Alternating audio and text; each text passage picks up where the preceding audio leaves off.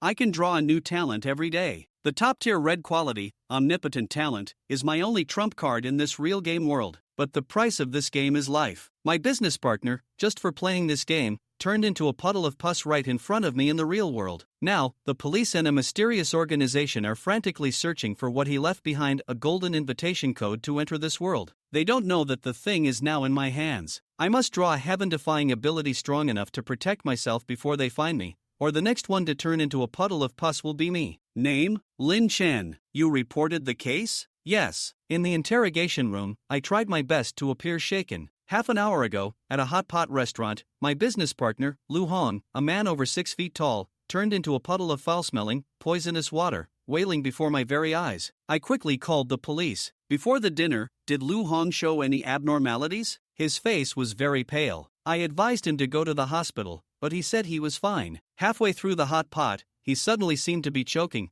His face turned purple, and within a few minutes, he had melted into a puddle of pus. A few minutes? How long exactly? 2 or 3 minutes, I think. We were all too scared to pay attention to the time. You can check the surveillance footage. Were you and Lu Hong the closest? Yes, he was like a mentor to me. He brought me into the business. He was the major shareholder in our gold farming studio, and I also invested some money. Did he have any abnormal states recently? Or say anything strange? Yes. He hasn't been paying much attention to the studio lately. I couldn't find him during the day, and he wouldn't answer his phone. This wasn't like him. He had a mortgage and a car loan, and his son was about to go to college. He used to be the most diligent worker. Did he say what he was busy with? No. He only said he had something important to do. But once, when he was drunk, he happily told me that he was going to make a fortune and that he would leave the studio to me in the future. Did he leave anything with you recently? This is very important. My heart skipped a beat. The police seemed to have some understanding of the cause of Lu Hong's death. This question was very targeted. A few books, and a few foot massage coupons, do those count? Alright,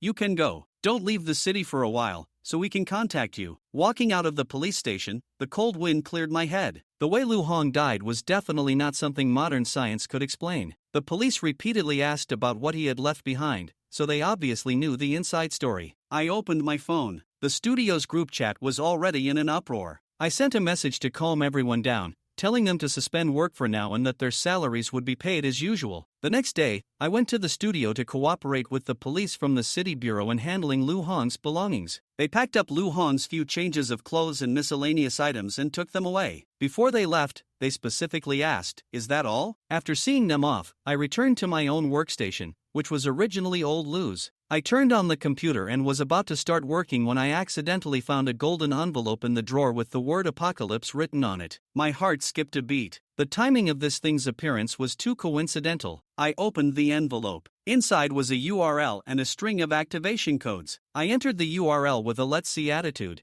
and a beautifully rendered game trailer popped up. The trailer's style was dark and terrifying, showing ruins, altars, and various strange scenes. After the trailer ended, I entered the activation code. The text on the computer screen suddenly turned into a black hole. A huge suction force came, and my entire person instantly disappeared from my seat. After a brief moment of dizziness, I found myself in a wooden ancient hall filled with green smoke. My vision was obscured by the smoke, and I couldn't see anything more than 3 meters away. The feeling was incredibly real. A deep voice sounded in my ear, "Ding. The player has activated the game through a special invitation code and has obtained the qualification to draw a talent. Player's talent has been matched. Obtained omnipotent talent. Omnipotent talent, red talent quality. The owner can randomly draw a talent from the talent pool every 24 hours. The drawn talent can be solidified or discarded. Note, after using the solidification ability, the player cannot solidify another talent for 3 days. Talent level, LV1, can solidify 1 talent slot. Red quality, a daily random talent.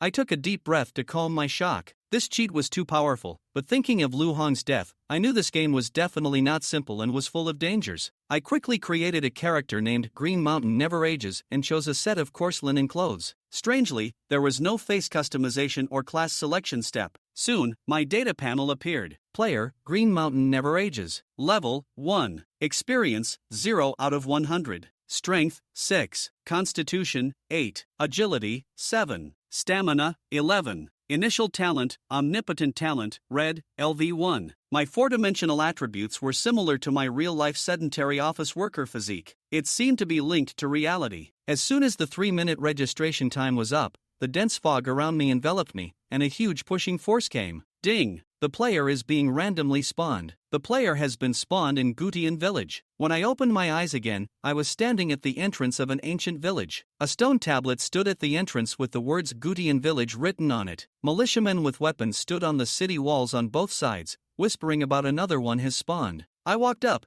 cupped my fists in an ancient style, and asked, "Excuse me, gentlemen, I am new to this place. May I ask where this is?" A militiaman pointed to the village. "Go find the village chief or the village elder. They will tell you. Also, don't rush out of the village to kill monsters and level up, or you won't even know how you died." I thanked him and walked into the village. Most of the houses in the village were made of yellow mud. The pedestrians on the road were indifferent and avoided me. I asked around and finally found the village elder, Guhi, in the center of the village. He was an old man with sharp eyes, and he saw through my identity at a glance. "A spawner has arrived. May I ask, elder, where is this place?" "This is Gutian village on the Apocalypse continent. You are the spawners chosen by the temple, from another world. You can stay for 3 shurchen, 6 hours, a day. If you exceed the time limit, you will be expelled. To leave, just sense the medium symbol on your wrist." I rolled up my sleeve. Sure enough, there was a string of incomprehensible golden symbols on my wrist. "I am new here. I hope you can give me some pointers, senior. You are weak. Don't rush out of the village. There are ferocious beasts and poisonous creatures outside, and at night, there are even evil spirits. Learn some skills in the village first to support yourself. The butcher in the east of the village and the woodcutter in the west both have external skills. You might have a chance to become their apprentice." "Can I become your apprentice?" Gui laughed heartily.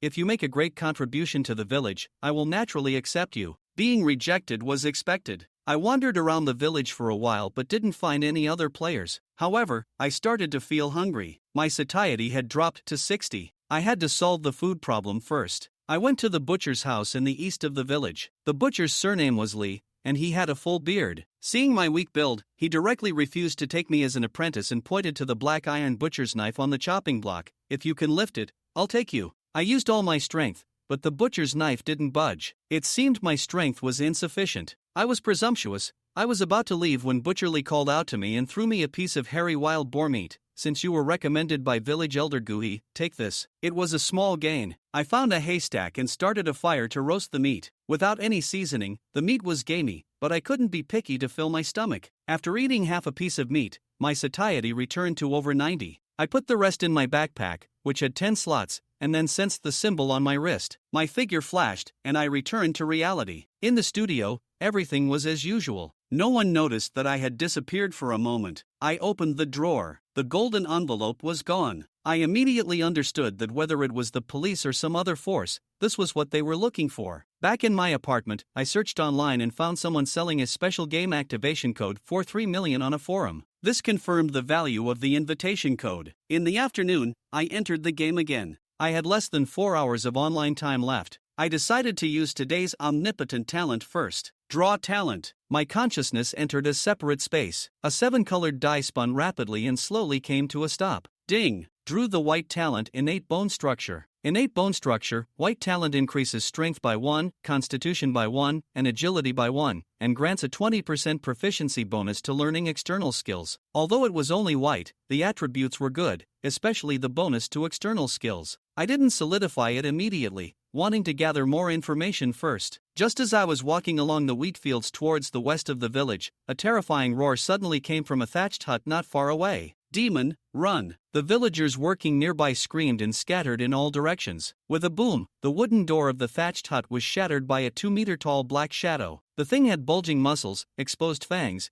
and its green eyes greedily scanned the surroundings, finally locking onto me, who was half a beat slower to react. "Run!" My scalp tingled, and I turned and ran. The demon was extremely fast, using all 4 limbs, and the ground trembled. Just as I was about to be caught, I gritted my teeth and immediately chose to solidify the innate bone structure talent. A warm current flowed into my body, and my speed instantly increased, allowing me to narrowly dodge a claw swipe. I desperately ran into the fleeing crowd, overtaking a slow-running, dark-skinned farmer. "Wait for me," he shouted in terror. "I'm sorry." Before I could finish, a scream came from behind me. Looking back, the farmer had been torn in half by the demon, his head stuffed into its mouth and crushed with a crunch. I had a close brush with death and was terrified. Just then, a furious shout came from a distance. "Damn demon, your grandpa is here." A burly man with a long sword galloped from afar, reaching me in seconds. "A level 8 demon. You're unlucky to have met me." The burly man and the demon fought, sword chi flying everywhere, dust filling the air. The surrounding villagers stopped in their tracks. Someone recognized him.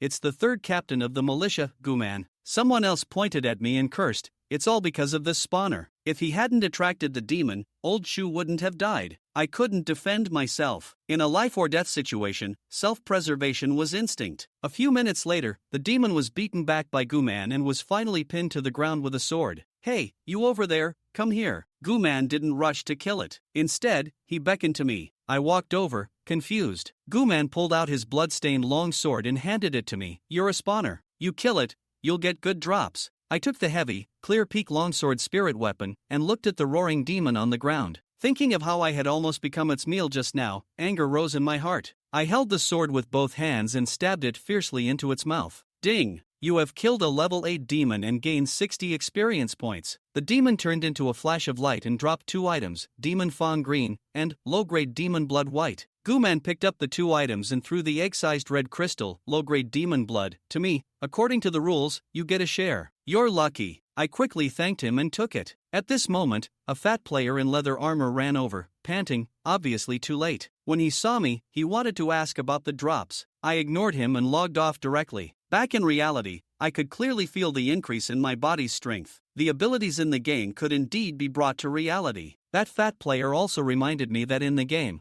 I had to be wary not only of monsters but also of other players. The next day, I received a call from Lu Hong's son, Lu Bo. He had found what Lu Hong had left behind. I rushed to his house. Lu Bo took out a black box. Inside was a plain white envelope and a notebook. The notebook was Lu Hong's diary. The diary recorded everything about his time in the apocalypse world. He had spawned in Dayu village and leveled up by killing monsters, his attributes synchronizing with reality. He mentioned that the world was very dangerous, especially at night, with demons and evil spirits. He had learned forging through some talent, created a spirit weapon, and was taken as an apprentice by the village chief. The diary also mentioned that after level 10 was the professional level, and that he was being targeted by an organization called the Black Card Alliance, forced to trade for them. At the end of the diary, he mentioned that the Black Card Alliance had given him an activation code, and he wanted to leave it for Lu Bo, and had also considered giving it to me. After reading the diary, everything became clear. Lu Han's rapid leveling was likely also due to his possession of the same golden invitation code and omnipotent talent as me,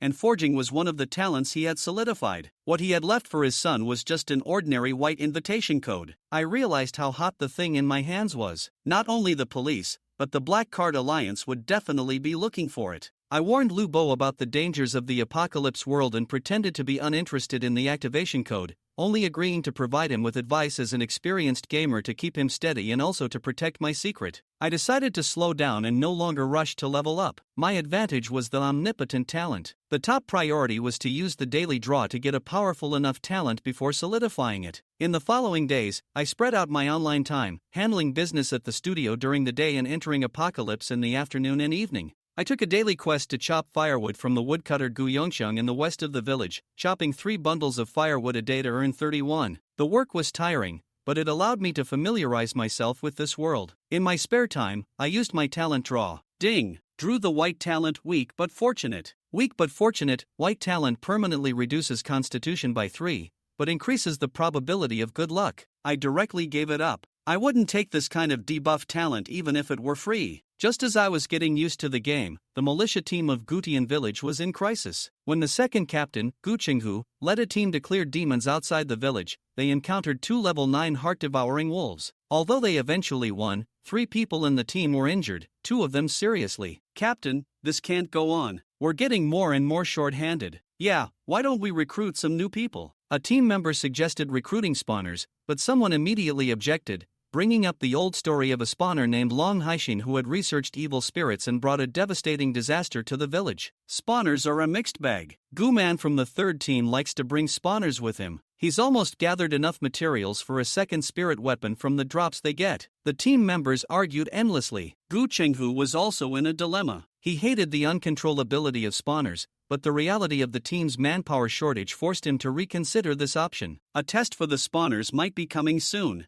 In the evening, Lin Chen returned to his apartment from the studio and logged into the apocalypse world once again. He had already gone online several times during his free time today, completing 2 firewood gathering tasks. Perhaps his repeated task submissions had won Gu Yongxiang's favor, as Gu Yongxiang assigned Lin Chen a new task. You don't have a place to stay in Gyutan village, so you can use that firewood shed in the yard as your residence. However, my legs are not well, so you need to help me fetch 2 buckets of well water from the east of the village every morning. Ding! Gu Yongxiang from Gyutan village has issued you a daily task. Completing the water fetching task will grant you the right to live in the firewood shed. From Lu Hong's diary, Lin Chen knew about the dangers of the apocalypse world at night. If he chose to log in at night, he needed a place to stay. He had seen the firewood shed that Gu Yongxiang mentioned. Although it was small and dirty, it had a wooden bed for resting, making it a suitable place to settle down. Thank you, brother Gu. Don't worry, I'll go fetch water first thing tomorrow morning. Gu Yongxiang nodded, satisfied with Lin Chen's attitude, and then brought him some clean bedding and sheets. The bedding and sheets were almost faded from washing, clearly used for over 10 years, but they looked clean and still had a hint of soap fragrance. Lin Chen couldn't help but nod. This brother Gu was indeed a good person. However, he stayed by Gu Yongxiang's side not only to slowly explore the apocalypse world but mainly for Gu Yongxiang's external skills. In Lin Chen's understanding, external skills in the apocalypse world were akin to skills in the game. As far as Lin Chen knew, the sword techniques used by the militia captain Gu Man against the ghost demon were external skills. At that time, Gu Man and the ghost demon seemed evenly matched, but once Gu Man used a spiritual weapon to unleash his external skills, the ghost demon was quickly defeated and captured in just a few moves, demonstrating the significant enhancement external skills provided to one's strength. Moreover, Lu Hong's diary also mentioned external skills as rare things. As long as one could learn them, they could be used in reality with great power. The sky gradually darkened, and Lin Chen tidied up the small firewood shed bedroom. Seeing that his online time was limited, he prepared to log off. However, at that moment, footsteps echoed in the dark yard, followed by the sound of Gu Yongxiang talking to someone. Captain Yongxiang, don't call me captain, my leg is lame and I haven't been your captain for a long time. But why are you here when you can't even manage your second team properly? Clearly, the visitor was Gu Chenghu, the captain of the militia's second team. The conversation behind him gradually faded, and Lin Chen could no longer hear anything, so he shook his head and logged off. Inside, the conversation continued. Gu Chenghu said, Brother Yongxiang, I heard that a new reborn has come to your home? Was it recommended by the old man from Gua Township again? Gu Yongxiang nodded. That old man often does this, I'm used to it. This is already the 3rd one this month. So how is this reborn's character? What about their talent? Gu Yongxiang replied in surprise. What? Is your militia team so short on people that you need to recruit a new reborn? Also, didn't I hear that your second team doesn't want reborns? Hey, brother Yongxiang, I'll be honest with you. Today, our second team lost 2 more people outside the city, and for a while, they won't be able to patrol or work. Some team members said that several reborns have been coming to the village recently, so I thought I'd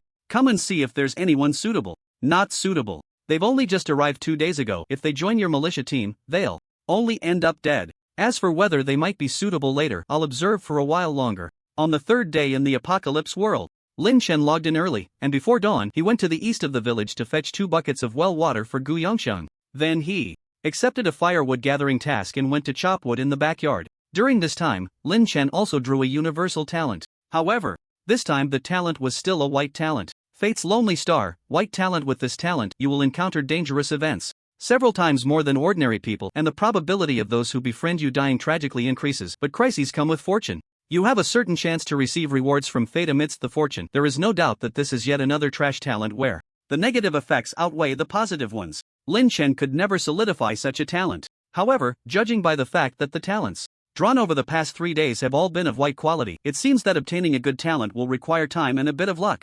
That day, Lin Chen maintained his routine and continued to work in the studio, converting the gold and equipment earned over the past few days into cash and selling them, then settling the wages for the studio members. During this time, Lin Chen also sent some messages to Lu Bo, but the guy was slow to respond. Lin Chen guessed that Lu Bo might have already used the activation code to enter the apocalypse world. This guy was quite decisive. Lin Chen could only wish him good luck in the apocalypse world. Thus, for 3 consecutive days, Lin Chen spent his days handling studio matters and using spare time to explore the apocalypse world. The longer he stayed in Gyutan village, the more information he gathered. Moreover, it seemed that because Lin Chen had performed well in front of Gu Yongxiang these past few days, that morning, as soon as Lin Chen logged in, he received a new mission released by Gu Yongxiang. Inside the room, Gu Yongxiang looked at Lin Chen and said, In our Gyutan village, simply chopping wood won't guarantee your safety. You are a descendant and need to train. I see that you've been patient in chopping wood these past few days. You seem like a steady person. Would you be willing to help the militia team? Help the militia team? Lin Chen was taken aback and then asked, Brother Gu, doesn't the militia team only recruit members above level 5? Gu Yongxiang shook his head and patiently explained, it's not about joining the militia team, but rather helping them. You know that as a descendant, you are special. As long as you kill monsters and spirits, you can drop special items. Helping the militia team means assisting them in killing monsters and spirits, and you can also gain experience points for growth. Seeing Lin Chen deep in thought and not responding, immediately, Gu Yongxiang added, don't worry, your current strength is low. You'll only be helping with the kills, not leading the charge, and the militia team will send personnel to protect you, ensuring you won't be harmed. Although he said this, Lin Chen still hesitated. Right. Now, being able to gain experience with the militia team without needing to be level 5 was indeed a good opportunity. But Lin Chen had a universal talent. As long as he developed steadily, randomly obtaining a good talent would be a broad avenue. Moreover, although Gu Yongxiang said the militia team would protect him, the apocalypse world was so dangerous that even militia members couldn't guarantee their own safety. If it came to a moment when even the militia team couldn't handle the danger, no one would care about him as a descendant. Lin Chen fell silent. Seeing that Lin Chen was slow to respond, Gu Yongxiang frowned slightly. Lin Chen was only level 1 now, and he had no means to counter monsters and spirits. He actually didn't recommend Lin Chen helping the militia team. However, just yesterday, the captain of the militia team, Gu Man, successfully forged a defensive spirit weapon using materials dropped by a descendant, greatly increasing his strength, and even killed a level 10 spirit that tried to hide in the village in the evening, earning a reward from the village elder. Such a feat led the other militia team captains to become envious and eager to emulate Gu Man's approach, wanting to take descendants to kill monsters for materials. Last night, the captain of the second team, Gu Qinghu, came to find him again, proposing a plan to help descendants grow and collectively farm materials, provided that the descendants met the standards of character and quality, making them worthy of investment. Lin Chen's performance in the past few days had been commendable. He had been steady and not impatient. Gu Yongxian then recommended Lin Chen to Gu Qinghu, but unexpectedly, it seemed that Lin Chen didn't want to take the risk right now. Gu Yongxian raised an eyebrow. This descendant, who was called Qingshan Bulo, seemed a bit too steady, not matching his perception of descendants. It's worth noting that he had interacted with quite a few descendants during this time, and these descendants, upon learning that their abilities could be brought into their own world, had all acted extremely crazily. Not only did he plead with him to learn external sword techniques, but he also thought about using his connections to join the militia to hunt monsters. Why was this reincarnator so different? After some thought, Gu Yongxiang said, if you're willing to go, I can consider teaching you my external techniques. External techniques? Upon hearing this, Lin Chen's mind stirred. If the benefits were sufficient, he could choose a riskier path. Brother Gu, what are your external techniques? The Yang Yin sword technique, which I learned 10 years ago in Tianshui City. Its power is immense, but I promised my master that I wouldn't teach it to anyone who isn't exceptionally talented. If you can advance to level 4 within half a month, I will teach you the Yang Yin sword technique. Alright, Brother Gu, I agree to help the militia. Seeing Lin Chen's decisive response, Gu Yongxiang shook his head with a smile. He had thought Lin Chen was a steady and hard-working reincarnator, but it seemed he was someone who wouldn't act until he saw results. He wondered if recommending him to Gu Qinghu was the right choice or not. That noon, Lin Chen, under Gu Yongxiang's guidance, arrived at the militia's second team base for the first time. It was a courtyard with tile houses, and several yang trees were planted in the yard. The yang tree is a unique species in the Apocalypse continent, with light red bark and rare blood-red branches. Lin Chen noticed many scratches on the bark of the yang trees in the yard, not knowing the reason. Noticing Lin Chen's gaze, Gu Yongxiang explained, the yang tree is a special species. Applying its sap to your eyes allows you to see the aura of eerie spirits at night. Several militia bases in Gyutankan have yang trees, which are used for patrolling every night, and the scent of the sap can repel some eerie spirits. Lin Chen nodded, understanding now. Brother Yongxiang. At that moment, a few people walked out of the house, led by Gu Qinghu, the second team militia member. It was clear that the members of the second team held Gu Yongxiang in high regard. Gu Yongxiang nodded and said, I brought him over. It's up to you to protect the village well. Don't let me down. After giving his instructions, Gu Yongxiang left. Gu Qinghu looked Lin Chen up and down and asked, you are Qingshan Bulo? Why such a strange name? Lin Chen touched his nose. He had chosen this game name randomly, which naturally didn't fit the surname-based naming convention of Gyutankan. Captain Gu, you can just call me Qingshan. Alright, Qingshan, come in with me. Gu Qinghu didn't say much more and led Lin Chen into the base. Once inside, Lin Chen discovered that besides him, there was another player in the room. This player had a different aura from the villagers of Gyutenkun. Even though they wore the same clothes, he could recognize him at a glance. The man wore ordinary clothing, with a cowhide bow hanging at his waist, looking to be in his 30s, with slightly squinted eyes as if he wore glasses in reality. He stepped forward, smiling and extending his hand. "Little brother, what level are you? Are you here to help the militia too? I'm Dugufeng, nice to meet you." Lin Chen wasn't shy and extended his hand. "Xingshan Bulo, a newcomer. Just arrived in Gyutenkun." Dugufeng laughed heartily. Newcomers aren't qualified to be here. It seems brother Xingshan is quite lucky." "You flatter me." Lin Chen nodded and exchanged a few pleasantries. He remained highly cautious of the players in the apocalypse world. Before coming, he had deliberately covered his face with a piece of brown linen, but Gu Yongxiang had pulled it off halfway. Gu Yongxiang said that in Gyutenkun, anyone covering their face like that would either be a wanted rogue or a monster infiltrating the village, and the militia would attack without hesitation upon seeing such a person. With no good means of disguise, Lin Chen had no choice but to show his true face. At this moment, Gu Qinghu approached the two and said, "Alright, you have been recommended, and your character has been recognized. I won't conduct any assessments from now on. Both of you will be reserve members of our militia's second team. Although your strength is not strong, one of you is at level 4, and the other is at level 1. Upon hearing level 1, Dugufeng turned to glance at Lin Chen, somewhat surprised that this player was indeed a newcomer. This newcomer was quite lucky to join the militia at level 1. It should be noted that in the novice village of the Apocalypse continent, the fastest way to level up is to gain experience by hanging out with the militia. Gu Qinghu continued, "Our second team currently has duty days on the single days of each month, either defending outside the city during the day or patrolling the village at night. Of course, your levels are too low. Encountering a ghostly spirit would mean certain death for you, so you won't be assigned night duties. However, during the day, as long as you are in Gyuten village, you will need to follow our militia's second team. I don't have high demands for you, just be obedient, serious, and don't do anything that harms Gyuten village." Previously, there was a reborn named Long Haishin in our team who, in an attempt to enhance his strength, actually raised ghostly spirits, and I ended up killing him myself. If either of you were to do the same, I guarantee you would die without a complete corpse. After finishing his stern words, Gu Qinghu's tone softened again. "Of course, I'm not a bloodthirsty person. As long as you listen and don't act recklessly during dangerous moments against monsters and ghostly spirits, I won't punish you indiscriminately. There are many benefits to becoming reserve members of our second team. In addition to daily silver rewards and bonuses for killing monsters and ghostly spirits, if you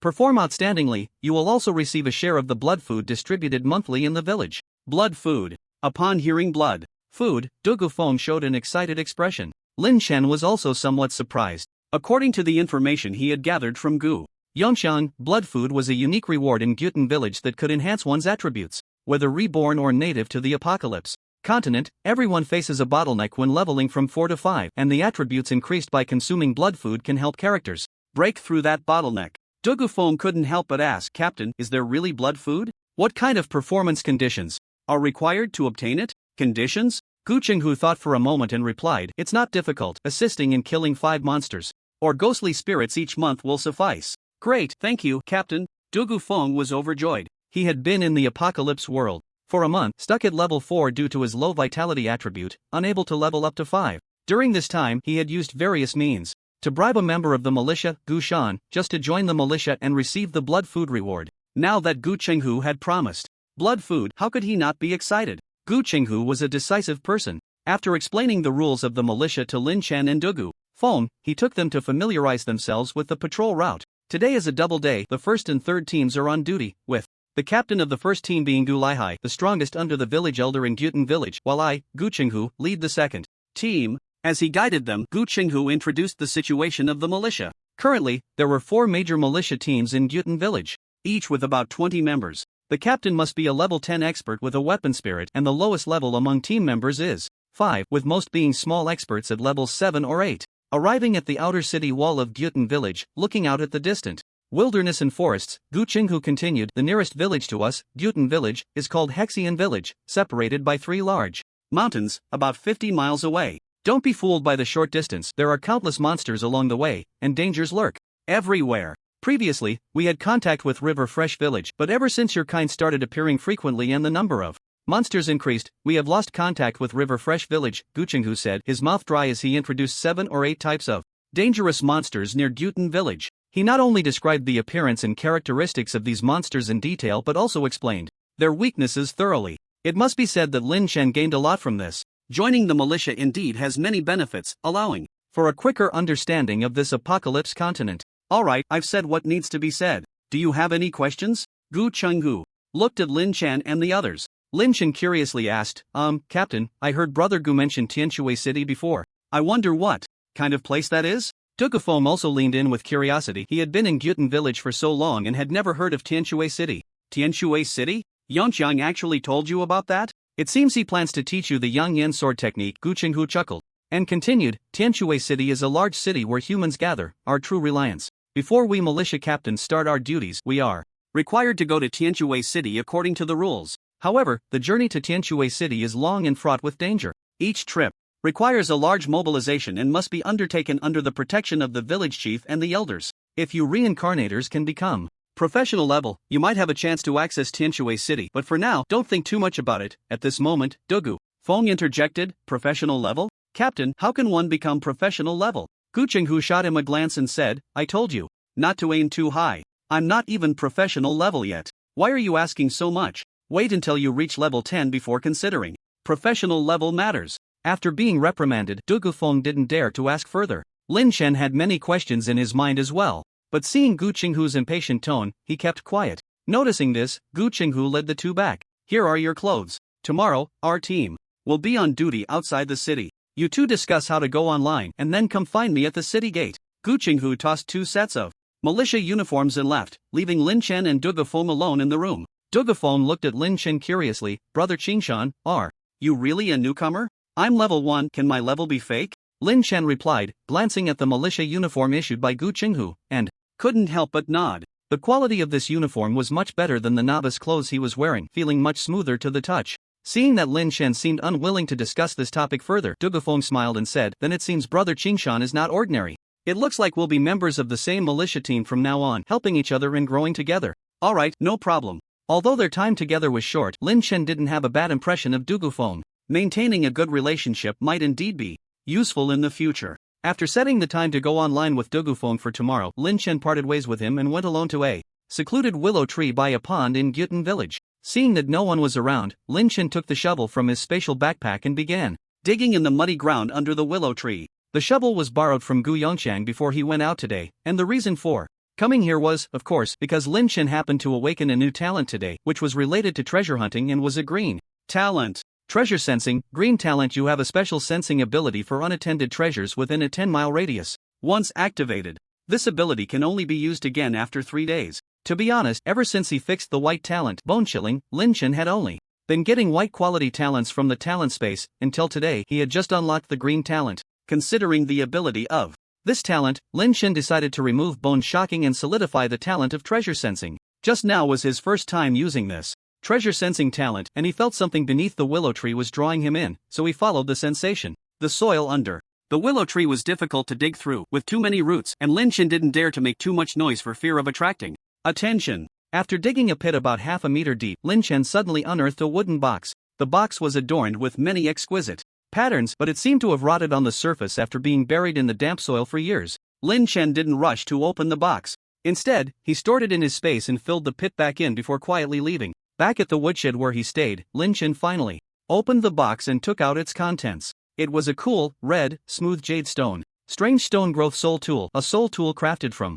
the heart of a special strange spirit doll capable of sensing nearby strange spirits. When placed at the user's heart, it can permanently bind the strange stone. Note, this item is a permanent growth soul tool that can enhance its sensing range when enough strange spirit ashes are absorbed. After reading the description of the red jade stone, Lin Chen's brows furrowed slightly. A soul tool? A growth soul tool? Moreover, this item seemed different from spiritual tools. However, from the system's description, this red jade stone was undoubtedly a valuable treasure, as it could sense strange spirits. It should be noted that today, Gu Chenghu emphasized the existence of strange spirits while introducing the dangers near Gyutan village. Strange spirits are different from monsters. They are bizarre spiritual entities that can transform between physical and spiritual forms. The danger of strange spirits lies in their ability to hide and parasitize various objects, making them hard to detect. If this soul tool called the Strange Stone could sense nearby strange spirits, then encountering them in Gyutan village would undoubtedly increase safety significantly. However, Lin Chen was not in a hurry to bind this strange stone. After all, this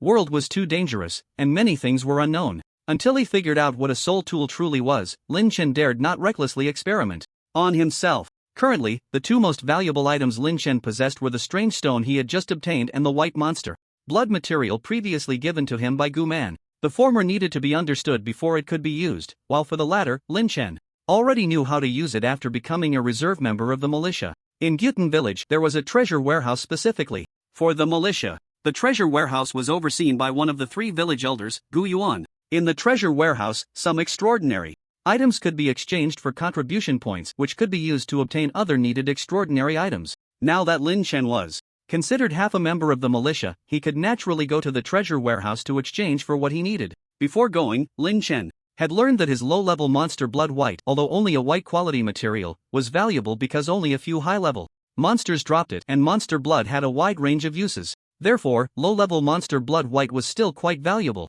capable of being exchanged for 30 contribution points. Of course, Lin Chen was unsure what those 30 points could be exchanged for. Then, following the address given by Captain Gu Qinghu, Lin Chen arrived at the core area of Gyutan village. The temple, heritage site, and treasury of Gyutan village were all located here, making it the most strictly guarded place in the village. When Lin Chen first arrived in Gyutan village, he had seen Elder Gu He nearby. The treasury of Gyutan village was guarded by 2 militia members, and seeing their stern expressions, it was clear that their levels were not low. After learning Lin Chen's purpose, the 2 checked his identity and then allowed him to pass. The second team has actually started recruiting descendants too, and it's a newcomer. What a surprise! It seems that the news of Brother Man forging a spiritual weapon has stimulated the captain of the second team. TSK. In the future, descendants are likely to be the hotcakes in our village. Indeed, descendants are too special. They can kill monsters and eerie spirits, and they actually drop finished materials. If we kill them, even with the militia specialized in handling monster corpses, the materials we get would lose a lot of their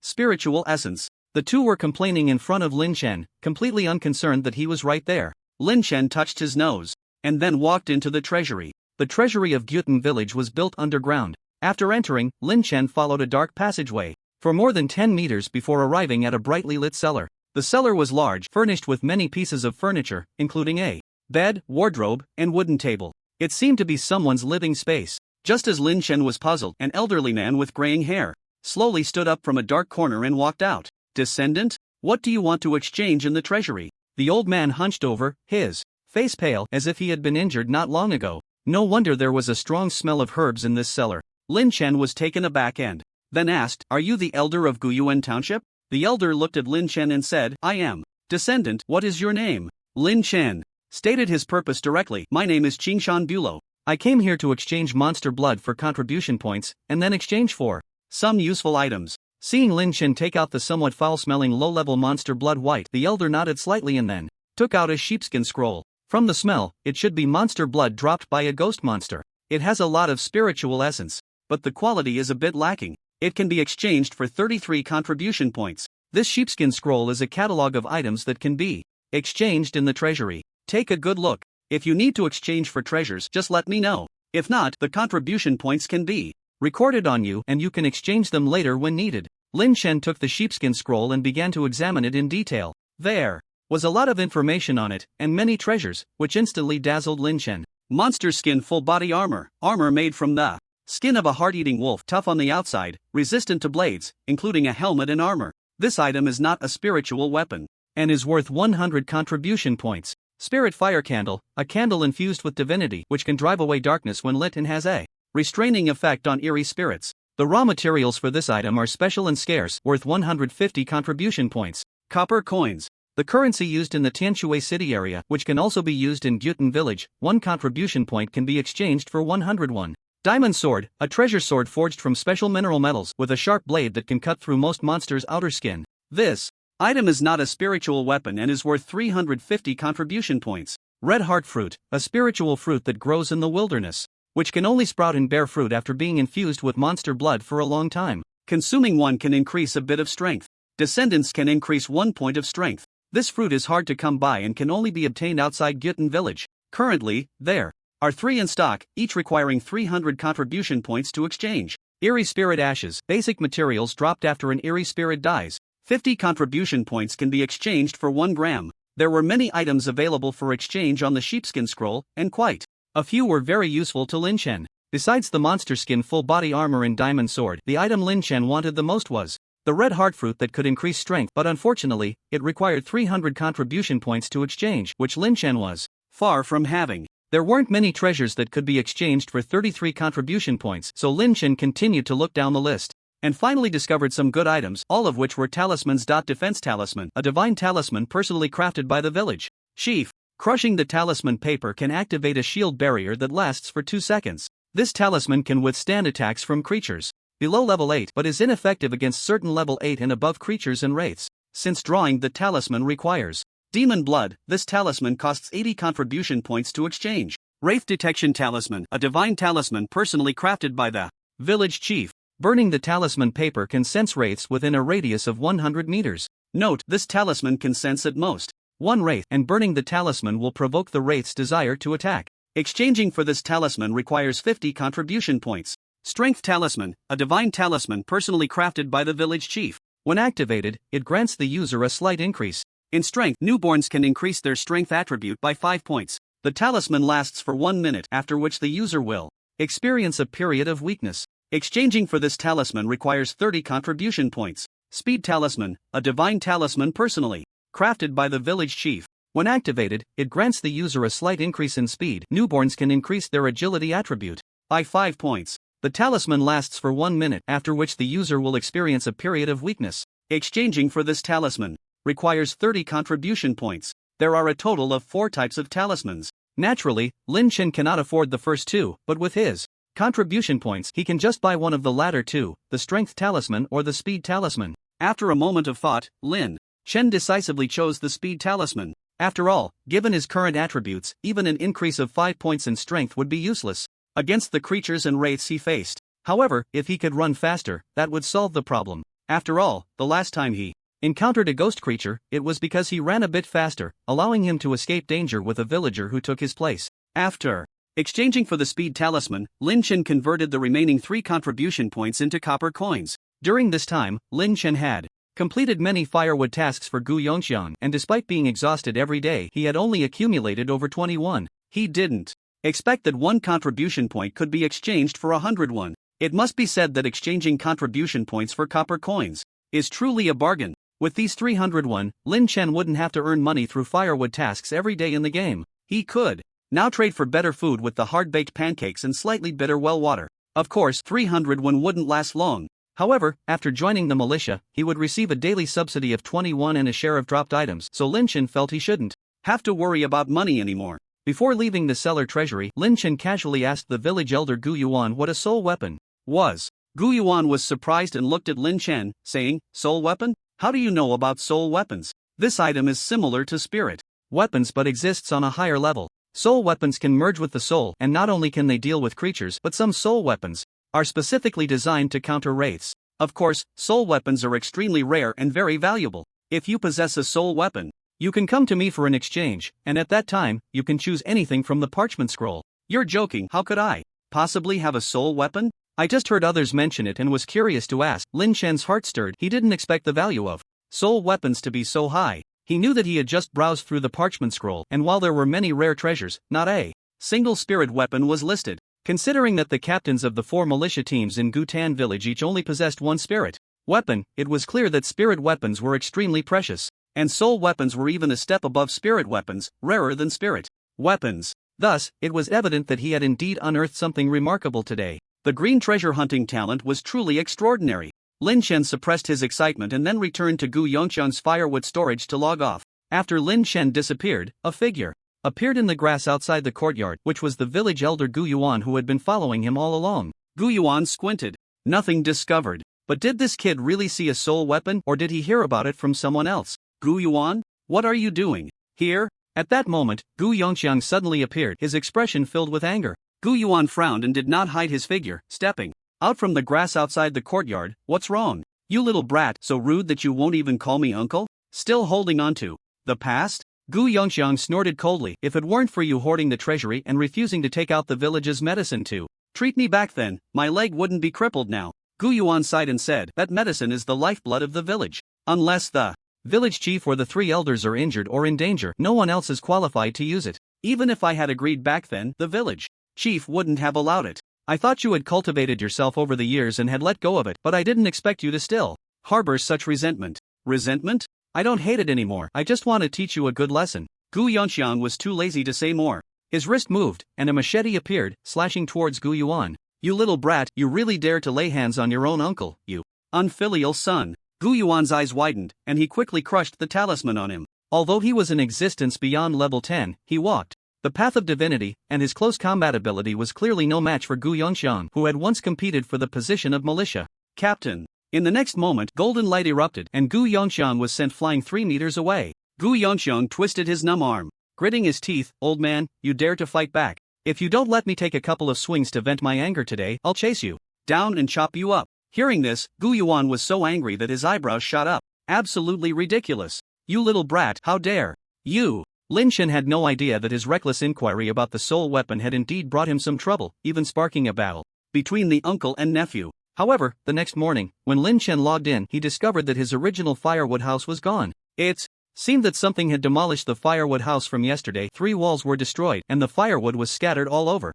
the ground, a complete mess. What happened? Is it another monster has entered the village? As Lin Chen pondered, he saw Gu Yongxiang limping out of the house. Gu Qinghu has arranged a place for you to stay. Since you've joined the militia, you can live over there from now on. Lin Chen wanted to ask what had happened here, but seeing Gu Yongxiang's dark face, he refrained from asking. He could only clasp his fists and say, "Thank you, Brother Gu, for taking care of me during this time. Shall I head over now?" "Go ahead. When your level reaches level 4, come back here to learn the yin-yang sword technique." After leaving Gu Yongxiang's home, Lin Chen went directly to the city wall of Gutan village. At this time, the members of the second team of the militia, under Gu Qinghu's command, were already stationed outside the city. Gu Qinghu was not present, and one of the militia members from the second team smiled and said, "Brother Qingshan, you're here?" Lin Chen also smiled and greeted, "I'm here. Where's the captain?" He went to patrol the outer city wall. The third team that was guarding the village yesterday said they heard the howls of a heart-eating wolf nearby. The captain was worried and took a few brothers to check it out. Just as they were talking, Gu Qinghu and a few members of the second team walked in from the wilderness ahead. Gu Qinghu was holding a black corpse in his hand, and upon closer inspection, it was not a heart-eating wolf but an ordinary mountain goat from the wilderness. Blood was oozing from the goat's neck, and it seemed to have been killed with a single blow. "Qingshan is here, good, quite punctual." Throwing the mountain goat to the ground, Gu Qinghu arranged for someone to handle the goat's corpse, preparing to barbecue it outside the city wall. Gu Qinghu joked, "You kid is lucky, your first day here, and you get to eat barbecue. In the past, we only had the chance to eat it once every 10 days or half a month." The members of the second team seemed very skilled at handling the goat's corpse. A few of them worked together to remove the entrails and set up a bonfire, applying seasoning to the goat meat. Lin Chen couldn't help but say, "Captain, won't the bloody smell from processing the corpse near the city wall attract nearby monsters?" "Monsters? I was hoping they would come, but ordinary animals don't attract monsters much. You have to understand that monsters can only grow by devouring the flesh and blood of humans. The flesh of ordinary animals only fills their stomachs. Moreover, the monsters near Dutan village are quite clever. A few years ago, we used the flesh of ordinary animals to lure a batch of monsters for slaughter, but after that incident, such tactics only attracted low-level, less intelligent monsters. It became very difficult to lure the smarter ones." As Gu Qinghu roasted meat, he explained to Lin Chen. Just then, Gu Xiaolu and the team suddenly pointed to the hillside ahead. "Captain, there are traces of the bloodthirsty wolves." Everyone quickly looked over and saw several gray-furred bloodthirsty wolves, each about 2 meters tall, lurking on the hillside. The wolves' eyes were blood red, very striking, and from a distance, they gave off a somewhat eerie feeling. They really did attract this group of beasts, but it seems they don't dare to come closer. It's hard to say. Since these bloodthirsty wolves dare to show themselves, they must have their eyes on us. Sooner or later, they will definitely attack. Gu Shan and the team had already picked up his weapon and turned to ask, "Captain, should we take action?" Gu Qinghu continued roasting the meat. "No rush, let's wait a bit. When dealing with wolves, we must be more patient than they are." Soon, a few bloodthirsty wolves disappeared over the opposite hillside. Seeing this, Gu Qinghu instructed everyone to return to their posts and keep an eye on the movements of the bloodthirsty wolves. Every few hundred meters along the walls of Dutan village, there is a small beacon tower. If monsters invade, the militia guarding the beacon tower will light the signal fire. Gu Qinghu explained to Lin Chen that bloodthirsty wolves are bullies who prey on the weak and fear the strong.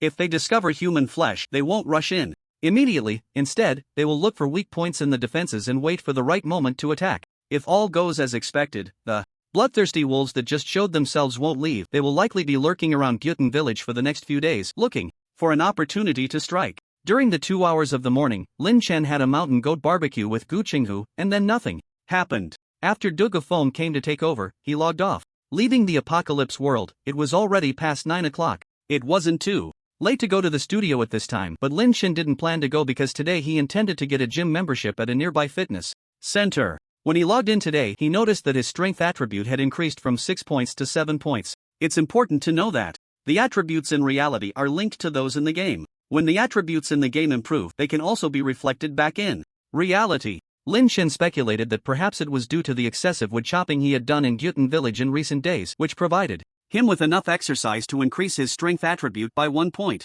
He recalled that when he first entered the apocalypse world, the character attributes were generated based on his physical condition in reality, which meant that improving physical fitness in reality could also lead to an increase in character attributes in the apocalypse world. This indicates that in the apocalypse game world, leveling up is not the only way to grow attributes. Exercising to enhance physical fitness can also lead to attribute growth. During the lunch break, Lin Shen finished handling the studio's affairs and logged in again. As in the morning, he cautiously approached the wall guarded by the 2nd militia team. However, as soon as he arrived, he caught a whiff of a bloody smell. A voice came from the city tower. "Hey, Captain, be gentle with the package. Stop whining, the wolf claws are poisonous. If I don't clean the poison properly, don't come crying to me if something happens later." Climbing up the city wall, he saw Gu Xiaolu and 2 other team members moaning in pain with injuries to their abdomens, while Captain Gu Qinghu was bandaging them with a green herbal liquid. There were also scattered bloodstains on the ground. "Captain, what happened?" Gu Qinghu turned to glance at Lin Shen and said, "These kids were ambushed by those 2 bloodthirsty wolves this morning.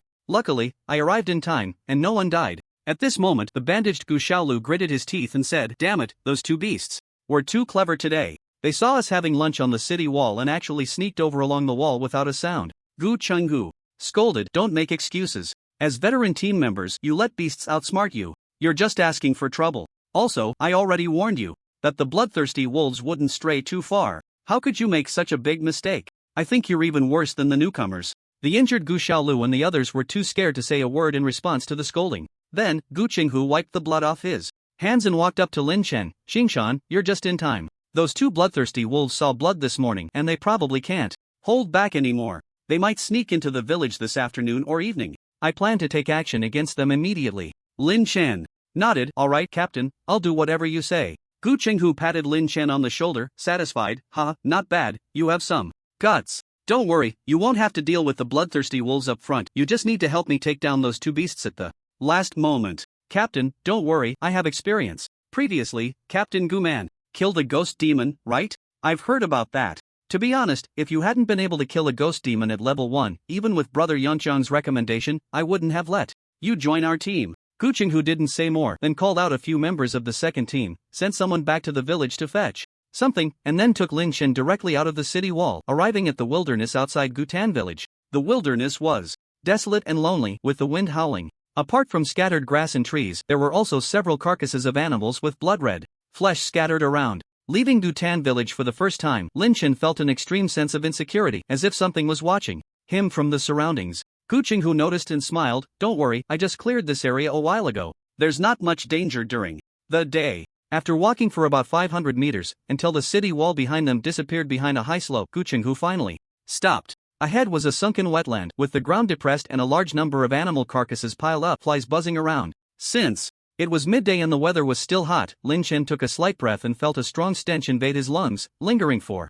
a long time. "Damn, it stinks so much." Gu Qinghu scanned the area and explained, "This is a good place. The terrain is sunken, and there are mud pits. If we can lure the bloodthirsty wolves here, we can ambush them from all sides and won't have to worry about those 2 beasts escaping." Hearing this, Lin Shen questioned, "Captain, those bloodthirsty wolves are smart and not weaker than humans. It might not be so easy to lure them here, right? I plan to create some temptation they can't resist, but it will involve some risk." Just then, Gu Shan, who had just returned to the village, rushed over with a package tightly wrapped in oil paper, panting, "Captain, I got it. Old Gu Yuan told you to be careful, and besides that, he also gave me a talisman just in case, saying it would deduct contribution points from you." "That old man." Gu Qinghu cursed, then took the 2 items Gu Shan handed over. One of the talismans was entirely blood red, with a faint glow flickering, clearly a good item, much better than the speed talisman Lin Shen exchanged yesterday. As for the item tightly wrapped in oil paper, upon opening it, it turned out to be a mass of writhing flesh. Lin Shen leaned in closer, his gaze sharpening. Was this blood food? 2. Be honest, the appearance of this thing was somewhat disgusting, seemingly cut from some living creature.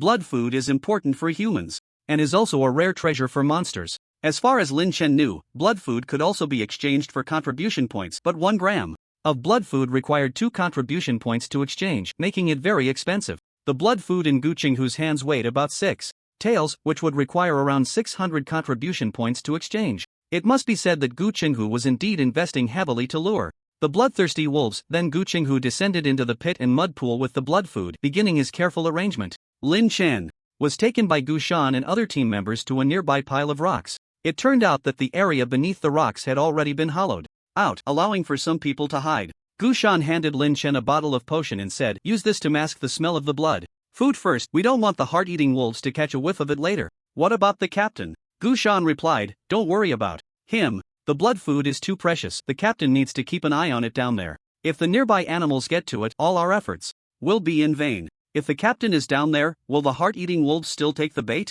You don't know this, but our captain has a technique to hold his breath. Once he activates it, his presence disappears completely, like a corpse. Then, if he wraps himself in mud, the heart-eating wolves won't be able to smell anything." Lin Chen asked several questions in a row, and Gu Shan answered each one. Soon, the entrance of the cave was sealed by Gu Shan, leaving only a small opening for ventilation. Time passed slowly, and before they knew it, more than half an hour had gone by. Just then, a furious shout came from outside. "You dare! You really came! Gu Shan, come out and help!" Gu Shan rushed out with 4 members of the militia team, leaving only a 7th-level member named Gu He to protect Lin Chen. Outside, the sounds of a fierce battle erupted. Lin Chen wanted to peek outside to see what was happening but was pulled back by Gu He. "Qingshan, you're only at level 1. If the heart-eating wolves set their sights on you, I won't be able to protect you. For safety's sake, let's wait for the signal before going out." Lin Chen thought this made sense, so he held the only thing that could save his life, the speedy talisman, and lay at the cave entrance, patiently waiting. In the low-lying mud pool outside, Gu Qinghu wielded a dark long knife that seemed to be a spiritual weapon, fiercely battling 2 heart-eating wolves. Both of these heart-eating wolves were 9th-level monsters, exceptionally intelligent and knew how to cooperate. They realized that the blood food they were about to reach had been snatched away by Gu Qinghu, who had leaped out of the mud pool, and understood they had fallen into an ambush. They immediately launched a full-scale attack, intending to kill Gu Qinghu in a short time and seize the blood food that had drawn them in. Roar! Die! Gu Qinghu's knife flashed sharply, the blade glowing with a fiery red light, as if it could cleave flames. Even with all his strength, he could only barely fend off the 2 9th-level heart-eating wolves. "Captain, we're here." At that moment, Gu Shan and the others appeared, significantly relieving Gu Qinghu's pressure. "You guys hold one down, I'll take out the other." The 2 heart-eating wolves sensed the situation was dire and let out a howl, attempting to escape. But the place Gu Qinghu had chosen was extremely treacherous, with sandy soil and a sunken terrain, the bottom still filled with foul-smelling sludge. The 2 heart-eating wolves desperately clawed their way out of the pit, but their paws slipped several times, and they even got stuck in the muck. "I've endured this stench for so long to lure you here. How can I let you 2 beasts escape so easily?" Gu Qinghu sneered, then intensified his attack, targeting the weak spot in one of the heart-eating wolves' abdomen. In less than 2 minutes, Lin Chen, hiding in the cave, heard Gu Qinghu's call. "Qingshan, come out and help." Lin Chen quickly crawled out of the rock cave and saw Gu Shan and the others fiercely entangled with one heart-eating wolf stuck in the mud. On the other side, Gu Qinghu stood with a bloodied long knife, while another heart-eating wolf lay in a pool of blood at his feet. Lin Chen didn't dare waste time and hurriedly slid down the sandy pit towards Gu Qinghu. "Here's the knife, aim for the wolf's neck." Lin Chen nodded and took the bloodied dark long knife. At that moment, his arms sank heavily. Lin Chen felt that this knife was much heavier than Gu Man's Qingfeng sword. Dragon's Roar Knife Spiritual Weapon, a sharp weapon passed down in Gyutan village for over 100 years, unmatched in sharpness, with a power boost of +10. If refined with dragon blood, the blade will become even tougher, and its power will double. Lin Chen glanced at the attributes of the dragon's roar knife, then raised the knife with both hands and struck down fiercely.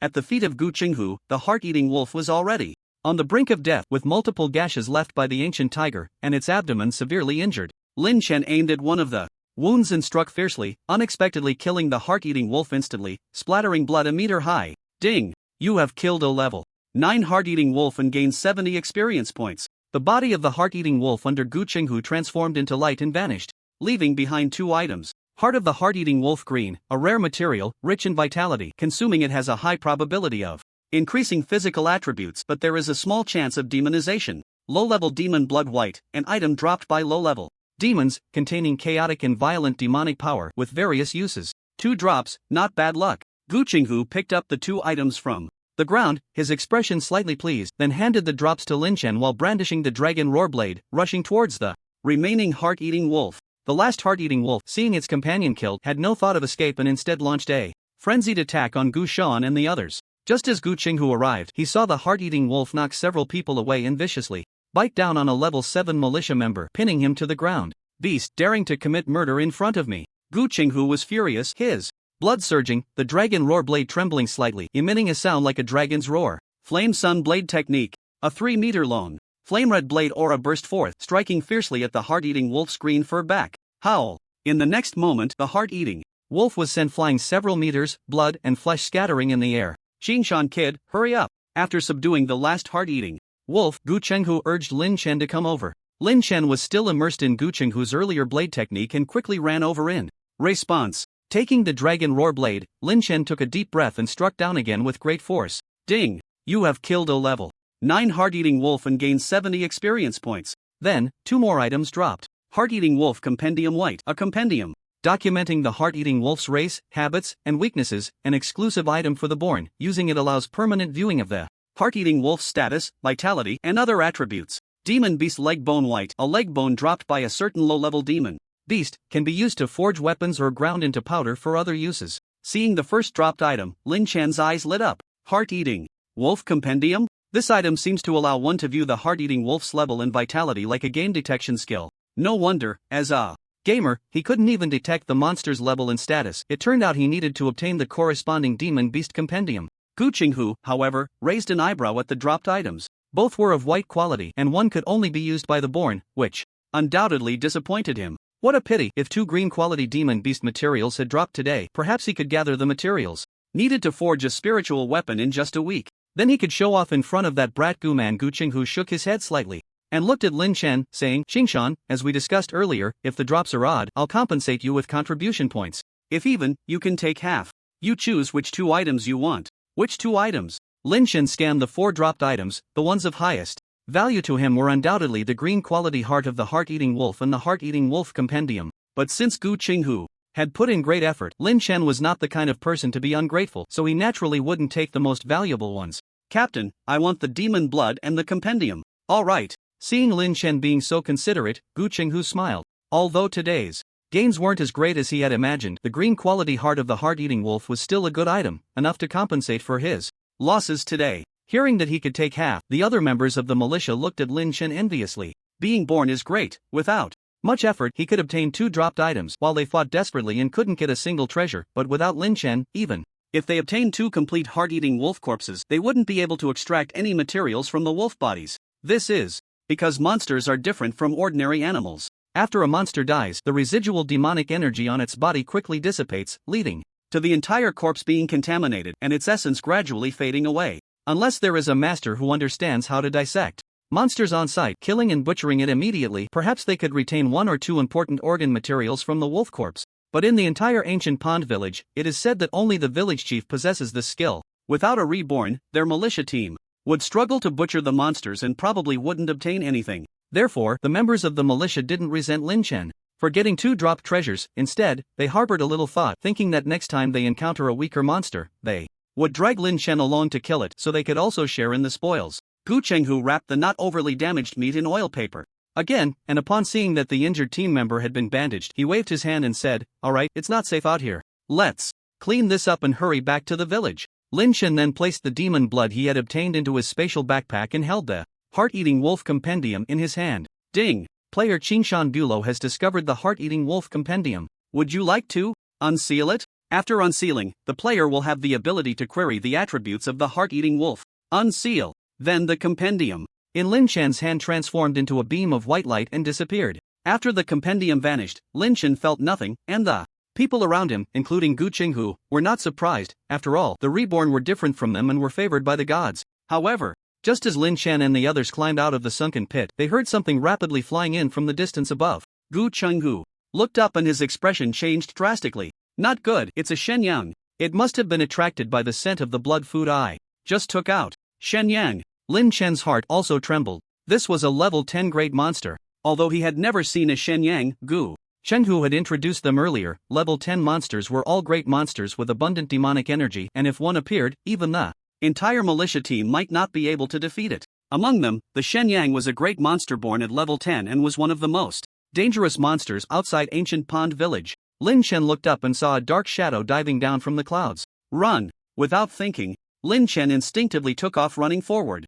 He was just about to use the speed amulet in his hand when he felt a large hand lift him up and wrap around his waist. It was Gu He beside him. Gu He was level 7, with many attribute points in agility and physique, so he was assigned to Lin Chen's side by Gu Qinghu. Gu Qinghu had instructed him to take Lin Chen and run in case of danger, so upon hearing the Shenyang's appearance, he immediately took Lin Chen and dashed toward the village. Gu He was not slow. In just a few breaths he had carried Lin Chen over 50 meters away. At that moment, an extremely piercing caw-caw sound echoed throughout the sky. Upon hearing this cry, the fleeing militia members felt their heads splitting, their ears deafened, and many of them froze in place, falling to the ground one after another. Among them, Gu He was also affected by the Shenyang's cry, throwing Lin Chen harshly onto the ground ahead. Damn it! Lin Chen rolled several times on the ground. Dust flew everywhere as he covered his ears and got up. He touched his ears with both hands, and both were bleeding. His eardrums might have burst. Glancing at his attribute panel, his originally 97 points of health had dropped directly to 53 points. Lin Chen's face showed shock. The Shenyang's cry was terrifying. Even from hundreds of meters away, it had such great lethality. If it came again 2 more times, his level's health attribute would probably be directly killed by the sound. Truly worthy of being a level 10 great monster. Fortunately, at that moment, Gu Qinghu noticed the dire situation of the others and roared angrily, raising the longing blade and charging toward the Shenyang in the sky. Everyone hurry back to the village, go call for help, I can't hold it off alone for too long. With Gu Qinghu's shout, everyone quickly scrambled to their feet and stumbled towards Guten village. Soon, Lin Chen and the others ran back to the city wall. From a distance, Gu Qinghu was entangled with a Shinya in a small hillside, but the Shinya, taking advantage of its ability to fly, forced Gu Qinghu to retreat repeatedly. It seemed that the Shinya was targeting the blood food in Gu Qinghu's hands, frequently attacking the package behind him. Seeing this, Gu Shan shouted ahead, Captain, just throw the blood food away. Although Gu Qinghu could hear him, he ignored it. The package behind him contained not only the borrowed blood food but also the heart of a bloodthirsty wolf he had just obtained. If he threw it all away, he would likely end up in a dire situation today. However, a level 10 demon was indeed difficult to deal with. He was also a level 10 fighter but could only rely on the longing blade and his exquisite swordsmanship to barely fend off the Shinya's attacks. As time passed, the Shinya's attacks became increasingly fierce. It knew this was human territory and that lingering here could be dangerous. Whoosh! At that moment, the sound of an arrow slicing through the air came from beside him. Lin Chen turned his head to see a tall man in armor standing next to him, his long hair flowing, and a 2-meter-long giant bow drawn into a crescent shape. Whoosh! Another arrow shot out, and the Shinya in the air hurriedly dodged, getting grazed by the arrow and losing a few feathers. Captain Lai Hai, the captain is here. Our captain is saved. The crowd cheered in surprise. Lin Chen then realized that the person standing next to him was Gu Laihai, the captain of the militia team and the strongest person in Guten village aside from the village chief and the 3 elders. Amidst the astonishment and joy of the crowd, Gu Laihai had already shot 5 arrows. Each arrow flew like lightning, directly targeting the Shinya hundreds of meters away. One of the arrows struck the Shinya, which let out a wail and flapped its wings, quickly ascending into the sky. Gu Laihai squinted and drew his bow again, saying, Qinghu, keep it, otherwise, there will be endless troubles. Don't worry, this beast won't escape. After being attacked by the Shinya for a long time, Gu Qinghu was filled with rage. He took out the blood-red talisman that Gu Shan had brought earlier and aimed it at the sky. The blood-red talisman burst forth with light, radiating like a small sun. Illuminated by the red light, the Shinya let out a miserable cry, as if it had been scorched, and fell from the sky. This was the Demon Banishing Talisman, one of the most lethal talismans against demons in Guten village. Even the elder Gu Yuan could only produce 2 in a month. If Gu Laihai hadn't come to support, the 2 of them, along with the Demon Banishing Talisman, could have killed the Shinya. Gu Qinghu originally didn't want to use this talisman. In the next moment, Gu Qinghu raised the longing blade, gathering strength for a strike. Slash! The Shinya's dark brown feathers were as tough as steel, and the blade only penetrated halfway. At that moment, Gu Laihai's arrow flew in from a distance, piercing through the Shinya's wing. Kid, I'll take you to kill the demon. Seeing that the Shinya was already a nailed-down prey, with no chance of escape, Gu Laihai on the city wall grabbed Lin Chen and leaped down. Damn! Lin Chen wasn't ready yet and was taken to the battlefield by Gu Laihai. At this moment, the Shinya on the ground was soaked in blood, with several wounds on its abdomen from Gu Qinghu's recent strikes. Gu Laihai squinted, drew his bow, and shot an arrow at close range, severing the Shinya's throat. After Suffering such severe injuries, the Shinya, which had just been so arrogant, was now like a dying dog, barely clinging to life. Gu Chenghu finally breathed a sigh of relief and said, Lihai, it's good you came in time, otherwise, I would have been in trouble. You have the demon banishing talisman, who can you blame for not using it? Hee, the talismans are all borrowed, it's best not to use them if possible. But today, we've made quite a haul. Besides those two bloodthirsty wolves earlier, I didn't expect to take down a big demon. Saying this, Gu Chenghu handed the longing blade to Lin Chen. Qingshan, today you struck it rich, no other born ones have your fortune. Treat us to a meal.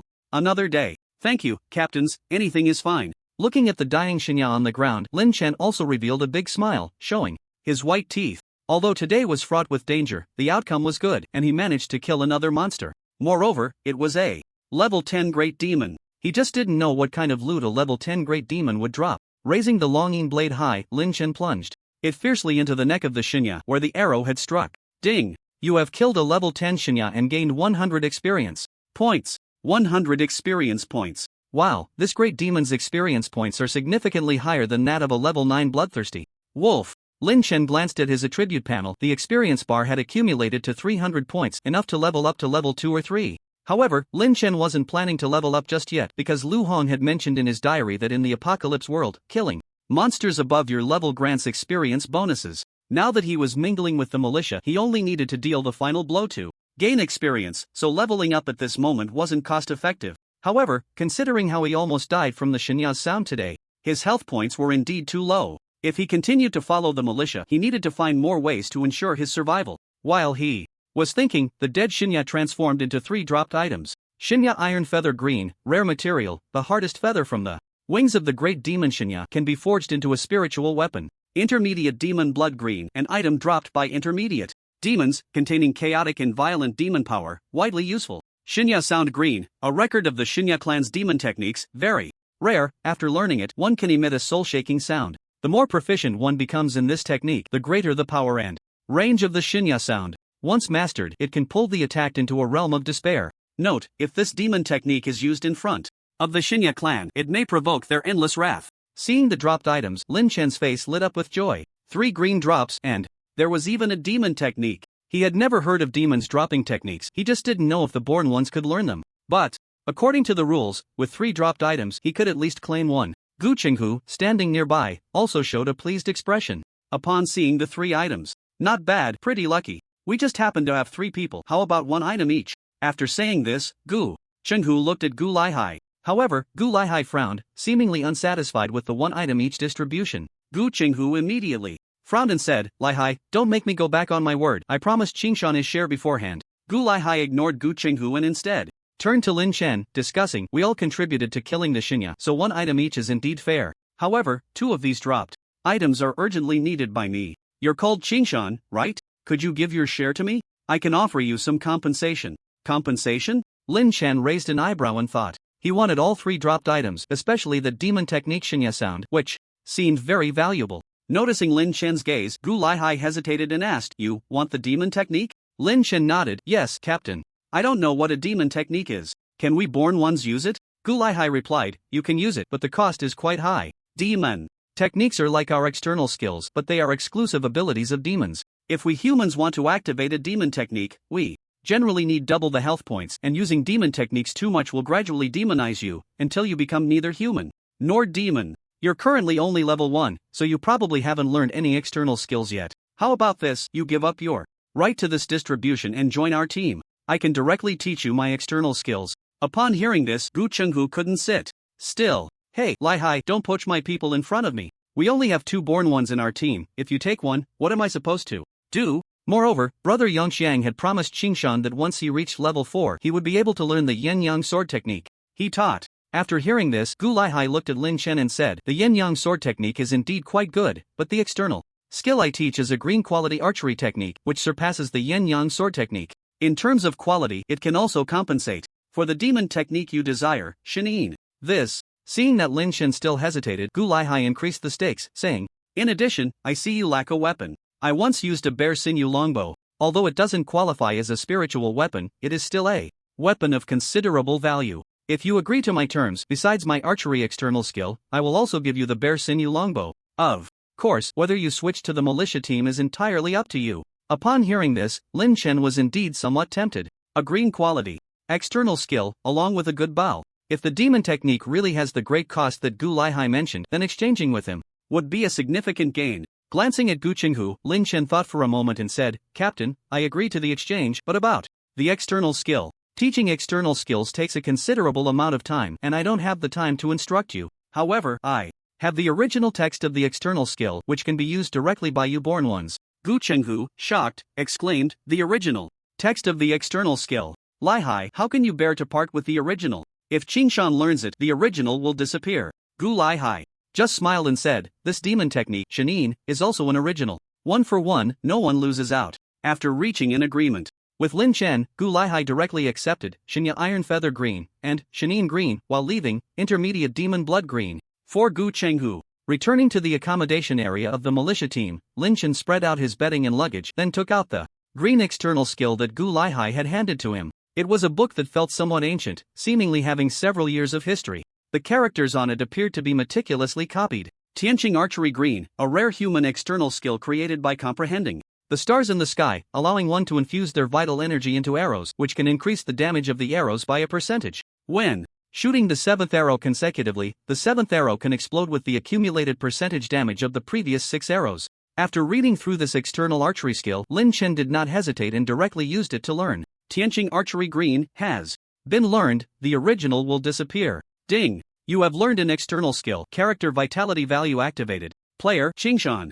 Bulo status, Slight Internal Injury ID, 007 Gender, Male Level, Level 1 Health Points, 83 Experience Points, 300/100 Satiety, 78/100 Strength. 7. Normal Male 10 points, affects physical damage, influences the weight limit of weapons you can use. Constitution, 8. Normal Male 10 points, affects health point limit, health recovery speed, basic resilience, agility. 7. Normal Male 10 points, affects movement and reaction speed. Stamina, 11. Normal Male 10 points, affects stamina point limit, stamina recovery speed, carrying capacity, vitality. 8.5 External skill, Tianqing Archery Green, LV1, 0/500. Each point of vitality attached to an arrow can increase arrow damage by 2%. The 7th consecutive arrow can unleash an additional 12% damage. Initial talent, Universal talent, Red, LV1, Treasure Sensing. Lin Chen saved up his experience points. His level did not increase, so only his strength had increased slightly due to recent physical labor, while the other attributes remained mostly unchanged. Notably, since Lin Chen learned the external skill, the vitality value attribute was activated. However, the vitality value is linked to the character's 4 main attributes, so Lin Chen's vitality value was very low, only 8.5 points. If he used this 8.5 vitality value to activate the Tianqing Archery, he could only shoot about 8 arrows to it. Seems that I need to improve my vitality value in the future, as breaking through from level 4 to level 5 requires meeting the vitality standards. Then, Lin Chen took out the Bear Muscle Longbow gifted by Gu Laihai. The Bear Muscle Longbow was entirely black and about 1.5 meters long. Bear Muscle Longbow, an attack crafted from black bear sinew and ironwood, requiring great strength to draw, not classified as a spiritual weapon. Lin Chen tried to draw the Bear Muscle Longbow but could only bend the bowstring slightly, unable to pull it even a third of the way. It seems that to use this longbow, I at least need to be at level 4 or 5, focusing my attribute points on strength. For now, that's out of the question. After packing up his belongings, Lin Chen logged off after handing over to Dugufeng. However, when Dugufeng logged on and learned that Lin Chen had just helped kill 3 monsters, he was so envious he couldn't find the words. 3 monsters, how much benefit can that bring? That must be amazing. Hey, why didn't the captain lure the bloodthirsty wolf while I was online? After returning to his residence, Lin Chen first looked in the mirror and noticed a slight abrasion on his forehead. It must have been from when Gui threw him out. As for his 2 bleeding ears, fortunately, when Gu Laihai had given him the Heavenly Star Archery earlier, he had also handed him a healing talisman. The healing talisman was worth 30 contribution points and could perform targeted healing on an injured area. Under the talisman's effect, his ears were almost healed, but if he rubbed them, he could still feel some pain. He found a duckbill cap in the wardrobe to cover the forehead injury, put it on, and headed towards the studio. In recent days, although Lin Chen had also taken time to monitor the studio's progress, his focus had shifted to the apocalypse world, causing the studio's daily earnings to drop significantly. He needed to check on it. About 2 or 3 hours later, as night fell, Lin Chen had a simple bowl of beef noodles at a nearby snack shop before returning to the gym near his apartment. The gym Lin Chen had signed up for was surrounded by many sports facilities covering 3 floors of a shopping mall, including a swimming pool, an ice skating training center, and an archery range. After a simple workout today, Lin Chen went downstairs to the archery range to get a quarterly membership card. Originally, he had planned to learn sword techniques in the Apocalypse world, but since Gu Laihai had taught him archery skills, he decided to focus on archery. After all, his current attributes were too low, and there was a significant risk in close combat. If he could kill monsters from a distance with a bow, it would be much safer. However, no one in the Apocalypse world taught him how to use a bow, so he had to learn in real life. After getting the membership, a coach with the surname Zhang soon arrived. The coach was relatively young, a man in his 40s with strong, muscular arms. He smiled at Lin Chen and said, "Brother, are you new here? Have you practiced archery before?" Lin Chen shook his head. "No, I'm just starting." "That's fine, I'll first teach you some basic shooting knowledge, and then we'll find a suitable bow for you to try. First, let's talk about shooting methods. There are basically two traditional shooting methods, the three-finger draw method, also known as the Mediterranean style, which is the most instinctive shooting method for ordinary people, and the thumb draw method, also known as the traditional thumb release style, which requires some training in different thumb release techniques. I have to say, the coach at this archery range is quite responsible, and the things he teaches are quite basic and comprehensive. After roughly understanding the basic knowledge of archery, Lin Chen chose a 40-pound bow to practice with. At first, Lin Chen didn't try the Heavenly Star archery he had learned in the Apocalypse world. Instead, he diligently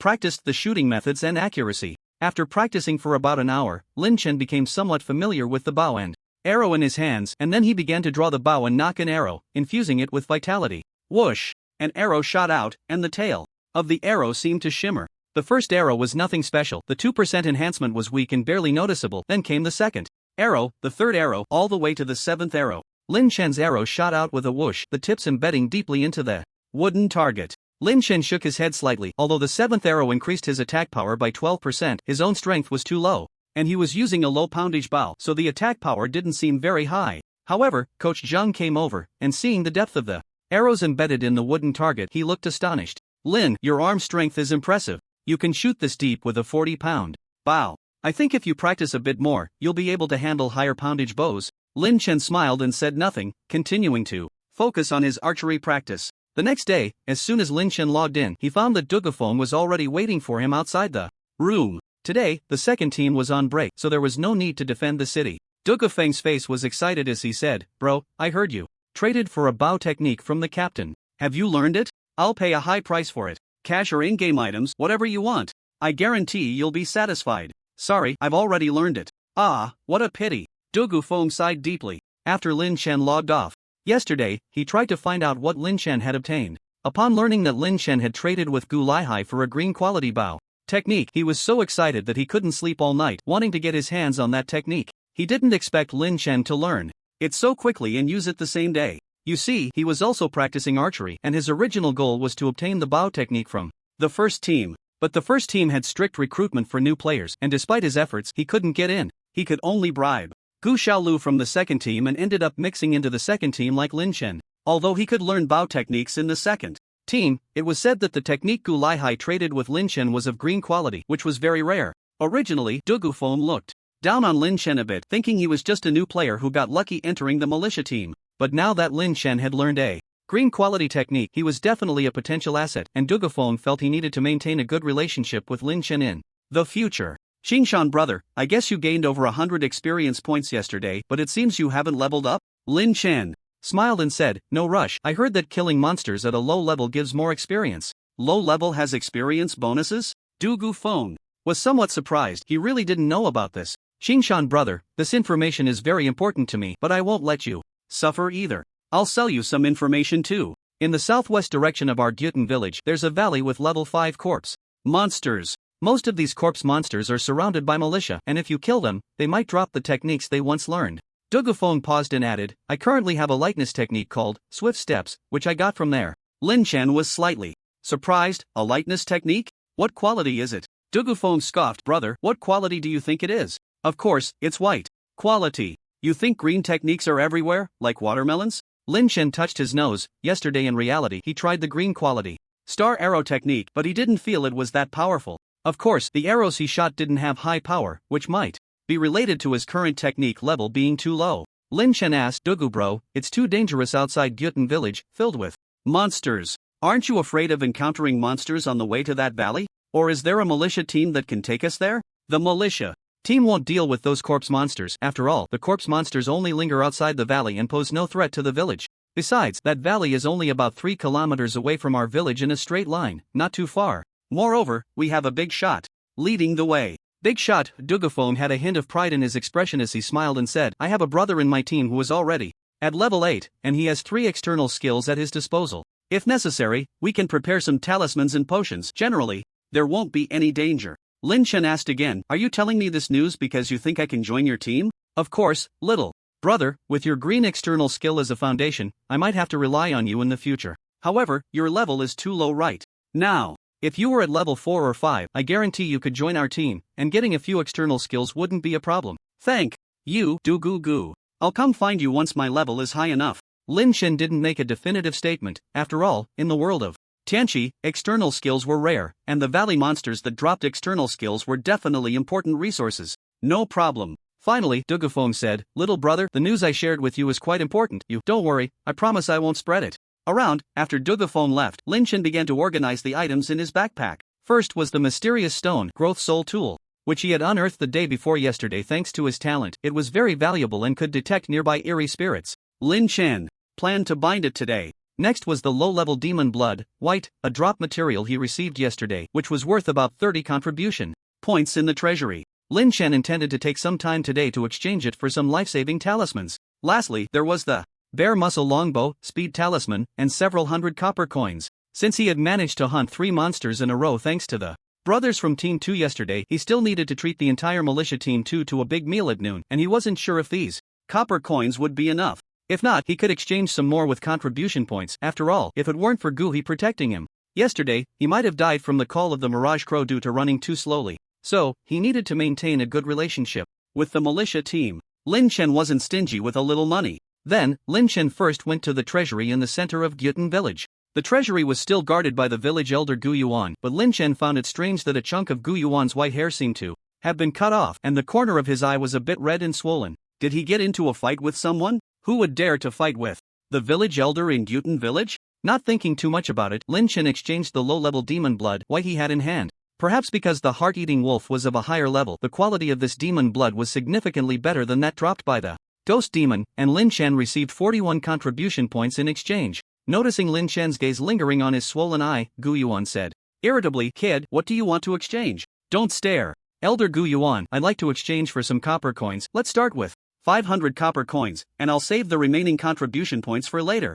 For Lin Chen, what he lacked was a sense of security. Right now, what he wanted most was the defense talisman in the treasury, which could resist attacks from monsters below level 8 and eerie spirits. Unfortunately, the defense talisman was very expensive, requiring 80 contribution points, so he would have to save up a bit more to exchange for it. Alright. This time, Gu Yuan didn't give him a large bag of copper coins but instead handed him 5 taels of silver. In Gyutan village, the ratio of silver to copper coins was not 1 to 1,000, but rather 1 to 100, so 500 copper coins were worth 5 taels of silver. As Lin Chen finished exchanging and was about to leave, Gu Yuan suddenly remembered something and reminded him, kid, I forgot to mention last time, soul tools can be both good and bad. Some soul tools are adept at manipulating people's hearts, so if you encounter one, be very cautious. Manipulating hearts? Do soul tools have their own consciousness? Elder, you're joking. How could I possibly have such a valuable thing as a soul tool? Gu Yuan was too lazy to say more and waved him off. It's best if you don't have one. Just seeing you annoys me. Get lost. Lin Chen looked innocent. It seemed he had only met Elder Gu Yuan a couple of times, so why was he so impatient with him? Then I'll take my leave. After leaving the treasury, Lin Chen headed straight for Gu Yongxiang's home. Lin Chen remembered that Gu Yongxiang had a rarely used bow and arrow at home. This bow and arrow were quite ordinary, not a good bow, but Lin Chen's current strength was just enough to draw it. Now that he had obtained the external skill Tianqing archery, Lin Chen wanted to use the time in the game to practice and improve his proficiency. At this early morning hour, Gu Yongxiang was naturally at home. After learning of Lin Chen's intentions, Gu Yongxiang didn't hesitate and directly threw the dusty, old bow and arrow from the wall to Lin Chen. I heard about yesterday's incident. You performed quite well. As for this bow and arrow, it's just a decoration for me, so take it and use it. Although you've learned the Tianqing Bao technique of the C-splitting, once you reach level 4, you still need to find time to learn my yin-yang sword technique. While my sword technique may not be as high quality as the Tianqing Bao technique, in the entire Gutan village, the yin-yang sword technique is one of the few external skills that can deal damage to the specters. Damage to specters? Lin Chen was pleasantly surprised. He hadn't planned to give up learning the yin-yang sword technique, and now that he heard about its value, he was even more interested. Thank you, Brother Yongxiang. Gu Yongxiang nodded seriously. But I don't have the original manual for the yin-yang sword technique, so I'll have to teach you step by step. I hope your talent for learning sword techniques isn't too poor. Brother Yongxiang, don't worry, I promise to study hard when the time comes. Since the descenders appeared in Gutan village, Gu Yongxiang had encountered various types of descenders. To be honest, among all the descenders, he had the best impression of Lin Chen. He felt that once Lin Chen grew up, he would greatly protect their Gutan village, so he was willing to help Lin Chen as much as he could. After leaving Gu Yongxiang, Lin Chen noticed a new player, carrying a bundle of firewood appearing in the back mountain. Hey, big brother, wait, are you also a player from Earth? Upon seeing Lin Chen, the newcomer was particularly excited and hurriedly approached. The newcomer was named Wang Zilong, an ordinary employee at a foreign company in real life. A couple of days ago, he accidentally came across a mysterious activation code and then entered the Apocalypse world. This game world completely shattered Wang Zilong's worldview, but he was even more delighted. However, after just entering the Apocalypse world, he found that this so-called game world was vastly different from any game he had played before. This world was too real. There were no beginner guides, no fixed NPCs, and he couldn't go out to grind monsters because, according to the militia, going out meant death. After being recommended to Gu Yongxiang by an elder from Gua Township, he had been chopping wood here for the past 2 days, barely surviving on the copper coins earned from the wood chopping tasks. He felt that he was having a tough time, working 2 jobs a day. When he saw Lin Chen dressed in militia uniform and carrying a bow and arrow, clearly an experienced player in the game, he was naturally a bit excited. Hey, are you a player from Earth? Don't call me brother, I'm an alien. Lin Chen glanced at him and then turned to leave. Alien? Wang Zilong was taken aback, just about to say something when he saw Lin Chen turn and disappear at the alley's entrance. Then, Lin Chen arrived at the dormitory assigned to him in the militia. Although it was called a dormitory, it seemed that he was the only one living here. Usually, the militia members treated this place as a resting area. Today was a day off, and there weren't many people in the team, only Gu. He and Gu Shan were practicing external skills in the outer courtyard. In the militia, almost all team members had external skills. Some practiced sword techniques, while others practiced knife techniques. From what Lin Chen knew, as long as one officially joined the militia, they could spend a small amount of contribution points to exchange for learning external skills. However, according to Dugu Feng, the quality of the external skills provided by the militia was not high. If one wanted to learn excellent external skills, they still needed to learn from the village's experts. For example, Gu Liehai's unique archery technique Tianqing archery and Gu Yongxiang's external skill Yin Yang sword technique that could deal with specters. Seeing everyone practicing martial arts, Lin Chen didn't disturb them but instead found a corner in the outer courtyard, set up a wooden target and prepared to practice with the bow and arrow he had just received. However, just as he opened the attribute panel, Lin Chen suddenly froze. He discovered that he had 2 points of proficiency in Heavenly Star Archery. It should be noted that after learning Heavenly Star Archery yesterday, he had only practiced it briefly in reality and had never used it in the Tianqi game. Could it be that practicing external skills in reality could also increase proficiency? Lin Chen was astonished, feeling that he had uncovered an incredible secret. I can actually cultivate external skills in reality? It seems that after the 6-hour online time in the Tianqi world is up, I won't be idle in reality. Yesterday, Lonely Wind didn't reveal this secret to me, but since he possesses external skills, he must have discovered this long ago. Lin Chen's thoughts wandered, and then he calmed down, nocking an arrow and beginning to practice his archery. However, the bow and arrow in his hands were different from the pound bow he used at the archery hall yesterday, and the feel was quite different. It took Lin Chen a while to gradually get accustomed to it. An hour later, at a distance of about 10 meters from the wooden target, Lin Chen was able to hit the target with almost every arrow. He could hit the target, but the accuracy was quite random, with some arrows landing on the outskirts and others in the center. Lin Chen realized that his talent for archery was mediocre. If only he could draw an archery talent with his universal talent. Unfortunately, the universal talent was too random, and it was hard to say when he would draw an archery talent. Moreover, he had just solidified treasure sensing the day before, and it would take at least another day or 2 to solidify a new talent. After practicing for a long time, Lin Chen exhausted his chi and blood value again, and the proficiency of Heavenly Star Archery had risen to 5 points. Lin Chen discovered that the limiting factor for proficiency growth was not anything else but the chi and blood value. Because Lin Chen's chi and blood value was only 8.5, after shooting a round of 7 arrows, his chi and blood value would be nearly depleted, and he would have to wait for it to recover before using Heavenly Star Archery again. The recovery of chi and blood value was very slow. Even if he sat down to rest and replenish food and water, it would take about 10 minutes to slowly recover 1 to 2 points. In the 2 hours of this morning, he had only practiced 2 rounds of Heavenly Star Archery. Lin Chen speculated that Even if he could practice Heavenly Star Archery in reality, with the double time of game plus reality, he could at most increase his proficiency by about 12 points in a day. To raise Heavenly Star Archery to level 2, it would take at least more than a month. More than a month? That was too long. Lin Chen then found Gu He, who had just stopped to rest, and asked how to recover chi and blood value. Gu He thought for a moment and said, to recover chi and blood value? The best way is to increase the upper limit of chi and blood value. You're currently only level 1, so your chi and blood value is naturally low. You can either level up to increase your attributes, which will raise your chi and blood value and speed up recovery, or eat more treasures like blood food that can additionally increase your chi and blood value. Hearing Lin Chen's conversation, Gu Shan, who was practicing with a sword nearby, also stopped and came over, saying, Xingshan, didn't you get some loot yesterday? Go find old guy from Guyun Township. He's good at making potions, and he has a potion that can recover chi and blood value. A potion to recover chi and blood value? Why didn't I see it in the treasury? Hee, it said that old guy from Guyun Township and old guy from Guyun Township have always been at odds, so the treasures and potions made by old guy from Guyun Township are never put in the treasury.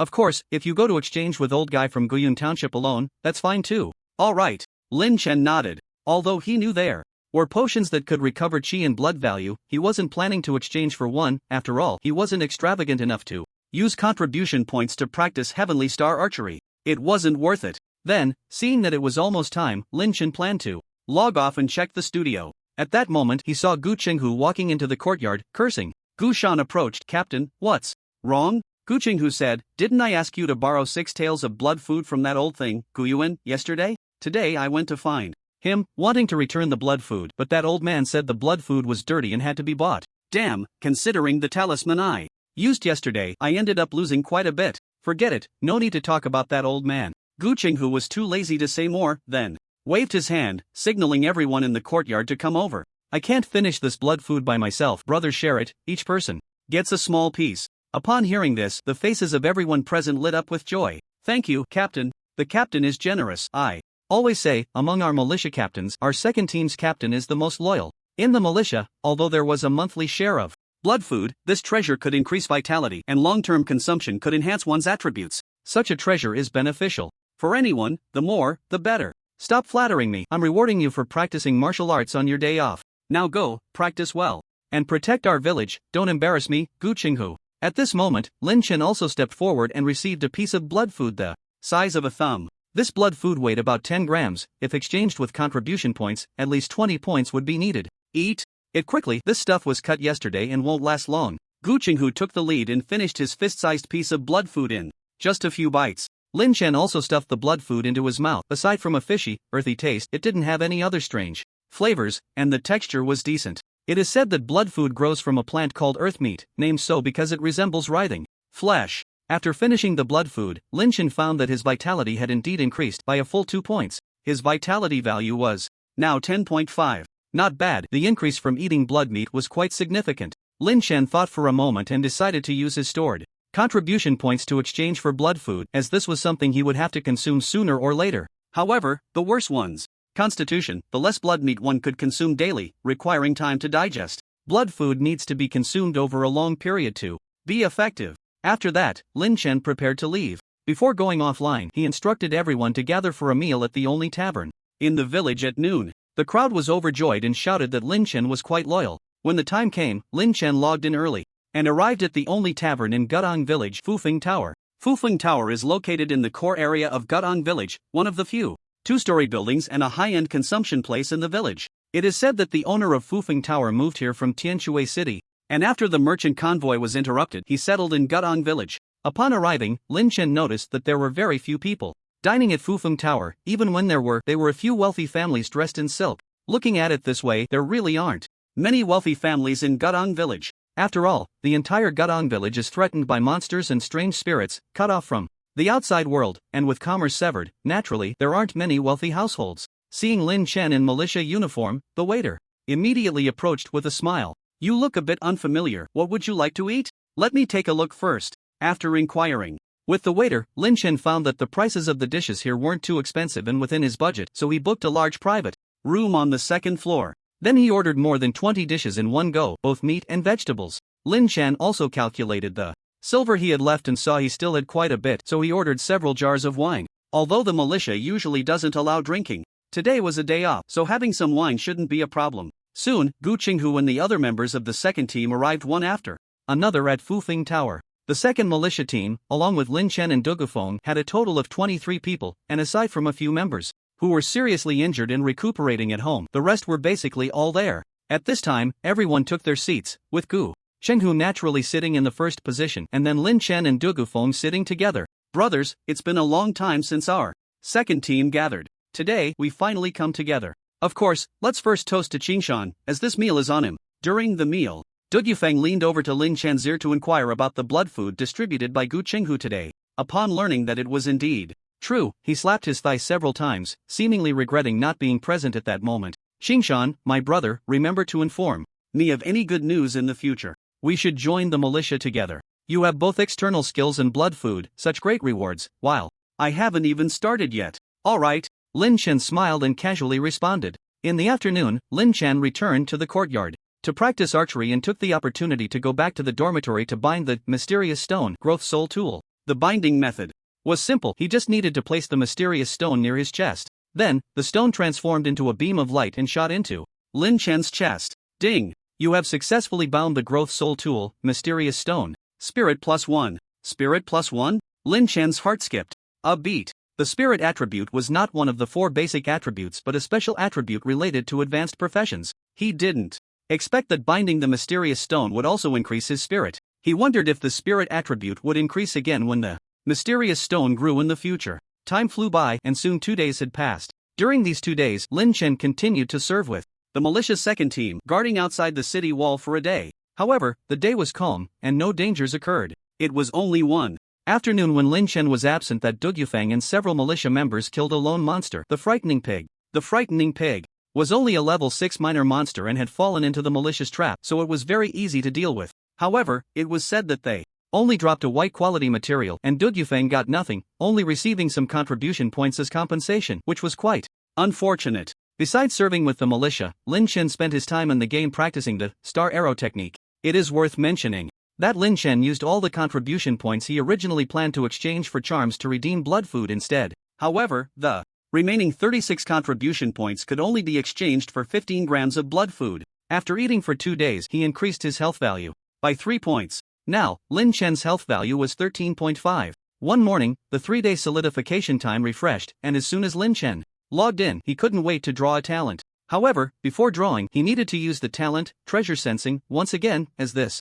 talent's 3-day cooldown had also refreshed, so he might as well use it. Then, Lin Chen used treasure sensing to search for treasures in Butankan. In the depths of his mind, a force seemed to be guiding Lin Chen, as if he would discover something good by walking in that direction. The ability of this talent is truly marvelous. Following the guidance in his heart, Lin Chen headed west. When he reached the end, he arrived at the westernmost part of Butankan city wall where the underbrush was dense, filled with various low-growing plants. Finally, Lin Chen's gaze was drawn to a cluster of red fruits on a plant. Shahong fruit, white, a special fruit that grows in the wild. Ground into liquid, it can detoxify and stop bleeding. A healing-type fruit? He wondered if this fruit was valuable. Of course, Lin Chen didn't mind, and quickly picked 3 Shahong fruits from the plant. He nodded in satisfaction. He could keep one for backup and exchange the other 2 for contribution points, as he was currently in need of blood food to increase his health value. Afterward, Lin Chen returned to his residence and began to draw today's talent. As the dice on the talent page spun, a blue light flashed by. Ding! You have drawn the blue talent. Blood drain. A blue talent. Lin Chen's heart trembled. It was even better than a green talent. This was the first time he had seen one. His luck today was truly good, first finding 3 white quality spirit fruits and then drawing a blue talent. Lin Chen eagerly checked the introduction of blood drain. Blood absorption, blue talent. By killing creatures that carry blood, one can obtain blood energy from their bodies, which automatically converts into health points. Note, this talent is a blue talent and can only absorb 1,000 times. Upgrading the talent level can increase the number of absorptions. After reading the talent introduction, Lin Chen felt an overwhelming excitement.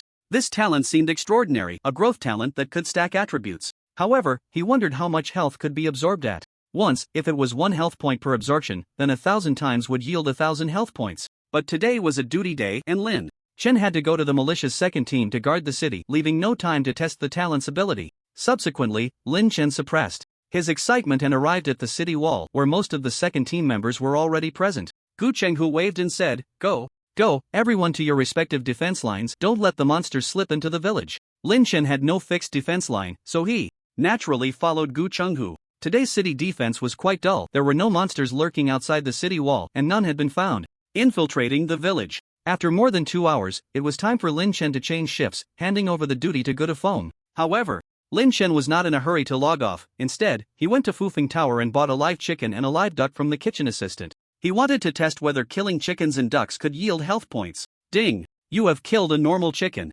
No experience. Bonus. Ding! Your blue talent, blood absorption, is activated, gaining a permanent health point bonus of 0.8. A live chicken grants a health point bonus of 0.8. Lin Chen then tried to kill the live duck in his hand. Ding! You have killed a normal duck. No experience bonus. Ding! Your blue talent, blood absorption, is activated, gaining a permanent health point bonus of 0.8. Still a health point bonus of 0.8. Lin Chen raised an eyebrow and thought it seemed that the creatures killed were likely linked to their size. Since the chicken and duck were of similar size, their blood content was the same, resulting in the same health point absorption of 0.8. Lin Chen thought for a moment and decided he needed to test other living creatures. He then found Li the butcher in the east of the village and asked if he could personally kill a pig, and pay me for it? Li the butcher looked at Lin Chen with curiosity. I've seen plenty of newcomers, but you're the first to come here to kill pigs and offer me money. However, seeing Lin Chen dressed in militia attire, Li the butcher showed a curious expression. If he remembered correctly, about a week ago, this kid was just a newcomer to Gadong village. He didn't expect that in just a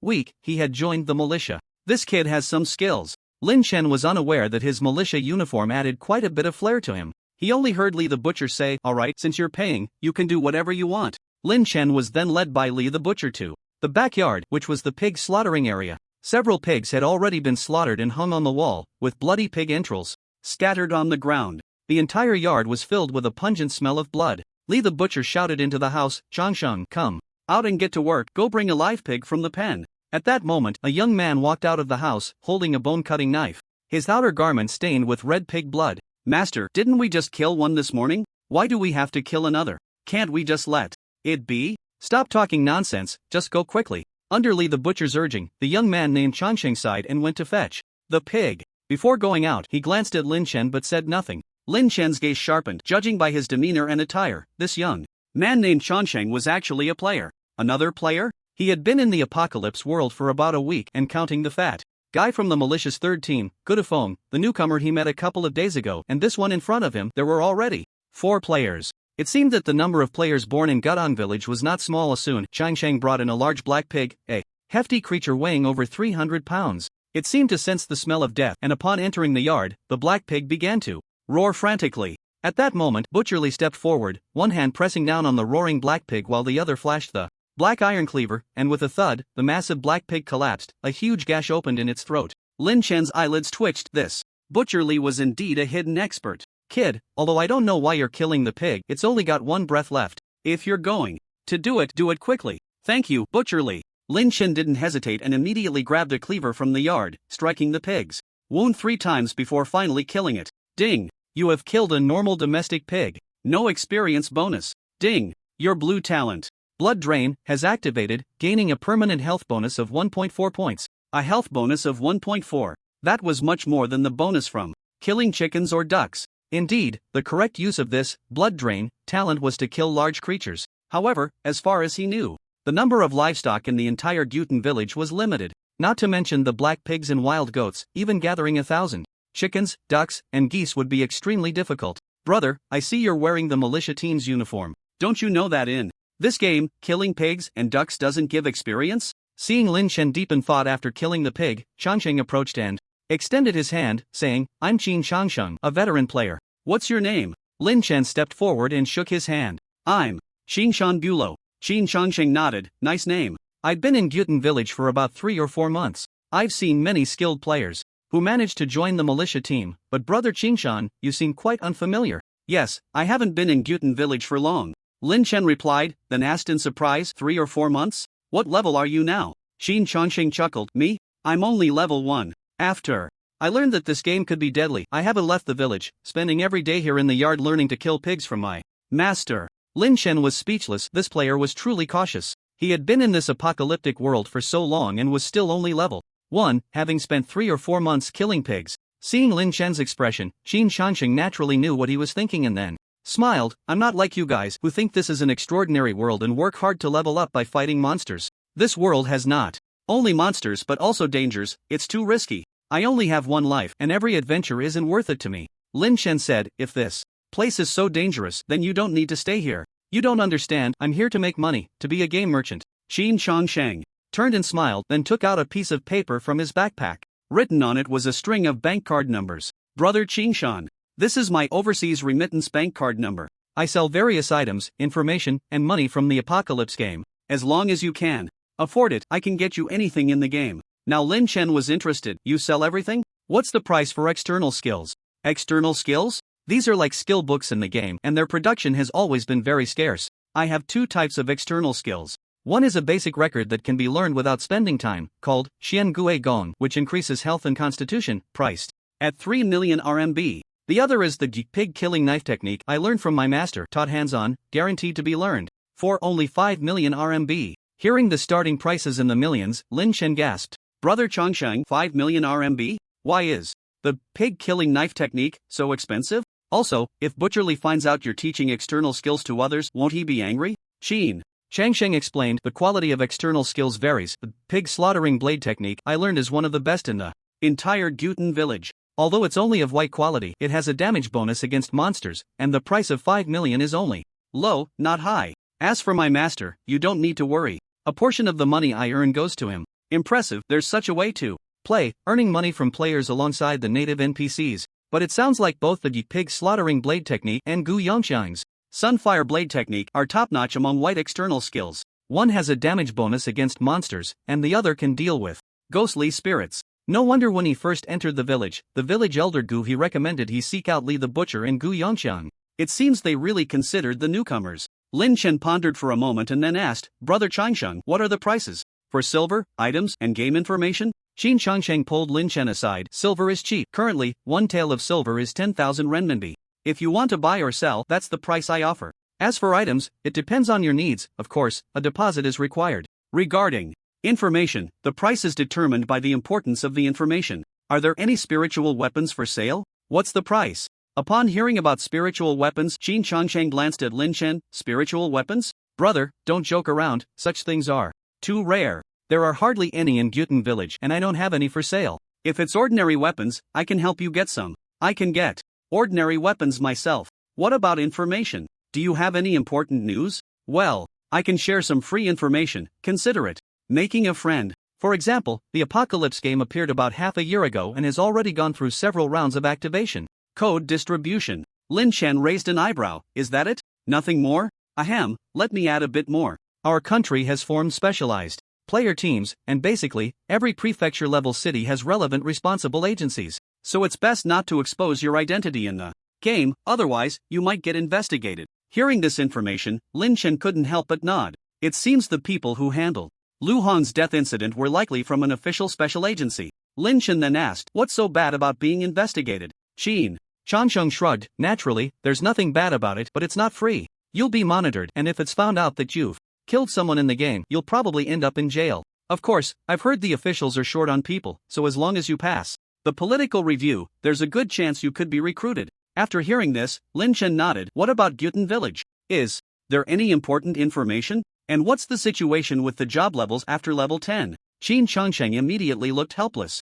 I'm not a walking encyclopedia. How could I know everything? Logically speaking, you're part of the militia team and your level is higher than mine. You should know much more than I do. Lin Chen didn't plan to ask further. He felt that Qin Changsheng didn't have much information. He then directly asked, forget it, can you get blood food? What's the price? Qin Changsheng shook his head again. I can't get it. Blood food is a controlled resource in Gyutan village. Only militia members can exchange for some. I was going to say, if you could get some, I'd buy it at a high price. Lin Chen looked disappointed. Brother, you're asking for things that don't exist. Ahem, it's not that there's nothing at all, it's just that what you want is too high-end. Seeing Lin Chen about to leave, Qin Changsheng couldn't help but say, brother, I know there's a map resource outside the village that can drop original external skills. Not many people know this news yet. Would you be interested? If you are, I'll sell it to you at a low price. Lin Chen waved his hand to indicate he didn't need it. Is it the valley to the southwest? That news is already common knowledge. After handing over the little silver he had to Li the Butcher to buy pig slaughtering money, Lin Chen left without looking back. Although Qin Shangsheng claimed to be a game merchant, to be honest, the information he knew and the resources he could obtain were very limited. However, Lin Chen was quite satisfied to have gotten some information for free after leaving Li the butcher. Lin Chen began to ponder how to maximize the benefits of the talent blood extraction. First of all, killing 1,000 creatures in the apocalypse world was clearly unrealistic. However, Lin Chen had another idea: to kill large creatures in reality. He remembered that when he first solidified the talent bone marvel, he brought a slight enhancement of that talent's attributes into the real world, which indicated that talent abilities could also be transferred to reality. If killing creatures in reality could trigger the blood extraction talent, then perhaps he could reach the required limit for that talent within a few days. Subsequently, Lin Chen logged off and went directly to a vegetable market near his apartment to buy a live duck to kill. After the kill, Lin Chen felt nothing, but he needed to check the attribute panel in the game to see if there was any increase in health points. Then Lin Chen returned to his dormitory and entered the apocalypse world to check the attribute panel. Player, Qingshan Bulo status, normal ID, 007 gender, male level, 1 health points. 101.8 experience points, 300 out of 100 hunger level, 98/100 strength, 7, normal male limit 10, affects physical damage, influences the weight limit of weapons you can use, constitution, 8, normal male limit 10, affects health point limit, health recovery speed, basic resilience, agility, 7, normal male limit 10, affects movement and reaction speed, stamina, 11, normal male limit 10, affects stamina limit, stamina. Recovery speed, carrying capacity, chi and blood, 13.5 external skill, tinching archery green LV1, 9/500 each point of chi and blood. Attached to an arrow can increase arrow damage by 2%, and the 7th consecutive arrow can unleash an additional 12% damage. Initial talent, universal talent, red, LV1, blood extraction. Seeing the health points on the attribute panel, Lin Chen's face lit up with joy. Indeed, it had increased. He remembered that before logging off, his health points were 101 and now it had increased by 0.8, which indicated that killing creatures in reality was still useful and that the increase in health points was the same as that obtained in the apocalypse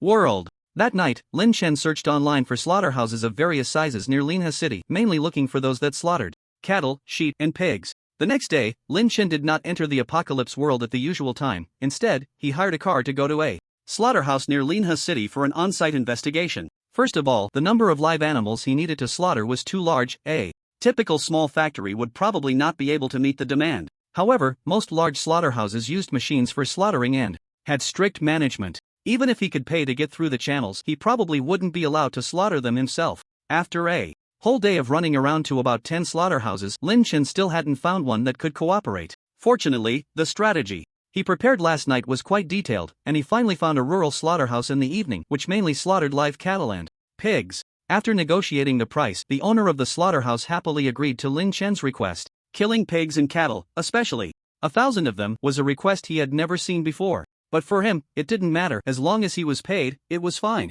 That night, Lin Chen simply tried his hand at it and killed about 20 live cattle. Because the size of the cattle was much larger than that of pigs, with more abundant chi and blood, Lin Chen had tested that one live cow could increase health points by 1.6 under the blood extraction talent. If he used all 1,000 to kill cows, he would gain 200 more health points than if he killed pigs. Lin Chen decided to only slaughter cows from then on, not pigs. After a busy day, Lin Chen was exhausted. He did not return to Linha City but instead found a guest house near the slaughterhouse to stay in. After checking that there were no hidden cameras in the guest house, Lin Chen directly entered the apocalypse world. To be honest, this was Lin Chen's first time entering the game at night. Night, when the eerie spirits roamed. Lin Chen knew the danger and had no intention of going out. He only planned to practice archery in the courtyard. After all, he hadn't had time to log in all day, and the 6 hours of game time couldn't be wasted. After eating some food to replenish his hunger, Lin Chen walked out of the militia dormitory. Looking up, he saw the sky was pitch black, but a strange red light illuminated the entire sky. It was said that the red light was the protective glow emitted by the temple in Gyutan village, capable of dispelling some of the eerie spirits lurking in the darkness. Lin Chen had heard about it long ago, so he didn't find it strange. The entire dormitory was empty and dark. Lin Chen found some candles to light and then went to the courtyard to practice the starry sky archery. 1 arrow, 2 arrows. Lin Chen practiced archery earnestly. 2 hours later, a piercing sound suddenly came from afar, seemingly from the south of Gyutan village. Whoosh! Soon, a dazzling firework exploded in that direction. Lin Chen frowned slightly. This firework was a signal from the militia, indicating an invasion of eerie spirits. Normally, all militia members would rush over to provide support at this time, but without hesitation, Lin Chen packed his arrows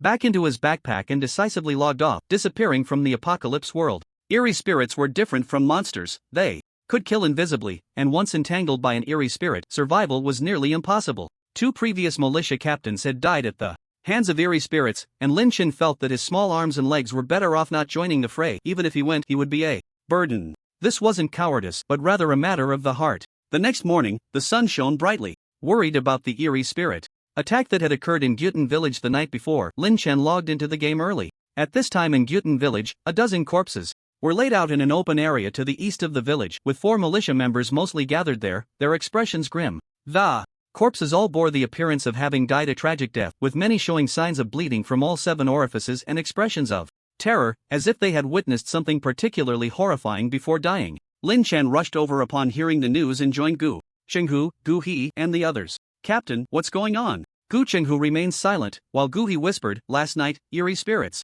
entered the village, and over a dozen villagers had their essence drained and died tragically. 1 member from Team 3 also died. Did you catch the eerie spirit? Gu He shook his head. No, we should say we didn't find it. The village elder Gu He said that these eerie spirits can hide in the shadows and are extremely good at evading detection. Our 4 militia teams searched throughout the night but found no trace of the eerie spirit. What should we do? I don't know. The village elders should have some ideas. I estimate there will be a major operation tonight. Soon, the corpses of the villagers were burned and buried, and the village elder Gu He conducted a simple ritual, then summoned the 4 militia captains before dispersing the crowd. During the day, Lin Chen went as usual to the city wall to stand guard with Team 2, but the entire militia, including the recently returned Gu Chenghu, was filled with worry, likely concerned about the eerie spirit that had invaded the village. The entire Team 2 was shrouded in a stifling atmosphere. Unable to hold back, Lin Chen asked, Captain, can the external skills we learn inflict damage on eerie spirits? Gu Chenghu sighed, most external skills cannot, only a few can, such as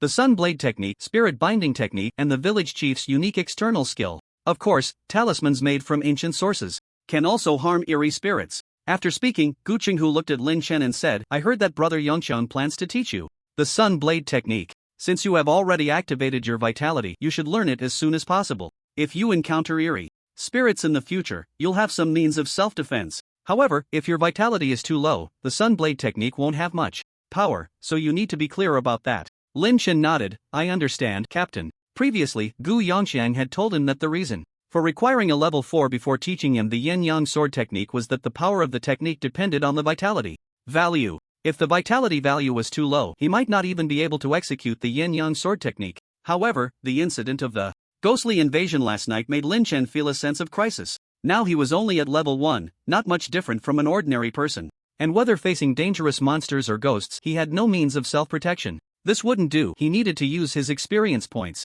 To level up, he couldn't just save them. If he encountered an unexpected event that led to his tragic death, there would be no chance to regret it then. After making up his mind, Lin Chen found an opportunity to use his experience points to level up. Ding! You have consumed 100 experience points, level up, and gained 5 free attribute points. Ding! You have consumed 200 experience points, level up, and gained 5 free attribute points. In one go, he leveled up twice, and Lin Chen gained a total of 10 free attribute points. Currently, his 4 basic attributes were strength, constitution, agility, and endurance. Among them, constitution was mainly linked to health points, and Lin Chen felt that blood absorption could at least provide him with over 1,000 health points, so he decided not to allocate points to constitution for now. Strength was linked to attack power, and Lin Chen planned to focus on strength.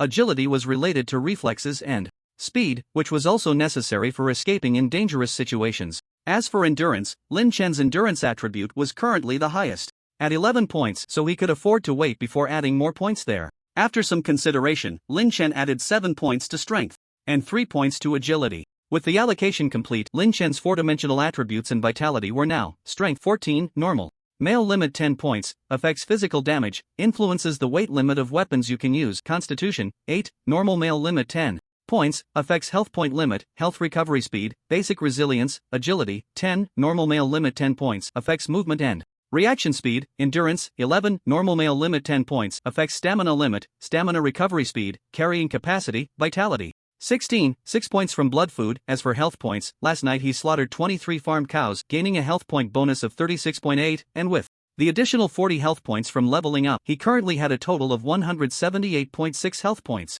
Compared to level 1, Lin Chen had basically gained half more health points, and his sense of security was much more substantial than before. However, after leveling up, the experience gained from killing monsters would likely be less. But Lin Chen didn't care about those few experience points with the ghosts. Invading the village, Gutan village was not very safe, and having more self-protection ability was more valuable. After exiting the apocalypse world, Lin Chen went to the factory to slaughter live cows. Perhaps due to just leveling up and allocating points, Lin Chen felt that his whole body was filled with strength, with small muscles bulging in his arms and abdomen. He also did a simple speed test, which was much better than before, running 100 meters in about 10 seconds. In the factory, Lin Chen slaughtered over 100 live cows, stopping only when it was time for lunch. For lunch, he had a regular boxed meal, but Lin Chen only ate rice and vegetables, having no appetite for meat. At that moment, Lin Chen received a message from Lu Bo brothery. I need to go out for a while, and I probably won't be back for half a month. Don't contact me during this time. There was a smiley face added at the end of the text, which was the code Lu Bo and Lin Chen had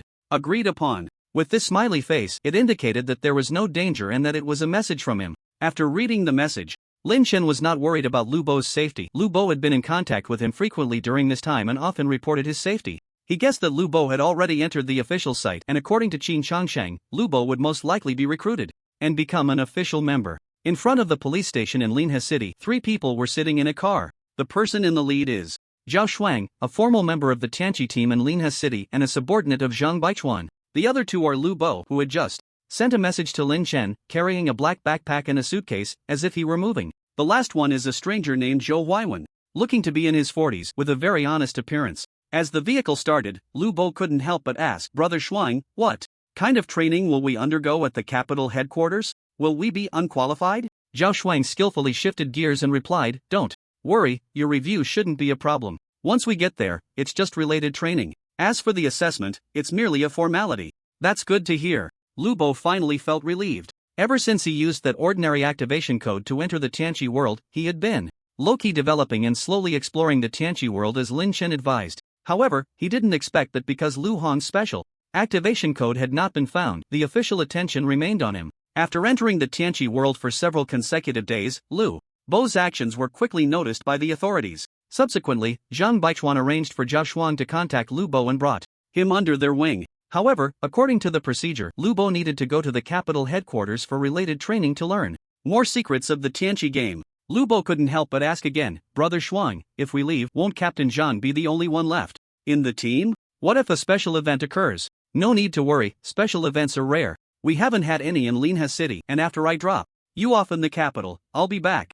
Throughout the journey, Zhao Shuang chatted casually with Lu Bo, while Zhou Huaiwen, sitting in the back seat, quietly gazed out the window, not saying a word. Zhao Shuang glanced at the rearview mirror and then said, Old Zhou, don't be so downcast. I assure you, the headquarters has relevant information about your son's case, and we will definitely find the murderer.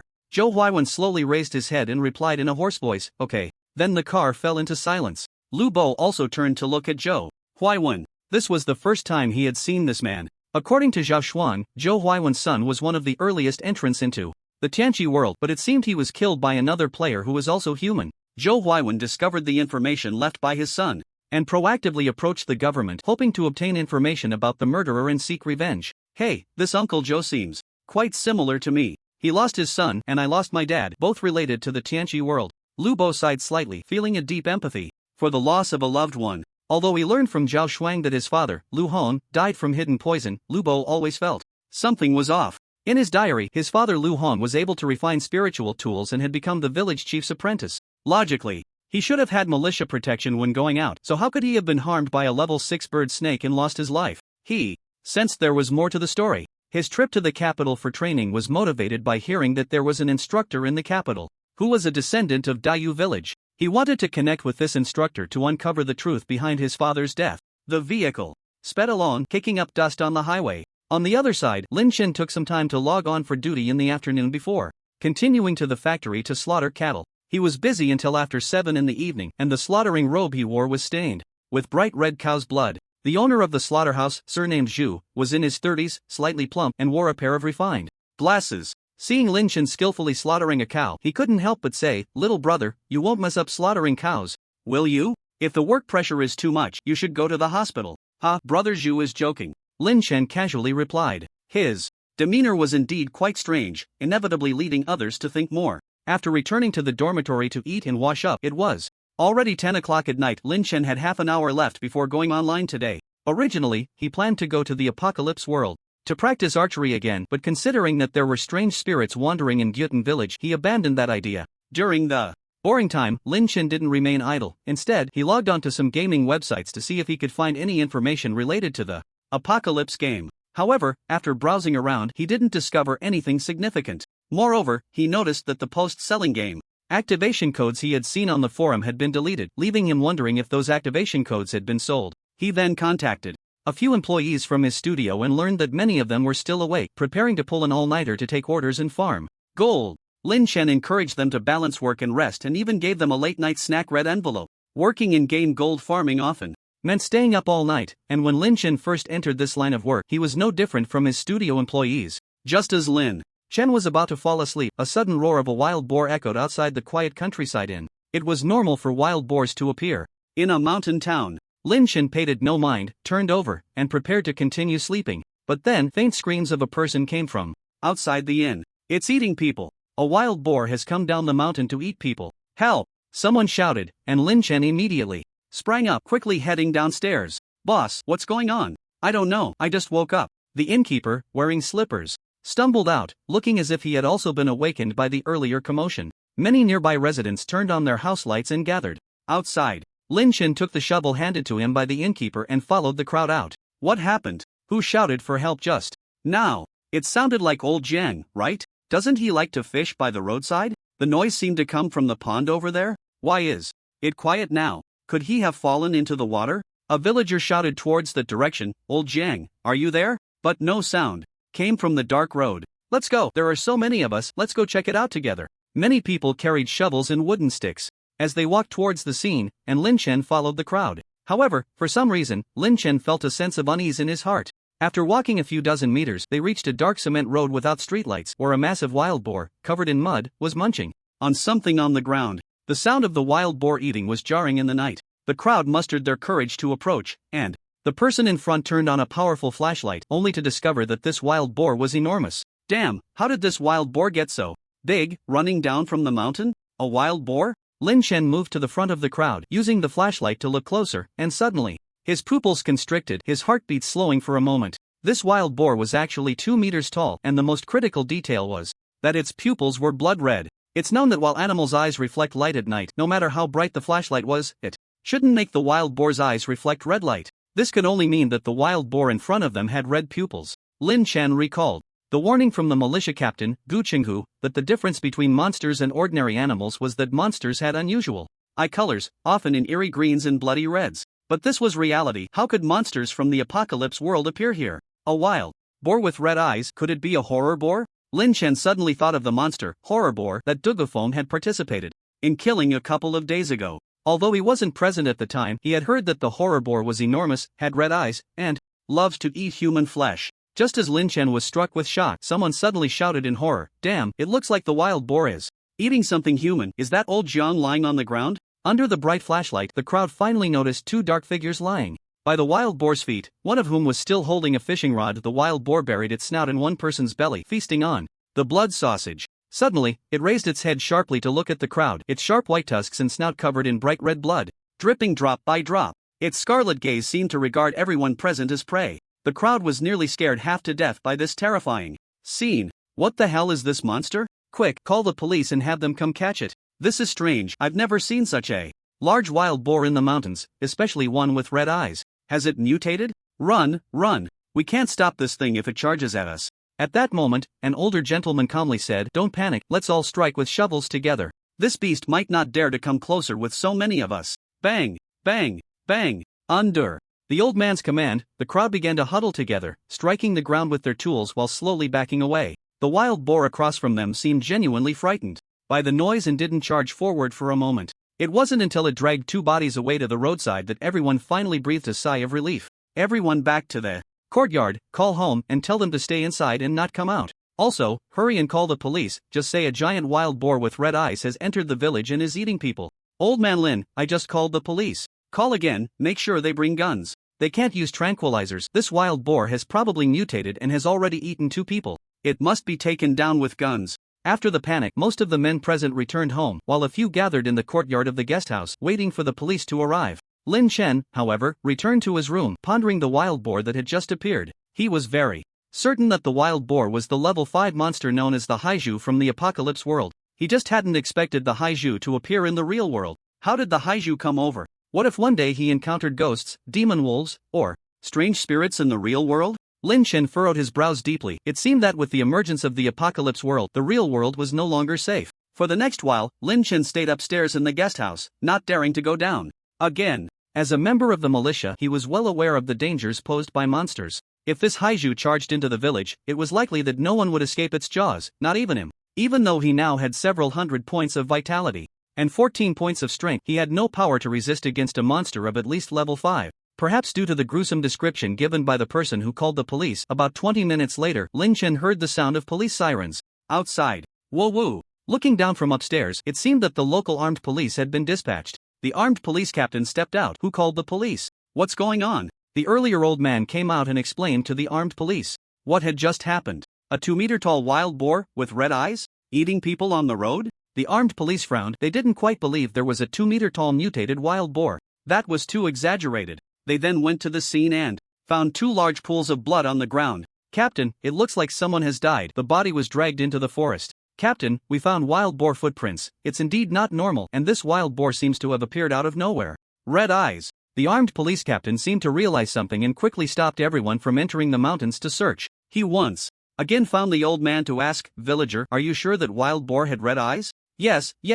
We all saw it. Its eyes were blood red. It was terrifying. After questioning several people, the armed police captain's expression changed immediately, and he called to notify the armed police headquarters in Linha City. Around midnight, at the Linha City police station, Zhang Baichuan received news that a suspected monster had appeared in Linha City. Based on the eyewitness descriptions of the monster, it was very likely the Haiju. He immediately notified the relevant departments to collect real guns and ammunition and rush towards the small village where Lin Chen was located. The next morning, Lin Chen, who had been disturbed all night, went downstairs to wash up. Through inquiries, he learned that several waves of armed police had arrived from the city the previous night and had already dispersed into the mountains to search for wild boars. A crowd of gossiping villagers had gathered at the entrance of the village, discussing among themselves. Hey, I heard that in the ravine, old John's body was found. He was so unfortunate. His innards were completely eaten by the wild boars. Who isn't? And then there's Xiao Lu. He probably was the first to hear the noise and went over, but unexpectedly got bitten to death by the wild boars.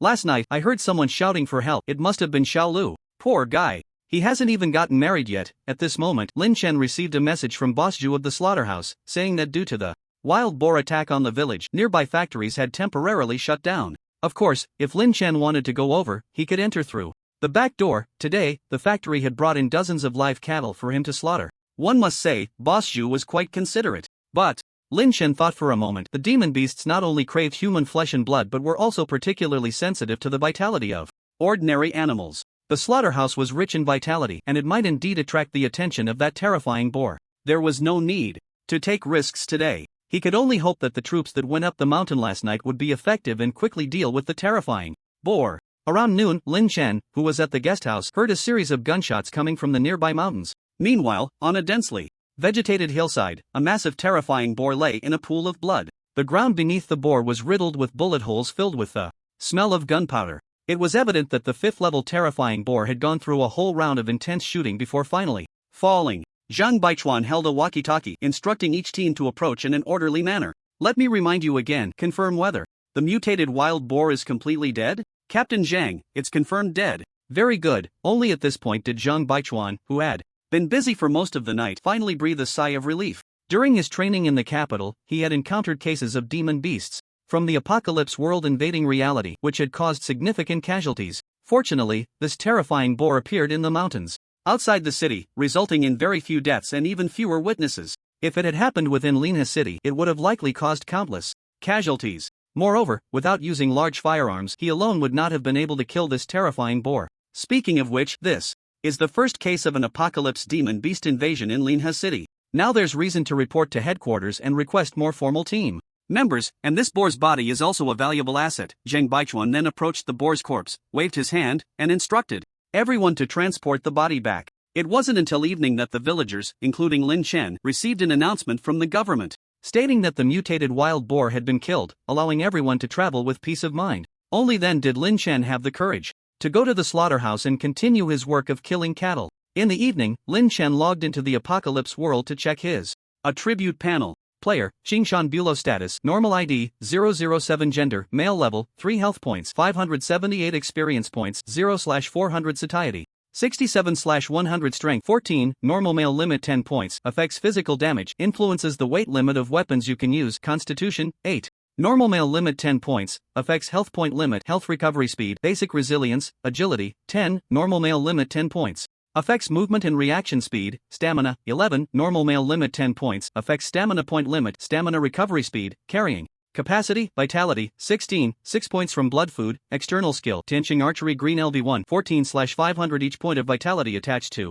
an arrow can increase arrow damage by 2%, and the 7th consecutive arrow can unleash an additional 12% damage. Initial talent, universal talent, red, LV1, blood absorption. In the past few days, Lin Chen has killed over 200 cows, finally accumulating his health points to over 500. Compared to the level 1 health of 97, this 5-fold increase in health gives Lin Chen a great sense of security. However, since Lin Chen has exhausted his contribution points, he cannot exchange for more health points, and his current health remains at 16 points. The insufficient health points have led to a low efficiency in practicing the star arrow technique, even though Lin Chen has been practicing archery in the second team courtyard of the Apocalypse world whenever he has time. The proficiency of the star arrow technique is still increasing, very slowly. Although the terrifying pigs in reality have been dealt with, Lin Chen feels a sense of urgency. He fears that one day, the monsters from the Apocalypse world will appear in reality. The only way to face the unknown dangers is to quickly enhance his own strength. In the Apocalypse world, the dim sky is illuminated by the red light of the temple, lighting up half the sky.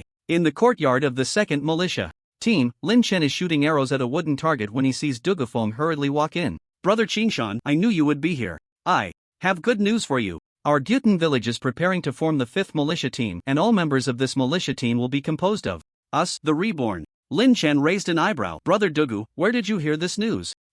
One of my brothers from the first team heard it from the captain, Gu Laihai. Lin Chen couldn't help but nod. The good brother Dugafeng mentioned his name Chang Conqua, said to be a level 9 expert and one of the earliest players to enter Gyutan village. The information he revealed should be reliable. Lin Chen thought for a moment and said, Brother, you are currently level 4, and I am level 3. Even if we form the 5th militia team, we might not qualify to join, right? Strictly speaking, Lin Chen and Dugafeng are not yet official members of the militia team, just reserve members. That's true, but the proposal to form this militia team was decided by the village chief along with the 3 village elders, and this militia team composed of us, the reborn, will be given special training by the village. Special training? Lin Chen chuckled inwardly. Training is possible, but they might also be treated as cannon fodder. After all, as the casualties in the militia team increase, if there are no outstanding young people in the village to take over, maintaining the safety of Gyutan village will rely solely on the rapidly growing reborn. However, everything has its pros and cons. As long as there are sufficient benefits, taking some risks is worth it.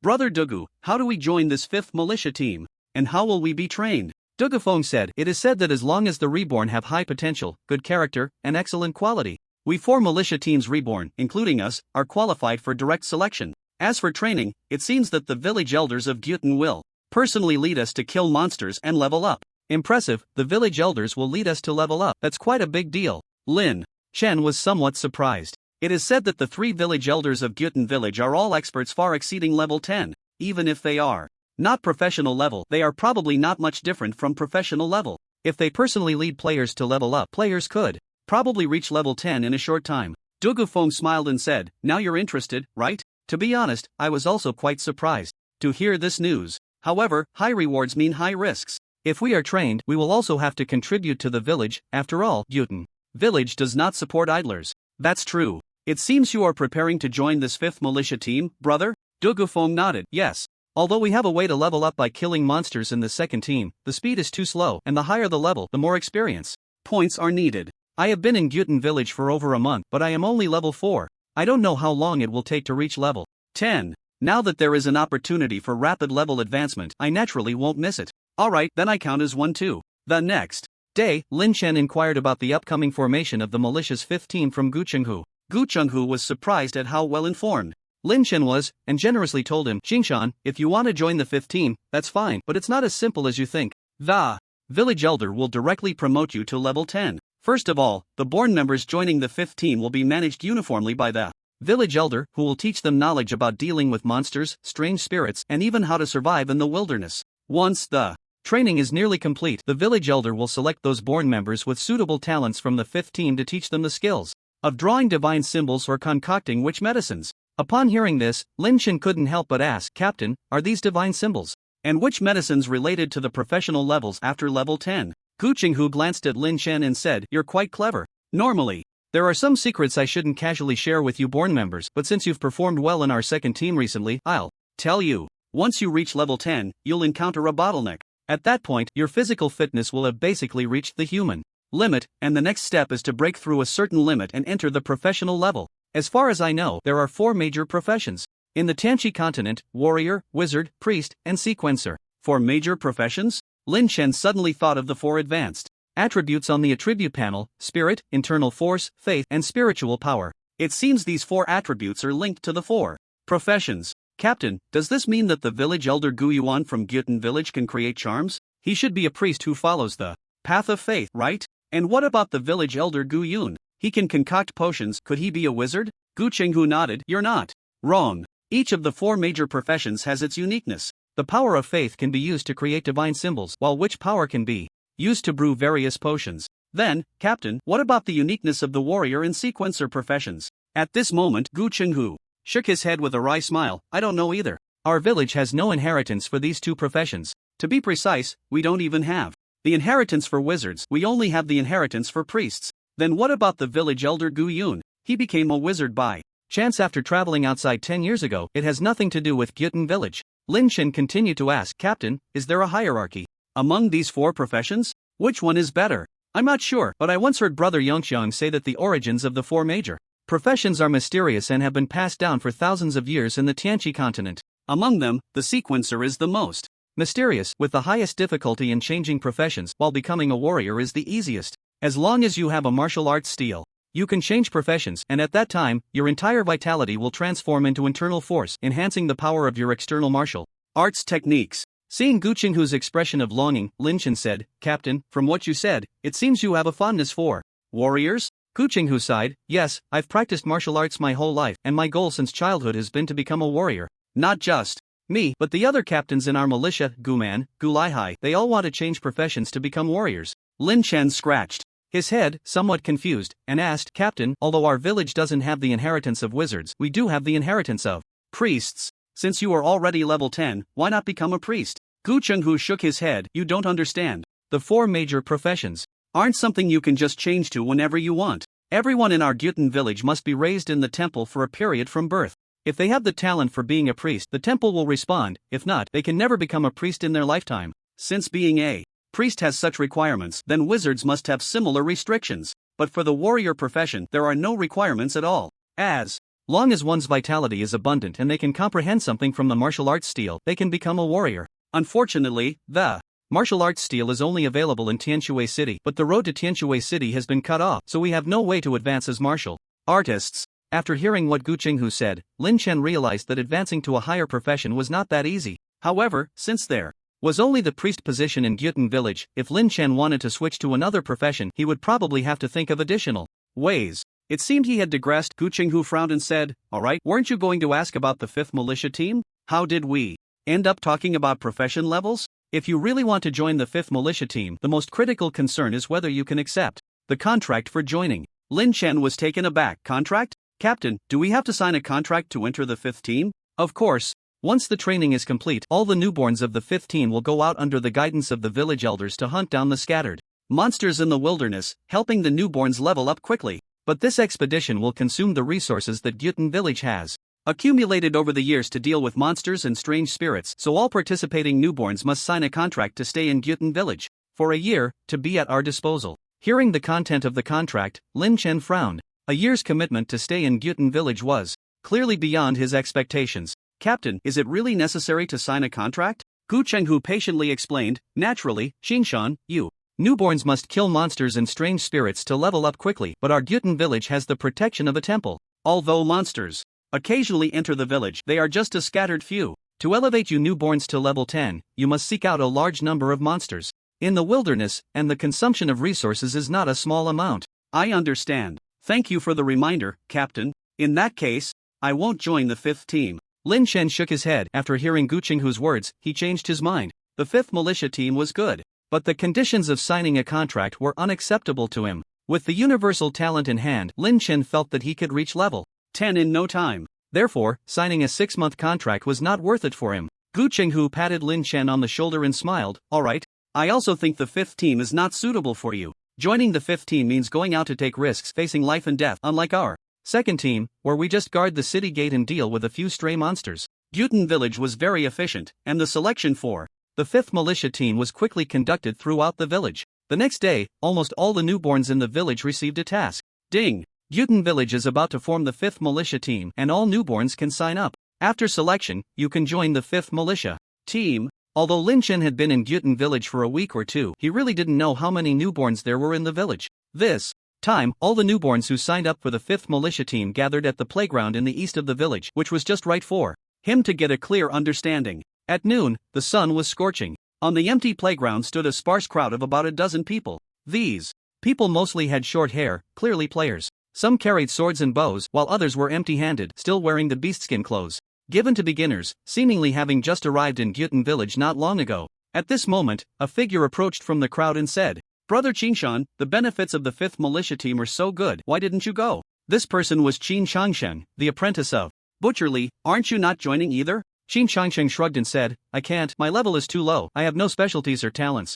Even if I sign up, I wouldn't last until the end. Unlike you, brother, as a reserve member of the militia team, once you reach level 5, you'll definitely be a core member of the militia team." Lin Chen smiled and looked at him. "Did you check me out? Hey, look at what you're saying. I'm a game merchant. There aren't many players in our Gyutan village, and I know all the high-level players. Just asking around, I can definitely find out." Qin Changsheng flattered, "But I've been in the village for so long, and there really hasn't been anyone who could join the militia team at level 1. Brother Qinshan will definitely be a great master in the future. Thanks. By the way, there are quite a few players in our village. Do you know them all?" To say I know them all wouldn't be accurate. Mainly, my master is a pig butcher, and I've been in Gyutan long enough to have seen most of the players in the village, but I'm not familiar with the newcomers. Qin Changsheng pointed. "Look at the players in the back row of the playground, I haven't seen them before. They probably just arrived in Gyutan in the last few days." Lin Chen curiously asked, "So how many players are there in Gyutan?" Qin Changsheng replied, "Including the ones here, probably less than 50.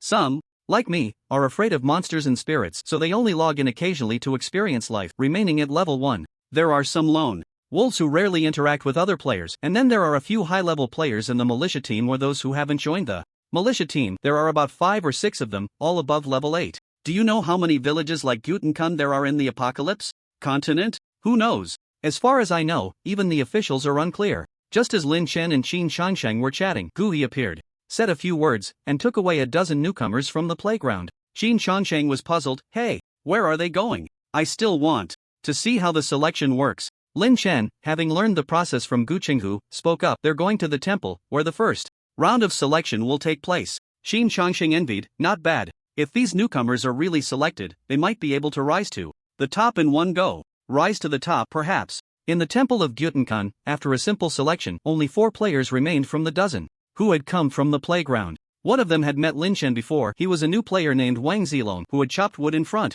of Gu Yongxian's house that day. Wang Zilong thought that the legendary militia team 5 only had the 4 of them selected, but unexpectedly, a few players wearing militia uniforms arrived shortly after. These players were already members of the militia team, so they didn't need to go through the selection to join militia team 5. Wang Zilong had been in Gyutan for several days and knew that players who could join the militia team were all above level 5, and he couldn't help but show a look of envy. "Bro, I'm Wang Zilong, are you also from Earth?" Du Gufeng glanced at the newcomer who had approached and nodded. Although joining militia team 5 required signing a contract to serve Gyutan for half a year, the temptation of jumping straight to level 10 made Du Gufeng unable to resist joining. Besides Du Gufeng, there was also a level 5 player named Zhu Chang from Team 1 and a level 5 fat guy named Chen Duoduo from Team 3 who joined militia team 5 as well. Outside the temple hall, Gui looked at the crowd and said solemnly, "Welcome, newcomers, to militia team 5. This team is specially prepared for you newcomers, and here, you will grow rapidly." On the other side, Lin Chen brought 3 Shahong fruit white to the treasury outside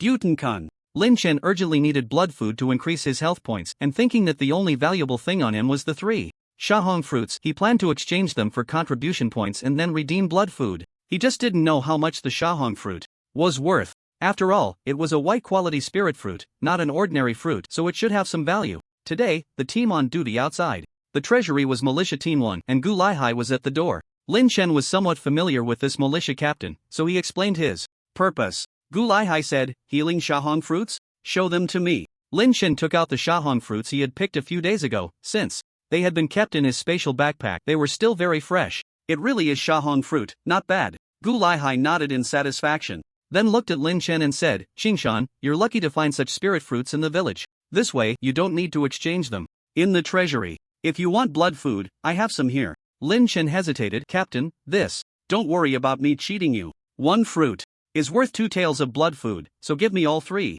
If you exchange them in the treasury, you probably won't even get 1 tael of blood food for 3 fruits. Wow, 1 fruit for 2 taels of blood food. That means 3 fruits would be 6 taels, or 300 grams of blood food." Lin Chen originally wanted to keep one as a backup, but it was more cost-effective to exchange for blood food right now. "Captain, I'll trade with you." "All right." Gu Laihai was delighted. He didn't hesitate and turned to enter the treasury, taking out a fist-sized, fresh, wriggling piece of blood food and handed it to Lin Chen. "In the future, if you find materials or heavenly treasures dropped by monsters, you can come to me for exchanges. I guarantee what you get will be more worthwhile than what the village elder Gu Yuan gives you. That old man loves to cheat the newborns out of their treasures." "There's this layer too." Lin Chen understood. Damn it, he had already exchanged items in the treasury twice, which meant he had been cheated by Gu Yuan twice. "Gu Laihai, you little brat, stop slandering me." Gu Yuan, who had just walked out of the treasury, immediately turned as black as coal upon hearing Gu Laihai's words. Although he was one of the village elders of Gu Tan village, it seemed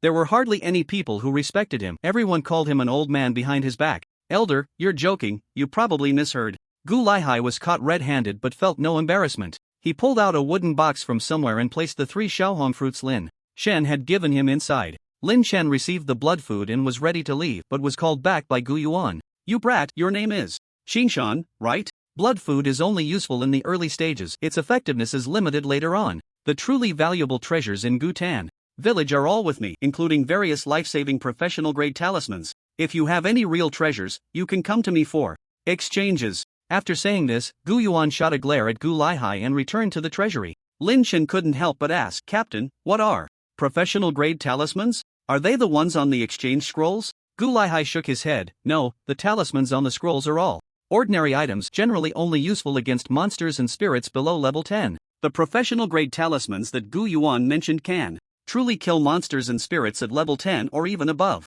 The monster-repelling talisman we used outside the city last time was a semi-finished professional-grade talisman. You saw its power. Even a major monster like the Shinya had little resistance after being released at close range. However, these things are very valuable. Even I have never used one." "That old man Gu Yuan is probably just trying to bait you." Lin Chen scratched his head. "All right." However, Lin Chen felt that Gu Yuan's words were likely hinting at something, probably related to the soul artifacts he had mentioned before. So Gu Yuan meant that if he had a soul artifact, he could go to him to exchange for professional-grade talismans? Unfortunately, he had already used that ghost stone soul artifact. After handling matters in the apocalypse world, Lin Chen consumed a small piece of blood food and logged off to go slaughter some cattle. However, the slaughterhouse Lin Chen found was ultimately a small factory. According to Boss Zhu of the factory, in just 3 days, Lin Chen had already slaughtered all the beef quota for the month. If he wanted to slaughter more cattle, he could, but it would require extra payment. Lin Chen was helpless. He needed to quickly maximize the benefits of the blood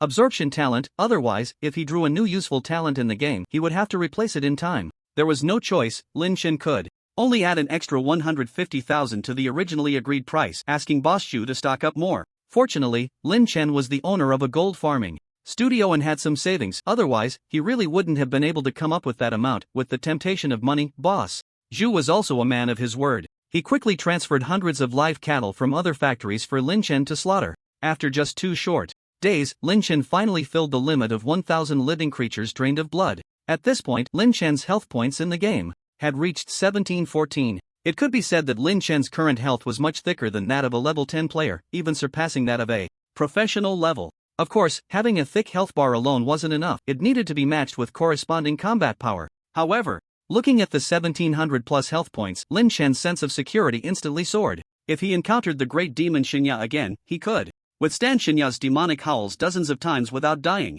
On this day, Lin Chen logged into the apocalypse world as usual. In the early Morning, Lin Chen simply washed his hands and began to draw today's talent. Ding! You have drawn the green talent Demon Slayer. Demon Slayer, green talent. The holder of this talent deals 20% more damage to demons but will attract the attention and hatred of demons. Looking at this green talent, Lin Chen raised an eyebrow. It was a good talent, excellent for slaying demons. Unfortunately, it also had a negative effect, as it would additionally attract the hatred of demons. If he equipped this talent, the probability of being attacked by demons would greatly increase in future encounters. Even though Lin Chen currently had a robust health pool, he didn't want to put himself in danger, challenging a weakness that could cost him his life. What a pity, the white talents I drew a few days ago were all useless, and now I finally get a green talent that I can't use. Lin Chen shook his head slightly, sighed, and then packed his things to join the second team on duty. It is worth mentioning that the strange spirit that invaded Gyutin village last time had not been spotted since, and it was unknown where it was hiding.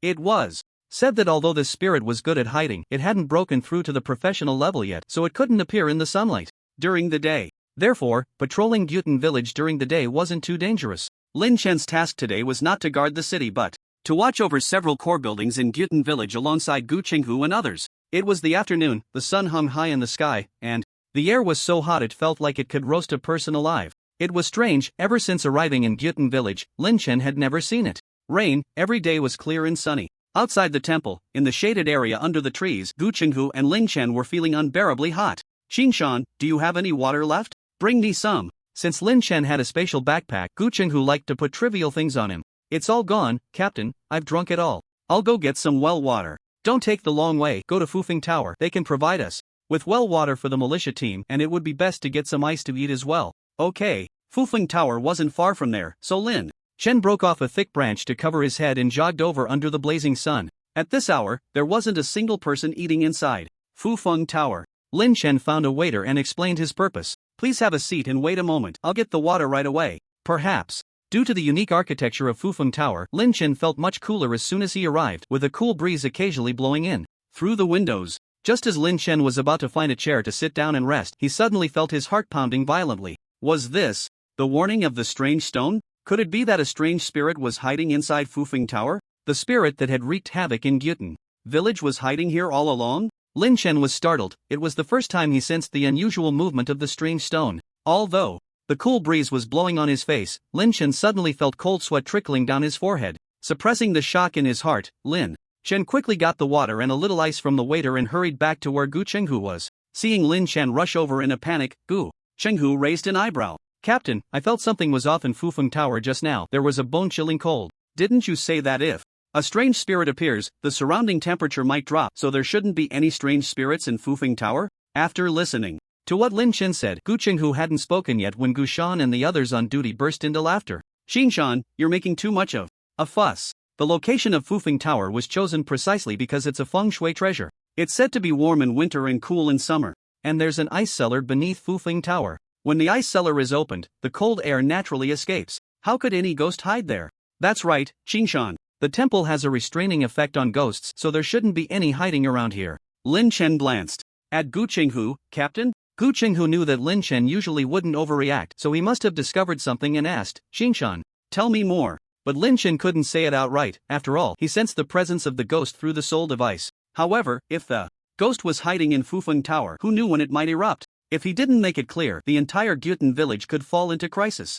After thinking for a moment, Lin Chen leaned close to Gu Qinghu's ear and said, Captain, there really is a ghost. I can sense its presence up close. When I entered Fufeng Tower, I initially didn't feel anything strange, but I noticed something was off near the window in the southwest corner of the first floor. Gu Qinghu's eyes widened immediately. Really? Really, I have no reason to lie. Although Gu Qinghu was surprised that Lin Chen could sense the ghost, he knew that the born ones had special abilities, so it didn't seem impossible for Lin Chen to sense the ghost up close. Good kid, you've given me a big surprise. Gu Qinghu patted Lin Chen's shoulder vigorously and then instructed Gu Shan and the others to disperse and notify people. Although I believe what you said, we still need to use the divine talismans made by that old man Gu Yuan to verify whether the ghost is really hiding in Fufeng Tower. Let's go to the treasury first. Gu Qinghu then took Lin Chen to the treasury, where Gu Yuan was located. In the treasury, Gu Qinghu didn't mention Lin Chen's ability to sense ghosts but said he might have found the ghost's hiding place and needed the divine talismans to confirm it. Regarding the hidden ghost in the village, Gu Yuan, who had been disturbed from his nap, didn't dare to be negligent. He quickly took out more than 10 ghost-sensing talismans worth 50 contribution points each. But seemingly, considering something, Gu Yuan also took out a red divine talisman which looked like an upgraded version of the ghost-sensing talisman. Previously, Gu He and I used quite a few ghost-sensing talismans to search for the hidden ghosts in the village, but we never found any traces. Perhaps the quality of the ghost-sensing talismans wasn't enough to detect the ghosts that are good at hiding. You can take this demigod talisman to use. It was evident that the upgraded ghost-sensing talisman seemed to be on the same level as the demon-shocking talisman, and Gu Yuan showed a bit of pain when he took out this talisman. After leaving the treasury, Gu Qinghu smiled and said, "This old man is usually stingy, but I didn't expect him to be willing to take out good stuff for something important." Lin Chen then followed Gu Qinghu to the outside of Fufeng Tower. Upon arriving, Lin Chen noticed that many members of the militia team led by Gu Laihai and the militia team of Gu Man had gathered here. Including their team, there were nearly 30 militia members present. Lin Chen also saw a level 9 player, Chang Kongqua, from one of the teams. He was wearing the militia uniform, with a bow and arrow and a long knife strapped to his waist, his expression cold. As a fellow militia player, Chang Kongqua nodded at Lin Chen, acknowledging him. Gu Qinghu looked around and asked, "Where's Gu He?" "He went to the temple and will be here soon." Gu Man couldn't help but ask, "Qinghu, how are you so sure there's a ghost in Fufeng Tower?" Gu Qinghu didn't plan to reveal Lin Chen's matter and changed the subject. "I have my ways. I just asked that old man for a batch of ghost-sensing talismans. We'll split them up and surround Fufeng Tower in batches later to prevent the ghost inside from escaping." Perhaps the commotion from the gathering militia was too loud, and many brave villagers from Gyutan village also came over from a distance to watch. Lin Chen received Gu Qinghu's reminder to stay far away when the battle started and then joined the crowd of villagers. After all, with so many people and a big target, if the eerie spirit broke through the militia's encirclement, he could take advantage of the chaos to escape. However, Lin Chen's militia uniform made him too conspicuous. Many civilians saw Lin Chen approaching and immediately distanced themselves, as if he were a source of danger. Lin Chen awkwardly touched his nose and had no choice but to return to the militia. Gu Qinghu smiled at Lin Chen's actions, then walked over and handed him a defensive talisman worth 80 contribution points. "This is for you. Remember to protect yourself when the battle starts." Knowing that Lin Chen could sense the eerie spirit, his regard for Lin Chen naturally rose a level. To deal with the eerie spirit, besides using talismans made from ancient sources, some special external techniques could also inflict damage. However, there were not many in the militia who could learn such precious external techniques, totaling only a little over 10 people. Subsequently, Gu Laihai, Gu Qinghu, and others divided the militia into two teams, with those capable of inflicting damage on the eerie spirit standing in the front row to besiege it, while the remaining militia stood on the periphery to protect the civilians. Lin Chen only had the star arrow technique as an attack method, which couldn't harm the eerie spirit, so he naturally stood in the back row. At this time, the waiter, chef, and manager from the Fufeng building had already been brought out and checked with talismans. They were not parasitized by the eerie spirit. If there were indeed an eerie spirit inside the Fufeng building, it could only be hiding within the structure itself. Soon, the militia, having deployed their attack plan, began to take action. 4 people stepped out from the militia, surrounding the 4 corners of the Fufeng building, holding ordinary eerie detection talismans that they activated. The talismans quickly ignited, and wisps of blue smoke spiraled in the air, lingering for 3 or 4 breaths before dissipating. Gu Man, seeing this scene, licked his lips, revealing an excited expression. "Interesting, there really is something?" It should be noted that after using the eerie detection talisman, it typically conjures blue smoke to track the nearby eerie spirit's traces. If there is no eerie spirit, the blue smoke will quickly dissipate. If there is, the blue smoke will naturally track the eerie spirit. However, in either case, it wouldn't behave like now, where the blue smoke seemed to wander aimlessly in the air for a few breaths before disappearing.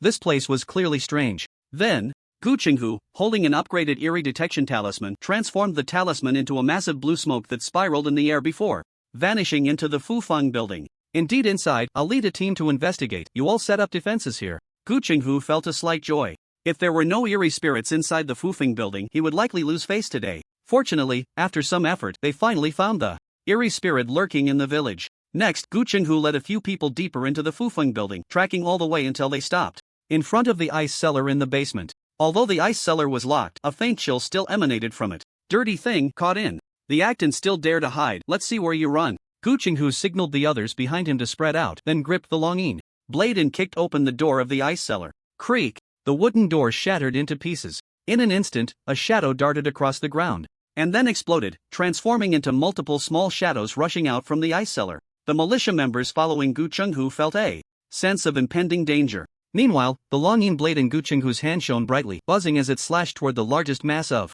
black shadow. Ah! A sharp scream came from within the shadow. But the shadow did not dissipate, it merely dimmed, changing from a deep black to a transparent color. Gu Chenghu frowned slightly and said, "Everyone, attack. Don't let these dirty things escape too much." Then everyone joined in, primarily using the Yang Flame Blade technique to launch attacks at the scattered black shadows. At this moment, outside the Fufeng building, Gu Man and Gu Laihai also heard the commotion, feeling a sense of urgency. Suddenly, several black shadows darted out from the basement of the Fufeng building, fleeing chaotically along the shadowed areas. Gu Man was the first to act. He bit his finger, drew a strange pattern on the Qingfeng longsword, and then slashed, extinguishing a small black shadow in front of him. Is this the spirit binding technique? The heat was intense on the outskirts, where Lin Chen observed that the spirit binding technique was said to be a specialized external skill for dealing with ghostly spirits, but it required the user to draw patterns on their weapons using their own blood before use. To some extent, the spirit binding technique was more suitable for dealing with ghostly spirits than the Sunblade technique.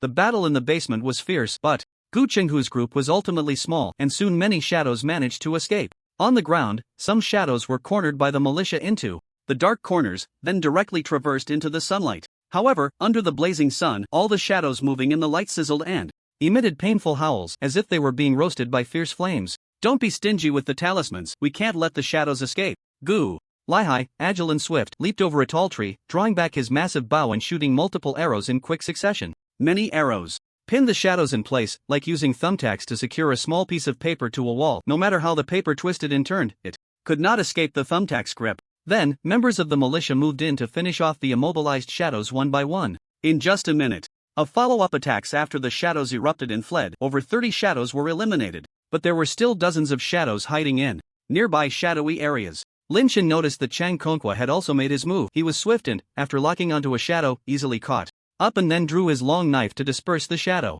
He was also using the Sun Blade technique. One by one, the eliminated shadows increased, and all the eliminated shadows left behind a pile of ashes. This substance was called ghostly spirit ashes, which had a wide range of uses. Lin Chen wanted to enhance the monitoring range of his soul weapon, and he needed this stuff. A good thing, but unfortunately he hadn't participated in the battle, so it wasn't his share. Just when everyone thought that the ghostly spirit, which had transformed into multiple shadows, was about to be eliminated, a sudden scream came from the outskirts. "Ah, help me!" A shadow had somehow slipped into the militia crowd and climbed into one person's shadow. The shadow frantically bit at the militia's shadow, quickly devouring that person's arm, and with the disappearance of the shadow, the militia's real arm vanished as if it had been torn off by a wild beast, disappearing without a trace. After consuming a shadow hand, the shadow instantly solidified and grew larger. What the hell? Lin Chen was astonished at this scene. Was this the strange ability of the ghostly spirit? No wonder the people of Gutan village occasionally dared to go out and exterminate monsters but avoided ghostly spirits at all costs. It turned out that the ghostly spirit's abilities were too overpowered. If one didn't know the ghostly spirit's attack methods, it was easy to fall into its trap. We found the main body of this guy, surround and rescue. Gu Laihai, seeing this scene, was also somewhat surprised. Previously, the shadow spirit had rampaged in Gutan village, but it had only hidden in shadows, sucking the essence of several people. Now, besides being able to consume human essence, the shadow spirit could also devour human shadows to restore its abilities, a capability that was clearly extremely rare among ghostly spirits. If this ghostly spirit were to escape, it would be difficult to catch it again. Gu Laihai's expression turned serious, and then he pulled back his longbow, shooting 3 arrows in quick succession. The shadow spirit's main body on the ground was also very perceptive. Sensing the danger, it immediately fled from the previous person's shadow and dashed off into the distance. Under the sunlight, although the shadow spirit's main body was also sizzling, it clearly could withstand the burning damage. Not good.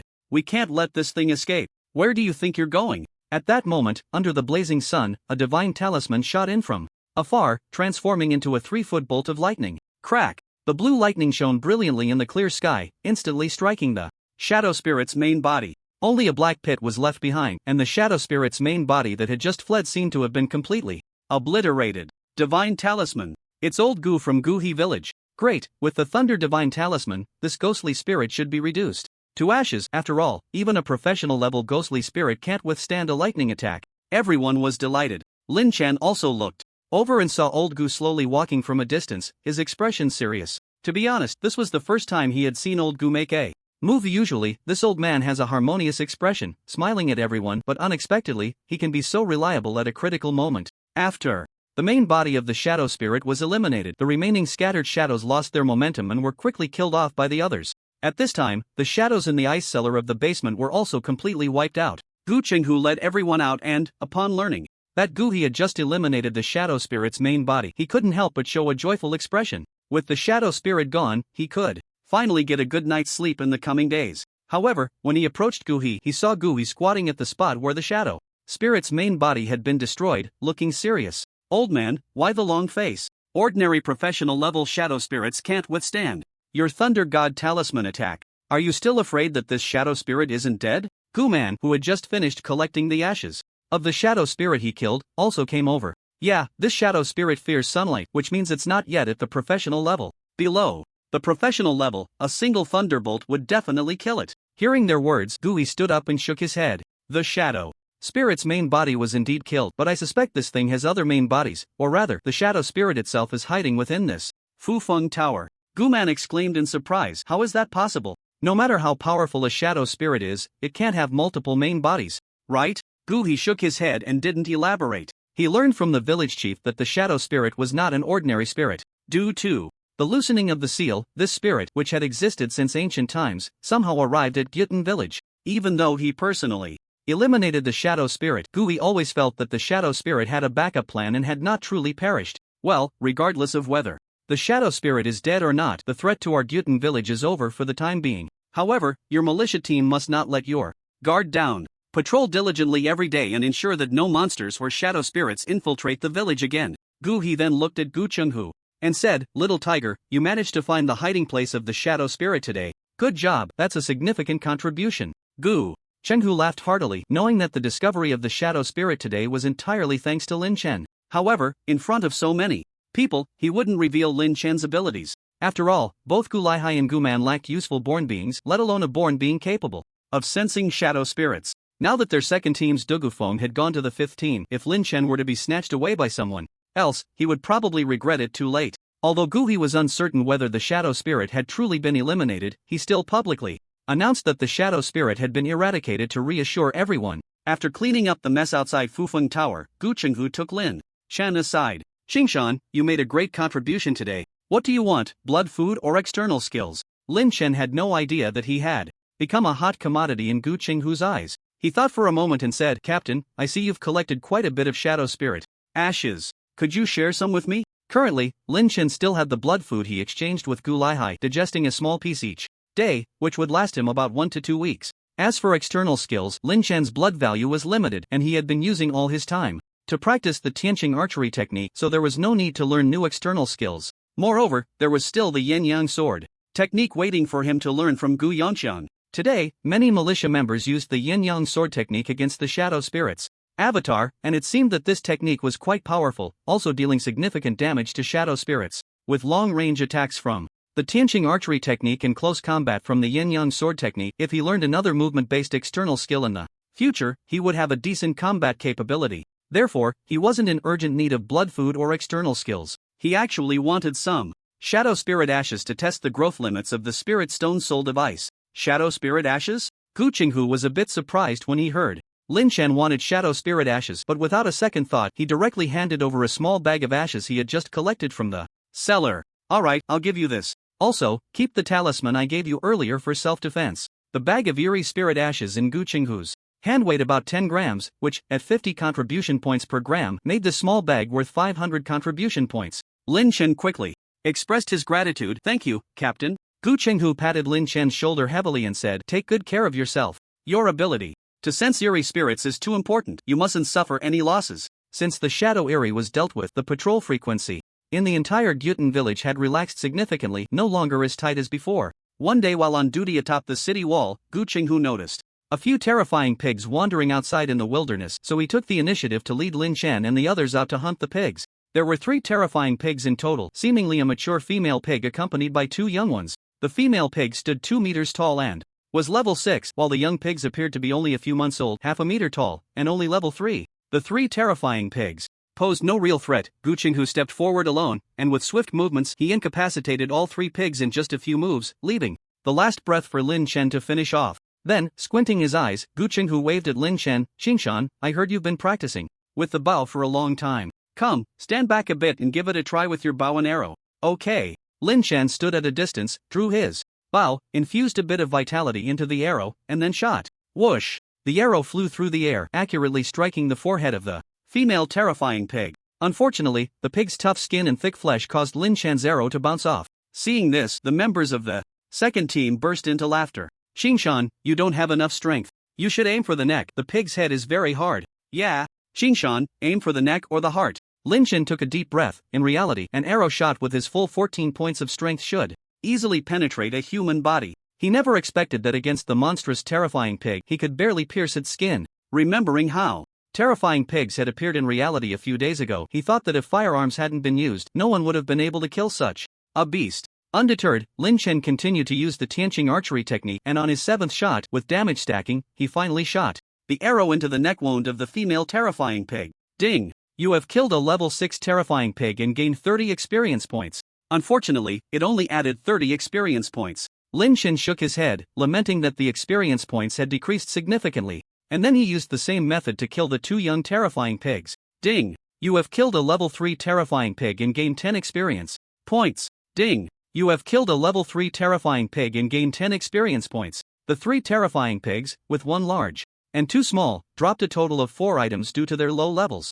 Terrifying Pig Compendium White, a compendium documenting the species, habits, and weaknesses of terrifying pigs, an exclusive item for the born, allowing permanent viewing of the pig's status, vitality, and other attributes after use. Terrifying Pig Meat White, flesh and blood of a monster containing demonic power, which can be consumed by those with strong physiques to slightly increase attributes, but excessive consumption may lead to demonization. The first 2 items were dropped by the level 6 female terrifying pig, while the 2 young pigs each dropped a low-level demon blood white. Although these were just 4 items of white quality, both Lin Chen and Gu Qinghu were quite satisfied with the drops. After learning that the terrifying pig meat was useful to Gu Qinghu, Lin Chen chose the terrifying pig compendium and a portion of low-level demon blood. Now he possessed the compendiums for both the terrifying pig and the heart-eating wolf, finally gaining the ability to investigate the attributes and status of these 2 types of monsters. In the following days, while on duty at the city wall, Lin Chen was taken by Gu Qinghu to hunt down solitary monsters in the wilderness below the wall. Lin Chen could sense that Gu Qinghu seemed very eager to level him up. Once, Lin Chen inquired about this matter, and Gu Qinghu said, I heard that the newborns from Team 5 have already started trying to go out and kill demons. You, my boy, actually gave up the chance to directly advance to level 10 and stayed in our team too. As the captain, I naturally can't let you suffer, so I must promote you to level 10 no matter what. Lin Chen naturally didn't believe this. He felt that Gu Qinghu's help was likely related to his ability to sense the eerie spirits. Of course, Lin Chen wouldn't bring it up. After all, it would be foolish not to take advantage of a good opportunity. Having a powerful expert to kill demons while he dealt the finishing blow was simply delightful. For 3 or 4 consecutive days, even when it wasn't Team 2's turn for duty, Gu Qinghu would take Lin Chen to hunt demons. Unfortunately, Gutan village was protected by a temple, making it a forbidden zone for most demons, and only a few solitary demons would wander nearby. Over the course of several days, neither Gu Qinghu nor Lin Chen encountered high-level demons, only 3 level 5 terrifying boars and 1 level 7 heart-devouring wolf. The items dropped by these demons were naturally split between Lin Chen and Gu Qinghu.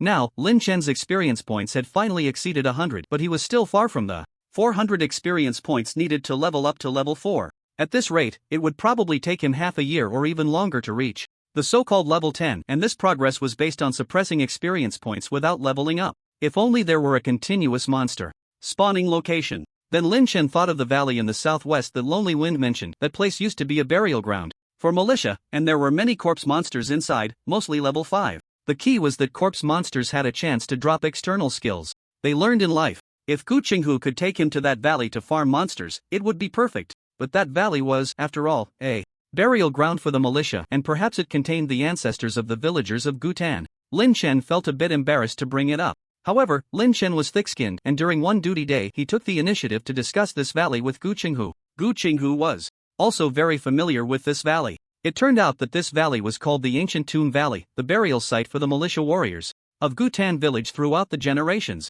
But since the Ancient Tomb Valley was inhabited by an eerie spirit causing the corpses within to undergo mutations, Gutan village no longer buried the militia's bodies there. Gu Qinghu showed a thoughtful expression. You want to go to the Ancient Tomb Valley to level up? It's not impossible. Lin Chen was just trying to inquire, but he didn't expect Gu Qinghu to actually agree. He immediately asked in surprise, Captain, really? Gu Qinghu nodded. Yes, you must have heard this news from the militia of Team 5.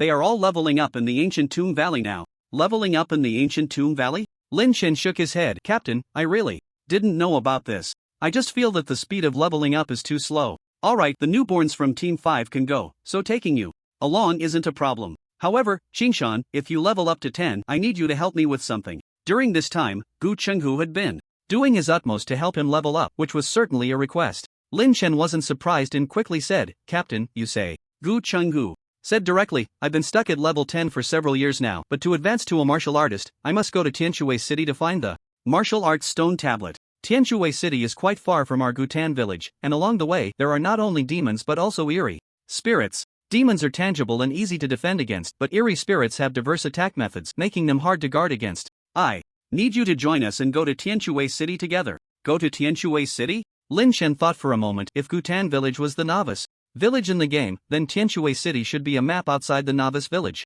Once he reached level 10, even if Gu Chenghu didn't mention it, Lin Chen would find a way to go to Tianshui City. Now that Gu Chenghu was helping him level up and he was just accompanying him to Tianshui City, Lin Chen was naturally willing to agree. Captain, are you saying that there will be many people there when the time comes? Gu Chenghu replied, of course, if nothing goes wrong, Guman and I will be responsible for leading the team, along with some members of the malicious 5th squad. Lin Chen asked, so training the malicious 5th squad is also to search for Tianshui City? That is indeed one of the reasons. Gu Chenghu nodded, then added, alright, while Gufun Valley poses little danger to me, it is still extremely perilous for you. You should rest well.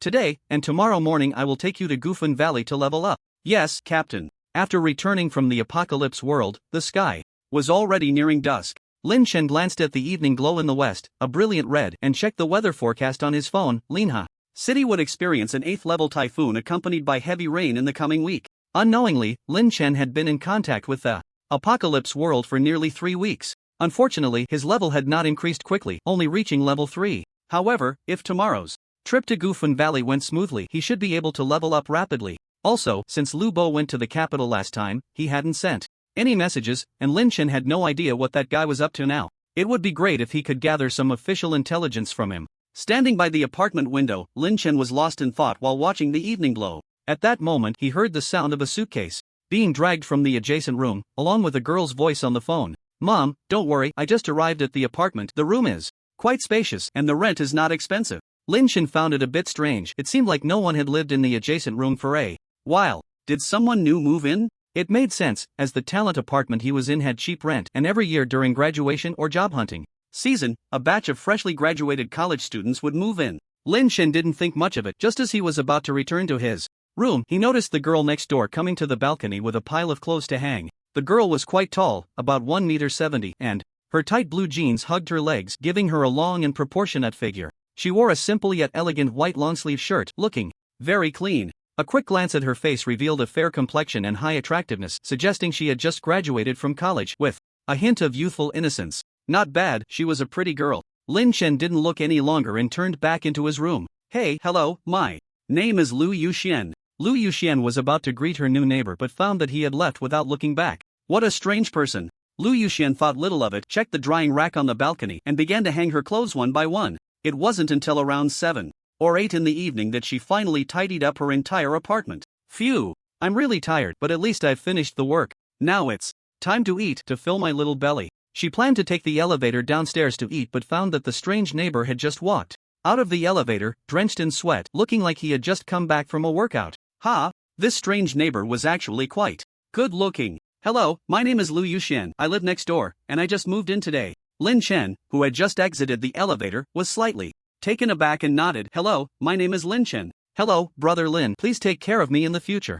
Lin Chen's first impression was that this girl named Lu Yuxian was very outgoing, talkative, and full of youthful energy. However, his mind was entirely focused on the apocalypse world, and he had little interest in girls. After all, dating would consume too much energy and time. After returning to his dorm, Lin Chen quickly washed up, then turned on his computer, opened a VPN, and entered a foreign gaming forum. Ever since he got involved with the apocalypse world, Lin Chen had not given up on searching for relevant information online, and just yesterday he finally made a discovery. The foreign gaming forum before him was a small site that had not been established for long, with most posts discussing games on Steam, but Lin Chen realized that these posts were merely a form of cover. On the small website, there are quite a few deeply hidden encrypted game threads, all discussing topics related to the apocalypse world. As for the encrypted passwords, they are the English translations of the Apocalypse World. Upon entering the encrypted hidden thread page, Lin Chen discovered a bold, blood-red post. #Tokyo Anomaly with hundreds of deaths, yet the government still chooses to conceal the news. There are many comments under the post, already numbering in the hundreds. Another case of a spirit invading reality has emerged. I remember the last time it happened was in North America, where over 10 people died. The situation is different this time. I heard this spirit is a professional grade spirit, and even the local government can't handle it. This matter is still dragging on. I'm in Tokyo. I went to see it from a distance. That place has become a death zone. Anyone who goes in dies. The government has already sealed off that area. I can't shake the feeling that the end of the world is near. The appearance of the Apocalypse game is a bad omen. Quickly develop in the game. Borrowing this post for an advertisement, I'm buying resources from the Apocalypse world at high prices. Trading with BT coins, safe and secure. Can DM me. Thank goodness I'm in China. China is a beautiful country and currently very safe. I'm in France, just finished participating in the Olympics, and it's very safe here too. On the encrypted website, this post has the highest view count, with comments ranging widely, many of which are nonsense. The commenters seem to come from all over the country, but Lin Chen feels that most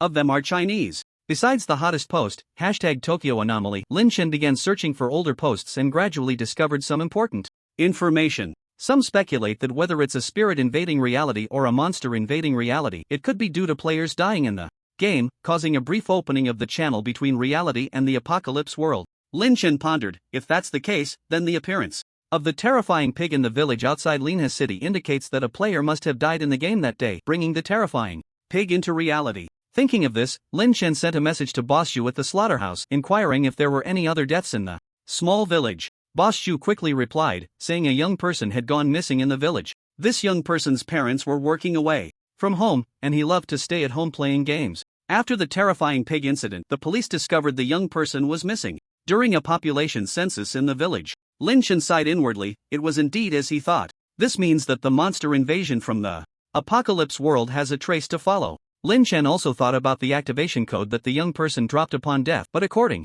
to the official speed, that activation code should have been taken by the authorities long ago. After browsing the encrypted website for a long time, Lin Chen found no more valuable posts, so he shut down the computer and prepared to rest. After all, he needed to conserve his energy for the next day's expedition to the ancient Tomb Valley to farm corpse monsters. At that moment, he heard water running from the next dormitory. It seemed that the girl named Lu Yuqian was taking a shower. The apartment had poor sound insulation, and the water noise lasted for more than half an hour. After that, Lin Chen gradually fell asleep. The next morning, Lin Chen had just finished breakfast and hadn't logged into the Apocalypse game when he saw flashes of lightning and heard thunder outside, with dark clouds gathering. Following that was a torrential downpour. Standing by the window, Lin Chen saw the beautiful girl Lu Yuqian from yesterday anxiously collecting her clothes. The rain was heavy, and the clothes she had hung out to dry yesterday were probably soaked through. However, Lin Chen had no time to concern himself with this. Seeing that it was almost time, he gently stroked the activation code on his wrist, and then his figure flickered and disappeared from the room.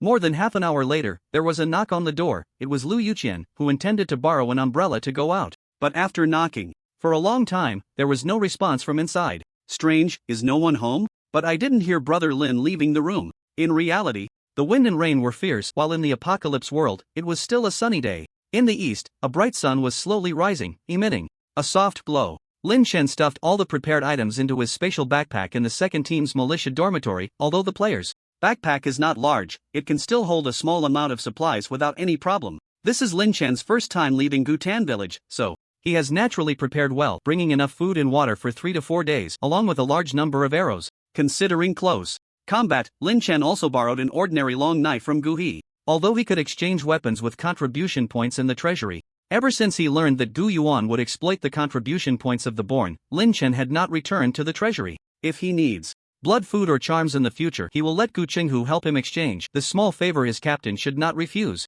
Seeing that it was almost time, Lin Chen prepared to meet Gu Qinghu at the south gate of the village. However, before that, he still needed to draw a talent. Since he drew the blood absorption talent last time, Lin Chen had not solidified any new talents. During this time, he did draw a green talent, Water Master, which allows him to breathe underwater for half an hour and increases his speed in water by 100%. To be honest, this talent is indeed useful, but he had never seen any large rivers or lakes near Gutan village, so this talent was of no use to him, and he chose not to solidify it.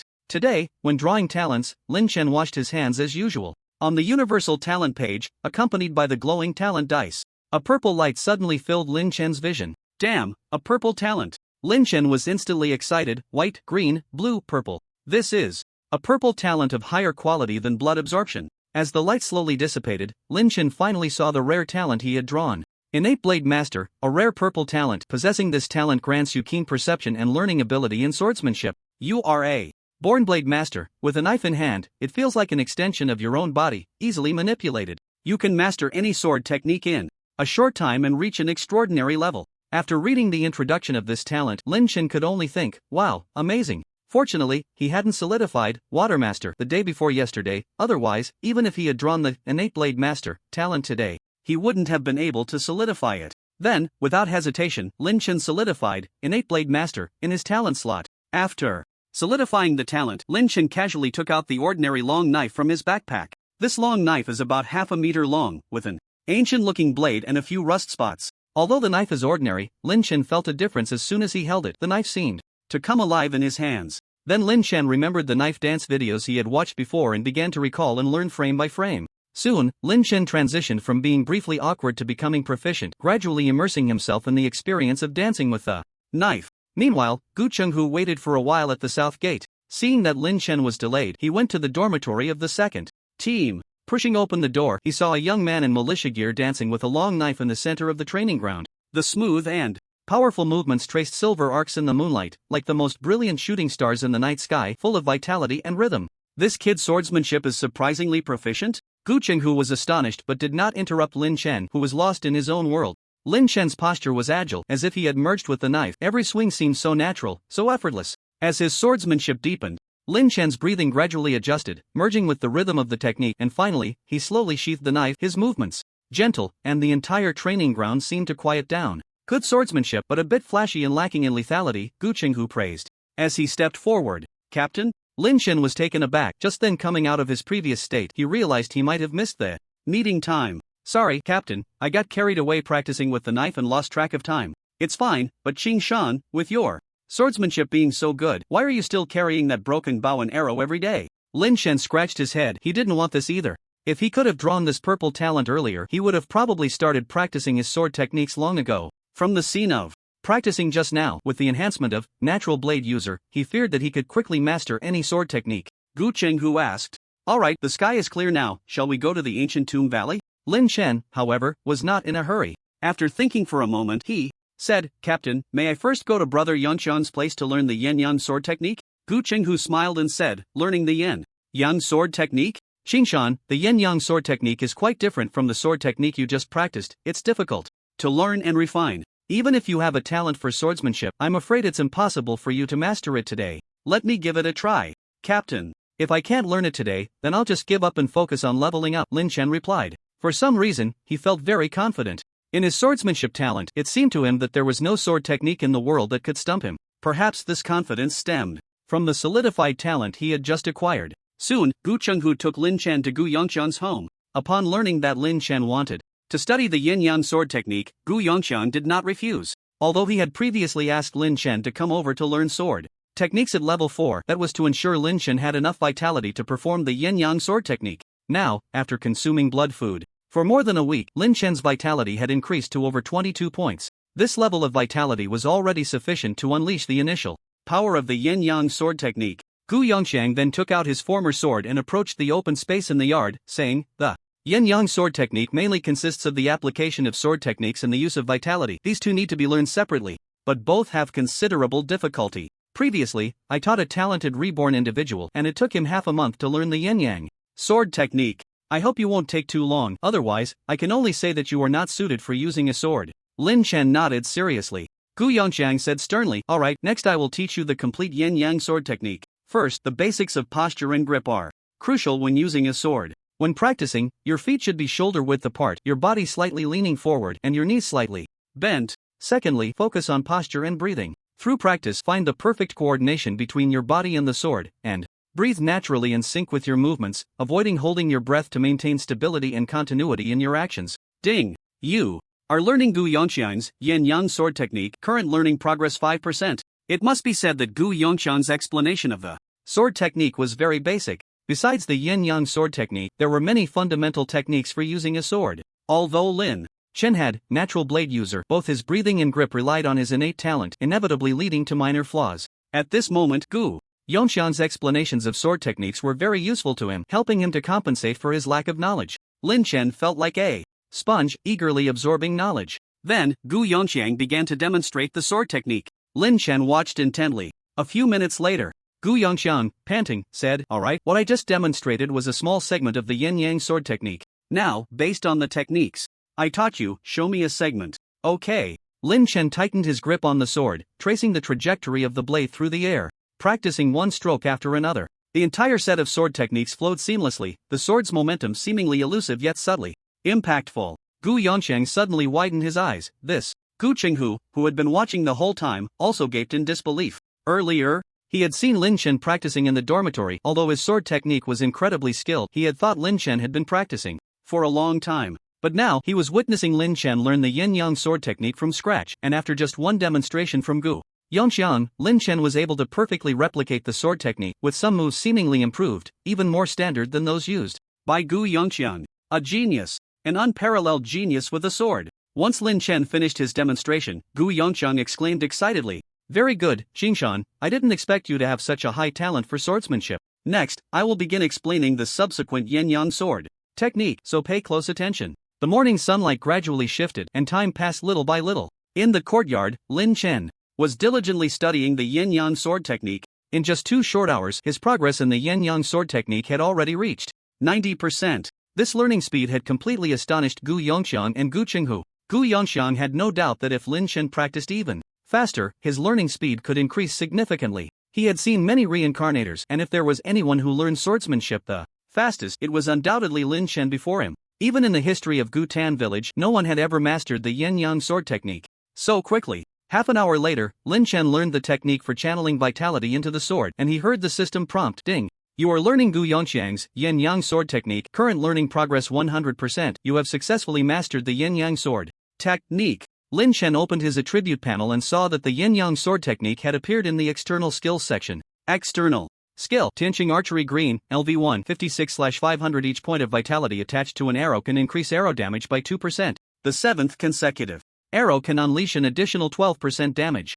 Yin-yang sword technique white, LV2, 343/800. Infusing at least 10 points of vitality into the sword can increase sword damage by 8%. If the infused vitality is double, the damage is also double. Note, the yin-yang sword technique can deal damage to ghostly spirits. After reading the damage description of the yin-yang sword technique, Lin Chen realized that the reason it was of white quality was probably due to its high consumption of vitality. Now, with only 24 points of vitality, he could only perform 2 strikes. However, the additional damage was much greater than that of Tianqing Archery. Of course, Lin Chen did not expect the yin-yang sword technique to directly reach level 2. It seemed his talent was indeed a bug, as he had automatically comprehended the external skill to level 2 just by mastering one sword technique. Then, Lin Chen practiced the yin-yang sword technique a few more times, and the proficiency on the panel increased rapidly. +10 growth. With Gu Yongxiang and Gu Qinghu, who were also proficient in the yin-yang sword technique, guiding him, after half an hour, Lin Chen's yin-yang sword technique surprisingly broke through to level 3. Yin-yang sword technique white, LV3, 89/1100.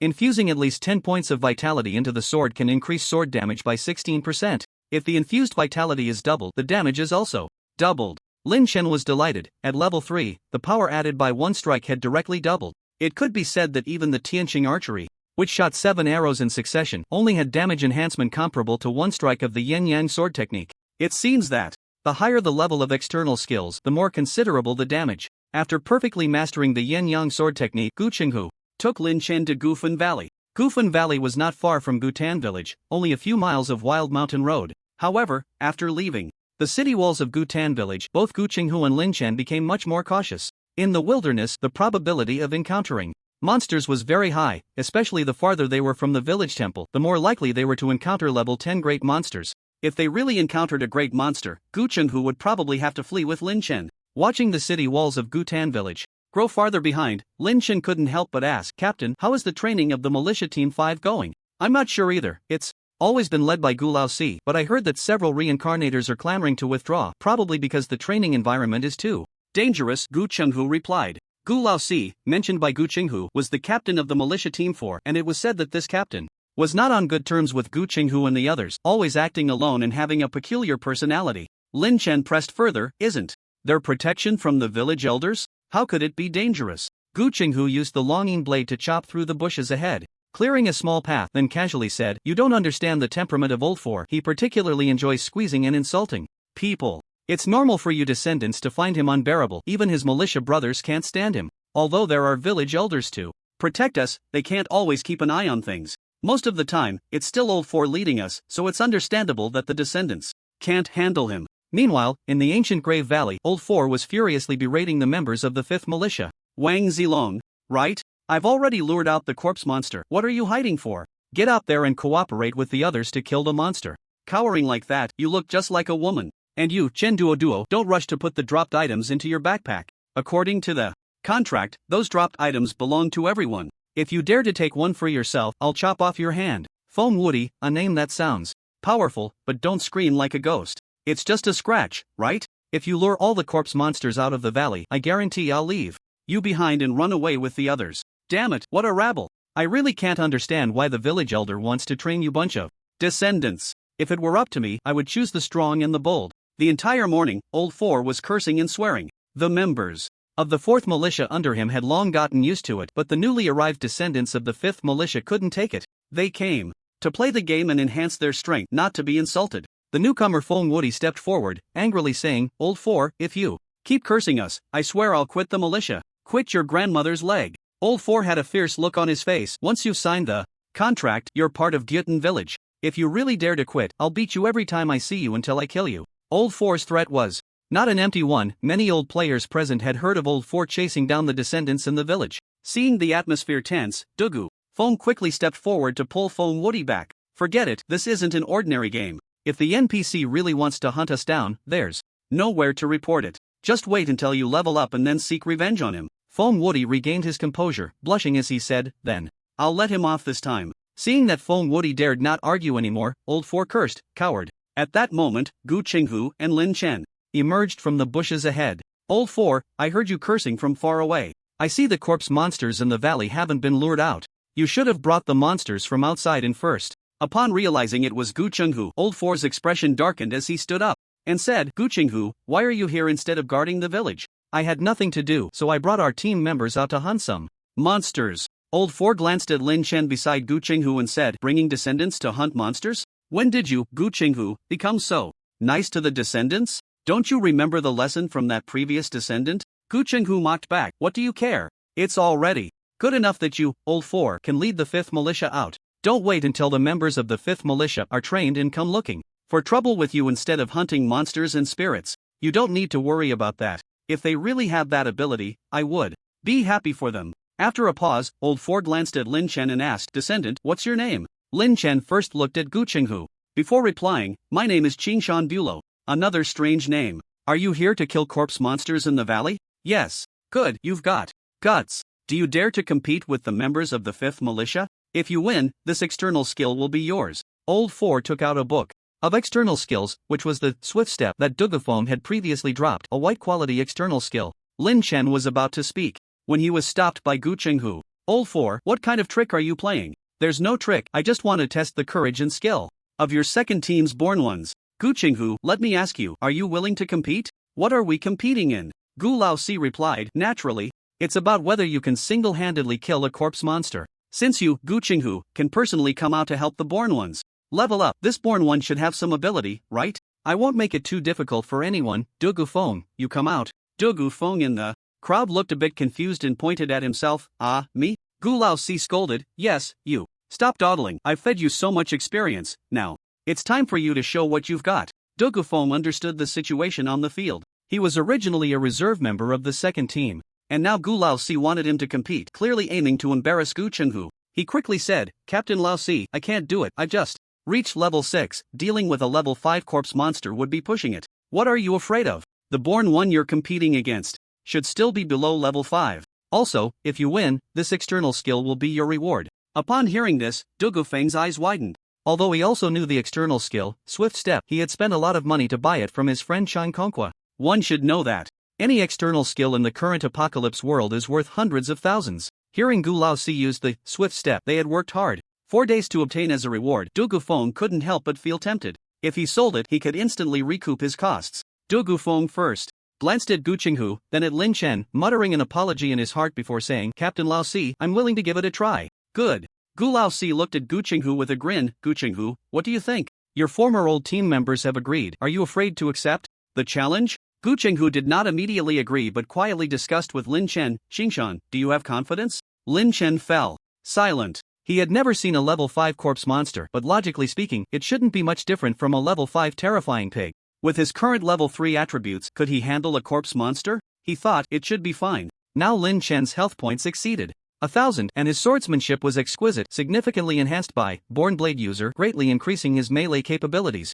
Regardless of whether he could deal with the corpse monster, at least Lin Chen could ensure his combat power was stronger than Dugufeng's. Gu Qinghu smiled. Alright, since you think it's fine, then I'll accept. But the stakes are a bit low, so I'll raise them a little. Saying this, Gu Qinghu turned to Gu Lao Si. Old Si, I've heard you have a lot of good stuff. How about this? Let's keep the previous bet, but let's also place a wager between us. I'll bet 2 pieces of green quality monster materials against you. If I lose, those 2 materials are yours. If you gather a bit more, you might be able to forge a spirit weapon. If I win, you bring out the divine water. Gu Lao Si raised an eyebrow. Divine water? So you've been eyeing this thing. In Gutan village, divine water is a true treasure, whether for ordinary people or born ones. Consuming divine water can enhance their attributes. However, the production of divine water in Gutan village has always been scarce, mainly supplied to the village chief and the 3 elders. The divine water in his hands was given to him by the village chief earlier. Gu Lao Si was a bit uncertain, so he called Dugufeng over.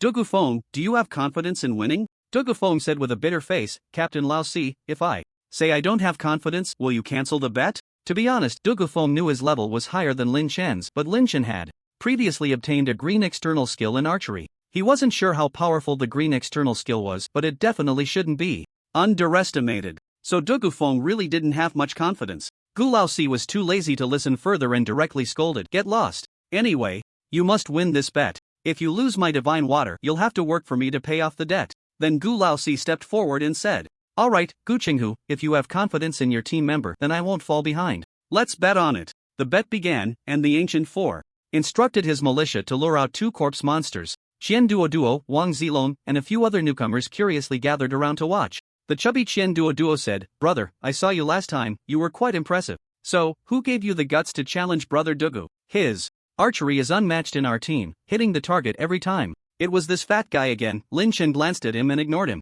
Wang Zilong also approached and whispered, Brother Qingshan, you can do it. Actually, we all want to see Ancient Four get a taste of defeat. Also, the corpse monster is a creature formed from the bodies of militia infected with some eerie energy. Its weakness is on the neck. By the way, the corpse monster is extremely fast when it runs. Thanks, brother. Lin Chen nodded. He had never dealt with a corpse monster before, and this information was quite useful to him. Soon, the first corpse monster was lured over. This corpse monster's body was made up of broken limbs and incomplete bones covered in rotting flesh and wriggling maggots. Logically, the blood and flesh on the corpse monster should have been decomposed by microorganisms long ago, but the one before him still had a lot of flesh and blood, just looking extremely disgusting and terrifying. As the corpse monster approached, a strong stench spread out. This smell was comparable to a mixture of 1,000-year-old feces and dead rats.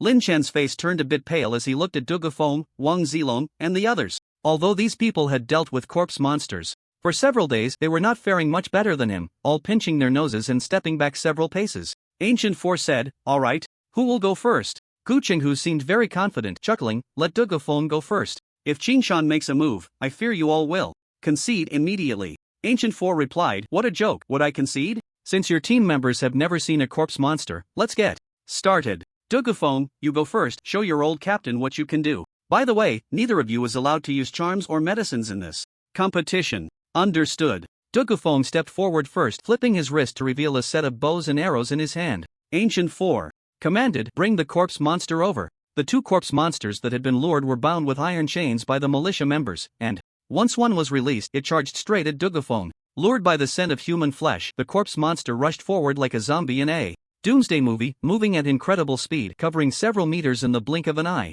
Dugufeng held his breath, his expression serious, as he continuously drew his bow and knocked arrows. Whoosh, whoosh, whoosh. The arrows flew, many of them striking the corpse monster, but none of them slowed it down. Dugafeng was not surprised. Seeing the corpse monster close in, he quickly stowed his bow and arrows in his backpack and took out a shield and a long knife, assuming a defensive stance. Boom! The ground beneath him splattered. The corpse monster charged fiercely, pushing Dugafeng back 3 meters. What incredible strength! Lin Chen, watching from a distance, couldn't help but exclaim. Although he didn't know how Dugafeng had allocated his points, the same level 5 corpse monster, after accelerating, nearly knocked Dugafeng away, indicating that the corpse monster's strength surpassed Dugafeng's. If he couldn't match its strength up close, Dugafeng would likely take a beating. Sure enough, the ensuing battle unfolded as Lin Chen had guessed, with the corpse monster relentlessly striking the shield, forcing Dugafeng to retreat repeatedly. Of course, the shield's defense was ultimately limited. In less than a minute, numerous claw marks appeared on Dugafeng's body from the corpse monster. However, Dugafeng's agility was high, allowing him to dodge quickly under the corpse monster's continuous attacks. Occasionally, seizing the openings in the corpse monster's assault, Dugafeng managed to slash at its neck. At this rate, a mindless corpse monster should lose, but the premise was that Dugafeng's stamina was good enough to last that long. Watching the situation unfold, Wang Zilong couldn't help but exclaim, "Impressive. Brother Feng is indeed the second strongest in our team." Behind him, Lin Chen curiously asked, "He is the second strongest in your team, so who is the first?" To his surprise, Wang Zilong narcissistically replied, "The first is naturally me. In the future, once I level up, I will be the first." Lin Chen shook his head and smiled, then asked, "What about the fat guy in your team?" "Oh, you mean Brother Qian? He's third. When our team was just formed, he was already level 5, but now we've all leveled up by 1, and he's still level 5. Old Four scolds him for being timid and not daring to go kill monsters. Qian Duo suddenly walked over, looking displeased, and said, "Wang Zilong, keep your voice down, I'm not deaf." Wang Zilong quickly apologized, "Sorry, Brother Qian, I'll be more careful next time." Qian Duo didn't argue with Wang Zilong but shot a glare at Lin Chen. "And you, stop calling me fat, it's hurtful. My name is Qian Duo. Alright, fatty. Qian Duo. On the other side, as time passed, Dugafeng, who was entangled with the corpse monster, seemed to be running out of stamina. Just as the corpse monster launched another claw attack, Dugafeng suddenly flashed a green light from his feet, twisting his entire body at an incredible angle and appearing behind the corpse monster. "Die for me!" Taking advantage of the corpse monster's forward lunge, Dugafeng slashed 3 times at the back of its neck, finally severing its entire head. The members of Team 5 cheered. "We won! Awesome, Dugafeng! Brother Feng, you're amazing! You actually killed the corpse monster one-on-one." Seeing this scene, Old Four showed a hint of smugness and approached Gu Qinghu, saying, "So, how about it? Your team member has changed under my guidance, right? He does have some skills." Gu Qinghu nodded and added, "But this just shows that my team members had high potential to begin with. You got lucky." "Alright, stop boasting. Let that guy named Qingshan come on stage. I want to see what he's capable of." At this moment, Gu Qinghu approached Lin Chen and asked, "Do you need a shield?" I must say, a shield paired with a long knife is indeed a great combat strategy. With a shield in hand, Lin Chen, who was at a disadvantage in attributes, should have more room to maneuver. "No need, Captain. A knife is enough for me." Lin Chen wasn't being arrogant. The feeling of having a knife in hand was quite wonderful, as if the area within reach of the long knife was both his attack and defense range. Moreover, his health was substantial, so even if he got hit a few times by the corpse monster, it wouldn't be a big deal. He had observed the corpse monster's attack patterns earlier, which mainly relied on lunging bites and claw rips. As long as he used his knife skills well, the corpse monster in front of him couldn't hurt him at all. Seeing Lin Chen so confident, Gu Qinghu didn't say much more. He also had great confidence in Lin Chen because the yin-yang knife technique that Lin Chen had just learned was very effective against corpse monsters. Since the corpse monster was generated by some kind of eerie spirit, the yin-yang knife technique could deal damage to the eerie spirit, which naturally meant extra damage to the corpse monster. "Since you don't want a shield, then stop talking and get on stage." With Old Four's command, the restrained corpse monster charged over. Among the observing teams, Wang Zilong handed Dugafeng a bottle of healing potion and curiously asked, "Brother Feng, you and Brother Qingshan used to be on the same team. What weapon does he usually use?" "He uses a bow and arrow. He should be able to deal damage to the corpse monster from a distance like me." Before Dugafeng could finish his sentence, he noticed that Lin Chen on the field had not taken out a bow and arrow but was instead holding a simple long knife, charging straight at the corpse monster. His eyes widened in surprise, and the scratches on his body seemed to hurt less at that moment. Damn, is Brother Qingshan really this reckless? At this moment, on the battlefield, Lin Chen actively engaged the oncoming corpse monster. The foul-smelling wind from its claws rushed at him, but Lin Chen remained unfazed, holding the knife with the back facing up to block the corpse monster's attack. Bang! A tremendous force surged along the blade, causing Lin Chen to stagger slightly, feeling a bit of strain. The next moment, the light of the knife in Lin Chen's hand flashed, Slicing through the corpse monster's arms and landing on its relatively soft neck, the knife directly sliced off a large chunk of rotten flesh, but did not injure the cervical bone. Damn, it's harder than I imagined. After striking, Lin Chen quickly retreated and used the blade to fend off the zombie's dual claw attacks. Bang! Bang! The zombie's consecutive attacks were blocked by Lin Chen's blade. At this moment, not only were the onlookers amazed by Lin Chen's skilled swordsmanship, but even the zombie roared in anger and charged forward. However, Lin Chen's blade technique was impenetrable, successfully blocking the zombie's multiple claw attacks. Gu Laosi showed a look of admiration and said, "This kid has such a skilled sword technique. Impressive, brother Qingshan." Du Gufeng was astonished at this scene, feeling that he might lose. On the field, Lin Chen was effortlessly dealing with the continuously lunging zombie with just a long knife, but he also realized that his strength attribute was ultimately inferior to Du Gufeng's, making it difficult to sever the zombie's neck in a short time. Since that was the case, he might as well test the power of the yin-yang sword technique. Lin Chen glanced at his attribute panel and found that his proficiency in the yin-yang sword technique had increased by over 100 points. Wow, it seems even breathing is increasing proficiency. Unless he encounters a more powerful talent in the future, he wouldn't exchange the natural blade user purple talent. Swish! With this strike, Lin Chen exerted all his strength and infused 10 points of health value, aiming to cleave the zombie's head. The simple long knife emitted a faint golden light, and with a crack, the zombie's head seemed to be skewed, especially where the blade made contact with its rotten flesh, which was sizzling. Under the attack of the yin-yang sword technique, the zombie's movements became somewhat stiff, its reaction slowed by half a beat. Gu Laosi was once again shocked. Yin-yang sword technique. He glared at Gu Chenghu. Good job, Gu Chenghu. If I had known this kid had already learned the yin-yang sword technique, how could I have bet with you? You were the one who proposed the bet first, can you blame me? Gu Laosi, don't back out. Now.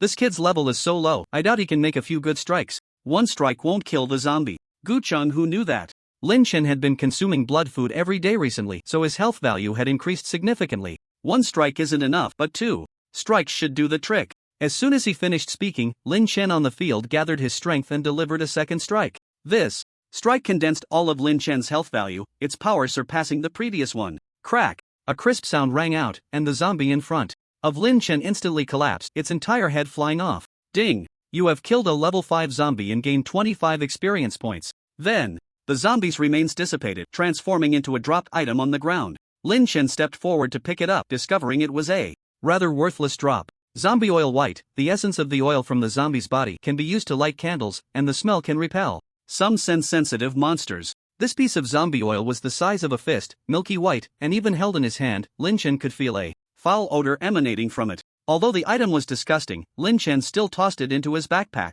In the world of apocalypse, even the most worthless drops have value. Seeing Lin Chen return unscathed, Gu Chenghu exclaimed, "Good kid, you really didn't disappoint me." Before the bet, he had guessed that Lin Chen, relying on his skilled swordsmanship and the zombie's fear of the yin-yang sword technique, had a 70 to 80% chance of winning. But he didn't expect Lin Chen to win so easily, seemingly not having sustained a single injury. Though Lin Chen before him was undoubtedly a rare combat genius in Gutan village for hundreds of years. As long as he was properly trained, it was a sure thing that Lin Chen would reach level 10. At this moment, Gu Laosi also changed his view of Lin Chen, walking over and saying, "Qingshan, come to our militia team 4. I'll give you the position of deputy captain, and when I retire, you'll be the captain." Lin Chen shook his head. "Sorry, I'm from team 2, and I currently have no intention of switching teams." Gu Chenghu quickly said, "Qingshan, don't pay attention to this guy. Gu Laosi hardly speaks the truth. Even if you join the 4th team, you'll just be working for him." Lin Chen looked at him and said, "Don't worry, Captain. Both the brothers from the 2nd team and you have taken good care of me. I will stay in the 2nd team unless they don't want me." This heartfelt statement moved Gu Chenghu, who also showed a hint of joy, and he patted his chest to assure, "All right, unless I die, you'll always be a member of the 2nd team." Seeing the two of them acting in front of him, Gu Laosi felt a bit of a toothache and muttered, "Boring," before tossing the rapid step technique to Lin Chen. Gu Chenghu raised an eyebrow and asked, "Gu Laosi, where's my divine water? Am I supposed to carry that around?" "We'll talk about it when we get back to the village, it won't be forgotten." After that, Gu Laosi ignored Lin Chen and Gu Chenghu, directly approaching Du Gufeng. "Du Gufeng, you lost. So everything you bet today is on your head. Captain Laosi, this. Du Gufeng felt wronged. He hadn't wanted to gamble in the first place, it was Gu Laosi who had pushed him into it. Now that he lost, all the blame was on him. "Don't look like you've lost your parents. As long as you listen well and level up seriously, paying off my gambling debts later will be easy." After finishing with Du Gufeng, Gu Laosi turned to the other newcomers present, "And you bunch of rookies, work harder. If I find out you're slacking off, I'll really throw you into a mass grave. Everyone could see that Gu Laosi didn't really care about the so-called divine water in the bet. He just wanted to toughen up the newcomers of the fifth team in this way. However, the newcomers felt no gratitude towards Gu Laosi, simply because his language was too foul, not only insulting them but also frequently cursing their families. Many of the 15 newcomers were holding back their anger, thinking, just wait until I reach level 10, I'll show you how to teach a lesson. Gu Laosi was aware of their thoughts but didn't care at all. The village chief had sent him to lead this group of newcomers to play the role of the tough guy, to serve as a sharpening stone. If he wasn't strict, how could these newcomers grow in a short time? The ancient tomb valley covered a large area. Besides the small plain before entering the valley, there was still plenty of space inside. Gu Qinghu didn't plan to stay with Gu Laosi. After the gambling match ended, he directly led Lin Chen deeper into the ancient tomb valley. Xinshan, I originally planned to lure out the corpse monsters, injure them, and let you finish them off, but seeing your performance just now, you seem more than capable of handling the corpse monsters, so… Lin Chen knew what Gu Qinghu was about to say, but he quickly replied, Captain, I used the Sunblade technique twice in a row to kill the corpse monsters, and my vitality is completely drained. If I have to kill them, we probably won't be able to take down many in a day. You brought me here to level up. We value efficiency. I think we should stick to your original plan. Gu Qinghu nodded, thinking it made sense, and said no more. As they continued, the two didn't encounter any corpse monsters, and even living animals were rarely seen. They moved forward cautiously, exploring. At that moment, Lin Chen saw a little squirrel foraging, suddenly caught by a claw from the dirt. And then a corpse monster crawled out of the ground, tearing it apart and swallowing it whole. Lin Chen understood. No wonder the vegetation in this valley was dense, yet there were few animals. After all, the corpse monsters were the top predators here. Gu Qinghu said, this place was once occupied by the eerie spirits, so nearby monsters rarely come here. Over time, it became the domain of the corpse monsters. Although I can handle the corpse monsters easily, if 5 or more appear later, run without looking back. Got it? Got it, Captain. Good, as long as you remember. As soon as he finished speaking, Gu Qinghu wielded the longing blade and dashed forward like a shadow. Just as the corpse monster that had swallowed a squirrel had not yet had time to chew, it was cut in half with a single stroke, its two halves falling to the ground and writhing madly. It should still have a breath left. Go for it. Lin Chen didn't hesitate and immediately stepped forward with his knife, striking several times. If he could kill a living corpse monster, how much easier would it be to deal with one that was already in 2 pieces? A few breaths later, Lin Chen successfully killed the corpse monster and gained 25 experience points. However, the item dropped by the corpse monster was still corpse oil. Captain, is this corpse oil valuable? How much blood food can it be exchanged for? Lin Chen thought for a moment and asked, as if he would be farming corpse monsters in the valley for a while, he might end up with quite a bit of corpse oil. Gu Qinghu said, corpse oil is a material for making spirit fire candles. When we head to Tianshui City, we will need a lot of spirit fire candles. You should keep this corpse oil for now, it will be very useful later. Alright, I'll keep it all for now. Lin Chen nodded and continued to follow Gu Qinghu in search of corpse monsters. According to Gu Qinghu, they were still only on the outskirts of the ancient tomb valley, and the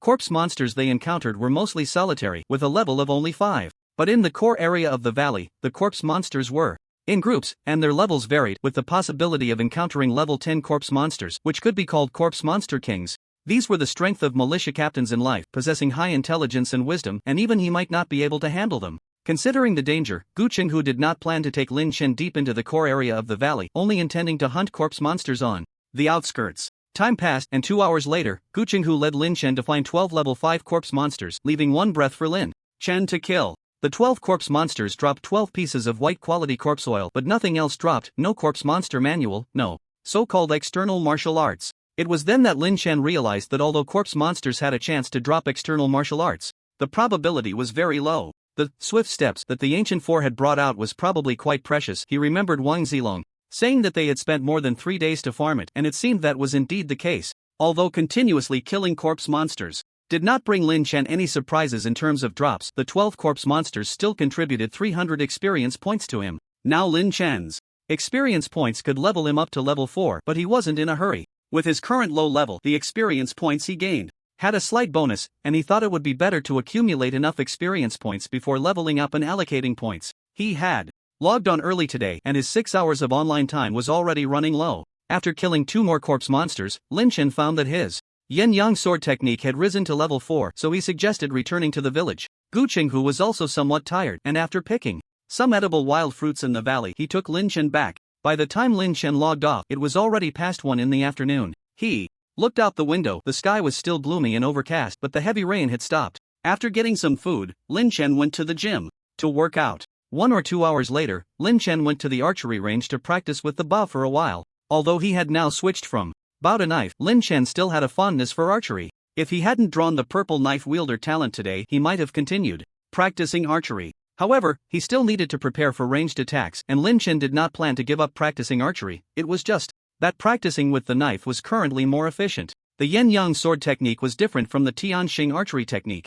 This sword technique emphasized the so-called sword momentum. As long as one had some understanding of the sword technique, they could gain proficiency. Practicing the sword technique for half a day might allow the yin-yang sword technique to level up. After leaving the archery range, Lin Chen bought a toy knife made of wood at the mall and then returned to the dormitory to practice. A toy knife is still a knife, although it feels very light. After practicing for a while, Lin Chen entered the apocalypse world to check the data panel and found that the proficiency of the yin-yang sword technique was steadily increasing. At this rate, it seemed that in just a few days he would be able to master the yin-yang sword technique to the maximum level of 10. I have to say, the purple talent is really amazing. It has transformed him from an ordinary person into an unparalleled genius with a knife. If one day he draws a golden or red talent above purple, it would probably be even more impressive.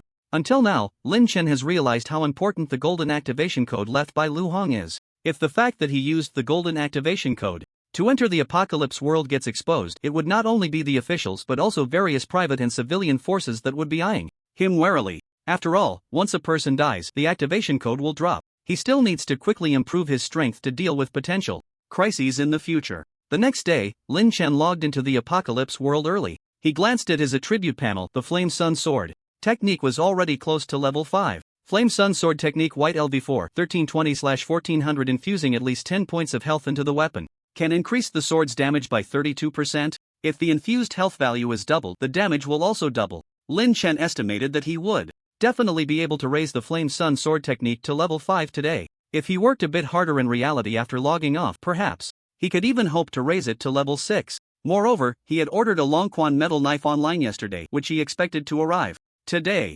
Practicing the sword technique with a real knife should help him improve his proficiency faster. Today was the militia's duty day for Team 2. Gu Qinghu couldn't take Lin Chen out to hunt zombie monsters, so they could only look for solitary monsters near the city wall.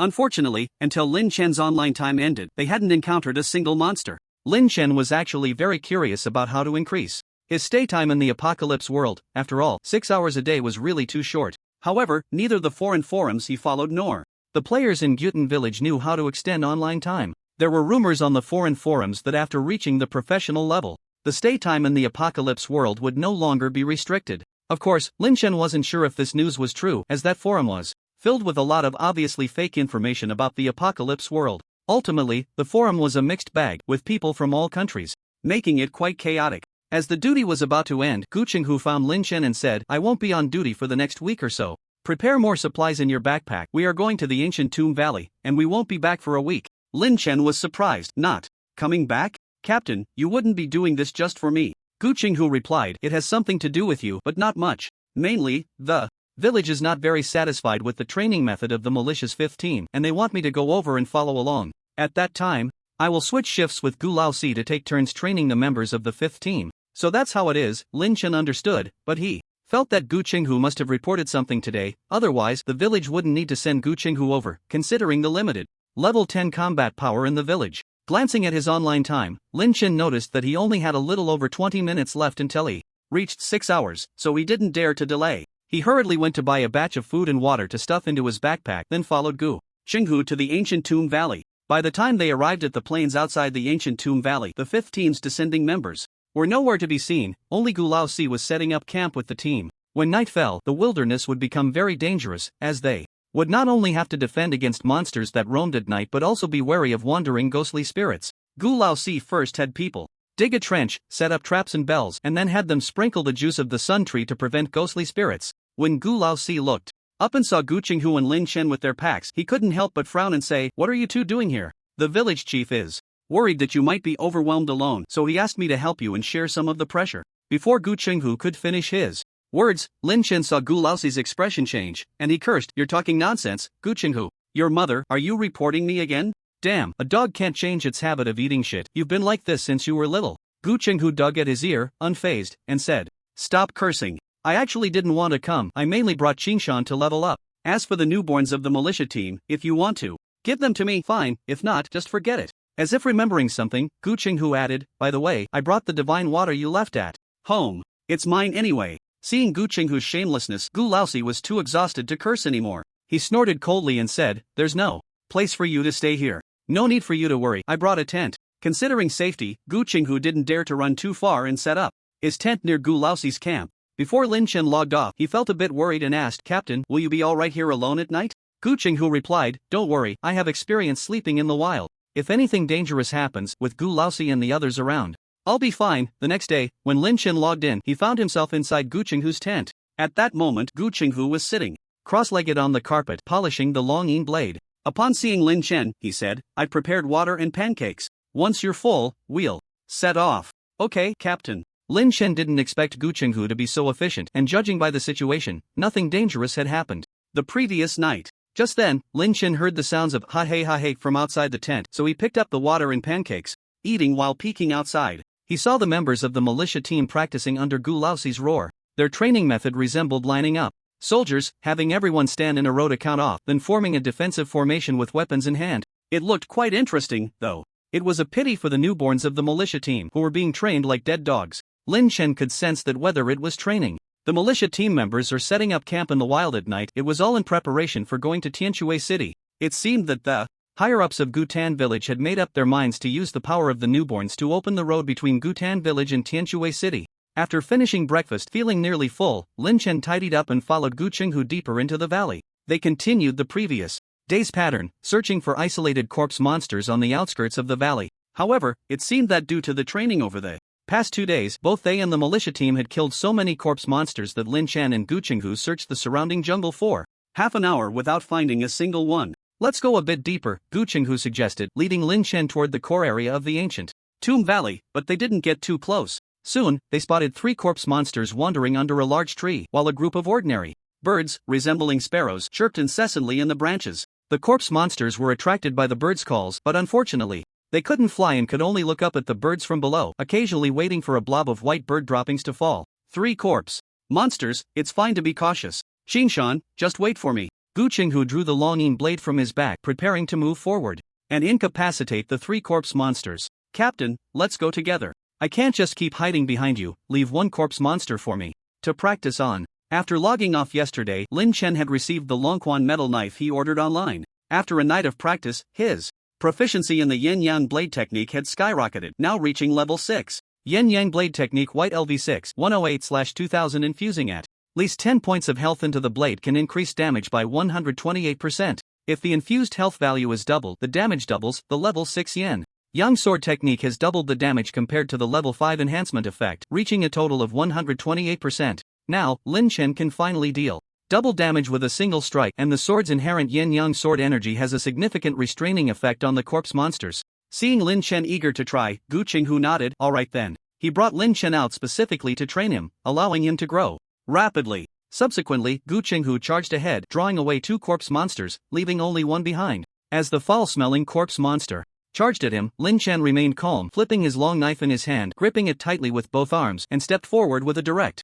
thrust technique. With this move, Lin Chen unleashed the yin-yang sword technique. The blade was enveloped in golden light, resembling the blazing sun descending. Boom! With 1 strike, the oncoming corpse monster was cleaved away, and by the time it hit the ground, its 2 arms had been broken and could no longer swing. Good lad, how has the advancement speed of this yin-yang sword technique become so fast? It's already comparable to mine. Although Gu Qinghu was dealing with 2 corpse monsters, he kept an eye on Lin Chen's situation and was quite shocked to see Lin Chen send the corpse monster flying with a single strike. Not bad, the level 6 yin-yang sword technique is very powerful, but my own strength attribute is too weak. Lin Chen felt a bit regretful, then stepped forward to finish off the struggling corpse monster. Ding! You have killed a level 5 corpse monster. After that, Lin Chen moved over to Gu Qinghu's side and ended the 2 corpse monsters that had been turned into human-like creatures by Gu Qinghu. As the loot shimmered, Lin Chen exclaimed in delight. It turned out that the last corpse monster not only dropped a piece of corpse oil but also a book-like item.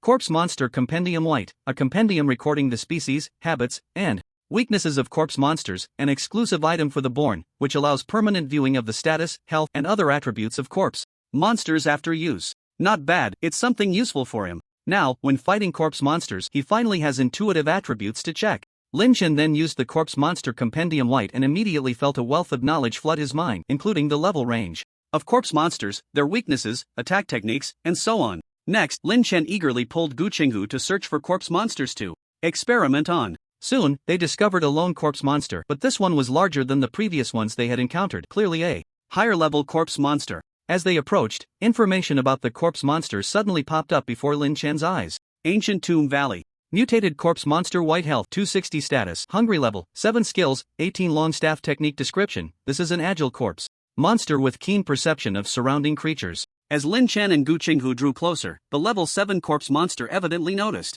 them as well, roaring and charging at the two. Captain, let me try first. Blocking Gu Qinghu, who was about to strike, Lin Chen stepped forward with his long knife. Boom! As the corpse monster accelerated towards him, Lin Chen used the back of his knife as a shield to block, but this level 7 corpse monster had astonishing strength, and Lin Chen was pushed back several steps before he could mitigate the impact. This thing is tougher to deal with than the level 5 corpse monsters. Its strength is greater, but it's still within my capability. Perhaps due to the enhancement of natural blade user, Lin Chen felt his previously timid and cautious nature change. Now, as long as he held a knife in his hand, he would dare to take action even against a level 10 monster. With a slash of the yin-yang sword technique, the level 7 corpse monster attempted to block with its arm but had its arm severed by Lin Chen's strike. Health minus 58. This blow directly took away 1/5 of the corpse monster's health.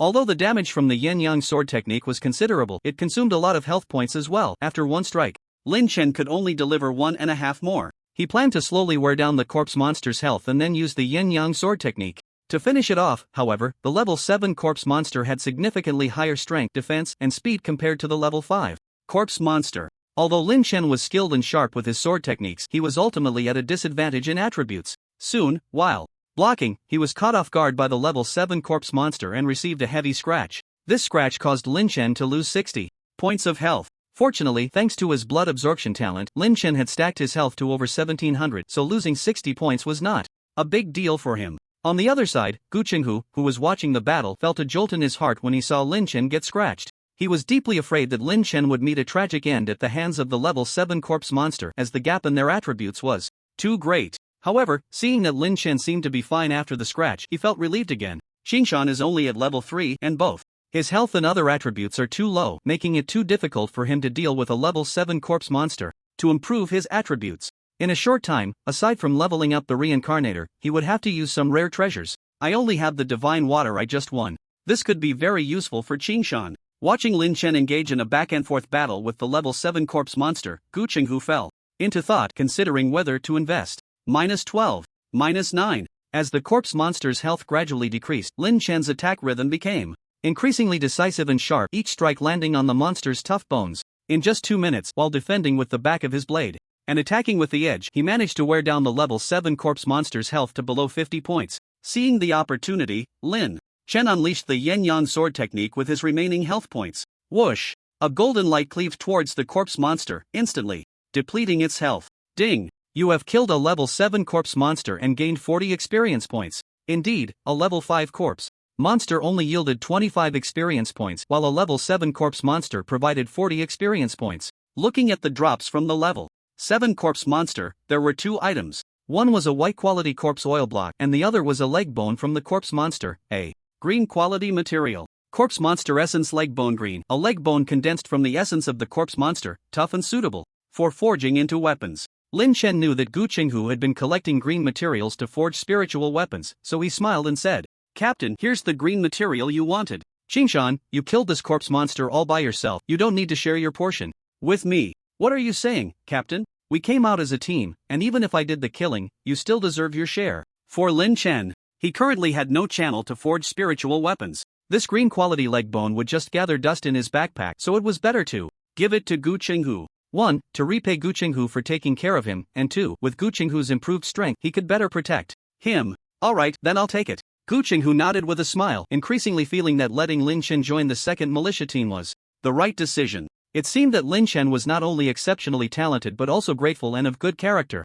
The two continued to search for corpse monsters in the jungle near the core area of the valley. After a busy morning, they had slain about 20 more corpse monsters, mostly level 5 and 6, with level 7s being quite rare. All the drops were corpse oil blocks, with no external skill books. However, as they were about to leave, they encountered a level 6 corpse monster on the way, which dropped the second corpse monster manual white. Goo. Xinghu said, Qingshan, you've already used the manual, so just give it to me and I'll convert the contribution points for you. No problem, Captain, Lin Chen agreed. Gu Qinghu probably wanted to use the corpse monster manual for the 5th militia team, as the drop rate for this manual was quite low and some reincarnators in the 5th militia team had not yet received a manual. It must be said that using the manual allowed for a more accurate view of the monster's health and status, and it could display the damage of each hit just like fighting monsters in a game, which provided a significant advantage for the reincarnators. Returning to the tent outside the valley, Lin Chen took off his clothes, which were stained with the foul stench and blood of the corpse monsters, and changed into a new outfit.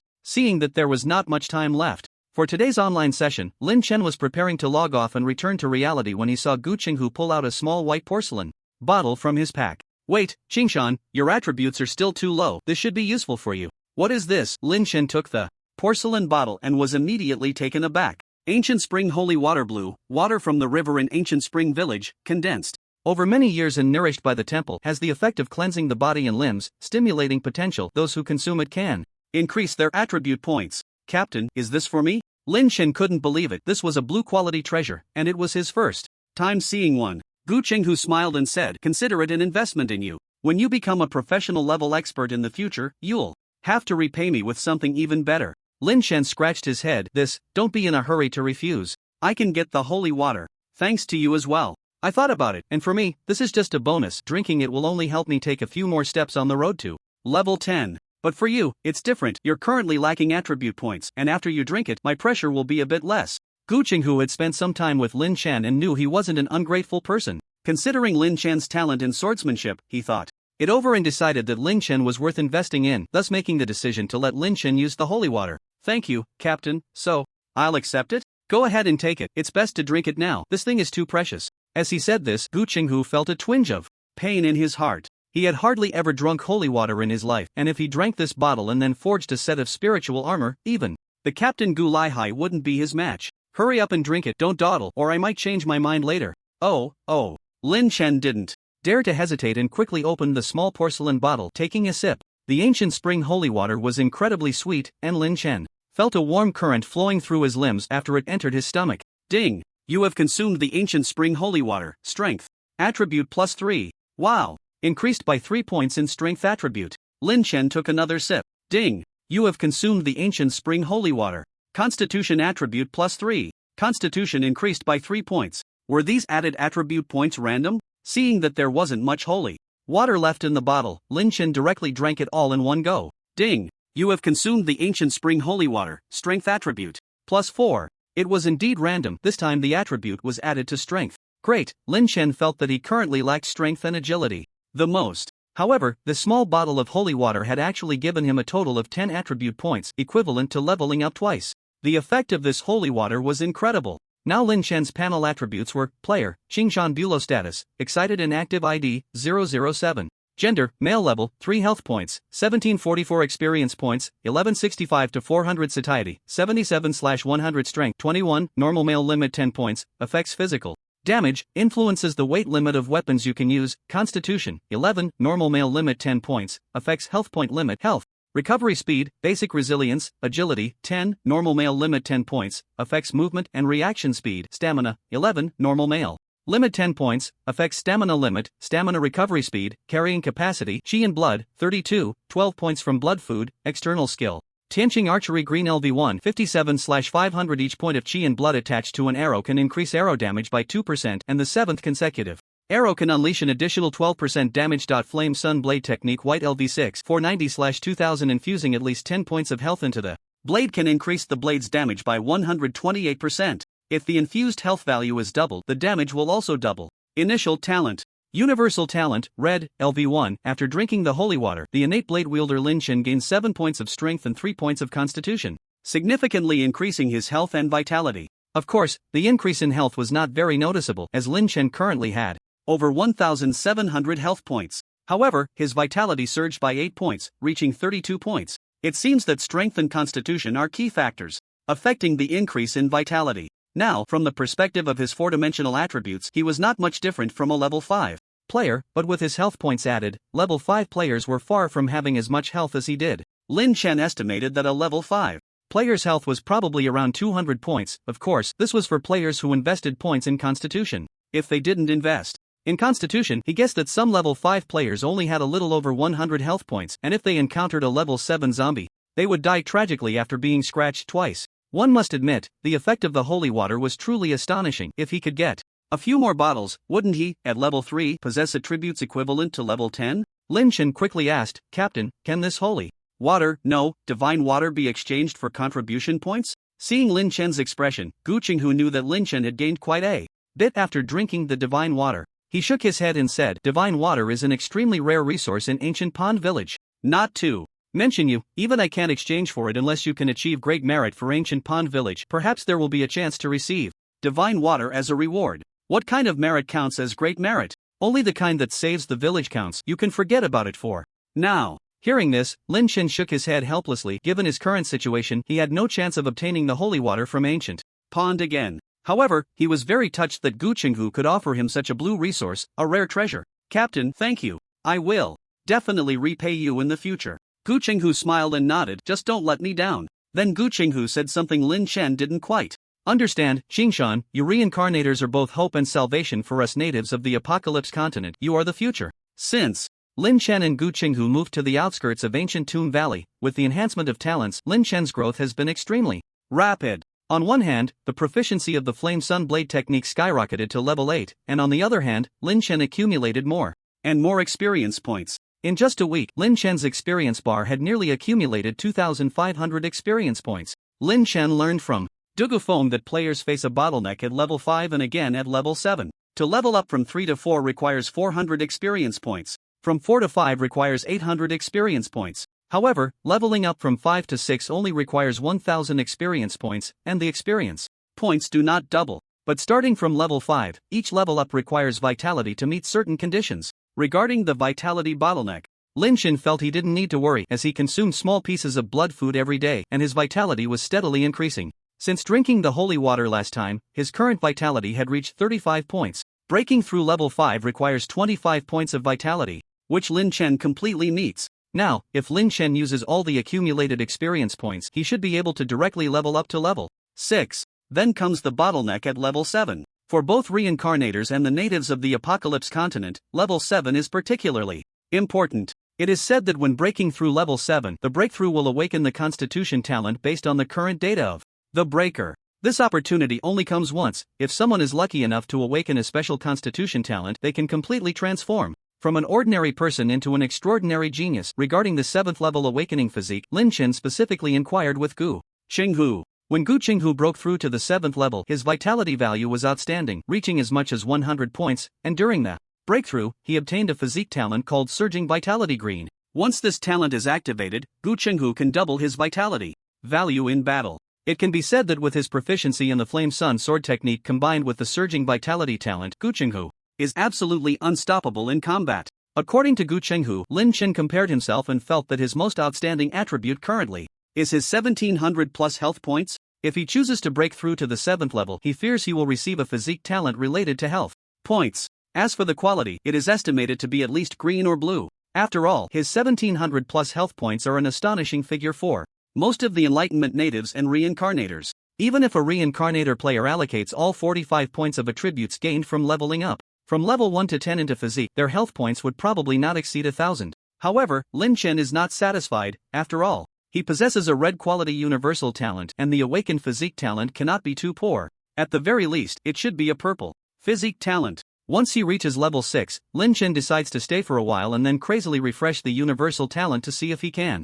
obtain another growth type talent similar to Blood Drain. However, the LV1 universal talent only has one fixed slot, and if he chooses a new talent, his innate blade user cannot be retained. But the innate blade user purple talent is crucial. Lin Chen's current combat awareness and sword techniques are closely related to the enhancement provided by this talent. If he loses the innate blade user, his combat power would likely be halved. Lin Chen pondered that if he could upgrade the universal talent and gain an additional fixed slot, that would be great, but he is unsure what is needed for talent upgrades. In the capital city, Lubo and Zhou Huaiwen from Linha City finally concluded this training activity. During these 2 weeks, they mainly received political and cultural education as well as various training related to the Enlightenment world. Moreover, with the national resources tilted in their favor, this batch of trainees has basically all reached level 5, and everyone possesses a martial skill. It can be said that with their current physical attributes and qualities, they all count as martial arts experts in reality. Of course, the country's training of them is meant to protect the populace and maintain safety in various regions.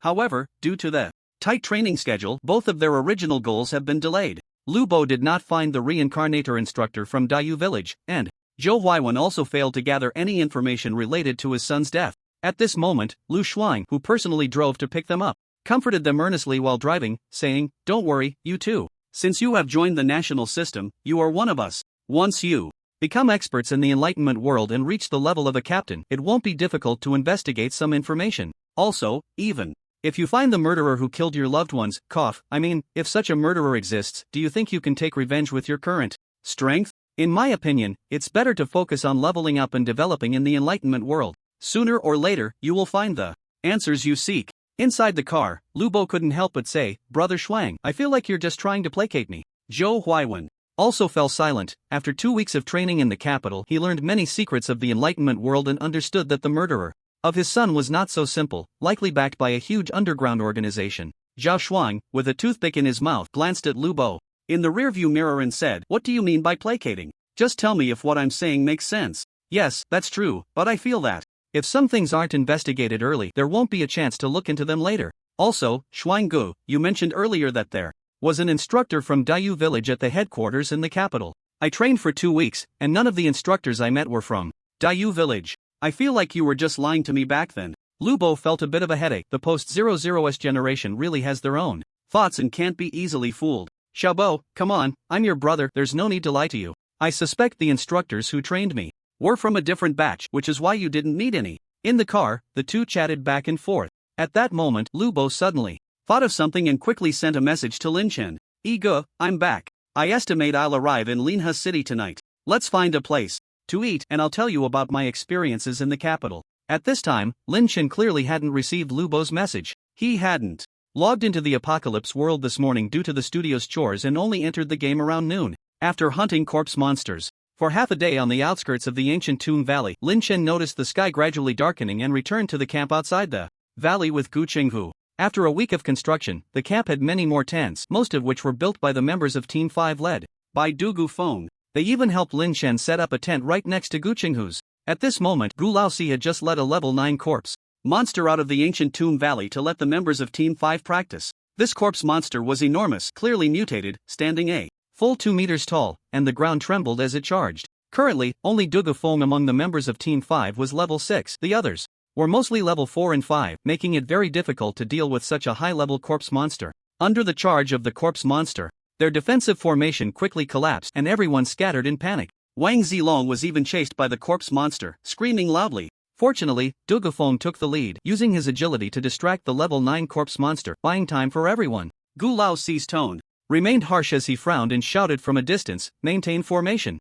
Maintain formation. How many times do I have to say it?" When encountering monsters far stronger than you in the wild, only by uniting and cooperating can you hope to survive. But the pressure from the level 9 corpse monster was too strong. Its power and speed were beyond what ordinary people could match. After about half a minute of distraction, Du Gufeng made a mistake and was knocked to the ground by the corpse monster's claws, while Chen Duoduo, Wang Zilong, and the others were too intimidated to approach. Gu Laosi could no longer watch. "Xiaoba, you two go up and bind the corpse monster with chains. We'll come back tomorrow." 2 level 9 militia members from Team 4 quickly stepped forward, skillfully using chains to restrain the level 9 corpse monster again. Gu Qinghu was watching from the side and frowned, saying, "Old 4, this method won't work. The level difference between the corpse monster and the members of Team 5 is too great. One mistake could lead to casualties." Gu Laosi sighed. He knew there was a level gap, but his goal was to train the survivors' cooperation and understanding. He didn't expect their performance to disappoint him so much. The defensive formation they had trained hard for a week was easily shattered.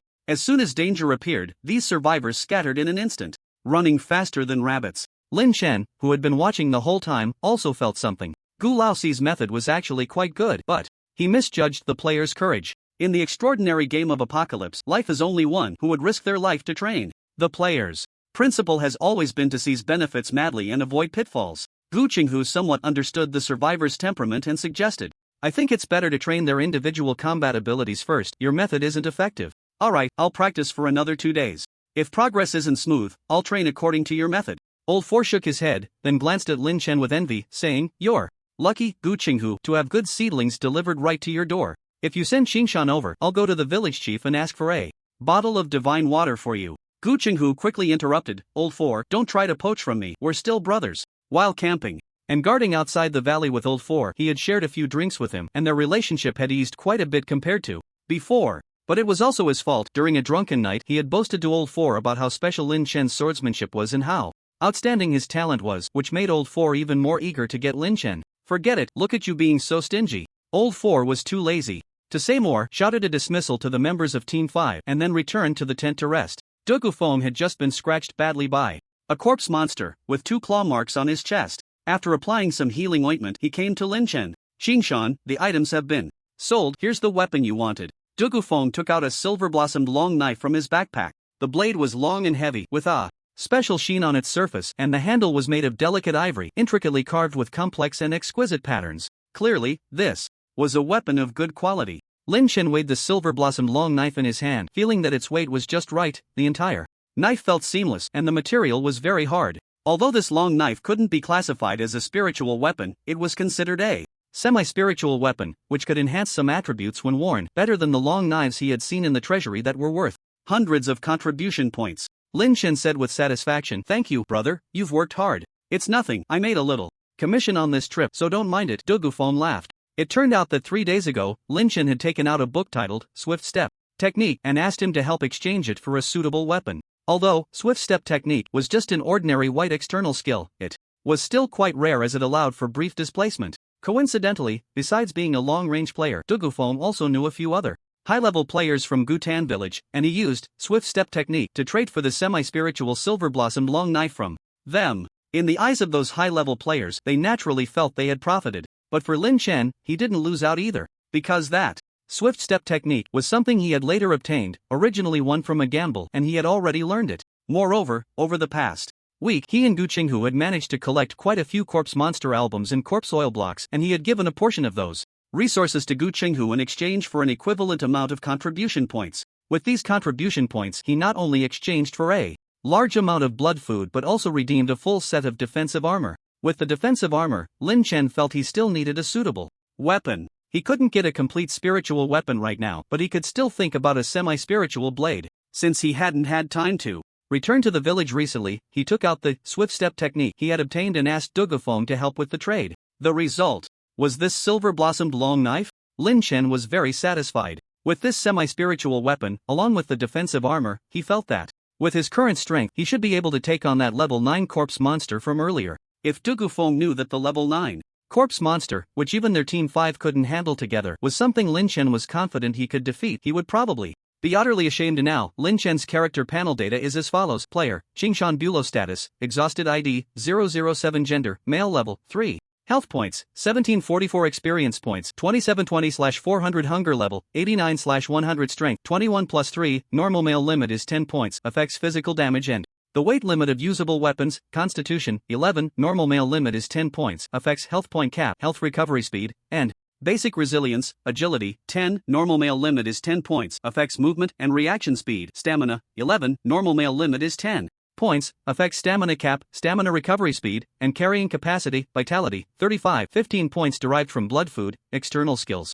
Tianqing Archery Green LV1, 102/500 each point of vitality attached to an arrow can increase arrow damage by 2%. The 7th consecutive arrow can unleash an additional 12% damage. Yenyang Sword Technique White LV8, 51/2600 infusing at least 10 points of vitality into the blade can increase sword damage by 512%. If the infused vitality value is doubled, the damage doubles. Rapid Step Technique White LV1, 22/300 using 5 points of vitality allows for a brief high-speed movement of half a meter. However, this technique places a significant burden on the legs, and frequent use may likely injure the ankle tendons. Equipment, defensive armor, armor meticulously sewn from the skin of a black bull demon beast, which significantly resists damage from sharp and blunt weapons, not classified as a spiritual item. Janine Longsword, a longsword forged from meteorite iron mixed with precious secret silver. The blade is sharp and long, capable of breaking armor, and the wielder gains an Additional 3 points in strength attribute, possessing some of the power of spiritual items. Initial talent, universal talent, red, LV1. Innate swordmaster with new equipment. Lin Chen felt an impulse to enter the valley right now and practice against a corpse monster. Currently, Lin Chen's strongest attack is naturally the LV8 Yin-Yang sword technique, which has already increased its power 5-fold at this level. The golden Yin-Yang sword energy he cleaves can reach 2 meters in length. According to Gu Qinghu, Lin Chen's mastery of the Yin-Yang sword technique has far surpassed that of the people in Gutan village, even more so than Gu Qinghu himself. If Lin Chen wields the Jianyin longsword against the Level 7 corpse monster from a week ago, it would probably take just 1 strike. The level 8 corpse monster might require 2 strikes. But his current 35 points of vitality are sufficient to execute 2 strikes. As for the level 9 corpse monster, it would likely require a slow grind, taking some minor injuries before he could slay it with the Yin-Yang sword technique. It can be said that Lin Chen's combat power now is worlds apart from what it was a week or two ago. He can contend with level 9 corpse monsters and kill level 8 ones. The reason for all this is simply that Lin Chen has gained a purple innate swordmaster talent. The importance of high-quality talents is self-evident.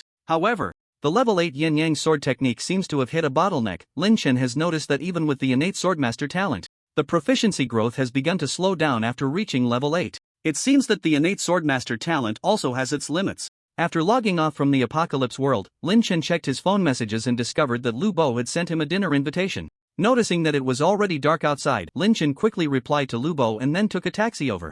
An hour later, the two of them were full and satisfied at a high-end barbecue restaurant. Gu, did you know? On the first day, the instructor took us to the military camp, not only soaking our bodies in medicinal wine to enhance our constitution but also teaching us military combat skills and how to use guns. Besides that, the headquarters learned that I had arrived in the apocalypse world's Yulong village and specifically found a high-level player from Yulong village to help me develop. In short, I'm busy on both ends every day, with only 4 hours of sleep. Lin Chen asked Xiaobo, so, you've gained a lot during this time? Lu Bo finished the beer in the bottle, let out a few loud burps, and drunkenly replied, not just a lot. Gu, let me tell you, I'm practically a little superhero in real life now. Even if I were to fight a tiger bare-handed, I reckon I could take it down in 3 punches. Lin Chen chuckled and curiously asked about Lu Bo's specific experiences during the training in the capital. Normally, such training details are strictly confidential and shouldn't be casually disclosed, but Lu Bo didn't care much. To him, after his dad passed away, Lin Chen was the best big brother he had, almost like family.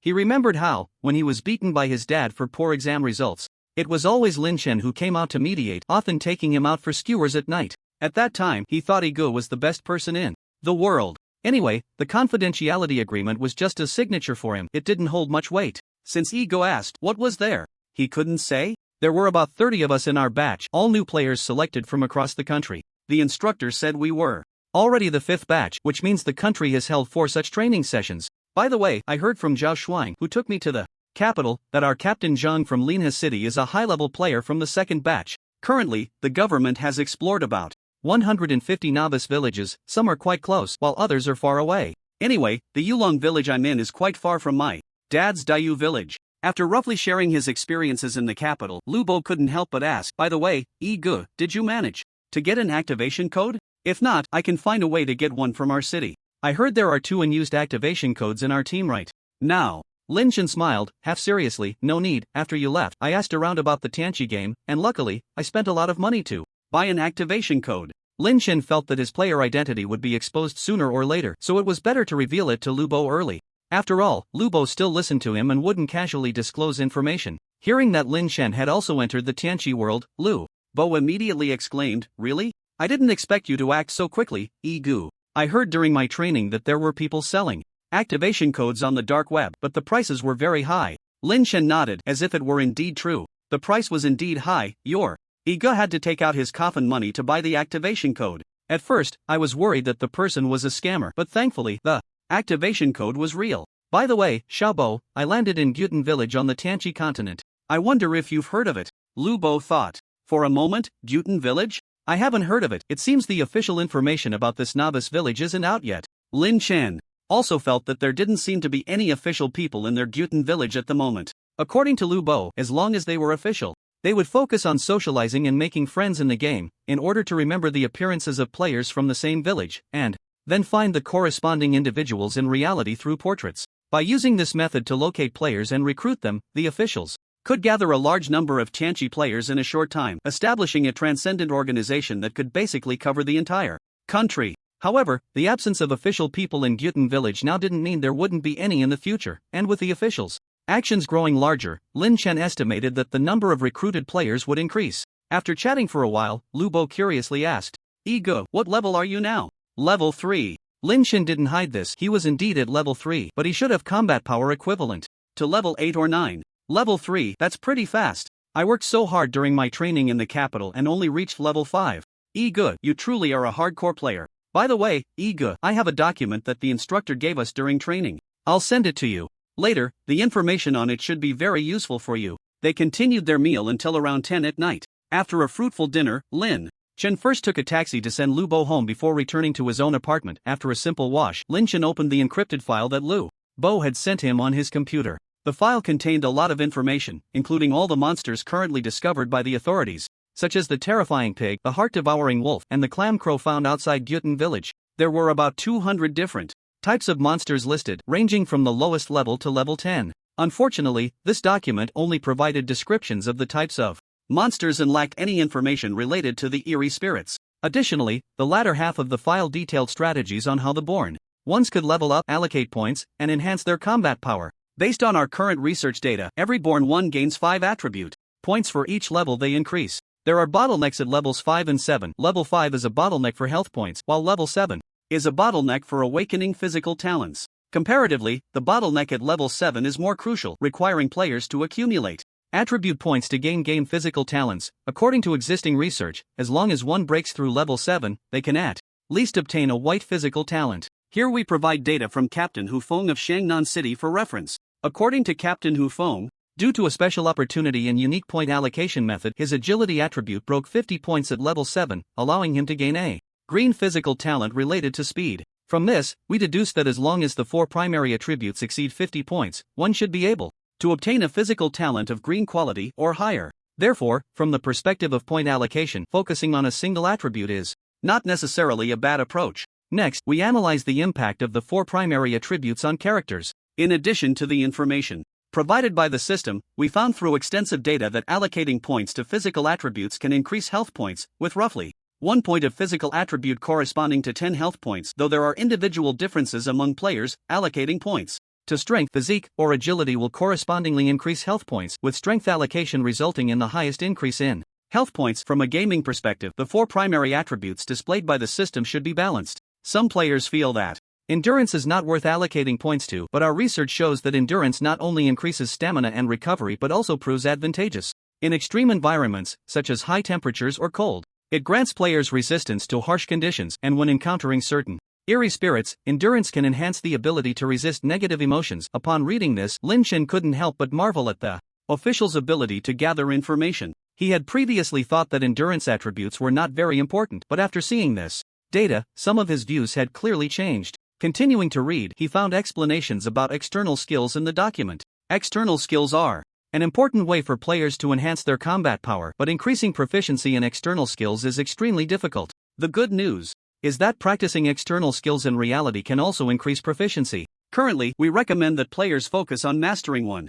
external skill, as it can significantly enhance combat power in a short time. Learning too many external skills can scatter one's focus. In summary, a player's current combat power consists of level attributes, equipment, external skills, and combat awareness. Among these, level attributes can be increased not only through leveling up but also by seeking rare materials in the apocalypse world, which is particularly important. Before reaching level 7, collecting a substantial amount of rare materials to enhance character attributes is essential to obtaining a superior physical talent at level 7. Equipment and external skills have been previously discussed, so we won't elaborate further. Lastly, regarding combat awareness, we suggest that players engage in more combat with others in the apocalypse or reality, only through frequent battles can one sharpen their combat awareness. After thoroughly reading the materials sent by Lu Bo, Lin Chen felt a sense of lingering curiosity and gained a lot from it. The richness of the information clearly indicated the depth of the official's research on the apocalypse world. Unfortunately, this information does not contain any details about job levels beyond level 10. It seems that job level information is considered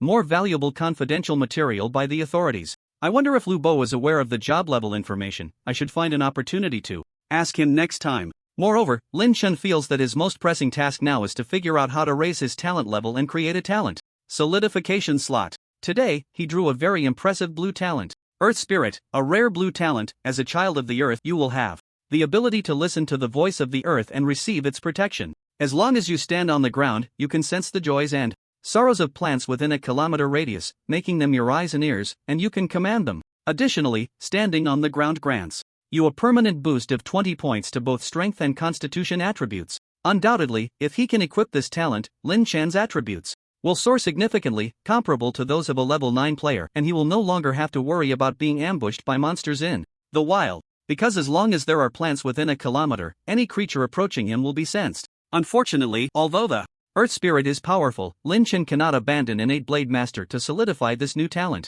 After all, when comparing blue talents to purple talents, a wise person knows how to choose. It can only be said that the Innate Blade Master talent is currently more suitable for him. After finishing the information, Lin Chen took a hot shower to refresh himself and found that he wasn't feeling sleepy at all. With over 20 minutes left until his scheduled online time, Lin Chen decided to practice the Sunfire Blade technique in the Apocalypse world for a while. It was already late at night, around 11 p.m., and Lin Chen guessed that Gu Qinghu and the others in the camp should have already gone to sleep. However, as soon as Lin Chen appeared in his tent, he noticed something was off. Looking out from the tent, he found that there was not a single ray of light in the camp. It should be noted that to defend against the monsters and spirits in the wilderness, the camp always has a lighting bonfire and night watchman every night. Why was there no movement outside today? It wasn't like this when he came over at night before. Moreover, he could feel that the temperature inside and outside the tent was also a bit strange, chilly and bone cold. Could it be that a spirit had invaded the camp? Lin Chen's first reaction was to log off and leave, but then he thought that his Sunfire Blade technique had already reached level 8, and with a full force strike he could easily take down many low-level spirits. He had no reason to be afraid. Taking out the newly acquired Jianin long knife, Lin Chen felt a surge of confidence with the weapon in hand. Whatever spirit it was, he would just chop it. He then carefully opened the tent and slowly stepped outside. Once outside, Lin Chen discovered that the entire camp was shrouded in thick white mist. Under the cover of the white fog, his visibility was impaired, and he couldn't even see 2 meters ahead. Additionally, the temperature within the fog was very low. Lin Chen noticed that the grass beneath his feet and the extinguished bonfire nearby were already covered in a layer of icy white frost. Could this white mist be a spirit's tactic? Lin Chen didn't know much about spirits, but currently, the spirit stone soul device on him had not given any warning, indicating that no spirits were nearby. Now, with no sign of Gu Qinghu and the others in the camp, he had no idea if they were in danger. However, Gu Qinghu and Gu Laosi were both captain-level figures with rich experience. Even if spirits attacked at night, they would likely be able to organize the personnel to defend themselves in time. As Lin Chen moved forward slowly, he spotted Gu Qinghu, Gu Laosi, and other militia members like Gu Alu and Gu Xiaoba gathered in a nearby tent. Among them, a spirit fire candle was slowly burning. The red light from the candle dispelled the cold and blocked the bone-chilling white mist that was continuously creeping in from outside the tent. However, as time passed, the spirit fire candle grew shorter and was about to burn out. At this moment, Gu Qinghu asked in confusion, "Old C, did you hear footsteps?" "I think I hear footsteps." Old Four frowned. "It shouldn't be possible. Besides us, the only thing in the camp is that fog monster, and it doesn't have feet." Gu El said, "Captain, could it be that the fog monster is making footsteps to lure us out?" "That's a possibility. No wonder it's a near-professional level fog monster. Its intelligence is so high." But Gu Qinghu suddenly thought of something and frowned. "No, it could be that Qingshan has logged in. He sometimes comes to practice his sword techniques at night, which is not good." At this moment, Lin Chen was slowly groping through the white mist, but after walking for a while, he realized he had lost his sense of direction and couldn't find his way back. Moreover, the surrounding white mist became increasingly thick, making him feel as if he were in an ice cellar. "Forget it, I should just go back." Lin Chen wanted to log out, but the system prompted, "Ding. You are currently in the ghostly trap of a wraith and cannot log out." Damn, I didn't expect to log in and not be able to go back. However, Lin Chen was still somewhat surprised. He had heard Gu Qinghu mention that the characteristic of a professional-level wraith is that it possesses a ghostly trap. Could it be that the wraith releasing the white mist is a professional-level wraith? Thinking of this, Lin Chen quickly clenched the defensive talisman in his hand and took out some young water juice, planning to prepare more. Just then, the white mist around him began to surge, and the temperature in the entire area plummeted, as if it had suddenly dropped to 20 or 30 degrees below zero. Thump thump. In the next moment, Lin Shen's heart raced. Clearly, the Wraithstone Soul device was giving a warning that a wraith was approaching. Gripping the Jianin long knife, Lin Chen's combat awareness was extremely sharp. He decisively sensed movement behind him, turned his head, and saw a mass of white mist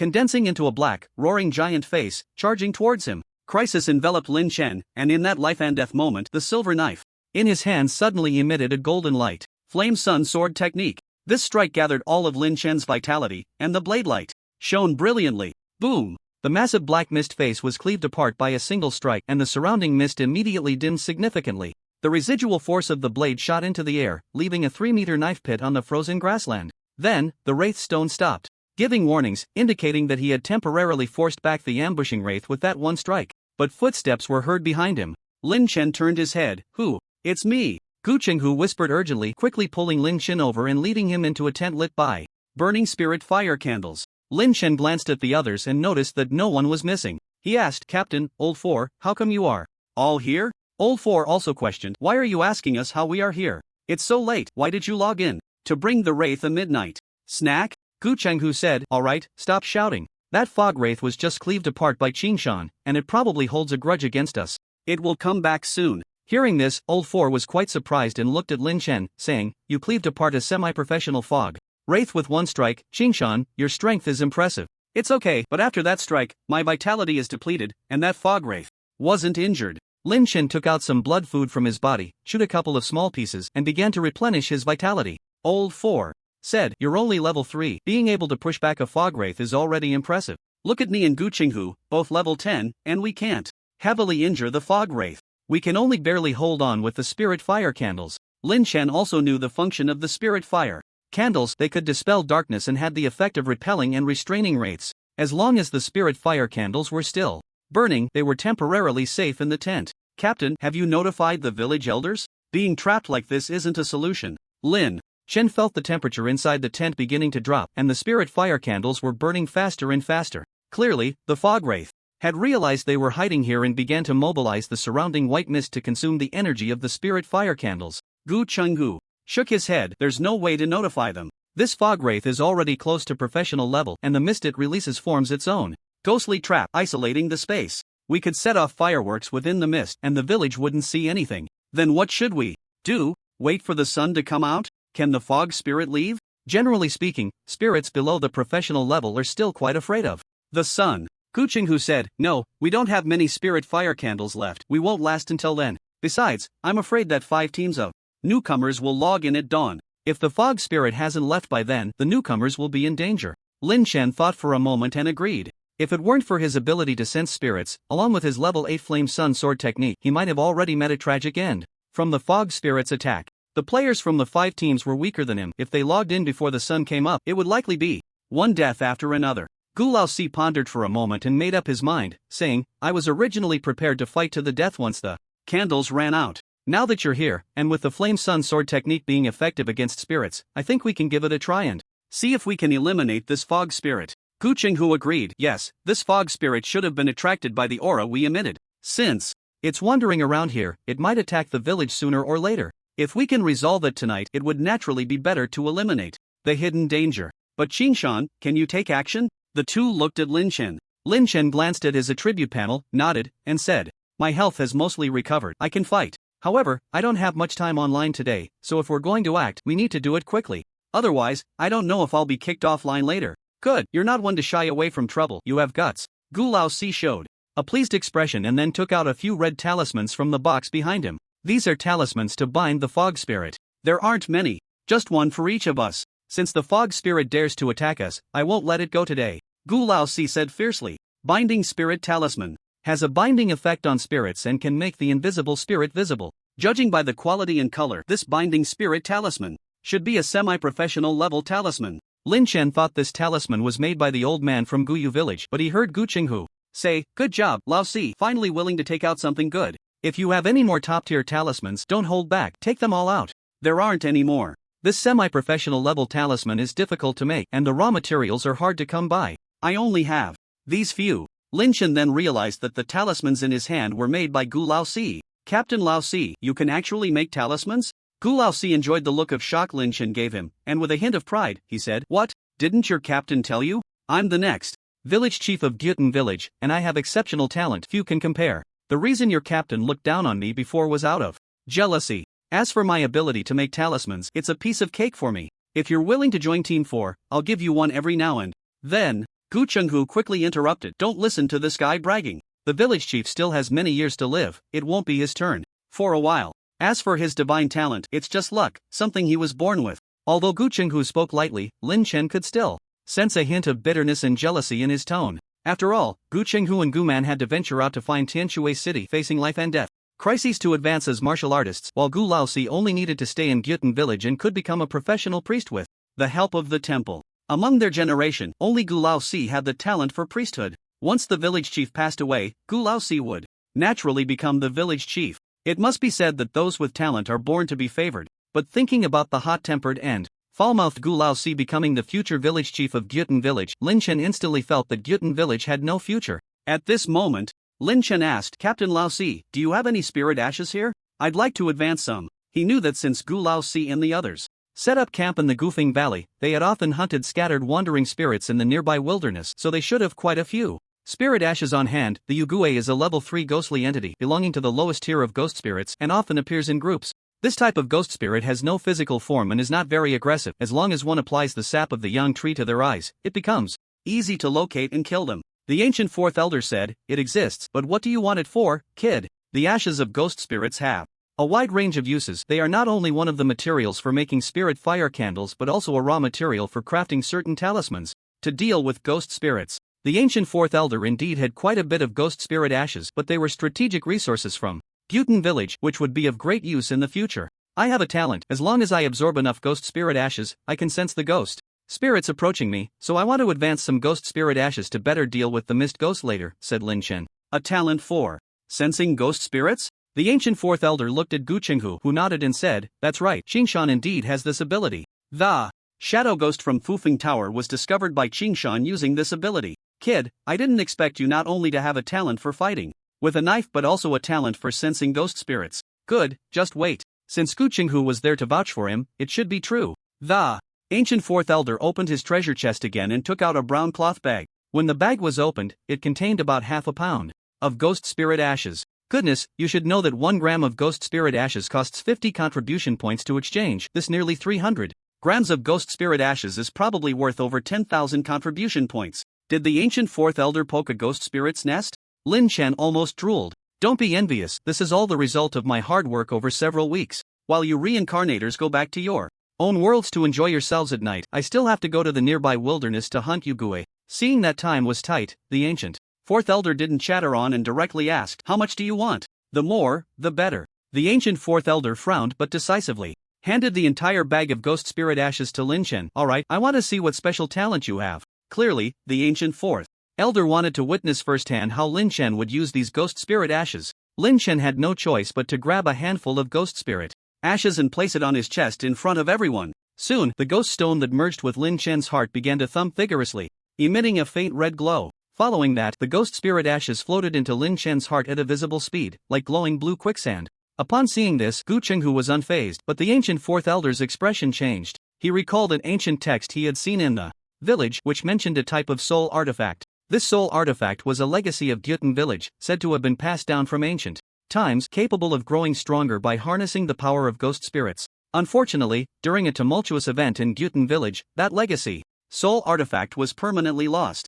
Yet, the scene of Lin Chen absorbing ghost spirit ashes resembled the use of a soul artifact. Could it be that the lost soul artifact of the village had fallen into Lin Chen's hands? The ancient fourth elder suppressed the shock in his heart and no longer felt distressed about the ghost spirit ashes being rapidly consumed by Lin Chen. At that moment, as more and more ghost spirit ashes surged into his body, Lin Chen felt a sense of ethereal lightness. Ding! The soul artifact ghost stone is undergoing transformation, mental power. +2. Ding! The soul artifact ghost stone is undergoing transformation, mental power +3. Ding! The soul artifact ghost stone is undergoing transformation, mental power +4. The system repeatedly chimed in with notifications. Over half a pound of ghost spirit ashes had actually allowed Lin Chen's ghost stone to undergo 3 transformations, increasing his mental power by a total of 9 points. Previously, Lin Chen had asked Gu Chenghu for 10 grams of ghost spirit ashes, which he had used, but perhaps the amount was too small to trigger a transformation in the ghost stone. Now that the ghost stone had transformed 3 times and increased so much mental power, Lin Chen not only felt his senses sharpened but also felt completely refreshed. This half a pound of ghost spirit ashes was not wasted. Seeing that Lin Chen had finally finished absorbing, the ancient fourth elder eagerly inquired, how is it? Lin Chen felt it out for a moment, then spoke. Thank you, Captain Lao Si. I feel pretty good. It seems I can sense the ghost spirits from a farther range now. How far is farther? Before, I could sense the aura of ghost spirits within 10 meters. Now I should be able to sense them within 100 meters. Not bad, as long as you can help us deal with the fog ghost later. Lao Si nodded, increasingly convinced that Lin Chen had inherited the soul artifact of their Gutan village. But he didn't say it outright. After all, this matter was significant, and he needed to go back and discuss it with the village chief to see how to handle it. However, Captain Lao Si, I used so many resources at once, and I can't pay you back right away. I'm afraid I'll have to wait until later to return it to you. Lin Chen suddenly said awkwardly. Lao Si chuckled. How could he not know Lin Chen's intentions? This was clearly a plan to delay repayment. When would that be? It was likely that Lin Chen had the intention of defaulting when he proposed to absorb the ghost spirit ashes. All this talk of advance payment was just a lie. Sure enough, the born ones were all clever at taking advantage. Lao Si looked at Lin Chen and said with a smile, "No rush. If you really can't pay it back, you can use yourself as collateral." At that moment, Gu Chenghu came to Lin Chen's rescue, saying, "Alright, it's just a bit of resources. The time Qing Shan can stay is limited, so let's not worry about that. The urgent matter is to quickly find the fog ghost and kill it. Qing Shan, can you sense the presence of the fog ghost now?" "Captain, let me try." Lin Chen then calmed himself, closed his eyes, and began to use the ability of the ghost stone on his chest to sense the surroundings. Perhaps due to the increase of 9 points in mental strength, he felt his perception was more delicate. Soon, Lin Chen discovered that around the tent they were currently in, there was a thick, cold, and malevolent white mist continuously swirling. Clearly, this was the true form of the fog ghost, hiding within the mist. "Captain, the fog ghost is just outside the tent, but it seems to be a flowing mass of white mist, not a solid entity. P.S. Today, I present a 10,000-word offering. Thank you all for your support. The fog ghost's ability is peculiar. The cold mist it releases not only conceals its tracks and obscures vision but also allows the fog ghost to quickly condense wherever the mist exists. In other words, it can teleport and hide within the area shrouded in mist." However, after Lin Chen's ghost stone ability improved, it was like a ghost radar, rendering the fog ghost's hiding ability ineffective. Gu Chenghu thought for a moment and said, "To completely eliminate this thing, we need to draw out its main body. I'll take the lead, you all wait for the right moment to act." Then Gu Chenghu drew his longing blade and stepped out of the tent first. The moment he stepped outside, Gu Chenghu was attacked. A large hand made of white mist came crashing down from above. What courage! Gu Chenghu had been prepared and was not to be outdone. He raised his longing blade and slashed down. The golden blade light directly cut the misty hand in half. Just as Gu Chenghu breathed a sigh of relief, all the white mist in the camp began to converge towards him, forming numerous monsters made of white mist. These monsters included terrifying pigs, ghost demons, and heart-eating wolves, among others, and there were many of them, all common monsters around Gutan village. It really is the ghost spirits near our Gutan village. They can actually simulate such lifelike monsters, but unfortunately, they are all just for show. Gu Chenghu shouted coldly and charged into the misty monsters, engaging in battle with the yin-yang blade technique. At this time, Lin Chen was still sitting inside the tent, relying on the ghost stone to sense the situation outside with the fog ghost. Lao Si asked, "How is it?" Lin Chen shook his head. "The main body of the fog ghost still hasn't appeared. It has been circling above our tent, but I can sense that it has dispersed a lot of power to create clones, which has weakened the main body." Lao Si turned and ordered, "Alu, Xiaoba, you all go out and help kill the clones. It seems this fog ghost won't show itself until it finishes its little tricks." At this moment, the mist indeed swirled around the tent like a moving cloud, just as Lin Chen had said. Due to the spirit fire candle, it was unable to probe the situation inside the tent. However, it knew that the ant that had just injured it was hiding within. Yet, it dared not reveal itself, for it had discovered that these human ants possessed the means to kill it. After about 2 or 3 minutes, the misty creatures that had appeared around were gradually slaughtered by Gu Chenghu and his 2 companions. But as a cold wind blew through, new creatures began to coalesce from the mist once more. Gu Chenghu frowned immediately and shouted into the tent, "No, within the range shrouded by the mist, these creatures cannot be completely exterminated. Old 4, think of another way." Old 4 also raised an eyebrow. He wanted to exhaust the power of the mist's doppelganger before luring out the main body, but it seemed that the mist's doppelganger was almost endless. Even if they managed to kill them all, they would be exhausted. At this moment, Lin Chen suggested, "Captain, why not try the Binding Spirit Talisman? What if this talisman works on the floating mist?" Although the Binding Spirit Talisman was a semi-professional level talisman, it was one that Old 4 had restored from ancient texts, having only dealt with a few ghostly spirits before, so he was unsure if the Binding Spirit Talisman could directly affect the incorporeal mist, especially since this mist was also semi-professional level. Thus, he had just advised against using the Binding Spirit Talisman before finding the main body of the mist. Unexpectedly, Old 4's thoughts jumped, and he suddenly questioned, "Hey, Qingshan, did you just call me captain?"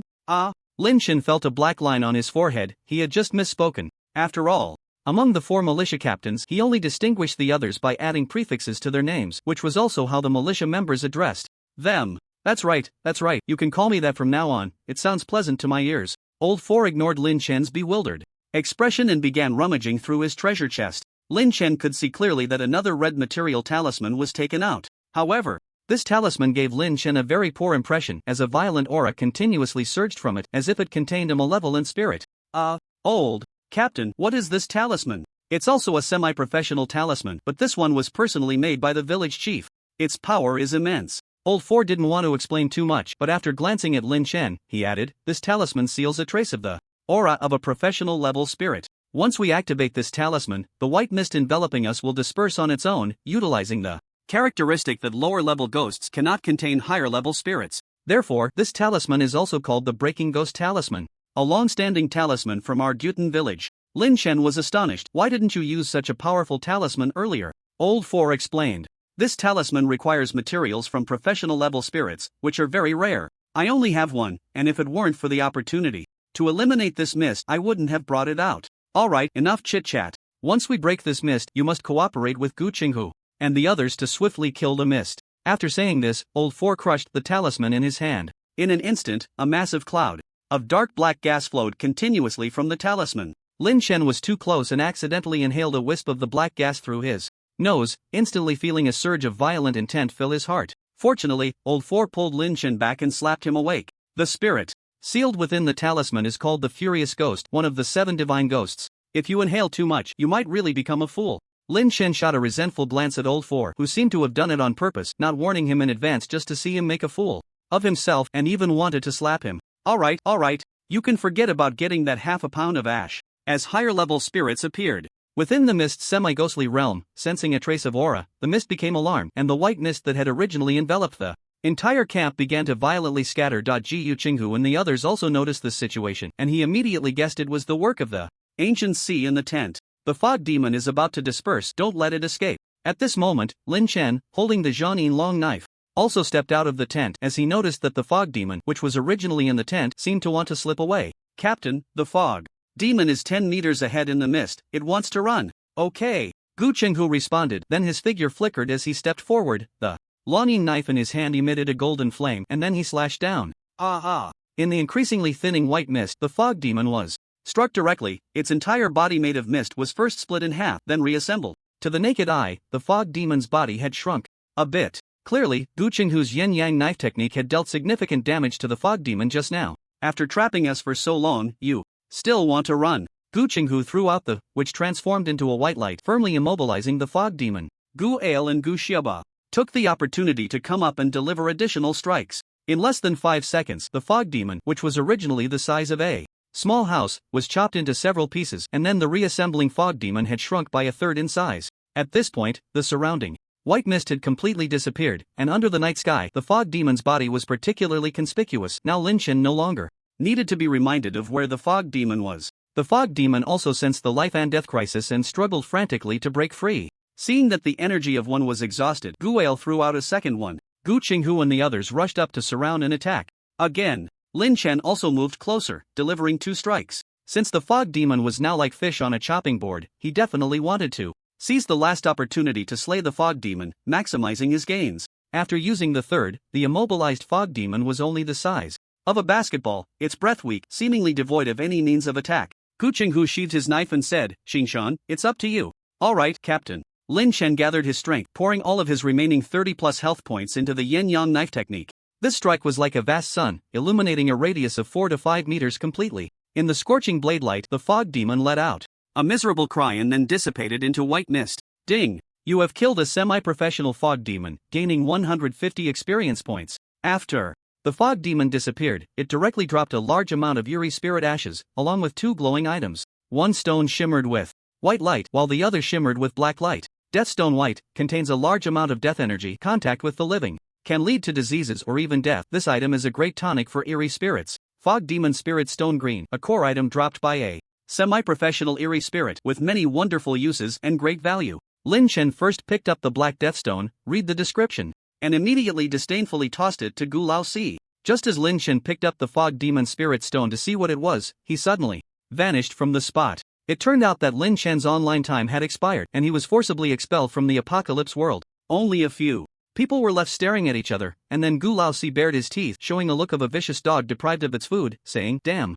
it, did this kid just sneak away with our loot?" Of course, Lin Chen not only took the fog demon spirit stone but also swiped on his way out. The next morning, before the sky had fully brightened, some players in the malicious 5th team logged on early. However, as soon as they logged in at the camp, they found their tents were gone. Moreover, the entire camp was in disarray, the ground covered with knife marks, as if it had experienced a fierce battle. They learned that just a few hours ago, a semi-professional eerie spirit had invaded the camp, leading to a fierce fight, and in the end, the eerie spirit was killed by the militia team. Eerie spirit invasion. I've never seen an eerie before. Is it like the ghosts in movies and novels? You should hope to never see one. I heard that some time ago, an eerie spirit was hiding in the village and killed quite a few people. When Dugu Feng logged in, the members of the 5th team immediately surrounded him. "Dugu, have you heard about what happened last night? The specter invaded our camp." Upon hearing the word specter, he instinctively shuddered, but then he saw Gu Qinghu nearby, setting up tents again, and he finally relaxed. With the old captain around, it meant the threat in the camp had been eliminated.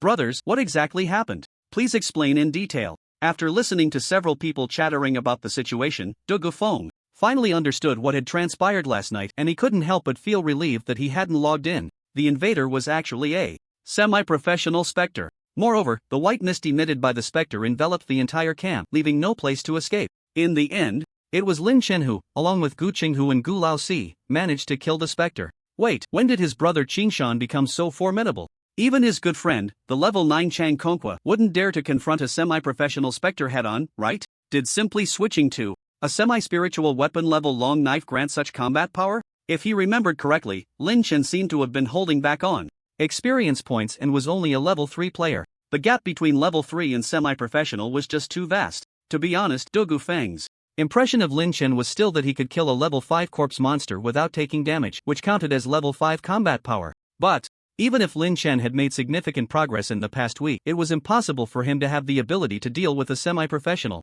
specter. If he knew that the apocalypse game hadn't crashed, he would even start to suspect that Lin Chen was cheating. Dugu Feng found it hard to comprehend, really hard to comprehend. As time passed, the members of the militia team 5 gathered, and Gu Laosi had already begun to train them. At this moment, Gu Qinghu was waiting for Lin Chen to log in, but seeing that Gu Laosi had taken the militia team 5 members deep into the valley to kill corpse monsters, Lin Chen still hadn't logged in. Gu Qinghu was starting to feel restless. Strange. Qingshan rarely arrives late. Could it be that something has delayed him? Just as Gu Qinghu had guessed, Lin Chen indeed encountered an unexpected situation in reality. After getting up early in the morning, Lin Chen planned to log in early to check the Mist Spectre Stone he had obtained yesterday. However, while eating buns at a breakfast shop under his apartment, Lin Chen, whose mental strength had significantly increased, suddenly sensed someone watching him from a distance. For several minutes, the gaze of the person in the shadows seemed to linger on him. Lin Chen was sure that this person was tailing him. Could it be an official? Did Lu Bo reveal that he was an apocalypse player to the authorities?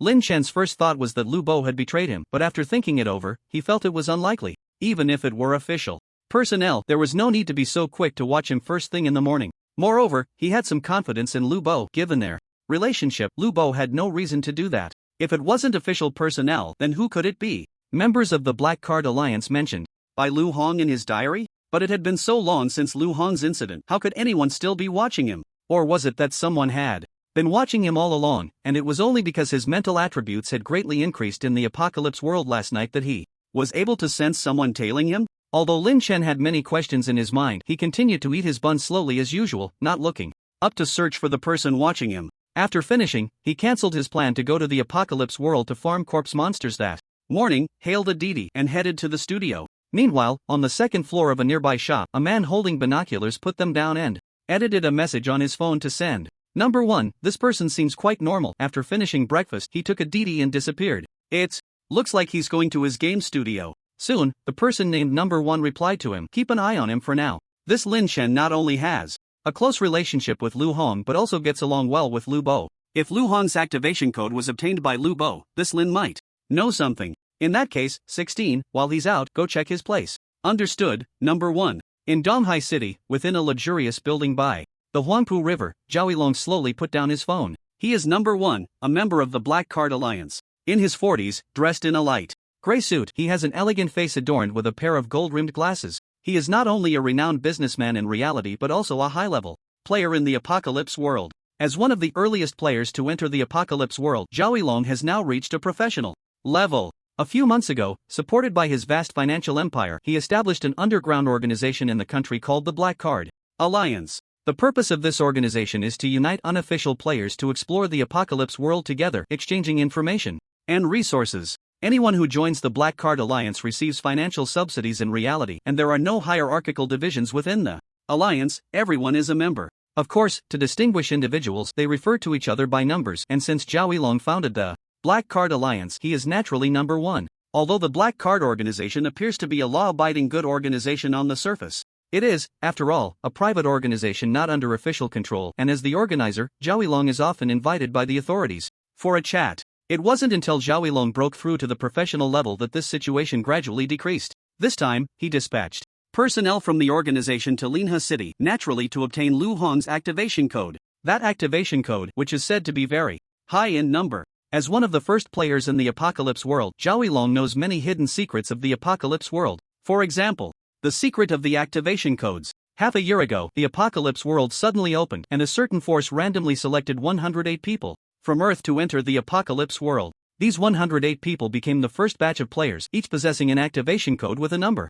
ranging from 1 to 108. The activation codes numbered 1 to 10 are very special, made of golden material, and it is said that players who activate them gain various incredible powers. The activation codes numbered 11 to 108 are second-class activation codes, made of blue paper, and players activating them will also receive different special rewards. After that, the activation codes issued no longer have numbered rankings and are all ordinary white activation codes. Zhao Yilong's ability to become a professional player in just half a year, surpassing 99% of players, is because he was one of the first selected players and received the activation code numbered 102. The reward for the activation code numbered 102 is immunity to 3 deaths in the Apocalypse world. Immunity to 3 deaths, what an enviable ability. This means he has 3 lives in the Apocalypse world. However, Zhao Yilong knows that his activation code is not the best. The truly game-changing ones are the activation codes ranked in the top 10. By chance, he learned about Lu Hong's information and discovered that Lu Hong's activation code is very high in number. He is not sure what Lu Hong's activation code number is, but he began to try to contact Lu Hong, hoping to bring him into the Black Card Alliance. Unfortunately, for the past month and a half, he has been entangled in various trivial matters in both reality and the Apocalypse world. When he finally paid attention to Lu Hong again, he found that Lu Hong had unexpectedly died in reality and his activation code was missing. A week ago, Zhao Yilong began to investigate Lu Hong's relatives or friends, including Lu Bo, Lin Chen, and Lu Hong's ex-wife. All were within the scope of his investigation. Finally, he learned that Lu Bo is already a player in the Apocalypse world and has been sent to the official headquarters in the capital for training. At this point, he is about 70% sure that Lu Hong left his activation code to his son. After all, he had interacted with Lu Hong in the Apocalypse game. Lu Hong is a person with strong traditional values and cares deeply for his son. If he had something good, Lu Hong would undoubtedly leave it to his son without a second thought. Upon learning that Lu Bo had finished his training and returned to Linha, he hurriedly sent someone to Linha City to contact Lu Bo, which led to today's scene. Inside the building, standing in front of the expansive riverview glass, Zhao Yilong took out a photo of Lu Hong from the drawer. This photo shows Lu Bo wearing a training team uniform, smiling, standing outside Tiananmen. Clearly, Zhao Yilong has a lot of energy, managing to obtain an internal photo of the trainees. Kid, you do resemble your dad a bit, but I hope you don't turn out to be as ungrateful as he is. About half an hour later, a message came from number 16. Number 1, I roughly searched Lin Chen's house, and there's nothing useful. The computer is clean too, except for an unopened ornamental Longquan knife in the bedroom. Nothing special. I feel like Lin Chen doesn't seem to be a player of the Apocalypse. After reading the message, Zhao Yilong frowned. Alright, 16, let's focus on Lu Bo for now. This kid has just turned 18, see if you can make contact and invite him to join the Black Card Alliance. Understood. Number 1. At this moment, Lin Chen was in the studio supervising the members' gold farming situation. Although he hadn't been to the studio much recently, his employees' enthusiasm for work seemed to have hardly diminished, which was quite reassuring for him. After ordering a cup of coffee for each employee on his phone, Lin Chen suddenly received a message from Lu Yuqian. Lu Yuqian's WeChat was added a few days ago when Lin Chen ran into her by chance. Brother Lin, are you home? I hear some noise in your room. I remember you seem to have gone out this morning. Upon seeing this message, Lin Chen immediately suspected that Someone had entered his apartment and it was very likely the person who had been tailing him earlier. This person is quite audacious. Fortunately, Lin Chen never leaves any information about the apocalypse at home. Anything written on paper would immediately burn, and even the browsing history on his computer is deleted before every shutdown. It's nothing, it might just be my friend. After replying to Lu Yuqian, Lin Chen thought for a moment and decided to contact Lu Bo. He wasn't sure who was tailing him, but it was best to resolve such matters with official help. At that moment, Lu Bo was in a meeting at the Linhe City police station, where Captain Zhang Baichuan was training them on police protocols and emergency measures for special incidents. Upon seeing the message from Lin Chen, Lu Bo's expression gradually became serious, and he quickly replied, "Ego, don't panic, try not to show any abnormalities. I'll find time to come over at noon."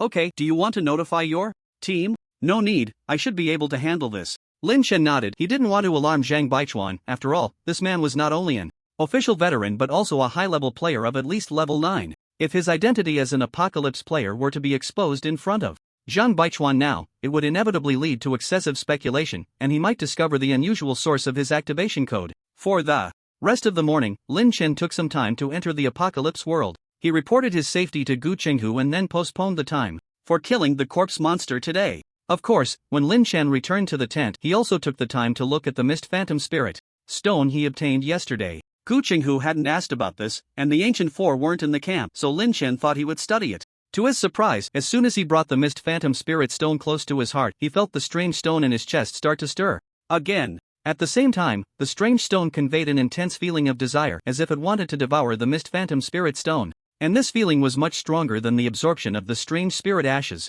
Lin Chen hesitated. This was a core item dropped by the Mist Phantom. Could it be consumed? Especially since the distribution rights of this item hadn't been determined yet, it wasn't entirely his. But when Lin Chen placed the Mist Phantom Spirit stone into his backpack, a sense of loss surged within him, as if he was about to miss out on a great opportunity. "Damn it, I'll really let you eat it, but don't let me down." Lin Chen made up his mind and slowly placed the Mist Phantom Spirit stone against his chest. The next moment, the Mist Phantom Spirit stone actually merged into Lin Chen's heart like white mist. Ding! The strange stone absorbed the misty spirit stone and is undergoing transformation. At noon, Lu Bo tidied himself up and arrived at Lin Chen's apartment building. To find out who was stalking his brother, Lu Bo revealed his identity in the security room and accessed the apartment surveillance footage. In the footage, a young man dressed in a black hoodie quietly slipped into the room about 20 minutes after Lin Chen left. The man in black stayed in the room for only a few minutes. It was unclear what he did, and then he quickly disappeared within the community. Although many surveillance cameras captured this person, his face was obscured as he kept his head down.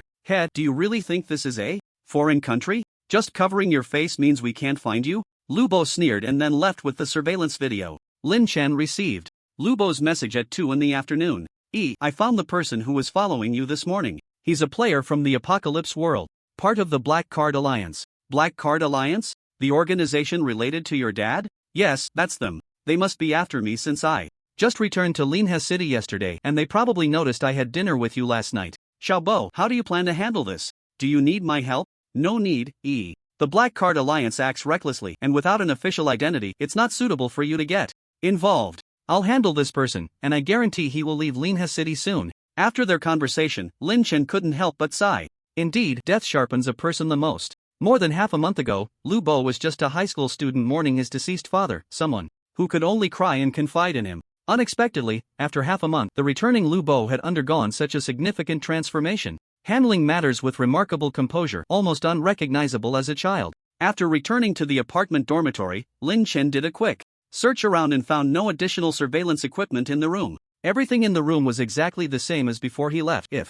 it weren't for Lu Yuxian's reminder, Lin Chen wouldn't have suspected anyone had entered his room. "The Black Card Alliance, very well, I remember you." Then, Lin Chen entered the Apocalypse world. Half an hour later, Gu Qinghu and Lin Chen's figures appeared outside the core area of the ancient Tomb Valley. "Captain, we've been wandering for a while and there isn't a single corpse monster around here. Why don't we hunt in the core area?" "Sounds good." Gu Qinghu nodded. Since they and the malicious 5th Squad settled in the valley, the number of corpse monsters in the outer area had visibly decreased. Now, finding a lone corpse monster was as difficult as climbing to the sky. Gu Qinghu said, "As I said, once we enter the core area, follow my commands and don't act recklessly. The corpse monsters in there are different from those outside." "Understood." Lin Chen had some confidence in his strength now that he was teaming up with Gu Qinghu. Even if they encountered a level 10 corpse monster, they would have a fighting chance. Moreover, today he had fused the Misty Spirit Stone and gained new abilities. He was eager to test his new abilities in the valley and see how effective they were. Compared to the outer area, the vegetation in the core area of the ancient Tomb Valley was denser. Towering ancient trees surrounded the ground littered with unknown broken bones and withered yellow leaves. Due to the sunlight not penetrating, miasma filled the entire inner valley. Just as Lin Chen stepped on a patch of soft dead leaves, a shadow suddenly burst out from the ground. Ancient Tomb Valley mutated corpse monster, green health 510 status, hungry level 9 skills, diamond technique. Description: this is a corpse monster that has been buried for many years. It will emerge to hunt when there is too much noise from the outside. A level 9 corpse monster, and it has an external skill. Not bad, not bad. Seeing the 2-meter-tall giant corpse monster, Lin Chen was not afraid. Instead, he showed an excited expression. Having hunted hundreds of corpse monsters, Lin Chen had somewhat figured out the patterns of external skills dropped by them. Generally, external skills can only be dropped by level 7 and above corpse monsters, and the skills carried by these corpse monsters are the external skills they learned in their lifetime. These corpse monsters with external skills often have a higher drop rate. Captain, let me take action. It's just a level 9, I should be able to handle it. Alright, I'll keep an eye on the surroundings. Gu Qinghu nodded, retracting the longing blade and stepping back a few meters. Seeing the corpse monster roar and charge forward, Lin Chen flipped his wrist and the shimmering silver long knife appeared in his hand. Bang! A golden light slashed out, striking fiercely at the corpse monster's right shoulder. Health minus 220. With a single move of the yin-yang blade technique, he directly took away half of the level 9 corpse monster's health. One must admit, the level 8 yin-yang blade technique, with a 512% increase, is terrifying. Perhaps no elite from the militia of Gyutan village throughout the generations could elevate the yin-yang blade technique to such a level. Although he could have taken down this level 9 corpse monster in 2 strikes, Lin Chen chose not to. The level 9 corpse monster was incredibly powerful and large, making it perfect for practicing his blade technique's proficiency. Subsequently, Lin Chen did not use the yin-yang blade technique again, but instead engaged in a series of moves to tangle with the corpse monster. At this moment, the proficiency of the yin-yang blade technique on the attribute panel began to slowly increase. A few minutes later, the level 9 corpse monster let out a crack as its head was severed under Lin Chen's fierce blade technique. Then, 2 items dropped. One was a green quality corpse oil block, and the other was a green quality material, the corpse monster's rib. Although he didn't get the external skill book he wanted, the 2 green drops were still quite good. Over the next 2 hours, Lin Chen and Gu Qinghu cautiously roamed the core area of the valley, searching for corpse monsters to hunt. Although the corpse monsters here were more widely dispersed, they started at level 8 when encountered. Moreover, due to a certain lingering aura in the core area, the corpse monsters here had clearly mutated, being larger than their counterparts of the same level outside. In the span of 2 hours, Lin Chen and Gu Qinghu found 3 level 8 corpse monsters and 2 level 9 corpse monsters, except for 1 level 8 corpse monster that suddenly sprang out from the shadows, which Gu Qinghu helped kill. The other 4 were all decapitated by Lin Chen himself. During this time, Lin Chen not only gained a substantial amount of experience points but also saw the proficiency of the yin-yang blade technique rise by several points. The only regret was that no external skill book dropped. Only 3 or 4 green materials were obtained. Lin Chen felt quite unlucky. With so many corpse monsters falling to his blade, he had only dropped a common quality book, Swift Step Technique. Once he had more slots for talent solidification in the future, he would definitely solidify a talent that could increase luck, enhancing the item drop rate. As the sky gradually darkened, although Lin Chen was still not done with his killing spree and had over an hour of login time left, it was too dangerous to hunt corpse monsters here at night, so they had to return. Just then, a fierce rumbling sound came from a distant mountain ridge. Lin Chen and Gu Qinghu immediately became alert and looked towards the explosion site. Captain, it seems to be the mark of a divine talisman. Gu Qinghu frowned and said, it's definitely a divine talisman. At this time, the only one that could still be in the valley is Old 4. Let's go take a look. On a small mountain ridge a few miles away, a large group of corpse monsters burst forth from the ground, including several level 8 and 9 corpse monsters. These corpse monsters, covered in rotting flesh, quickly moved after shaking off their stiff bones, charging towards Old 4 like rabid dogs. At this moment, Old 4, surrounded, turned pale. Which damned immortal did this? Damn that immortal. How could he bury so many militia corpses on the same slope? Did he want to kill him? If he had known so many corpse monsters were buried underneath, he wouldn't have used such a powerful explosive divine talisman. The number of corpse monsters was overwhelming, and in a hurry, Old 4 released multiple defensive divine talismans, barely managing to protect himself against the onslaught of the corpse monsters. A distress flare was launched, and Gu Laosi hoped that someone would come to rescue him soon, otherwise the future village chief of Gyutan village would likely perish. In this valley, A minute later, the defensive talismans Gulausi carried began to run out and the horde of corpse monsters drew ever closer. At that moment, a thick white mist suddenly spread from an unknown source, enveloping both Gulausi and the horde of corpse monsters. This white mist, feeling the bone-chilling frost emanating from the mist, Gulausi's scalp tingled. It was the mist specter from last night. Damn it! Was the mist specter not eliminated last night? The white mist thickened within seconds, obscuring Gulausi's vision completely. Suddenly, a large hand reached out from behind and dragged Gulausi away. He nearly lost his soul from fright, and when he turned to look, he realized it was Gu Qinghu's grinning black face. What the hell, Gu Qinghu, is that you? What, are you unhappy to see me? Should I throw you back? No. I'm very happy to see you, tiger brother. Gulausi, being shameless, immediately called out to him. What's going on, Gu Qinghu? This white mist is... Gu Qinghu pointed to Lin Shen, who was controlling the white mist nearby, and said, the white mist was created by Qingshan. I'm surprised too. I don't know the specifics, but the ability to generate white mist should be related to the Mist Spectre Spirit Stone, he fused. With, Gulausi was taken aback. What? The Mist Spectre Spirit Stone dropped yesterday? That kid fused with it? It's worth mentioning that the Mist Spectre Spirit Stone is a manifestation of the rules of the Spectre, and Gulausi needed this material to break through to the divine level. In the 6 months since the Descenders appeared in Gyutan village, although several professional-level specters had died in the village, the core spirit stones of the specters had never dropped. At this moment, Gulausi felt as if he had just heard he won $1 million prize, only to collapse upon learning that the ticket had expired. Gulausi couldn't help but say, Gu Qinghu, I lost quite a few talismans killing the Mist Spectre last night. Strictly speaking, the Mist Spectre Spirit Stone doesn't belong to that kid. Gu Qinghu understood the importance of the core items dropped by half-professional level specters, and he could only try to soothe him. I know, but it's fused now. You, Gulausi, have so many treasures. Do you really care about one specter core? Besides, if it weren't for Qingshan being able to release the white mist to trap the horde of corpse monsters, you might have been torn to shreds by now. Though he said this, it seemed Gulausi's heart was bleeding. He weakly replied, don't talk to me. You don't care about what isn't yours. Just tell me, from last night until now, how many things has that kid swallowed from me? Old four, have you forgotten what the village chief said? The Descenders are our hope for the future. Consider these treasures an investment. Besides, Qingshan hasn't said he won't return it to you. At that moment, Lin Chen, who was releasing the white mist, suddenly felt dizzy, as if his mental energy was insufficient. It turned out that during the day, after the Spectre Stone in his chest devoured the Mist Spectre Spirit Stone, Lin Chen awakened the ability to control the white mist. However, it seemed that due to Lin Chen's weak mental energy, his control over the white mist was still very limited. He could only manipulate the mist within a 20-meter radius, and the more mist he released, the greater the mental energy he consumed. Nevertheless, the white mist Lin Chen released resembled that of the Mist Spectre, and had special abilities. It was equally cold and could affect the perceptions of those trapped within it. Currently, the horde of corpse monsters attacking Gulausi was trapped by the white mist released by Lin Chen. The corpse monsters, with their limited intelligence, lost their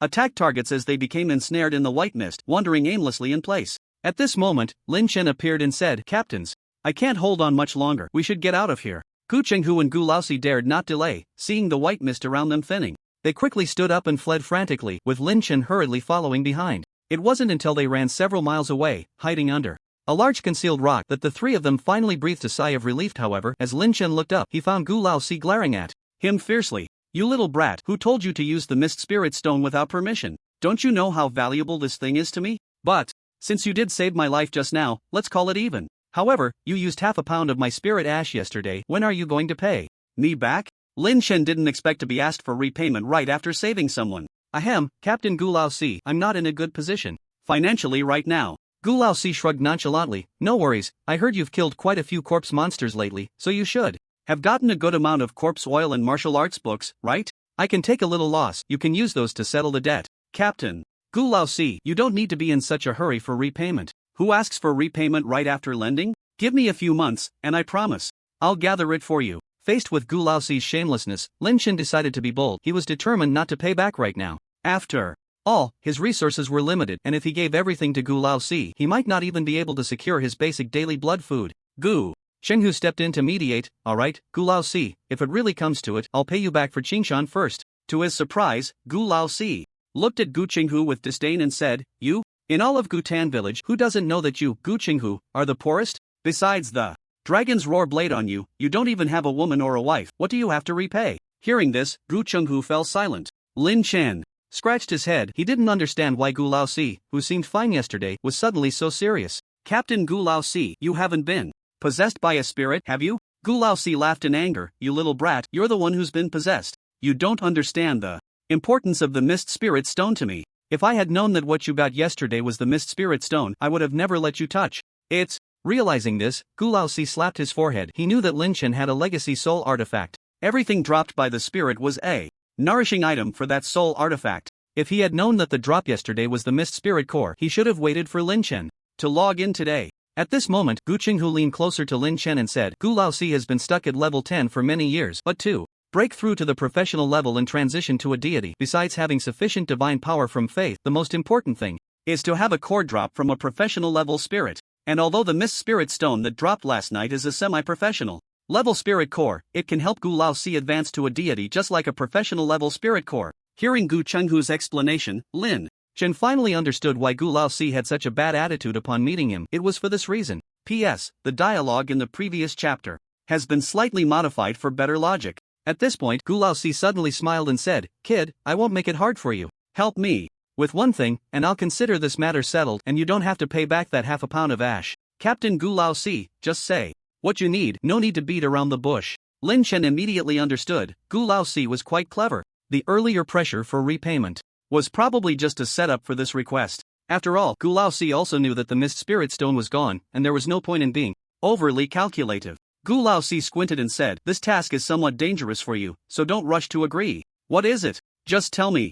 I need you to log in after midnight tonight and use your special ability to take me into the core area of the ancient tomb valley. There's a cave there. However, before Gu Laosi could finish his sentence, Gu Qinghu's expression changed instantly. Gu Laosi, are you crazy? That place has long been a forbidden zone. If you want to die, go alone. Don't drag others to their deaths. Gu Laosi ignored Gu Qinghu and stared straight at Lin Chen. Kid, are you going or not? Don't worry, even if I die there, you won't. Lin Chen frowned and said, Captain Laosi, why? Don't you first tell me what that cave in the core area is and what you plan to do there? As long as it's not too dangerous, I'm willing to go with you. Well, there's no harm in telling you this, after all, it's part of our village's dark history. Gu Laosi began, then nodded and asked, Qingshan Kid, do you know the origin of the ancient tomb valley? Lin Chen glanced at Gu Qinghu and said, I heard the captain say that this valley was originally the burial ground for the heroes of the village's militia, but later it was occupied by a ghostly spirit that has the ability to resurrect corpses. The ghostly spirit has long been entrenched in the valley, and the corpses became tainted by its aura, eventually turning into what we now call the ancient tomb valley. After Lin Chen finished speaking, Gu Laosi sneered and said, What you said isn't wrong, but the real history is often embellished. I'll tell you the truth, the ancient tomb valley became what it is today entirely due to the sins of our ancestors. Then he found a clean stone to sit on and continued, about 300 years ago, there was internal strife in Gyutan village. One faction controlled the village's most core resources, the divine forces, while the other faction was the lower-class ghost manipulators, viewed as heretics. The raging war destroyed more than half of the historically rich Gyutan village, with tens of thousands of villagers dying in that turmoil. In the end, the faction represented by the divine forces drove all the ghost manipulators out. Hearing this, Lin Chen couldn't help but ask, Ghost manipulators? Are they people who can control ghostly spirits? Gu Laosi continued, Yes, in the Tianqi continent, there are not only the four major professions you know, but also countless unrecognized professions, such as the ghost manipulators and demonizers. These two professions can only make breakthroughs by harnessing ghostly spirits and demons.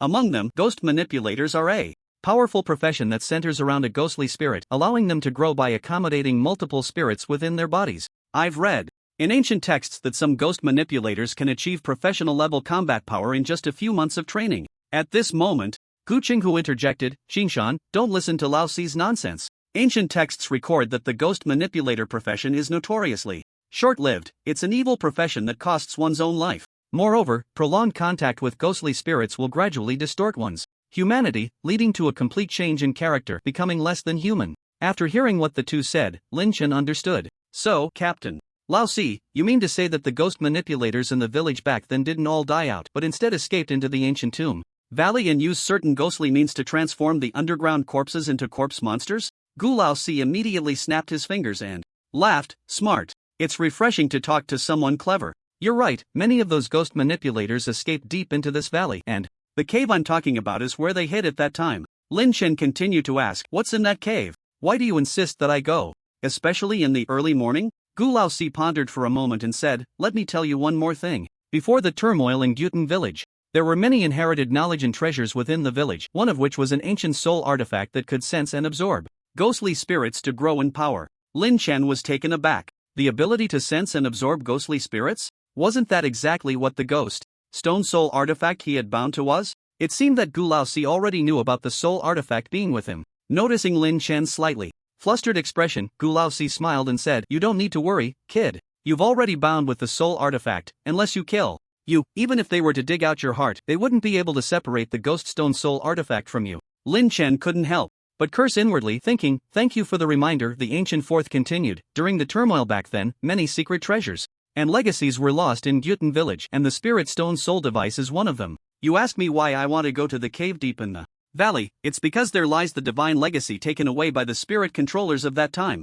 Secondly, the reason I brought you along is that you possess a spirit stone soul device. This treasure is a sacred object for the spirit controllers who rebelled back then, and it's very likely that they won't attack you when they see you." Lin Chen's expression changed. They? Could that group of spirit controllers still be alive? The ancient fourth paused, a hint of teasing in his smile as he said, "Oh, I meant those spirit beings who sign contracts with the spirit controllers. Years ago, my master, who is also the village chief, visited that cave. The old man said that those spirit controllers had long since died, but most of the spirit beings before them remained, protecting those legacies. Even he couldn't retrieve those legacy items." Upon hearing this, Lin Chen finally understood what the ancient fourth wanted him to do and realized the dangers lurking in that cave. "Captain Fourth, if I'm not mistaken, those spirit beings left behind by the spirit controllers should be of professional level, right? Your statement that they might not attack me, are you really asking me to risk my life for you?" The ancient fourth, tired of sitting, stood up, spread his hands, and dusted off his pants, saying, "So, I promise to share half of the good things in that cave with you. What do you think?" "Not much." Lin Chen decisively shook his head. With the universal talent in hand, he only needed to develop steadily to grow quickly. There was no need to risk his life. What good were treasures in the cave? After all, one only had one life. "I knew your words weren't trustworthy. You said you would help me just now, but now you're backing out. Saying you're afraid of death isn't really an insult, but I forgot to tell you one thing. The spirit stone soul device fused into your heart has a life of its own. I won't deny that the more you feed it, the stronger it becomes. But one day, it will awaken from your chest." Upon hearing this, Lin Chen was half convinced. The spirit stone was a soul device he had bound. After system certification, and based on the system's introduction at that time, this growth-type soul device shouldn't pose much danger. However, this was an extraordinary world, and the system wasn't as omnipotent as imagined, so the ancient fourth's words couldn't be easily judged as true or false. Even so, Lin Chen didn't want to be led by the nose by the ancient fourth. This was clearly an attempt to trick him into going to the cave deep in the valley. Perhaps the ancient fourth's next words would be, "The solution to your soul device's flaws lies in the cave. All you need to do is accompany me there." Seeing Lin Chen remain silent, the ancient fourth said, "Kid, solving the problem with the spirit stone soul device isn't actually difficult. The spirit stone soul device is a legacy treasure of our Gyutan village, and there are corresponding records on how to control the spirit stone and prevent its awakening. These legacies were also taken away by the spirit controllers back then, and they are in the cave within the valley." Lin Chen smiled. Sure enough, the ancient fourth's rhetoric was exactly what he had thought, without a single deviation. It was clear that the ancient fourth was most likely trying to deceive him. "Captain Fourth, if you want to come up with a reason for me to go, at least make it a bit more convincing. I'm quite busy today and will be logging off soon. As for the half a pound of ashes I owe you from yesterday, if you're in a hurry, I can sell my belongings tomorrow to repay you. It's getting dark now, we should head back first." After saying this, Lin Chen ignored the ancient fourth and directly headed back toward the camp. "You little brat, what do you mean? By a made-up reason?" Seeing Lin Chen leave without looking back, the ancient fourth was genuinely anxious. At that moment, Gu Qinghu, who had been listening the whole time, said, "Old fourth, Qingshan is right. What you just said really sounded like it was made up. Even I felt it was fake." The ancient fourth was at a loss for words, but seeing Lin Chen's figure quickly disappearing from view, he hurriedly followed after him with Gu Chenghu. As they hurried along, Gu Laozi turned his head and said, "Gu Chenghu, you're the captain of that kid's team. You should help me persuade him. It's been nearly 300 years since that turmoil, and you know that 300 years is a deadline. If we delay any longer, we might really lose those legacies." Gu Chenghu shook his head. "I can't persuade him. If you know Qingshan well, you know he's not a risk taker. Even if those strange spirits are sealed in the cave, it's still too risky for the two of you, unless what? Unless you bring the village chief out and have him personally lead you into the cave. Otherwise, I don't see it happening." "How is that possible? That old man won't let me take risks." Hearing this, Gu Qinghu stopped and glared at Gu Laozi. "You know about taking risks? I think even if You really become the village chief in the future. Gutan village will eventually be ruined by you. Gu Laosi also stopped, seriously saying, I'm thinking of Gutan village too. That batch of lost legacies is not only related to the priest profession, it also contains a complete legacy of the sequencer. Are you, Gu Qinghu, really willing to change your profession to a warrior? You should know that the 4 major professions are different. I really have no thoughts about being a sequencer. The warrior profession can split mountains and cross seas, fly through the sky, and escape the earth. That's my dream since I started learning martial arts. Gu Laosi couldn't help but curse, damn it, I can't be bothered to talk to you, you blockhead. If Gu Laihai were here, he would definitely dare to take risks with me. He's been yearning to be a sequencer for quite some time. Gu Qinghu was equally unyielding. To be honest, if you two really dare to go, that's not a risk. It's like turning on a light in the toilet, looking for death. Thus, Lin Chen ran ahead while Gu Qinghu and Gu Laosi bickered back, and in the meantime, the two even teamed up to chop down a level 7 corpse monster. But unfortunately, Lin Chen wasn't there at the time, so nothing dropped. Once they reached the camp, the two were still arguing red-faced, neither willing to back down. I say, 2 captains, if you have nothing else, I'm leaving first. Although Lin Chen still had more than half an hour of online time, he knew that staying here would only lead to being entangled by Gu Laosi. It was better to log off and leave, allowing Gu Laosi to calm down. Moreover, today the Black Card Alliance had infiltrated his apartment, and Lin Chen felt he needed to do something just in case. After all, one shouldn't be too passive in doing things. When it's time to take the initiative, one should be proactive. Just then, Gu Laosi called out to Lin Chen, Kid, if I guarantee you won't be in any danger at all, would you be willing to accompany me? Lin Chen thought seriously for a moment and said, as long as safety is guaranteed, I can help. Alright, wait for me. After saying that, Gu Laosi quickly packed a few things in the tent and then disappeared into the night. Captain, where is he going? He should be going back to the village to invite the village chief. Lin Chen was surprised. Invite the village chief? Gu Qinghu nodded. Actually, what Gu Laosi told you is mostly true. The legacy in that cave is very important to our village, and that soul artifact you possess is the key to obtaining the legacy. Last night, after you revealed that legacy soul artifact in front of him, he started to have thoughts about the legacy in the cave, which is why Gu Laosi is a bit impatient today. I guess he lingered in the valley in the evening to scout ahead, and it just happened that he ran into us. Lin Chen nodded in understanding but still wondered, Captain, didn't you say that old sea only needs a strange spirit core to advance to a priest now? What significance does the legacy in the cave have for him? Gu Qinghu explained, Xingshan, you don't understand. For the 4 major professions, reaching the professional level is just the beginning of the extraordinary. The road ahead is very long. Our Gyutan village has been lacking the path behind the divine since the turmoil 300 years ago, which is why the village's strength has never been strong, barely managing to rely on the temple for self-preservation. For the ancient 4, a half-professional ghost core is indeed important, but it pales in comparison to the future inheritance in the cave. Lin Chen finally understood. I see. Thank you, Captain. Gu Qinghu smiled and said, no need to thank me. I've invested my entire fortune in you, so I will definitely share what I know. After a pause, Gu Qinghu reminded, but Xingshan, if you really go to the cave with the ancient 4, remember not to ask for any other rewards. There is a complete inheritance of the sequencer in the cave, and you must obtain it. Captain, is the sequencer profession very strong? Lin Chen recalled that when Gu Qinghu introduced the 4 major professions earlier, he seemed to hold the sequencer profession in high regard.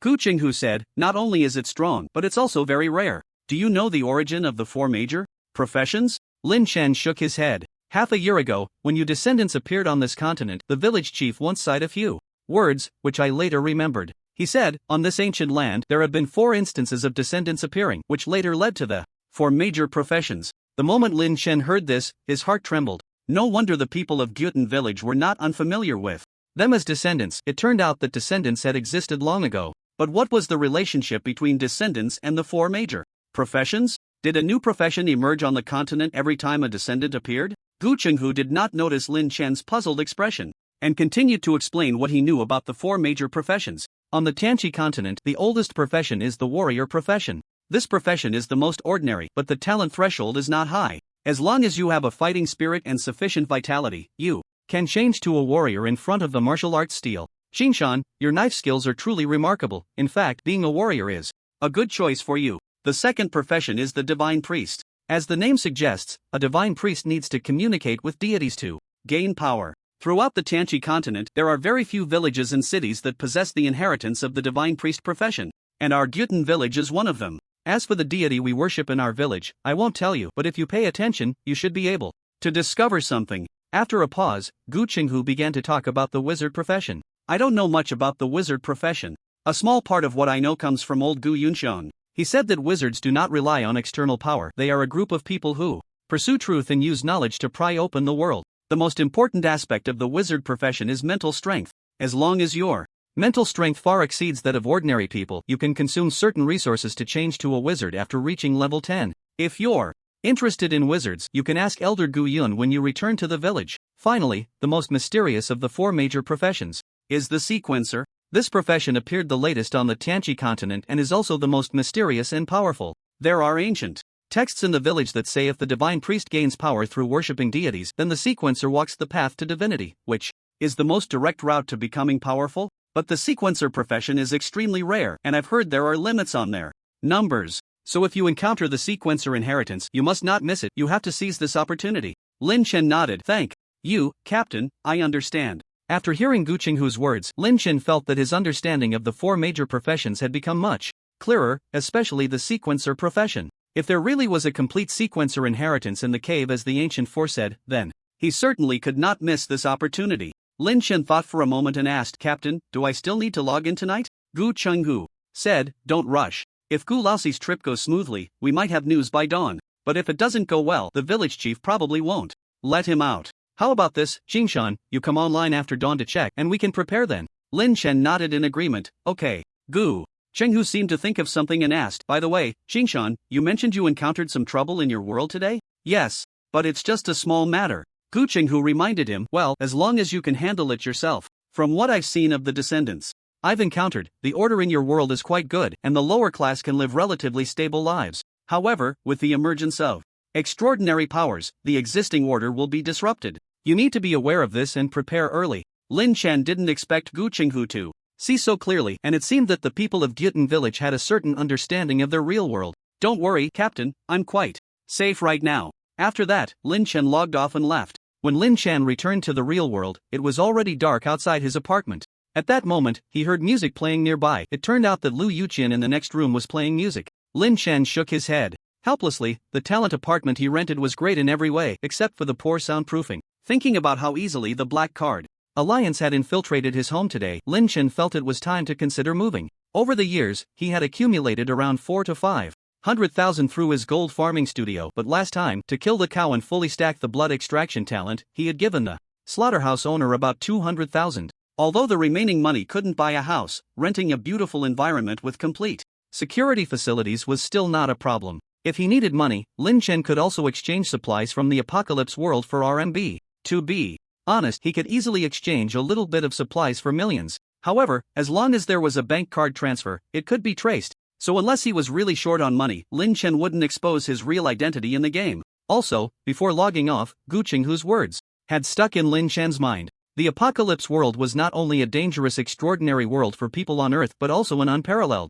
opportunity. As the number of activation codes increased, the number of people with extraordinary abilities in reality would also rise, and it was easy to imagine that the order of this world would eventually be broken and reshuffled. Right now, Lin Chen, like most people, was at the forefront. Moreover, Lin Chen possessed a red talent, and if he couldn't make good use of this advantage, that would really be a shame. Since he had a late lunch, Lin Chen first went for a simple workout before having dinner. However, due to his physical condition being far superior to that of ordinary people, he had to hold back his strength while working out, which felt quite uncomfortable. Once he had a bigger house, he needed to set up a place for martial arts and fitness training. At dawn, following Gu Qinghu's advice, Lin Chen logged on to check, but there was no sign of Gu Laoxi outside the ancient Tomb Valley. It seemed that Gu Laoxi's external support plan had failed. Lin Chen didn't mind and logged off after greeting Gu Qinghu. Just then, he received a message from Lu Boyaige. Are you asleep? If not, let's go out for some skewers. The Black Card Alliance matter is over, and I just had a call with Zhao Yilong, the head of the Black Card Alliance.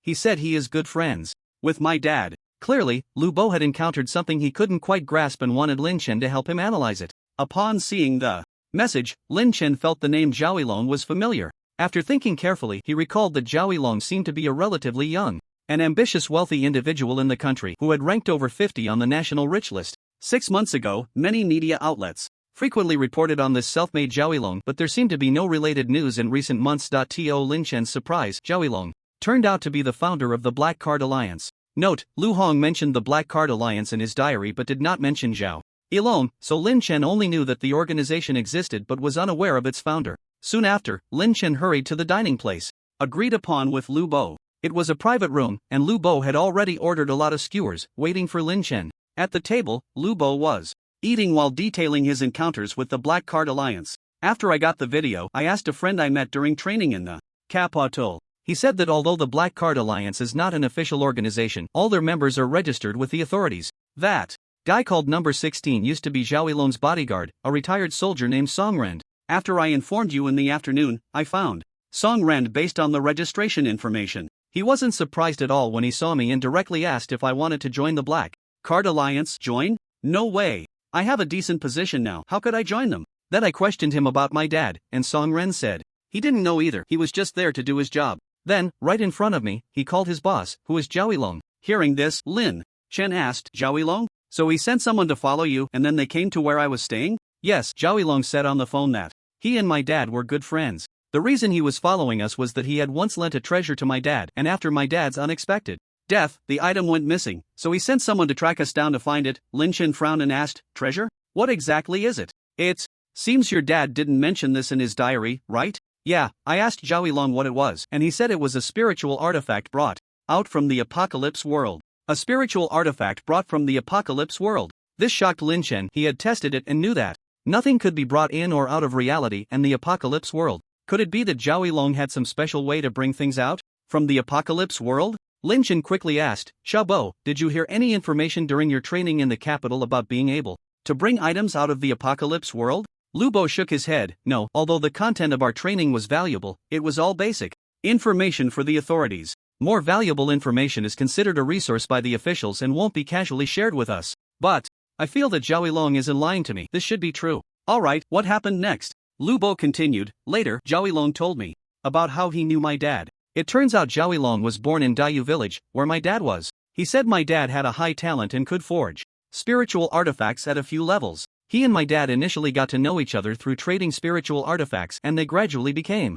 familiar. In short, that guy had a hypocritical vibe, as if he really wanted to get close to me. I thought to myself, if my dad really had a good relationship with him, he wouldn't have left it out of his diary. Lin Chen asked, did Zhao Yilong say how your dad died? He did. He said that before my dad had the accident, he happened to be out of the village, exploring the wilderness. Also, Zhao Yilong mentioned that the power dynamics in Dayu village are very complex, with not only the native NPCs but also several player factions, some of which are from abroad. After my dad's death, he investigated but found no information. Finally, Lu Bo added, however, he said my dad was likely killed by the native NPCs in the village because my dad had taken the village chief as his master, which offended some people's interests in the village. After hearing this, Lin Chen couldn't help but feel strange. Was the situation in Dayu village really that chaotic? They could even kill a player born there. Compared to Dayu village, Gyutan village is much better. He has interacted with the 4 militia captains and the 2 village elders, and they all seem to have good character. The player community in Gyutan village is also not large, so there aren't many conflicts of interest. Lin Chen thought for a moment and said, Xiaobo, I estimate that Zhao Yilong's words are half true and half false, but he doesn't seem like the murderer of your dad. If you want to uncover the truth about your dad's death, you'll probably need to reach the professional level. Find Dayu village and investigate it yourself. Lu Bo sighed. Yeah, but reaching the professional level is too difficult. To be honest, I'm currently relying on the official big shots in our village, gaining experience by following them in the militia, but even so, the experience growth is too slow. If I really want to level up to professional, it might take half a year. By then, everything will be too late. Lin Chen was also very aware that leveling up for ordinary people in the apocalypse world is quite challenging, as most militia teams in villages recruit starting at level 5. However, most players can't even manage to level up from 1 to 2, let alone independently reach level 5. Therefore, the best way to develop in the apocalypse world is to join an organization and let higher level players guide you so newcomers can grow. He had to admit that both he and Lu Bo were quite lucky. One was fortunate enough to be chosen by the officials and became a beneficiary of the state, while he encountered Gu Yongxian and, because of him, was recommended to the 2nd militia team. Thinking of this, Lin Chen mentioned the corpse monsters outside Gyutan village, saying that corpse monsters are easier to deal with than other monsters of the same level, and he could level up to 3 within a week or 2 thanks to the experience provided by the corpse monsters. Lu Bo immediately expressed envy. Corpse monsters? The Gyutan village you landed in is truly a treasure land. Not only did you join the militia at level 1, but there are also these gathering type monsters providing experience. Unlike us, if we want experience, we have to go out into the wilderness to hunt monsters. To be honest, every time I log into the apocalypse world, I feel nervous. Lin Chen nodded. Yeah, our captain is a good person, takes care of me, and even shared some information about the professional level. Lu Bo was instantly surprised. Information about the professional level? Ego, tell me about it. I still don't know what the professional level is. Currently, the players who can become professional level are basically the first or second batch of beings who entered the apocalypse world. For most factions, information related to the professional level is very valuable and not easily disclosed. Lu Bo only knows that there are 4 professions at the professional level, one of which is a warrior, but he has no idea about the other 3. In response to Lu Bo's curiosity, Lin Chen smiled and shared most of the information he knew about the professional level. In fact, Lin Chen intended to pass on some of the valuable information he had to Lu Bo. After all, this kid had been completely open with him, so he should reciprocate. Lu Bo appeared very excited after hearing Lin Chen's introduction to the 4 major professions. Ego, if I can change jobs, I definitely want to become a wizard. I've loved magic since I was a child. The wizard profession should be able to cast spells, right? Lin Chen wasn't sure if the wizard profession in the apocalypse continent was the same as the wizards he knew from movies and TV shows, but since Gu Qinghu said that wizards seek knowledge and study truth to gain power, then wizards should be able to cast spells. Alright, if I find any information related to the wizard profession, I'll let you know. After that, the two continued to chat for a while, until around 2 in the morning, when they each went home. The next morning, Lin Chen logged in early. In the camp, Gu Laosi still hadn't returned. Considering the beings of the 5th militia team, Gu Qinghu planned to take them and Lin Chen deeper into the valley to farm corpse monsters. Lin Chen had no objections, and neither did Du Gufeng and the others. After all, compared to the Ancient Four, Gu Qinghu was much easier to get along with. He never cursed at anyone. Ever since they heard that Lin Chen could face the ghostly spirits head-on, they were eager to see Lin Chen's strength. When the time came, Lin Chen, who would be fighting monsters alongside them, would surely show off his skills. In the valley near the core area, the underbrush was dense, with Gu Qinghu leading the way while Lin Chen and Du Gufeng followed behind. Most of the corpse monsters here were buried beneath the soil, but they were very sensitive to movements on the surface, so everyone walked very cautiously. At this moment, Wang Zilong was leading them to an excellent monster hunting spot, which was said to have been discovered by the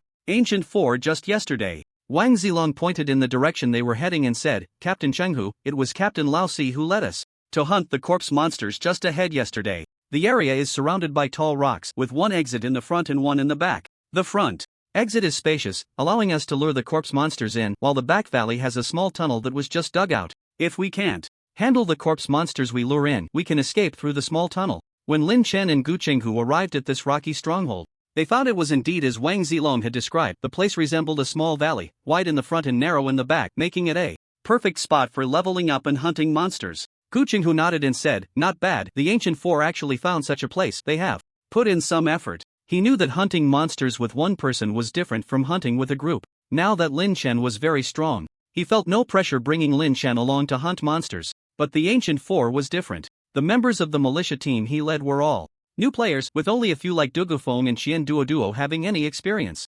Moreover, as the number of corpse monsters in the entire valley decreased, the Ancient Four specifically found this place near the core area, clearly to train them while ensuring the safety of the militia team. It must be said that the Ancient Four had indeed put thought into the members of the militia team, since players had limited online time. Once they arrived at this monster hunting camp, Du Gufeng began organizing the militia team, assigning them tasks. First, they dug many traps at the entrance, then sent a few agile players to scout the nearby terrain for traces of the corpse monsters.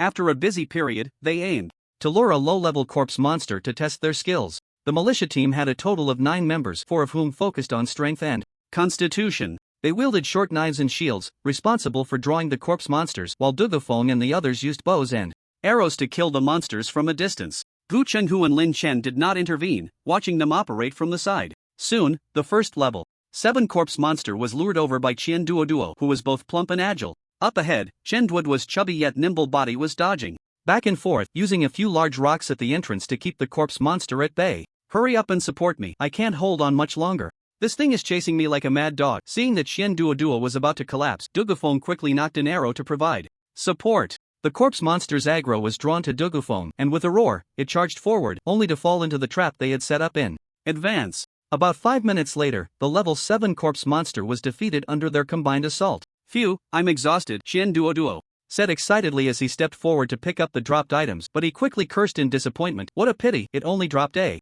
piece of white quality corpse oil, what a load of garbage. Lin Chen and Gu Qinghu, standing nearby, nodded slightly at this. Although Dogu Fang's small team took over 20 minutes to kill a single corpse monster, they succeeded safely with minimal risk. Moreover, it must be said that after some training, the Ancient Four had indeed managed to develop this group of newborn players. The newborns before them, though their strengths varied, already exhibited a preliminary level of coordination and team organization. It seemed that even without supervision, they would be able to hunt corpse monsters in this perilous valley. Yu Qinghu was very satisfied and generously praised. Very good, it seems that old C didn't waste his efforts on you, you truly have the appearance of a militia team now. Next, Dugafone and the others began the next round of monster hunting, while Lin Chen whispered a few words to Gu Qinghu before disappearing into the small valley. Wang Zilong looked at Lin Chen's departing figure and asked in confusion, Captain 2, isn't Brother Qingshan joining us? Why did he leave? Gu Qinghu smiled and said, with his current strength, he can easily hunt the corpse monsters alone. There's no need for him to share the experience points with you. Upon hearing this, the members of the militia's fifth team exchanged glances, some believing it while others did not. On the other side, Lin Chen had already begun searching for the traces of corpse monsters in the core area. For Lin Chen at this moment, he could easily slay level 9 corpse monsters, so as long as he didn't encounter a level 10 corpse monster, there was no real danger. Of course, if he did encounter danger, Lin Chen could also use the white mist to escape, and the reason Gu Qinghu dared to let Lin Chen hunt monsters alone was that he knew about the white mist ability Lin Chen had obtained from the mist demon. The white mist ability was very powerful, it could be released instantly, enveloping a 20-meter radius in just a few seconds. Whether dealing with corpse monsters or other creatures, this white mist was an excellent auxiliary means. Roar! At that moment, a level 8 corpse monster appeared in Lin Chen's line of sight. The rotting eyeballs of the corpse monster slightly turned, and upon seeing a moving living being, it charged straight at him. Lin Chen took out the Jianin long knife from his backpack and rushed towards the level 8 corpse monster. This time, Lin Chen still did not use the yin-yang sword technique, instead engaging in combat with the corpse monster using ordinary sword techniques to improve his sword skill proficiency. After a fierce battle, Lin Chen, panting heavily, managed to cut the level 8 corpse monster in half. However, since he didn't use the yin-yang sword technique, he ended up with 7 or 8 claw marks from the corpse monster, and the defensive armor he was wearing became tattered. Lin Chen shook his head slightly. It's a pity that even with the 3-point strength attribute boost from the Jianin long knife, my current strength is still too far from that of the level 8 corpse monster. If it weren't for my sword technique skills, I wouldn't have been able to withstand its attacks at all. And this defensive armor is too poor. Not only does it not increase attributes, but it can't even withstand the claws of the corpse monster. Once I return to the village, I must get a piece of equipment that can defend my whole body. If not, a semi-spiritual item will have to do. Without wasting time, Lin Chen simply applied some disinfectant to his wounds and continued searching in the forest. Because Lin Chen's health points were limited, currently only over 36, he could fully execute the 3 styles of the yin-yang sword technique, so when encountering level 8 corpse monsters, he tried not to use it. He would only employ the yin-yang sword technique when facing level 9 corpse monsters. Throughout, Lin Chen kept more than half of his health points in reserve just in case. Thus, after about 2 to 3 hours, without Gu Qinghu by his side, Lin Chen successfully hunted 4 corpse monsters entirely on his own for the first time, one of which was a level 9 corpse monster. These corpse monsters dropped a total of 2 pieces of white quality corpse oil and 3 pieces of green materials. The 3 green materials were corpse monster leg bone *2 and corpse monster arm *1. Currently, in Lin Chen's backpack, aside from the heads of the corpse monsters, the materials he had collected could already be pieced together to form 2 or 3 corpse monsters. Of course, half of the materials in his backpack belonged to Gu Qinghu, so they weren't entirely his. However, even so, he could still obtain more than 20 pieces of green bones and hundreds of pieces of white corpse oil. Lin Chen didn't know what the corpse monster bones could be used for, but at least they were green quality materials, so exchanging these 20 or so bones for a few pieces of spiritual equipment should be fine. Lin Chen had been thinking about the Longyin knife in Gu Qinghu's hands for a long time. He had tried that knife, and it felt much better than the Jianin long knife. Plus, it could enhance his strength attribute by 10 points just by holding it. After changing into a full set of spirit equipment, he should have no pressure dealing with level 10 corpse monsters, and at that time, he could even fight evenly with Gu Qinghu. Seeing that it was about time, Lin Chen prepared to return to the small valley to rest and log off. Since the online time for a day was 6 hours, he usually spent 3 hours in the morning and 3 hours in the afternoon. However, just as Lin Chen was turning back, he noticed that the corpse monsters, which were originally hard to find, suddenly crawled out of the ground one after another. These corpse monsters were all at level 7 or 8, and even though they were very close to Lin Chen and could smell his presence, they did not attack him. Instead, they were heading towards the eastern direction of the valley, as if something there was attracting them. At first, Lin Chen didn't pay much attention to this situation, but after Seeing 5 or 6 corpse monsters behaving the same way, he became very curious and decided to move closer to take a look. After all, with the ability of the Eerie Stone's white mist, Lin Chen could attack or retreat as needed. On the way, Lin Chen thought, no wonder the corpse monster king is calling its minions to gather? But he didn't hear any roars from the corpse monsters, did he? Could it be that corpse monsters communicate through telepathy? Just then, Lin Chen caught a whiff of a decaying smell wafting through the woods. This smell was different from the stench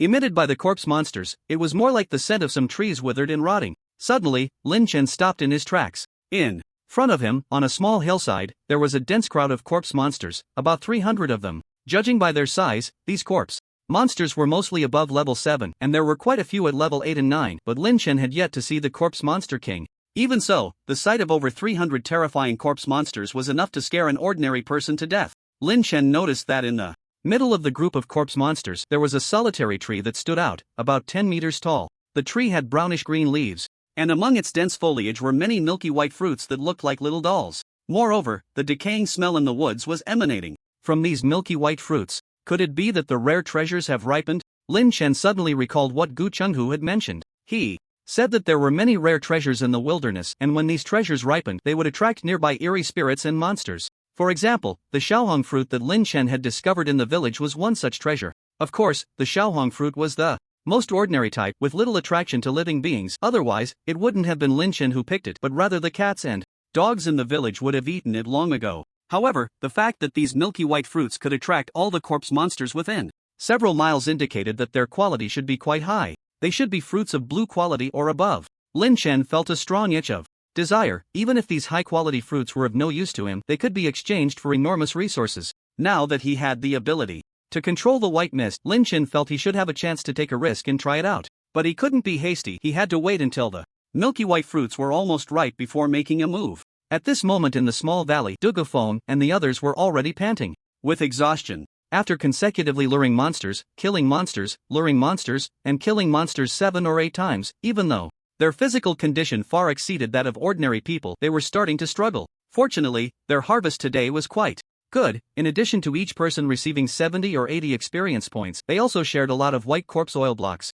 The only green materials they obtained had to be submitted to Gu Laosi, who would then exchange them for suitable growth resources from the village's treasury, so they wouldn't lose out on the deal. However, seeing that Lin Chen hadn't returned yet, Dugafeng and the others felt a bit regretful, as they were very eager to see Lin Chen's strength. They simply couldn't understand how Lin Chen dared to venture deep into the valley alone. Did he really have combat power close to level 10? However, after waiting for a while to rest, and seeing that Lin Chen still hadn't appeared, they gradually logged off. Gu Chenghu noticed that Lin Chen hadn't returned at the scheduled time and realized that Lin Chen had probably encountered a special situation, but he wasn't worried about Lin Chen's safety. After all, even when faced with a horde of corpse monsters, Lin Chen could safely escape by manipulating the white mist. But after waiting for a while, Gu Chenghu still felt uneasy and headed in the direction Lin Chen had gone. Lin Chen had no idea that Gu Chenghu was looking for him. As time slowly passed, he lay in the bushes near the brown-green monster tree for over an hour, during which he saw more and more corpse monsters continuously pouring in from all directions. Now, there were over 500 corpse monsters gathered at the base of that tree, densely packed, resembling a scene from The Walking Dead where zombies congregate. However, judging by the size of the corpse monsters, there was no level 10 corpse king among them. The highest level was only a level 9 corpse monster. At this moment, the decaying smell in the air grew stronger, and the milky white fruits on the brown tree became increasingly glossy. It seemed the milky white fruits were about to ripen. Perhaps attracted by the scent of the fruits, the horde of corpse monsters beneath the tree began to stir, with some even fighting and biting each other to claim a better position. This scene amazed Lin Chen. It seemed that as long as the temptation was great enough, even these instinct-driven, mindless monsters would turn on each other. He could not wait any longer. Lin Chen feared that if he delayed, he might miss his chance, so he prepared to take action. Then, Lin Chen communicated with the strange stone at his heart, and a mass of white mist surged from the stone, enveloping him completely. Next, the white mist began to slowly move closer to the horde of corpse monsters. To the corpse monsters, as long as it wasn't a living creature with blood and energy, anything in their eyes was considered dead. And Lin Chen, shrouded in white mist, appeared to them as a moving cloud, posing no threat whatsoever. However, the cold aura emanating from the mist made them feel uncomfortable, so as Lin Chen approached, the horde of corpse monsters began to part, creating gaps and moving away from the mist. Lin Chen advanced slowly through the gaps, but he dared not move too quickly. If he accidentally revealed the aura of a living person, he feared he would be torn to shreds by the rushing corpse monsters. Now, from a high vantage point, amidst a horde of corpse monsters filled with human heads, a white misty figure was weaving back and forth, moving slowly. In just a few minutes, Lin Chen had covered several hundred meters and reached the center of the horde. Here, the corpse monsters were even denser, with very few gaps left for passage. At this moment, a level 7 corpse monster blocked Lin Chen's path. He waited for a while, seeing that the monster was oblivious, swaying its head. Lin Chen decided not to be polite. He immediately expanded the range of the white mist slightly and then kicked out. Thud! This kick sent the level 7 corpse monster flying in a dog-like crawl, crashing over 3 meters away. The next moment, the level 7 corpse monster angrily got up, glanced at the white mist, and froze for a moment. After scanning the area, it realized that the nearby corpse monsters were all larger than it, and it couldn't fight any of them. With no other choice, it set its sights on another level 7 corpse monster in the distance and charged at it. Roar, so it was you who kicked me. Another level 7 corpse monster was a bit confused, thinking, I'm so far away from you. The two level 7 corpse monsters quickly began to fight, their actions stirring up the nearby horde of corpse monsters. And Lin Chen seized this opportunity to advance rapidly. After all, the ability to manipulate the white mist consumed a lot of mental energy, and he needed to quickly harvest the milky white fruits within a limited time. After a few more minutes of effort, Lin Chen finally squeezed under the brown-green tree amidst the dense horde of corpse monsters. The monsters were all packed closely together, staring blankly at the milky white fruits on the tree. It was as if they believed that when the fruits ripened and fell, they would land on their heads. However, the thick stench of the corpses was unbearable for Lin Chen. Even though he covered his nose, he felt a suffocating sensation as if he might faint from the smell. I can't delay any longer. If I don't act soon, I might suffocate before my mental energy is exhausted. In the next moment, Lin Chen expanded the coverage of the white mist. The mist spread out, enveloping a 20-meter radius around, while the entire brown-green fruit tree was shrouded in white fog. The surrounding corpses were momentarily stunned, as if the good things in their eyes had been swallowed by the clouds above. In the center, the corpses wrapped together with Lin Chen and the fruit tree began to roar, each one growing restless. Limited by their vision, some had already started to pounce and bite at each other.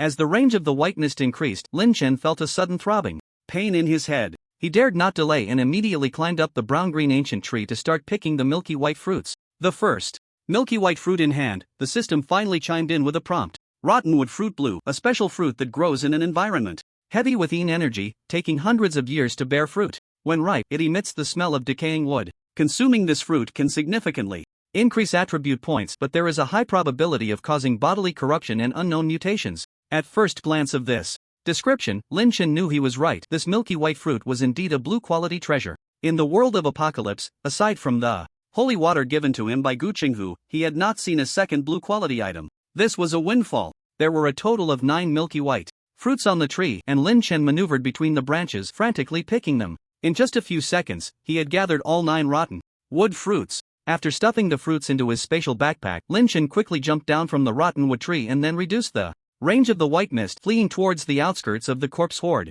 Roar! Roar! At that moment, a series of roars from the corpses erupted. It turned out that the corpses had discovered that not only had the fruity scent in the air vanished, but when they looked up, the tree was also empty, which made them furious. Anger aside, they simply couldn't fathom that a fruit thief was hiding in the mist. Lin Chen ran wildly forward in the white fog, already feeling his mental energy nearing exhaustion, and the mist enveloping him gradually dimmed. Hurry up, don't block the way. After kicking away a blocking corpse, Lin Chen felt he was about to collapse and decisively upgraded himself. This time, Lin Chen leveled up twice in one go, allocating all 10 points to agility. Originally, Lin Chen's agility attribute was 10 points, the limit for a normal human. After the upgrade, his agility speed doubled instantly, allowing him to navigate through the horde of corpses with greater ease. About half a minute later, Lin Chen finally burst out from the horde, and the mist surrounding him had mostly turned transparent. However, he could no longer release even a hint of mist, as his mental energy usage had exceeded its limits, and waves of intense pain shot through his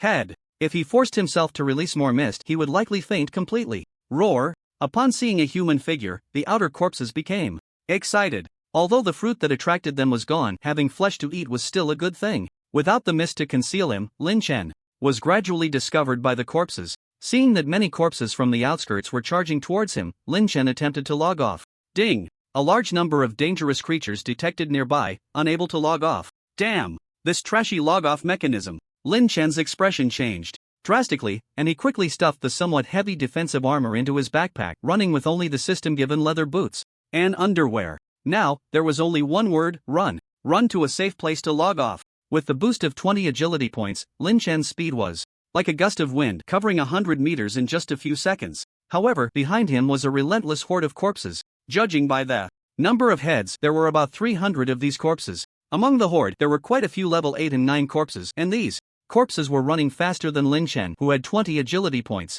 Lin Chen had no choice but to grit his teeth and level up again. Adding 5 points to his agility attribute, with the boost of 5 agility points, Lin Chen's running speed increased slightly. At this moment, Lin Chen glanced back. Most of the level 7 undead monsters had been left behind, but there were still quite a few level 8 and 9 chasing him reluctantly. During the run, Lin Chen continuously tried to log out, but the system kept prompting that the character was not in a safe area and could not log out. Damn, it seems the system's logout mechanism can't be relied upon. Qingshan, over here. In the distance, a figure shouted at him. Lin Chen focused his gaze and saw it was Gu Qinghu who had come to find him. Gu Qinghu was taken aback to see Lin Chen being chased by a large number of undead monsters. Last time, when the Ancient Four used a talisman to blast out a horde of undead, there were only about 20 of them, but now there were hundreds chasing Lin Chen, densely packed from afar. Goodness, did Qingshan poke the undead's nest? Captain, you run ahead, I can still hold on. Stop talking nonsense, there are plenty of bushes and trees here that can block the horde. Come this way.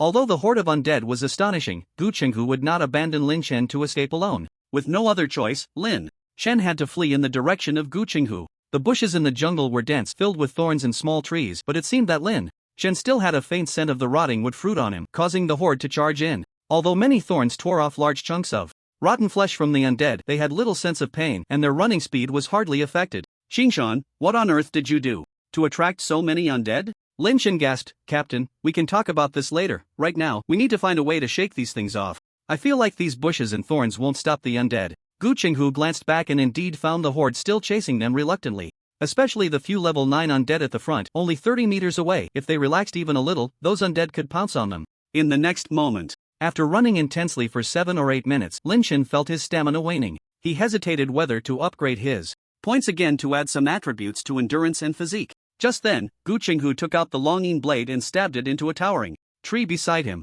In the next moment, Gu Qinghu leaped up, using the resilience of the longing blade to jump onto the tall tree. Then, like a monkey, Gu Qinghu climbed the tree, reaching the top of the canopy in just 2 seconds. His climbing skill made Lin Chen feel embarrassed. Stop standing there like an idiot. Quickly learn from what I just did and climb up the tree. Okay. At this moment, the stench of the pursuing undead was already close at hand. In a life and death situation, Lin Chen didn't dare to hesitate. He immediately jumped onto the longing blade, which bent slightly due to its tough material, then catapulted Lin Chen to a height of 7 or 8 meters. After that, Lin Chen tightly hugged the massive trunk, moving his limbs, and after a considerable effort, finally climbed to the top of the tree. Gu Qinghu frowned and said, Qingshan, you're too slow at climbing trees, you need to practice more in the future. Captain, don't say that. If I get the chance, I will definitely practice. For the first time, Lin Chen realized how important it was to have tree climbing skills in the wild. He looked down and saw a large number of undead monsters had already chased to the base of the tree, and the gathering of undead was increasing.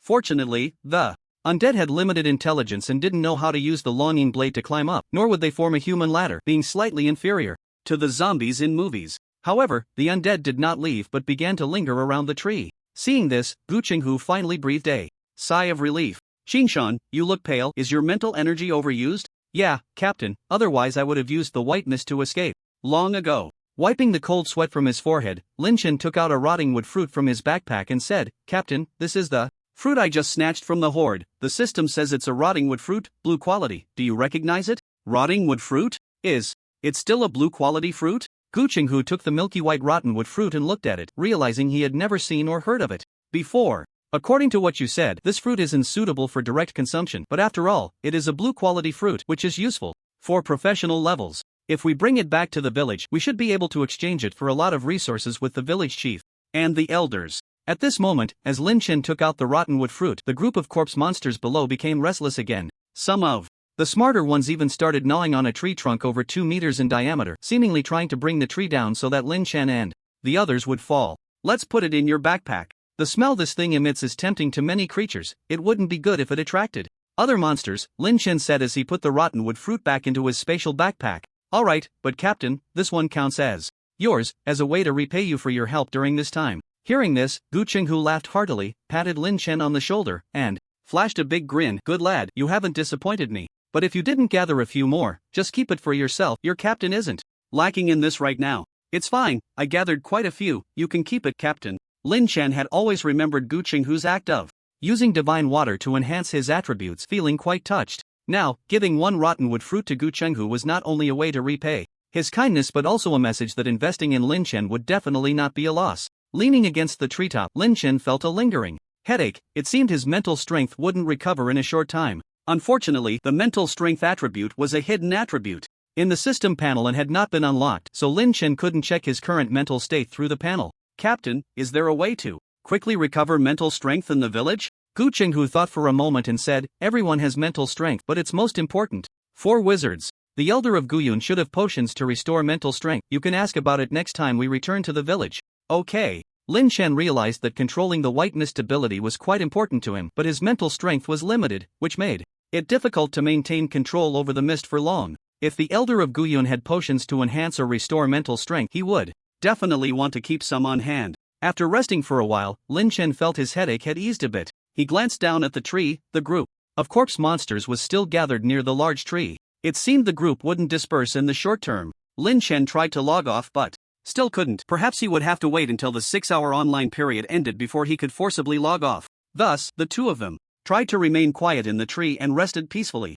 After a moment, Lin Chen took out some water and pickled beef from his backpack and handed them to Gu Qinghu, so he wouldn't go hungry after logging off. Captain, if I get forcibly logged off later, leave this food for you. I'm afraid the corpse monsters might not disperse by night. Alright, no problem. Gu Qinghu appeared even calmer than Lin Chen. After putting away the food and water, he leaned back against the treetop and took a nap. In less than 2 hours, Lin Chen's body turned into a white light and was forcibly logged off. Gu Qinghu opened his eyes to take a look, then lowered his head to find the group of corpse monsters still the same, so he continued to rest. However, at that moment, Lin Chen, who had just returned from the apocalypse world to reality, suddenly gasped. The pain in his head was even more intense than it had been in the apocalypse world. It felt as if his brain had been stirred into a mush, making it impossible to concentrate on anything. Lin Chen speculated that players must have some kind of pain-reducing protective mechanism in the apocalypse world, but this mechanism disappeared upon returning to reality. It seemed he must never bring injuries back to reality in the future,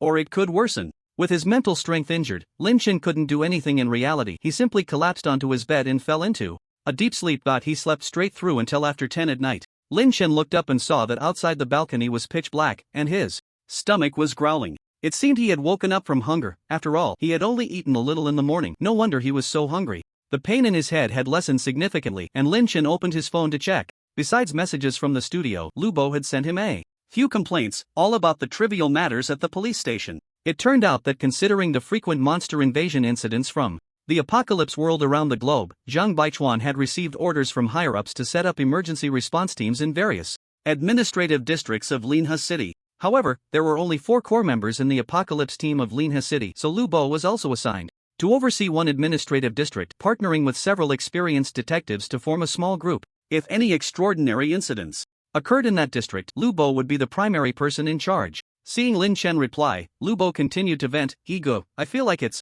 so hard for me. During the day, I'm risking my life leveling up in the apocalypse world, and at night I have to work a second job back in reality. It's killing me. Right now, I'm still on duty at the station, and the only food I get is reheated cafeteria meals. It's so miserable. Lin Chen replied teasingly, not bad, Xiao Bo. Your life is something others dream of but can't even get. During the day, you have someone to help you level up, and at night you can eat government food and get a second salary from the government. Who else can enjoy such treatment? But Lu Bo only replied with a heh. Lin Chen shook his head. This kid clearly hadn't experienced the harshness of society and didn't understand the benefits of having an official identity. After chatting with Lu Bo for a while, Lin Chen inquired about matters related to mental strength. Ego, is your mental strength overloaded? I remember you're only at level 3. How could you be using mental strength? Anyway, I can't see my mental strength attributes, nor do I need to use mental strength. As for what you said about recovering mental strength, I remember during training at headquarters, the instructor mentioned that we have things that can restore mental strength, but they require apocalypse points to exchange.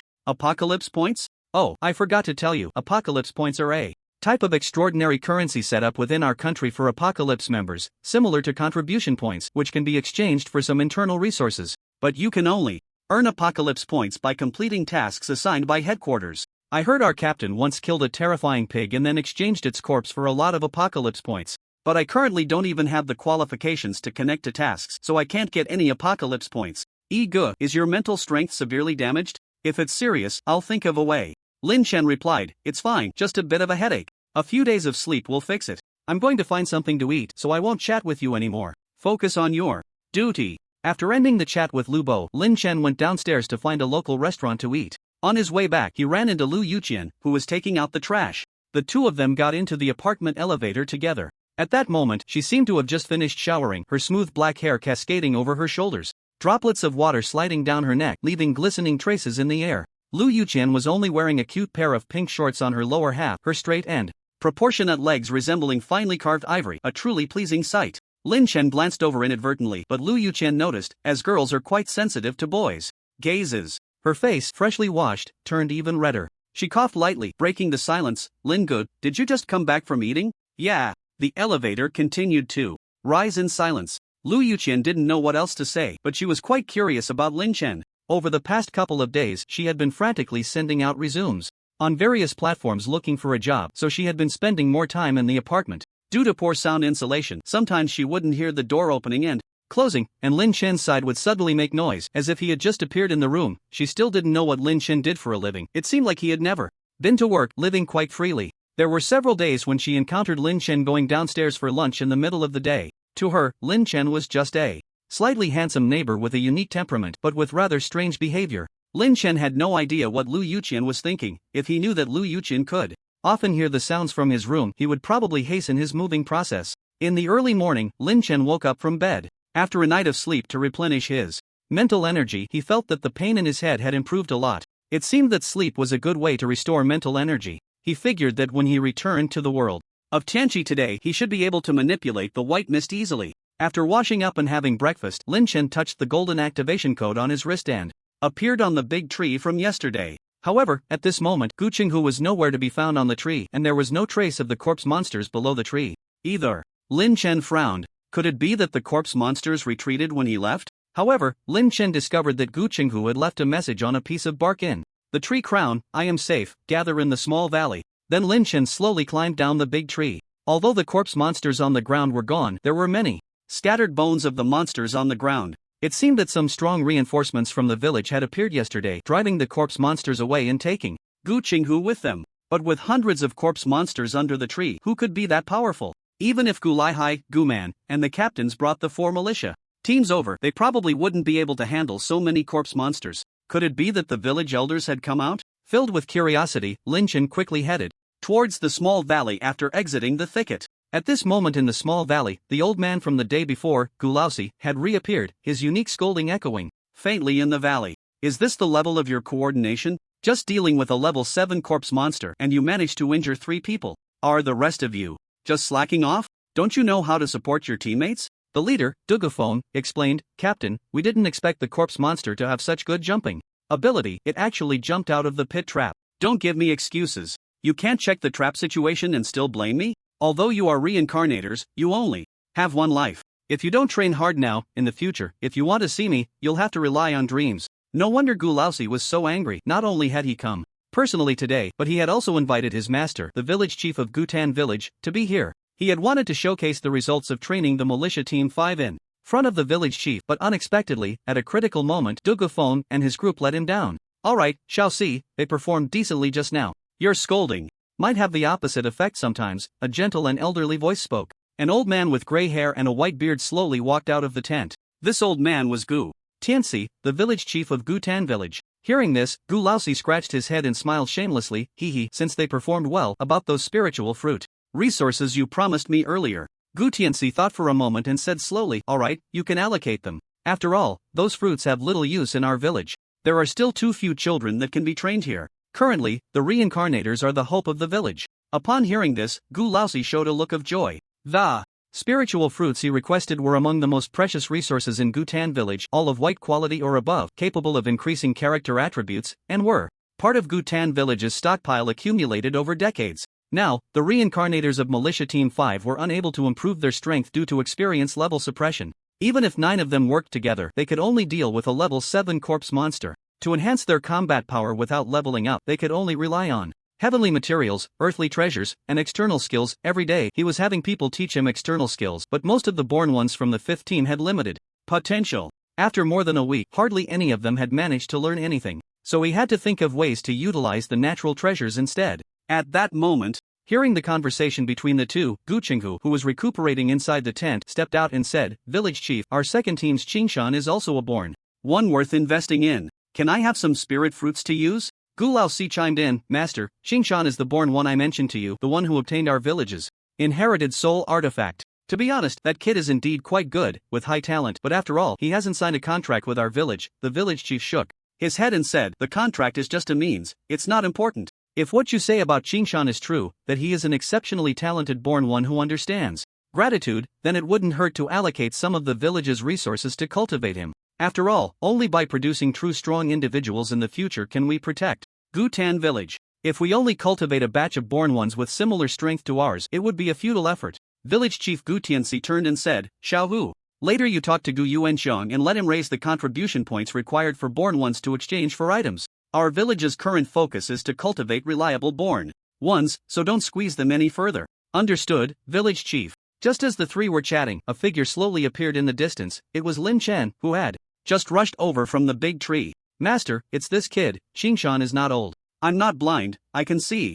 Gu Tianxi squinted at Lin Chen as he approached, then smiled and nodded. Lin Chen also noticed the white-haired elder standing between Gu Qinghu and Gu Laosi from afar, and he tried to ask, "Are you the village chief?" Having been in Gu Tan village for so long, it was Lin Chen's first time meeting the village chief. He didn't expect the village chief to be so old, looking even older than the three village elders, seemingly around 80 or 90 years old. However, in the extraordinary world, appearance doesn't necessarily correlate with age. This old village chief might be over 100. Gu Tianxi smiled and said, "That's me, young man. We've been waiting for you. Come, let's talk inside the tent." Lin Chen nodded. It seemed that the person who saved Gu Qinghu today was this village chief, and the reason the village chief appeared here was likely related to the inherited soul artifact on him. Nearby, Dugu, Feng and the others also stopped training, wanting to join the excitement, but they were directly scolded away by Gu Laoxi's stern face. "Get lost. If you're not training properly, are you here to get scolded? With all that energy, just wait and see how I'll make you suffer this afternoon." Dugu Feng and the others were scolded to the point of feeling miserable, sighing inwardly. How could there be such a big difference among players? Inside the tent, Lin Chen noticed that Gu Qinghu's right abdomen was wrapped in a circle of white cloth and asked, "Captain, are you injured?" Gu Qinghu grinned, "I got scratched by a level 9 corpse monster when I came down from the tree. It's nothing serious." Gu Laosi couldn't help but retort, "Nothing serious? Your intestines were almost pulled out. I told you not to rush down, to wait until the corpse monsters were cleared before coming down, but you insisted on showing off." Lin Chen roughly guessed the situation at that time. It should have been Gu Laosi and the village chief who went to rescue Gu Qinghu, but he didn't know how the village chief dealt with those corpse monsters. Lin Chen remembered that there were quite a few broken bones of corpse monsters left under the big tree, seemingly smashed violently, with no signs of divine symbols being used. It seemed that aside from divine symbols, the priest profession had other extraordinary means. Inside the tent, Lin Chen took the initiative to ask, "Village chief, did you call me here to ask about the soul artifact?" Village chief Gu Tianxi nodded, then thought for a moment and sent Gu Qinghu and Gu Laosi out. He had some things he needed to discuss privately with Lin Chen. Gu Qinghu was obedient and walked out of the tent, but Gu Laosi was unwilling, standing at the entrance and stubbornly saying, "Master, I'm the next village chief, what can I hear?" "Wait until you become the village chief to say that. Besides, I never said you would definitely be the next village chief."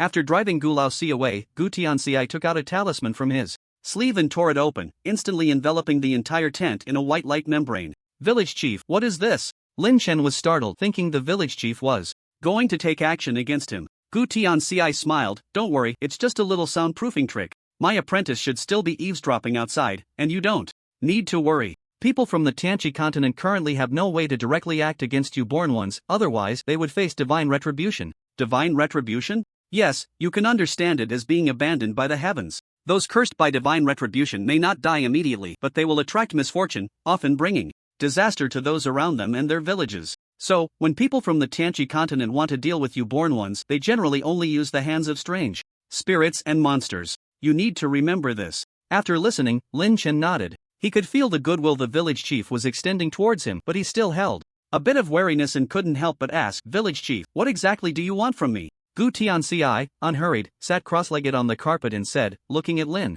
Chen, "Don't be anxious, this is our first meeting. It's better to get to know each other a bit more. My name is Gu Tianxi, I am 121 years old. When I was 30, after the last village chief passed away, I became the new village chief, and it has been over 90 years now. However, after more than 90 years, I still only have the strength of a divine priest of 1 star, so my lifespan is nearing its end. Lin Chen raised an eyebrow. Divine priest of 1 star? Village chief, is this the classification after the professional level? Don't rush, just listen to me. If you are the person I am looking for, I will tell you everything you want to know later. After a pause, Gu Tianxi continued, about half a year ago, the temple issued a revelation, and the entire Tianqi continent experienced celestial anomalies. I found in ancient texts that a new world has been captured by the Tianqi continent, and born ones are about to appear. Gu Tianxi's words contained a lot of hidden information, and Lin Chen's heart trembled after hearing them. Because their blue star was captured by the Tianqi continent, did that mean they could enter the Tianqi continent? What were the consequences of blue star being captured by the Tianqi continent? Was the apocalypse coming? Seeing that Lin Chen didn't interrupt him this time, Gu Tianxi continued with a smile. Our Gutan village has been passed down for a long time on the Tianqi continent, possibly for over 100,000 years or even 1,000,000 years. But according to historical records, our first village chief was a powerful divine priest, and he was also a born one. So I understand the existence of born ones better than you do, and I know why you can appear here. I don't know how other forces on the Tianqi continent feel about you born ones, but at least in our Gutan village, we have maintained a friendly attitude towards born ones since the village was established, and when we encounter exceptionally talented born ones, our village will invest great resources to cultivate them. So you don't need to worry that I will harm you. As long as you don't infringe on the village's interests and safety, I can guarantee that you will not be in danger. Alright, I've said what I needed to say. Now you can ask me questions, but at the same time, you must answer me one question, so that neither of us loses out. After saying this, Gu Tianxi fell silent, waiting for Lin Chen. Lin Chen thought for a moment and asked, Village chief, I want to ask what will happen to our world after it is captured by the Tianqi continent? Gu Tianxi replied seriously, after a world is captured, the two worlds will gradually merge until one is swallowed by the other. From what I understand about your world, there is no extraordinary power, only so-called technology, and the will of the world is weak, so it is highly likely that the world you live in will be swallowed by the Tianqi continent. But don't worry, this timeline is often 100 or 1,000 years, so you don't need to worry about the world being destroyed in the short term. Alright, I've answered your question. Now, let me ask you one. Where did you find the legacy soul artifact, the strange stone? Lin Chen did not hide anything and replied directly, under the willow tree by the pond in the village. Under the willow tree? Gu Tianxi thought for a moment, slightly furrowing his brows, but said nothing more. Lin Chen continued to inquire, Village chief, I also want to know, if the strange stone soul artifact devours too many strange spirit entities, will it revive? Gu Tianxi smiled. That was something Xiao Si told you, right? It's both true and not true. The strange stone was created by a master craftsman from our Gu Tan village using a spirit baiting doll, and the spirit baiting doll is a very special kind of strange spirit that naturally survives by consuming strange spirits. You can currently use the abilities of the strange stone with peace of mind, but remember, if you encounter a spirit baiting doll, you must not use the strange stone to absorb the core of the spirit baiting doll, otherwise the strange stone will truly revive, and you will be in grave danger. So that's how it is. Lin Chen understood and let out a slight sigh of relief. That old dog, Gu Si, truly didn't speak a word of truth. Since it was like this, he would just need to be cautious when using the strange stone to absorb the core of strange spirits in the future. However, at that moment, Gu Tianxi asked a question that shocked Lin Chen immensely. Child, my second question is, does your activation code for logging into the apocalypse world have a number? Lin Chen's heart jolted. This village chief actually knew whether their activation codes had numbers. Ever since he learned that his activation code was special, Lin Chen had casually inquired about it while chatting with Lu Bo. The ordinary activation code that Lu Bo received did not have a number in the attribute panel.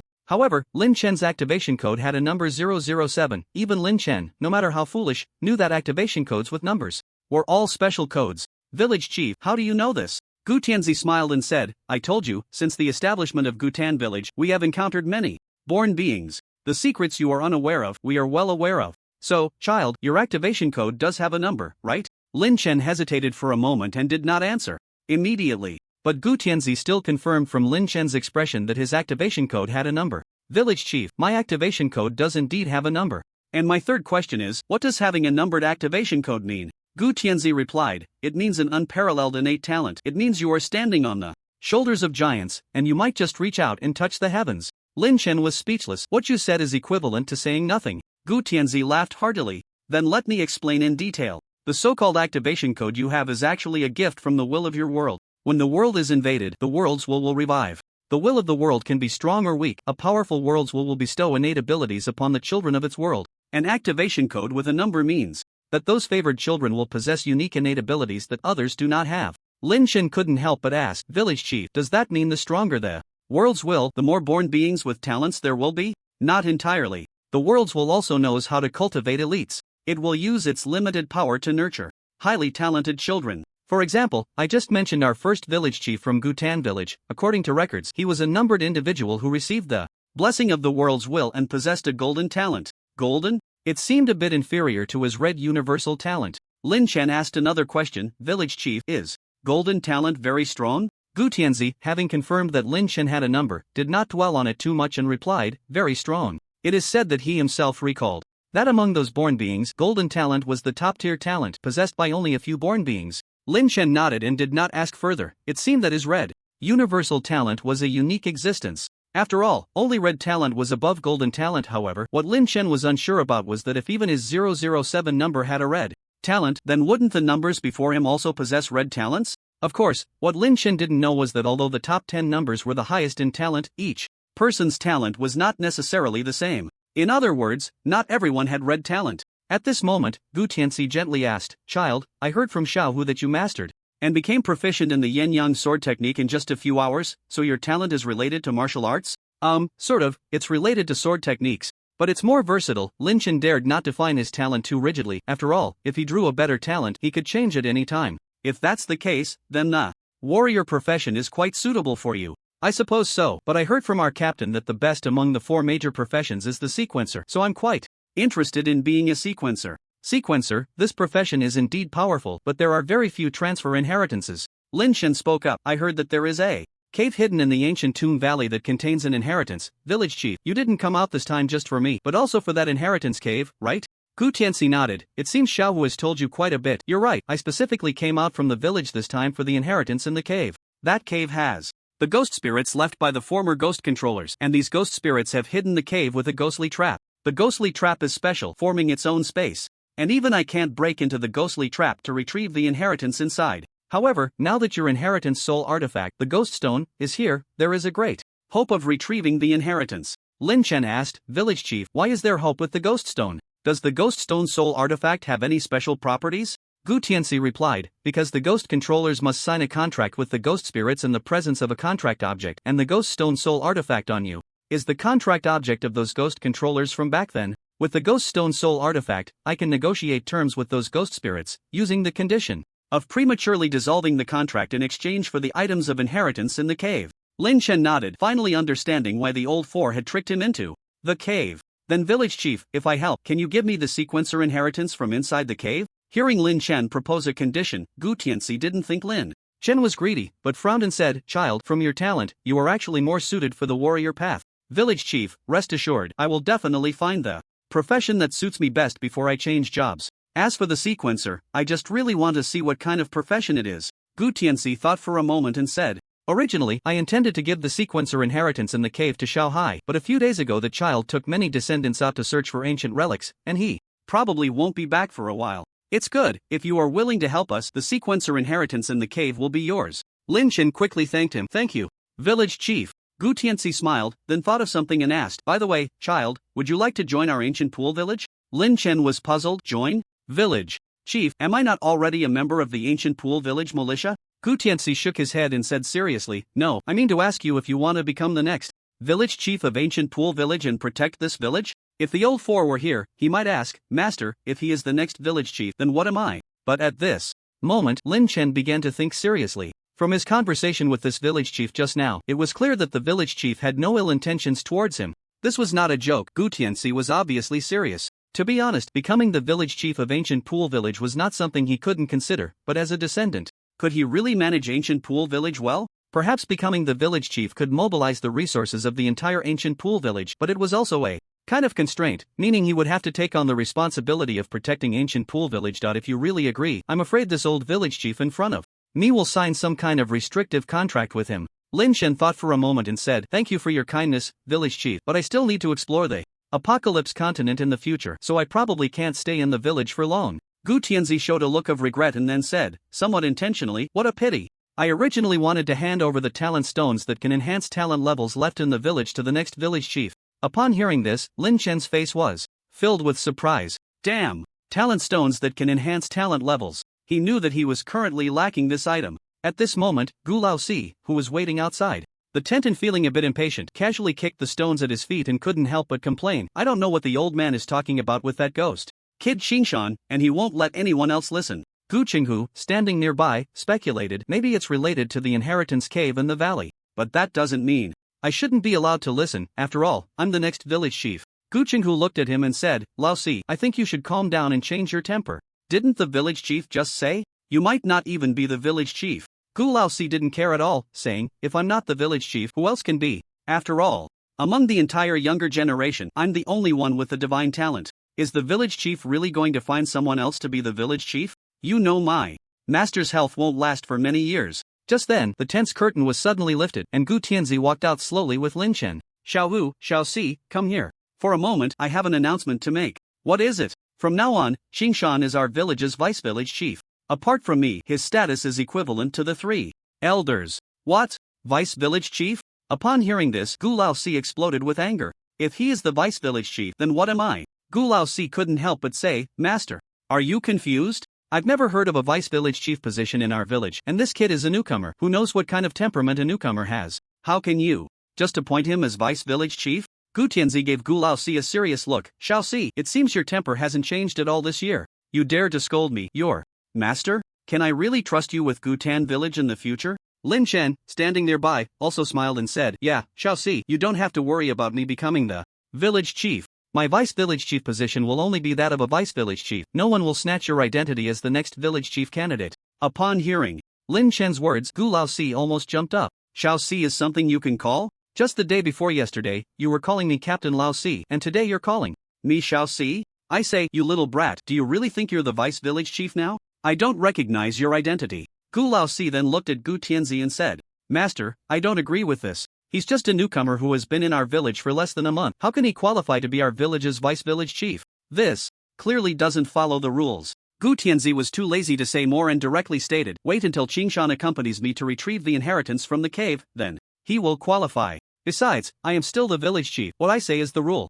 If you disagree, you can leave the village. Go wherever you want, I won't care about you. Gu Laosi was left speechless. He looked up at his master's expression, and this time it seemed he was genuinely angry. Fine, then I reluctantly acknowledge this kid's identity. Lin Chen dug in his ear and said teasingly, this kid? Vice Captain Xiao Si, please call me Vice Village Chief from now on. If I hear you disrespecting me again, I will deduct resources from your team. Damn. Gu Laosi really didn't know what to say this time. So, Vice Village Chief, you borrowed half a pound of ghostly ashes from me a few days ago. When will you pay me back? I say, Captain Xiao Si, your memory really is quite poor, and your face is thick enough. You said that once I agreed to go to the cave to retrieve the inheritance, this matter would be settled, so why are you bringing it up again? As for you, the other night you recklessly left the 5 team members behind and returned to the village without any organization or discipline. I think you're not fit to be the captain of the militia anymore. When we get back to the village, I'll have a word with the village chief and the elders about this. Gu Laosi dared not speak anymore. He realized that without resorting to insults, he really couldn't out-talk Lin Chen. Deputy village chief, you're impressive. After throwing this remark, Gu Laosi angrily went to vent his frustration on the militia team 5, which was training nearby. Gu Tianzi also reminded Lin Chen before returning to the tent to prepare the talismans. They decided to head to the inheritance cave in Guanei tonight. Even for Gu Tianzi, entering this place required some preparation in advance. Lin Chen turned his head and smiled at Gu Chenghu, who was staring at him, and said, Captain, are you alright? Qingshan, you're already the deputy village chief now. Don't call me captain anymore. It's fine. Although I now hold the title of deputy village chief, I'm still a member of the second team. Aren't you still my captain? Alright then. Gu Chenghu couldn't help but smile. He indeed hadn't misjudged Lin Chen, even though Lin Chen had suddenly risen to a high position in the village. He remained humble and unassuming, without a trace of arrogance, still retaining his previous character. Then, Lin Chen and Gu Chenghu talked about the details of the rescue, and he learned that it was yesterday afternoon when Gu Lu and the others discovered that Gu Chang, who hadn't returned on time, so they went back to the village to report it. That same night, Gu Laosi brought the village chief over to rescue Gu Chenghu. Captain, I'll put that rottenwood fruit in my backpack for now and give it to you when we get back to the village. Gu Chenghu said worriedly, oh, by the way, Qingshan, are you really going to the cave in the valley with the village chief? Lin Chen nodded, yes, I promised the village chief. Don't worry, the village chief promised to make me a life-saving talisman. If I really encounter danger, I'll be fine. Then how will you get to the inheritance cave? Tonight, when the yin energy is at its peak, is also when the strange spirits in the cave awaken. Alright, just be careful then. Actually, what Gu Chenghu wanted to ask the most was why Lin Shen had suddenly become the deputy village chief of Gutan village, but after thinking it over, he decided not to ask. After all, the village chief and Lin Shen had been discussing for so long in the tent, clearly talking about some secrets they didn't know. As for Lin Shen, he stated that he hadn't intended to become the deputy village chief of Gutan village at first, but when Gu Tianci took out that talent stone, he instantly changed his mind. Talent stone, a rare celestial object produced during the fusion of worlds which can enhance the talent level of those born with talent when used. Those without talent may randomly gain mid to low quality talents, with a small chance of obtaining high quality talents. This stone has no quality level, but for Lin Shen, it should allow his universal talent to upgrade, thus gaining a second solidified position. Having one more talent solidification slot would definitely enhance Lin Shen's abilities beyond just a simple addition. Therefore, under the temptation of the talent stone, Lin Shen decisively agreed to Gu Tianxi's request. However, Lin Shen only decided to become the deputy village chief and promised to protect the safety of Gutan village to the best of his ability and to enhance the strength of the villagers. For this, the old village chief Gu Tianci even used a professional level contract for Lin Shen to sign. Lin Shen didn't know why the old village chief had confidence in him, but he readily agreed. After all, even without the reward of the talent stone, simply becoming the deputy village chief of Gutan village was still more beneficial than harmful for Lin Shen. He heard from the old village chief that the treatment for the deputy village chief was the same as that of the three major elders, not only receiving monthly resources like blood food and spirit fruits, but also being able to mobilize the militia for his own use as long as it didn't violate the interests of Gutan village. It can be said that the position of deputy village head promised to him by Gu Tianzi is not an empty title, but a genuine deputy village head position. However, Lin Shen felt that he was not quite suited for the role of deputy village head, as his combat power was currently only at level 9, and even the ancient four did not acknowledge him. It was likely that the militia members below would see him as just a lucky guy, not necessarily inclined to follow his orders. Lin Shen's next goal was to rely on his talents to accumulate attributes and then break through to level 7, achieving combat power that could truly rival level 10. After finishing his conversation with Gu Chenghu, Lin Shen couldn't wait to return to his tent and take out the talent stone that the old village head had just given him. The talent stone was a crystal about the size of a fist, shimmering with a rainbow of colors, and when held in his hand, he could even feel a faint warmth emanating from it. What a treasure! Although this item had no grade, it was worth more than anything he owned. Next, Lin Shen directly used the talent stone, and the stone instantly merged into his body. Ding! You have used a talent stone. Detecting that you possess a red quality universal talent, unable to activate a new talent, universal talent upgrading. Universal talent upgraded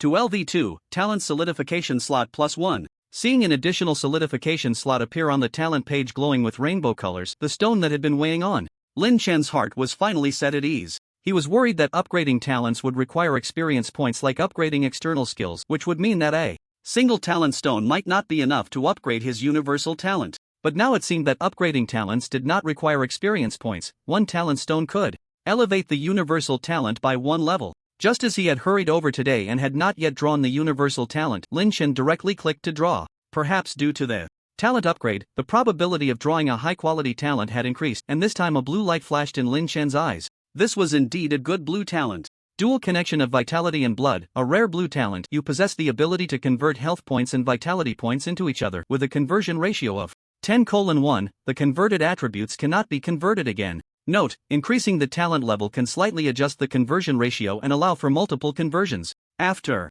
reading this talent, Lin Shen carefully understood its capabilities. In other words, after solidifying this dual connection of vitality and blood talent, Lin Shen could convert all of his 1700 plus health points into the vitality points he urgently needed, converting 170 points of vitality based on the 10:1 ratio. Similarly, his current 36 vitality points could only convert to 360 health points. Moreover, regardless of which was converted into which, the converted attributes would be fixed and could not be changed again with talents unless the talent level was increased. Lin Shen pondered. He had to admit that this drawn talent was very suitable for him, as his health points and vitality points were currently very unbalanced. From the recent situation of farming corpse monsters in the valley, his swordsmanship in battle was very sharp, capable of both offense and defense, and he rarely lost health. The 1700 plus health points were quite wasteful on him. However, having only 36 vitality points severely limited his output. After all, using the yin-yang sword technique required at least 10 vitality points. If he had enough vitality points, Lin Shen would have no restrictions when using the yin-yang sword technique, and when facing level 10 corpse monsters, he would likely not be afraid. If one strike of the yin-yang sword technique couldn't cut through, then it would be 10 strikes, 20 strikes, He definitely intended to use this dual connection of vitality and blood talent, but he was unsure how much health to convert would be appropriate. After all, the thicker the health points, the greater the sense of security. Lin Chen thought for a moment and decided to solidify the dual connection of vitality and blood first, and there was no rush to convert health points, as there was still a dangerous operation to undertake at night, and having thicker health points would be safer. For the time being, Lin Chen did not plan to farm corpse monsters again, as he needed to leave more time to travel to the inheritance cave with the village head at night. Night fell, darkness enveloped the entire Apocalypse continent, and the ancient Grave Valley was filled with chilling winds and a faint mist. At this moment, Lin Chen was following the old village chief, Gu Tianzi, as they walked slowly through the bushes, heading towards the inheritance cave within the ancient Grave Valley. This journey consisted of just the two of them. The old man had initially intended to come along, but after being sternly reprimanded by the village chief, he was sent back. Along the way, the village chief began to recount in detail the internal strife that occurred in Gutan village 300 years ago. At first, the practitioners of the art of deception in the village performed quite well, showing no abnormalities, regardless of whether the contractors were at level 10 or not. As long as they could sign a contract with the spirit of deception, they could become practitioners. The threshold was so low that it led to an increasing number of practitioners in the village. However, there's no such thing as a free lunch. Soon, the first batch of practitioners began to show significant changes in their personalities. Their way of thinking became different from that of normal humans, more cruel, indifferent, and bloodthirsty. Of course, they themselves were unaware of this, believing that everything they did was for the village. Thus, turmoil erupted in the village. The practitioners united to resist the priesthood and sought to turn Gutan village into a completely spirit-dominated village. That turmoil utterly destroyed the once mighty Gutan village. You must understand that the original Gutan village was at least 4 to 5 times larger than it is now and was even more prosperous. Just then, a corpse monster suddenly crawled out from nearby, seemingly startled by the village chief's voice. This corpse monster was not large. Lin Chen estimated it to be only level 7. Just as he was about to take action, he saw a flash of white light in the village chief's hand. The level 7 corpse monster was instantly torn apart by the white light, turning into a pile of bones that fell back into the pit. Lin Chen curiously asked, "Chief, was that a divine talisman you just used?" "No, it was just a basic divine technique. Once you become a professional priest, you can learn some basic divine techniques." "Chief, is it difficult to learn divine techniques? How do they compare to a wizard's spells?" Gu Tianzi smiled. Throughout the journey, it had mostly been him speaking, while Lin Chen had been asking questions non-stop, like a curious child. However, he also knew that the first-generation born beings had limited knowledge of the extraordinary. Casting divine techniques requires the consumption of divine power, which is obtained through the worship of deities. As for wizards, their magic is not called spells but witchcraft, and casting witchcraft requires the consumption of their mental energy. To put it simply, the former draws power from deities, while the latter draws power from themselves. Both have their advantages and disadvantages, and it's hard to say which is superior. However, most divine techniques can inflict significant damage on spirits, which is something witchcraft cannot compare to. The divine power the village chief referred to was the belief power among the 4 advanced attributes in the panel. It was just a different name. Lin Chen nodded, realizing that the village chief seemed to hold the priesthood in high regard. "What's this? Are you interested in the priesthood?" Lin Chen shook his head but still asked, "Chief, how can a born being know if they have the talent for priesthood?" The village chief thought for a moment and said, "Whether one has the talent for priesthood needs to be verified through the temple. This is true for us on the Apocalypse continent, and it is the same for you born beings. However, the first-generation born beings were chosen by the will of the world, and their innate talents are generally quite high. As long as they have the inheritance of the 4 major professions, becoming the corresponding professionals is not difficult." Lin Chen continued to ask, "Then if the talent is sufficient and the basic divine power is abundant, what is needed to transition to the priesthood? After reaching level 10? Earlier, I, along with Gu Laosi and the captain, worked together to kill a fog spirit, and it dropped a core item. Gu Laosi said he needed this item to break through to the priesthood." The village chief nodded slightly. What he said is true. Anyone wishing to transition to the priesthood must have a spirit core item, and such core items can only be dropped by at least semi-professional spirits. Aside from the divine profession, as far as I know, the other 3 professions require key items to some extent when changing jobs. Warriors need the heart's blood of a profession-level demon beast to refine themselves, while wizards need to practice meditation techniques and meet mental strength standards. Those who do not meet the standards need to prepare rare materials that can enhance their mental strength. As for the final profession, the seer, the requirements are even more numerous, with some needing the core drops of ghostly spirits as the main material, others requiring the organs of demon beasts, and some needing extremely precious rare materials as breakthrough materials. At the end, the old village chief, Gu Tianzi, looked at Lin Chen and said, "Qingshan, if you want to change to a warrior or a divine profession, the village can help you with the key materials. but if you choose wizard or seer, you'll have to find a way on your own. Lin Chen nodded and said, "Thank you, village chief, I understand." Well, Gutan village is ultimately a small village, while the Apocalypse continent is vast. As someone with innate talent, you will eventually be able to see the outside world. What I am telling you now is just the most basic knowledge, not a precious inheritance. Thus, the two walked for over an hour in the dark valley, encountering more and more corpse monsters along the way. Lin Chen glanced at the nearby terrain and guessed that they had entered the core area of the ancient tomb valley. Perhaps the inheritance cave was not far away. But just then, the old village chief suddenly stopped and blocked Lin Chen's path. Ahead, about 100 meters away, in the damp, misty forest, a shadow resembling a human figure flashed by. Lin Chen took a glance and immediately narrowed his pupils, for the shadow was at least 3 meters tall. He quickly took out the Jianin long knife from his backpack. "Village chief, is that a level 10 corpse monster?"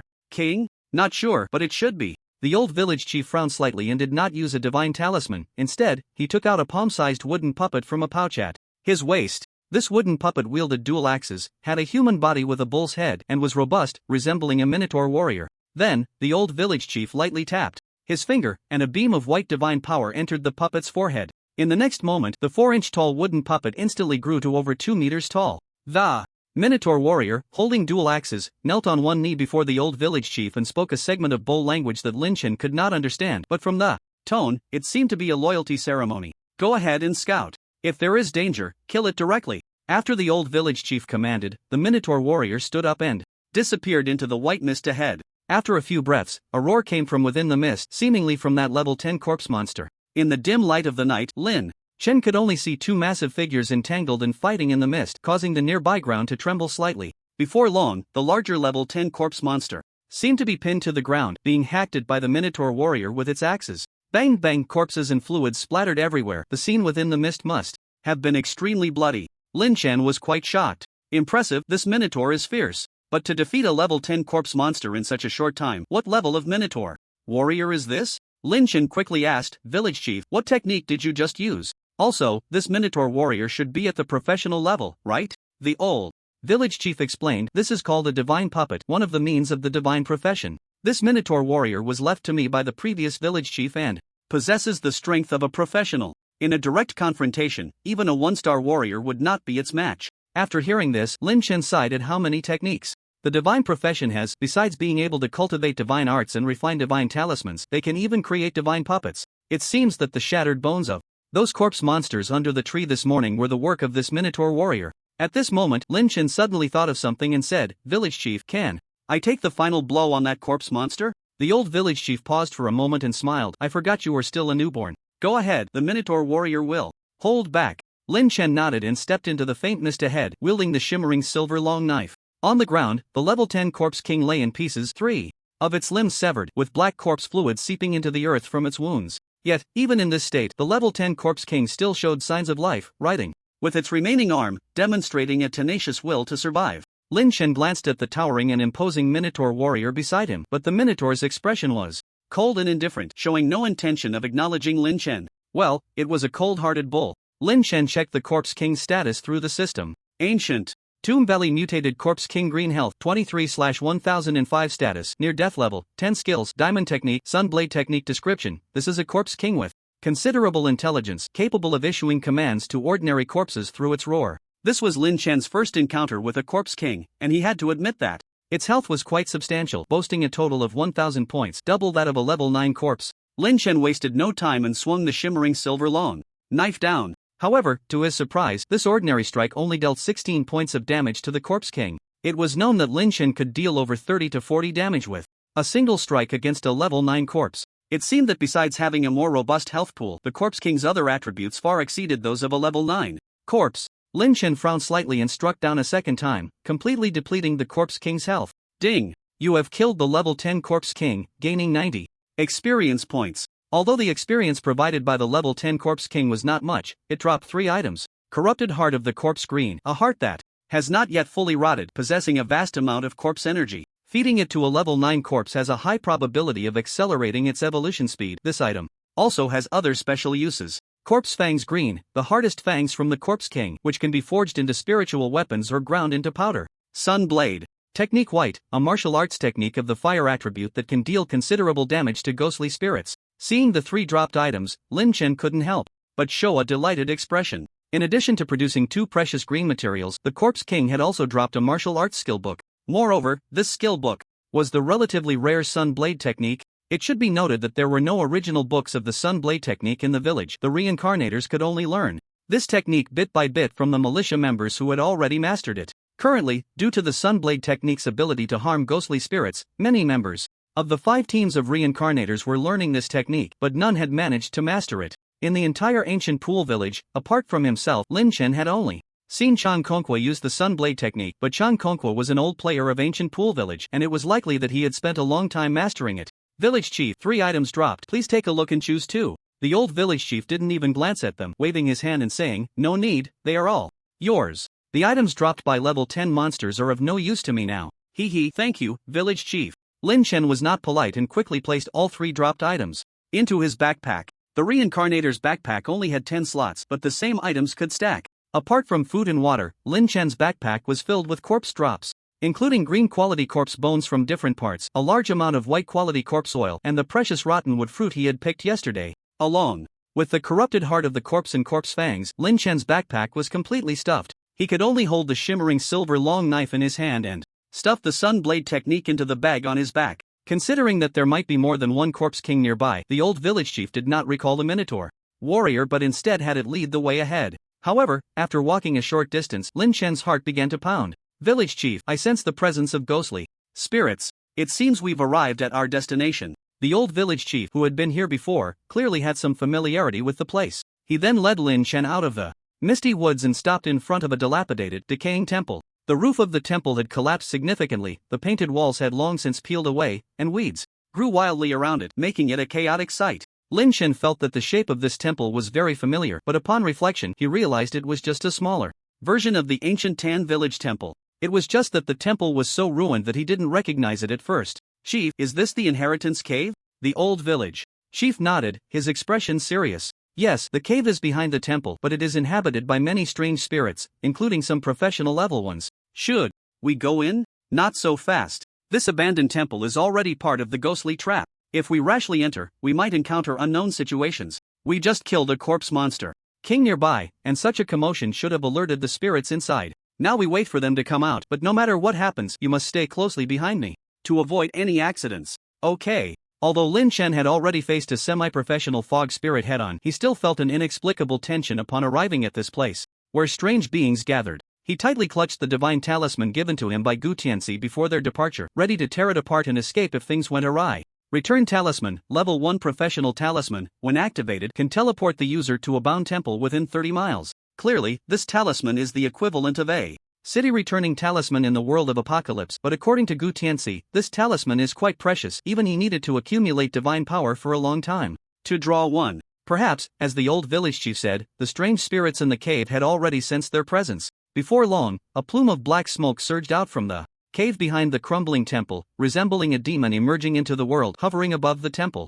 Immediately after, a harsh, low, nightmarish language emanated from the black mist. The old village chief remained unfazed and even spoke the same language. Lin Chen was astonished but dared not interrupt. He guessed this was the language of the strange spirits. The old village chief conversed with the entity in the black mist for a long time, and after some unknown exchange, the spirit let out a furious roar. The roar was piercing and jarring, shattering even the few remaining tiles on the temple roof. Lin Chen quickly covered his ears and stepped back, hiding behind the old village chief. The old village chief continued in the ghostly tongue, "You need not be angry, after all, you still cannot break the seal left by those spirit controllers from back then. I reiterate my previous request, you retrieve the inheritance that originally belonged to the village from the cave, and I will lift the contract of the spirit controllers in advance, allowing you to use greater power to break the seal." The spirit in the black mist responded, "Damn humans, we were well-intentioned back then, fully assisting the contractors, but you human contractors sealed me just before your deaths. I will avenge this no matter what, and as for the inheritance in the cave, I will never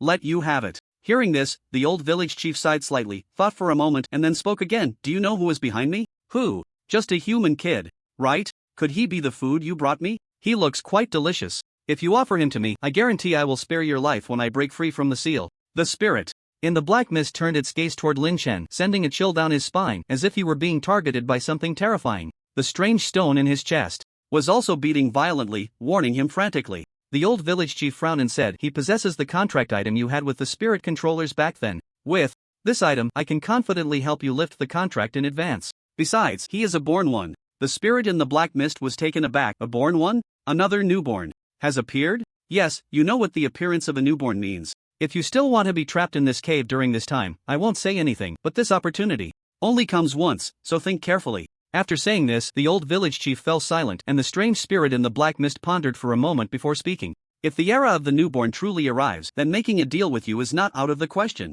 However, your ancient pool village must sign a new contract with me. After you obtain the inheritance, you must not hunt or attack us. The strange spirit in the black mist was well aware that many of the inheritances snatched by the ghost tamers inside the cave were powerful means to deal with them. If it weren't for that, it wouldn't have incited and encouraged its contractor to rebel against ancient pool village and seize the inheritance. But unexpectedly, that damned contractor had played a trick on it before dying, sealing them all inside the cave and not allowing them to destroy the inheritance. For 300 years, they had not left this place. Now that it learned of the newborn's appearance in the Apocalypse continent, it had no more scruples and just wanted to escape from here as soon as possible. As for how ancient pool village would become powerful after obtaining the inheritance, so what? The world is so vast, it could just stay far away from this place and never return. The old village chief replied, "Alright, but all the strange spirits in your cave must not attack the people of ancient pool village after being freed.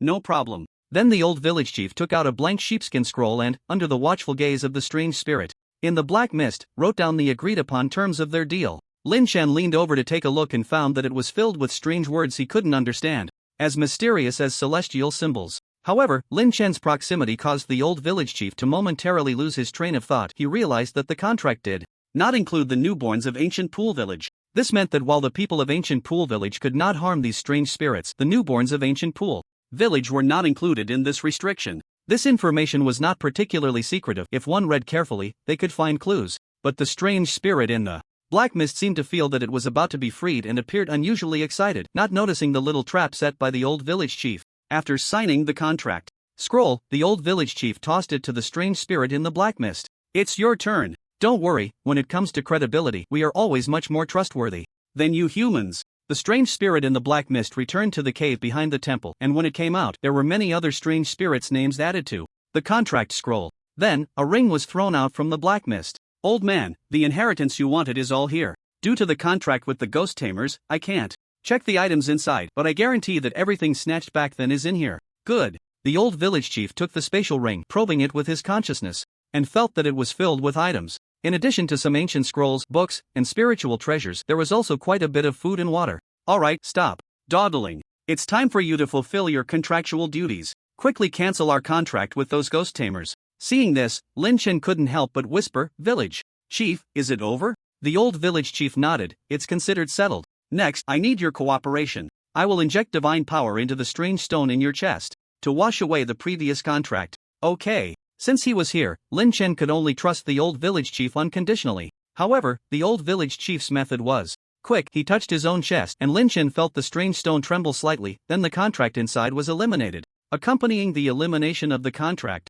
not only did the strange spirits in the black mist burst into wild laughter, but even the cave behind the temple echoed with strange laughter. Ha ha ha, damn ghost tamers, trapping us for 300 years even after dying. Finally, we are free. Although the laughter of these strange spirits had no offensive power, it disturbed Lin Shen's mind, making him feel out of sorts. If game data could express it, Lin Shen's sanity, rationality and mental state was plummeting. It seemed that his endurance attribute was too low, resulting in a poor resistance to the negative emotions induced by the eerie laughter of the spirits. The old village chief noticed Lin Shen's abnormality. He knew that Lin Shen's basic attributes were still too weak. If he listened to that ghostly laughter for too long, he might go completely mad. "Let's go, the transaction is complete, and we should leave here as soon as possible." At this moment, many spirits began to appear in the temple. Some had faint white human forms, while others resembled demons with large horns. They watched Lin Shan and the old village chief leave, whispering among themselves, "Did that old man really take the ring back? There are quite a few treasures in there to deal with us, and I still want to cause trouble in ancient pool village after I get free.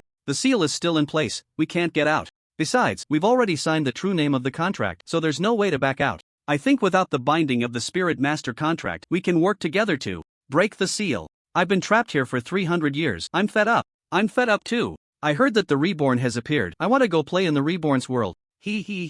At this moment, after walking a few hundred meters out of the temple cave, Lin Shen took another sip of the strange tea the old village chief handed him, feeling a bit more normal. Village chief, will those spirits abide by the contract? Generally, yes, unless they know how to play tricks with the contract and exploit its loopholes. However, I personally wrote the contract, so I won't let the spirits find a way out. Lin Chen curiously asked, if I learn the language and script of the spirits, can I sign a contract with them? The old village chief glanced at Lin Chen, guessing his thoughts, and said, yes, but since the internal strife in ancient pool village, non-village chiefs no longer have the qualification to learn the language and script of the spirits. If you are willing to become the true village chief of ancient pool village, I can teach you this method, but you must not abuse it. Hearing this, Lin Chen shook his head. Forget it, village chief, I was just curious. The old village chief, fearing Lin Chen might have other ideas, earnestly advised, everyone has curiosity, but sometimes it needs to be limited to avoid being led astray by it. To be honest, if it weren't for the importance of the inheritance in the cave, I wouldn't have actively traded with the spirits.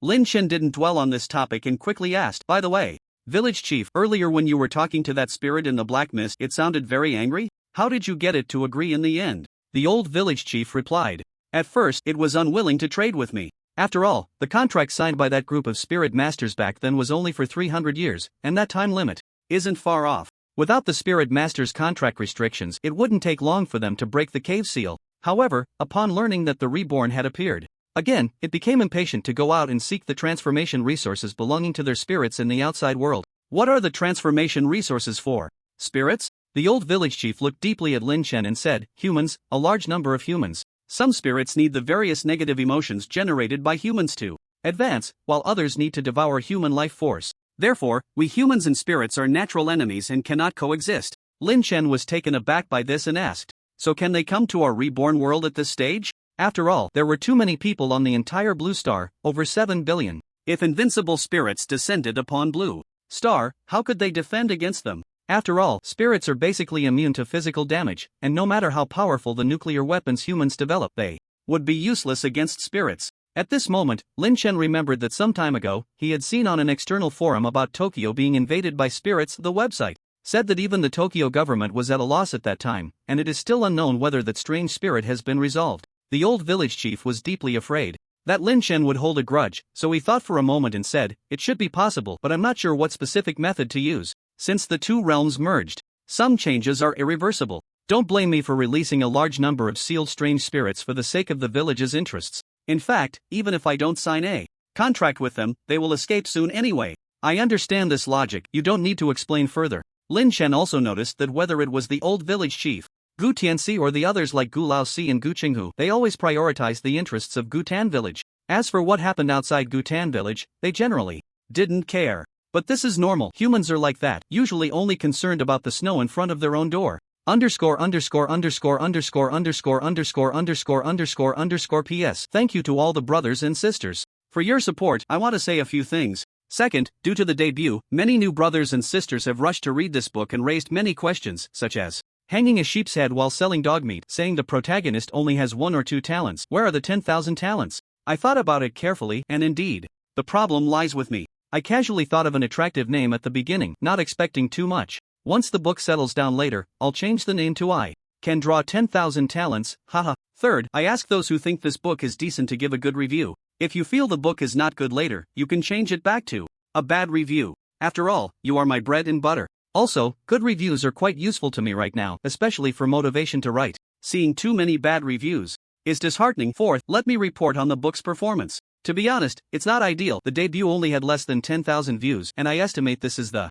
peak. It will likely decline afterward. But everyone can rest assured, this book will have at least 1 million words as a foundation and won't casually stop updating or end poorly. It would be best if everyone could continue reading, as it gives me motivation. I sincerely thank everyone for their support and gifts. I really appreciate it. Time slowly passed, and 2 days had gone by in a flash. Ever since the old village chief Gu Tianxi obtained the lost heritage of Gu Tan village, he had been eager to return to Gu Tan village to study it. Meanwhile, Gu Laoxi and Gu Qinghu continued to lead Lin Chen and the members of the malicious 5th team to stay in the Gufan Valley, hunting corpse monsters to level up. However, according to the old village chief, if the strange spirit in the cave broke free, the area around Gufan Valley would become dangerous, and they could no longer linger. Moreover, by that time, the corpse monsters in the valley might be reduced to 1 in 10. So in these few days, not only Lin Chen but even Du Gufeng and others began to hunt corpse monsters intensively, accumulating experience points and drops. After all, corpse monsters are easier to deal with compared to other monsters and strange spirits of the same level.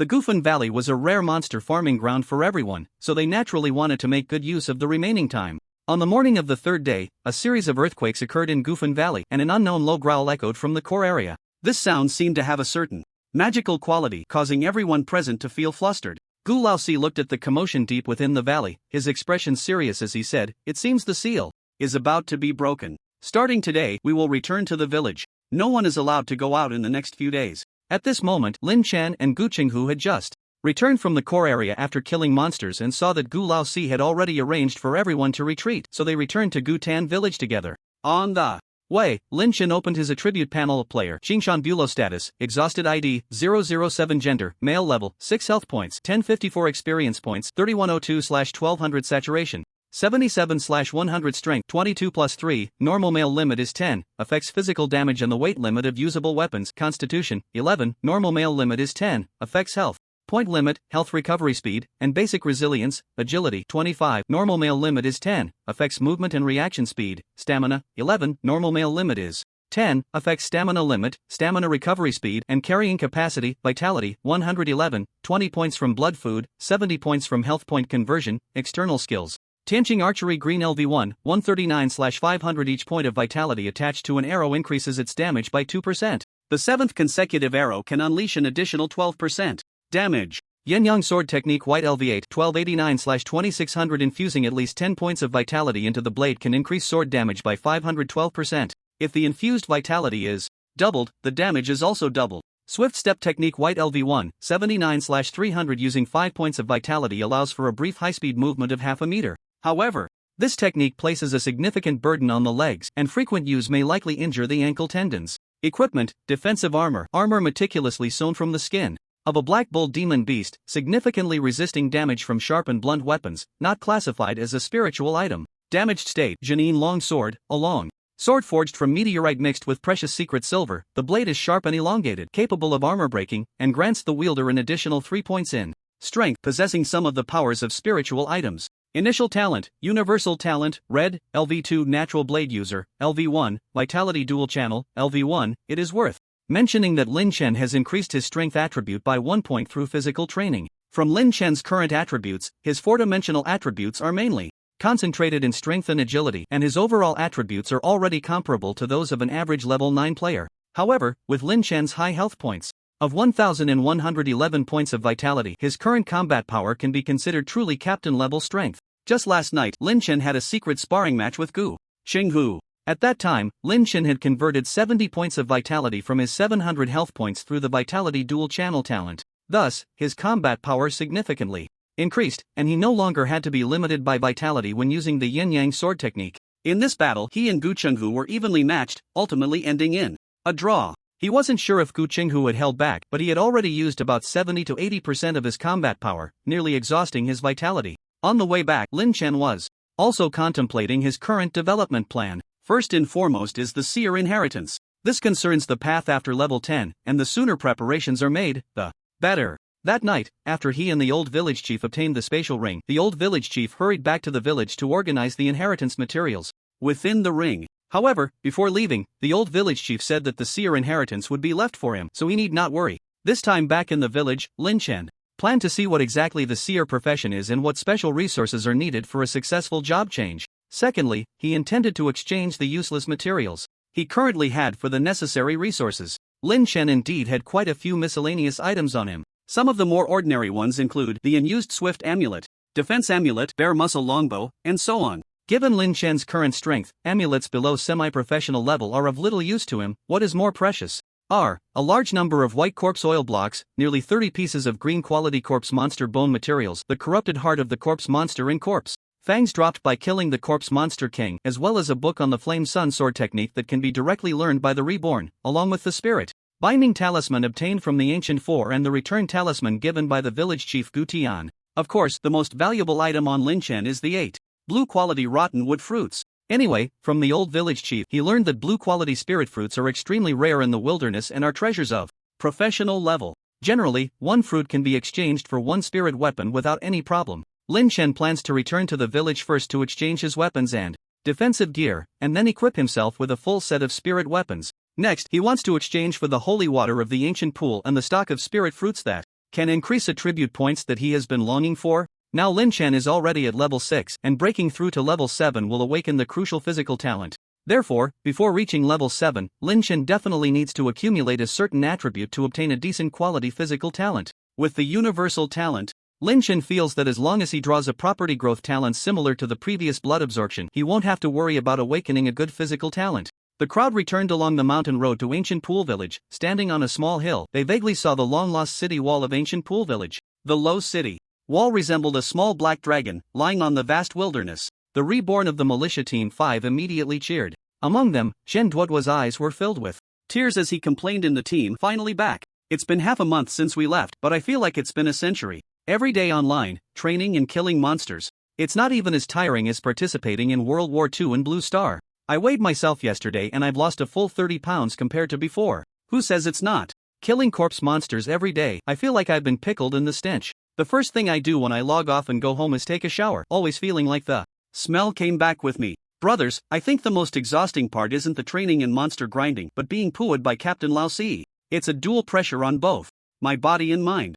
A few days ago, I went to see a psychologist and the doctor said I was severely depressed and told me not to commit suicide. He even prescribed me a lot of antidepressants. It was unclear who changed the topic, leading everyone in the Militia Team 5 to start complaining about the Ancient Four. Now that they had finally escaped from the clutches of the Ancient Four, how could they not be happy? You little brats, I want to see who is cursing me. However, the Ancient Four had sharp ears and, upon hearing the discussions of the Militia Team 5, rushed over from the back of the team. He glared at everyone in the Militia Team 5 and shouted, "Damn it, I've been training you all this time, and I couldn't eat or sleep either. Now that we're back in the village, you think you don't have to be under my control anymore? Let me tell you, dream on." After scolding for a while, the Ancient Four showed no signs of stopping. At this moment, Lin Chen and Gu Qinghu were leading the way at the front of the team, and seeing this situation, they did not intervene. After all, the people of Militia Team 5 were indeed trained with a lot of effort by the Ancient Four. It is only right for a teacher to scold his students. But just then, a gentle breeze blew by and the experienced Gu Qinghu suddenly caught a whiff of a bloody smell. "Xingshan, there might be a situation nearby, be careful." Lin Chen also became alert, quickly stopping the Ancient Four's scolding behavior and urging everyone to be on guard. Now Lin Chen is the vice village chief of Ancient Pool Village, and even the Ancient Four has to listen to him. After a brief analysis, Gu Qinghu suddenly frowned and said, "From the direction of the wind, this bloody smell is coming from ahead. Not good, the village might be in danger." Then everyone hurried towards Ancient Pool Village. Outside the gate of Ancient Pool Village, more than 20 bloodthirsty wolves were gathered. Under the command of a wolf king, these bloodthirsty wolves were continuously attacking the defensive wall of Ancient Pool Village. On the city wall stood the only militia captain of the village, Guman, holding the spiritual weapon Qingfeng Longjian. He was leading most of the village's militia in a desperate fight against the relentless onslaught of the bloodthirsty wolves. However, the number of bloodthirsty wolves was overwhelming. Among them, aside from the level 10 Wolf King, the rest were adult bloodthirsty wolves at levels 8 and 9. Guman and his men were in a precarious situation, with the city wall's defenses being steadily eroded. In the view of Gu Qinghu and Gu Laosi, militia members were continuously dragged off the wall by the bloodthirsty wolves, only to be torn apart by the pack that surged in. This scene made the two militia captains' eyes widen in fury, their eyes turning red. It was important to note that many of those militia members were once their own teammates. "Xingshan, the 5th militia team is in your hands. We're going to provide support." Without waiting for Lin Chen to respond, they charged forward with Gu Ale and others. Du Gufeng and the others gathered around, looking at the bloody battle below the wall, unable to help but ask, "Xingshan, should we go help?" Lin Chen shook his head and said, "Your levels are still too low, you would only be a hindrance. Here's what you should do, log off for now, come back online in half an hour. If it's safe, return to the village, if not, stay offline." Du Gufeng and the others understood that although their 5th militia team had honed their skills in the Gufan Valley for half a month and could handle level 7 or 8 corpse monsters together, the attributes of monsters were higher than those of corpse monsters at the same level. Moreover, the cunning and intelligent bloodthirsty wolves were much better at finding and exploiting the weaknesses of their prey than the mindless corpse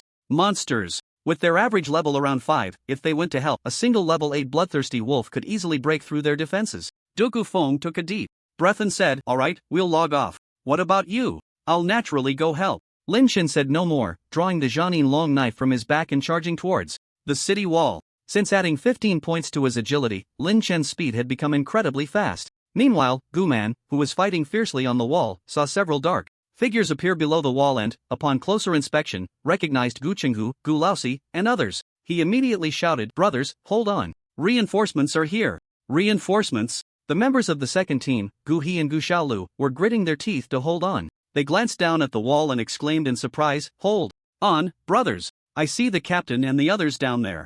At that moment, the massive wolf king among the bloodthirsty wolves also noticed the humans charging from behind and let out a low growl. Immediately, for attacking bloodthirsty wolves turned around and charged towards Gu Chenghu and the others. Seeing that these four bloodthirsty wolves were all level 9, Gu Chenghu's expression grew serious. "Lousy, we'll hold the front. You use the divine talisman to attack from the back. Don't hold back, it's time to use the ultimate talisman." "I know." The four bloodthirsty wolves, being quite intelligent, growled and communicated before scattering, flanking Gu Chenghu and the others from 4 directions. "Damn it, do they think I'm a soft persimmon?" Gu Laosi saw one charging towards him, gritted his teeth, and threw out a semi-professional explosive talisman. The talisman transformed into a white light, crashing into the level 9 bloodthirsty wolf, instantly blowing apart half of its body, with wolf blood raining down like a torrential downpour. The remaining 3 bloodthirsty wolves, seeing this, moved away from Gu Laosi and surrounded Gu Wei, Gu Xieba, and Gu Chenghu instead. Gu Chenghu still had the strength to deal with the level 9 bloodthirsty wolf, but Gu Wei and Gu Xieba could only struggle under the attacks of the bloodthirsty wolves, and within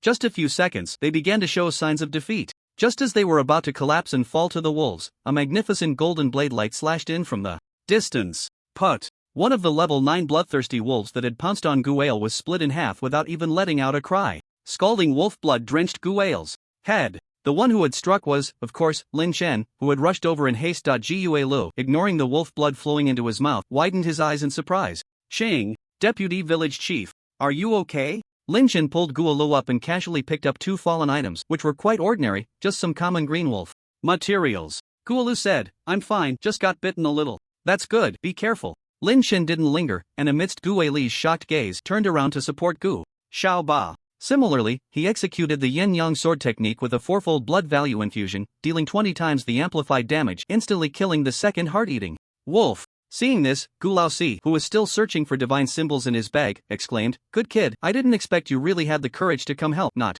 bad, not bad, the old man didn't choose the wrong person. At this point, he truly had some recognition for Lin Chen. Meanwhile, Gu Chenghu, who was fighting the last heart-eating wolf, also breathed a sigh of relief. He had sparred with Lin Chen and knew that if Lin Chen was willing to unleash his blood value, he could display the terrifying combat power of the yin-yang sword technique in an instant. Lin Chen's yin-yang sword technique just now must have used the explosive blood value amplification method. Lin Chen had consecutively slain 2 heart-eating wolves at the foot of the city, a scene that greatly shocked everyone present and significantly boosted morale. At this moment, cheers from Guman and the militia team echoed from the city wall. "Good, let's kill these beasts." Gui, covered in blood, shouted excitedly, "That's the reborn of our team. Our second team's Qingshan is eternal." The heart-eating wolf king in the wolf pack noticed the deaths of its 3 subordinates, then turned its head, coldly staring at Lin Chen and the others with its crimson wolf eyes. It let out a roar, commanding all the heart-eating wolves to stop attacking the city and gather around it, then charged towards Lin Chen and the others.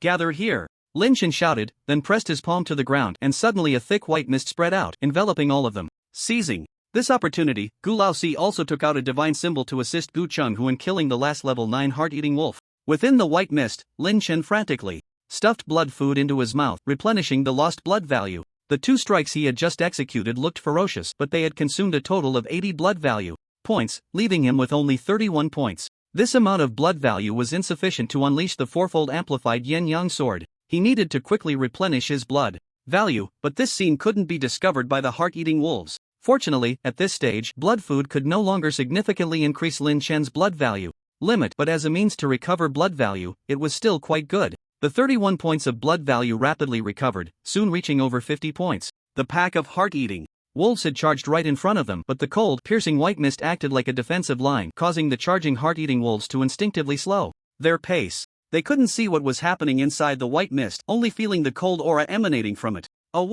Under the urging of the Wolf King, several lead wolves communicated and charged into the white mist from 3 directions. The next moment, there was a violent explosion and a flash of golden sword light within the mist, followed by a mangled wolf corpse being thrown out. This bloody scene immediately halted the aggressive actions of the heart-eating wolves. The wolves were highly intelligent. Facing the unclear situation in the white mist, they dared not rush in recklessly. The heart-eating wolf king, along with the remaining dozen or so heart-eating wolves, circled around the white mist, seemingly trying to find its weakness. However, the white mist released by Lin Chen was thick and cold, not only obscuring the heart-eating wolves' vision but also greatly reducing their keen sense of smell. For the heart-eating wolves, the white mist was like an impenetrable fog. They had no idea what the enemy was doing inside. The militia on the city wall witnessed the scene, and someone couldn't help but say, "Captain Guman, should we go support?" Captain Chenghu and our captain seem to be in trouble. Guman thought for a moment and replied, "Don't rush. I've heard Old Four complain about this white mist ability. It should be able to obscure perception below the professional level.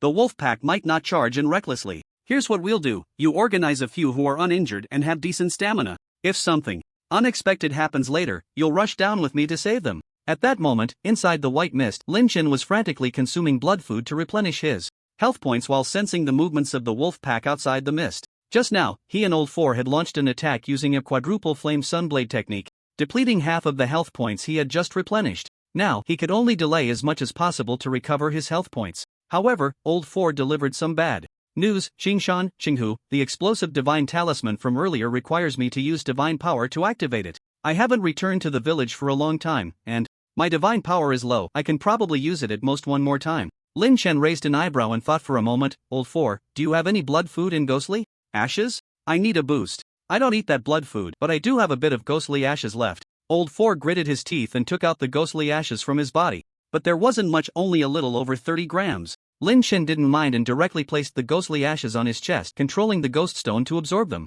Unfortunately, perhaps due to the small amount of ghostly ashes, the ghost stone did not undergo a fourth transformation, but Lin Chen could feel his mental power recovering a bit. Guale and Gu Xiaoba also took out their resources, saying, "Deputy Village Head, we have blood food and ghostly ashes, but the blood food is a bit stale." "It's fine, as long as it's edible." Lin Chen noted the quantities of the supplies they brought out, preparing to return them later. After all, they were just ordinary militia members, and accumulating resources wasn't easy, unlike Old Four, who was quite wealthy. A few minutes later, Lin Chen's condition was nearly restored, and his health points were full. However, the ravenous wolf pack outside continued to linger, not rushing to attack. Chenghu knew that Lin Chen's mental power was limited, and the white mist covering a 10-meter radius couldn't be sustained for long. He spoke up, "We can't drag this out any longer. We need to find a way to make the Wolf King afraid, to let them know we're not to be trifled with, or they won't retreat. Qingshan, can you unleash a more powerful flame sunblade technique?" Lin Chen shook his head. "No, my current physical condition can only manage a 5-fold health point increase at most. Any more might cause my meridians to burst."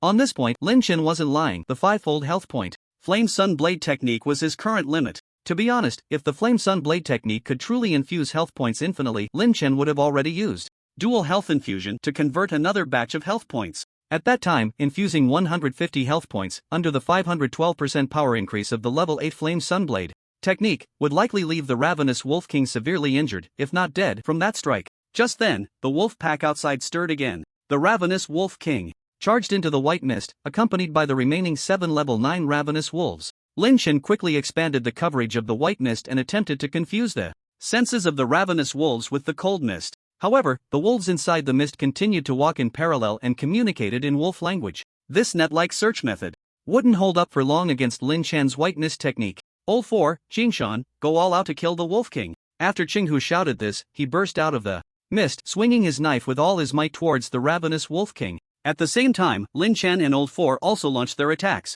Although the three were acting on the fly, their coordination was surprisingly good as they attacked from 3 different directions. Lin Chen, regardless of what the others were doing, used an extremely fast knife speed to execute 2 5-fold Flame Sunblade techniques in quick succession. The golden blade light struck fiercely at the Wolf King's abdomen. After the strike, the wolves near the Wolf King immediately lunged towards him. In a rush, Lin Chen used his rapid footwork to shift half a position and once again hit into the white mist. On the other side, Gu Qinghu, like Gu Laosi, did not look back after attacking and quickly turned to dive into the white mist. Only the stunned heart-eating Wolf King remained on the spot, howling in despair. As the white mist dissipated, it revealed a small part of the wolf's body charred black from the explosion, its fur singed, and its abdomen bore 2 deep knife wounds that reached its internal organs. As for its tail, a small hole hidden beneath it seemed to have been stabbed as well, blood and flesh a mess. Within the mist, the successful ambusher Gu Laosi laughed. "Good job, Gu Qinghu, truly ruthless, to stab the Wolf King like that. Usually, you look so proper, but I didn't expect you to be so wicked at a critical moment."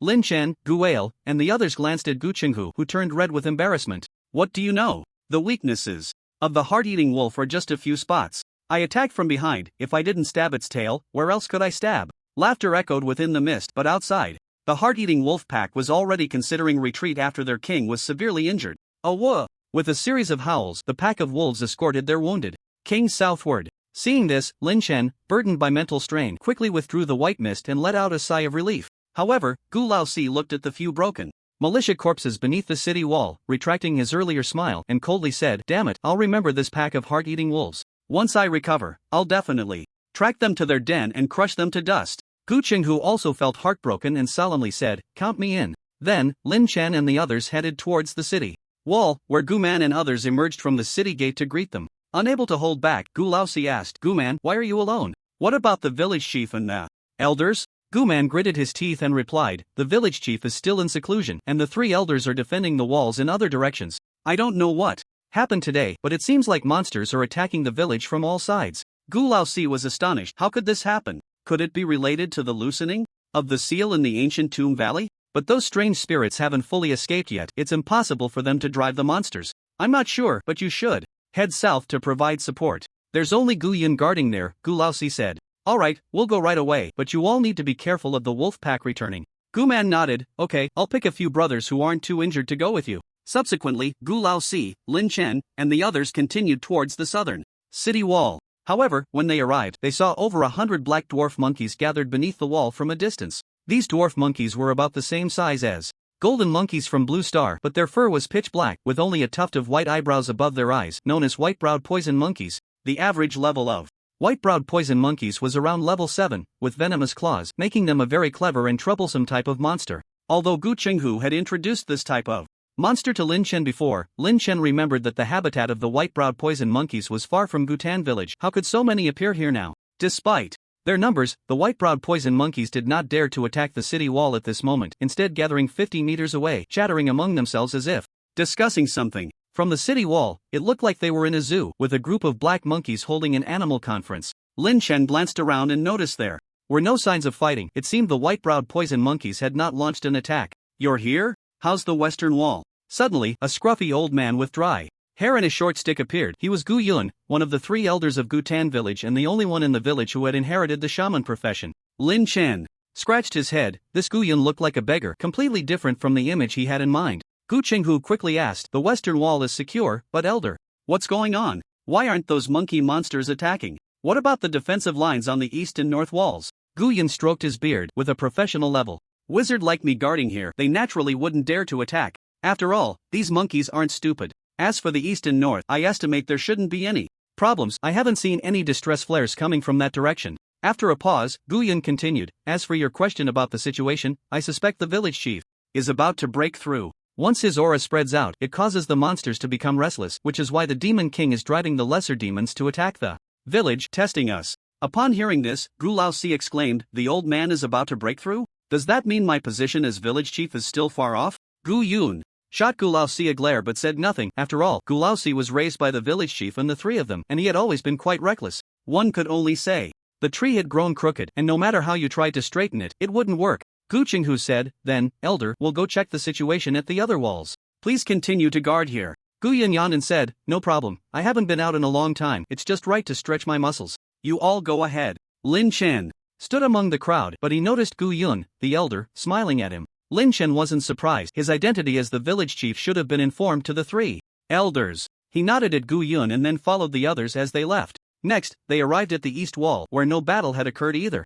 Only Gu Yuan, the elder, stood on the wall with 2 level 8 militia, intimidating the group of demons below. Below was a group of Gunyo water demons, all averaging level 8. The Gunyo water demon is a high-value demon resembling a black cow, with 2 horns on its head and a body covered in bluish-purple fur. Under the sunlight, the fur of the Gunyo water demon even emitted a rainbow-like glow. However, this group of cows had strong combat capabilities. Their abdomens could store a large amount of acidic liquid, which they could expel as water blades during attacks using their powerful tails. This acidic liquid not only had strong corrosive properties but also possessed terrifying cutting power under high pressure. Gu Qinghu had introduced Lin Chen to the Gunyo water demon but only mentioned that their meat was very delicious, without discussing the danger they posed. However, Lin Chen had seen an introduction in the official manual sent to him by Lu Bo, stating that the Gunyo water demon is a particularly intelligent, social demon with a strong territorial instinct and high aggression. One-on-one, even a bloodthirsty wolf wouldn't be a match for a Gunyo water demon. Usually, multiple bloodthirsty wolves would need to team up to deal with one Gunyo water demon. However, under normal circumstances, Gunyo water demons wouldn't leave their territory, but if driven by a more powerful Demon, that would be a different story. At the moment, there were about a dozen Gunyo water demons lying below the wall. These Gunyo water demons showed no intention of attacking the village. It seemed they were just putting on a show, quite leisurely. Lin Chen even saw a bull climbing onto the back of a cow and then shaking. It was quite an eyesore. Since there was no danger here with Gu Yuan, the group prepared to head to the last defensive wall. However, when Lin Chen and the others arrived, they discovered that a fierce battle was taking place outside the wall. Below the wall, a large group of ghost demons was frantically climbing up, clashing with the militia defending the wall. There weren't many militia members here, only about 10, but Lin Chen also spotted Gu Yongxian, Li Tufu, and other non-militia experts among the defenders. In addition, there were some newcomers in the back transporting supplies and moving the injured. Although the ghost demons' attacks were brutal, the defenders seemed to suffer no casualties, and each person was equipped with a defensive talisman. Despite the village having the advantage, Gu Qinghu and the others were quite anxious and directly joined the battle. Lin Chen thought for a moment and did not draw his Jianyin long knife. Instead, he took out the long-lost bare muscle great bow and stood on the wall, using the Tianqing archery technique to shoot down the ghost demons below. Ghost demons are quite special. They are parasitic-type demons. The true form of this monster is quite small, about the size of an infant, entirely pitch black, with green, penetrating eyes, and moves swiftly. However, once it finds a host, it can devour the host's flesh and blood, growing into a complete form. The first ghost monster Lin Chen encountered in the village had secretly infiltrated and successfully consumed a living person's complete form. Due to the different hosts, the appearance of the complete form ghost monsters varies. The ghost monsters attacking from below are mostly around level 7, with some having rabbit ears and others resembling black bears, looking quite diverse. The weaker ghost monsters grow into complete forms by devouring ordinary animals, while the stronger ones parasitize certain monsters as hosts. Of course, ghost monsters prefer human flesh and blood the most. It is said that those who grow by consuming human flesh have the potential to become demon kings. Lin Chen discovered a powerful ghost monster with a wolf's head among the group, and judging by the aura it emitted, it should be a level 10 demon. However, this level 10 ghost monster was very cautious, issuing commands from the outskirts without approaching the city wall. Soon, after a wave of attacks yielded no results and left behind a number of corpses, the ghost monsters began to retreat. Gu Chenghu was puzzled. Are the ghost monsters retreating? A militia member nearby skillfully began to clean up the battlefield and explained, Captain Chenghu, don't let your guard down. These ghost monsters have charged several times. I estimate they will attack the village again after resting. Are these ghost monsters insane? After losing so many of their kind, they still dare to attack the city? By the way, where's the village elder? I haven't seen him. The elder is in the tent at the foot of the city crafting talismans. The talismans we have on us were all distributed by the elder. Gu Chenghu and Gu Laosi went to the tent to find the village elder to report the situation, while Lin Chen encountered Qin Changsheng on the city wall. At that moment, Qin Changsheng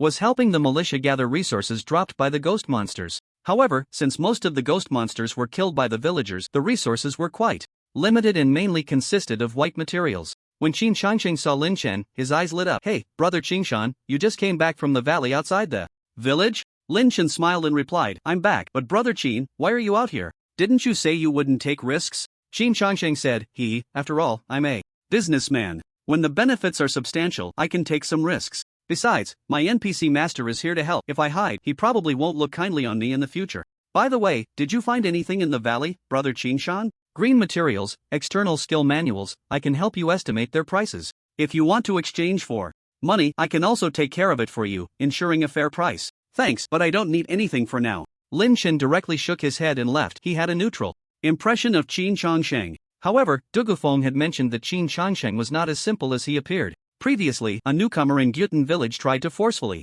buy from Qin Changsheng but ended up mysteriously dead outside the village and never returned. So although Qin Changsheng only appeared to be level 1, he was likely a character who played the fool to catch the tiger. After all, most of the newcomers who entered Gyutan village early on had perished, and it was impossible for Qin Changsheng to have survived this long without some means. After leaving Qin Changsheng, Lin Chen went to greet Gu Yongxiang and Butcher Li. From them, Lin Chen learned that the wolf-headed ghost monster outside the city was likely a powerful demon that had invaded the village a few years ago. Due to the blood feud with the village, it was attacking so frantically. However, as more and more ghost monsters died outside the city, the defenders, had a continuous supply of talismans and healing potions. At this rate of consumption, the ghost monsters would eventually be defeated. Lin Chen walked around the city wall before heading to the tent below to find Gu Qinghu and the others. As soon as Lin Chen entered the tent, he saw old Gu He of the village focused on drawing a defensive talisman on the wooden table, while Gu Qinghu and Gu Laosi stood straight beside him, not daring to breathe loudly. Gu Laosi even made a shoe gesture at him.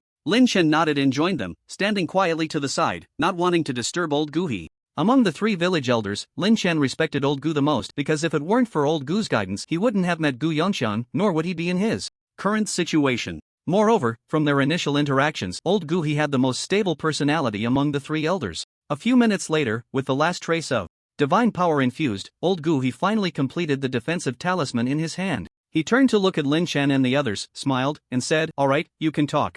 Now, don't hold it in." Gu Laosi couldn't help but ask first, "Elder, what exactly happened today? We just returned and found our village surrounded by monsters. Is it true, as Elder Gu Yun said, that a demon king is driving the monsters to test our village? And what about the old man? Does he have confidence in breaking through? I'm too lazy to answer so many questions. First, let me ask you, how is the situation over at Guman? You should have come from there, right?" Gu Chenghu replied, 7 militia members died over there, and 5 or 6 were seriously injured. When we arrived, the wolf pack had just started attacking. Now the bloodthirsty wolf pack has retreated and shouldn't dare to attack again in the short term. Old Gu sighed slightly. That's good. After the monsters appeared outside our village, I urgently arranged for defenses. Unfortunately, none of you captains were in the village, and the village chief was in seclusion trying to break through. I had no choice but to let Gu Man defend one side of the wall alone. It seems you arrived just in time, otherwise, I estimate that even if Gu Man managed to hold on, they would have suffered heavy casualties. At this moment, Lin Chen curiously asked, "Elder Gu, is it true that there is a demon king behind this?" Old Gu looked at Lin Chen and smiled. "If those 2 asked me, I probably wouldn't answer. But Qing Shan, you are the deputy village chief appointed by the village chief, so I can't afford not to tell you." Faced with old Gu's teasing words, Lin Chen found it hard to respond. After a pause, old Gu's expression turned serious. "There is indeed a demon king. It occupies a hill in the wilderness and raises a large number of monsters. 100 years ago, this demon king had a conflict with us but was repelled. This time, it sensed that the village chief has advanced to a 2-star divine priest and felt a crisis, which is why it drove the nearby monsters to test our village's strength." Lin Chen worriedly asked, "Now that the village chief is in seclusion, what if this demon king takes action?" "No worries. Our Gutan village has been passed down for so many years in the Tianqi continent and has never been destroyed by monsters. Moreover, this demon king is only a 1-star demon king. If it really dares to leave its lair to attack the village, I guarantee it will come back empty-handed." After leaving old Guhi's tent, Lin Chen saw that the ghost monsters outside the city posed no danger, so he told Gu Qinghu and logged off. In fact, he had used up most of his online time today. After 6 hours, only half an hour was left. Returning to reality, Lin Chen began to pack his personal belongings and contacted a moving company to prepare for the move to a new community. This community, named Polaris No. 1, is a well-known high-end villa area in Linha City. Lin Chen had checked out this community in advance. It was not far from the city center and located on a hillside, with beautiful surroundings and tight security. The community also had facilities like a gym and a swimming pool. The only downside was the high rent, nearly 20,000 a month. However, for Lin Chen, as long as the living environment was good and privacy was high, spending some money was not a big deal. The moving process was quick. Lin Chen moved into the new villa in just half a day. This villa has 3 floors. The first floor has a garden, a living room, and a kitchen. The second floor contains 4 large rooms, while the third floor is home to a storage room and several vacant rooms. After organizing his personal belongings and hiring a cleaning team to tidy up the entire villa, Lin Chen logged back into the apocalypse world. By this time, it was already evening in the apocalypse world, with stars twinkling in the sky. Most of the tents in the city had been taken down, and only 5 or 6 militia members were on duty at the city wall. Through inquiries, he learned that just around dusk, the horde of monsters outside the village had retreated simultaneously and then vanished. However, for safety's sake, the village elder of Guha had arranged for quite a few militia members to be on duty along the city walls to prevent any monsters from launching a nighttime attack. Lin Chen returned to the dormitory of the second militia team where he lived and found that 1 or 2 more beds had been added. It seemed that during this time, newborns had joined the second militia team. Lin Chen thought to himself, since he had moved in real life, there was no need to stay here anymore. Now that he was somewhat of a vice village head, it wouldn't be unreasonable to have a single room in a core position within the village, right? Upon hearing the news of Lin Chen's return, Gu Qinghu quickly came to find him, ready to take Lin Chen to the temple. "I say, Captain, what's the rush? I don't have much online time left, just under 20 minutes. We can talk about it tomorrow." To be honest, after a busy day, Lin Chen was indeed a bit tired and wanted to go back and rest early. "It won't take much of your time, just a meeting. You are the vice village head appointed by the village head, and the 3 elders specifically requested your presence." Under Gu Qinghu's guidance, Lin Chen slowly walked into the temple he had never entered before. The layout of the temple was quite different from what Lin Chen had imagined. It was spacious and did not house any idols or totems. In the center of the temple was a rectangular table, surrounded by chairs. At first glance, it looked less like a temple and more like a conference room. Seeing Lin Chen examining the structure of the room, Gu He, who was sitting in the second position, smiled and said, "Stop looking around, the real temple is underground. If we have time, I'll take you to see it. Come on, we've been waiting for you." At the wooden conference table, the three elders, Gu Yi, Gu Yuan, and Gu Yun, along with the three militia leaders, Gu Qinghu, Gu Man, and Gu Laosi, were already seated. Lin Chen finally took a seat between Gu Yun and Gu Qinghu, a position that was said to have previously belonged to Gu Laihai. However, Gu Laihai was currently not in the village. Gu Yi spoke first. "Qingshan is a newborn, and time is short, so I'll briefly mention what the village head instructed before entering seclusion.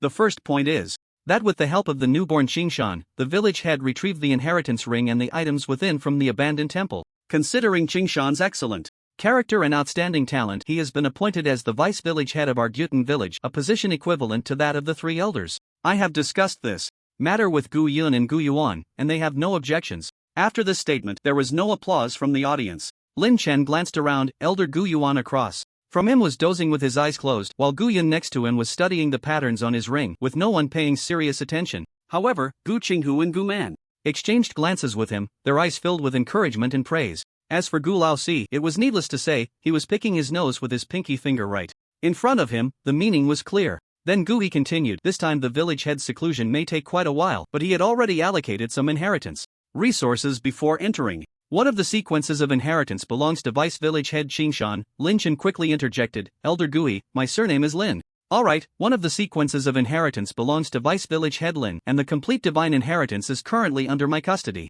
There are also some spiritual tools, divine symbols, and other resources that I will present to you later. If you want them, you can exchange them for village contribution points or equivalent resources. The second matter is related to the newborns in the village and also concerns Vice Village Head Lin." "Related to me?" "Yes, this was my suggestion. Currently, there are quite a few born ones in Gyutan village, and I plan to have you manage them. After all, you are one of them, so you are more familiar with them and know how to manage them." Upon hearing this, Lin Chen fell into deep thought. His first consideration was whether there would be any benefits to managing the born ones in Gyutan village. But power itself comes with interests. If he could manage the born ones in the village, he should be able to cultivate his own people. Thinking of Zhao Yilong in reality, wasn't he the one who took advantage of the opportunities in the apocalypse world to create an extraordinary organization, the Black Card Alliance? So after some contemplation, Lin Chen replied, "No problem, but cultivating and managing the born ones may require the village to allocate some resources." Old Gu He nodded, agreeing to Lin Chen's request. However, seeing Old C across from him still picking his nose, Lin Chen couldn't help but ask, "Old Gu He, the militia team 5 should also be born ones, do they fall under my management?" The previously relaxed Old C immediately jumped up, first glaring at Lin Chen, then said, "Old Gu, I trained the militia team 5 myself, and only Gu Qinghu helped me a bit. This team should be under my management." Lin Chen also said, "Old Gu, I think Captain C is mistaken. As far as I know, the born ones in Team 5 have a strong aversion to Captain C. I believe letting Captain C continue to manage them might only have a counterproductive effect." Looking at the unyielding Lin Chen and Old C, Old Gu smiled and said, "Qinghu, you are their intermediary, what do you think?" Gu Qinghu hesitated, then thought for a moment and said, "Old Gu, since Vice Village Head Shing Lin's position is the same as yours, I think it would be fine for Old C to manage the militia team 5, and then let Vice Village Head Lin supervise Old C, right?" "Great." This statement was spot on. Lin Chen wanted to give his captain a thumbs up. Old Gu nodded, "Alright, then it's decided. If Old C still has any behavior of insulting the born ones." Saying this, Old Gu stared at Old C, "Then you can go back to your team 4 as captain, and you won't need to manage the militia team 5 anymore." Old Gu's slap on the table indicated that all 3 village elders agreed, and even though Old C looked unwilling, there was nothing he could do. Watching Lin Chen smile, Old C muttered to himself, "You little brat, just became vice village head and already trying to play me. Alright, I remember this." After that, Old Gu discussed the defense issues of the militia team. Currently, there were unusual movements from the eerie spirits and monsters outside the village, so they needed to strengthen their defensive forces. However, the militia team had lost quite a few personnel, and with Gu Laihai and a batch of high-level born ones not present, not only Gu Qinghu and Gu Man, but even Lin Chen was assigned a 4-hour duty task every day. However, considering that Lin Chen was a born one and had limited online time each day, they did not enforce duty on him for now. For Lin Chen, doing duty wasn't a bad thing. After all, he was a born one and needed to search for monsters and eerie spirits nearby to kill. In a way, doing duty in Gyutan village was also an action of leveling up by hunting monsters. The meeting didn't last very long, ending in about 10 minutes. Afterward, Old Gu he kept Lin Chen behind. Vice Village Head Lin Lin Chen quickly said, "You can just call me Qingshan, I can't bear this title." Old Gu smiled, "Alright, Qingshan, the inheritor of the sequence, is indeed good, but this inheritance has been hidden in our Gyutan village since before the turmoil, with a history of thousands of years. Due to the difficulty requirements, no one has truly succeeded in changing jobs during this period. If you choose this, don't regret it." Lin Chen also smiled and said, "Don't worry, I promise I won't regret it." Then, Lin Chen received the coveted sequence inheritor from Old Gu He. It was a delicate piece of white beast skin, covered in writing. "Old Gu, is this the inheritance?" "Yes, what is recorded above is a sequence of Fuju. To become a sequencer, one must awaken the bloodline organs, which are the key to containing spiritual power." The text on the white beast skin was also written in small Chinese characters. Lin Chen could understand it, but wasn't Fuju a divine beast from ancient myths? This sequencer profession was completely different from what he had imagined. Gu He didn't provide Lin Chen with much explanation. After handing over the inheritance, he left the temple.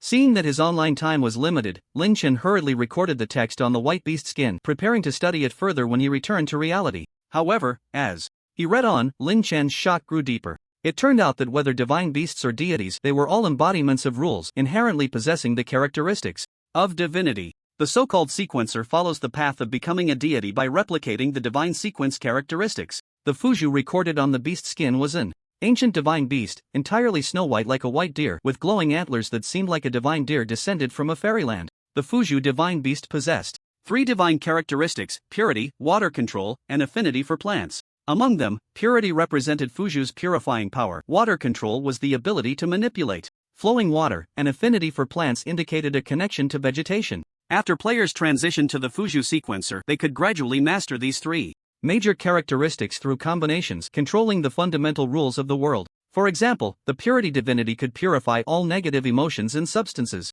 in the world. The accompanying spiritual power of purity could dispel malevolent spirits, suppress the bloodthirsty desires in the minds of monsters, and eliminate negative influences and toxins. If a monster were to be continuously affected by the purifying power, it might completely shed its monster traits and return to its beastly nature. Water control and affinity for plants were innate abilities of Fuju. It was a spirit of water and wood, naturally able to manipulate great waters and communicate with plant spirits. The inheritance beast skin also described that divinity has different ranks. Among them, high-ranking divinity is unique, while mid to low-ranking divinity can also be possessed by other divine beasts and deities. Purity divinity is not only Fuju's high-ranking primary divinity but also its unique ability. However, relying solely on divinity, a sequencer is clearly insufficient to overpower the other 3 major professions. The sequencer also has an unparalleled advantage: spiritual power. Spiritual power is the exclusive energy that sequencers use to mobilize divinity, stored in the bloodline organs, and can be converted at any time into a warrior's true energy, a priest's faith power, or a wizard's mental power. In the previous text, internal energy was changed to true energy. This means that even if Lin Chen transitioned to a sequencer, as long as he had sufficient spiritual power, he could still use some techniques of a warrior, priest, or wizard. Perhaps this is the true strength of the sequencer.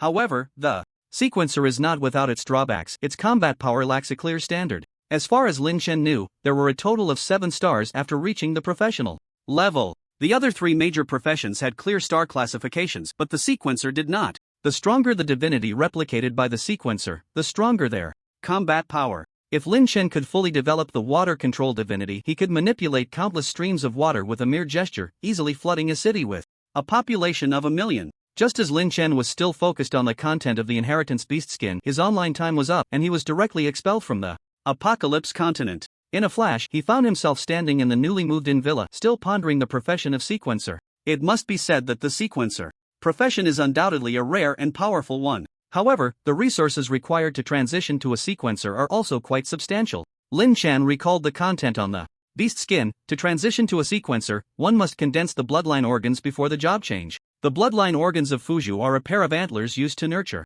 spiritual power. This means that if Lin Chen decides to transition to the divine beast Fuju, he must endure the challenge of growing a pair of snow-white antlers. Moreover, the materials needed to condense the bloodline organs are numerous. Just the basic white and green materials require more than a dozen types, for example, things like withered glory fruit, water crystal stone, white snow lotus. Most of these heavenly materials and earthly treasures Lin Chen had never even heard of. The most important thing is that condensing bloodline organs requires a blue-quality deer antler powder. Lin Chen was quite surprised. Blue-quality deer antlers could only be dropped by at least a professional-level deer demon. Anyway, with his current abilities, he probably wouldn't be able to gather all the materials needed to condense bloodline organs. No wonder both the Old man of Guha village and the village chief said that transitioning to a sequence practitioner is very difficult. The next morning, Lin Chen logged in early and found the old man of Guha village who was making talismans in the temple. You're here? Don't rush, wait for me to finish this talisman, Guha said, looking up at Lin Chen only. After completing the talisman in his hands.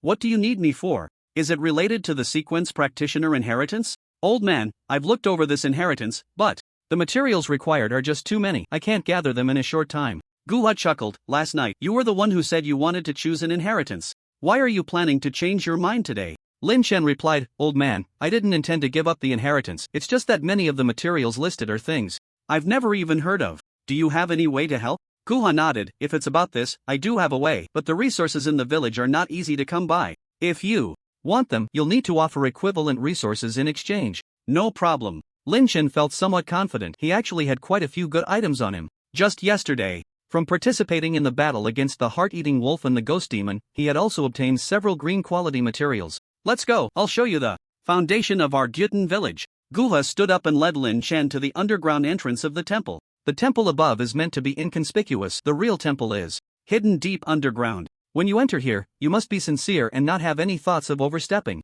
Most importantly, keep close to me. Lin Chen nodded solemnly. I understand, old man. As Guha went deeper underground, Lin Chen discovered that the space inside was quite large, with a height of about 30 meters, resembling an underground cave. A deep stone staircase wound down into the darkness below. However, in the darkness, there was a large area glowing with a bluish-green light. Although this light source was faint, it was very noticeable in the dark underground. Lin Chen closely followed Guha, descending the stone steps. When he reached the bottom, he found that the bluish-green light source ahead was actually a small pond the size of a square. The water in the pond rippled slightly, emitting a comfortable glow. Lin Chen couldn't tell if it was an illusion, but as he approached the small pond, he even felt a sense of joy emanating from the water. Could it be that this small pond is alive? Old man, could it be that Gyutan village is because of this small pond? Indeed, the greatest foundation of our Gyutan village is this divine pond. Since the establishment of Gyutan village, this divine pond has been protecting our village. The divine pond possesses consciousness and can sense the goodness or badness of people's hearts.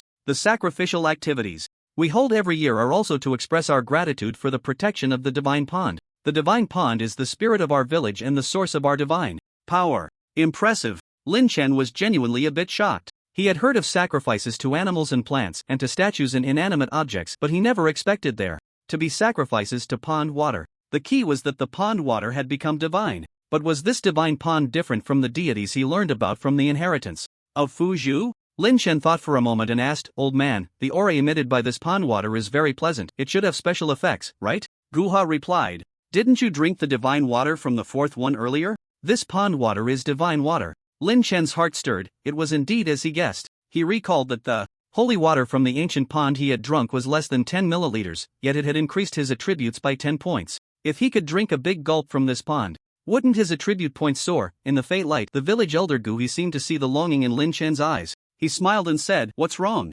Are you moved by the pond? Lin Chen did not shy away and replied, Of course. I'm just an ordinary born. How could I not be moved by such a treasure? Don't rush. You are already the deputy village head now, and you will receive a bottle of divine water every month. Of course, you can also trade divine water with equivalent blue materials. Lin Chen quickly asked, I have blue quality rottenwood fruit. Can this be exchanged? Yes, but I don't have the right to fetch divine water from the pond. Come on, I'll take you to see the village head. If you need divine water, you can trade with him. The village head? Didn't he go into seclusion to break through? Who said that being in seclusion means he can't see anyone? Gu led Lin Chen around the glowing ancient pond and walked deeper into the cave. Along the way, Lin Chen noticed many writhing flesh-like growths in the crevices near the cave walls, clustered together like red corals on the ocean floor. Elder, this must be blood food. I didn't expect the blood food we eat grows in this place. Lin Chen found that the closer he got to the ancient pond, the more abundant the blood food grew, while the deeper he went into the cave, the less he could see it.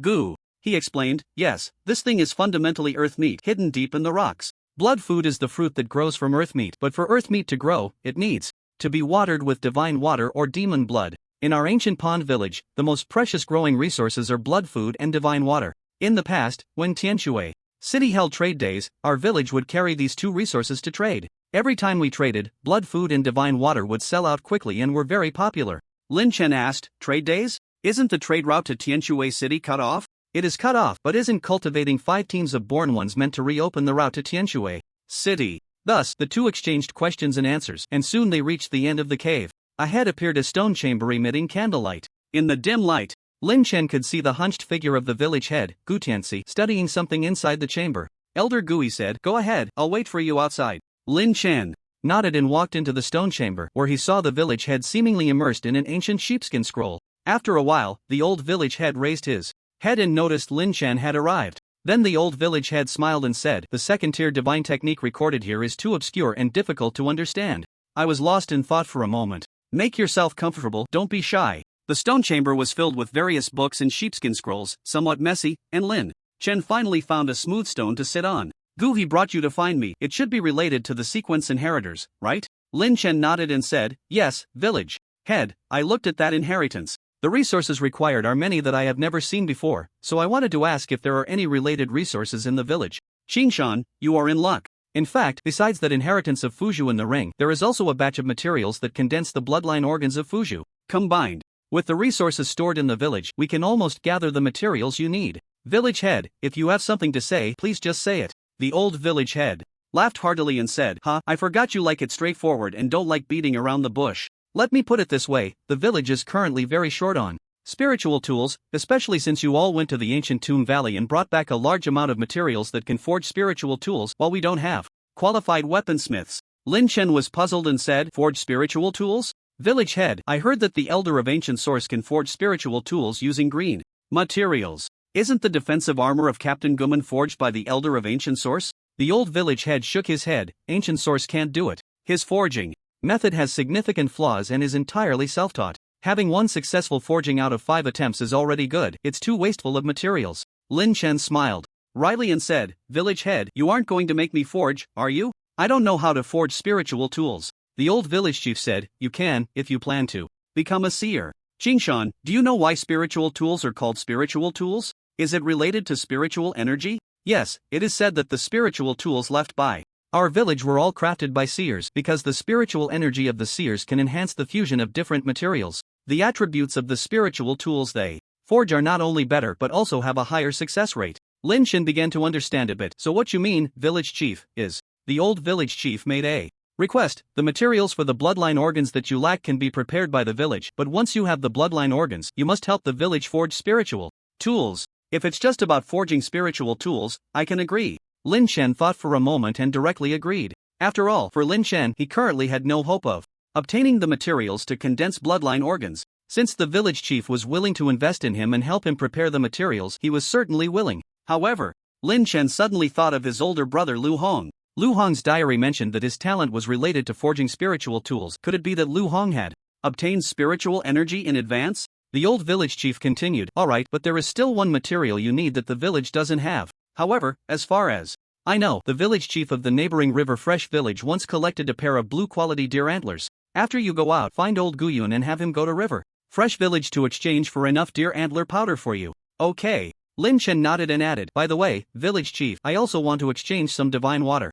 Divine water is a blue treasure from heaven and earth, rare in the outside world, but since you are the deputy village chief of our Gyutan village, you can exchange a bottle of divine water for a piece of blue material." I have to say, although the village chief is a bit old, he still speaks very pleasantly. Lin Chen thought for a moment and directly took out 6 milky white rottenwood fruits, exchanging them for 6 bottles of divine water from the village chief. Considering that Lin Chen could receive a bottle of divine water every month, the village chief directly took out 7 bottles of divine water and handed them to Lin Chen as an advance on his monthly allowance, to avoid Lin Chen bothering him again soon. Lin Chen thought about the pile of green bone materials he had on him, which he wouldn't need for the time being, and couldn't help but say, "Village chief, the green materials that can forge spiritual tools, once I can forge spiritual tools, the price of these materials is guaranteed to rise. Why don't you take some and exchange them for a dozen bottles of divine water? Get lost." The old village chief scolded directly. He could see that after Lin Chen became familiar with him, his thick-skinned nature was gradually revealing itself. If he wanted to find someone equally thick-skinned in the village, it would probably only be his disciple, Old Four.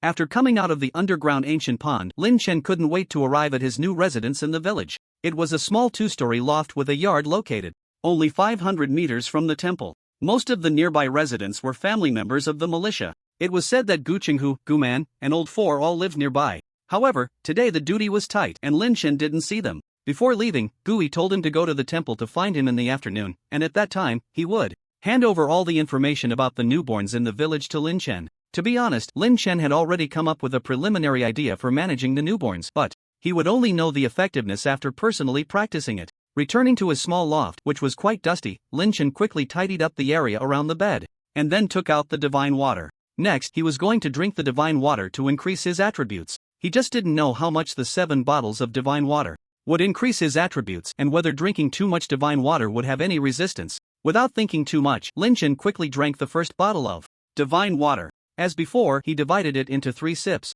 Ding! You have consumed the holy water of the ancient pond, stamina attribute +3. Ding! You have consumed the holy water of the ancient pond, stamina attribute +4. Ding! You have consumed the holy water of the ancient pond, constitution attribute +3. Looking at the randomly increased attributes, Lin Chen felt a bit disappointed. What he wanted most were the strength and agility attributes, but unexpectedly, they all went into stamina and constitution. Could it be that the random attributes increased by the divine water tend to enhance the lower 4-dimensional attributes? Lin Chen continued to drink the second bottle of divine water to verify his guess. Ding! You have consumed the holy water of the ancient pool, constitution +3. Ding! You have consumed the holy water of the ancient pool, stamina +3. Ding! You have consumed the holy water of the ancient pool, strength +4. It seems to be true, Lin Chen's agility attribute is currently the highest, but the attributes gained from the divine water even included strength, just not agility. Then Lin Chen thought about drinking the third bottle of divine water, but just as he brought it to his lips, his body instinctively felt a sense of fullness, as if drinking this bottle would not increase his attributes anymore. It seems that the divine water cannot be consumed continuously. He needs to wait for his body to digest this energy before he can drink again. Lin Chen didn't dare to try again, fearing he would waste the divine water, so he opened the 4-dimensional attribute panel to check his data. His current 4-dimensional attributes are as follows: Strength 26 +3, Constitution 17, Agility 25, Stamina 21. Overall, aside from Constitution being below 20 points, the other 3 major attributes exceed 20 points. Moreover, the total of the 4 attributes adds up to 89 points of basic comprehensive attributes. It's worth noting that even a fully attributed newborn, along with the 45 free attribute points gained from leveling up from level 1 to level 10, would only have a basic comprehensive attribute of 85 points. This means Lin Chen's current comprehensive attributes are already higher than an ordinary level 10 player who hasn't consumed any heavenly materials or treasures. Lin Chen took out his Jianin long knife and swung it a few times, noticing that his strength had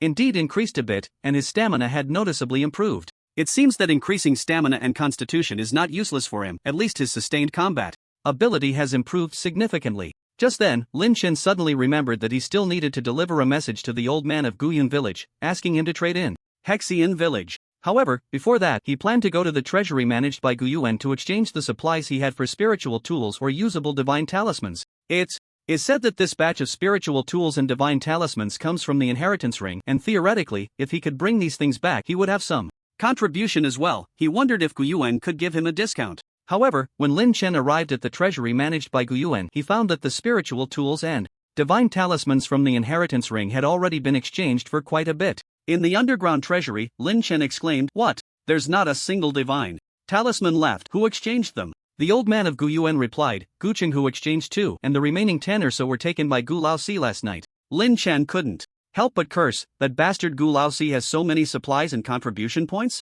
Guyuan shrugged and humorously said, "Who knows? I actually want a village chief master. 2. What about the spiritual tools? Are there any left?" "You're in luck, there's still a Changhong sword left. For you newborns, it should increase at least 10 points of agility." Guyuan took out a red long sword, but the blade was covered in rust, looking poorly maintained. Lin Chen was somewhat speechless. He could accept a knife-type spiritual tool or a defensive spiritual tool, but a long sword spiritual tool was useless to him. "Old man, don't you have a long knife spiritual tool?" "Yes, there's a pretty good quality spiritual knife which Gu Qinghu didn't exchange, but it was taken by Gu Laosi along with all the divine talismans last night." "What did Gu Laosi want the knife for?" Guyuan, who seemed to thrive on chaos, laughed and said, "Most likely to get back at you. That brat has always liked to take revenge. I've had my beard pulled by him before. If you want that knife, go find him." Lin Chen sighed. Indeed, Gu Laosi could do something self-destructive just to annoy others. Clearly, he didn't need a knife. Yet he took the spiritual knife that Lin Chen needed, purely to irritate him.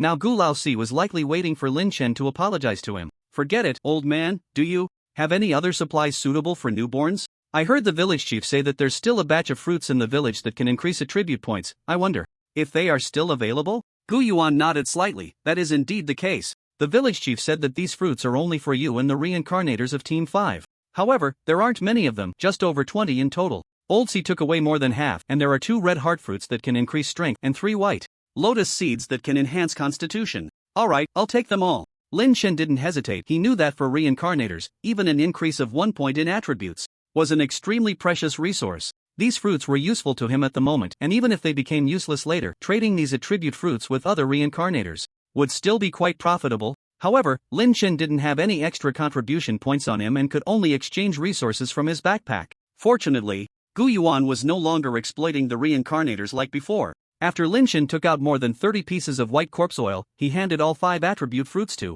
Lin Chen. The red heart fruit that could increase strength by 1 point was worth 300 contribution points in the treasury, and Lin Chen had been longing for this red heart fruit, not expecting to obtain it so easily. As for the white lotus seed that could increase constitution by 1 point, it was the first time he had seen it. This white lotus seed was the size of a peanut, with a soft white shell. According to the system's introduction, this kind of heavenly material was harvested from a certain lotus pod. After drinking 2 bottles of divine water today, Lin Chen was afraid of indigestion and didn't dare to consume these 2 fruits. After leaving the treasury, Lin Chen wanted to find old Gu Yunxiang, but he realized he had no idea where old Gu lived. After thinking for a moment, Lin Chen decided to go see old C first. This guy had taken away the spiritual tool knife he wanted in advance, clearly wanting to take revenge for what happened last night and to put him in a difficult position. But Lin Chen was someone who could only be bullied softly, and he absolutely needed that spiritual tool knife. He asked the militia guarding the treasury and learned that old C was practicing with the militia Team 5 at the eastern city wall, so Lin Chen hurried over.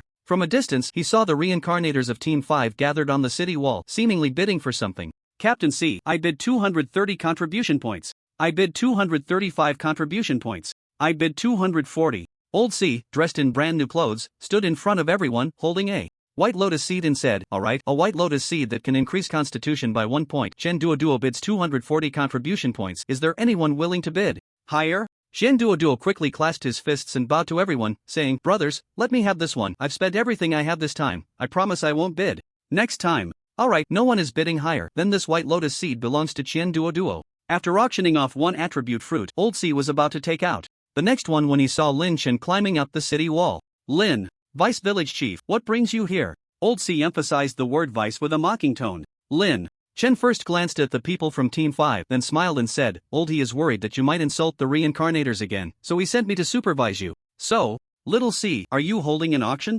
Hearing the words Little C, Old C almost exploded, but he held back and said, yes, I just received a batch of resources from the treasury last night, but there are too many people in Team 5 to divide them equally, so I can only distribute them through an auction. I also have a spiritual tool to auction off later. Vice Village Chief Lin, would you like to observe? Lin Chen sneered, a spiritual tool? Little C, you really are generous being able to bring this out. What can I do? Who told me I can draw divine symbols? I just have money. Old C shrugged. His position was not as high as Lin Chen's, and without using divine symbols, he couldn't fight Lin Chen, so he could only use this method to annoy him. Alright, then I'll just observe. Little C, you carry on. Lin Chen moved to the back of the militia Team 5, leaning against the city wall to watch their auction. Wang Zilong, standing at the back, couldn't help but greet Lin Chen. Brother Qingshan, how did you suddenly become the Vice Village Chief? That's really impressive. Lin Chen didn't answer, just smiled and patted his shoulder, urging him to take the auction seriously. Seeing that Lin Chen really had no intention of causing trouble, Gu Laosi steeled himself and auctioned off the attribute fruit he had taken from the treasury last night. The 9 members of the militia's 5th team had each managed to acquire an attribute fruit with the resources they had accumulated during this time. Among them, players like Du Gufeng, Shen Duo, and Xu Chang, being veterans, had accumulated relatively more contribution points and ended up winning an extra attribute fruit. However, what caught Lin Chen's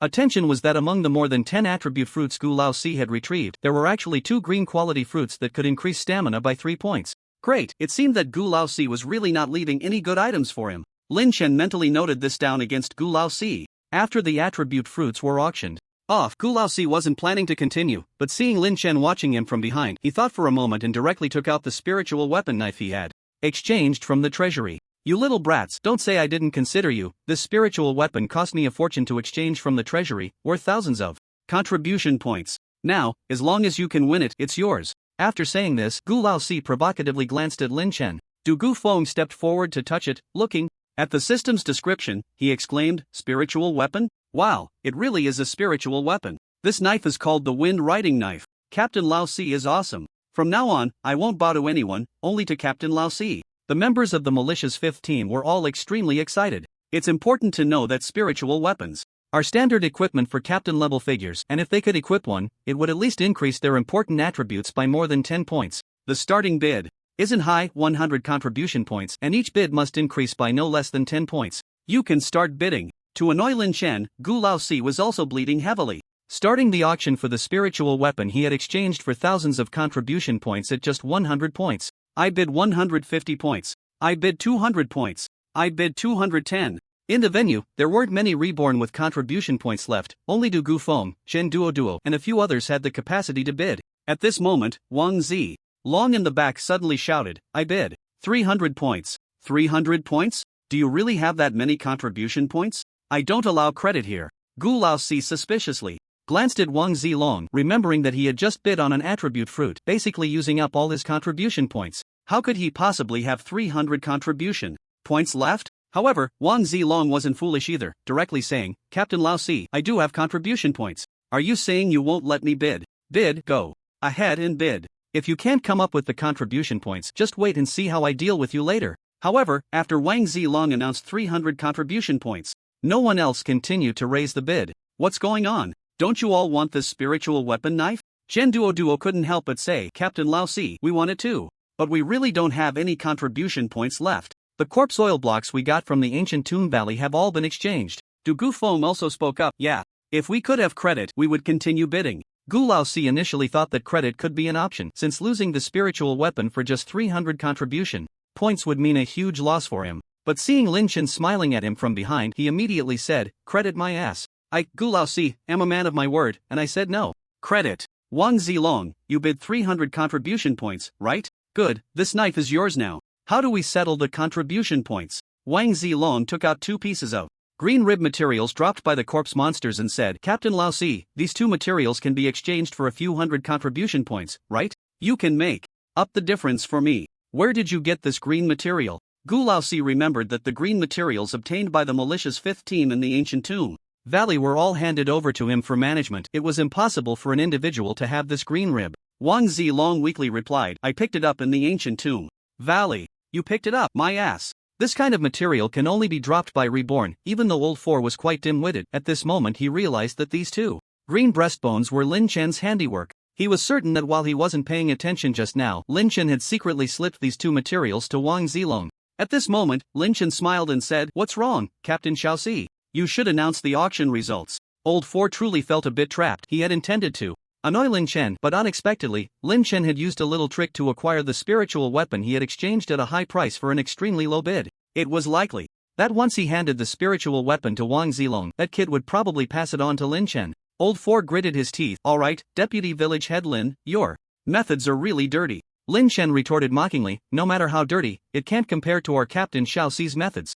While I was away last night, you exchanged most of the resources in one go. Such tactics can only be pulled off by our Captain Xiaoxi in Gyutan Village. Fine, you're impressive. Old Four was too lazy to say more and directly threw the spiritual weapon tools in his hand to Wang Zilong, then took the 2 green breastbone materials from Wang Zilong's hands. Brother Qingshan, for you. Wang Zilong didn't hide it and directly handed the spiritual weapon to Lin Chen in front of Old Four, which made Old Four's face even darker, resembling a black egg. The onlooking members of Team 5 also understood what was going on. Clearly, Old Four and Qingshan were competing. However, they were curious about how Qingshan suddenly became the deputy village head of Gyutan Village. Was there some kind of under-the-table deal? Only Dugufeng and Shen Duo exchanged a deep glance with Lin Chen. It turned out that yesterday, the members of Team 5 had collectively logged off outside the village, and the 2 of them were the last to leave, so they witnessed Lin Chen rushing into the battlefield and instantly killing 2 level 9 bloodthirsty wolves. Therefore, when they learned today that Lin Chen had become the deputy village head of Gyutan Village, they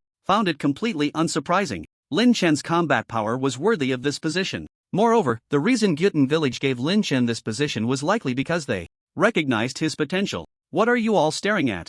Go repair the city wall. Yesterday, you bunch of brats didn't put in any effort and left so quickly. What use is it for me to train you like this? After being at a disadvantage with Lin Chen, Old Four vented his anger on the militia Team 5. Wang Zilong was also preparing to go repair the wall but was stopped by Lin Chen. Zilong, wait a moment and come out with me. I need your help with something. Wang Zilong thought Lin Chen was taking him away out of fear that old four would deliberately retaliate against him, so he said, "Huh? Brother Qingshan, don't worry, Captain Old Four won't retaliate against me for this. Sometimes. He just has a sharp tongue but a soft heart, at most he'll find something to scold me a few times." Lin Chen smiled. He also understood Old Four's temperament. Although he held grudges, he still had his bottom line. "No, I really need your help, and if you do well, you'll be following me from now on." Although Lin Chen had a preliminary plan for managing the born members in the village, he still needed helpers. Currently, the only born member he was familiar with in the village, aside from Dugafeng, was Wang Zilong. Compared to the more mature Dugafeng, the simple-minded Wang Zilong clearly suited his taste better.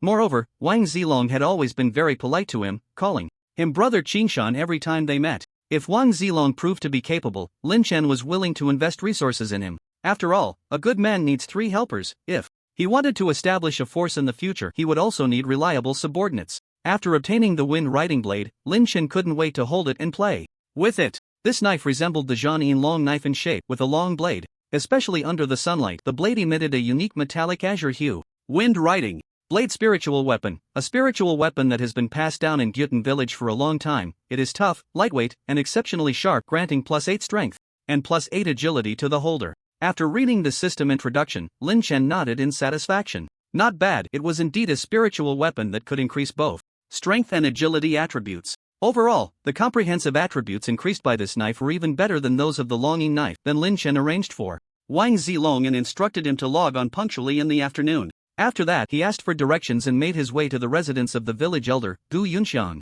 It was quite remote, located on a small hillside at the edge of the village, and it was a very spacious basement. The basement was brightly lit by candlelight, filled with many bookshelves and miscellaneous items, its disarray comparable to the small stone chamber where the village had been in seclusion. Lin Chen discovered that both the village chief and the elder of Gu Tan village preferred to live underground. After Lin Chen explained his purpose, Gu Yunxiang stood up from a pile of books, dusted himself off, and said, "I know about this matter. I can bring you the materials you need within 3 days." "Thank you, elder." Lin Chen expressed his gratitude and prepared to leave, but was called back by Gu Yunxiang. "Wait, I heard you have blue-quality rottenwood fruits. Do you have any to spare? I can trade you something good." Lin Chen had picked a total of 9 rottenwood fruits, gave 1 to Guqing as thanks, and traded 6 with the village chief, leaving him with only 2 as a backup. If Gu Yun offered something useful, he wouldn't hesitate to trade. After thinking for a moment, Lin Chen replied, "Elder, I only have 2 of these fruits left. What do you have to trade? I heard you are interested in the inheritance of wizards, right?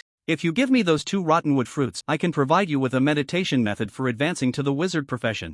Meditation method? Lin Chen shook his head slightly. He had already decided to transition to the sequence holder. The wizard meditation method wasn't very useful to him. Seeing Lin Chen shake his head, Gu Yun continued, "If the meditation method won't do, how about divine water? This is a good thing for you born ones. Elder, I just exchanged quite a bit of divine water from the village chief." "Oh, I see." Gu Yun frowned in thought, then took out a black robe from the bookshelf behind him and said, "I heard you bound the soul artifact, the ghost stone. You definitely need this. It can restore mental strength." "Restore mental strength?" Lin Chen immediately became interested. The black robe seemed like it hadn't been washed in a long time, emitting an unpleasant odor and looking quite dirty. However, when Lin Chen held it, he felt a cool sensation from the robe. Apprentice wizard robe, half-wizard artifact, a semi-professional wizard artifact modified from a spirit tool. Wearing it provides a cooling and calming effect, continuously restoring lost mental strength. I must say, this item is indeed quite good. Elder, how can I trade for this wizard robe? How else? This is a top-notch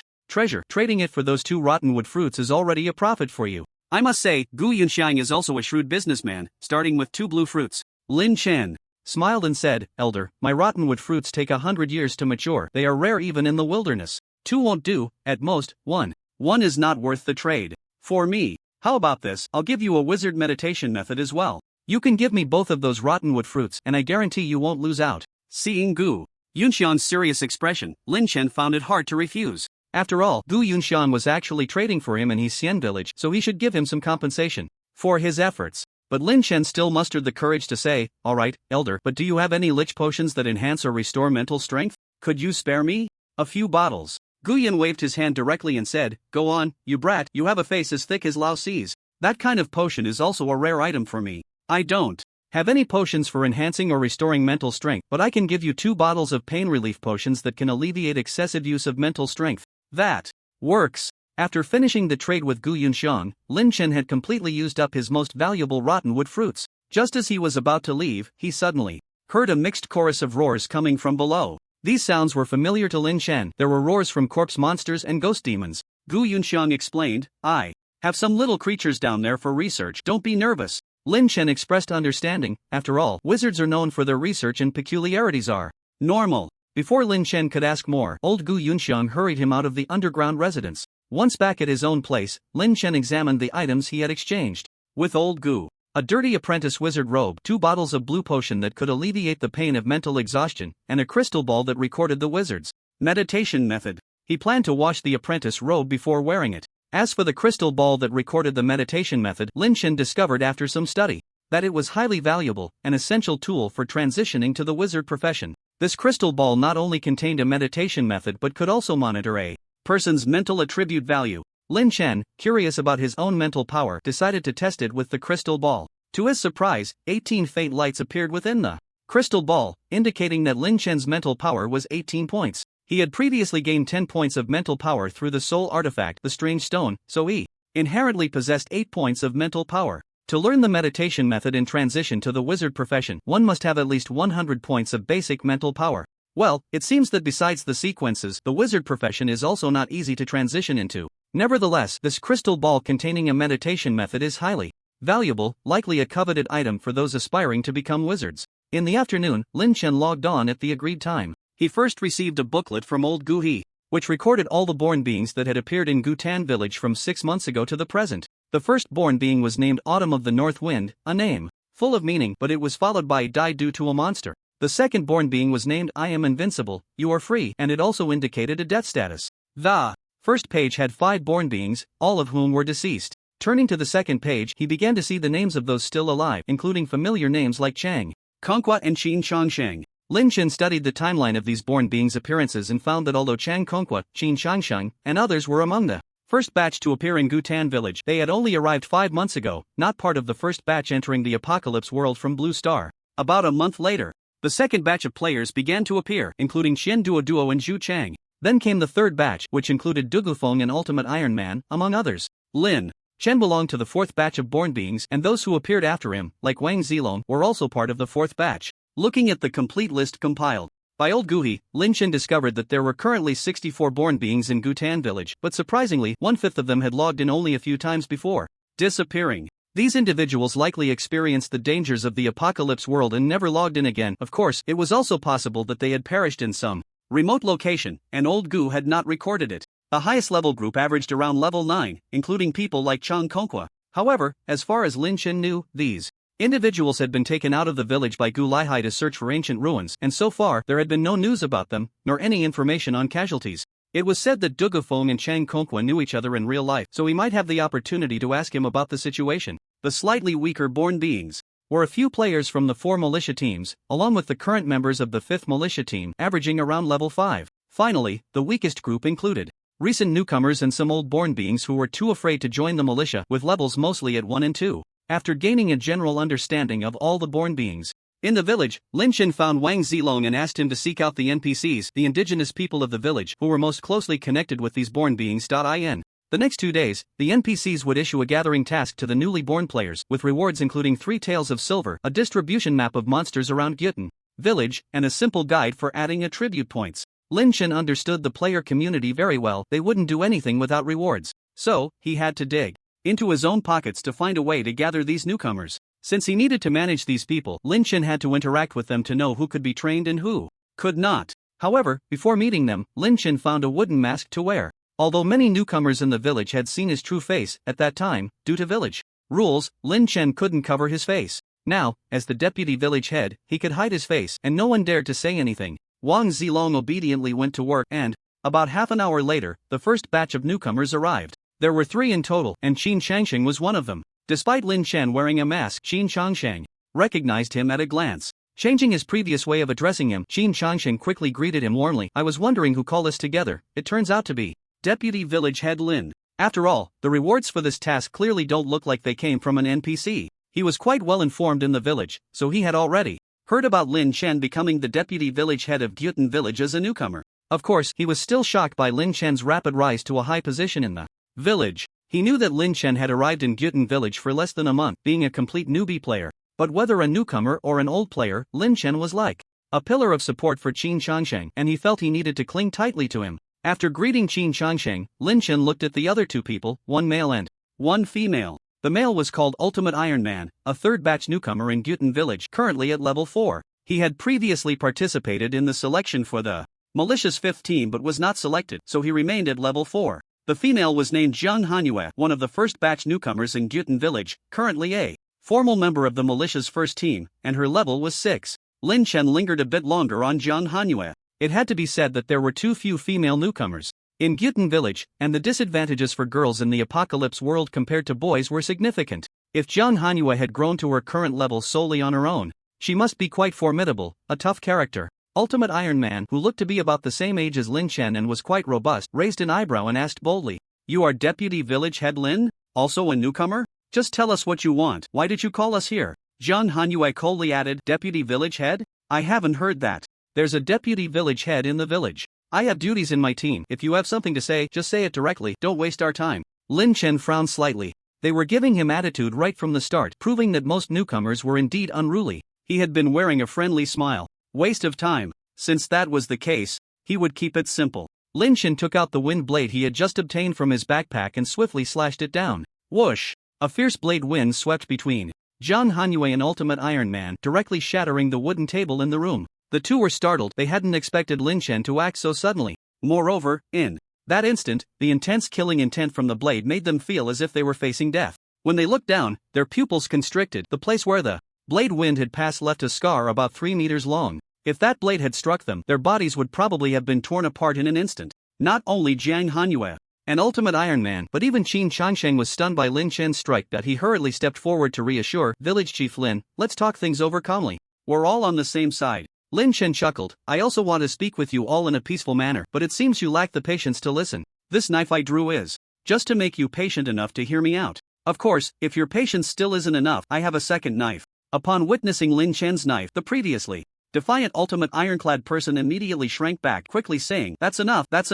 I promise to be patient. "Brother Lin, you speak, we are all listening." Zhang Hanyue also pressed her lips tightly together, not daring to speak out of turn again. Indeed, communicating through force was more direct. "Alright, the first thing. The old man from Gua Township has spoken. From now on, all the born in Gyutan Village will be under my management. Of course, I'm too lazy to manage you. You can continue doing whatever you were doing before, but I will establish some basic rules for the born in Gyutan Village, such as no infighting within the village, no harming the indigenous people, etc. You cannot violate these. Second, I will set up a trading platform for the born in the village, allowing you to freely trade information and resources on this platform." Upon hearing this, Qin Changsheng's expression turned grim. If there was such a place in the village, how would he, as a game merchant, make money? "What's wrong, Brother Changsheng? Do you have any objections?" Seeing Lin Chen's unfriendly gaze, Qin Changsheng quickly replied, "No, of course not. I also think our village lacks a place for trading." Lin Chen nodded, "Very good. Third, I will conduct training for you from time to time, including the distribution of monsters near the village, the weaknesses of various monsters, how to save oneself when encountering strange spirits, and so on. A series of training on how we, the born, can grow better in the apocalypse continent." Upon hearing the third point, the Ultimate Ironclad person became excited. Brother Lin, this is great. I really lack this knowledge right now. Alright, let's settle on these 3 points for now. If there's a need in the future, I will add more." Lin Chen took out the task rewards for the 3 of them, giving each person 3 taels of silver and a hand-drawn booklet. The booklet roughly illustrated the terrain of Gyutan Village, the distribution of surrounding monsters, and the recommended information about attribute allocation copied from official materials. Upon receiving this booklet, Zhang Hanyue and the Ultimate Ironclad person began to study it seriously. The Ultimate Ironclad person, with a low level and limited experience, had been exploring the apocalypse world on his own, and when he saw the information in the booklet, he felt he had gained a lot. His gaze towards Lin Chen became fervent. He was particularly glad he took on this deputy village chief recruitment task, or he would have missed a great opportunity. As for Zhang Hanyue, she was immersed in the information about the level 7 awakened physique talent.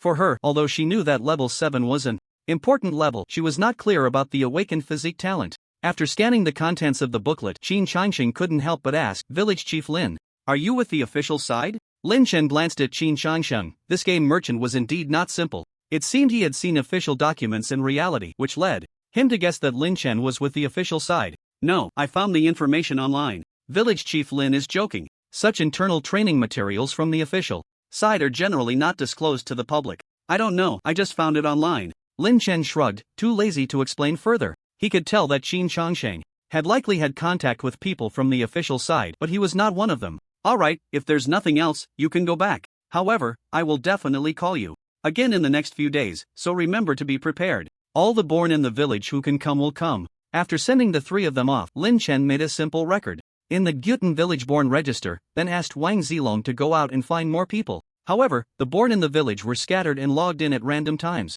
In the next 3 hours, only 5 born individuals arrived one after another, 3 of whom were newcomers. The 5 born ones, due to their low levels, held great respect for Lin Chen, who had summoned them and bore the title of deputy village chief. Lin Chen was too lazy to intimidate them with threats. Instead, he repeated the process he had just gone through with them, then gave them their task rewards and sent them on their way. When no one was around, Lin Chen didn't idle either. He picked up the wind blade and practiced the sun blade technique in the courtyard. Currently, among the 3 external skills he possessed, the sun blade technique was the highest in level, making it the most worthwhile to practice. Only when he was tired from practicing the blade would Lin Chen turn to practice the star arrow technique and swift step technique for a change of pace. But the progress on these 2 external skills had been quite slow. Since drinking 2 bottles of divine water in the morning, Lin Chen felt that his strength should be sufficient to deal with level 10 corpse monsters. However, if he encountered a level 10 great demon, the outcome was still uncertain. Fortunately, he still had 5 bottles of divine water left. Over the next few days, he would gradually consume them, and it was expected that this period would be a burst of attribute growth for him.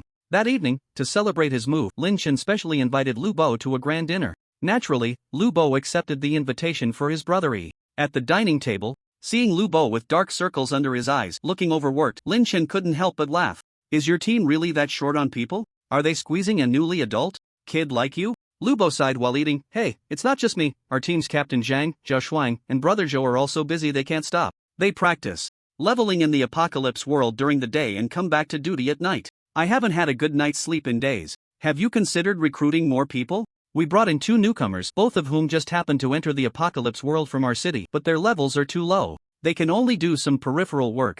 The captain wants to send them to the capital for training, but the training slots are limited, and unfortunately, our city has no slots available. Lin Chen asked, alright, has there been any incident of apocalypse monsters invading Linha City recently? At this, Lu Bo perked up a bit. He raised his head and said, Igu, there really was one. Just the day before yesterday, a juvenile heart-eating wolf appeared in a community under Captain Zhang's jurisdiction. Lin Chen raised an eyebrow. Heart-eating wolf? Yeah, that's right, a heart-eating wolf. I heard this type of monster is particularly intelligent and has strong combat power. Fortunately, this one hadn't matured yet. It was only level 7. When Captain Zhang discovered the heart-eating wolf, he rushed to the scene immediately, and with the help of the armed police's firearms, they managed to kill it. Lin Chen was very familiar with the cunning and sly heart-eating wolf, having faced it more than once. Given Zhang Baichuan's level 9 combat power, even with firearms assistance, it wouldn't have been easy to deal with. Were there any casualties? Yes, I heard about 10 people died, but this matter was suppressed and won't be reported.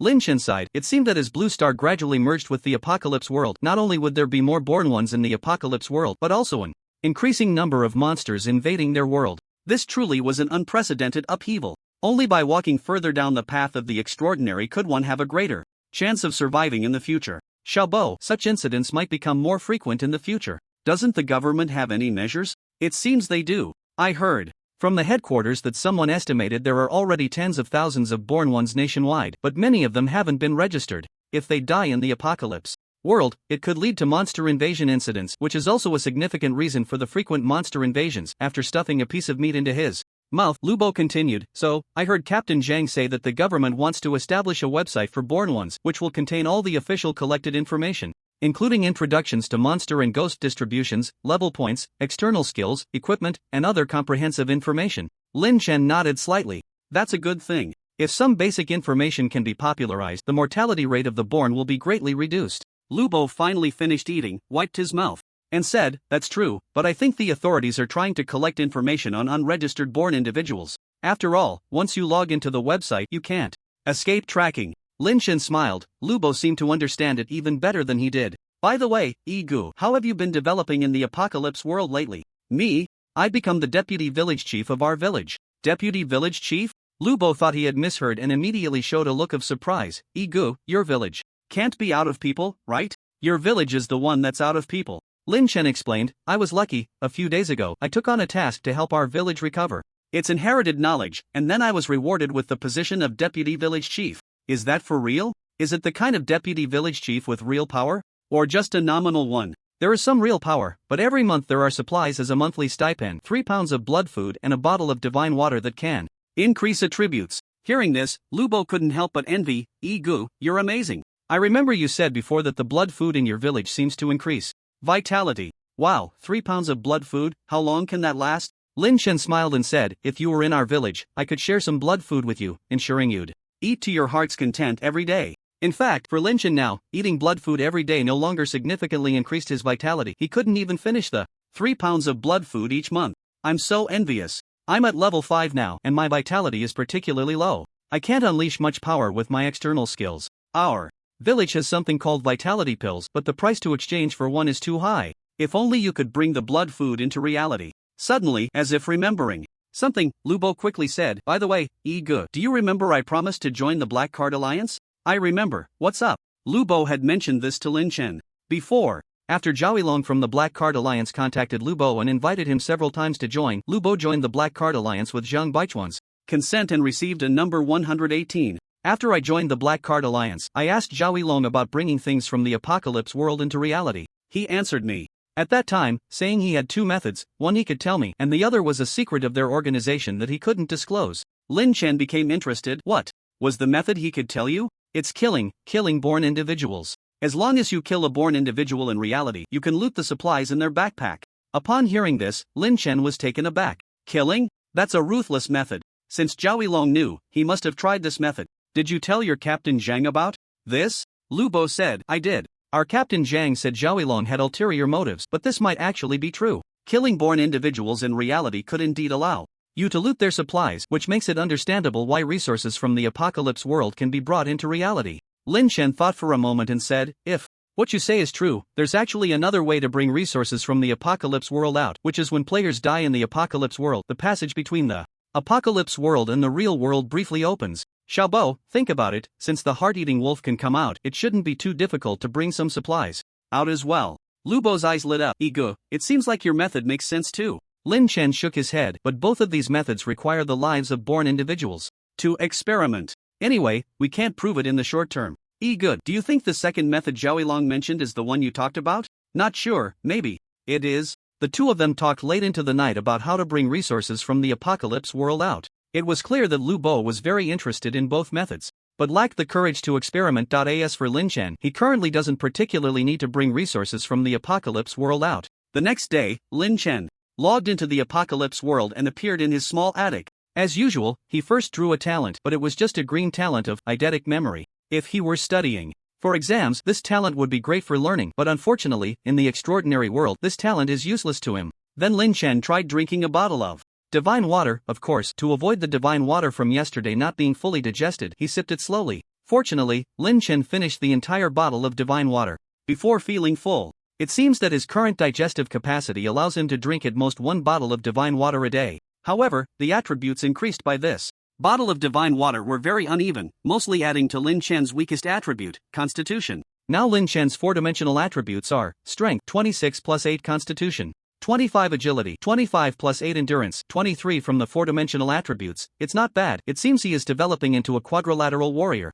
including the Constitution, Strength, Endurance, and other attributes increased yesterday. Lin Chen's current health points have grown by almost 200 points, and his vitality has also increased slightly. Now the dual vitality talent is still with him. Lin Chen thought for a moment and decided to convert 200 health points into 20 vitality points. After all, 1,000 health points are enough for him to survive, and right now he still lacks sustained attack. Means the higher the vitality points, the stronger Lin Chen's combat power. Now Lin Chen's total vitality points have reached 146. He estimates that even the ancient Qinghuangu man who grew up eating blood food do not have as robust vitality points as he does. Now, approaching 150 vitality points means Lin Chen can unleash 5 times the power of the strongest flame sunblade technique in battle. Moreover, the higher the strength attribute, the higher Lin Chen's base attack power. If he encounters that level 10 heart-eating wolf again, as long as he seizes the right moment to attack, Lin Chen now has an 80% chance of slaying that heart-eating wolf. Furthermore, Lin Chen still has 4 bottles of divine water and 5 attribute fruits. Once he finishes all these, his combat power will likely increase significantly, and combined with his ability to manipulate white mist, he can truly say he is invincible below the professional level. Time flew by, and 2 days later, Lin Chen had been busy interacting with the newly born group in Gutan village. Among these people, some were impatient with him like the ultimate Tikarin and Jiang Hanyue, but after witnessing Lin Chen's martial prowess, they became very obedient. There were also pure newcomers who knew nothing and were super excited. After receiving the pamphlet Lin Chen gave them, even begging him to take them to level up and hunt monsters. After a preliminary round of interaction, these newly born groups in Gutan village seemed to have no major issues. They didn't appear to be from the official side or already part of some private organization. Of course, it's also possible that some were hiding very deep, not letting Lin Chen see through them. On the morning of the third day, Lin Chen notified all the newly born individuals in advance to gather at the playground on the east side of Gutan village. Not long after dawn, the newly born individuals appeared one after another in Gutan village, arriving at the playground Lin Chen mentioned. It was amusing that most of the newly born individuals, like Lin Chen, chose to cover their faces with wooden masks, and some even made black veiled hats to wear on their heads. Anyway, today's scene was very strange, resembling a masked gathering. In the past, such behavior would definitely not be allowed in Gutan village, but now with Lin Chen leading, the village elders like Gu He had nothing to say and could only tacitly approve of the newly born individuals' actions. The members of the malicious fifth team, including Dugufeng, were also called over by Lin Chen. They received a copy of the attribute allocation booklet Lin Chen distributed and stood among the crowd observing. It feels like our vice village chief Lin is making quite a big move. Are all the newly born individuals in the village here? I don't know, but it should be, right? Wang Zilong has been working behind Lin village chief these days, he should know. Dugufeng actually knew a bit more information. He spoke up. It is said that there are more than 60 players in our Gyutan village. Excluding those who are not in the village and those who have been offline for a long time, there are still over 40 of us here. 5 teams of newcomers quietly gathered around to ask, Brother Feng, why do you think Boss Qingshan is doing this? He can't be trying to gather us newcomers together to form some kind of organization, right? I'm not sure, but you're overthinking it if you think forming an organization is a thankless task. Perhaps the commotion of the newcomers gathering was too loud. Even the 3 captains, Ancient 4, Gu Chenggu, and Gu Man, showed up, standing outside the playground to watch. Among them, Ancient 4 chewed on a dogtail grass, squinting as he observed the newcomers on the playground, saying, I didn't realize we have quite a few newcomers in our village. There's a whole crowd of them, almost as many as half the militia. Although Gu Man had the least contact with Lin Chen, he still nodded and said, Village Chief Lin is indeed capable. He gathered this group of people in just a few days. Anyway, the few newcomers in our team are particularly hard to manage. They never take the initiative unless there's something in it for them. Ancient 4 spat out the dogtail grass. Aren't newcomers all like that? If you want them to protect the village, it's better to sign a contract. At this moment, Lin Chen stood on the earthen platform in front of the playground, with Wang Zilong looking tense yet serious beside him. Lin Chen flipped through the list of newcomers in his hand, and after confirming that everyone was present, he said in a deep voice, Quiet. Instantly, the noise on the playground disappeared, and all the newcomers looked up at Lin Chen. Lin Chen nodded slightly. It seemed his earlier display of strength was the right move, otherwise, this group of newcomers wouldn't be so obedient. We are all newcomers, and I want to clarify a few things in advance.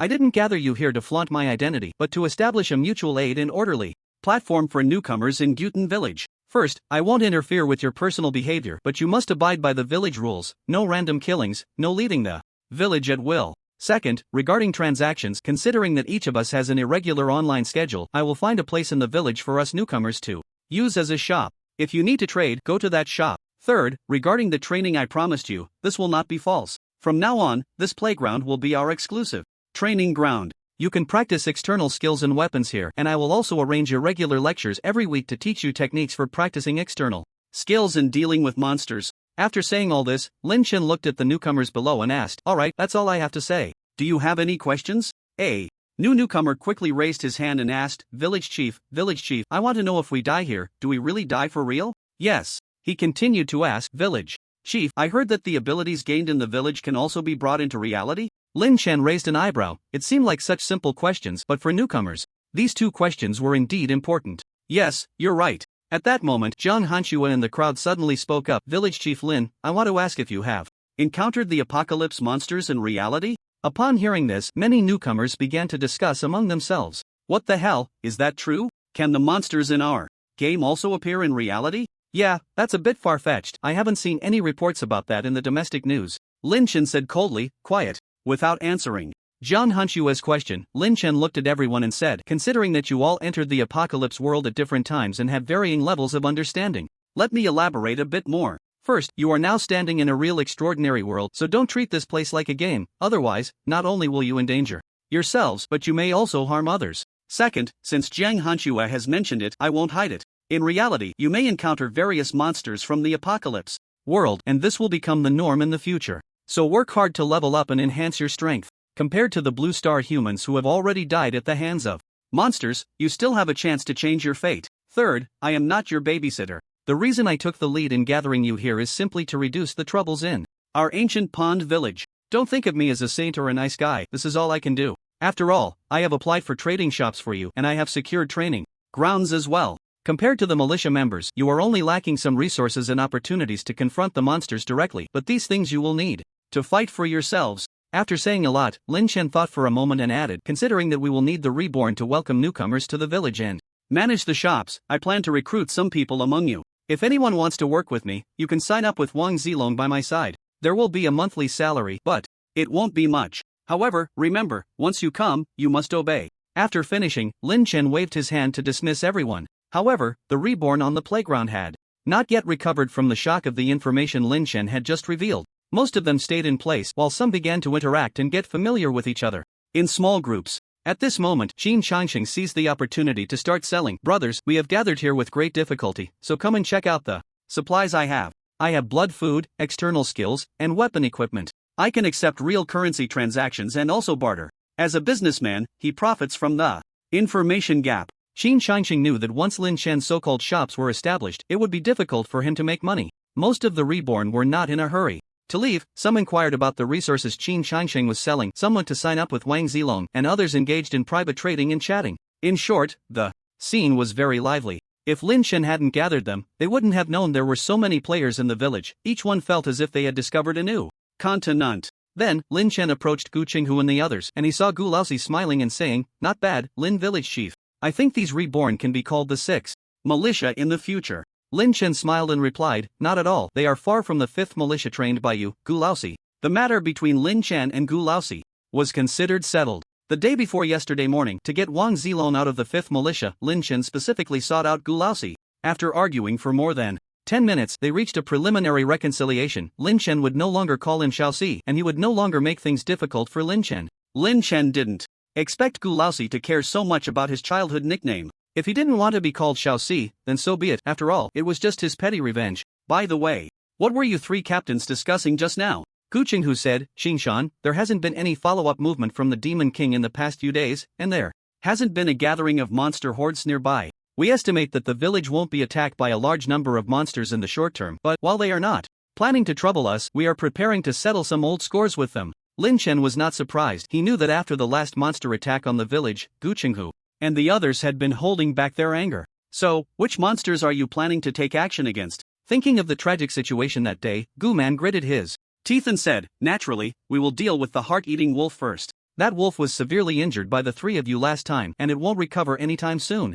Moreover, that wolf killed so many of our brothers. How can we not take revenge?" Old Four said, "Just yesterday, Gu Man found traces of the heart-eating wolf pack near the village. I can get a tracking talisman, and then we can use it to find the wolves' den and take them all out." Lin Chen glanced at the three of them. "That's a good idea, but who are you planning to send? The captain isn't here, and our village's defense force isn't quite enough." Old Four replied, "Hee, aren't you the one with the ability to release mist? Your combat power isn't weak either. We definitely need to take you along. As for the three of us, one can stay behind to guard the home." Gu Man interjected, "I won't stay behind, I have to go too. Most of the brothers who were killed by the wolf pack that day were from our team." Gu Qinghu quickly added, "Our second team also had members injured or killed. I want to go find the wolf pack for revenge. Then let Old Four stay behind." Gu Man looked seriously at Old Four and said, "Old Four, you should take out some of your treasured talismans that don't require divine power to activate and share a few with us. Even if we don't go, our intentions will be there, and we can help you take revenge as well."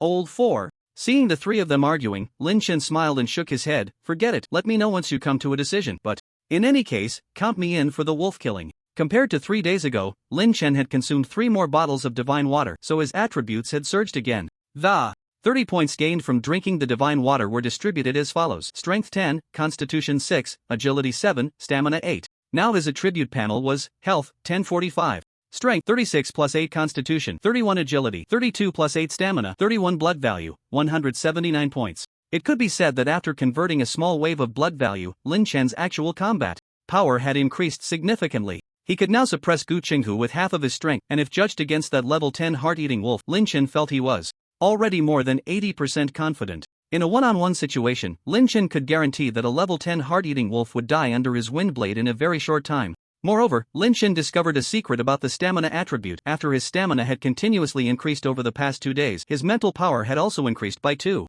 points, bringing his mental attribute to 20 points. Perhaps once the 4-dimensional attributes reach a certain level, they can indirectly affect the advancement attributes. However, he also received some bad news about the descendants from Gu He. That is, at level 10, one of the 4-dimensional attributes of a descendant can only reach 55 points. Exceeding this limit means the attribute can no longer be improved. Furthermore, treasures like divine water and attribute fruits will provide fewer and fewer attribute points as a descendant's certain attribute reaches its limit. Lin Chen had already anticipated this. However, he also thought of a clever way. Compared to treasures like divine water and attribute fruits that increase attributes, the attribute points provided by leveling up a descendant are fixed, so he could save the attribute points gained from leveling up and use divine water, attribute fruits, and other items to boost his attributes in the early stages. Once a certain attribute approached its limit, he could then use the points gained from leveling up to enhance it. If this method works, he would truly be exploiting a bug in the system. After the descendants on the playground gradually dispersed, Wang Zilong found Lin Chen. Brother Qingshan, look at this. These are the number of people who just signed up. Quite a lot, over 20. Lin Chen took a look at the registration information and saw that many were newcomers, with levels only at 1 or 2. Most of these people were likely here for the monthly salary he mentioned, and to ride on his coattails. Interestingly, Lin Chen also saw Qin Shangsheng, the ultimate Iron Man, and the only female descendant from Gutan village, Zhang Hanyue, on the list. What does Qin Shangsheng want to sign up for? Wang Zilong asked. Boss Qin said that the shops you plan need someone to manage them. He said he has a bit of a talent for business and wants to be that manager. Lin Chen thought for a moment and nodded. Alright, you contact him later and have him write a management plan for the shop. If it's feasible, then he can join without any problem. Okay, what about the others on the list? Should we bring them all in? Lin Chen smiled. I can't afford to bring them all in. After all, most of the monthly salaries I give you come from my resources. How about this? We'll take the ultimate Tikarin and Jiang Hanchue, and you can pick a few from the highest ranked applicants. I'll take a look later and decide. Alright. Wang Zilong noted what Lin Chen said and then added, by the way, brother Qingshan, Zhen Duo contacted me today. He said he also wants to withdraw from the militia team 5 and follow you. Thinking of that fat guy Chen Duo, Lin Chen shook his head. Him? Forget it. Chen Duo likes to watch others struggle. I don't want him. Besides, if I really dare to poach people from militia team 5 again, the captain of your team 4 will probably turn against me. Lin Chen was quick in recruiting. He decided on the candidates in the morning and gathered them in the afternoon. Along with Qin Changsheng and Wang Zilong, there were a total of 6 people. The other 4 were the level 4 Ultimate Tikarin, level 6 Jiang Hanchue, level 3 Io Little Monster, and level 4 Nangong Hanxiang. I have to say, among these 4, only Jiang Hanchue has a normal name. The other 3 have quite strange names. Io Little Monster is from the 4th batch of newborns in Gyutan village, born after Wang Zilong, but he managed to level up to level 3 in just over half a month thanks to hanging out with the militia team every day. It is said that when this guy learned that killing monsters would give him experience, he volunteered to join the militia team, but the militia team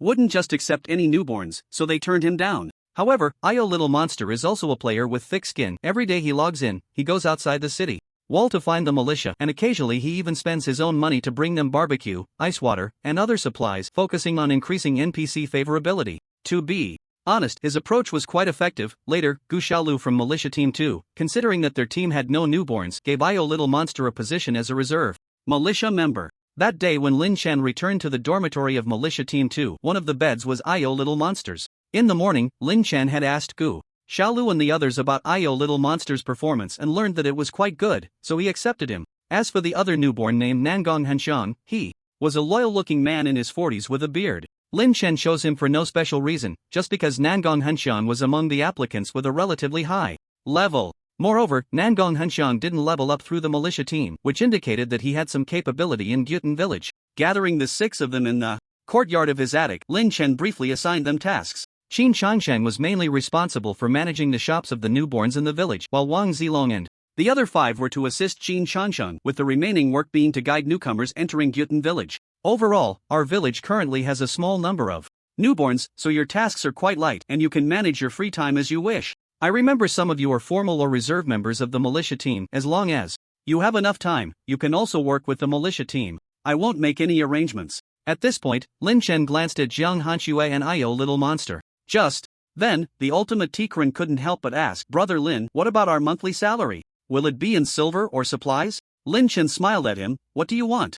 The ultimate Tikran quickly replied, of course, supplies. Brother Lin, I'm currently short on blood food, otherwise, I can't break through to level 5. Can you give us some blood food? What about the others? Qin Shangsheng spoke up, ahem, Village Chief Lin, if there's blood food available, that would be great. This stuff is currently a rare resource and very expensive. Wang Zilong raised his hand, Brother Qingshan, I want blood food too. Nangong was strong and looked at Lin Chen, indicating he wanted blood food. Lin Chen pondered, although blood food was a thing of the past for him, for the other born beings present, it remained a rare resource difficult to obtain in the apocalypse world. Moreover, if he didn't offer something good, there was no way to get these people to work sincerely. Lin Chen finally nodded, alright, as long as you work hard, each person can receive 100 grams of blood food per month, and I'll settle it for you weekly. The crowd was overjoyed at this news. 100 grams of blood food per month was a treatment that could only be found in the militia. Qin Shangsheng said, thank you, boss. Thank you, boss. Under Qin Shangsheng's lead, everyone immediately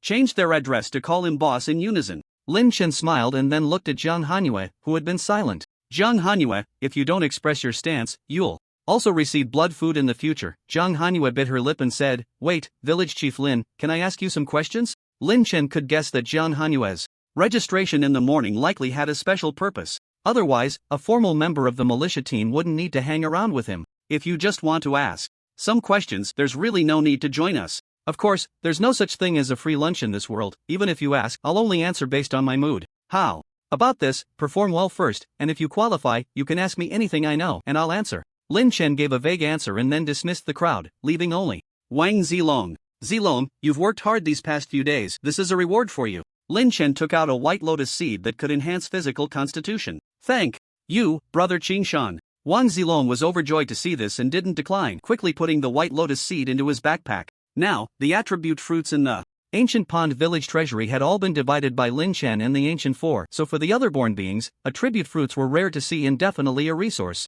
more precious than blood food. No need to thank me, I haven't repaid you for helping me secure the spirit tool last time, and considering you've helped me a lot these past 2 days, this white lotus seed counts as a repayment for your assistance. As the studio owner, Lin Chen had some insights on how to win people over. After all, in this world, it was impossible to expect people to contribute and give selflessly. Only with benefits plus sincerity could one make others willingly help. In fact, this group of Wang Zilong was initially selected by Lin Chen and was the cornerstone of his future plans. If anyone among them proved unqualified, Lin Chen would decisively eliminate them and replace them with new people. For those worth cultivating, Lin Chen would take the time to personally take them out to hunt monsters and level up, and he wouldn't skimp on rewards. Of course, for Lin Chen, all of this was external. His own strength was the most important. In the afternoon, Lin Chen returned to reality from the apocalypse world. However, upon checking his phone, he found several missed calls from Lu Bo just a few minutes ago. Lin Chen realized that Lu Bo might have encountered an emergency. Opening WeChat, Lin Chen saw the message left by Lu Bo Brothery. I'm at the ZY community not far from your new home. There has just been a monster invasion incident here. If you see this message, remember to contact me. P.S. Just to clarify, Jiang Hanyu is not the female lead, but she will be a capable subordinate of Lin Chen in the future. I'm afraid you might get confused. The ZY community is an old, dilapidated area in Linha City that is about to be demolished, and basically no one lives here. The exterior paint of the community is peeling, weeds grow between the buildings, and the hallways are piled with a lot of garbage and clutter, giving the entire community an air of antiquity and decay. In the past week, there have been rumors of hauntings here, with unknown animal screams often heard at night. Just yesterday, a streamer who specializes in adventure and ghost hunting entered this community at night, preparing to live stream the adventure, but after entering, the streamer went silent without even turning on the equipment, leaving the family in the live stream waiting all night. It wasn't until the next day that the family reported him missing to the police. At first, this incident seemed trivial. After all, a missing person case is not a major crime. But when 2 police officers tracked the streamer's phone to the community, they found only a corpse that had been completely devoured, with fresh blood and flesh still hanging from the remains. The 2 ordinary officers were instantly terrified by the scene before them, panicking as they fled the community and reported to the apocalyptic squad in Linha City, which specializes in handling unusual events. The ZY community was under the jurisdiction of Zhao Shuang, but coincidentally, both Zhao Shuang and Zhang Baichuan were still in the apocalyptic world today, and their teammate Zhou Huaiwen was also out of the city. With no other options, Lu Bo had to bring 2 veteran detectives to the community to investigate the situation. However, shortly after entering the community, the 3 of them were attacked by a monster. A swift and agile shadow darted past, and one of the veteran detectives didn't even have time to draw his gun before his throat was slit, dying on the spot. It was then that Lu Bo finally saw the creature that had attacked them. Its fur was pitch black, and it had a pair of eerie purple eyes. This creature was called a purple-eyed ferret, a very agile and brutal monster. The adult level of a purple-eyed ferret is at level 7, and the one before them was quite large, clearly an adult far beyond what he could handle. In a panic, Lu Bo fired several shots at the purple-eyed ferret, scaring it back into the building. "Let's go, we can't deal with this thing." However, the purple-eyed ferret seemed unwilling to let them go. After figuring out the firearm's capabilities, it slowly emerged from a patch of grass, blocking the two men. Its eerie purple eyes and small stature revealed blood-stained fangs as it hissed at them. Lu Bo turned to the remaining detective, saying, "Old Zhang, you go out and report. I'll hold this thing off." "Lu Bo, no time for nonsense. If this thing follows us into the city, no one will be able to catch it." With that, Lu Bo began shooting his handgun to cover old Zhang's escape. Ordinary people stood no chance against the purple-eyed ferret. If old Zhang didn't leave, he would surely die. After emptying 2 magazines and seeing old Zhang had left, Lu Bo decisively tossed a grenade and then dove into an abandoned building. Boom! The purple-eyed ferret was startled by the explosion, but only suffered minor injuries from 2 shrapnel pieces. It let out an angry hiss and quickly chased after Lu Bo, fleeing into the building. Lu Bo ran frantically, continuously scattering the irritant powder he held. As a member of the apocalyptic squad, they were equipped with modern weapons like guns and grenades, as well as official resources to deal with monsters. The irritant powder in his hand was meant to obstruct the monster's sense of smell, but to be honest, it was his first time using it, and he had no idea if it would work on the purple-eyed ferret. Reaching the end of the building, Lu Bo glanced around and decisively squeezed into a wooden cabinet in an abandoned room. Now he could only hope that the purple-eyed ferret wouldn't find him right away. Suppressing his heavy breathing, Lu Bo recalled the information about the purple-eyed ferret from the official manual. Small in size, quick in movement, keen sense of smell, cunning and treacherous. Goodness, this monster seemed even harder to deal with than a bloodthirsty wolf, with no apparent weaknesses. He was only at level 5, without any suitable weapons, relying solely on a broken gun, which was utterly inadequate against the agile purple-eyed ferret. Suddenly, Lu Bo had an idea and took out his phone, switching it to silent mode. He glanced at the group chat. Zhang Baichuan and Zhao Shuang were still in the apocalyptic world and hadn't replied, while Zhou Huaiwen was on his way back to the city. After quickly editing a message to Zhou Huaiwen, Lu Bo suddenly heard some noise. It sounded like a small rodent was climbing outside. Lu Bo's heart sank, and he felt cold sweat break out on his forehead. This community had already been taken over by the purple-eyed ferret. How could there still be rodents around? It must have found its way here. If he was discovered, he would undoubtedly die. Holding his breath, Lu Bo dared not move in the wooden cabinet until the rustling sounds outside disappeared, and only then did he let out a sigh of relief. Suddenly, Lu Bo's phone screen lit up. It was a call from Lin Chen. When he answered the call, Lu Bo nearly cried out. He had never felt death so close before. "Wow. Gu. What's wrong, Xiaobo?" Lin Chen, still in the villa, frowned. He could tell that Lu Bo was suppressing his voice, and his tone was very off. "I think I'm going to die. Just now." Having just turned 18, Lu Bo's emotions were still somewhat fragile in the face of the threat of death. After quickly learning about Lu Bo's situation, Lin Chen said in a deep voice, "Keep your location on, hold on, I'll be there soon." After hanging up, Lu Bo felt a bit better, but he suddenly thought that his EGE's level didn't seem very high either. Would he be able to deal with the purple-eyed Martin? What if he ended up giving the Martin a double kill? At that moment, Zhou Huaiwen, upon learning about Lu Bo's situation, sent him several messages, urging him to hold on, saying he had already contacted headquarters and was trying to notify Team Zhang and Zhao Shuang from within the apocalypse world, and that the urban armed police had already been dispatched. Lu Bo looked at the constantly flashing messages without replying. He felt he might not last until then, as he had just heard the sound of the purple-eyed Martin rummaging through things again, clearly indicating that the creature had not left. Lu Bo suddenly recalled why he had been so impulsive earlier. He should have just run away with old Zhang. As for whether the purple-eyed Martin would enter the city, what did it have to do with him? The darkness inside the cabinet was only pierced by a single beam of light. Time passed slowly, and Lu Bo felt as if days were dragging on. He glanced at his phone. Only about 10 minutes had passed. After sending Zhou Huaiwen a message that he was still alive, he stuffed the phone back into his pocket. Outside, faint sounds occasionally reached him, clearly indicating that the purple-eyed Martin was still searching for him nearby. If he rushed out of the cabinet now, would he have a chance to escape? He increasingly felt that hiding here and waiting for death was a foolish act. Just then, a faint sound of small animal footsteps appeared in the room, and Lu Bo, who had been lost in thought, suddenly dared not even breathe. Peering through the gap in the wooden cabinet, he saw the all-black purple-eyed Martin rummaging through a pile of discarded clothes. "This silly Martin, does it really think I'm hiding under the clothes?" But the purple-eyed Martin seemed to sense something. It suddenly turned its head and looked towards the cabinet, its eerie purple eyes seemingly able to penetrate the wooden boards. Lu Bo's smile instantly froze as he saw the purple-eyed Martin slowly approach the cabinet. Just at that critical moment, heavy footsteps suddenly echoed from outside the room, footsteps that were completely unmasked. With a whoosh, the purple-eyed Martin transformed into a shadow and dashed out.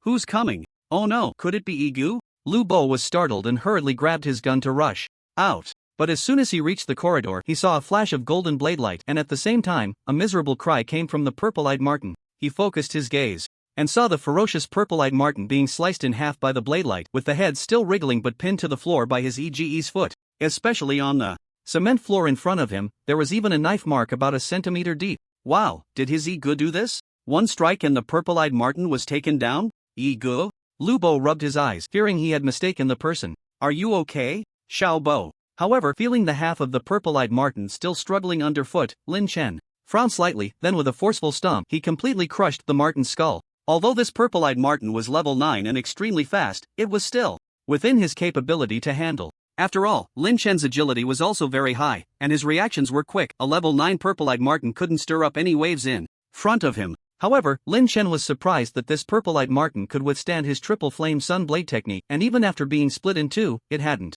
died. Its vitality was truly tenacious. It's okay, boo-hoo, good, you came just in time. I just discovered this thing hidden in the wooden cabinet. If you had been even a moment slower, I might have died. At this moment, Lu Bo didn't even consider how strong his ego was, he was just grateful to have narrowly escaped death.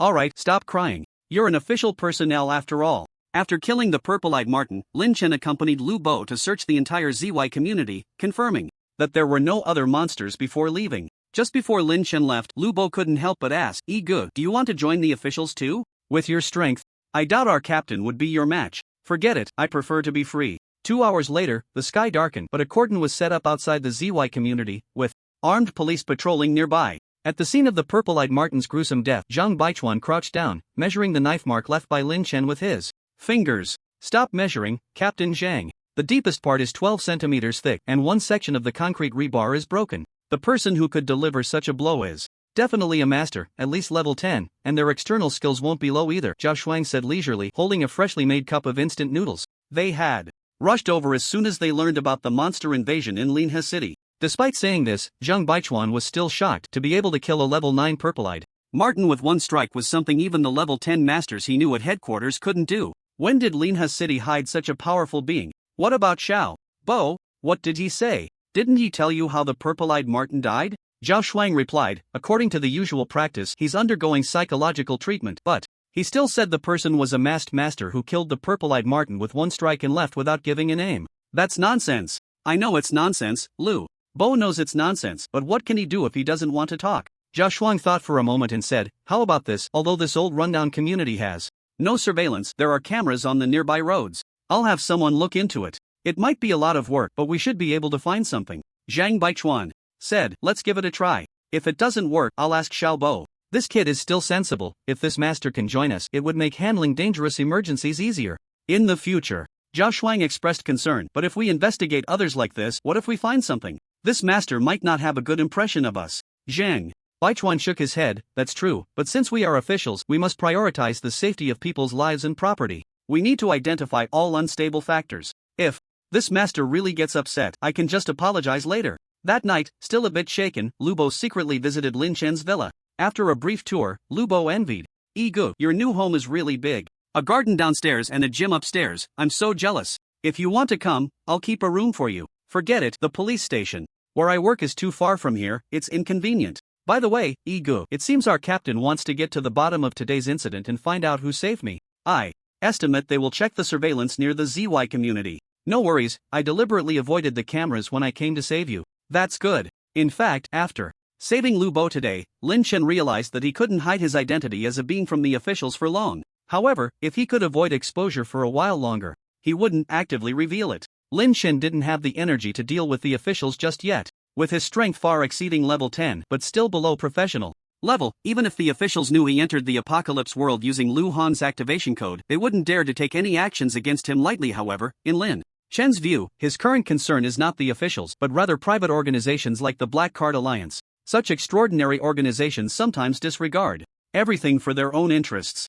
It is these organizations that Lin Chen needs to guard against. He must quickly elevate himself to a professional level to have the confidence to face unknown risks and even secure a place in this world on the brink of great change. In the early morning, Lin Chen logged in. There were no urgent matters today, just the usual routine: wash his hands, clear his mind, and then draw his talents. Perhaps today was his lucky day. As the colorful talent dice glimmered, a blue light appeared in Lin Chen's eyes. Wish fulfillment, a rare blue talent of fortune, which allows one to pray to the heavens and significantly increases the probability of what one desires coming to pass. This talent can be used once a year. Upgrading the talent level can greatly reduce the cooldown time of the talent. A talent related to luck? After reading the description of this talent, Lin Chen couldn't help but feel excited. This talent seemed very useful to him, considering that what he lacked the most right now was luck, the luck to draw rare talents. If he could solidify this talent and then pray to draw a red talent, he wondered if it would work. However, the dual vitality talent he currently possessed still had some use, which made Lin Chen hesitate.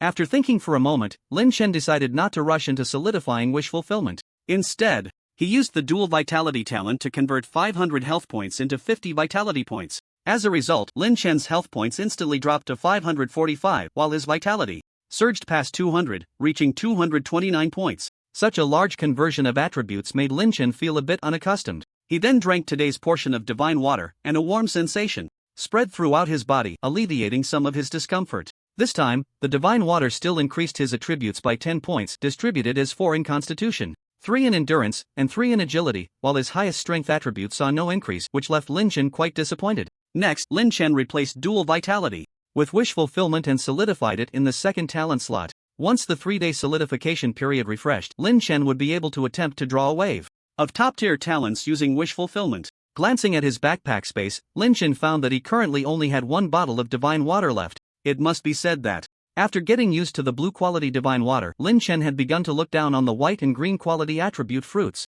Unfortunately, to exchange for divine water in the village, he would need at least blue materials, which, given Lin Chen's current strength, he clearly couldn't obtain. Lin Chen pondered whether it would be possible to exchange divine water for a spiritual tool if he could forge one. But to forge a spiritual tool, one must at least possess spiritual power. According to the timeline, the 3-day deadline mentioned by the old man from Gu Yunshan should be up by now. However, it was unfortunate that when Lin Chen personally went to the old man's residence in Gu Yunshan, he found that he had not yet returned.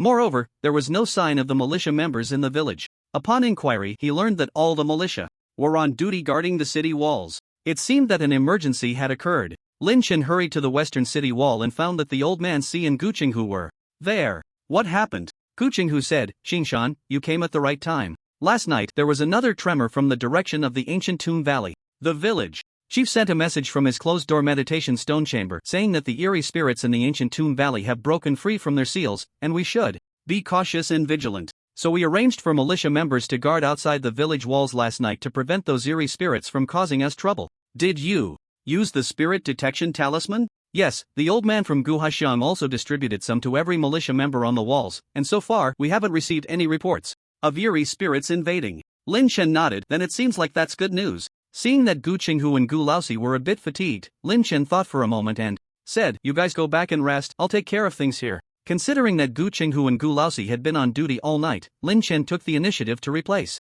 them and took over the task of guarding the West City Wall. Recently, he had been busy with matters concerning the descendants, and he hadn't really done much of the village's proper work. If he didn't contribute a bit to the village now, he would feel embarrassed to collect his monthly salary later. Thus, for nearly 6 hours of online time, Lin Chen remained on the West City Wall, guarding against the cunning spirits and monsters. Of course, during his free time, he didn't forget to practice the yin-yang sword technique. Now, Lin Chen was less than 100 proficiency points away from advancing his yin-yang sword technique to level 9. Yin-yang sword technique White LV8 2503/2600. Infusing at least 10 points of health into the weapon can increase the sword's damage by 512%. If the infused health value is double, the damage is also double. However, Lin Chen also discovered that the strength of the purple talent ultimately has a limit. Even with the innate swordmaster talent, it was becoming increasingly difficult for Lin Chen to improve his proficiency in the yin-yang sword technique. It was estimated that once the yin-yang sword technique reached level 9, the innate swordmaster might not be as useful anymore. Around 4 in the afternoon, Lin Chen switched shifts with Gu Qinghu and planned to take advantage of the little online time left to check out the shop managed by Qin Changshang. The shop was located in the core area of Gyutan village, specially arranged for him by the old man of Gua Township. At this time, Besides Qin Shangshang and the ultimate Tikarin, there were also 2 descendants purchasing items. Village Chief Lin. Boss Lin. Upon seeing Lin Chen, the people in the room quickly greeted him with smiles. Lin Chen nodded and called the idle ultimate Tikarin to the side to ask about his work situation. The ultimate Tikarin quickly patted his chest and said, "Boss, don't worry, I logged in on time today. I guarantee I didn't slack off. Did any newcomers come to the village today?" "Yes, there's a girl, not very old, about 17 or 18, but I didn't explain much to her before she logged off and hasn't come back." "Don't tell me you scared her away." The ultimate Tikarin's face turned red immediately. "How could I have that ability?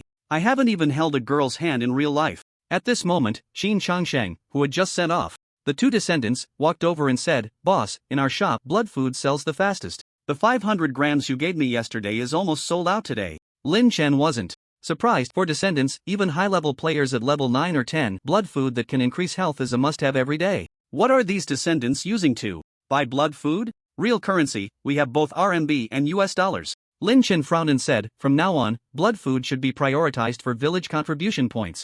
Exchange and real currency should only be used for a limited portion of purchases. How about this? I'll take you to the old man of Guyuan Township tomorrow and you can get the supplies you need from him in the future." Then, Lin Chen flipped through today's shop accounts and found that just the 500 grams of blood food had sold for nearly 3 million RMB. One must say, there are indeed many wealthy people in this world. Besides blood food, the most sold items were talismans. Currently, most of the goods in the shop were taken from the village's treasury, with a small portion being Lin Chen's own money. Logically, the profits earned by the shop should also belong to the village, but currently, the supplies for the descendants in the village were still too scarce, all settled with real currency, so Lin Chen couldn't distribute anything to the village. However, public matters should be kept separate from private ones. Lin Chen still planned to keep the accounts detailed so that they could be checked by the village at any time. At this moment, Qin Shangsheng added, "By the way, boss, today Zhu Chang from the malicious 5th team brought a book on external skills, saying he wants to barter." For Zhu Chang, Lin Chen had some impression. This person was considered a half-combat force in the malicious 5th squad.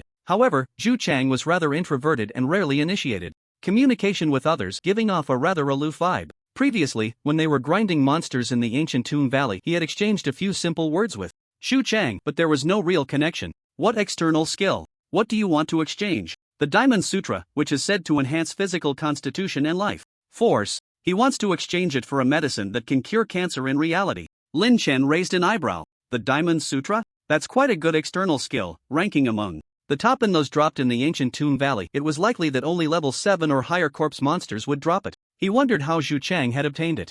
Qin Shangsheng glanced at Lin Chen's expression and added, "He probably thinks that you have considerable power in reality, so, there's no medicine that can cure cancer in reality. It can only be brought out from the apocalypse world. Does he think I have the ability to bring resources out of the apocalypse world? Perhaps, so boss. About the Diamond Sutra." Lin Chen shook his head and said, "Not for exchange." "Alright, then I'll inform him later." That night, Lin Chen was sweating it out in the gym. On the 3rd floor of the villa. Bang! A thick sandbag was directly shattered by Lin Chen's punch, spilling its contents all over the floor. Great, he couldn't control his strength again. Lin Chen shook his head. This was already the 2nd heavy sandbag he had broken in the past few days. During this time, after continuously drinking the divine water, Lin Chen found that his control over his own strength had decreased significantly, so every day after logging off he would do some simple exercises to familiarize himself with his newfound power. However, with his current superhuman physique, ordinary gym equipment felt like toys in his hands and was easily damaged. Lin Chen planned to spend money to create some exclusive fitness tools. After washing up, Lin Chen intended to log into that foreign forum website to see if there was any valuable information available. But as soon as he entered the URL, Lin Chen found that the site seemed to be down, everything was gone. It seemed that information related to the apocalypse was also deliberately suppressed and blocked on the external network. The next day, after logging in, Lin Chen received a notification from the Elder of Guhua Village, indicating that the Elder of Guyun Village had finally returned from Hexian Village. Upon arriving at the temple, Lin Chen saw the 3 major elders of the village gathered, all waiting for him. "Elder, I'm here." "Good, let's go down together." Under the lead of the Elder of Guhua, Lin Chen once again arrived at the Divine Pond Cave beneath the temple. Inside the cave, where a few candles were lit, many materials were laid out. Lin Chen took a glance. They were all materials for condensing bloodline organs. The village chief has officially entered seclusion, so the task of helping you awaken your bloodline organs can only be handled by the 3 of us. Before that, take a look at the contents of the contract. The Elder of Guhua handed over a parchment contract and Lin Chen glanced at it briefly. The main contents stated that the village would help him condense bloodline organs, and in return he would need to forge 100 spiritual weapons after awakening his spiritual power. Although he didn't need to provide the materials, 100 spiritual weapons was indeed a considerable number. Lin Chen was surprised. 100 spiritual weapons? Elder, does our village need that many? The elder of Guhua chuckled. Of course we do. I plan to ensure that each member of the militia team gets 2 pieces, 1 weapon and 1 defensive gear. Besides, once you born ones grow up, you'll need a lot of spiritual weapons too. But 100 spiritual weapons is too much. How long will it take me to forge that many? The elder of Guyuan beside him spoke up. Don't worry. When the time comes, I'll guide you while you forge. If you have talent, I guarantee you can forge one in an hour without any problem. Well, seeing Lin Chen hesitating, Guyuan's temper flared up. He twirled his mustache and said, what's with this and that? The seer inheritance in our Gutan village is unique. The village chief left it to you, and I wouldn't even want it. If you don't want to change jobs, we can find you another profession. Anyway, that brat Lai Hai has always been obsessed with the seer. If he's in the village, he might not even get a chance. Hearing this, Lin Chen had nothing to say and could only reply, alright, 100 items it is, but I will definitely prioritize my own matters. I can only spare some free time to forge spiritual tools. Gui understood Lin Chen and smiled. Of course, you are a descendant, so your main focus should be on improving your strength.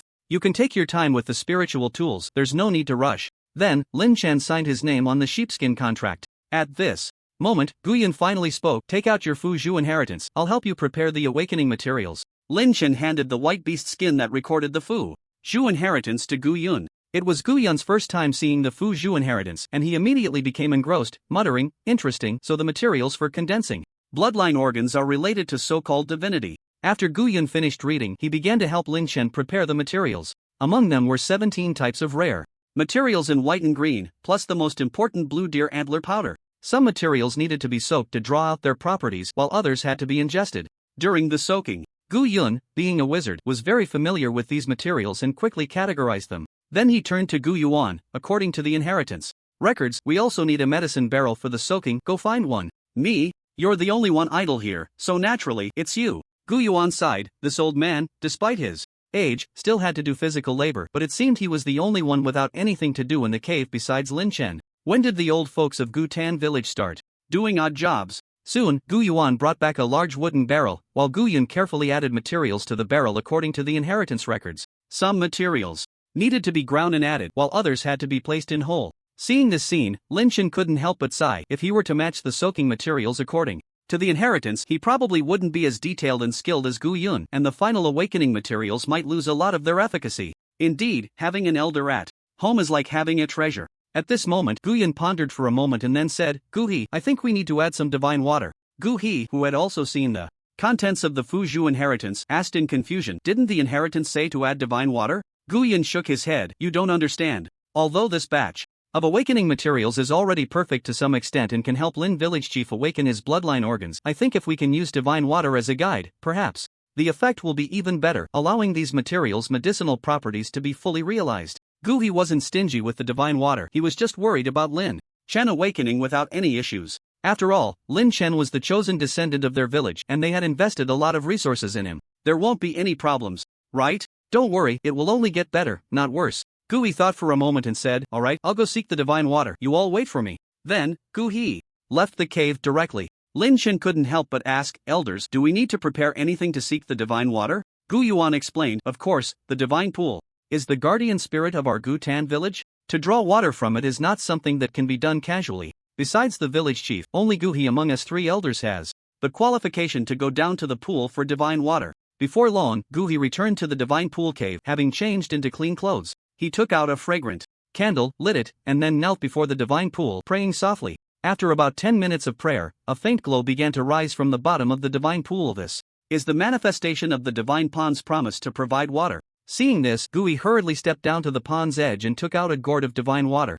After coming back up, he asked, is this enough? Gu Yun weighed the gourd in his hand and said, it's about right. He then poured all the divine water from the small gourd into the prepared medicinal barrel. Witnessing this scene, Lin Chen's heart raced. Wow, this gourd of divine water was more than the 7 bottles he had exchanged earlier combined. The village really invested heavily to help him awaken his bloodline organs. Thinking this way, his earlier concerns about forging 100 spirit tools seemed a bit petty. Lin Chen couldn't help but say, elders, if those 100 spirit tools aren't enough, we can add a bit more. Gu He smiled and replied, no need for that, if we have 2 Many spirit tools. Our village won't be able to gather the materials to forge them. Soon, all the materials for the medicinal bath were added, and now only the final step remained, to melt in the beast skin that recorded the inheritance of Fuzhou. The essence of bloodline contained within the beast skin was the core element for awakening the bloodline organs, and it was indispensable.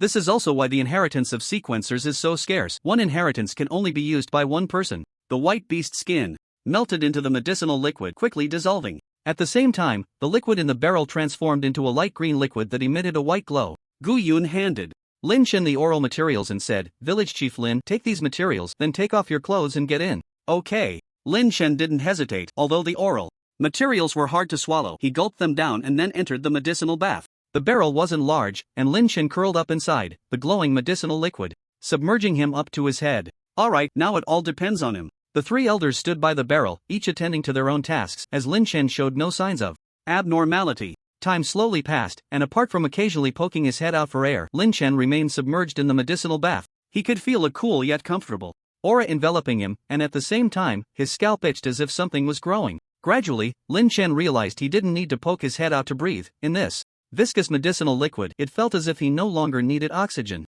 This sensation was akin to returning to the womb, growing anew in the form of a fetus. About 2 hours later, Lin Chen felt the liquid surrounding him becoming thinner, and indeed, 2 soft things had sprouted from under his black hair. Wow, the antler organs really grew out? Another hour passed, and all the nutrients in the medicinal barrel were completely absorbed by Lin Chen. The liquid had lost its color and no longer glowed. Seeing this, Guyan stepped forward and glanced in, saying, "Don't squat in there, the water's clear now, and the big bird is showing." Lin Chen smiled awkwardly, quickly climbing out of the barrel and swiftly donning a black robe. The other 2 elders, Gu He and Gu Yuan, also gathered around, asking, "How do you feel?" "I don't know, just a very comfortable feeling, and my head has been itching a lot." The 3 elders leaned in closer and discovered that indeed 2 small white antler tips had grown on Lin Chen's head. The antlers were about 3 to 4 centimeters long, hidden beneath his black hair. If one didn't look closely, they wouldn't notice them at all. Guyan couldn't help but say, "So this is the Fuzhou bloodline organ? Interesting. Village Chief Lin, can you sense if any spiritual power has been born within your body?" Lin Chen habitually opened his attribute panel and found that his physique attribute had actually surged significantly, increasing by a full 15 points. Player, Qingshan Bulo status, in great shape ID. 007 gender, male level, 6 health points, 715 experience points, 3134/1200 hunger level, 33 out of 100 strength, 36 plus 8 constitution, 50 agility, 35 plus 8 stamina, 34 vitality, 235 external. Skills, Tianqing Archery Green LV1, 177 to 500. Each point of vitality attached to an arrow increases its damage by 2%. The 7th consecutive arrow can unleash an additional 12% damage. Yenyang Blade Technique White LV8, 2503/2600. Infusing at least 10 points of vitality into the blade increases its damage by 512%. If the infused vitality is doubled, the damage is also double. Swift Step Technique White LV1, 112/300. Using 5 points of vitality allows for a brief high-speed movement of half a meter. However, this technique places a significant burden on the legs, and frequent use may likely injure the ankle tendons. Profession, Nun Spirit, Unknown True Chi, Unknown Faith. Unknown Spiritual Power, 33, Initial Spiritual Power. Initial Talent, Universal Talent, Red, LV2 Natural Blade User, LV1, Wish Fulfillment, LV1, I should have awakened my spiritual power, let me give it a try. Lin Chen attempted to sense the small deer antlers on his head and discovered a highly active energy flowing within.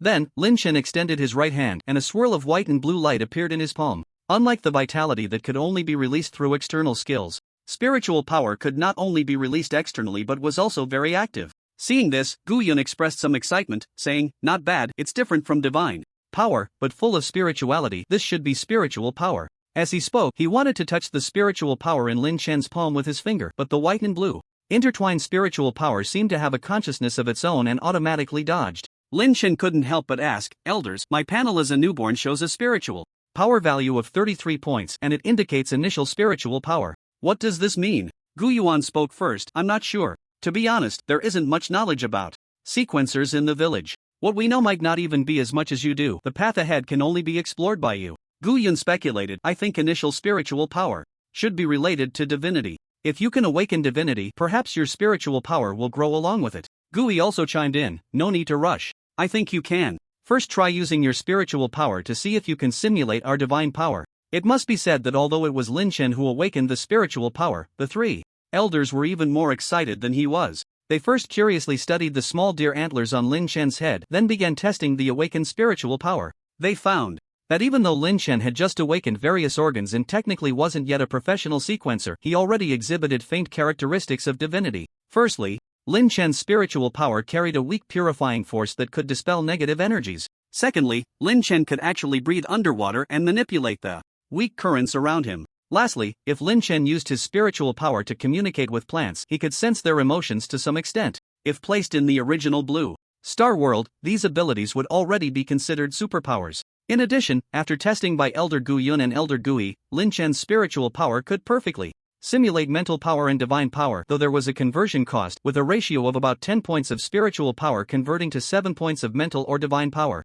This meant that if Lin Shen could learn divine or shamanic techniques, he could use spiritual power to release them. Unfortunately, none of the three elders were martial artists, so they couldn't transfer true chi for Lin Shen to simulate. Otherwise, Lin Shen felt that simulating true chi with spiritual power would also be feasible. Would using true chi to activate the yin-yang blade technique result in greater power? Thus, Lin Shen was studied by the three elders for half a day, and it wasn't until the afternoon that they finally let him go back. Before leaving, Gu Yuan reminded Lin Shen to come find him tomorrow, when he would teach Lin Shen how to forge spiritual weapons. After returning to reality, Lin Shen went straight to the mirror in the villa. He noticed that after this awakening, his reflection seemed to have become paler, with a hint of a pretty boy quality. Additionally, there were indeed 2 obvious white spots on his head. Parting his hair revealed small deer antlers, soft and white. I really have grown non-human organs. It seems I need to prepare a baseball cap for going out in the future. Lin Shen then went to the small garden outside the villa, which was overgrown with weeds, as he hadn't had the chance to plant anything yet. Casually using his spiritual power to communicate with a few weeds, Lin Shen could feel their joyful emotions, as if his spiritual power was a great tonic for them. Interesting. Lin Shen then went to the public swimming area in the community, but it was a hot afternoon, and there were quite a few villa residents swimming there, including many children. Considering the 2 horns now on his head, Lin Shen decided against testing his water control and underwater breathing abilities there. That night, Lin Shen had a dream. In the dream, he seemed to become a snow-white, glowing dreamlike white deer, freely traversing between forests and rivers. Attracted by him, countless small animals followed behind. Wherever he passed, the plants were lush, and flowers bloomed. The dream ended abruptly, but when Lin Shen woke up in the morning, he still savored the content of the dream. The task he had to complete today was simple: to learn some forging techniques for spiritual weapons. From Gu Yuan. After arriving at Gu Tan village, Lin Shen went directly to find Gu Yuan. In the treasure house, Gu Yuan had already made arrangements. He took Lin Shen to an underground place specifically for forging spiritual weapons. Looking at the blazing furnace and the large iron hammer in front of him, Lin Shen couldn't help but ask, "Elder, are we going to use these to forge spiritual weapons?" "Of course not. If it were ore or metal, we would need the furnace to smelt it, but the most abundant materials in our village right now are the various green bones that you reincarnators brought from the ancient Tomb Valley. I will first teach you how to use this to forge armor and weapons." Gu Yuan took out a green quality rib bone from a large box behind him. First, forging spiritual weapons requires fully utilizing the properties of the materials. "What do you think this rib bone can be made into?" Lin Shen thought for a moment and said, bone sword, bone knife, bone. "That's right. Now you first grind this rib bone into the desired weapon, and then use your spiritual power to nourish it." Lin Shen was puzzled. Is it that simple? Gu Yuan rarely showed a smile but didn't say much. "Just try it my way first, you'll know once you forge it." "Okay." Lin Shen nodded, then took the tools Gu Yuan handed him and began to grind the rib bone material in his hand. It must be said that the material of this green rib bone was very hard. Even though Lin Shen's strength attribute was not weak, it was still quite laborious to grind. "Elder, don't you have a sharper little knife? These tools are too ordinary. I don't have one here. If you want it, just take the time to forge one yourself." Lin Shen had no choice but to continue focusing on grinding. However, while grinding, Lin Shen thought to himself that this rib bone, strictly speaking, was still the remains of the ancestors of Gu Tan village. If the people of Blue Star used their own ancestors' bones to make weapons, they would surely find it hard to accept, but the people of Gu Tan village seemed indifferent to such matters. It seemed that for the people of Gu Tan village, as long as they did not do evil or offend the village's sacred pond, anything that could increase their strength was acceptable. Due to the talent of natural blade user, Lin Shen had a special affection for knives, so he wanted to forge this rib bone into a short knife. Soon, the rib bone was gradually ground into the desired shape. However, the rib bone was still too short, so Lin Shen added a piece of wooden handle. After smoothing out the rough parts again, a delicate wooden-handled bone knife appeared in Lin Shen's hand. Glancing at the system prompt, this short bone knife was merely a sharp weapon, not a spiritual tool. Gu Yuan spoke lightly, "Use your spiritual power to nourish it. I want to see how it differs from my divine power." In fact, Gu Yuan was also curious about the differences between divine power and spiritual power during forging, which was why he had Lin Chen casually polish a weapon to practice. Following Gu Yuan's instructions, Lin Chen used his own spiritual power to nourish the wooden-handled bone knife. Soon, the wooden-handled bone knife was enveloped in a shimmering light of intertwined white and blue spiritual power. Gu Yuan also shared his forging experience. Use your perception to nourish it, and remember to fill every corner of the material with spiritual power. If you're not careful enough, the areas where your spiritual power hasn't reached will become the weapon's greatest weakness, and it will shatter at the slightest touch. During battle, about half an hour later, Lin Chen's spiritual power was gradually running out, with 33 points nearly depleted. Elder, I'm about to give out. When will this end? Soon, we're at a critical moment. Whether the spiritual tool succeeds depends on this. Hold on a little longer. Gu Yuan closely watched the wooden-handled bone knife in Lin Chen's hand, which was now faintly glowing, seemingly undergoing some kind of transformation. However, seeing Lin Chen's pale face, it seemed he was truly about to exhaust his spiritual power. Gu Yuan hurriedly said, "Do you have any divine water left? Quickly drink a bottle, it might replenish your spiritual power." Elder, don't you have any divine water? Unexpectedly, Gu Yuan replied, "I do, but I can only lend it to you, as interest." "Do you want it?" Great, the old miser. Not wanting to be stingy, Lin Chen had to take out the last bottle of divine water he had and took a small sip. As the divine water entered his stomach, Lin Chen instantly felt a pulling force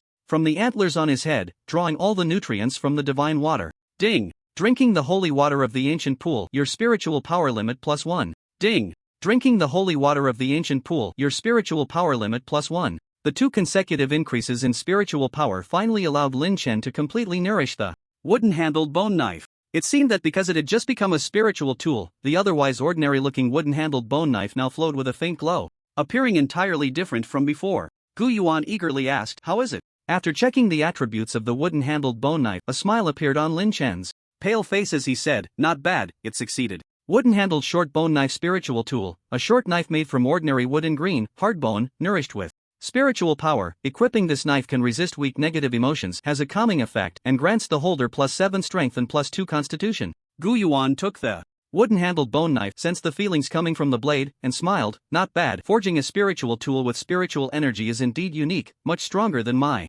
divine power nourishment." Lin Chen curiously asked, "Elder, what kind of spiritual tool did you forge with divine power? Weren't you using the white long knife earlier?" "That Jianin long knife is the spiritual tool I forged." "That knife counts as a spiritual tool?" Lin Chen remembered that aside from having a slight armor-piercing ability, the Jianin long knife only increased strength by 3 points, so in the system, it could only be considered a semi-spiritual tool. However, the materials used for the Jianin long knife were particularly good, likely rare green meteorite, and Lin Chen planned to reforge this knife when he had the chance. Hearing this, Gu Yuan's white beard bristled, and he angrily said, "Why wouldn't it be called a spiritual tool? To me, as long as it can increase the attributes of the holder, it's a spiritual tool." "Alright, if you say so." "What do you mean alright? You little brat, do you look down on me?" Lin Chen didn't want to argue with Gu Yuan. He quickly changed the subject. "Elder, the wooden-handled bone knife has been successfully forged, which means I should be able to forge other types of spiritual tools as well, right?" Gu Yuan nodded. "While that's true, your spiritual energy has only just been born, and it's pitifully low. Nourishing this short knife has nearly exhausted you. I estimate you currently can't forge any slightly larger spiritual tools." Lin Chen asked, "Are there any means in the village to restore spiritual power or increase its limit? I mentioned yesterday that there isn't much knowledge passed down in the village about the sequencers, and spiritual power is different from divine power. If we lack divine power, we just need to pray and worship at the divine pool to restore it. But as for spiritual power, I'm not sure," Lin Chen said, frowning slightly. "It seems that currently, only the divine water can increase the upper limit of spiritual power." However, he had already used up all the divine water he had. "Elder, can I exchange the spiritual weapon I forged with my own materials for divine water from the village?" Gu Yuan thought for a moment and said, "If I were the village chief, I definitely wouldn't trade with you, but you're different. The village chief and Gu He value you. You can ask them yourself." "But, Qing Shan, our divine water in Gutan village doesn't come easily. Every year on the day of sacrifice, we have to offer a lot of resources to let the divine pool produce divine water. Ever since you showed up, the water level in our divine pool has only been decreasing." Lin Chen scratched his head. He hadn't used much of the divine water in the pool, only about 2 small gourds, to be precise. However, he understood Gu Yuan's point. It was to make him aware of the village's kindness towards him, so he shouldn't act ungratefully in the future. "Rest assured, as long as I can grow, I will do my utmost to protect the village." "That's more like it. Estimate when your spiritual power will recover, and then we can forge a second weapon." To learn the method of forging spiritual weapons from Gu Yuan, Lin Chen nearly used up the 6 hours he had online today. During this time, aside from the wooden-handled bone knife he had just polished, Gu Yuan also melted a small piece of green ore for Lin Chen, allowing him to nurture a flying knife. With spiritual power, the flying knife was successfully forged, and it came with the attributes of +5 strength and +4 agility. However, Lin Chen also discovered that the forging method Gu Yuan taught him was actually a way to nurture items with spiritual power, which was quite rigid. As long as the materials were of green quality or above, Lin Chen could forge them into spiritual weapons through nurturing with spiritual power. This meant that, in the future, as long as he nurtured finished weapons, he could convert them into spiritual weapons.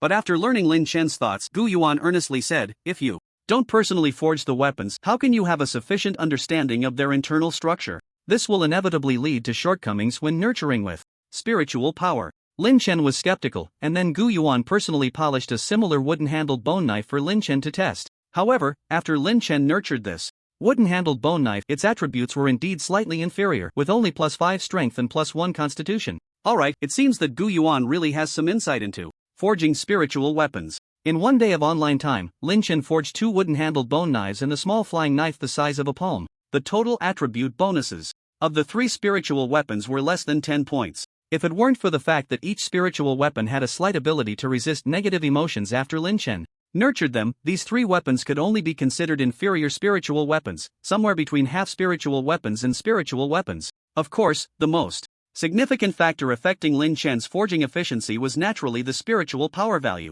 After drinking divine water multiple times, Lin Chen discovered that he could control the deer antlers to choose whether to use the nutrients from the divine water to increase the upper limit of spiritual power or to restore spiritual power. Today, in order to quickly recover his spiritual power, he finished that bottle of divine water completely, which meant that if he were to forge spiritual weapons again tomorrow, based on the natural recovery speed of spiritual power, he would probably only be able to forge 1 weapon in 6 hours. Before Lin Chen went offline, Gu learned about his situation and sent 3 bottles of divine water.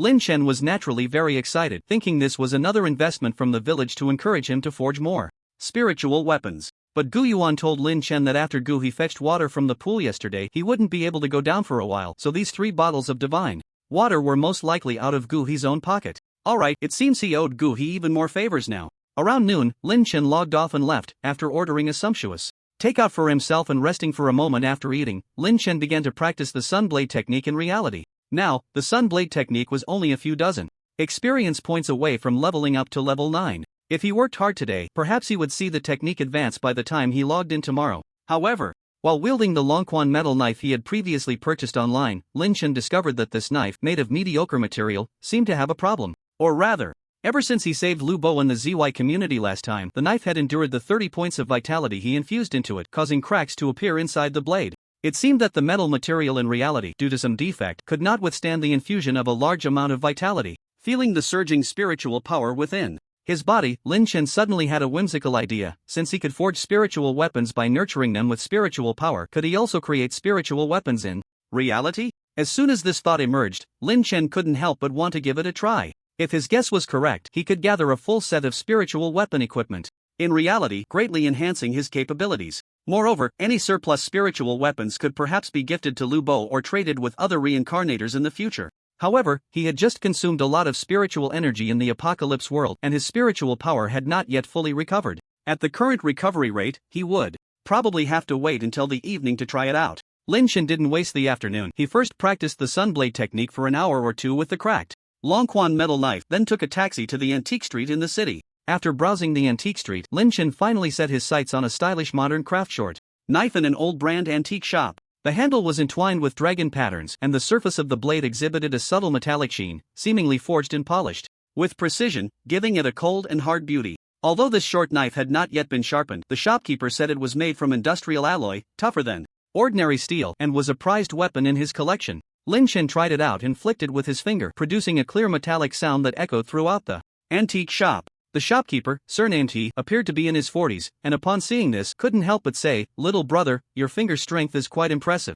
How about that sound, isn't it nice?" "Not bad, boss He. What's the price of this knife?" Boss He chuckled and said, "To be honest, little brother, I got this knife through special channels. It's meant to be placed in the hall to stabilize the feng shui and gather wealth. Ordinary people can't buy it. How about this? I see that this knife has a connection with you, so I'll give you a flat price of 100,000 yuan. 100,000 yuan? Did he think he was a fool just because he was young? No wonder there were so few people on this antique street. It turned out the merchants here operated with the attitude of making a killing in the first 3 years. Lin Chen smiled and, with a flick of his fingers, made the entire short knife spin in his palm, the sharp wind brushing past Bossy's nose. Although the blade was not sharpened, Bossy still felt as if he had brushed against death just now. He swallowed hard and quickly said, "Little brother, let's talk nicely. Put the knife down first, it wouldn't be good if you slipped." Lin Chen sheathed the knife and asked again, "Boss, I'm sincere about this. Can you give me a better price?" Under Lin Chen's piercing gaze, Bossy hesitantly suggested, "How about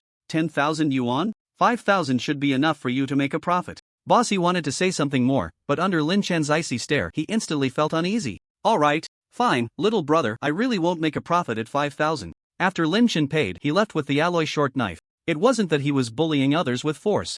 It was just that the shopkeeper's asking price was too outrageous. Moreover, after setting up his rented place, he didn't have much savings left and needed to save. As for the millions of yuan sold in the shop, currently stored with Qin Shangsheng, Lin Chen had no plans to touch it. Around 7 in the evening, Lin Chen felt that the spiritual energy in the antlers on his head had mostly recovered, so he took out the short knife he had bought in the afternoon, preparing to infuse it with spiritual energy. Just like in the world of Apocalypse, as the white and blue intertwined spiritual energy enveloped the short knife, the entire blade began to emit a faint glow. After about half an hour, Lin Chen wiped the sweat from his forehead. Perhaps because the spiritual energy in reality was harder to recover, he had almost faltered just now. Fortunately, at that last moment, the alloy short knife was successfully infused. Although the alloy short knife looked unchanged on the outside, the dragon-patterned hilt and the sharp blade subtly shimmered, making it appear extraordinary. Gripping the hilt, Lin Chen could feel a boost in strength and agility attributes. However, compared to the wind blade, the attribute enhancement of the alloy short knife was more than half weaker, perhaps only providing a +3 in strength and +3 in agility, which could only be considered a semi-spiritual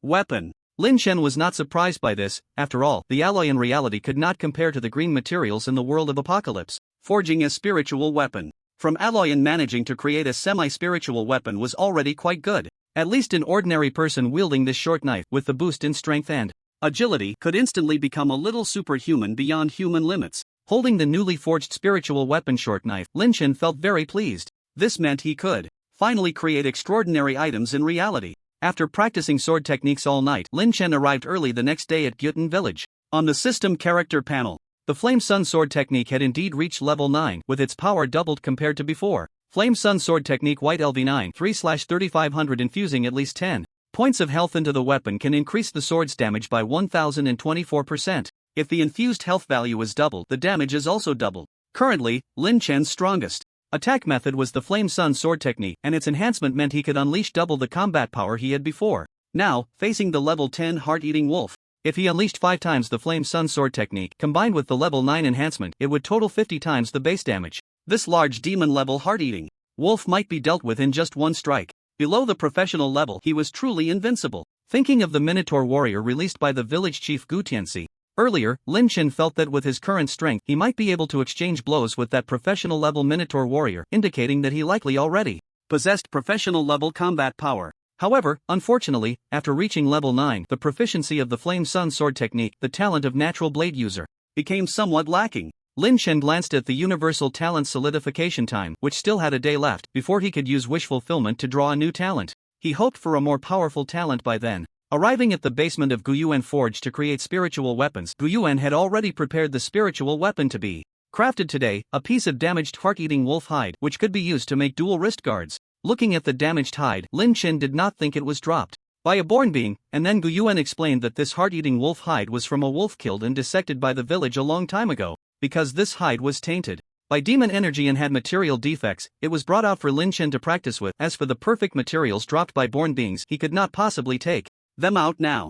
Lin Chen did not mind. His current spiritual energy was not abundant enough to use high-quality materials for forging. Soon, under Guyuan's guidance, Lin Chen successfully crafted his first wrist guard spiritual weapon. Wolf hide wrist guard spiritual weapon, a beast hide wrist guard made from damaged wolf hide, infused with spiritual energy. Equipping this item can resist weak negative emotions, has a calming effect, and can increase the wearer's constitution and store health points. +5 constitution. Can store 4 health points. After reading the description of the wolf hide wrist guard he had forged, Lin Chen showed a delighted expression. This wrist guard actually has the effect of storing vitality points. For some born with a deficiency in vitality, this function of storing vitality is definitely of great use to them. Not bad, not bad. This wrist guard is quite good, Lin Chen nodded and asked, by the way, Elder Xiang, are the attributes of this spiritual tool related to the materials? Gu Yuan replied. Yes, each material has its unique characteristics, and the attributes displayed by the finished spiritual tool are also related to its materials. Of course, your spiritual power is very important as well. Anyway, when I use divine power to nurture it, I can only forge ordinary spiritual tools, and the failure rate is extremely high. A wolf skin wrist guard drained Lin Chen's spiritual power, and then he prepared to drink divine water to restore his spiritual power and continue forging the spiritual tool. However, Gu Yuan said, Gui told me yesterday that at this stage you should use divine water to increase your spiritual power limit. If your spiritual power is insufficient, you won't be able to nurture a good spiritual tool. As for spiritual tools, one a day is enough. We can talk about more spiritual tools when you grow up. Lin Chen also knew that Gu Yuan was right, so he drank a bottle of divine water. Ding! Drinking ancient spring holy water, your spiritual power limit +1. Ding! Drinking ancient spring holy water. The system's voice rang several times, and Lin Chen saw his spiritual power limit stabilize at 41 points. However, he still felt a bit unsatisfied with the antlers on his head, so he drank another bottle of divine water, and his spiritual power limit increased by another 6 points, reaching 47 points. Compared to yesterday, he had basically increased his total spiritual power by 1/3. Now, if he forged a slightly larger spiritual tool, his spiritual power should be sufficient. After coming out of the underground fire chamber forged by Gu Yuan, Lin Chen found Gu Qinghu and the others. It turned out that since they decided to leave the village to find trouble with the heart-eating wolf pack last time, these few had started preparing. The original plan was disrupted because the eerie spirits in the ancient Tomb Valley broke the seal. However, after their investigation over the past 2 days, the eerie spirits in the ancient Tomb Valley had indeed completely disappeared, and no one knew where they had gone, so the ancient spring village lifted its alert. This meant that the wolf hunting operation could begin. In the resting place of the 5 militia teams, Gu Laosi was rarely seen,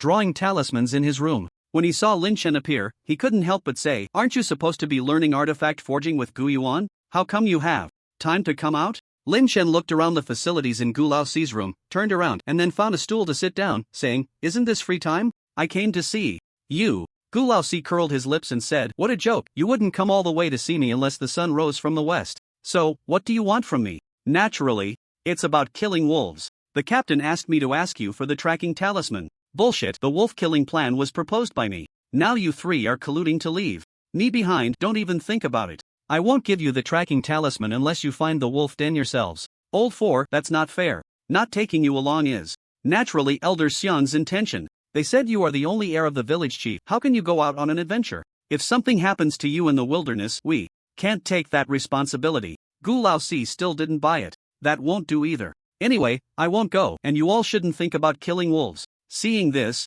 Lin Chen directly shook his head and sighed. "Hey, Old 4, we are going out this time for revenge. You know the militia brothers who tragically died at the mouths of the wolves. I didn't expect you to be unwilling to avenge your brothers now just for your own little calculations." Provoked by Lin Chen, Gu Laosi's temper flared up. "Damn, don't put a big hat on me. I also want to avenge my brothers, and I want to do it myself." Lin Chen ignored him and continued, "Who knows if that pack of wolves will migrate away soon? They aren't stupid. Perhaps they also know that our ancient spring village will retaliate. Old 4, if your desire for personal revenge causes the wolf pack to escape, then it seems our brother's revenge will be completely impossible." Speaking of which, Lin Chen added, "Besides, it's not us stopping you from going out. If you can convince the village elder, I don't mind having one more person." Upon hearing this, Old 4 finally showed some signs of relenting and couldn't help but say, "Fine, I'll give you the tracking divine talisman later, but you must kill that level 10 heart-eating wolf. Otherwise, don't bother coming back." Lin Chen replied, "You can rest assured. As long as that wolf is still in its den, I guarantee I can bring you a part of its organ." "Good, follow me." Old 4 returned to the inner room, approached a large box, and took out a half-divine talisman, which was palm-sized and displayed a deep blue color. "Is this the tracking divine talisman?" "Yes, this tracking divine talisman requires divine power to activate, but since you have spiritual power, it won't be difficult for you to trigger it. Besides, do you want me to lend you a few powerful explosive divine talismans? One talisman can handle a level 9 monster without any problem." "No need. If you want to give me a few, I can accept them, but lending is out of the question." Lin Chen shook his head. His combat power had already far surpassed level 10. Even without using the yin-yang blade technique, dealing with a level 9 monster would only take him 2 strikes. The explosive divine talismans were somewhat useful to him, but not as much as he had imagined. Old 4 chuckled and shamelessly said, "The wilderness is so dangerous. Besides the heart-eating wolf, you might encounter strange spirits and other monsters. It's better to be prepared with more divine talismans. Moreover, the divine talismans here are unique in the village, some even the village elder can't draw. This point was indeed true, although the priest profession could draw divine talismans, mastering the technique to draw a specific talisman was extremely difficult. Old Four's binding spirit talisman, explosive talisman, and tracking talisman were all restored by him from broken ancient texts, and the village elders couldn't produce these half-divine talismans. In a way, Old Four had a profound talent for talisman making. Perhaps that was the real reason he was designated as the next village chief. Lin Chen wasn't swayed by this and reiterated his previous stance: I want the free ones. As for the borrowed ones, forget it. Old Four thought for a moment and said, I can give them to you for free, but I heard you can now refine spiritual weapons. How about this? When I come to you for refining, you also make them for me for free. Lin Chen smiled. It turned out Old Four was waiting for him here. After pondering for a moment, Lin Chen replied, alright, but I still owe the village quite a few spiritual weapons. If you want to customize a spiritual weapon, you'll need to prepare the materials yourself, and you'll have to wait until I have some free time. No problem, I'll trouble Deputy Village Chief Lin then. With that, Old Four took out a few more half-divine talismans from his bag, including the binding spirit talisman and explosive talisman. Half-divine talismans lose their power if not used for a long time, and I don't have many in stock. So take them all. Seeing Lin Chen agree to refine weapons for him, Old Four was unusually generous this time, not only changing his title to Deputy Village Chief Lin, but also pulling out his stash of divine talismans, which included 2 binding spirit talismans and 3 explosive talismans. One could only say Old Four was quite similar to the character Li Yunlong from TV dramas, the type who would do anything for a favor and had thick skin. Lin Chen was curious about what else was in Old Four's treasure box, and was about to lean in for a look when Old Four suddenly slammed the box shut. Deputy Village Chief Lin, this box has divine power mechanisms. If it's not opened by me, something bad will happen. Don't get any funny ideas. Don't worry, I'm not that interested in your Old Four's things. Lin Chen chuckled, took the few half-divine talismans from Old Four, and then left. After obtaining the tracking divine talisman from Old Four, Lin Chen discussed with Gu Qinghu and Gu Man when to go kill the wolf and what preparations were needed. Considering Lin Chen's limited online time each day, Gu Qinghu suggested setting off in the evening, using the cover of night to find the wolf's den, and then launching the attack in the early morning. The 3 of them would set out without any unnecessary burdens. If they truly encountered a pack of wolves, they were confident they could fight their way back to the village. After making plans, Lin Chen decided to delay their departure by another day. Tomorrow, he would be able to draw a new talent, and if the new talent was powerful, perhaps his combat strength could reach a new level. That evening, Lin Chen logged into the apocalypse world once again. In the underground forge of ancient Pool Village, Lin Chen used his fully restored 47 points of spiritual power to forge a pair of wolfskin boots. Wolfskin boots spirit artifact, boots made from tattered wolfskin, nurtured with spiritual power. Equipping this item can resist weak negative emotions, has a calming effect, and can increase the wearer's physique and endurance, +4 physique, +5 endurance. In fact, Lin Chen most wanted to create a pair of spirit artifact boots that could increase agility, but due to the properties of the wolfskin material, these boots only had characteristics related to physique and endurance. It seems that in the future, if he wants to forge a desired spirit artifact, he must consider the properties of the materials used. Upon learning that Lin Chen and the others would be going out to hunt wolves tomorrow, the elder of ancient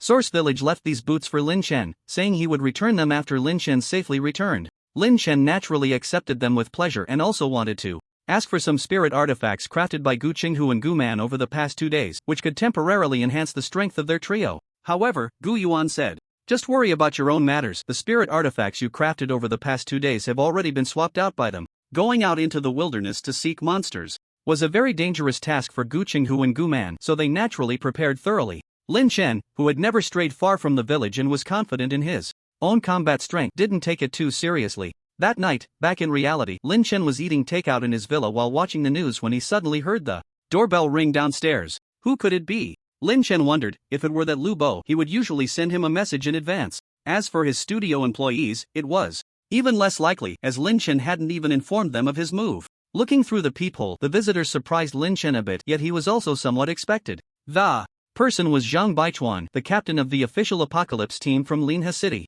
At that moment, Zhang Baichuan was dressed in ordinary civilian clothes, holding a basket of fruit, as if he had come specifically to visit Lin Chen. He wore a smile and appeared very casual. Captain Zhang? Zhang Baichuan smiled and said, it seems Mr. Lin knows me, so I don't need to introduce myself. Captain Zhang is quite a busy person. How do you have the time to come here? Upon learning that there is a great master hiding in our Linha city, I, old Zhang, naturally had to come for a visit. I bought this fruit basket outside my community. It's all fresh fruit. You're too polite, Captain. Zhang, please come in and have a seat. I just moved here, so I don't have any tea or anything, but would you like a cold Coke? Although the two had never formally met at that moment, they shared a tacit understanding, like longtime friends, both aware of each other's backgrounds to some extent. In fact, Lin Chen was quite surprised that Zhang Baichuan could find him so quickly. Moreover, up until now, Lu Bo hadn't sent him any messages. This indicated that after finding him, Zhang Baichuan hadn't notified Lu Bo and had come alone. Zhang Baichuan shook his head and said, I won't have the Coke. I'm getting older, have high blood pressure, and can't drink sugary drinks. What a pity. As they walked into the living room of Lin Chen's villa, Zhang Baichuan intentionally or unintentionally surveyed the surroundings. Suddenly, his gaze fixed on a short knife hanging on the wall. The knife was sheathed, and the handle was engraved with dragon patterns. Most importantly, a faint glow was emanating from the surface of the handle. As the captain of Linhe City, Zhang Baichuan was quite knowledgeable. He recognized at a glance that this was a spirit artifact. But how did Lin Chen have a spirit artifact in his home?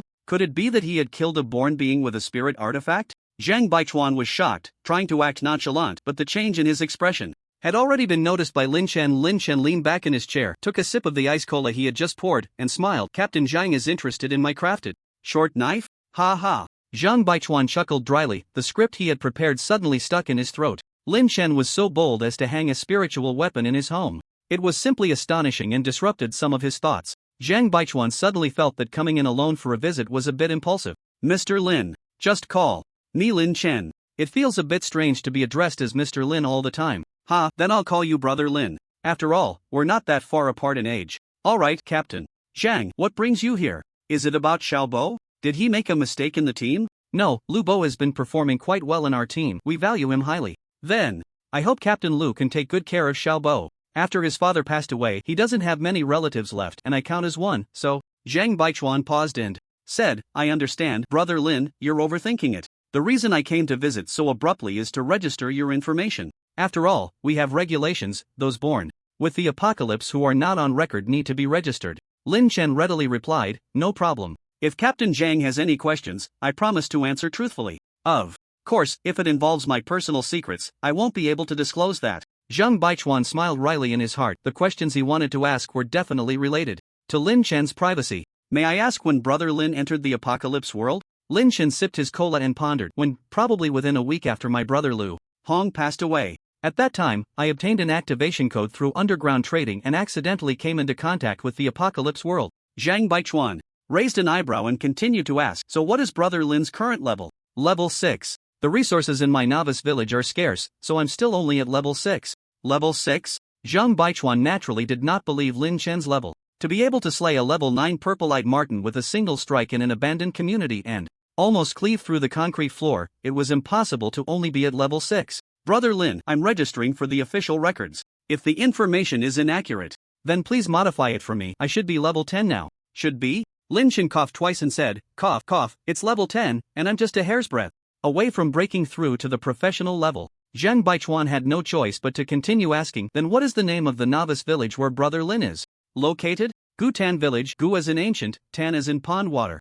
Zhang Baichuan thought for a moment, then seriously took out a small booklet from his pocket and recorded everything Lin Chen said. Brother Lin, a couple of days ago in the ZY community, you were the one who saved Lu Bo, right? That was me. Lin Chen nodded and added, Captain Zhang, I killed a level 9 monster. I wonder if there's any official reward. Of course there is a reward. I will apply for it for Brother Lin. Besides that, I also want to ask, what martial art did you use that day? Yin Yang sword technique. I learned it in Gutan village. Lin Chen answered every question Zhang Baichuan asked without hesitation. After all, this was all unimportant information, and there was no need to deceive. Alright, Brother Lin, may I ask what color was the envelope containing the activation code you received? What color? Wasn't it white? Does your attribute panel have a number? Lin Chen's brow furrowed deeper, confused. Does the attribute panel have a number?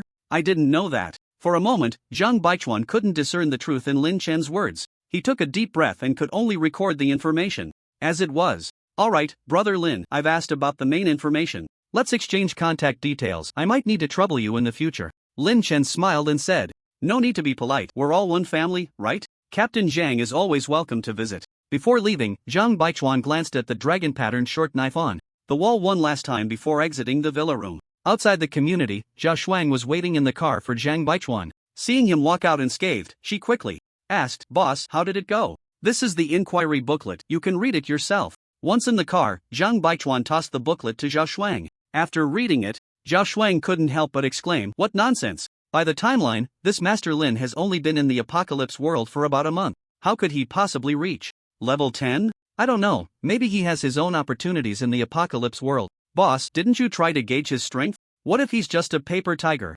Zhang Baichuan scolded, "Get lost. If you want to die, don't drag me down with you. I may not know if he's level 10, but I can definitely sense a dangerous aura from his eyes. That's my instinct from years of military service, I can't be wrong. This Master Lin is definitely above level 10.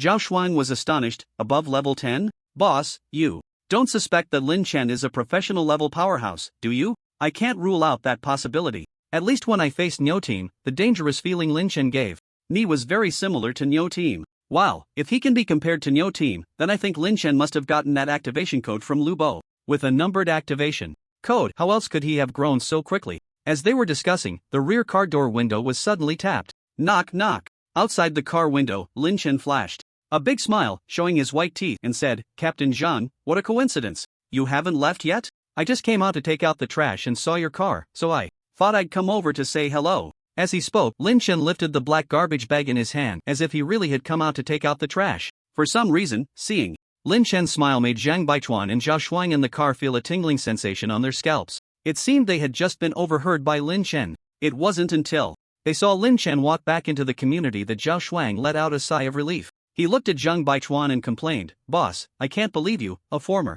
Special Forces soldier, didn't notice someone following you?" Zhang Baichuan also realized he had underestimated Lin Chen. He sighed, "Let's go back. I can't see through Lin Chen, his strength is far superior to mine. Unless the headquarters sends someone, I can't dare to engage with him anymore. It's frustrating." Regarding Zhang Baichuan's visit, Lin Chen roughly edited the day's events and sent them to Lu Bo. Upon learning this, Lu Bo quickly replied, "Brother Yi, Zhang Team didn't mention anything about you to me. But our captain didn't use any force against you, right? What do you mean by using force? Can you speak properly? When he came today, he was in plain clothes and even brought a basket of fruit. Otherwise, I wouldn't have opened the door for him. Impressive. Anyway, when our Zhang Team interacts with the descendants, he usually brings someone along playing good cop and bad cop to intimidate them. Today, he came alone with fruit to visit you, which likely means he respects your strength." Lin Chen didn't want to dwell on this matter and directly sent a message, "Alright, let's not talk about Zhang Team anymore. Didn't you say you were using a sword in the Apocalypse world? When you have time, get a good sword for me and I'll give you a surprise later." The next day, upon arriving in the Apocalypse world, Lin Chen first forged a half-meter-long bone sword spirit tool at Guyuan, then stuffed some supplies into his spatial backpack. This included food, water, healing potions, and a large piece of blood food to replenish his vitality. Blood food was crucial for Lin Chen's stamina, and he could only bring more, not less. Guyuan managed most of the resources in the village, and this time he was generous, prepaying a month's worth of blood food to Lin Chen, advising him that if he encountered danger, preserving his life was the most important thing. "Old man, you actually have quite a sense of humanity." "That's nonsense. The village has invested so many resources in you, if you die, it will all be for nothing." Hearing this, Lin Chen rolled with the punch and said, "Then can you advance me a few bottles of divine water? I promise to repay you well in the future, even taking care of you in your old age." Get lost. After leaving Guyuan, Lin Chen returned to his small attic, looking at the cooldown time for the universal talent, which had finally passed. After 3 days, Lin Chen washed his hands in a calming manner and prayed before using his wish fulfillment talent to make a wish. For this talent draw, Lin Chen didn't have high demands, he just wanted the talent quality to be as high as possible and to enhance his combat power. Surely, with a blue quality wishing talent, he could at least get a golden talent. As Lin Chen made his wish, the wish fulfillment talent fell into cooldown, and he would have to wait a year to use it again. No rush, this talent was no longer useful, and he would replace it soon. Then, Lin Chen decisively opened the universal talent to conduct today's talent draw. Colorful lights flickered on the dice, and finally, under Lin Chen's gaze, a dazzling golden light flashed. Lin Chen was undoubtedly excited. With the blue wishing talent, he had indeed drawn a golden one. Moreover, this talent was related to archery. Causal archery, a rare golden talent. With this talent, you will possess unparalleled archery skills, and under the influence of causal rules, every arrow you shoot will hit its target. Upgrading the talent level can strengthen the intensity of the causal rules. When this talent reaches its maximum level, you can shoot arrows that will hit their target across time and space. After reading the introduction of this golden talent, Lin Chen could only say one word: awesome. Clearly, this was a more powerful archery talent than the Blade Master talent, and it was a guaranteed hit talent related to causality. At this moment, Lin Chen felt a bit regretful for not drawing a red talent, but at this moment he thought this talent was quite good and very suitable for him. It should be noted that Lin Chen had originally planned his development direction to become a ranged damage dealer, but due to the accidental appearance of the Blade Master talent, he had to become a melee knife expert. Now that he had drawn a golden talent related to archery, it was simply to his liking. Looking at the effects of causal archery, which granted unparalleled archery skills and guaranteed hits, it was incredibly impressive. Without any hesitation, Lin Chen decisively removed wish fulfillment and replaced it with causal archery.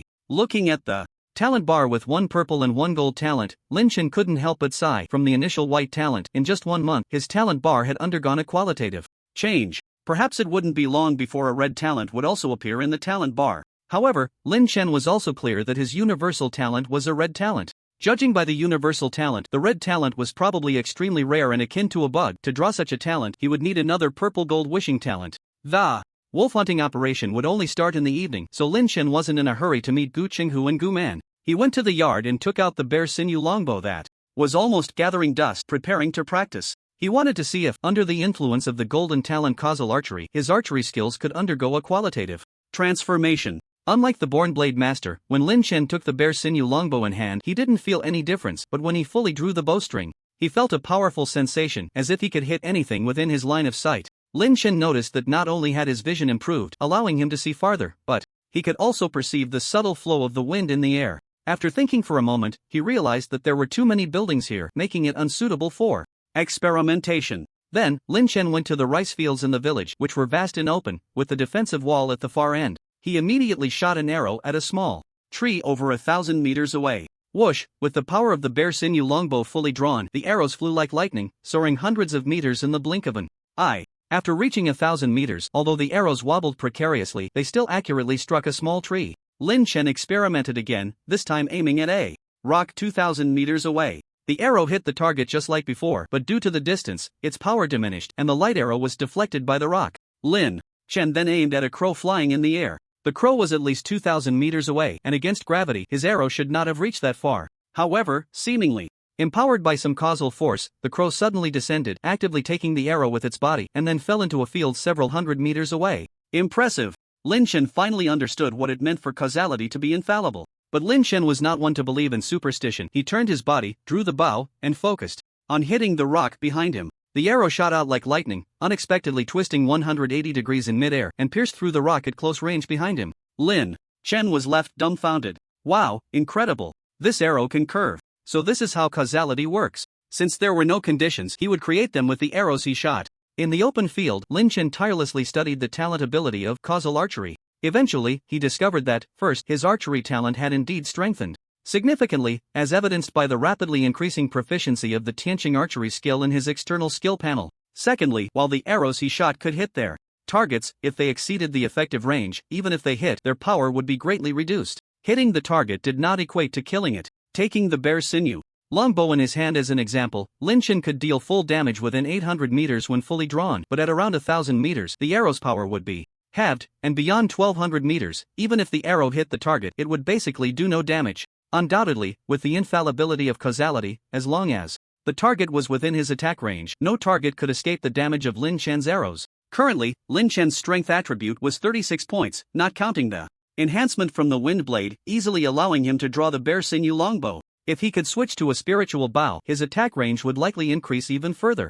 However, with his current spiritual power, it seemed insufficient to forge a powerful spiritual bow and arrow. At that moment, glancing at the time, Lin Chen's heart skipped a beat. He had wasted over half an hour testing his new talent in this place. With only a little over 4 hours of online time left for the day, and considering he needed to leave the village in the evening to find a wolf den, Lin Chen logged off immediately. Of course, back in reality, Lin Chen did not intend to waste time either. He planned to familiarize himself with the new talent and use the bow to improve his proficiency in Tianqing archery. This external skill was his first green quality external skill, and now, with the talent's enhancement, it could finally be leveled up quickly. Naturally, to avoid drawing too much attention, Lin Chen did not practice archery at the archery hall but instead bought a set of archery tools and returned to the villa to practice. In the evening, Lin Chen met up with Gu Qinghu and Gu Man at the agreed time for this trip out of the village to hunt monsters. Both were fully armed. Gu Man wore the defensive spiritual equipment he had obtained from Gu Yuan, with a bamboo basket on his back and holding the Qingfeng long sword.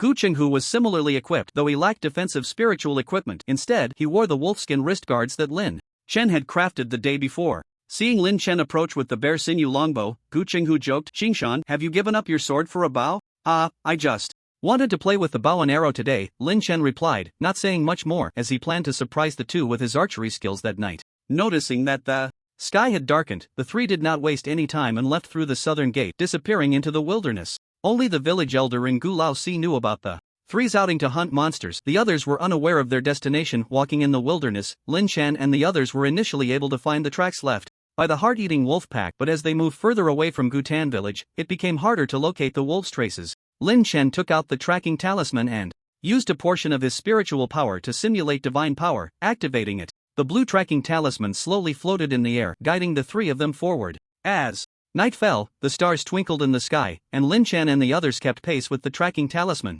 At that moment, Lin Chen suddenly sensed something and grasped the floating tracking talisman in his palm. "What's wrong, Xingshan?" "Captain, there's the aura of a ghost spirit." Now, Lin Chen's mental strength was considerable, giving him a strong perception of ghost spirits appearing at close range. "Is it a wandering ghost? These things are common in the wilderness." "Doesn't seem like it." Lin Chen looked towards a small hill ahead, sensing through the ghost stone that a ghost spirit was hiding there. Seeing Lin Chen's intention to take action, Guman said, "Forget it, Lin. Village chief, if this ghost spirit isn't attacking us, let's not bother with it. Your online time is limited. Finding the heart-eating wolf's lair is the most important."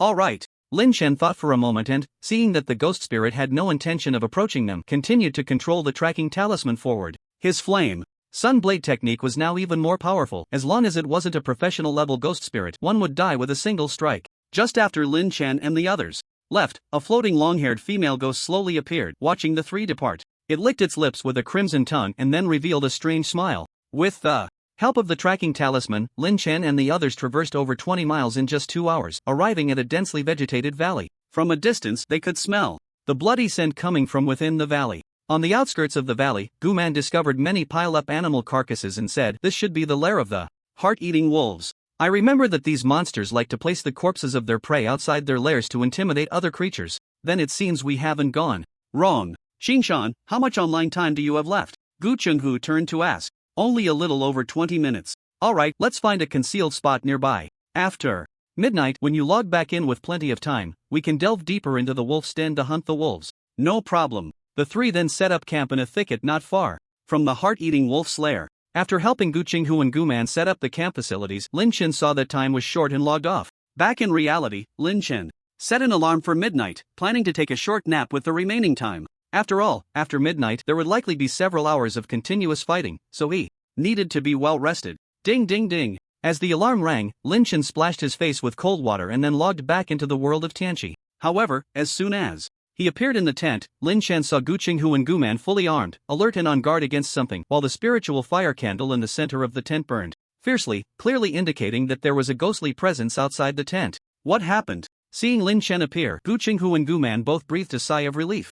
Then Gu Chenghu said, "Xingshan, you showed up just in time. The ghost spirit we encountered in the wilderness earlier has appeared. It has likely been following us all the way." "Following us? This ghost is quite bold. Captain, what abilities does this ghost have?" "It should be a hair ghost without the ability to use ghostly tricks, but it can manipulate its long, dark hair to attack. If we hadn't lit a spiritual fire candle in the tent after you left, we might have been successfully ambushed by this hair ghost." In fact, both Gu Chenghu and Guman had the ability to deal with ghost spirits, but considering it was nighttime in the wilderness and they were not far from the heart-eating wolf's lair, they didn't dare to go out and kill the ghost, fearing it would create a commotion and alert the wolf pack. Now that Lin Chen, who could sense the ghost spirit's presence, had arrived, they could act together. "Alright, leave it to me." Lin Chen closed his eyes to sense the aura of the hair ghost and then coldly laughed.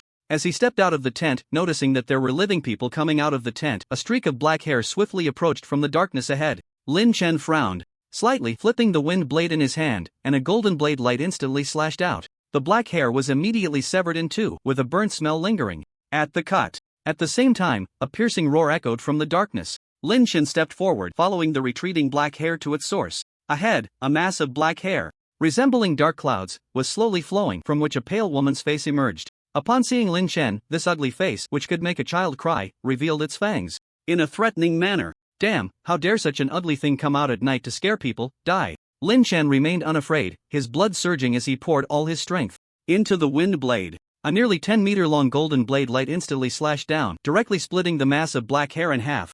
The female specter hidden within. The hair did not expect Lin Chen to act so decisively, and the power of that single strike was so great that it obliterated most of the eerie hair it had nurtured for years. You should die. Eerie language, what nonsense! Lin Chen's figure flickered, instantly appearing in front of the long-haired female specter and the fiery sunblade. Technique struck down once more. This time, without the protection of the black hair, the long-haired female specter was split in half along her shoulder with a scream. Stepping on the specter's disgusting head, Lin Chen delivered a third strike, finally killing the long-haired female specter. From the moment Lin Chen acted to the end, no more than 5 seconds had passed. Ding! You have killed a level 10 long-haired female specter, gaining 90 experience points. The ugly female specter then vanished, dropping 2 pieces of necromancer stone white. Seeing only 2 pieces of white quality necromancer stones, Lin Chen couldn't help but shake his head, saying, "What a loss. If I had let the captain and the others kill it, we could have dropped some eerie ashes to enhance the necromancer stones." At that moment, Gu Qinghu and Gu Man hurried over. They had seen Lin Chen rush out of the tent and follow to help. However, they did not expect Lin Chen to kill the long-haired female specter in just a few seconds. Both were shocked. This speed was too fast. Gu Man couldn't help but say, "Village Chief Lin, has your sun blade technique leveled up again? That blade light just now." "Yes, if it weren't for the improvement in the sun blade technique, I wouldn't have dared to chase it alone." Impressive.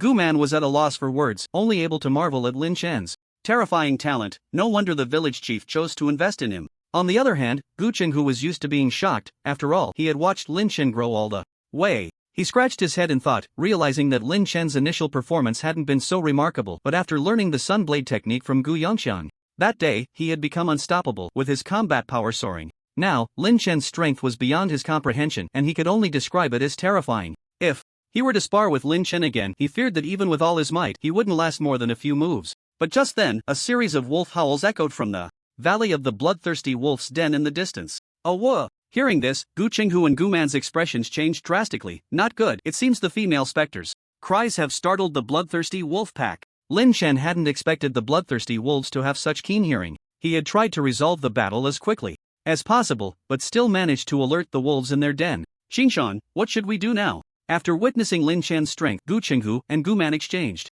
glances, instinctively looking to Lin Chen as their backbone. "We can't run away, but we can still fight." Lin Chen frowned, then raised the bare muscle great bow, knocking a fine iron arrowhead, gathering his strength and aiming ahead. The movements of the bloodthirsty wolf pack were swift. Upon noticing the commotion outside the valley, most of the adult wolves in the pack rushed out, leaving only a few to guard. From a distance, Lin Chen could see a dense swarm of reddish-brown eyes charging towards them. Seeing this, Gu Man's expression turned serious as he said, "Not good. There are at least 40 or so heart-eating wolves." "Don't worry, it's not too many." Lin Chen chuckled lightly, infusing a small amount of vitality into his arrow, and then the arrow shot out. Whoosh! In the night, the first heart-eating wolf was instantly pierced by the arrow, transforming into a beam of light that turned into 2 dropped items. This scene immediately halted the charge of the heart-eating wolf pack, leaving Gu Qinghu and Gu Man dumbfounded. "Xingshan, how did your archery become so powerful?" "Captain Lin, you haven't been secretly practicing archery behind our backs, have you?" Lin Chen didn't answer but focused intently as he shot the second arrow. The arrow, as fast as lightning, streaked across the night sky, accurately embedding itself in the eye of a heart-eating wolf, killing it instantly. Upon seeing this, a howl erupted from the pack and all the heart-eating wolves scattered, crouching low as they advanced, trying to use the uneven terrain to ambush Lin Chen and the others. Lin Chen chuckled, knocking a third arrow. "Pretty clever, but what does that matter to me? As long as you're within my attack range, I'll kill you the moment you show yourself." As soon as he finished speaking, a third heart-eating wolf, over 2 meters in size, was struck down by Lin Chen's arrow. In just a few breaths, 3 level 9 heart-eating wolves had fallen to Lin Chen's archery, using only 3 ordinary fine iron arrows and a small amount of vitality. Of course, with the arrows Lin Chen was currently shooting, it was indeed challenging to kill a level 9 heart-eating wolf in one shot. However, each of Lin Chen's arrows could accurately pierce the wolves' eyes and penetrate their skulls, dealing significant weak point damage. Moreover, Lin Chen's Celestial Star Archery had greatly increased his power. Celestial Star Archery Green LV3, 177/1500. Each point of vitality attached to an arrow can increase its damage by 8%, and the 7th consecutive arrow can unleash an additional 48% damage. In reality, after only half a day's practice, with the enhancement of his golden talent, his Celestial Star Archery had reached level 3. With just 1 point of vitality, Lin Chen's arrows could carry an additional 8% damage. It could be said that as long as Lin Chen could hit the weak point of a heart-eating wolf, combined with his basic arrow damage, he could kill a fully healthy level 9 heart-eating wolf in one shot. After 3 arrows intimidated the pack, the heart-eating wolves began to retreat. Seeing this, Lin Chen drew his bear sinew longbow to a full moon and then shot 2 more arrows in quick succession. With his infallible archery, no heart-eating wolf could escape Lin Chen's arrows. Subsequently, 2 unfortunate heart-eating wolves met a gruesome end within Lin Chen's attack range, dropping several items. Xing Shan, your arrows seem even more powerful than sword techniques. You're too kind, Captain, Gu Qinghu said, looking at Lin Chen with a strange expression. He remembered that Lin Chen's archery had not been this powerful in the ancient Tomb Valley. He never expected that in just a few days, Lin Chen's archery would become so extraordinary, hitting every target. Surely, the highly skilled Gu Laihai would have to concede defeat upon witnessing Lin Chen's archery. Lin Chen wanted to continue shooting down heart-eating wolves, but all the wolves had retreated over a kilometer away. At this distance, even if Lin Chen's arrows could hit, their power would likely not be enough to kill a heart-eating wolf. Just then, a long wolf howl echoed through the night sky. Qingshan, be careful, the Wolf King is coming. Lin Chen squinted his eyes, looking towards a large wolf body crouching in the distance, which was the heart-eating Wolf King they had heavily injured a few days ago. The heart-eating Wolf King fixed its blood-red eyes on the 3 of them, clearly recognizing its former enemies, its gaze fierce. It then howled a few times at Lin Chen and the others. Without a doubt, it was cursing them harshly. Lin Chen smiled. He hadn't expected the Wolf King to recover so quickly, but even if it had recovered well, it wouldn't matter. If this heart-eating Wolf King dared to come close, he would see just how many arrows it could take from him. Ah woo! The level 10 heart-eating Wolf King howled at the sky, and immediately, the entire wolf pack joined in the howl. At that moment, the full moon in the sky seemed to emit a special glow. Guman seemed to realize something and quickly reminded, not good, this must be a spell. The heart-eating Wolf King's full moon spell. The moonlight poured down its essence, and all the heart-eating wolves bathed in the moonlight instantly grew larger, transforming from their original 2-meter bodies into 3-meter giant wolves. Most importantly, the level 10 heart-eating Wolf King, under the moonlight's embrace, experienced a surge in its bones and muscles as if it had consumed a growth hormone, instantly becoming a 7-meter-long giant wolf. Its blood-red eyes resembled lanterns in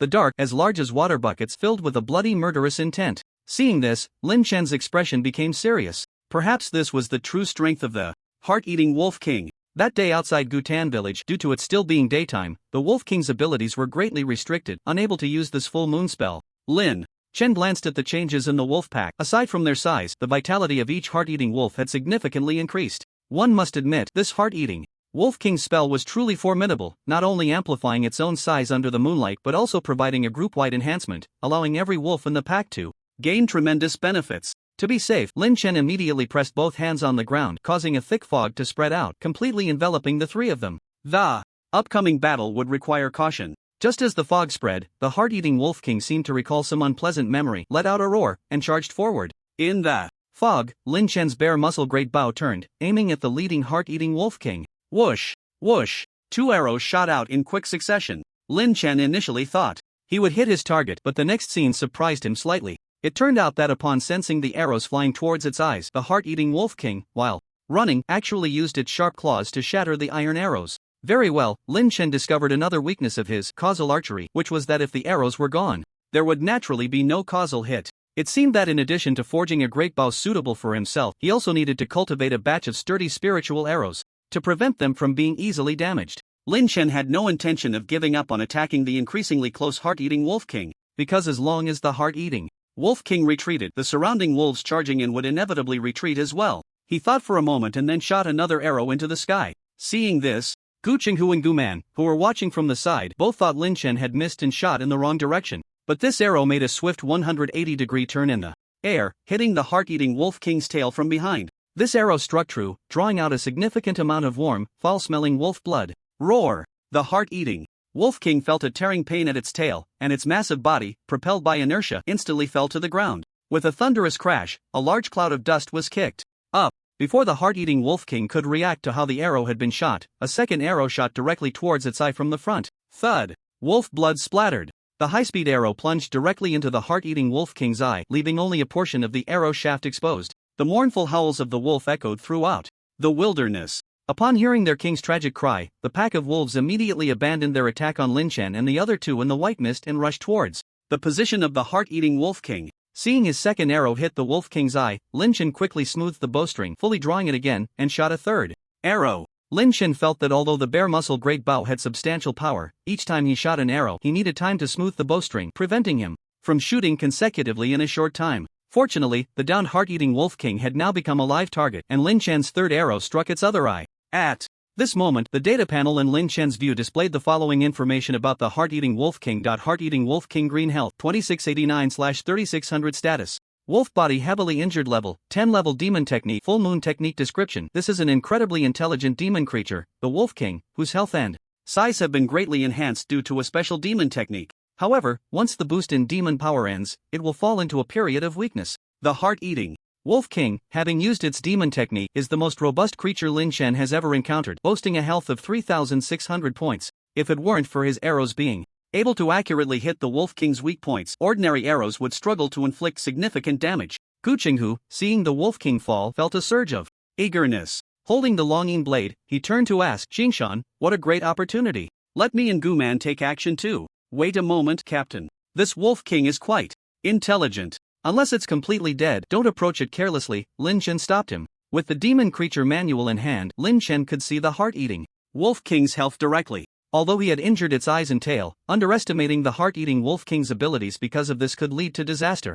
Lin Chen continued to draw his bow, preparing to shoot the heart-eating Wolf King dead on the spot. But before that, he needed to incapacitate the Wolf King's limbs. Unexpectedly, just as the fourth arrow was about to hit the Wolf King's front leg, it was swatted down by a level 9 heart-eating wolf with its sharp claws, breaking into several pieces. The level 9 heart-eating wolf seemed to have discovered a new world. It learned the secret to dealing with arrows. It let out a howl, conveying this information to the pack. "Awoof!" The pack of wolves was highly intelligent, and soon several heart-eating wolves surrounded the Wolf King, ready to be its loyal guards. Even with arrows flying in from all directions, they were confident in shattering them. Seeing this scene, Lin Chen couldn't help but chuckle. These heart-eating wolves were indeed quite loyal. Since the Wolf King was difficult to approach, he decided to clear out the level 10 and below stinky fish and shrimp first. Whoosh! Whoosh! This time, Lin Chen's arrows no longer flew straight but were shot randomly towards his intended targets. At this moment, physics seemed to completely collapse. Arrows arced through the air, some at 90 degrees, others at 180 degrees, and then, as if guided by navigation, accurately hit their targets.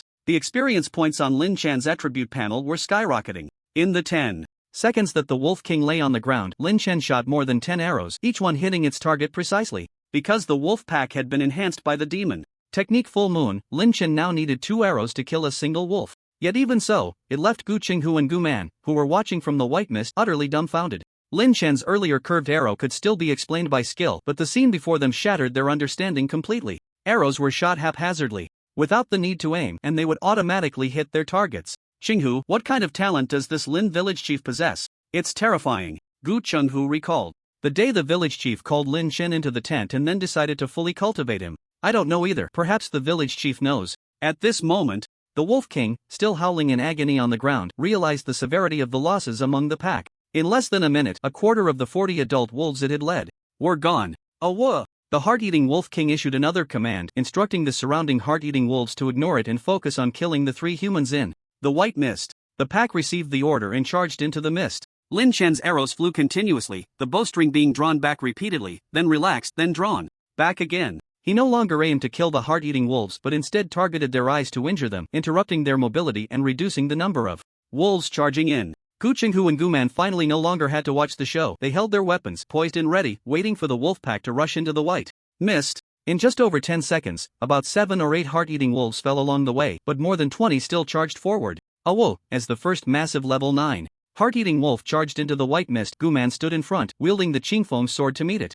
"Damn beast, return my brother's life." Gu Qinghu also raised the longing blade, using the cover of the mist to attack a heart-eating wolf. Lin Chen's bowstring twanged continuously, and after shooting down a heart-eating wolf that lunged at him, his expression remained calm and composed. Then, he flipped his right hand, and the wind blade followed suit. Swish! A 5-fold increase in health. Level 9 Yen. Yang Blade Technique. A 10-meter-long golden blade light flashed by. The pack of wolves howled in agony, blood and flesh flying everywhere. Looking again, Lin Chen had already cleared all the heart-eating wolves in that straight line. The ground was devoid of wolf blood and carcasses. In that brief moment, they had all transformed into the spoils of war that Lin Chen had unleashed, scattered all over the ground. Lin Chen had no time to see what had dropped. He turned and charged into the mist towards the remaining heart-eating wolves, helping Gu Qinghu and Gu Man relieve their pressure. Even with the enhancement from the demon arts, these heart-eating wolves, which had grown half in size, could not withstand his strike. He wanted to see what means the Wolf King would have left once these adult wolves were slain. Inside the mist, it was like a bloody storm, the howls of the heart-eating wolves echoing continuously. Lin Chen became a blur, using the mist's ability to hunt the pack of wolves frantically. Often, the heart-eating wolves in the mist hadn't even noticed Lin Chen's presence before he ended them with a single strike, turning them into loot. At this moment, the roles of prey and hunter had reversed. Compared to shooting the heart-eating wolves with arrows, this close-range slaughter, experiencing the sensation of blood, was even more exhilarating. Soon, not long after, there were only a few heart-eating wolves left in the mist, all slain by Lin Chen. Hearing the screams from the pack ahead, the heart-eating wolf king struggled to rise in agony. At that moment, it realized that the three humans in the mist were not weaklings but fierce hunters. It needed to let the pack escape, leaving a spark for their kind. Whoa! Hearing this sound, Lin Chen noticed that the few remaining heart-eating wolves in the mist began to retreat, seemingly wanting to flee. Captains, it seems the heart-eating wolf king wants to slip away. I'll leave this to you. I'm going to kill the heart-eating wolf king. Gu Qinghu and Gu Man, who were locked in fierce battles with their respective heart-eating wolves, responded simultaneously.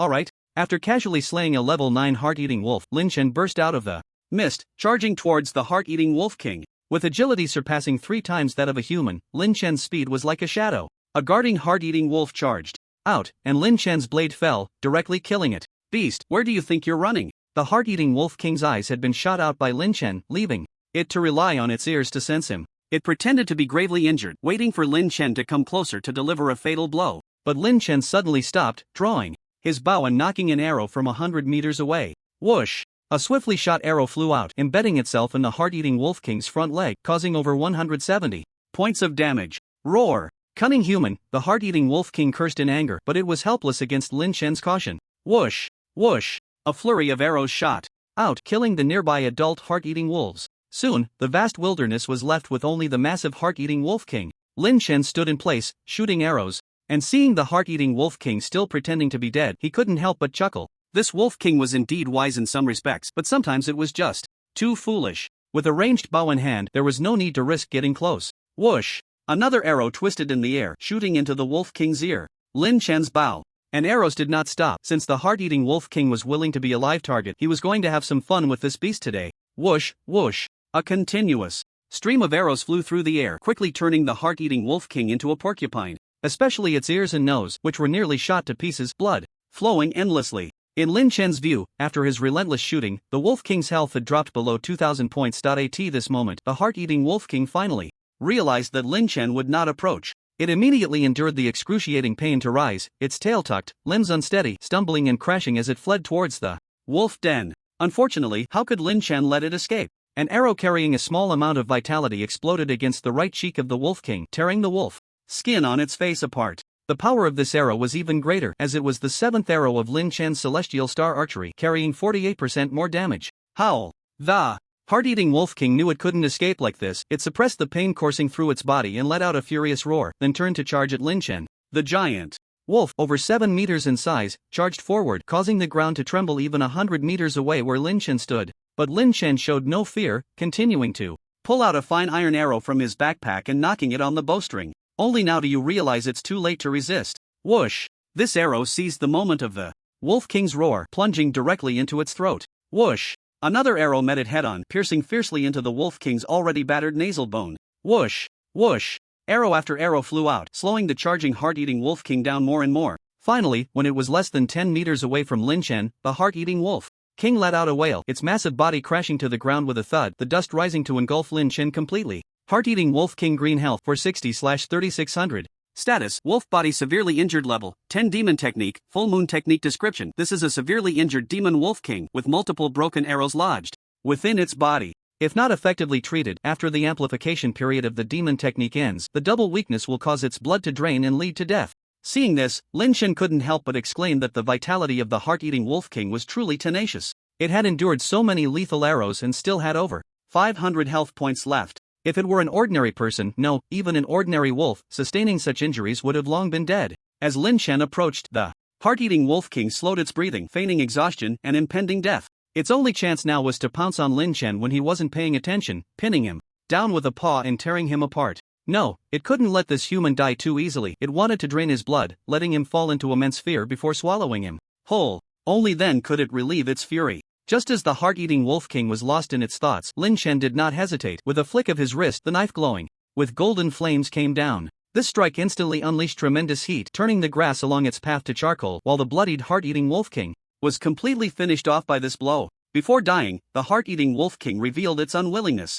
Picking up the spoils dropped by the heart-eating Wolf King, Lin Chen couldn't help but mock. Next time you play dead, please tuck in that heaving belly, it's so fake. Looking at the dropped items, Lin Chen happily said, not bad. All my effort wasn't in vain, good stuff dropped. The heart-eating Wolf King dropped a total of 3 items, a green quality demon technique full moon, a green quality wolf King's blood, and the remaining was half a blue material bloodstone. The bloodstone was a fist-sized red stone, but its surface was pitted, as if corroded by gastric acid. Bloodstone blue, a bloodstone that has been half digested, originating from the soil long contaminated by blood. After consumption by demon beasts, it can absorb the essence of blood from the bloodstone to enhance health and stamina, and also produce fresh blood to recover from injuries. Seeing the description of the bloodstone, Lin Chen finally understood why the heart-eating Wolf King's injuries could heal so quickly. It was due to the effects of the bloodstone. However, recalling the bloodstone as a rare treasure, Lin Chen suddenly remembered. Lu Bo had once mentioned this bloodstone to him. It seemed that in Lu Bo's village there was a type of pill called Qi blood pill,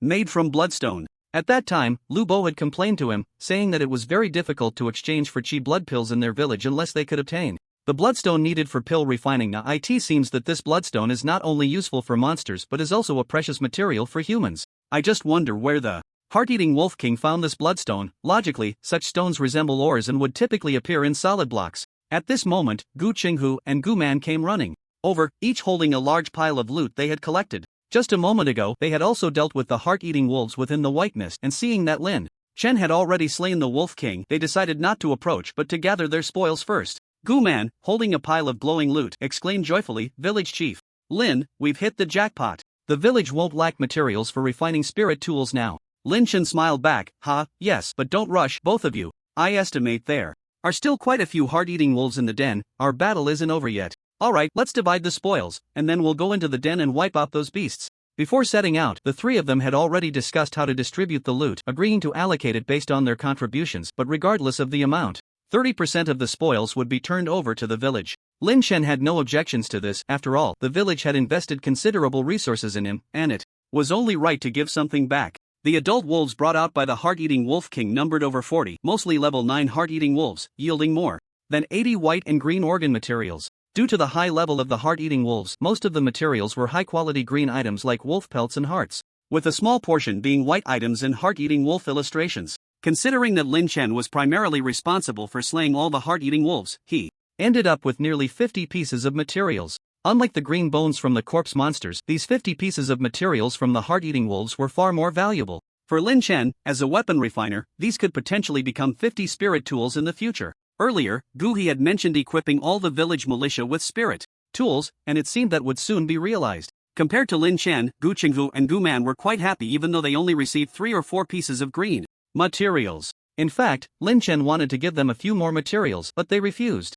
As they put it, whoever kills should keep the spoils. This has been the recognized rule among the militia of Gutan village since ancient times. If they broke this rule today, managing the village would become difficult in the future. Seeing this, Lin Chen didn't press the matter further. He thought that when Gu Man and Gu Qinghu came to him for spirit tools in the future, he could add some materials to make better tools for them, which would also serve as compensation. After dividing the spoils, the 3 of them headed towards the valley where the heart-eating wolves' den was located. The air was thick with the scent of blood, and among the large piles of corpses at the front of the valley, several scavenger birds resembling vultures circled in the night sky. Lin Chen couldn't understand why the heart-eating wolves had this habit of piling up the corpses of their prey right at their doorstep. Wouldn't such a strong stench of decay and blood affect their sense of smell? Unfortunately, there were no heart-eating wolves around to answer his questions. After circling the valley, the 3 of them discovered that all the heart-eating wolves had vanished. From the footprints at the back of the valley, it appeared that there were about 20 to 30 of these wolves, all having fled not long ago. Lin Chen sighed. It seems that when the wolf pack was on the verge of defeat, the Wolf King ordered the heart-eating wolves to escape through its howls. I can only say that these heart-eating wolves are not foolish. Gu Qinghu climbed onto a rock, glanced into the distance, and then jumped down, saying, "Qingshan, I don't think the wolf pack has run far. Should we chase after them?" "Forget it, Captain. Even if we chase, they can run away, and even if we catch up, we won't be able to kill them all."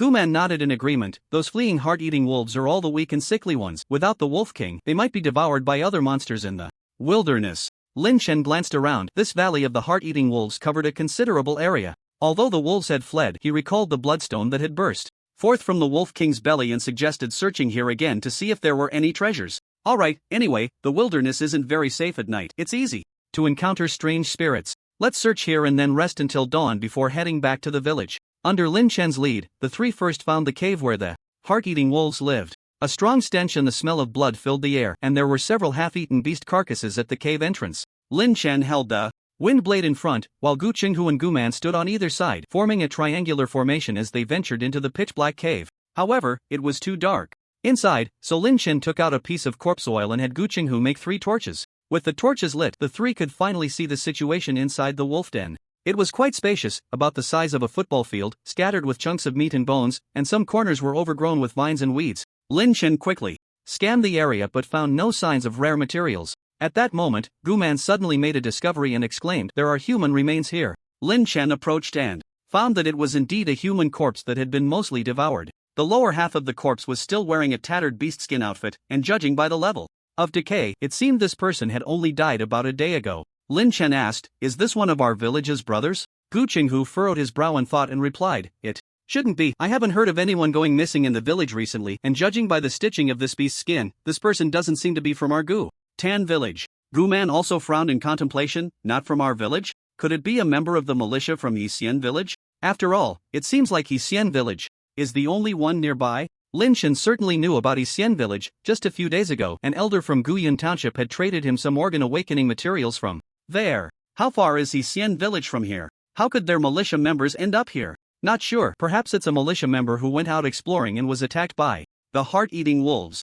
Gu Man searched the remains but found nothing useful, and then the three separated to search again, eventually finding another corpse of a militia member from Yixian village. Lin Chen thought for a moment and said, "At least they are of the same kind. Let's bury these 2 bodies." Gu Qinghu and Gu Man naturally had no objections. They took out their weapons and began digging a hole right in the wolf den. Lin Chen scratched his head, wondering if they shouldn't go find an open space for a grave. But seeing the 2 start digging, he said nothing. After all, customs and concepts were different between Blue Star and the Apocalypse continent. However, at that moment, as Gu Qinghu was digging, he suddenly sensed something was off. "Gu Man, don't you think the soil here is too loose? You felt it too? It feels like there's another layer of space beneath." Lin Chen didn't understand this at first, but Gu Man turned to explain, "Village Chief Lin, you don't know. We have multiple basements that we dug ourselves. Under Gu Tan village. We have experience. If there's a cavity beneath the soil, the feel of digging through the dirt is very different." Although Gu Man's explanation wasn't very clear, Lin Chen immediately understood. "Are you saying there's space beneath this wolf den?"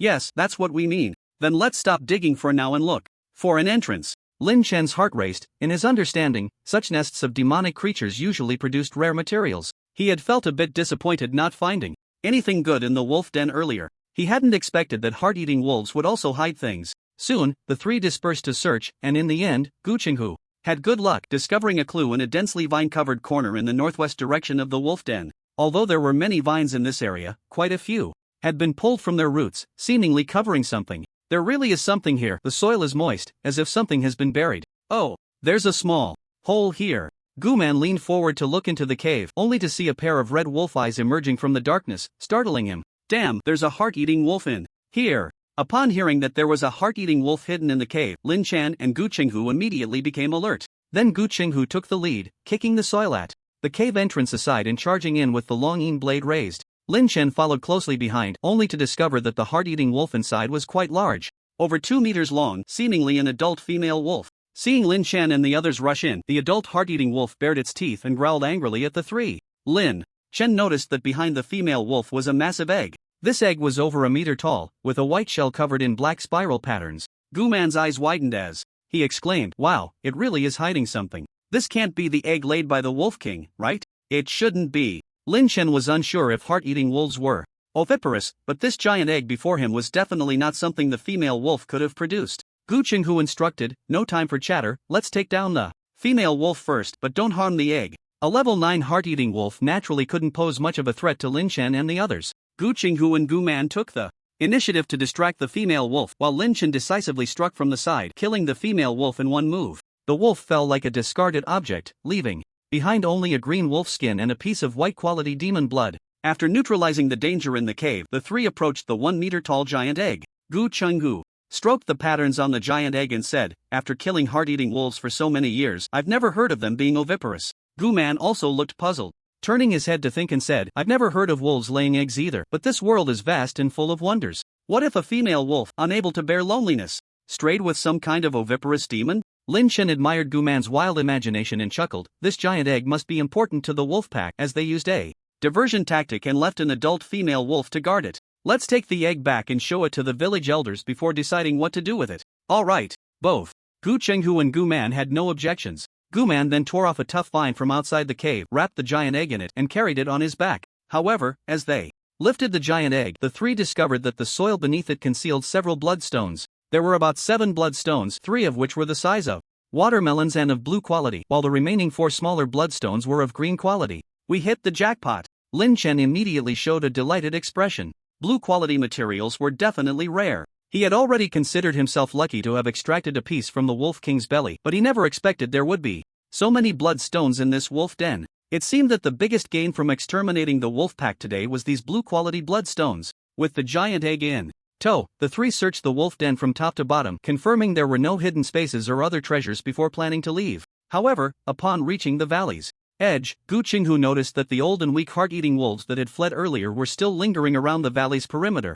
In the distance, the pack of wolves fixed their crimson gazes on Lin Chen and the others, unmoving. It seemed that the old and weak wolves had left traces of their escape in the valley to lure Lin Chen and the others away, hoping they would abandon their search for the den. But their plan had failed. Upon seeing the giant egg on Guman's back, a relatively robust heart-eating wolf stepped forward from the pack, howling softly before disappearing into the wilderness with the remaining heart-eating wolves. Watching the departing pack, Guman shook his head in disappointment. They really lack courage. I thought they would dare to charge at us. The heart-eating wolves are not foolish. Now that we've taken down their lair, they naturally won't dare to return. However, I'm quite curious about what this egg is that has made the heart-eating wolves value it so much. Lin Chen then glanced at his online time. It had only been a little over an hour, and he still had 4.5 hours to spare today. So, Lin Chen suggested, Captains, let's find a safe place to set up camp first. I'll log back in after dawn, and then we can return to the village. No problem. Having not rested all night, Gu Chenghu and Gu Man were also feeling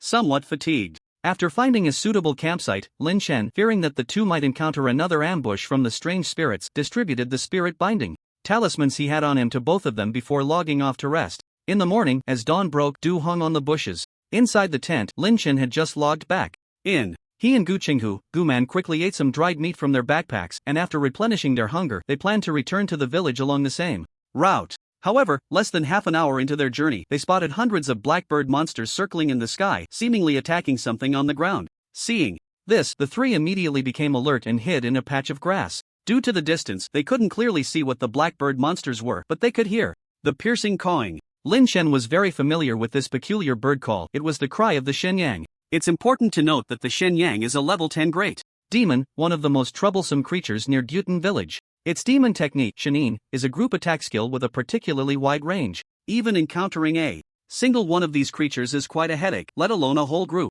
Caw! The harsh, unpleasant cries echoed continuously across the wilderness. Gu Qinghu and Gu Man covered their ears in the grass. Lin Chen frowned slightly. Even with his current mental strength and physical condition, he found the sound extremely unpleasant, feeling a surge of blood and energy. Gu Man exclaimed, Wow, what kind of monster is fighting the Shenyang? The noise is really something. Thanks to his enhanced vision from his talents, Lin Chen could see the situation ahead a bit more clearly and said, It's not a monster, it seems to be a group of people. A group of people? Just then, a brilliant sword light shot up into the sky, piercing the clouds. The sword light swept through the blackbird monsters, and the piercing cries in the sky suddenly stopped, followed by countless feathers and remnants of the demon birds falling from the sky. At that moment, it seemed as if a rain of feathered corpses was falling from the sky. Seeing this scene, Gu Chenghu and Gu Man were shocked. Professional-level warriors. Lin Chen also showed a look of surprise. This was the true combat power of professional-level fighters. Even if he unleashed the Sun Blade technique with all his might, it would probably pale in comparison to the earlier sword energy that stirred the heavens. After one strike, only a small fraction of the blackbird monsters remained in the sky. Some of the blackbirds, frightened out of their wits, began to flee in all directions. At this point, Lin Chen finally saw the full appearance of the blackbirds. They were a type of fully black, slender-winged crow. These crows are the subordinate monsters of the Shenyang, and adult crows are only level 7, often appearing alongside the Shenyang in the wilderness. No wonder, if all the hundreds of blackbirds in the sky were Shenyang, even a professional-level warrior would only meet a dead end. On the battlefield ahead, the smell of blood was overwhelming. The ground was littered with severed limbs and feathers. A member of the Yixian village militia, battered and bruised, collapsed to the ground, saying, "We won, it's finally over, damn Shenyang. Quickly treat the injured." "Brothers, the smell of blood here is too strong and it will soon attract more monsters. Hurry, don't rest, listen to the captain, and let's move quickly." There were about 12 members of the Yixian village militia, and among them was one wearing spirit armor and wielding a rare large machete, a burly figure with a full beard, He Tianlong. The captain of the Yixian village militia. He Tianlong approached an elderly man with a weathered face and said, "Elder, we are very close to the lair of the heart-eating wolf. Once we've recovered, should we go take a look? What if He Chai and the others are still alive?" The elder, referred to as the village elder, had not yet spoken when the only reincarnator in the group frowned and said, "Captain Long, you know better than I do that those taken by the heart-eating wolf cannot possibly survive. Moreover, we've just gone through a fierce battle and Elder He Huan is still recovering his vital energy. If we encounter a pack of heart-eating wolves, we'll likely all perish." Upon hearing this, He Tianlong angrily retorted, "Lu Hai, what do you know as a reincarnator?" At that moment, the village elder He Huan, who had been meditating with his eyes closed, slowly spoke, "Tianlong, Lu Hai is right. There has never been a case of someone taken by the heart-eating wolf returning alive.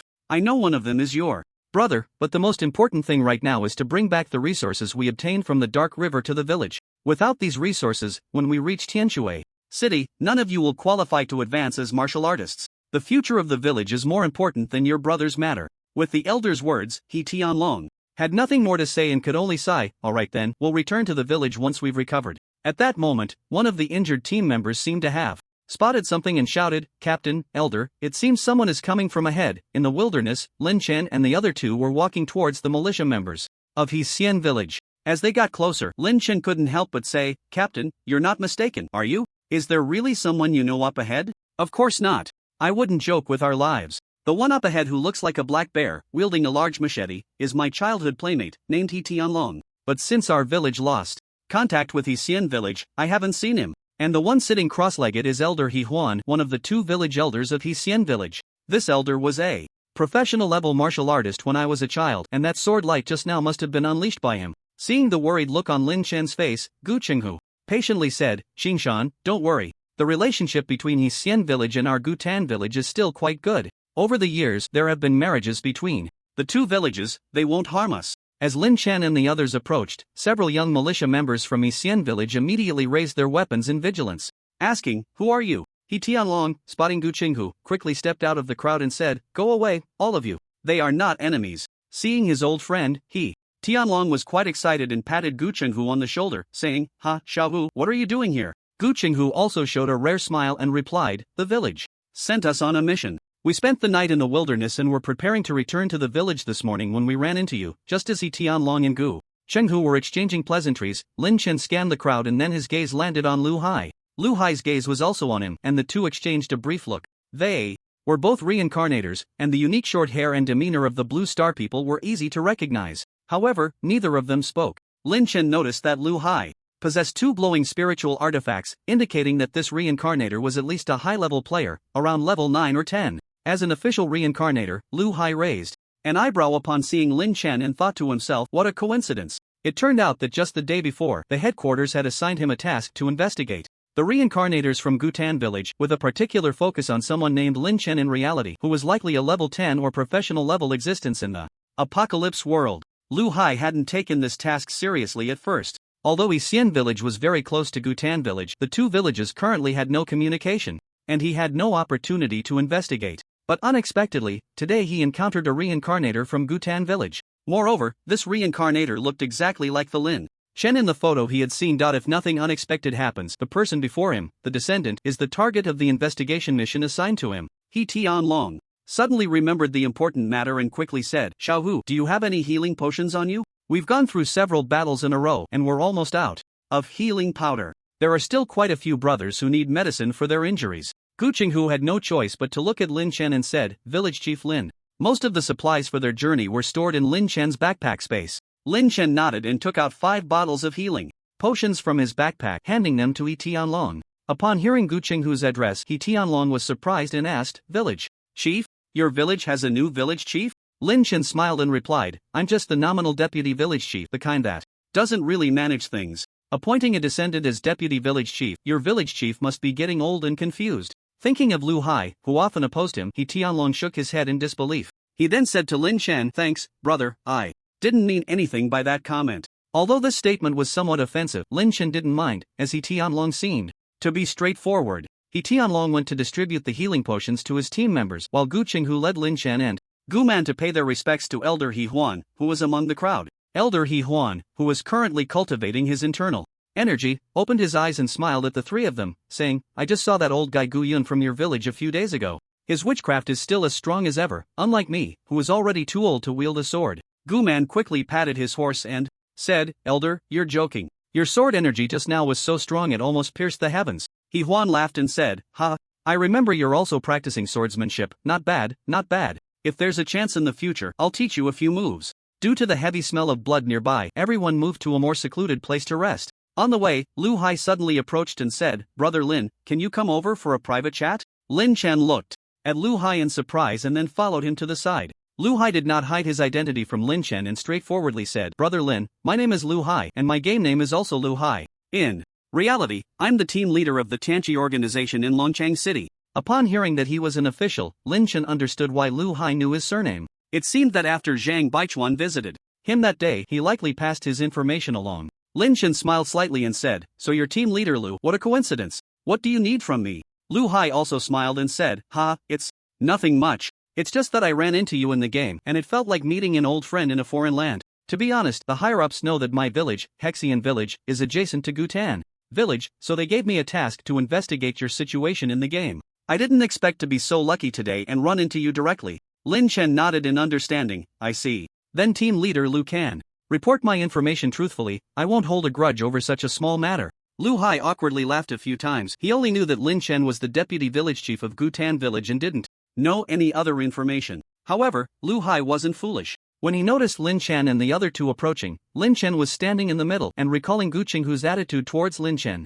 Earlier, he could deduce that Lin Chen was likely not just a nominal deputy village chief but a high-ranking figure within Gutan Village. To become a high-ranking member of the village as a descendant likely involved more than just having strong abilities. Regardless, Lu Hai felt it was best to establish a good relationship with Lin Chen first. As for the task, that was secondary. "By the way, Brother Lin, since we're in different novice villages, the surrounding resources must be different. Are you interested in making a trade with me to exchange resources?" Upon hearing this, Lin Chen became a bit interested. "Does team leader Lu have good resources?" "Ha, I actually do have some. Our Hexian village went out this time to collect certain precious resources to use for class changing to a warrior in Tianjue City." As he spoke, Lu Hai took out several long, strip-like green fruits resembling seaweed from his spatial backpack. Lin Chen took a look and showed a hint of surprise. Aquatic algae fruit green, a rare aquatic fruit that grows in low oxygen, lightless environments. Consuming it can increase underwater breath-holding time and grant an additional 5 points of agility. This unremarkable algae fruit turned out to be a green quality attribute fruit, which not only increases agility by 5 points but also extends breath-holding time underwater. Although breath-holding ability was no longer important to Lin Chen, the boost of 5 agility points was quite impressive. It seemed that this aquatic algae fruit was among the best even among green attribute fruits. Lin Chen asked, "Lu, how many of these algae fruits do you have?" Lu Hai smiled wryly. "Lin, how many do you think I have?" "The ones I have are all in my palm, just 4 in total, and I nearly lost my life these past few days just to get these 4. However, I can only trade 2. I need the other 2 for myself." Lin Chen thought for a moment. 2 algae fruits meant 10 points of agility. If calculated at the same price, he could only trade for a bottle of divine water. But divine water was not only a resource to enhance his 4-dimensional attributes, it was also crucial for boosting his spiritual power. He only had 1 bottle of divine water on him, which he couldn't part with.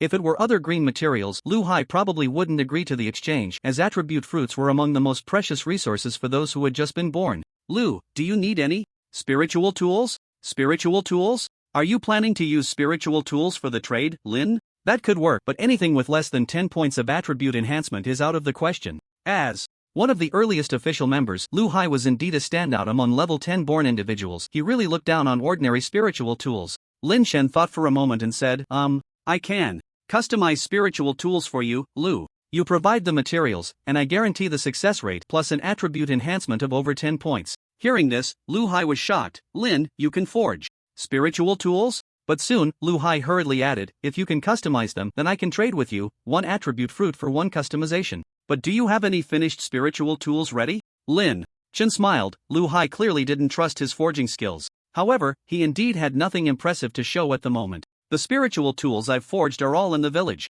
How about this, Lu, do you need anything else?" Lu Hai then asked, "Do you have any key items for the priest and wizard classes?" Lin Chen wasn't surprised by Lu Hai's inquiry about the key items for the priest and wizard classes. He had learned from Lu Bo that in the novice villages of the Apocalypse continent, most villages only had the warrior class, making priests and wizards extremely rare professions in many villages. At least, in Hexian village, there were no priests or wizards. The 2 village elders and the current village chief were all warriors. Lin Chen smiled and said, "Lu, if it's the key items for those 2 professions, I fear your 4 algae fruits won't be enough for the trade." "So, you really do have such items?" Lin Chen certainly wouldn't admit it, shaking his head directly. "No, but I can get them from the village. If you can offer me something I desire, I wouldn't mind helping you obtain them from the village." "Lin, the most precious things I have besides 2 spiritual tools are these 4 attribute fruits." In the end, Lin Chen and Lu Hai chatted for about 10 minutes. No major trade was reached, and Lin Chen only exchanged some useless charms for a portion of the monster organ materials in Lu Hai's possession.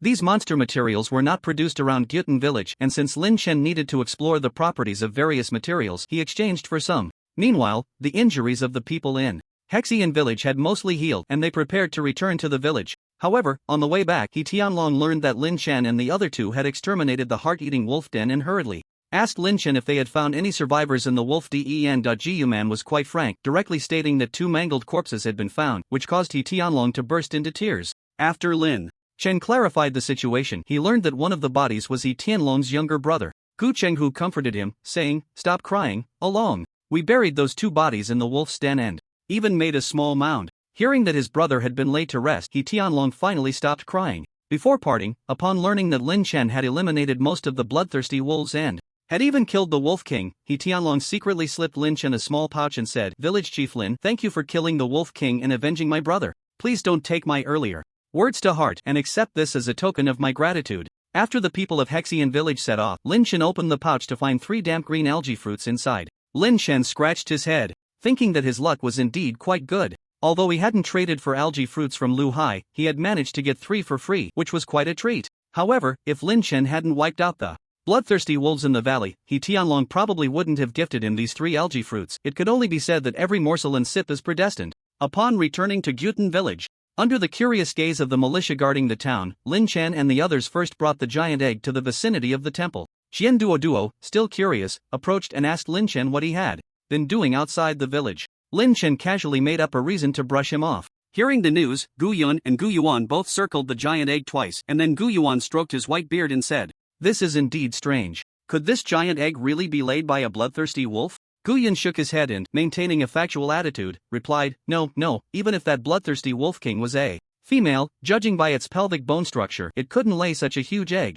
Just then, Gu He emerged from the underground cave of the temple. When he saw the giant egg, he immediately showed a hint of shock, and after hearing Gu Qinghu's description and learning that the egg had been found in the bloodthirsty wolf's lair, he speculated, "I have heard that the bloodthirsty wolf is a descendant of an ancient demon king, known as the Tsunyue Wolf King. Perhaps the egg you have is laid by the Tsunyue Wolf King." Upon hearing this, Lin Chen frowned and said, "Tsunyue Wolf King? If the Tsunyue Wolf King is still alive, could it be tracking us? No need to worry. No creature would let its weaker offspring stray too far. Since you took this egg from the bloodthirsty wolf's lair, the Tsunyue Wolf King is most likely not around." Guman asked, "Elder, what should we do with this egg? What you brought back, whether to steam it or boil it, is naturally up to you." Guyan couldn't help but say, "You three, if you don't know how to handle it, why not give the egg to me? I want to study the composition of the egg liquid." As a wizard, he was very curious about the egg laid by the Demon King. Perhaps this egg liquid could replace some precious materials. Lin Chen noticed that the people of Gyutan village were all thinking about how to eat the egg, so he asked, "Can't we raise it ourselves?"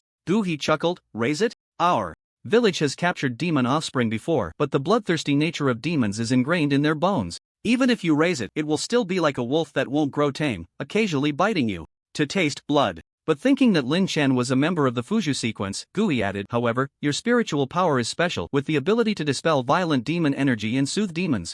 You could wash and nurture the giant egg with your spiritual power every day and try raising it." Lin Chen certainly had the idea of raising the egg, since this giant egg contained the bloodline of a demon king. It was incredibly precious. If it were simply boiled or roasted, that would truly be a waste. Of course, if the little wolf that hatched later still had a bloodthirsty nature, he would not hesitate to kill it. After determining the ownership of the egg, Gui inquired in detail about the specifics of Lin Chen and the others' journey. Upon learning that they had encountered a team from Yixin village, Along the way, Gui said in a deep voice, the village chief discussed with me before entering seclusion that even with the help of the descendants, it would be extremely difficult for us from Gutan village to reach Tianshui city. He suggested that we join forces with Xian village and set off together. What do you think? Gu Chenghu quickly replied, I think it's feasible. We know Xian village well. And if the two villages can act together, we will surely reach Tianshui city safely.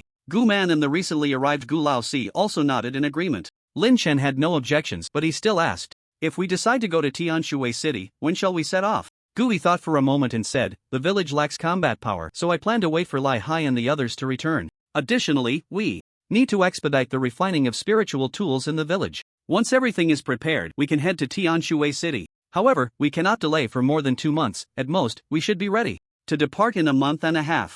I believe Xian village's departure date will be similar to ours. At this point, Gui looked at Gu Yun and said, regarding the joint effort, Gu Yun, it may trouble you to make a trip to Xian village to hear their thoughts. Gu Yun nodded in response, alright. After a simple meeting concluded, everyone returned to their tasks. Lin Chen planned to go with Gu Yuan to forge today's spiritual tools, but before that, he first took the giant egg back to his loft. Considering his limited online time, Lin Chen called over Wang Zilong, Ultimate Iron Man, and others, asking them to keep an eye on the giant egg when they had free time. This giant egg was very hard and difficult to destroy, and since the descendants' backpacks couldn't store living things, Lin Chen wasn't worried about it being stolen. However, at this moment, news about Gutan village preparing to send people to Tianshui city had already spread within the village. For the descendants, this was an opportunity to leave the novice village. Wang Zilong couldn't help but ask, Brother Qingshan, if we level up to level 10 in a month and a half, can we also join the team heading to Tianshui city? Lin Chen looked at them and said, level 10 is not a strict requirement. With me around, it won't be difficult for you to join the team then. However, if you have ideas about the warrior profession, it's best to take part in this action. Ultimate Iron Man also asked, Boss, besides being able to change to a warrior in Tianshui city, are there other professions available? Lin Chen smiled, although Ultimate Iron Man looked small. He was quite ambitious, not satisfied with the warrior profession. No, the other 3 major professions in Tianqi are very rare, but among the 3 village elders in our village, there are a shaman and a sorcerer. If you're interested in these 2 professions, you can try to increase their favorability. After giving his chosen team members some information, Lin Chen instructed them on a few matters before heading to Gu Yuan's forging place. In the hot basement, Gu Yuan changed his previously stingy attitude and said, I heard that your trip to the wolf's den was quite rewarding. Come, weren't you looking to trade for some divine water? Bring out something good, and I'll exchange a few bottles for you. Hearing about the divine water, Lin Chen didn't hold back and took out the best materials he had obtained from this trip. 1 portion of Wolf King's blood green, 3.5 pieces of living bloodstone blue, and a large pile of high-quality materials from the heart-eating wolf.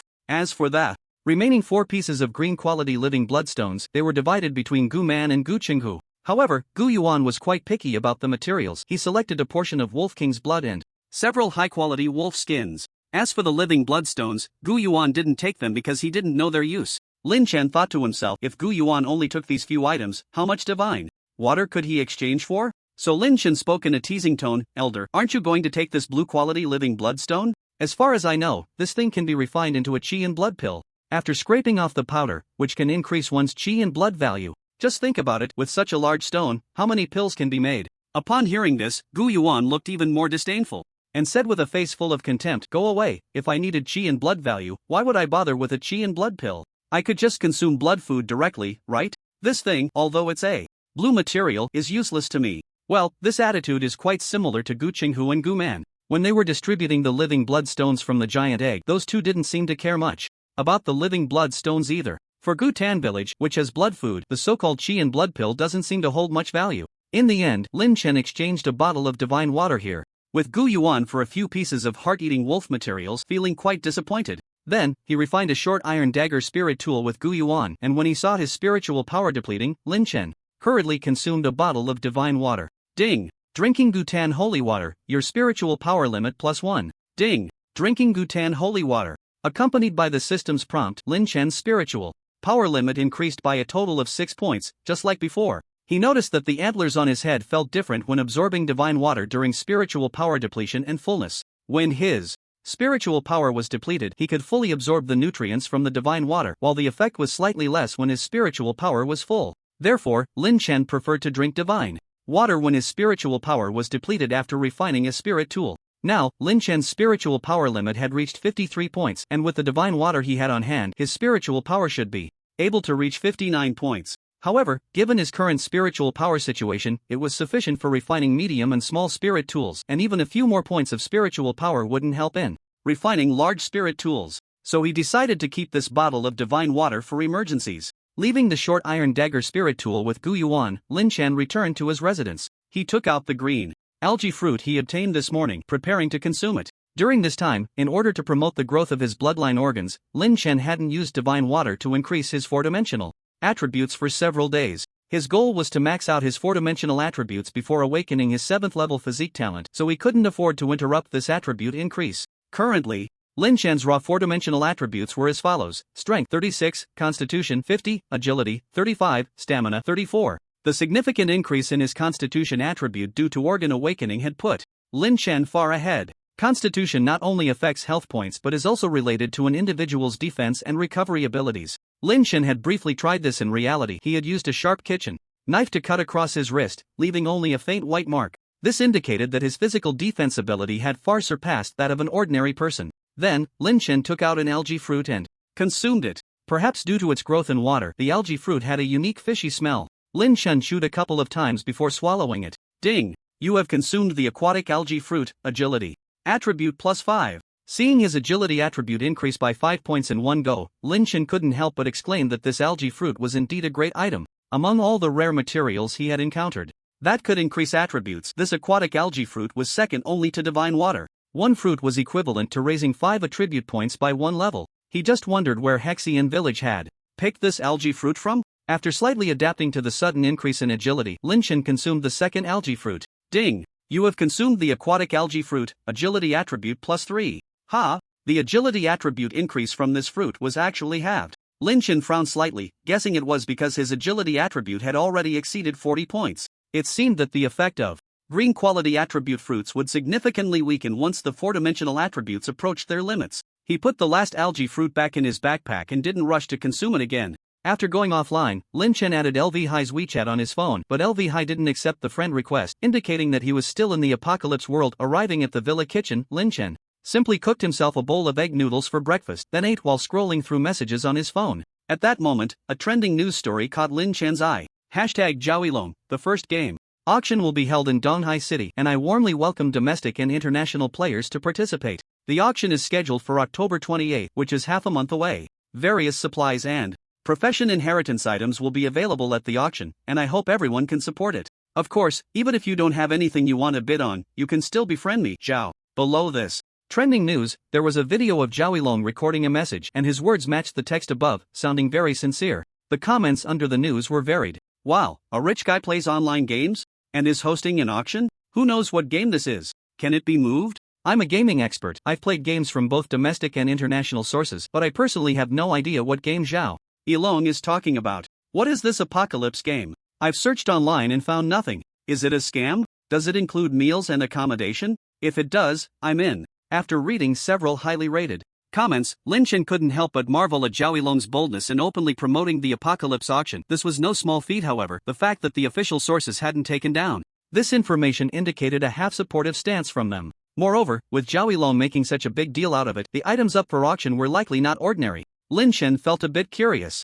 After thinking for a moment, he directly contacted Lu Bo Xiaobo. Have you seen the trending news about Zhaoilong? At that moment, Lu Bo was in the office, diligently writing a work report with a bun in his mouth. What news? Once Lu Bo saw the trending news, he contacted the main person, Zhaoilong, to inquire about the situation. After a while, he directly called Lin Chen. Hey, Gu, I found out that the auction is real. Zhaoilong said he has gathered quite a lot of resources from the apocalypse world, including external skill books, monster materials, and attribute fruits, plenty of good stuff. Zhaoilong also mentioned that members of the Black Card Alliance get auction discounts, enjoying a 5% off. Before the auction, he will send me a few VIP seats and suggested that I participate as well. On the other end of the line, Lin Chen was surprised. You just asked Zhaoilong directly? Lu Bo replied matter-of-factly, of course. Didn't he say he was brothers with my dad? He calls himself my uncle, so what's wrong with me calling to ask a few questions? Impressive. Can you get the list of auction items this time? What's up, Gu? Are you interested? A little, but it depends on whether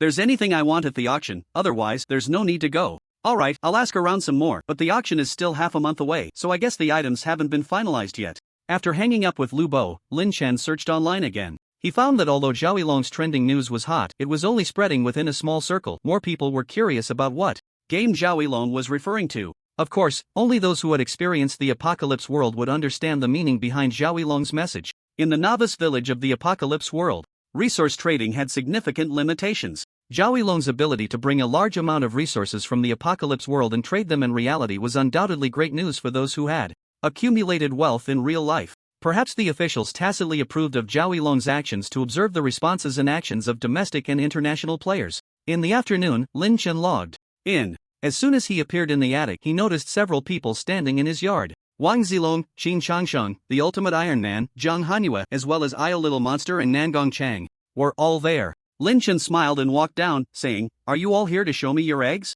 Hey, Qin Changsheng, how come you're here too? Aren't you taking care of the shop?" Ao the Little Monster leaned in and said, "Boss, you don't need to worry about the shop, we've got everything arranged. But have you seen today's trending news? The video news that Zhao Yilong posted." "What about the news?" "What do you mean, what about it?" "Boss, it seems that Zhao Yilong is also a descendant, and he's going to hold some kind of auction. Do you think we can go?" Lin Chen chuckled. "So you came here to gather information from me?" Ao the Little Monster flattered, "Boss, you're powerful and have insider information. Of course, we listen to you. If you say we can go, we'll go. If you say we can't, we promise we won't attend any lousy auction." Lin Chen turned to Qin Changsheng and said, "Brother Changsheng, you're well informed. Don't you know about the auction?" Qin Changsheng quickly replied, "Boss Lin, you're joking. I'm just well informed in the village, but I'm no match for you." Lin Chen thought for a moment. These 6 people in front of him could be considered his pre-selected team, so sharing some real-world information wouldn't hurt. He then briefly explained Zhao Yilong's situation. Upon hearing Lin Chen's words, Qin Changsheng was astonished. "Boss, Zhao Yilong is actually the founder of the Black Card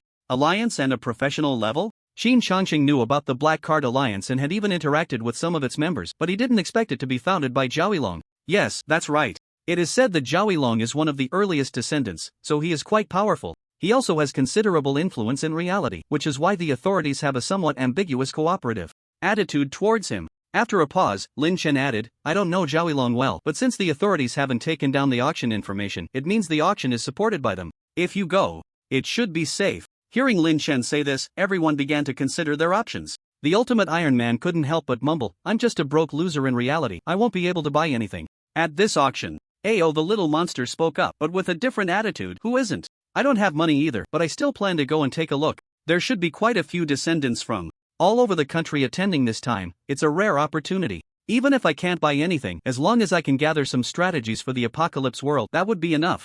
Qin Changsheng said, "Yeah, I plan to go too. Ao, where are you? Let's form a team, at least we'll have each other's backs in Donghai City." Wang Zilong then looked at Lin Chen and asked, "Brother Qinshan, are you going to the auction? We can follow you. I think we can meet up offline." Lin Chen smiled and didn't refuse, saying, "Me? I'm not sure yet." Time flew by, and 3 or 4 days passed. Ever since the news of Zhao Yilong holding the Apocalypse auction had spread in reality, Lin Chen could feel that the descendants in the village had become more active. Their behavior was no longer as cautious as before. Perhaps everyone realized that even Zhao Yilong was a descendant and dared to promote the auction on a public platform, which meant that revealing their identities as descendants wouldn't pose any danger. So, some descendants who preferred to keep a low profile began to openly show their identities. At least within Lin Chen's team, Ao the Little Monster had already met up with Wang Zilong, Qin Changsheng, and others in reality. Lin Chen also heard Lu Bo complain that their team's workload had increased significantly in the past few days because many locals from Linhe City had actively reported their identities as descendants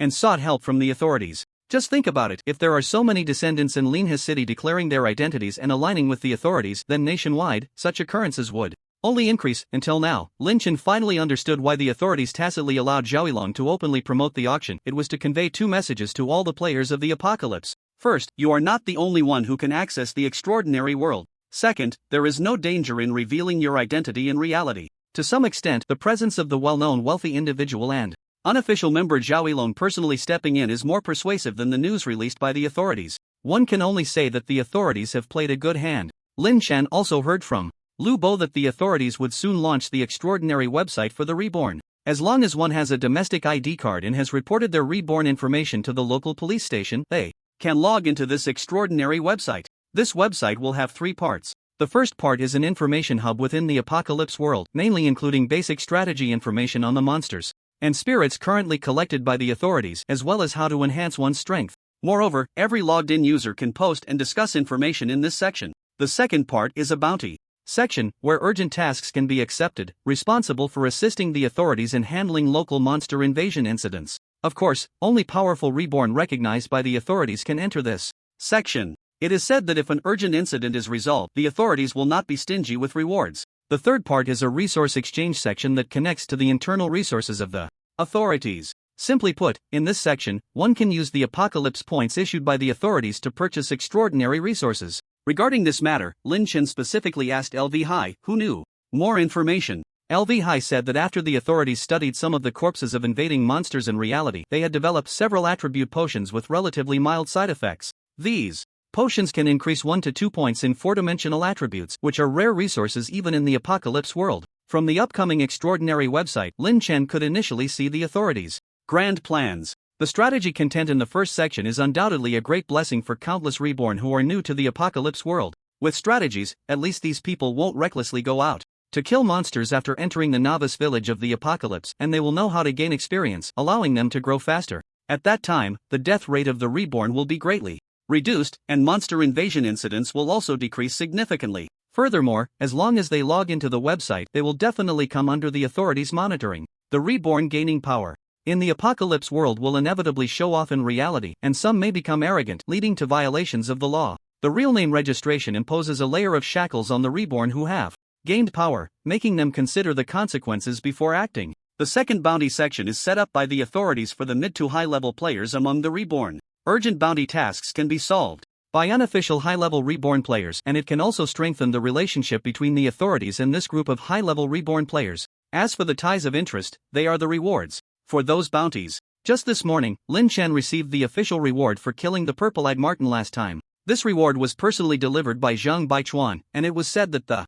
process took several days, which is why it was so slow to arrive. The reward consisted of 100 apocalypse points and a manual detailing how to cultivate the wind treading technique. This external skill is a white-quality movement technique said to consume a small amount of vitality to allow one to step on air, with effects similar to the lightness skills in martial arts novels. To be honest, apart from the 100 apocalypse points, Lin Chen really did not care much for this external skill reward. Although Zhang Baichuan stated that this manual on the wind treading technique, which exceeds 10,000 words, was completely recorded through the oral accounts of martial arts NPCs and that there were successful examples among the internal staff, Lin Chen did not believe that he could easily learn it just by obtaining this oral manual. After all, he had no talent for agility-type external skills, as evidenced by the slow growth of proficiency in the rapid step technique. Most importantly, with Lin Chen's current strength, there is no need to waste a lot of energy learning a lightness skill that has limited benefits for him. Zhang Baichuan seemed to know that the official reward he applied for was mediocre. He didn't stay long with Lin Chen and soon found an excuse related to business within the organization to leave.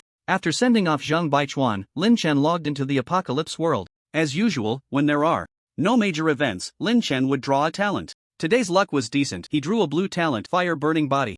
According to the system's description, this is a talent that allows one to manipulate flames and provides initial immunity to fire. Unfortunately, compared to an 8-blade user, this talent is not very useful for Lin Chen, and there is still no need to change it. Since entering the apocalypse world, Lin Chen's 2 significant power boosts have been related to drawing high-quality talents. Now that his talent bar is full, Lin Chen is eager to obtain a second talent stone to gain a third talent slot. However, talent stones are indeed rare, and acquiring one depends entirely on fate. After drawing the talent, Lin Chen first went to Gu Yuan to forge today's spirit weapon, then returned to the attic to nurture the giant egg with the remaining spiritual power. Just a couple of days ago, Lin Chen began trying to infuse spiritual power into the giant egg. To his surprise, as soon as the spiritual power touched the egg, the life form inside, still being nurtured, reacted and appeared quite joyful. Seeing this, Lin Chen decided to leave a bit of spiritual power to nurture the giant egg every day. He just hopes that the life inside won't disappoint him once it hatches. Today, in addition to the task of forging spirit weapons, Lin Chen also needed to lead a team to patrol and hunt monsters. Recently, a group of rampaging wild boars had appeared in the wilderness outside the village, numbering about a dozen. Lin Chen's task was to clear these wild boars. Considering that the team of newcomers he had recruited had yet to go out for training, Lin Chen gathered them together, intending to take them out to kill monsters and share some experience with them. Upon learning that the boss was personally leading the team, the members of the squad naturally showed great enthusiasm and quickly logged in at the agreed time to meet in the east of the city. To deal with the wild boars, Lin Chen didn't prepare much. He only brought Along Gushan and Guhi from the malicious second team, along with Qin Changsheng, Wang Zilong, the Ultimate Iron Man, and Nangong Henshan, making a team of 6. It is worth mentioning that during this time, Qin Changsheng had also started to gain experience with the militia team and had now risen from level 1 to level 3. Leading everyone out through the east gate, Lin Chen instructed Gushan and Gu He to spread out to search for the wild boar's traces. As seasoned militia members, tracking monsters in the wilderness based on their droppings and footprints is basic skill. Moreover, wild boars are not very intelligent. Unlike the bloodthirsty wolves, they do not deliberately clean up their droppings. So as long as there are traces, they can be found quickly. Before long, Guhi returned along the same path, saying he had found traces of the wild boar group, but it seemed that the militia's 5th team was already engaged in slaughtering them. Lin Chen hurriedly led everyone over and discovered a low-lying slope, where the 5th team, under the leadership of Dugu Feng, was skillfully defending against the charge of the wild boar group using defensive traps. The Ancient Four were not here. It appeared that the 5th team had set up traps in advance, luring the wild boars over with bait. There were 12 wild boars in total, the highest level among them being only level 6, while most of the others were at levels 4 or 5. Taking advantage of the terrain, the 8 members of the 5th team seemed to have the upper hand. Wow, look at those 2 blocking a level 5 wild boar's charge with just ordinary shields. The little monster couldn't help but praise, impressive. No wonder they are the 5th team's newcomers, their coordination is amazing. Lin Chen smiled and said, if you can last half a month under the training of the Ancient Four, your level of tacit understanding will be just like theirs.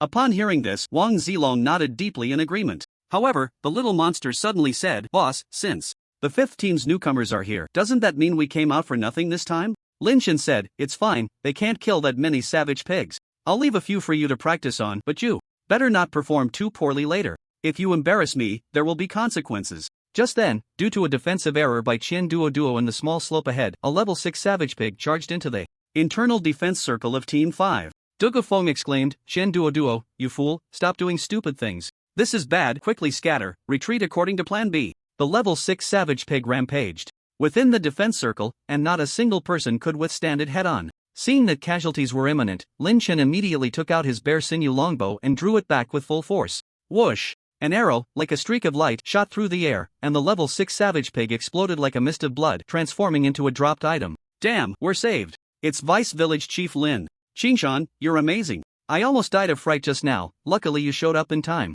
Qian Duo, you stupid pig, how could you make such a small mistake? The members of Team 5 breathed a sigh of relief upon seeing Lin Chen and the others ahead. After a brief moment of chaos, Team 5 quickly reformed their defensive formation and began to methodically deal with the remaining savage pigs. Lin Chen said, did you see that? The Ultimate Iron Man and others exclaimed, damn, we saw it. Boss, that arrow you shot was so cool, you took down the leading savage pig in one shot. I meant, did you see Team 5's reaction? Although they were breached by the monsters, they quickly organized themselves again, dividing tasks and cooperating in an orderly manner. My expectations for you aren't high, just achieving about 80% of their level is enough. Now let's see how you perform. With that, Lin Chen didn't hesitate and immediately knocked 2 arrows. He didn't use all his strength with the 2 arrows, only grazing 2 level 5 savage pigs on the outskirts. At this point, the already dazed savage pigs noticed the delicious human food behind them and, without a second thought, charged over. The momentum of the charging savage pigs was comparable to that of a massive buffalo, their limbs pounding the ground, dust flying, appearing like a train coming straight at them.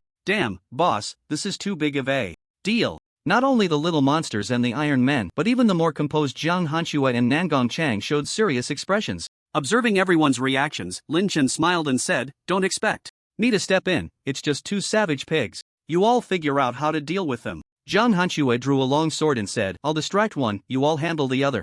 The others had no time to think, and could only follow Jiang Hanxue's lead. Okay, Sister Jiang, be careful. As a formal member of the militia, Jiang Hanxue was the strongest among this group in both courage and strength. Facing a charging savage pig, just as it was about to reach her, she suddenly executed a sliding tackle, causing the savage pig to miss its charge completely. Then, Jiang Hanxue gripped the sword hilt tightly and stabbed at the level 5 savage pig. Meanwhile, Wang Zilong and the others were frantically dealing with the other savage pig. Wang Zilong took out his shield, trying to mimic Team 5's method to restrict the savage pig's charging ability, but the other members of his team were not trained by the Ancient Four, and none could coordinate with him. As a result, their formation quickly fell apart, and everyone only managed to stab the savage pig a few times before being chased away by the enraged creature. The little monster, who had stabbed the hardest, was relentlessly pursued by the furious savage pig. The little monster was almost in tears, shouting, help boss, I'm about to be done for. Seeing the little monster running towards him, the ultimate Iron Man also took off running, turning back to shout, "Little monster, for the love of God, don't run this way." Witnessing this scene, Lin Chen was both angry and amused, and even Gu He and Gu Shan beside him couldn't help but say, "Vice Village Chief Lin, I think they still need professional training." Yeah, they definitely need more practice. At that moment, Lin Chen realized that the Ancient Four had a knack for training the born ones. He decided to discuss with the Ancient Four after returning to the village, asking for help to train this batch of people. Seeing that Zhang Hanyue was also struggling to deal with the level 5 ferocious pigs, he couldn't hold on for long. Lin Chen shot 2 arrows, directly severing the hind legs of 2 level 5 ferocious pigs. The pigs, now missing a leg, had greatly reduced mobility, and after a few minutes of bloodletting, they were killed by the members of the team. Having successfully slain 2 severely injured ferocious pigs, the team, led by the little monster, cheered as if they had accomplished something monumental. Observing this, Lin Chen shook his head inwardly. What a ragtag bunch he had gathered. The 2 ferocious pigs only dropped white-quality pig skins, which Lin Chen did not take, allowing the team to divide them among themselves. Looking over at the militia team 5 and the small slope, they were still working together to deal with the remaining ferocious pigs. Lin Chen did not draw any more monsters but instead let the team observe the cooperative actions of the militia team 5 below. After about 10 minutes, the exhausted Dugufeng and the others finally wiped out the entire group of ferocious pigs. Lin Chen walked over with the others and had a brief chat with Dugufeng. It turned out that the monsters around Gyutan village had been decreasing recently and the daily experience points gained were insufficient. So Dugufeng, with the consent of the Ancient Four, had been using bait to attract passing monsters near the village with Team 5. Their luck was quite good, as they had just lured over the group of ferocious pigs that Lin Chen intended to eliminate, which led to the earlier scene. Lin Chen did not mind that Dugufeng and the others had taken his task monsters. After all, the drops from a bunch of low-level ferocious pigs were no longer useful to him. Moreover, the militia team 5 had a good personal relationship with him. After retrieving a green pig bone dropped by the level 6 ferocious pig, Lin Chen received an important piece of news from Dugufeng. That was, Chang Kongqua and the others had safely exited the ancient ruins and were returning to the village. Lin Chen asked with some surprise, "So, Captain Li Hai is coming back too? Were there any losses in this operation?" Yes, it is said that Captain Li Hai obtained what he wanted in the ruins, but many people died during this expedition. I heard from Chang Kongqua that 3 members of a militia team died, and 2 born ones also perished. Lin Chen nodded, not asking further. The death of so many people indicated that the expedition to the ruins was still very dangerous. As for whether Gu Li Hai had obtained what he wanted, could it be another legacy of the sequencer? Early the next morning, before Lin Chen logged into the apocalypse world, he received a message from Wang Zilong on WeChat saying that Gu Li Hai and the others had returned to the village. Lin Chen did not hesitate, quickly resolved his breakfast, and headed to Gyutan village. As he walked along the way, the atmosphere among a team of militia in the village was quite good, as if they were celebrating their captain's return. Upon entering the temple conference room, Lin Chen found the 3 village elders and 4 militia captains, including Gu Li Hai, present. "You're here? Sit down, let's hear about Li Hai's experiences in that ruin." Gu He waved, even arranging a new seat for Lin Chen beneath the 3 village elders. It seemed he had learned from others that Lin Chen had become the deputy village chief. Although Gu Li Hai was surprised by this process, he still smiled and nodded at Lin Chen. Once seated, Lin Chen listened as Gu Li Hai continued to speak. The ancient ruins are located underground in a stretch of desolate mountains where everything is barren. Not only are ordinary beings scarce, but even monsters and eerie spirits are extremely rare. We searched for 3 days in the desolate mountains according to the ruins map before we found the underground entrance to the ruins. This ruin was once a civilized village with many dilapidated buildings. Since we hadn't encountered any danger along the way, we became somewhat careless. That night, to conserve resources, we didn't light any spirit fire candles, and to our shock, when we woke up the next day, our team members Gu Kai and Gu Erli had tragically died in their sleep. The Ancient Four couldn't help but ask, tragically died? How did they die? They must have died from being scared in a nightmare, their features twisted in horror, as if they encountered something terrifying. I shared a tent with one of them, but during that time, I didn't notice anything unusual. At this point, Gu Liahai's expression grew serious. "I suspect there is a spirit in the ruins that can manipulate dreams, so I plan to try the spirit-revealing talisman the village chief gave me at night." However, after that night, we never encountered any more attacks from the spirit. Upon hearing this, the expressions of those present varied, and Lin Chen raised an eyebrow. If there really was a spirit in the ruins, it wouldn't just kill 2 people and leave. At this moment, Gu Lihai continued, "After not encountering any more attacks from the spirit, we breathed a sigh of relief. In the following days, we gradually delved deeper into the ancient ruins, but the area of the ruins is vast and it took us a long time to find the core location of the ruins. There, we saw a towering tower with a spire that reached the clouds. This tower was very tall, and its outer walls were entwined with some unknown glowing vines. Hearing this, Gu Yun's expression showed some excitement. A wizard's tower. The ruins you found have a wizarding heritage? Gu Lihai nodded. The village elder was right, most of the buildings in the ruins have spires, columns, and arched windows, resembling the wizarding civilization recorded in ancient texts. Quick, tell us what you found next. Were there any spells or magical artifacts? However, Gu Lihai could only smile wryly. We hadn't even had the chance to explore when we were surrounded by skeletal monsters that burst out from the wizard's tower. These skeletal monsters were made entirely of bones, some were humanoid while others were beast-like. After a fierce battle, one of the villagers who was born there died on the spot. Later, we discovered that the weakness of the skeletal monsters was a glowing substance in their hearts. As long as we destroyed that substance, the skeletal monsters would turn into a pile of broken bones. About the 5th day of entering the ruins, we finally managed to bypass the skeletal monsters' guards and entered the wizard's tower. The wizard's tower was large, and at first, we collected quite a few useful resources inside, some of which were even left behind by the previous generation of villagers. Hearing this, Lin Chen felt a bit moved but did not interrupt Gu Lihai. However, that night, we encountered the dream spirit's attack once again, and this time, I was personally dragged into the dream. Upon hearing this, Gu Yun couldn't help but say, then this dream spirit must undoubtedly be a professional-level spirit. It dragged you into its rule-filled nightmare, so what exactly did you encounter in that dream nightmare? At this point, Gu Lihai's face turned pale, as if he recalled something that terrified him. His eyes gradually reddened as he said, that dream could manifest the deepest fears of memory. In the dream, I was pulled back to my childhood, witnessing the scene where my father was torn apart and devoured by a group of demons to protect me. The hot blood splattered on my face. My father was in agony, crying out for me to run away. This scene repeated over and over before my eyes. I knew I was in a dream, but I had no way to break free from it. Seeing Gu Lihai's emotions becoming unstable, Gui also recalled the tragic scene from many years ago and quickly admonished, alright, stop talking. Don't dwell on bad memories. Gu Lihai took a deep breath, suppressing the sadness that surged within him, and continued, I always thought I would sink into the fearful dream until death, but for some reason, I suddenly woke up from the dream. Looking at the others in the team, they were all drenched in sweat, their expressions horrified, as if they had just woken up from a terrifying dream. Gui frowned and asked, do you have any spirit fire candles? We lit them. After waking up, I specifically checked the candle, and the spirit fire candle was burning brightly, showing no signs of extinguishing. What about the team members who were on duty to watch over you? Didn't he notice your unusual situation? That night, it was Gu Zhong who was watching the candles. He went missing. We searched the entire wizard tower afterward but found no trace of him. Gu Man couldn't help but say, Gu Zhong?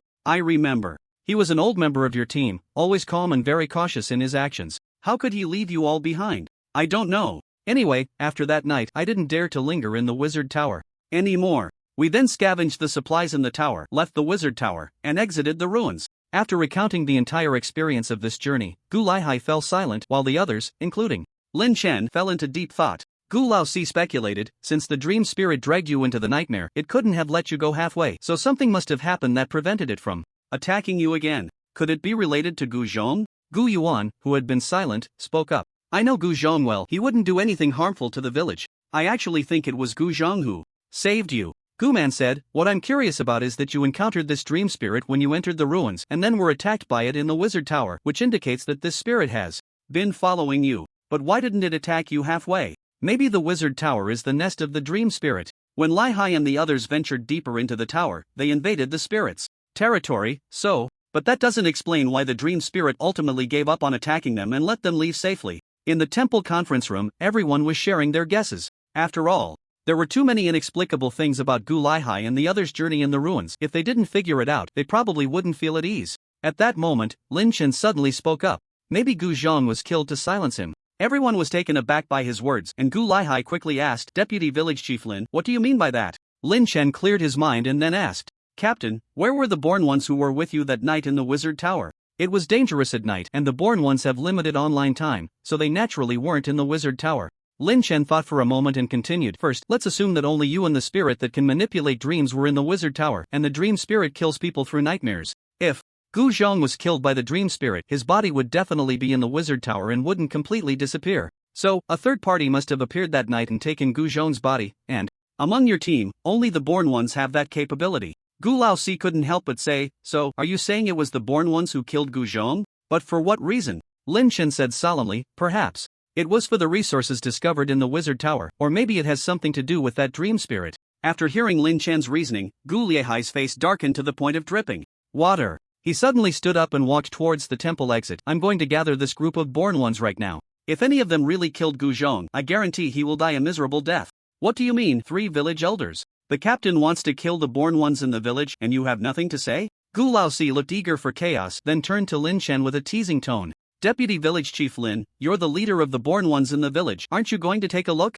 Lin Chen shot Gu Laozi a glance and said, a killer will always be killed. If any born one really killed a villager, I certainly won't protect them. Then he made a decisive statement, ending the topic. Alright, let Lai Hai investigate whether the born ones committed murder. This time, Lai Hai and the others brought back a lot of useful resources from the ruins. Here's the list he submitted, take a look.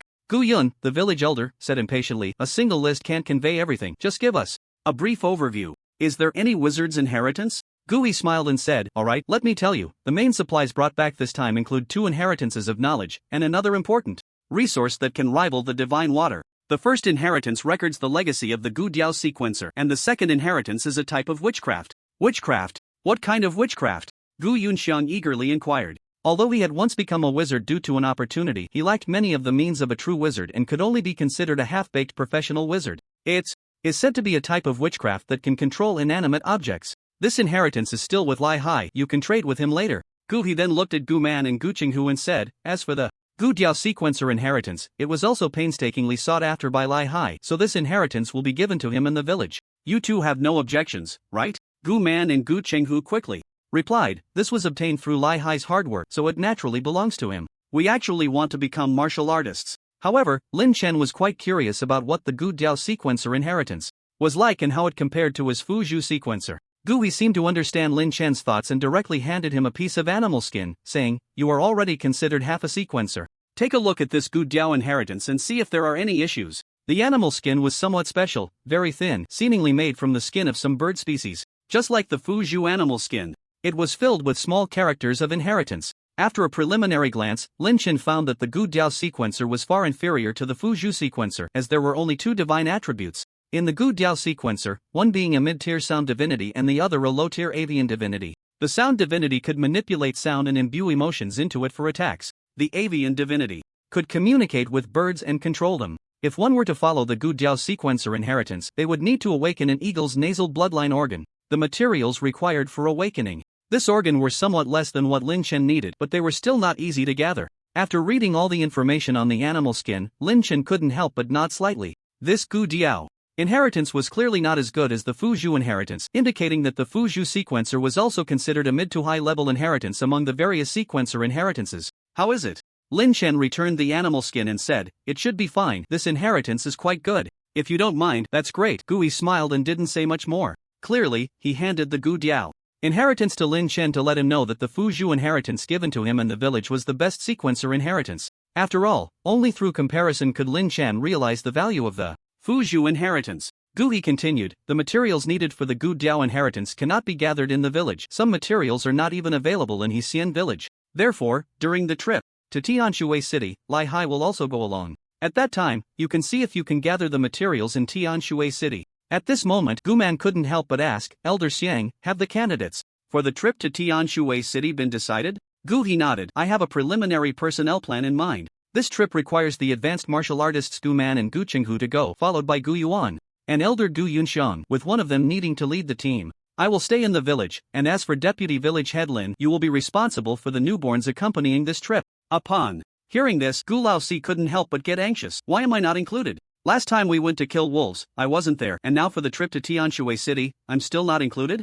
He had anticipated Gu Laozi's reaction and calmly looked at him, saying, if you go too, then none of the 4 militia leaders in the village will be left. Besides, what do you want to do in Tianshui City? I want to trade for supplies. I need materials to draw divine symbols, and I want to see the outside world. Before He could respond, Gu Yuan scolded, what are you going to see? If you want to exchange for supplies, write a list for me, and I guarantee I will find everything for you. After saying this, Gu Yuan ignored Gu Laozi and instead discussed with Gu Yun, old Yun, do you think it should be you or me going this time? Gu Yun had little interest in going to Tianshui City and waved his hand, saying, if you want to go, then go ahead. I still need to stay here to study witchcraft, but I do lack quite a few materials, so I'll trouble you then. No problem, I guarantee I'll gather everything for you by then. Gui spoke again, since the candidates have been decided, I'll mention an important resource brought back by Lai Hai. As he spoke, he took out 3 stones glowing with 7 colors and placed them on the table. These are 3 source stones discovered within the wizard tower. Source stones? Upon seeing these stones, both the professional level Gu Yuan and Gu Yun couldn't help but get excited.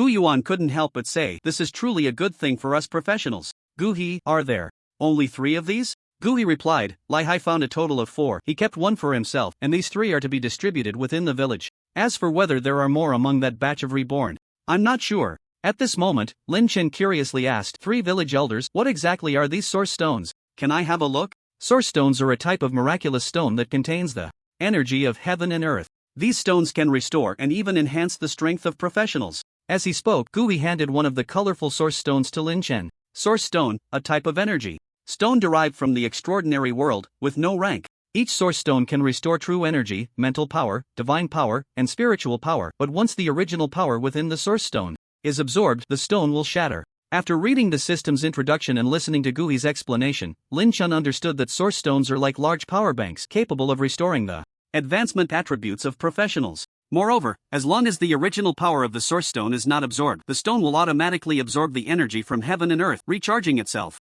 What a good thing! Currently, Lin Chen's daily forging of spiritual tools is limited due to insufficient spiritual power. If he had these source stones, the number of spiritual tools he could forge would increase exponentially. Elders, how should we distribute these source stones? Upon hearing Lin Chen's question, Gu Yuan and Gu Yun also looked at Gu He. For the 2 of them, these source stones are also rare treasures. 3 burning gazes fell on Gu He, who smiled at Lin Chen and said, the number of source stones is scarce, and this item will not be distributed, it belongs to village resources. However, considering that the village's daily output of spiritual tools is limited, if we can't keep up with the actions of Tianshui City, it would be unfortunate. Therefore, these 3 source stones will be temporarily entrusted to Deputy Village Chief Lin for safekeeping. Lin Chen didn't expect that all 3 source stones would fall into his hands, but similarly, his daily work of forging spiritual tools would likely increase significantly. In a word, there are gains and losses. However, if his spiritual power is abundant, Lin Chen can not only complete the village's tasks faster but also tailor a set of spiritual tool equipment for himself. After the meeting was adjourned, everyone dispersed. After Gu He handed the 3 source stones to Lin Chen, he left the divine pool cave. It is said that the village chief has reached a critical point in his seclusion, and currently, apart from Elder Gu He, everyone else is prohibited from entering the divine pool cave. Subsequently, Lin Chen arrived at a playground in Gyutan village, where he saw Gu Lai Hai gathering the reborn for the expedition to the ruins. However, since some of the reborn had already gone offline, only 3 out of the 5 reborn had come, while the other 2 were still missing. Lin Chen had the roster of reborn in the village, so he naturally knew who these 5 people were. However, among these 5, apart from Chang Kongqua, whom he was somewhat familiar with, he did not know the others. The 3 who had arrived were Chang Kongqua, Zhou Jiwa, and Duck Bibo, while Li Qianjie and Fu Yuan had yet to arrive. It is worth mentioning that the Jianin long knife that Lin Chen had obtained through a trade with Dugafeng originally belonged to Li Qianjie, who was said to be a master with the knife. Lin Chen observed from a distance for a while, not intending to intervene. After all, this group of early reborn villagers was unfamiliar to him, and now he had suddenly become the deputy village chief managing the reborn. These experienced reborn probably wouldn't take orders from him. Getting closer instead made it less beautiful. However, when Chang Kongqua saw Lin Chen appear, he walked over after exchanging a few words with Gu Lai Hai. Deputy village head Lin, long time no see. Lin Chen stopped, turned his head, and smiled. Yes, long time no see. Is there something you need, brother Chang Kong? Chang Kongqua didn't beat around the bush and said directly, I heard that. Deputy village head Lin is skilled in forging spiritual tools. I would like to commission you to help me forge a few. Sure, but I still have a large batch of spiritual tool orders within the village that haven't been delivered. Chang Kongqua smiled and said, this matter is quite urgent for me. If Deputy Village Head Lin can spare some time, I can trade you some useful items for us reincarnators, and this item is rare, I fear you won't find it elsewhere. As he spoke, Chang Kongqua took out an oval stone. Lin Chen took it and looked at it, his heart racing. Flint stone, a stone that represents hope. This is an exclusive item for reincarnators. After use, it can increase a reincarnator's daily retention time in the apocalypse world. 1 flint stone can increase retention time by half an hour. It turned out to be an item that could increase online time. 1 flint stone equaled an extra hour of online time. Lin Chen had always thought that only after reaching a professional level could one increase online time. Brother Chang, did you collect this flint stone from the wizard tower? Ha, Deputy Village Head Lin is quite well informed. Yes, there is a room in the wizard tower that stores these flint stones. Perhaps because they are only useful to us reincarnators, despite the passage of time, these flint stones have not weathered and are still usable. Lin Chen nodded, thinking that the flint stone was indeed what Gu Lai Hai referred to, something left behind by reincarnators from the previous era. But regardless, this flint stone was quite important to Lin Chen, as long as he didn't have to pay too high a price. He was determined to get it. How many flint stones does Brother Chang have, and how do you plan to trade? There aren't many flint stones in that room. Although the captain allowed us reincarnators to divide them, each person didn't get many. I only took 5 at the time, used 3, and now I have 2 left for trade. Hearing this, Lin Chen asked, are there any restrictions on using flint stones? No restrictions, but I personally feel that this treasure is a waste if used too much, so I only use 3. Lin Chen nodded and asked again, how does Brother Chang want to trade? I would like to commission Deputy Village Head Lin to forge 2 spiritual tools for me and then prepare 10 pounds of blood food. After hearing Chang Kongqua's request, Lin Chen fell into thought. Forging spiritual tools was not difficult for him, it was a simple task. However, 10 pounds of blood food posed some difficulty for him. Currently, his monthly retention of blood food was low and he feared he would have to trade with the Ancient Four to gather 10 pounds of blood food. Nevertheless, Lin Chen still wanted to negotiate the price. Brother Chang, do you know Captain Lu Hai from Hexian Village? When he commissioned me to forge spiritual tools, he offered a green algae fruit that could increase 5 attribute points for 1 item. I didn't agree immediately. You also want to add 10 pounds of blood food, this price is really too high. I admit that the flint stone is of great significance to us reincarnators, but within this ancient pond village, perhaps only I can offer a large amount of resources to trade with you. How about this? I will forge 2 spiritual tools for you, I will cover all the materials, and I will also gift you an extra pound of blood food. You will trade me the 2 flint stones, how about that? Chang Kongqua, who perhaps rarely haggled in reality, frowned slightly after hearing this, hesitating a bit.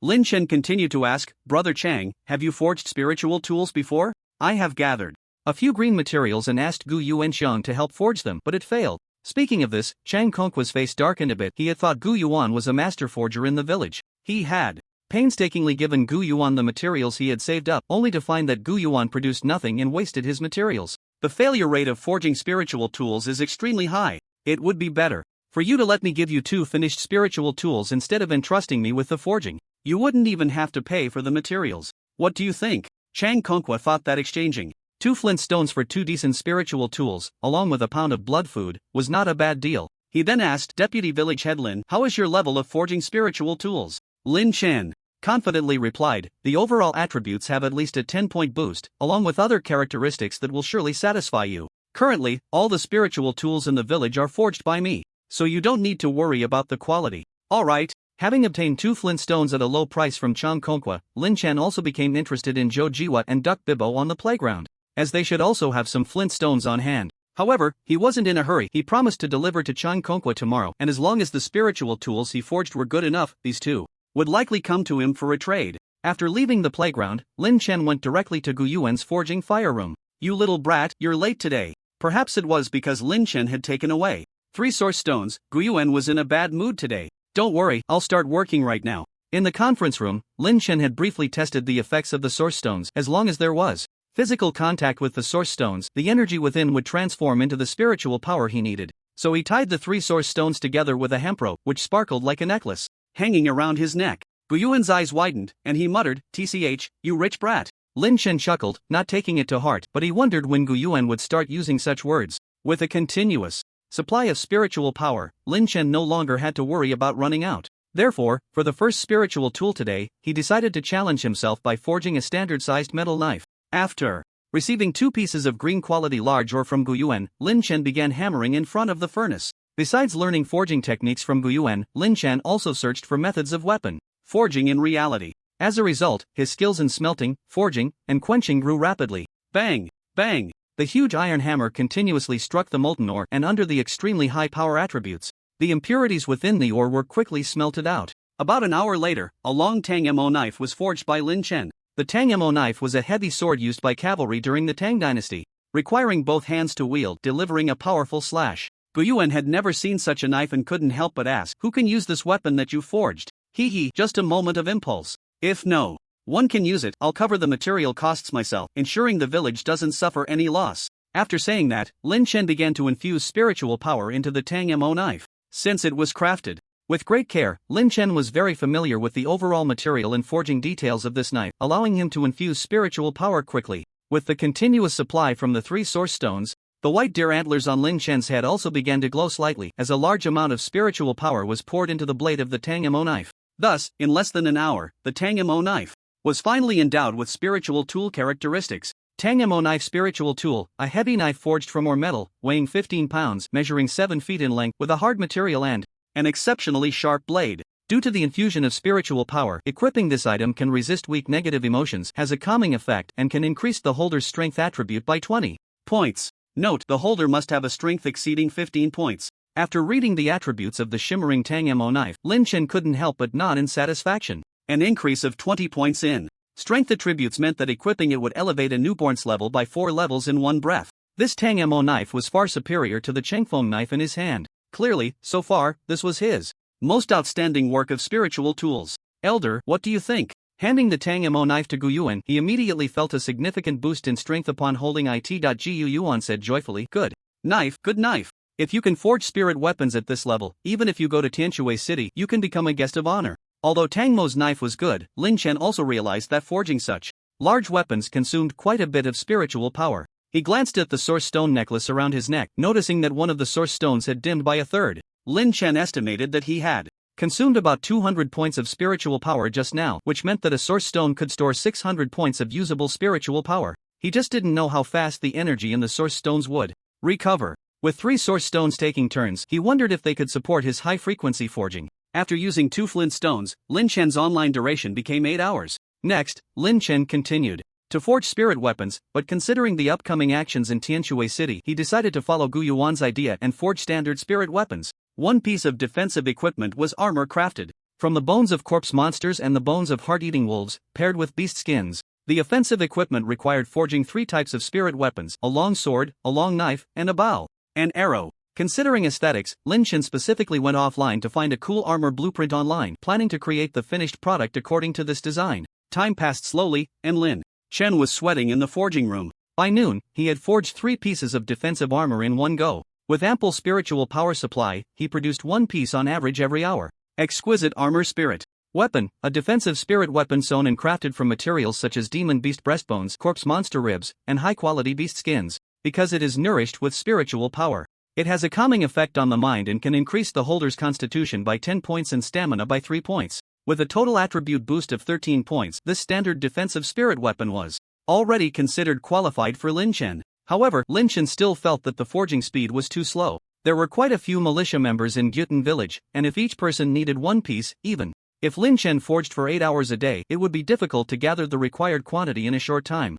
Since this armor was standard, with fixed materials and specifications, there wasn't much difference between making it himself and having others make it. Lin Chen discussed with Gu Yuan that he would only be responsible for nourishing the armor while leaving the actual crafting to others. Gu Yuan thought about it and agreed, planning to gather a group of women from the village to make the armor, so Lin Chen would only need to nourish it. After solving lunch in reality, Lin Chen continued to go online in the afternoon to forge spirit weapons. Next, he planned to use his materials to forge 2 commissioned spirit weapons for Chang Kongqua. Chang Kongqua's request was for a bow and arrow spirit weapon and a long knife spirit weapon. Lin Chen had quite a bit of material in his backpack, with a lot of corpse monster bones gathering dust. After some thought, he decided to use a wolf tendon paired with a corpse monster bone to forge the bow and arrow. As for the long knife, he would use a corpse monster bone along with a bit of metal ore for the forging. Both the bow and arrow and the long knife were weapons Lin Chen was skilled at using, so the crafting process went very quickly, and he felt quite at ease. In about 2 hours, the 2 commissioned spirit weapons were already nourished and completed. The bow and arrow were named Wolf Monster Longbow, which could increase strength by 7 points and agility by 5 points, making it a medium-quality spirit weapon. The long knife was named Exquisite Bone Knife, which could increase strength by 8 points and constitution by 4 points, also a medium-quality spirit weapon. Lin Chen was quite satisfied with the attributes of the 2 spirit weapons, as the materials used this time were not the best in his backpack, and being able to forge weapons with a boost of 12 to 13 points was already impressive. Taking advantage of the little online time left, Lin Chen found Chang Kongqua in the village and handed over the 2 spirit weapons to him. Upon receiving the 2 spirit weapons, Chang Kongqua was naturally very surprised. He didn't expect Lin Chen to have forged them for him in just half a day, and the attributes of these spirit weapons were indeed impressive. In addition to the attribute boosts, they also had a calming effect on the mind. Deputy Village Head Lin, I now understand why you were able to leap to a high position in the village. It turns out it's because of your unique talent for forging spirit weapons. Lin Chen smiled and said, if you think this spirit tool is good, could you help me promote it, Brother Chang Kong? I guarantee there will be discounts for those you refer. Of course, what I need most right now is still flint. Upon hearing this, Chang Kongqua understood Lin Chen's intention. Don't worry, as far as I know, Zhou Jiwa still has a few pieces of flint on him, and he is also in need of spirit tools. When the time comes, I'll have a word with him. At this point, Lin Chen couldn't help but ask, "Brother Chang Kong, how did you all fare on the playground this morning? Did Li Qianjie and Fu Yuan log in at last?" "No, it seems they knew something, as they didn't log in all day." Lin Chen frowned slightly, suspecting that the ones who acted against the ancient bell in the wizard's tower were likely those two. "I heard from Dugafeng that you high-level players formed a group. Was there no news in the group?" Chang Kong quite chuckled. "Dugafeng is quite the chatterbox. Yes, we do have a private group, but when I checked around noon, both Li Qianjie and Fu Yuan had left the group and deleted us as friends." He added, "I mentioned this to the captain, but he didn't say much, only that if the two of them appear in the village again, they should be dealt with immediately." Lin Chen sighed inwardly. Their actions clearly indicated they didn't intend to stay in Gutan village any longer. However, he was quite curious about what these two were after that they dared to kill the ancient bell, and whether the dream anomaly in the wizard's tower had anything to do with them. As night gradually fell, in the villa, Lin Chen was trying to infuse several materials with spiritual energy. There were industrial alloys, various jades, as well as gold and silver among the materials. These materials were all purchased online by Lin Chen, specifically to test whether they could carry the properties of spiritual energy. However, the results of the experiment left Lin Chen quite disappointed. Currently, aside from his crafted short knife, he only found one type of jade that could slightly carry his weak spiritual energy. It seemed that materials produced in reality couldn't compare to those in the apocalypse world. After a long period of busy work with little reward, Lin Chen practiced archery for a while. Since acquiring the causal archery talent, his Tianqing archery skill had increased by at least several hundred points in proficiency every day. Now, the Tianqing archery had reached level 5, and a new characteristic had emerged. Tianqing archery green, LV5, 203/2500. Each point of health attached to the arrow can increase arrow damage by 16%, and the 7th consecutive arrow can unleash an additional 96% damage. Green characteristic, additional consumption of basic health value can create arrow clones, with a maximum of 6 additional arrows. Lin Chen discovered that when the Tianqing archery skill upgraded from level 4 to level 5, the power of the arrows did not increase. Instead, a capability called the green characteristic appeared. He had tried this characteristic, and when he infused 7 points of health into the arrow, it could create 6 additional arrows that would hit the target alongside the main arrow, and all arrows could simultaneously trigger their enhanced damage. This meant that Lin Chen could deal the damage that previously required 7 arrows with just one shot. If he encountered that level 10 heart-eating Wolf King again, Lin Chen felt that even with its demonic enhancements, it wouldn't withstand the damage from his 3 arrows. Perhaps the reason the Tianqing archery was classified as a green quality external skill was because of the 6 illusion arrow feature. As night deepened, a dark cloud obscured the moonlight. In the apartment complex where Lin Chen had just moved out, a horrifying scream suddenly pierced the night. The sound was incredibly penetrating, waking many tenants from their sleep. "Damn, are you crazy? I have to work tomorrow. What the hell are you screaming about at this hour? What the hell? Why is that sound so terrifying?" The chilling scream only echoed once, and many cursed before immediately falling back asleep. Even the security guard, who had initially been startled, paid it no mind and returned to the security booth, yawning before starting his journey. In the game eye in the building where Lin Chen once lived, the light suddenly flickered, and a mass of black mist spread down from the top floor, completely enveloping the entire building. Suddenly, the building was plunged into utter darkness, and screams echoed from various rooms. About an hour later, Lin Chen received a distress message from Zhang Baichuan. "Lin, things are not looking good. A major ghost invasion incident has occurred in Linhe City, and Xiao Bo and Zhao Shuang from our team are trapped inside." A ghost invasion? It's important to know that a ghost invasion is a different matter from a monster invasion. Lin Chen had heard Lu Bo mention that there had been 2 ghost invasion incidents in the country, each resulting in extremely heavy casualties, and the authorities had to pay a particularly heavy price to quell the ghost cases. Now that Lu Bo was trapped, Lin Chen couldn't help but feel anxious and hurriedly made his way to the talent apartment with his short knife spirit tool.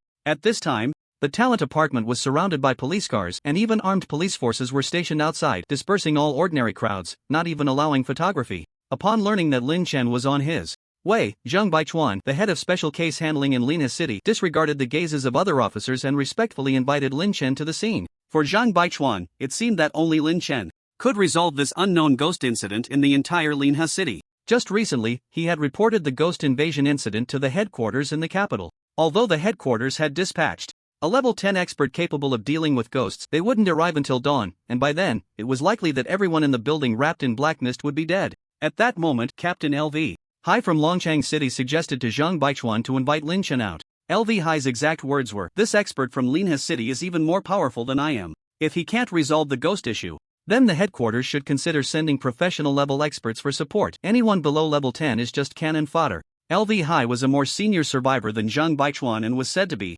gathering materials to promote to professional level, so his words naturally carried credibility. Thus, in a state of panic, Zhang Baichuan contacted Lin Chen. Standing under the familiar building, Lin Chen felt a sense of nostalgia. Just a week or two ago, he had lived in this building, and now, unexpectedly, trouble had struck right after he left. Could it be that he carried some kind of fateful talent? At this moment, the apartment building was shrouded in a faint black mist, and the entire 11-story building showed no trace of light. Below, Zhang Baichuan quickly briefed Lin Chen on the situation. Inside the building, the ghost invasion should have occurred around 11:20 p.m. At that time, everyone in the community heard a terrifying scream, and then the entire building was enveloped in black mist, trapping the people inside and causing anyone who entered from the outside to lose contact. Lu Bo and Zhao Shuang were the first to arrive. They said they would go in to scout, but unexpectedly, they lost contact after entering. After that, I didn't dare to send anyone else in. I could only evacuate the surrounding crowds and seal off the information. After hearing Zhang Baichuan's account, Lin Chen couldn't help but frown and said, Captain Zhang, didn't you think of going in to save them yourself? Upon hearing this, Zhang Baichuan showed an embarrassed expression. Next to him, Zhou Huaiwen spoke up. It's not that Captain Zhang is afraid to go in, but according to the principles of ghost invasions, if a captain-level figure doesn't have the means to deal with the ghost, they are prohibited from taking risks in unclear situations. Lin Chen glanced at Zhou Huaiwen and asked again, how long have Xiao Bo and the others been inside? It's been over 20 minutes since they lost contact right after entering. I notified you as soon as I could. From my guess, this black mist should be the ghostly trap of a professional-level ghost capable of sealing off space. Lin, if you're not confident, it's better not to take the risk of going in. If I'm not going to take the risk, why did you notify me to come? Lin Chen's retort left Zhang Baichuan speechless. I think your rules need to change. If the captain doesn't charge in, how can the team members take the risk? That logic doesn't hold anywhere. Lin Chen was still somewhat annoyed that Zhang Baichuan had let Lu Bo venture into the ghostly trap. However, this is not the time for accountability. The people inside this building need saving, and the ghostly trap must be broken. Lin Chen stood before the black mist, carefully sensing the strength of this ghostly trap. Strictly speaking, this was not a professional-level ghostly trap, but rather a semi-professional one, similar to the fog trap from before. If it were truly a professional-level ghost, even with his exceptional combat power, he would likely hesitate to enter. Lin Chen turned to Zhang Baichuan and Zhou Huaiwen and said, I need to go in to save people. Who's coming with me? Zhou Huaiwen quickly replied, the captain can't go in. I'll go with you. I have external skills to deal with ghostly spirits. Zhang Baichuan's lips moved, but he said nothing. Alright, you come with me. With that, Lin Chen stepped into the black mist, taking Zhou Huaiwen along with him. Inside the black mist, Lu Bo and Zhao Shuang were hiding with a group of apartment tenants in a pitch-black room. The room was small, with about a dozen people crammed together, their heavy breathing audible to one another. But no one dared to make a loud noise. Zhao Shuang pressed against the door and reiterated, remember, don't look at your phones, don't make anything that emits light. That monster outside can sense light sources. We just need to hold on. Someone will definitely come to rescue us. A young college student among them couldn't help but whisper, Big brother, what exactly was that thing just now? Is it human or a ghost? Zhao Shuang replied solemnly, none of that matters. Just hide well, don't make light, and don't make too much noise. I guarantee there won't be any danger. As for what you want to know, I'll tell you after this crisis is over. At that moment, a 5 or 6-year-old girl tugged at Lu Bo's shirt and said, Police uncle, my mom didn't come into the room. Is she in danger? Lu Bo thought to himself that at just 18, he was being called uncle, but he remembered that this girl was found on the 8th floor, which seemed to be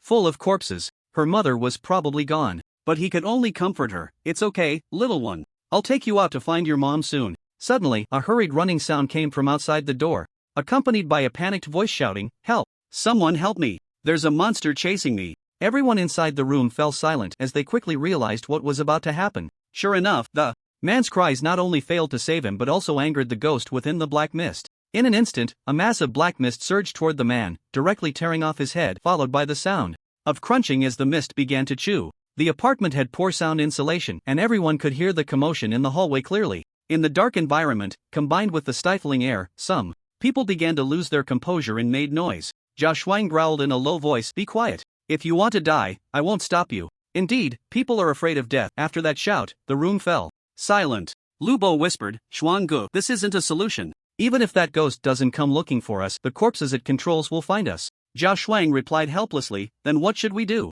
We can't even handle an ordinary corpse. Going out would just mean death. Let's wait patiently. Our captain will definitely come to rescue us. At least the people from headquarters can't make it. But your brother Lin should come, right? Lu Bo said, If he knows I'm in danger, he will definitely come to save me. I'm just afraid that this ghostly spirit is too strong and will drag Ego down with it. Don't worry about that. Your Ego is on the headquarters list, so his strength is definitely not weak. What headquarters list? I haven't heard of it. I'm not very clear either. I heard the boss mention it once. He said this list is for unofficial beings that have been discovered in the country with a higher level of danger. Meanwhile, after Lin Chen and Zhou Huaiwen entered the black mist, they found that there was not a trace of light in the building. The air was filled with the smell of blood.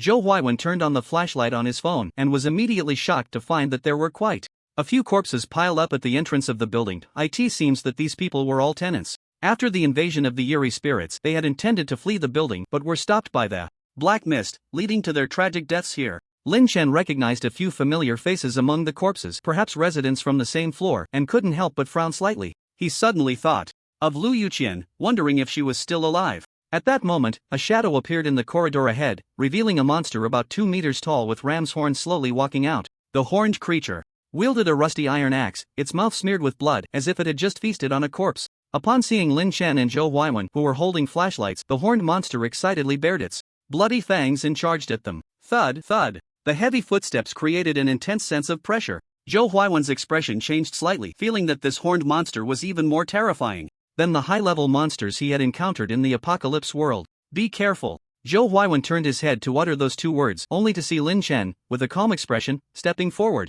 and delivering a powerful kick. Thud. The charging horned monster was instantly sent flying like a cannonball, crashing through a wall. The horned creature struggled in the cement rubble, trying to crawl out, but Lin Chen stepped on its chest. That foot felt as heavy as 1,000 pounds, and the fearsome horned monster struggled for a long time but couldn't get up. After gauging the strength of the horned monster, Lin Chen didn't hesitate. He made a slight cut with the intricately carved short knife in his hand, and the blade flashed, instantly severing the monster's head. Perhaps it was the Corpse King transformed by the eerie spirit. After death, the horned monster turned to dust and dissipated. This brief battle lasted no more than 5 seconds, leaving Zhou Huaiwen somewhat dazed. He then swallowed the words he had intended to say after "be careful." He finally understood why Zhang Baichuan had invited Lin Chen. Lin, Great Master, is this monster an eerie spirit? It's not exactly an eerie spirit. It may have once been some kind of monster, eroded by the eerie spirit, turning into the Corpse King within the ghostly realm. After explaining, Lin Chen looked at Zhou Huaiwen and asked, "What, have you never seen an eerie spirit?"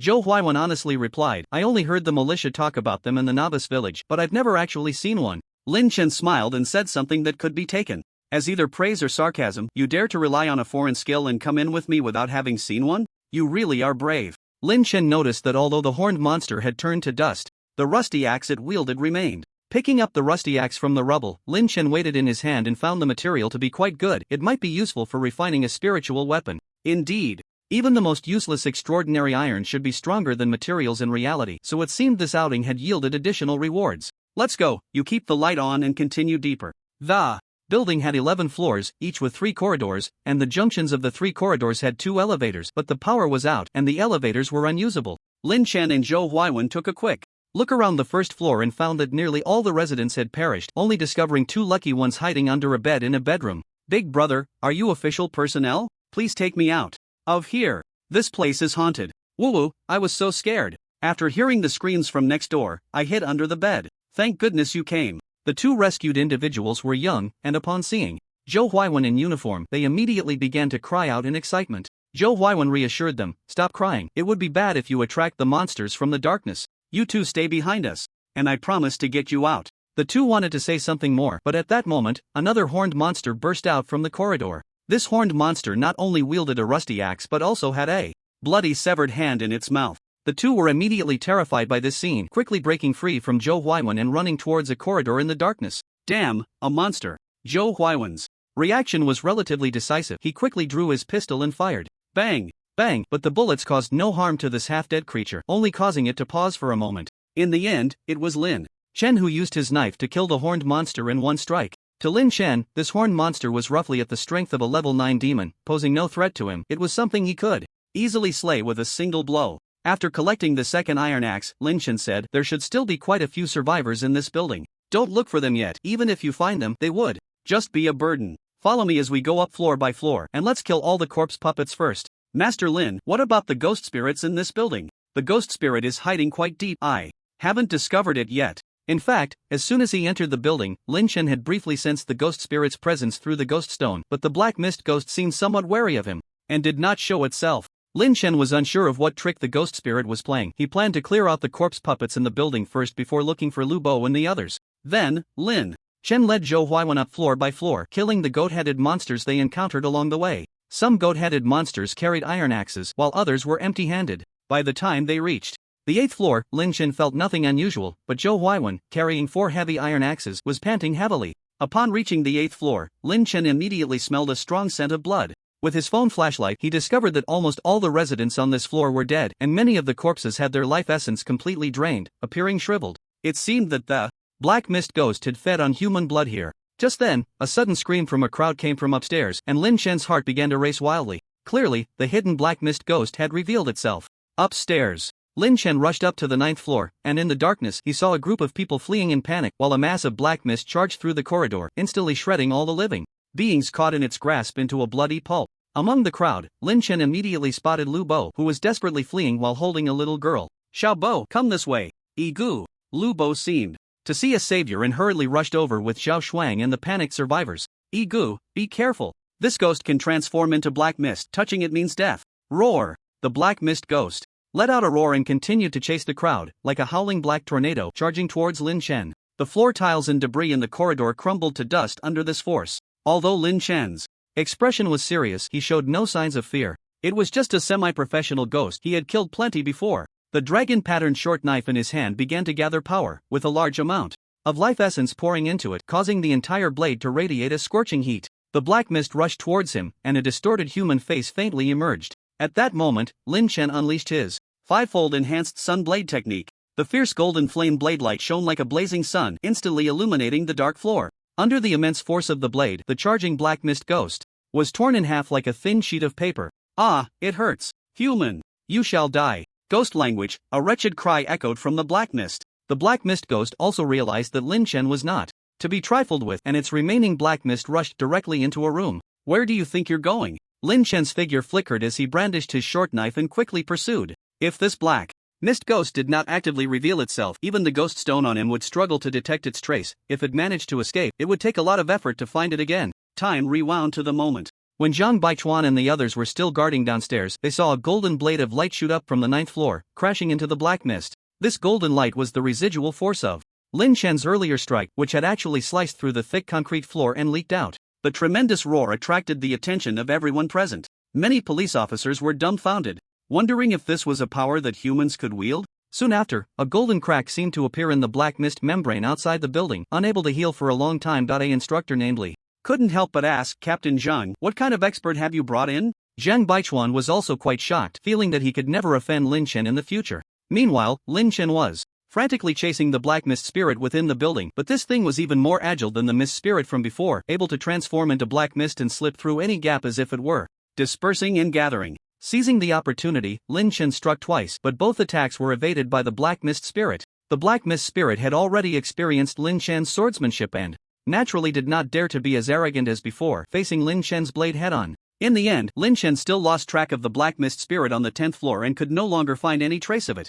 Helpless, Lin Chen could only return to the 9th floor to regroup with Lu Bo and the others. "Good, did that spirit die?" "No, I lost track of it. Once it turned into black mist, it ran too fast, and I couldn't catch up. What a pity." At that moment, Zhao Shuang, looking a bit pale, couldn't help but ask, "Master Lin, what should we do next?" Lin Chen then noticed that Zhao Shuang's right sleeve was soaked in blood and his entire right hand had vanished. Lu Bo, unable to bear it, said, "Igu, just now the spirit turned into black mist and appeared." Shuanggu stood in front trying to test the spirit's abilities, and as a result, his whole right hand was devoured by the black mist. Zhao Shuang wiped the cold sweat from his forehead, enduring the excruciating pain, and forced a smile, saying, "It's fine. I've heard that there are many medicines in the apocalypse world that can bring the dead back to life. My half hand will eventually recover." Hearing this, Lin Chen couldn't help but look at Zhao Shuang with newfound respect. This kid was indeed a man. "You all rest for a while. I'll clean up the corpses in the building. If that mist spirit appears again, notify me immediately."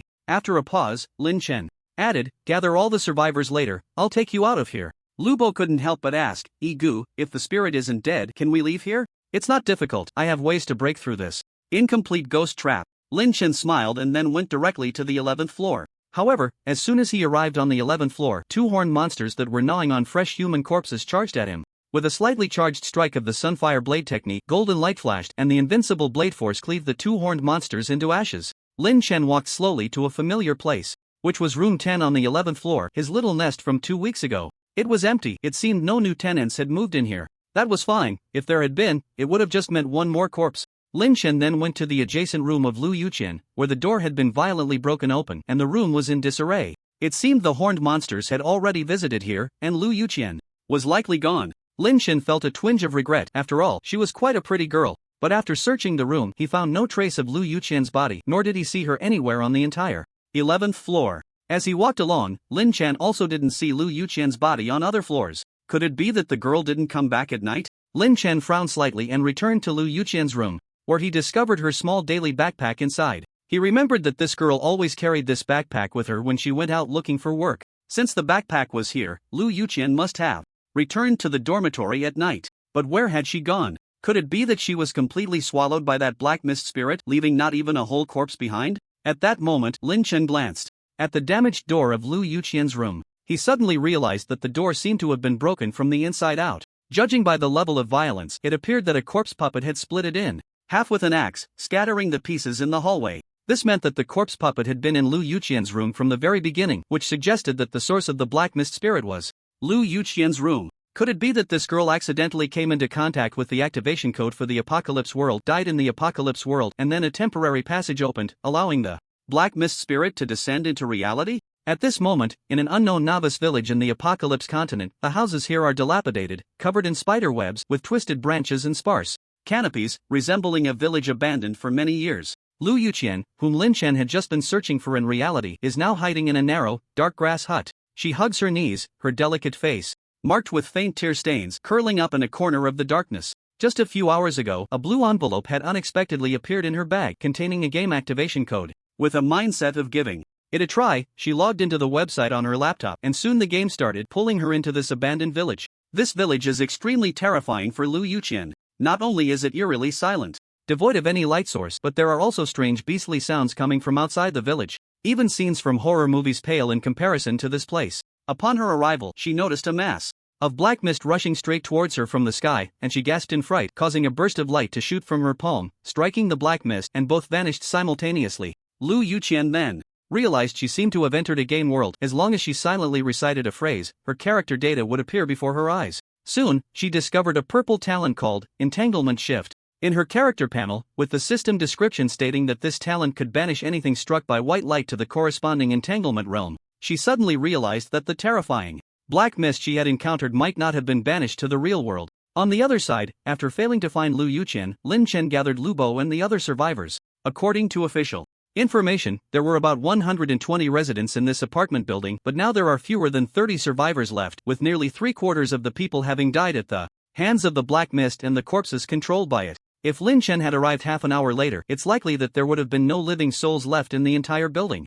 Moreover, this was only a semi-professional spirit. If a professional great spirit were to descend into reality, it's hard to imagine how many people would die. Lin Chen then instructed Lu Bo to take everyone downstairs while he went alone to the building's exit. Looking at the thin layer of black mist before him, Lin Chen opened his palm, and dense white mist emanated from it. The icy, bone-chilling white mist met the black mist, producing a sizzling sound, clearly indicating that the two were wearing each other down. The white mist is also a product of semi-professional spirits possessing special rules and powers, and is certainly not much weaker than the black mist. As he saw a fist-sized hole being melted through the black mist, Lin Chen didn't hold back his mental energy and quickly increased the output of the white mist. Soon, a half-meter-high doorway was melted through the black mist by Lin Chen. At this moment, outside, Zhang Baichuan and the others noticed the movement in the black mist and quickly had someone stand guard with a gun. Only when Lin Chen appeared did Zhang Baichuan let out a sigh of relief. "Lin, how's it inside? A lot of people have died, but we've also rescued a group. The spirit is hiding deep. I haven't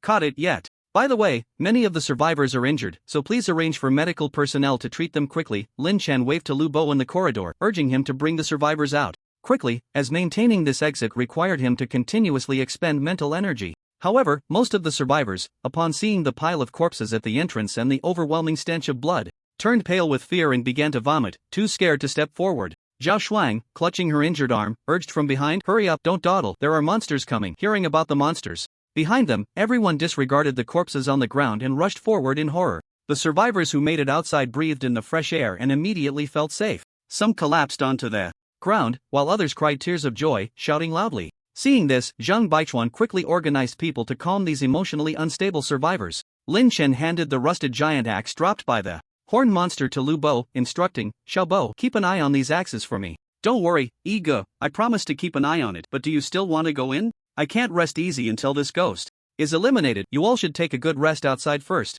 Alright then, be careful, Ego. Lu Bo didn't insist. Having witnessed Ege's strength, he naturally didn't think Lin Chen would be in any danger going in alone. At that moment, Zhao Shuang reminded, Lin, the ghost in this building should be very sensitive to light. If you use a light source, you might be able to lure it out. Lin Chen nodded, indicating he understood, and then he re-entered the building, the black mist at the entrance quickly healing again. Generally, ghosts below the professional level have a fear of light and a tendency to destroy it, and this black mist ghost was no exception. Earlier, when he and Zhou Huaiwen entered the building, Zhou had kept his flashlight on, yet the ghost did not appear, indicating that the light source could only attract the black mist ghost's attention but might not necessarily draw it out. However, Zhao Shuang's words did inspire Lin Chen. He could try using a light source later. Inside the building, Lin Chen continued his search, opening room after room. Besides preventing any overlooked survivors, Lin Chen also needed to ensure that all the corpse puppets in this building were eliminated. After sweeping through all 11 floors, Lin Chen turned on a phone he had picked up as a light source, then wrapped himself in white mist, disappearing into a nearby room.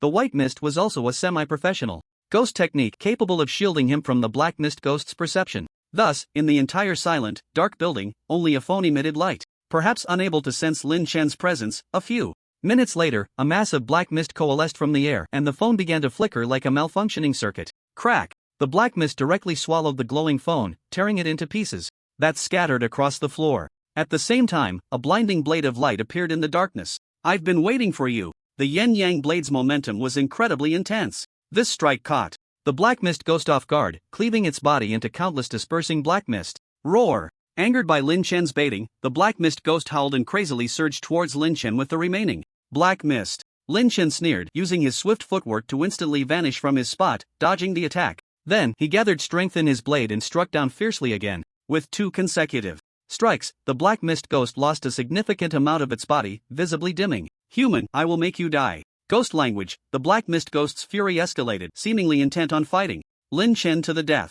Black mist began to fall from its body, and one by one, horned monsters roared out from the black mist. In an instant, it summoned 5 corpse puppets. Lin Chen frowned slightly, holding his dragon-patterned short knife, and faced the 5 attacking corpse puppets, leaping and dodging while constantly adjusting his angles. Once the corpse puppets and the black mist ghost's body were aligned, Lin Chen unleashed his long-prepared 5-fold yin-yang blade once more. With the force of the strike, the cement wall crumbled, and the 5 corpse puppets along the way disintegrated into dust. Even the black mist ghost was severely injured again, letting out a piercing scream. At this moment, Zhang Baichuan and the others outside the building seemed to hear the screams coming from within. Zhang Baichuan raised an eyebrow and said, Old Zhou, do you see that the black mist outside the building seems to have thinned? Zhou Huaiwen scanned the entire apartment building and replied, Captain, it has indeed thinned. I estimate that Lin Chen has severely injured the ghost inside. Zhang Baichuan couldn't help but ask, how strong is this ghost? If I encounter it, can I handle it? Zhou Huaiwen, being an honest man, recalled the scene where the black mist ghost transformed into a black tornado in the hallway, turning anyone who got close into blood, and looked at Zhang Baichuan, saying, I'm afraid not.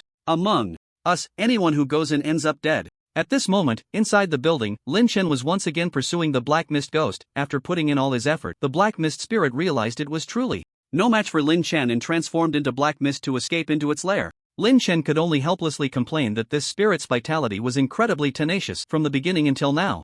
It had withstood his full-strength enhanced yin-yang sword technique 4 times. The flesh was one thing, but it was also surprisingly quick to slip away. Lin Chen thought to himself, if only he had a binding spirit talisman, he could pin down this spirit's true form and chop it down one strike at a time. He remembered that when they killed the mist spirit before, it was thanks to the binding spirit talisman that everyone was able to work together to defeat it. After chasing for more than 10 minutes, Lin Chen had broken through the ceilings of 7 or 8 rooms, cutting from the 3rd floor to the 10th.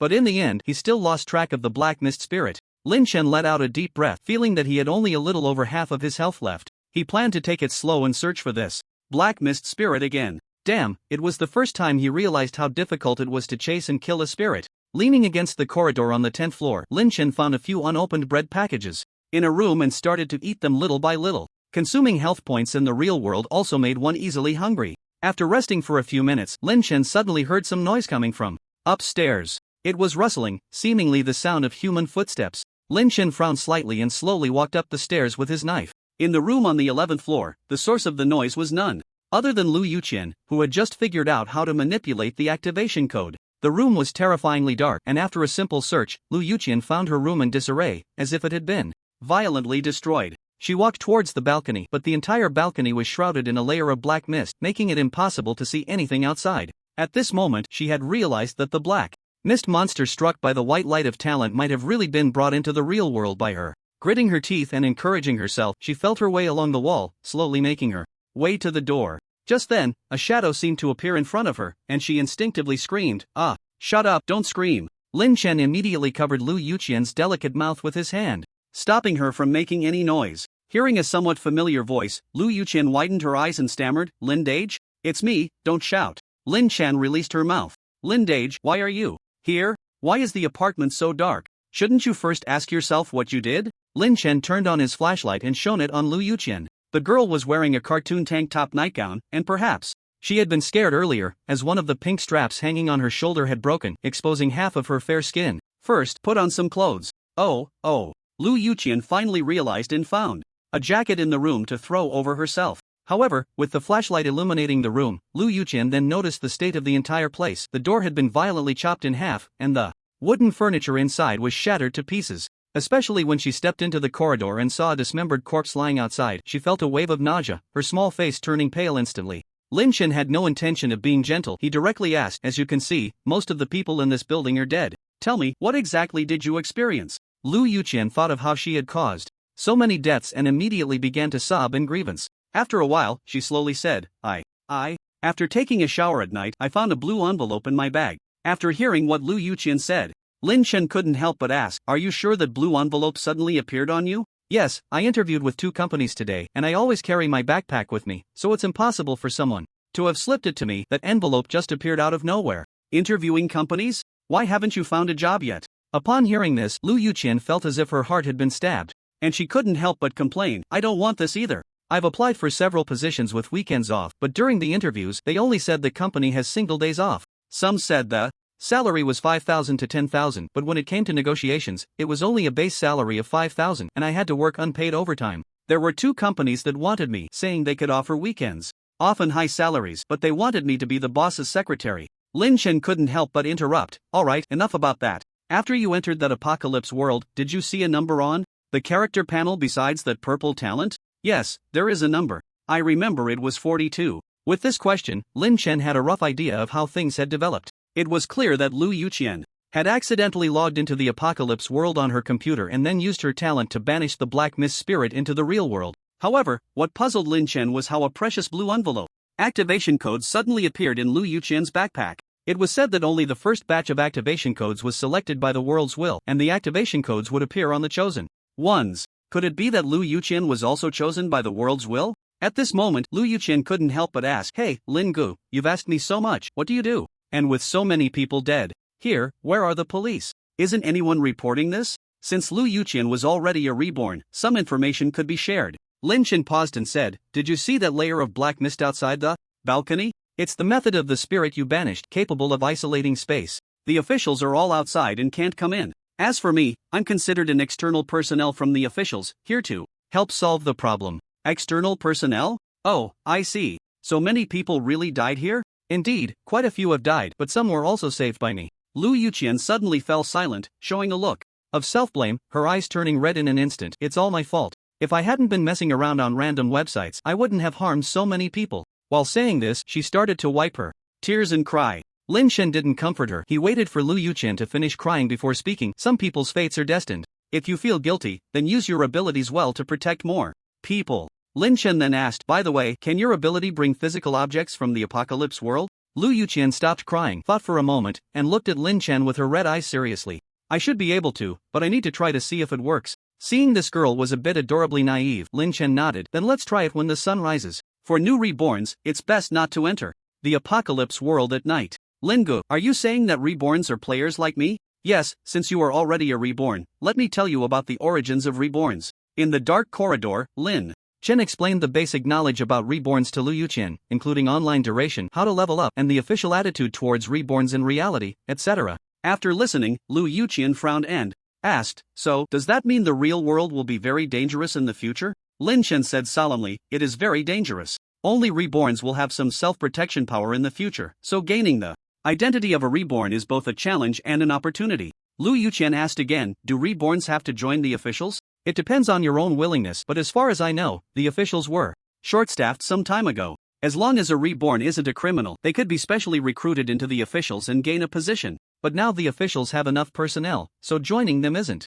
easy. At least I'm not an official. Lu Yuqian slightly raised her head and looked at Lin Chen, then Lin Gu, can I follow you? Seeing Lin Chen look over, Lu Yuqian's face turned slightly red, and she quickly explained, I mean, since you're an old reborn, can you take me along? I actually play very few games. If I were to enter that so-called apocalypse world again, I probably wouldn't last a day. That's fine, but you have to be obedient. Lu Yuqian raised her small hand like a student and said seriously, yes, I promise to be good. In fact, even if Lu Yuqian didn't take the initiative, Lin Chen was already thinking about how to keep this girl by his side. It had nothing to do with her looks, it was simply because Lu Yuqian's purple talent, entanglement conversion, was quite extraordinary. From this talent, it could be seen that using entanglement conversion could banish both lifeless and living things from the apocalypse world to reality, which meant that Lu Yuqian herself was a channel between the real world and the apocalypse world. If utilized well, Lin Chen could continuously bring resources from the apocalypse world back to reality. And if Lu Yuqian were to fall into the hands of someone with ulterior motives, banishing some professional-level monsters from the apocalypse world could plunge the entire Blue Star into disaster. Regardless of the pros and cons, keeping Lu Yuqian under his control was the best choice. After thinking for a moment, Lin Chen erased all traces of the ghostly source in Lu Yuqian's room and then instructed, girl, once we go out, just say you were hiding in the next room, and only came out when I found you. Don't reveal your identity as a born one or your talent. Lu Yuqian looked at Lin Chen seriously and said, I understand, thank you, brother Lin. Lin Chen didn't understand why Lu Yuqian was thanking him, but after a moment's thought he realized, if Lu Yuqian's identity as a born one were exposed, it would be impossible to hide the fact that she indirectly caused the deaths of all the residents in the building. Let's go, I'll take you out first. But just as Lin Chen was escorting Lu Yuqian downstairs, a faint black mist slowly appeared in the corridor to his right, the very same black mist ghost that had fled in a panic earlier. Compared to before, the entity of the black mist ghost was less than a third of its original size. Human, how about a deal? Lin Chen pulled Lu Yuqian behind him and frowned, you can speak human language? A distorted human face emerged from the mist, saying, hee, I naturally can speak your inferior language, I just disdain to do so. What kind of deal do you want to make? Let the girl behind you send me back to my original world, and I promise not to attack you again. Lin Chen sneered, do you have your head stuck up your ass? It's not a matter of whether you can attack me or not, but whether I will let you go. The face in the black mist angrily retorted, your knife is powerful, but it can't kill me right away. As long as I adapt to the rules of this world, I can escape. When that time comes, how will you kill me? Escape? Lin Chen then realized why the black mist ghost was only in this building. There was a reason for it. Perhaps ghosts above half-professional level couldn't move freely in reality right away and had to adapt to the rules of Blue Star. Lin Chen frowned and thought for a moment, then quietly asked Lu Yuqian, can you use your talent's power in reality? Feeling the hot male presence on her cheek, Lu Yuqian said in a bit of a panic, Lin, brother, I should be able to. Good, then later, banish this black mist back to the apocalypse world. Brother Lin, do we really have to send it back? Before Lu Yuqian could finish her sentence, she felt Lin Chen's finger tap her palm. She immediately understood Lin Chen's intention. Human, have you made your decision? Naturally, to ensure you don't harm more people, I will have her send you back to your original world. Hee, you made the right decision. The black mist ghost found the human before it to be ridiculously foolish. It thought it would have to pay something to leave this world, but unexpectedly, just a casual threat worked.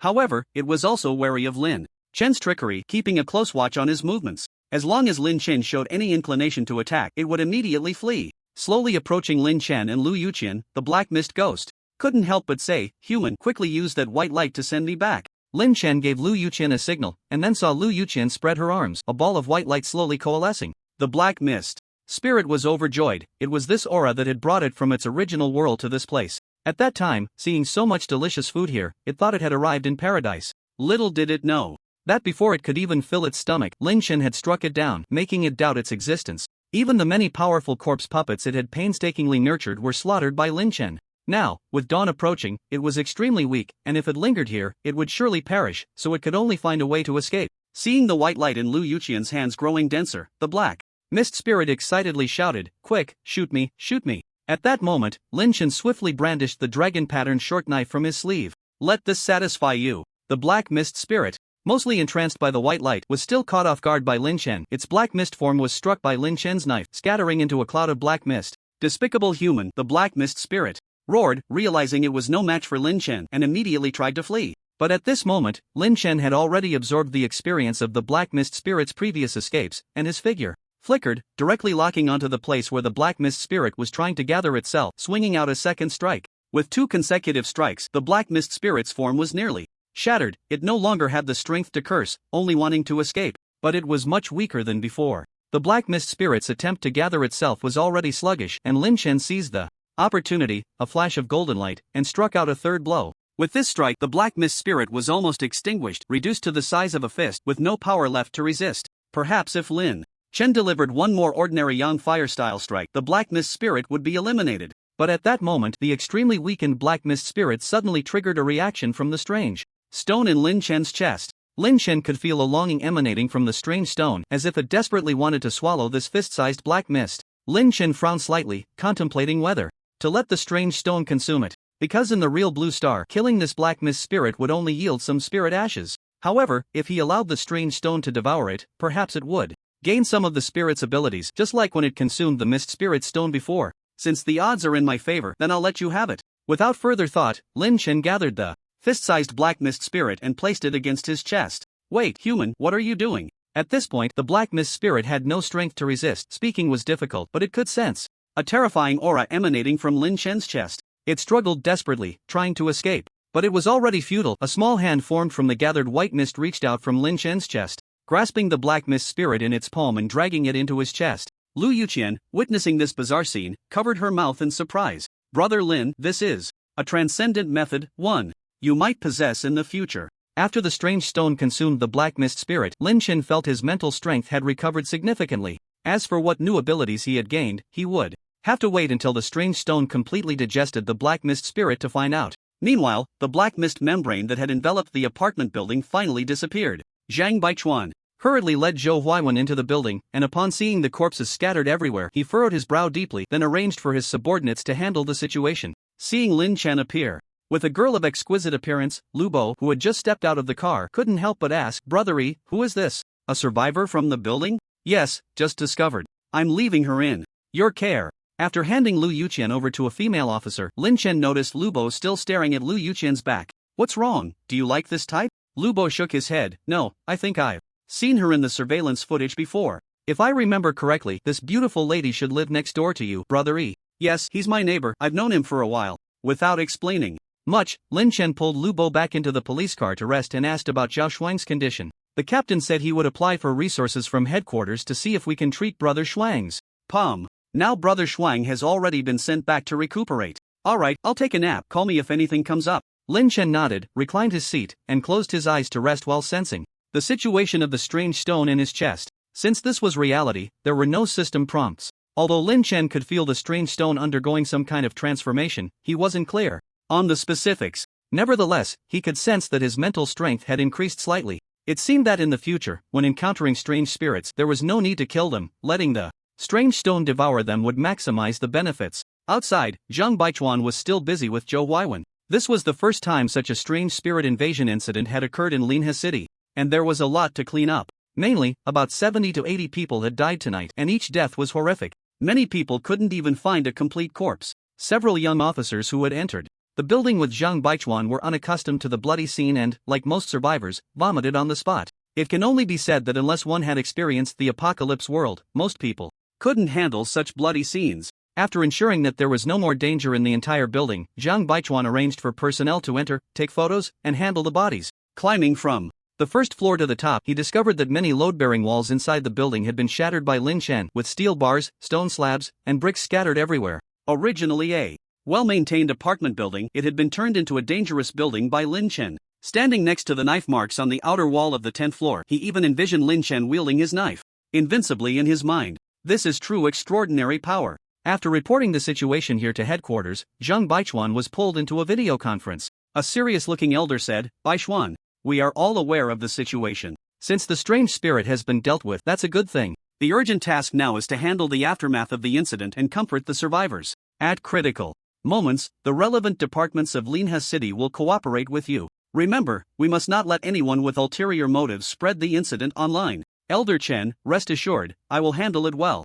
During the video conference, someone else asked, "Captain Zhang, did the strange spirit leave anything behind? Have you clarified the source of the strange spirit?" Zhang Baichuan replied, that black mist. Strange spirit was killed by Master Lin alone, and I don't know what it left behind. As for the source of the strange spirit, we are still investigating. The person sighed, alright, this strange spirit is at least semi-professional, and after death it will drop a lot of strange spirit ashes. This stuff is an extraordinary resource with great research value in reality, but with such a master in your city, good things won't fall to you.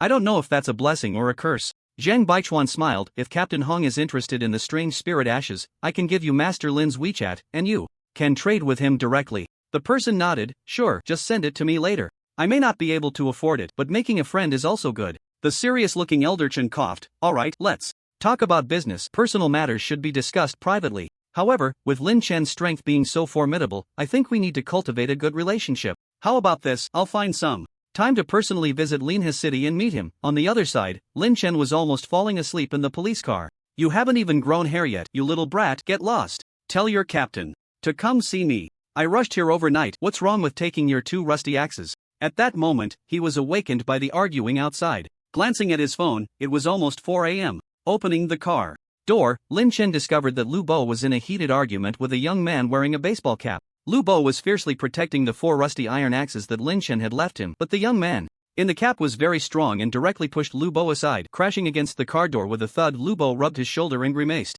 The young man in the duckbill cap snorted coldly and laughed arrogantly, you're Lu Bo, right? You really think I'm giving you face? Even if your captain were here, he'd have to call me senior obediently. When I was at level 10, you were still in school, you little brat. He continued, as for these 4 rusty axes, I'll take them as compensation for your offense. The young man in the duckbill cap wore a haughty expression, glancing at the surrounding police officers before planning to take all 4 rusty iron axes with him. If he wasn't mistaken, these 4 iron axes were products of the apocalypse world. If he could get his hands on them, he would make a fortune.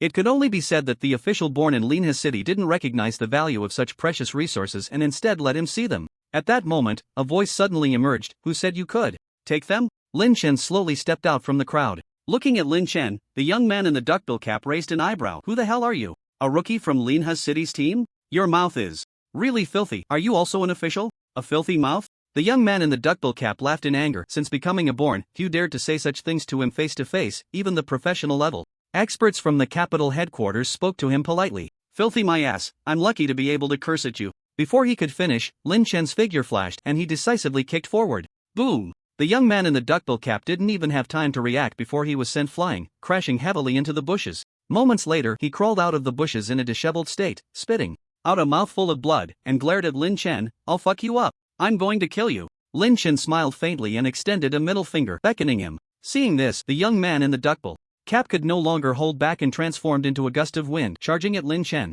Judging by his agility, the young man had at least 20 points, but that speed was still insufficient in front of Lin Chen. Thud. In the next moment, Lin Chen easily caught the young man's right fist with his left hand. The young man's eyes widened in disbelief. You're also a level 10 born. Who the hell are you? Your strength is really weak. You didn't allocate all your points to agility, did you? After a light laugh, Lin Chen's expression suddenly turned cold. By the way, you were the one who pushed Xiao Bo just now, right? Then you can forget about this hand. Lin Chen applied slight pressure with his 5 fingers, and the young man let out a painful scream as his right fist was crushed like a sandbag. In unbearable pain, the young man's eyes turned red and he went mad, shouting, no matter who you are, I will kill you. I'll kill your whole family. Slap. Lin Chen swung his right palm, silencing the young man's words. After a single slap, the young man's left cheek quickly swelled up. You son of a... Lin Chen frowned slightly and delivered another slap. This slap was even stronger, directly knocking out 2 of the young man's teeth. After a series of heavy blows, the young man's anger turned into fear. He realized that Lin Chen's strength was far beyond his own. However, Lin Chen was still not satisfied. In this rule of law society, it was the first time he had heard someone threaten to wipe out his entire family. Thus, he couldn't let this person off easily. Lin Chen shook his numb right hand and slapped again. Even a level 10 born, under Lin Chen's continuous slaps, became an honest person equal to everyone else. Dazed, the young man in the duckbill cap wanted to beg for mercy, but he found that his mouth had lost all sensation, especially his right cheek, which had swollen larger than a steamed bun. He glanced around and noticed that many of the onlooking police officers seemed to be filming him with their phones. At that moment, he wished he could slice Lin Chen into 1,000 pieces, but no matter how hard he struggled, Lin Chen's left hand was like iron, firmly pinning him in place, unable to move at all. Big pot, the nest is messed up. Lin Chen sneered, pretending not to hear, and took off the duckbill cap from the young man, tossing it aside. What level are you to wear a hat? Xiao Bo, come over and slap him a few times to vent your anger. Lu Bo was enjoying the scene and pointed to himself. Egu, should I really hit him? He's not one of your official personnel, he just assaulted a police officer. Right, isn't he? He seems to be sent by the headquarters. I asked him just now, and he didn't answer, so he must not be. Lin Chen suddenly felt it was inappropriate to let Lu Bo take action, so he decided to deal with it himself. Exactly, a filthy-mouthed beast who comes up wanting to rob someone can't possibly be an official. With that, Lin Chen released his left hand, gathering strength, and slapped the arrogant young man hard across the face. This slap was delivered with 80% of his strength, even a solid wood table would have shattered. With a loud smack, the young man spun in the air a few times before crashing heavily to the ground. Lin Chen wanted to grab him by the hair and hit him again, but he realized the guy was already knocked out cold. You think you can reach level 10? You're really weak. Just then, Zhang Baichuan hurried over from the apartment building. Lin, what's going on? A descender just tried to rob me, and I couldn't help but teach him a lesson. Looking at the young man sprawled on the floor like a dead pig, Zhang Baichuan couldn't help but say, Lin, don't you think you went a bit overboard? Lin Chen crossed his arms and replied, what can I do? It's your fault for watching the show for so long. If you had come down earlier, I might not have beaten him so badly. Zhang Baichuan felt a bit embarrassed after being called out by Lin Chen. He had indeed been watching for quite a while. When Lu Bo clashed with the young man in the duckbill cap, he was ready to come down and intervene. But seeing Lin Chen appear, he hesitated. Given Lin Chen's protective nature, a conflict with the duckbill cap youth was inevitable. Sure enough, things unfolded just as he had anticipated. It turned out that the young man in the duckbill cap was named Jiang Bai, one of the second batch of descenders to receive activation codes from Blue Star. Jiang Bai had been doing well in the apocalypse world and had gained divine power ahead of time, essentially preparing to become a professional level DOT. With his divine power, Jiang Bai was better at dealing with strange spirits than others, which made him valued by the headquarters in the capital, responsible for handling urgent cases of strange spirit invasions across the country. However, before becoming a professional, Jiang Bai had a radical personality and was a well-known local thug. Even after becoming a descender, his personality did not change, and in some aspects, it became even more extreme. But because of Jiang Bai's special abilities, the authorities overlooked this and even appointed him as a training instructor. A few months ago, while Zhang Baichuan was training in the capital, he had been insulted by Jiang Bai many times, but due to Jiang Bai's strength, Zhang Baichuan and others dared not show their dissatisfaction. Now, seeing Jiang Bai being beaten like a useless dog by Lin Chen, he was naturally happy to watch the show. Zhang Baichuan said, Ahem, Lin, if you're done hitting him, I'll take Consultant Jiang to the hospital. Also, for beating an official, according to regulations, I should take you in for questioning. But considering you didn't know his identity and you've helped us a lot today, how about this, you go back and rest, and I'll handle the rest. Zhang Baichuan's words had a deeper meaning, and Lin Chen understood, saying, alright, but these 4 axes I brought out from the apartment should belong to me, right? Of course. Lin, take them all. Zhang Baichuan knew that since Jiang Bai wanted to rob them, the axes must be good items, but he dared not say otherwise. Then, Zhang Baichuan had an officer drive Lin Chen back. Lying. In the car, Lin Chen sent a message to Lu Hai, inquiring about the specific information regarding Consultant Jiang. Lin Chen thought that Lu Hai had already gone to sleep, but unexpectedly, Lu Hai quickly sent 2 voice messages. Consultant Jiang? It seems he has already arrived in your Linha city. His full name is Jiang Bai. He used to be a small-time thug, a drifter, and later accidentally obtained an activation code to become a descendant. He allied with the authorities early on, so he is valued by some big shots in the capital and has received a lot of resources. It is said that he is already collecting key materials for the job change to priest, able to draw talismans in reality, and has quite a knack for dealing with ghostly spirits. However, this person is the hardest to get along with, has many flaws, and many of us have opinions about him. What's up, Lin brother, did you have a conflict with him? No conflict, just curious to ask. Thanks, Lu team. Lin Chen casually brushed it off and ended the chat topic. Inside the car, the officer driving was a bespectacled gentleman who couldn't help but say, Master Lin, it felt so good to hit that guy earlier. With his foul mouth and thug demeanor, if it were in the past, I would have cuffed him on the spot. Lin Chen smiled, old brother, as someone within the system, it's not appropriate for you to say that. The gentleman officer was also a humorous person. He chuckled, hee, it's just that there's no one around, so I'm venting a bit in front of you. Soon, Lin Chen was taken to the villa. He sent a message to Lu Yuchen and learned that their survivors were all quarantined in a hospital. Those with external injuries were being treated, while those with psychological trauma were seeing a psychologist. It was said that they would also have to sign confidentiality agreements and would be reassigned to new job positions. At this moment, Lu Bo sent Lin Chen a message. Brother E, I heard from Brother Zhou that guy woke up in the car and kept spewing threats about you. Team Jiang is preparing to take him to the hospital to check on his face and right hand injuries. Lin Chen sneered, thought for a moment, and sent a message asking, which hospital? City affiliated. Second hospital. At this time, in a VIP room of the city-affiliated second hospital, Jiang Bai, with his entire head wrapped like a white dumpling, was still barking insults. After cursing Lin Chen, he began to curse Zhang Baichuan. Remembering the scene where he was humiliated and knocked out, he wished he could kill everyone present. Zhang Baichuan, you better wait for me. Once we return to the capital, I will make you pay. In the ward, Zhou Huaiwen couldn't help but say, Consultant Jiang, our captain sent you to the hospital at the first opportunity. Don't be ungrateful. Jiang Bai retorted.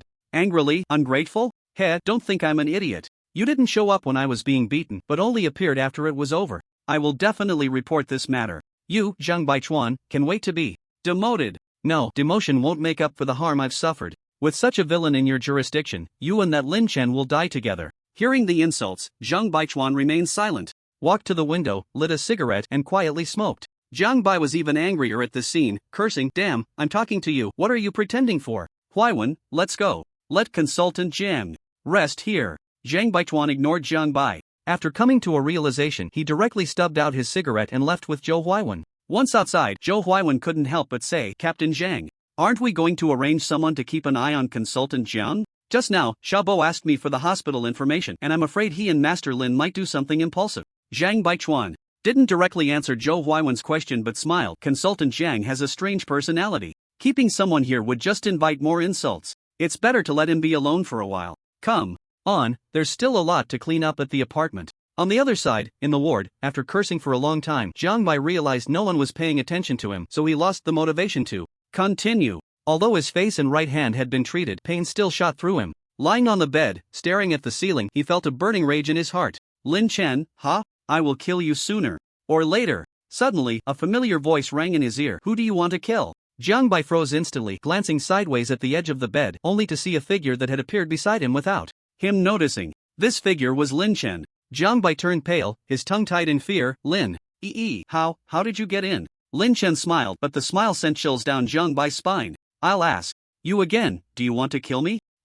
Help! Jiang Bai hurriedly tried to scream, but Lin Chen was quicker, directly dislocating his jaw and breaking his still movable left hand. In excruciating pain, Jiang Bai's face was filled with terror and his mouth instinctively let out sounds of resistance. Stop screaming, your high-end hospital room is quite luxurious and there are no medical staff nearby. At that moment, Lin Chen noticed that the phone beside Jiang Bai's hospital bed lit up. After unlocking it with his finger, he found information related to himself. Brother Jiang, I checked this person's information. His full name is Lin Chen, and his current address is. This person is said to be very powerful and skilled with knives. Advisor Jiang, I'm helping you break the rules this time. I don't have much detailed information on Lin Chen. His parents passed away from illness when he was young, and he's been struggling alone in Linhe City. He still has a few cousins back in his hometown.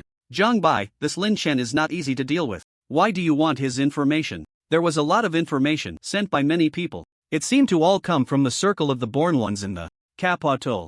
Lin Chen noted down the WeChat IDs and names of these people before looking at Jiang Bai and saying with a smile, TSK, it seems you're quite the vengeful tough guy. You just entered the hospital and already started using your connections to investigate me. Jiang Bai let out desperate cries and shook his head vigorously, hoping that Lin Chen would spare his life. Lin Chen sneered. He had hesitated about whether to kill Jiang Bai to eliminate future troubles. After all, Jiang Bai had a special identity equivalent to an imperial envoy from the headquarters in the capital, and killing him would likely cause a huge uproar. Now that he saw Jiang Bai preparing to retaliate against him, Lin Chen's resolve to kill was completely solidified. As for the chaos that might ensue after killing Jiang Bai, Lin Chen didn't care.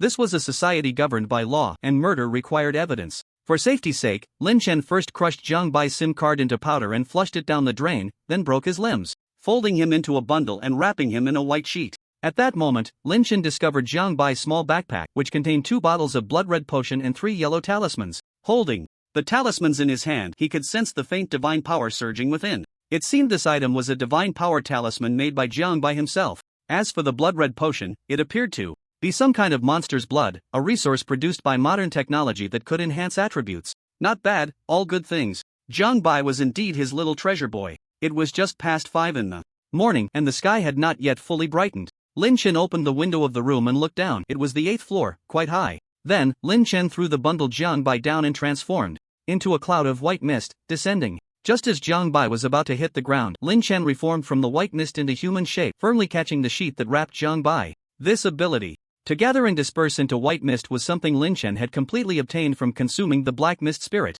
With this ability, Lin Chen could move in the form of white mist within a small range. He could even fly at low altitudes. However, this ability consumed a lot of mental energy, and Lin Chen could not use it for long periods. Earlier, when he silently entered Jiang Bai's room, he had used the ability to gather and disperse. The back of the rehabilitation room connected to a garden in the mountains. Lin Chen stuffed Jiang Bai into the bushes, then returned to the 8th floor to clean up any traces of his presence, locking the doors and windows from the inside before transforming into white mist and slipping out through the window. An hour later, Jiang Bai, resembling a crippled dead dog, was brought into the villa by Lin Chen. At this moment, Jiang Bai had already been painfully awakened by the severe fractures throughout his body. Seeing Lin Chen had brought him to a strange place, he struggled in terror. Lin Chen realigned his jaw and heard Jiang Bai pleading in agony, "Spare my life, Brother Lin, Master Lin, Father Lin, I won't dare again." Jiang Bai was in tears, snot running down his face, looking very pitiful. "Don't rush, first tell me what the yellow paper talisman and the blood red potion in your bag are."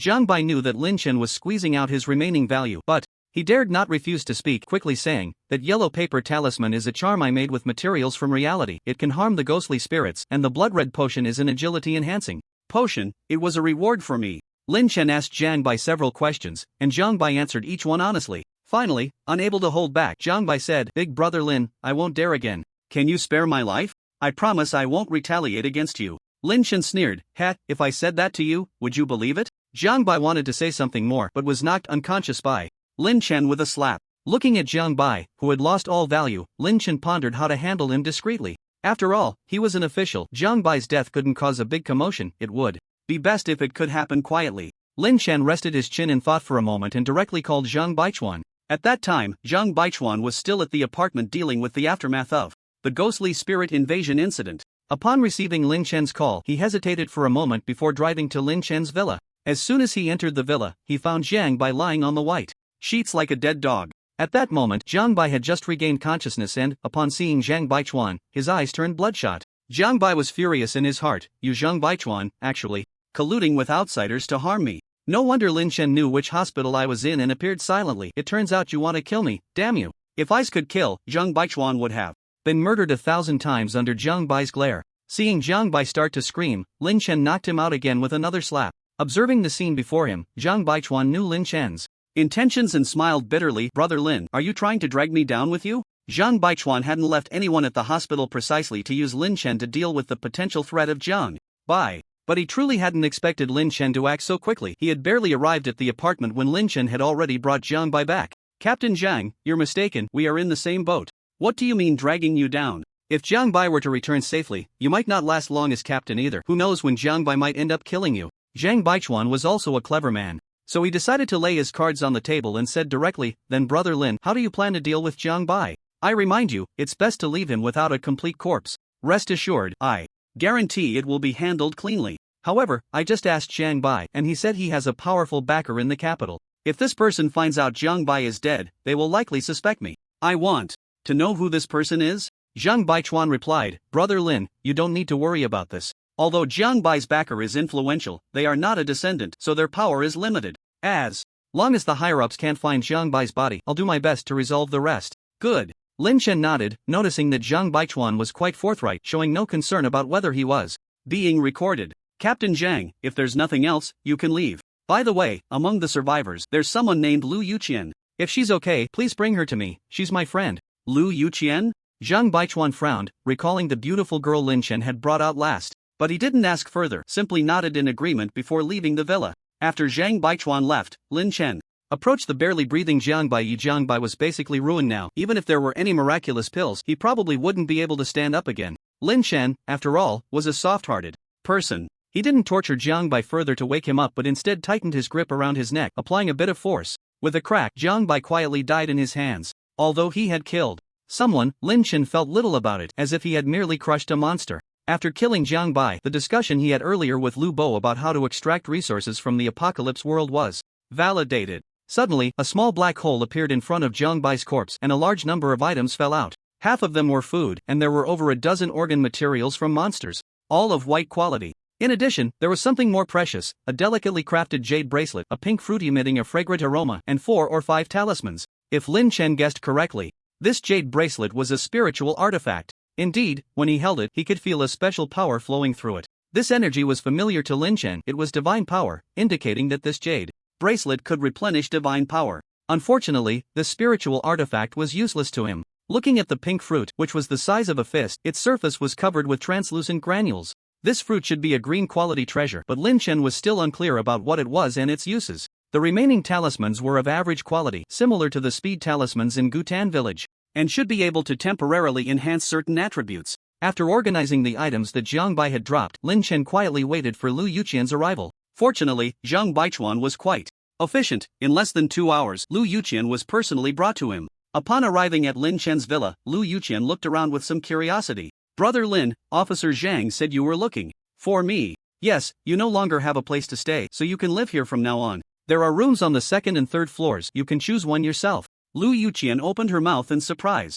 Ah, so soon. She didn't expect to be living with Brother Lin so quickly. If Brother Lin wanted to do something embarrassing with her in the future, should she resist? Well, besides guiding you on matters related to the apocalypse world, you'll be responsible for cleaning, meals, and miscellaneous tasks in the villa. I don't keep idle people here. Oh. Upon hearing this, Lu Yuqian suddenly felt a bit unhappy. It seemed like she had instantly transformed from the mistress of the house to a maid. After letting Lu Yuqian go upstairs to choose a room, Lin Chen began to chat privately with Zhang Baichuan. "Captain Zhang, consider this a favor I owe you. If you need anything in the future, feel free to ask for my help." This time, working together to deal with Zhang Baichuan had taken on more risk than he had, so Lin Chen's impression of him improved a bit. Zhang Baichuan also smiled slightly. "Alright, I won't hesitate to trouble you in the future, but who is this girl you brought just now?" Lin Chen smiled and replied, "Just a female friend I got along well with during my time in the apartment. I happened to save her this time." Lu Yuqian's talent was too important, and Lin Chen had no intention of telling anyone. If the authorities found out about Lu Yuqian's talent, they would surely take her away no matter what. Even though Zhang Baichuan was on the same side as Lin Chen regarding Jiang Bai, and they shared a common secret when it came to national matters, his military background would undoubtedly prioritize national interests. After Zhang Baichuan left, Lin Chen called down the still excited Lu Yuqian. "Girl, help me with a favor and send this wrapped item in the white sheet to the apocalypse world." "Okay, what's in this sheet?" Lin Chen glanced at her. It's better if you don't know." Previously, Jiang Bai's phone couldn't be brought into the apocalypse world, so it was modified to be crushed into pieces to prevent tracking. In the end, Lin Chen didn't tell Lu Yuqian that what was in the sheet was a corpse. After settling Lu Yuqian, Lin Chen advised her not to enter the apocalypse world for now. If she felt bored, she could look at the strategy materials he obtained from Lu Bo regarding the apocalypse world. Then, Lin Chen logged into the apocalypse world and arrived at Gutan village. As soon as Lin Chen appeared in the attic, he noticed someone standing at the gate of the courtyard. It was Zhou Jiwa, whom he had met yesterday. Zhou Jiwa had a doll-like face and looked quite young. With a smile, he said, "Deputy Village Head Lin, I've been waiting for you for quite a while." It turned out that after seeing the 2 spirit weapons Lin Chen had crafted for Chang Kongqua yesterday, Zhou Jiwa, who currently had no spirit weapons on him, couldn't sit still and wanted to trade flint for spirit weapons with Lin Chen. "Are you looking to craft spirit weapons?" "Yes, the village is about to send someone to Tianquay City. I'm not good at external skills, so I can only get some spirit weapons." For self-defense, Zhou Jiwa was straightforward and directly stated his intention, then offered 3 pieces of flint in exchange for 2 custom spirit weapons and some blood food from Lin Chen. Lin Chen didn't take advantage of him and gave him the same price as Chang Kongqua, 2 pieces of flint for 2 spirit weapons and a pound of complimentary blood food. With the remaining piece of flint, Lin Chen used a few white-quality attribute fruits he hadn't used before for an exchange. Currently, his 4-dimensional attributes were too high, and some white attribute fruits were no longer useful to him. The attribute fruits were a pleasant surprise for Zhou Jiwa, but the flint was also extremely useful for Lin Chen. In short, both parties were quite satisfied with this transaction. Afterward, Lin Chen went to the forging room, where he saw Gu Yuan meticulously drawing divine symbols. After a moment, Gu Yuan put down his carving tool and said, "Kid, you're late today. I ran into some issues in reality, so I was delayed." Gu Yuan didn't ask further and took out the exquisite armor made by the women of Gutan village the previous evening. A total of 12 pieces, all made in a hurry. "See if you can nurture them." Lin Chen was somewhat surprised and took 1 piece of exquisite armor to examine. "Not bad, the village is quite efficient. This craftsmanship is not much different from what I would make myself," Gu Yuan said. "Your task of forging spirit weapons is currently the most important matter in the village. Others can afford to delay, but you cannot." Lin Chen then took out 3 source stones to check. Before logging off yesterday, he had exhausted the energy in the 3 source stones, and their glow had dimmed. However, after a night of recovery, the 3 source stones seemed to have replenished their energy, radiating a brilliant rainbow light. "These source stones recharge quite quickly," Gu Yuan said, stroking his beard. "Even treasures that both Gu Yun and I covet, how could they be inferior?" Hurry up, don't dawdle. I'm still waiting for you to finish forging the spirit weapons and then share a source stone with me. For the next 4 hours, Lin Chen focused on nurturing the exquisite armor. It must be said that by skipping the crafting process, the number of spirit weapon armors Lin Chen produced instantly doubled. Of course, this did not mean that the attributes of the exquisitely crafted armor were inferior, but they all met at least a 10-point attribute increase. When he returned to reality for lunch, Lin Chen found that Lu Yuchen had actually prepared a simple meal of 3 dishes and a soup. Not bad, this girl he picked up was quite conscientious. Although the 3 dishes and soup were average in taste, Lin Chen didn't complain and quickly finished before logging back into the apocalypse world to continue forging and nurturing the spirit weapon armor. Around 1 p.m., Lin Chen finally succeeded in nurturing all 12 pieces of exquisite armor. He didn't waste any time afterward and prepared to forge the 2 spirit weapons that Zhou Jiwa had commissioned. Now, Lin Chen used 3 pieces of flint again, and his daily online time had reached 11 hours, which was sufficient for the current online duration. However, Lin Chen was still not satisfied. The flint was definitely a good thing for the born ones, but in Gyutan village, apart from him, even the members of the malicious 15, like Dugafone, couldn't afford flint. That was why Lin Chen could trade for flint at the price of a spirit weapon. In a sense, he had taken advantage of the situation. I heard that among the people waiting in the vast sky, there is also a being named Duck Bieber who possesses a few pieces of flint, but this person has gone out of the village today to kill demons with Gulaihai, and Lin Chen couldn't find him. In the evening, Lin Chen received a notification from Gu Qinghu to attend a meeting at the temple. Inside the temple, in the meeting room, he saw the village chief Gu Tianxi, whom he hadn't seen in a long time, sitting in the main seat. Lin Chen was surprised and then joyfully said, "Chief, you have come out of seclusion?" "Yes, with the help of the village's inheritance, I have fortunately broken through to the 2nd star of the divine priest." Lin Chen noticed perhaps it was an illusion, but the old village chief seemed to look younger than before, full of energy, no longer showing that frail old age. It seems that a professional level breakthrough can extend one's lifespan. Alright, the reason I called you all here today is to discuss something. I plan to deal with the Demon King not far from Gutan village in a few days. Dealing with a Demon King? It is said that this Demon King outside Gutan village has lived for at least 100 years, with countless subservient demons under him. Lin Shen's heart stirred. It seems that the old village chief, having become a 2nd star of the divine priest, has gained more powerful means, otherwise he wouldn't be targeting this Demon King. Gu Yuan, one of the 3 village elders, was very clear about the Demon King's capabilities, and he couldn't help but ask, "Chief, isn't this a bit too hasty?" Gu Tianxi had his own considerations. He frowned and said, "Xiaoman and Chenghu are about to transfer to Tianshui City, but our village still lacks the blood of a Demon King. Apart from the martial arts stone tablet, this is an important resource for martial artists' transfers." Gu Yuan replied, "But in previous years, Tianshui City also provided Demon King blood. As long as our village can trade with divine water." That was in the past. Now the times have changed. Who knows if Tianshui City still has the capability to hunt Demon Kings? Our Gutan village must be fully prepared. If Tianshui City also lacks Demon King blood, how will you fare when you get there? Upon hearing Gu Tianxi's words, Gu Yuan no longer argued. Indeed, the transfer of martial artists, which concerns the future of Gutan village, still needs to be approached with caution. Elder Gu Yun spoke up. "This Demon King usually hides deep in the mountains. I will accompany the chief when the time comes." "Good, I will indeed need your help then." Lin Shen felt somewhat tempted upon hearing this. He currently lacked divine water, and if he could contribute during this Demon King hunt, it wouldn't be difficult to ask the old village chief for some divine water. However, could his current strength handle a Demon King? It is known that under the same level, demons are far more powerful than humans. This Demon King has survived for over 100 years and is likely a top contender among professionals, so it shouldn't be easy to deal with. Lin Chen ultimately moved his lips but did not volunteer. However, he planned to discuss it with the old village chief later. If this trip wasn't too dangerous, he would be willing to lend a hand. Deciding to go out to hunt the Demon King in a few days, Gu Tianxi also planned to have everyone clear out all the demons within a 10-mile radius of Gutan village before they acted in Tianshui City. Therefore, Lin Chen and Gu Qinghu, Gu Man, and others had heavy tasks. Lin Chen needed to expedite the forging of spiritual tools, while Gu Qinghu and Gu Man were to lead the militia and the born beings to hunt demons. After the meeting ended, everyone dispersed.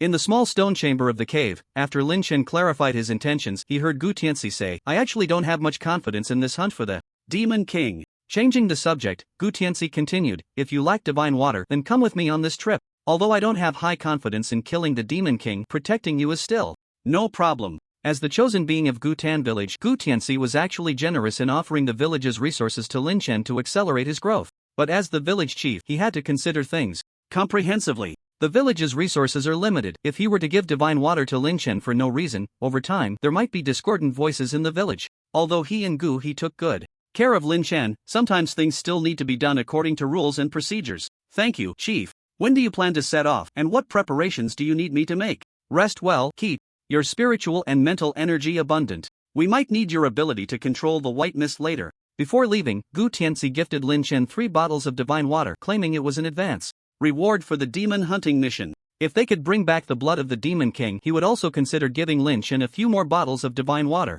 Lin Chen couldn't help but marvel at the old village chief. He truly was a person of great ambition. Starting off with 3 bottles of divine water, such boldness was unmatched. Now in possession of the 3 bottles, Lin Chen began to plan how to use the divine water to enhance his attributes. Currently, he had 3 source stones, so there was no immediate need to boost his spiritual power. Forging spiritual weapons was more than sufficient. The urgent task was to quickly max out his 4-dimensional attributes. He wanted to see if he could awaken an impressive physical talent. In the evening, Lin Chen logged off. In the villa, Lu Yuqian was still studying the guide for the reincarnators that Lin Chen had sent her. Upon seeing Lin Chen, she hurriedly asked her lingering question, "Brother Lin, the guide says every reincarnator appears in a safe beginner village, but why did I end up in a dilapidated village last night?" That village seemed abandoned for years, with not only eerie spirits but also what seemed to be monsters outside. Regarding Lu Yuqian's question, Lin Chen wasn't very clear either. He speculated that the village Lu Yuqian had arrived in might have been breached by monsters or eerie spirits, which was why there were no signs of life. Even if Lu Yuqian logged into that village during the day, she would likely encounter unknown dangers. It's fine, I'll ask the officials about the situation later. For now, don't recklessly enter the apocalypse world. Okay, then I'll go make dinner. After spending a day in the villa, Lu Yuqian felt she had nothing to do, so she quickly dashed into the kitchen, wanting to impress Lin Chen. Lin Chen said nothing and took a bow and arrow to practice archery in the small garden. Before long, Lu Bo sent a message, saying that Jiangbai was missing. "Brother Yi, the situation is a bit dire." "I heard that." After Jiangbai went missing, the headquarters in the capital was furious and is sending people to investigate thoroughly. What did team leader Zhang say? When team leader Zhang reported, he mentioned that Jiangbai might have entered the apocalypse world without permission and encountered an accident. Later, he had us seal the hospital's surveillance footage, saying he would hand it over to the higher-ups when they arrived, and then he didn't manage anything else. "Alright, your team leader Zhang will handle this. By the way, if you're free tonight, come to my villa. I'll take you out to forge a suitable weapon and give you some good stuff." Hearing this, Lu Bo immediately got excited. "Brother Yi, is it a spiritual weapon?" It turned out that after Lin Chen rescued Lu Bo and the others early this morning, he had let Lu Bo try out the crafted dragon pattern short knife. Lu Bo discovered that as long as he held the dragon pattern short knife, a surge of power and agility was bestowed upon him. He was utterly shocked at that moment. It seemed his brother Yi had already brought the spiritual weapons from the apocalypse world into reality. "Brother Yi, was the weapon you wanted me to prepare special materials for?" "Yes, you didn't take it seriously, otherwise I would have gotten you a spiritual weapon long ago." Lu Bo felt both regretful and excited. "Alright, I promise I'll come over after work." "Brother Yi, wait for me." "Okay, just go to this address." Lin Chen sent Lu Bo the address of a suburban factory in Linhe City that specialized in traditional weapon forging. Although the rusty axe obtained from the horned monster had good materials, it still needed to be reforged and tempered before it could be infused with spiritual power. Around 8 in the evening, Lu Bo arrived on time. When he got there, he found his brother Yi shirtless, swinging a hammer in front of a blazing furnace. "Brother Yi, I'm here." "Got it, you're using a sword, right? Here's a design I found online, see if you like it." Lin Chen paused his forging work and handed Lu Bo a design blueprint. The sword in the blueprint was about 3 feet long, with a slender blade as thin as a cicada's wing, and it looked very exquisite and beautiful. Lu Bo nodded and said, "Not bad, not bad. Although it's a bit thin, its appearance is very high. Then I will create it according to this blueprint." After all, in reality, without the supplement of source stones, Lin Chen's weapon crafting has its limitations. He cannot use too much material, and the shape cannot be too large, otherwise, it cannot be successfully nurtured. This long, sharp sword was designed by Lin Chen based on Lu Bo's height and arm length. If too much iron material is used, it is likely that Lu Bo, with his strength attribute, would not be able to use it well. After melting down 4 rusty iron axes, Lin Chen continuously hammered them by the furnace, reducing their size by half. However, the concentrated material is all essence. This refined iron is already comparable in quality to the green ore of the apocalypse world. After using up half of the iron, Lin Chen, with his relatively skilled forging techniques, perfectly crafted a long sword. Lu Bo's eyes were fixed on the sword. "Brother Yi, is this it?" "Not so fast, it still needs polishing and steel grinding. If you need special inscriptions or patterns on the sword, you can tell me." Then Brother Yi carved me an unparalleled good sword." "Alright." After crafting for Lu Bo, Lin Chen also planned to reforge a weapon for himself in reality. Although the original dragon pattern short knife was good, its attribute enhancement was too low, and Lin Chen found it inconvenient to use this uniquely shaped short knife. He then referred to the blueprints of ancient Tang knives and forged himself a straight, slender blade. Okay, I still need to take these two weapons back to nurture them before they can take shape, so wait for another 2 days. After thinking for a moment, Lin Chen handed a small backpack to Lu Bo. This is something from Jiangbai. There are things you can use, but since it's stolen goods, be careful with how you handle it. Hee, thanks, brother E. Lu Bo eagerly opened the backpack and found a few talismans and 2 bottles of blood-red potions inside. The talismans were dropped by Jiangbai when Lin Chen killed him, and they can be activated without divine power, while the yellow paper talismans made by Jiang I require divine power to activate, which Lu Bo cannot use. Seeing Lu Bo's beaming smile, Lin Chen couldn't help but remind him, these potions can enhance agility attributes, but you know the side effects. Don't use them too much, or you'll be invaded by demonic power and gradually lose your sanity. Don't worry, brother E, I promise not to drink them continuously. In fact, Jiangbai also dropped several white-quality monster organs. Lin Chen looked at them. Although their quality was poor, if paired well, they could be easily made into some semi-spiritual armor or weapons. However, Lin Chen's energy was limited now, and some things could only be done slowly. Upon returning to the villa, Lu Yuqian had already finished washing up and returned to her room, humming music and seemingly busy with something. Lin Chen did not disturb her but prepared to go to the study to use the evening time to nurture Lu Bo's weapon. Soon after, Lu Bo's unparalleled good sword was successfully nurtured by Lin Chen. The long, pure white sword had a faint glow, looking far from ordinary. Holding it in his hand, he could feel a significant increase in both strength and agility attributes. Lin Chen estimated that this unparalleled good sword could rival his wind riding blade, with a total attribute increase of around 15 points. Then Lin Chen sent a message to Lu Bo, asking him to come pick up the sword tomorrow. The next morning, as usual, Lin Chen extracted his talents and infused a bit of spiritual power into the giant egg in the room. At that moment, the giant egg began to sway left and right. Lin Chen was surprised. Was it about to hatch? Not daring to be careless, Lin Chen quickly notified the old man of Guhua village. Soon, the old man of Guhua, along with the curious Gu Yun, hurried over, and the 3 of them gathered around the giant egg, observing the scene of life breaking out of the shell. Before long, a fleshy paw broke through the eggshell, revealing a wet wolf cub's head. The wolf cub was only black and white, its pupils blankly staring at Lin Chen and the others. Then it opened its mouth and howled. Oh, although the wolf cub was cute, Lin Chen couldn't help but laugh. This creature bore a striking resemblance to a husky, about 70 to 80% similar. The offspring of the demon king turned out to be a husky. Guhi was staring into the wolf cub's eyes and stroked his beard, saying, "Not bad, this young wolf has normal colored eyes. It should be a normal creature, not a demon." Since the wolf cub had only broken a small hole in the egg, it let out a howl and tried to retreat, but got its neck stuck and couldn't move. Seeing this, Lin Chen couldn't help but chuckle and pressed the cub's head back into the egg. Guyan felt a tickle in his heart and couldn't resist reaching out to touch it, but was scared back by the wolf cub's bared teeth. Oh, this little thing is quite discerning. Lin Chen noticed that the wolf cub didn't reject him, so he said, "It must be because I've been nurturing it with spiritual energy. These past few days, it remembers my scent." Once the wolf cub returned to the egg, it began its egg-breaking operation. Soon, a giant egg was punctured from the inside, turning into a pile of broken egg shells. The wolf cub seemed to know that the eggshells were beneficial to it, so it buried its head in the egg liquid and shell fragments, feasting happily. Guyun was not idle either. He secretly hid a few small pieces of eggshell and egg liquid, preparing to take them back for research. Guhi reminded Xinshan, although this little wolf has no demonic nature, you still need to keep a close watch on it daily to avoid accidentally harming ordinary people in the village. Don't worry, elder, if it dares to hurt anyone, I guarantee I'll stew it the same day. Upon hearing this, the wolf cub let out a low howl and looked up at Lin Chen, as if to say it wasn't tasty and didn't want to be stewed. If you want to avoid being stewed, you must behave. After Guhi and Guyun left, Lin Chen wiped the wolf cub's fur clean and then gave it a name. Thinking of the howling dog from mythological novels, Lin Chen looked at the wolf cub's defiant eyes and said, "You have a connection with the word air, so from now on, I'll call you Air Hua."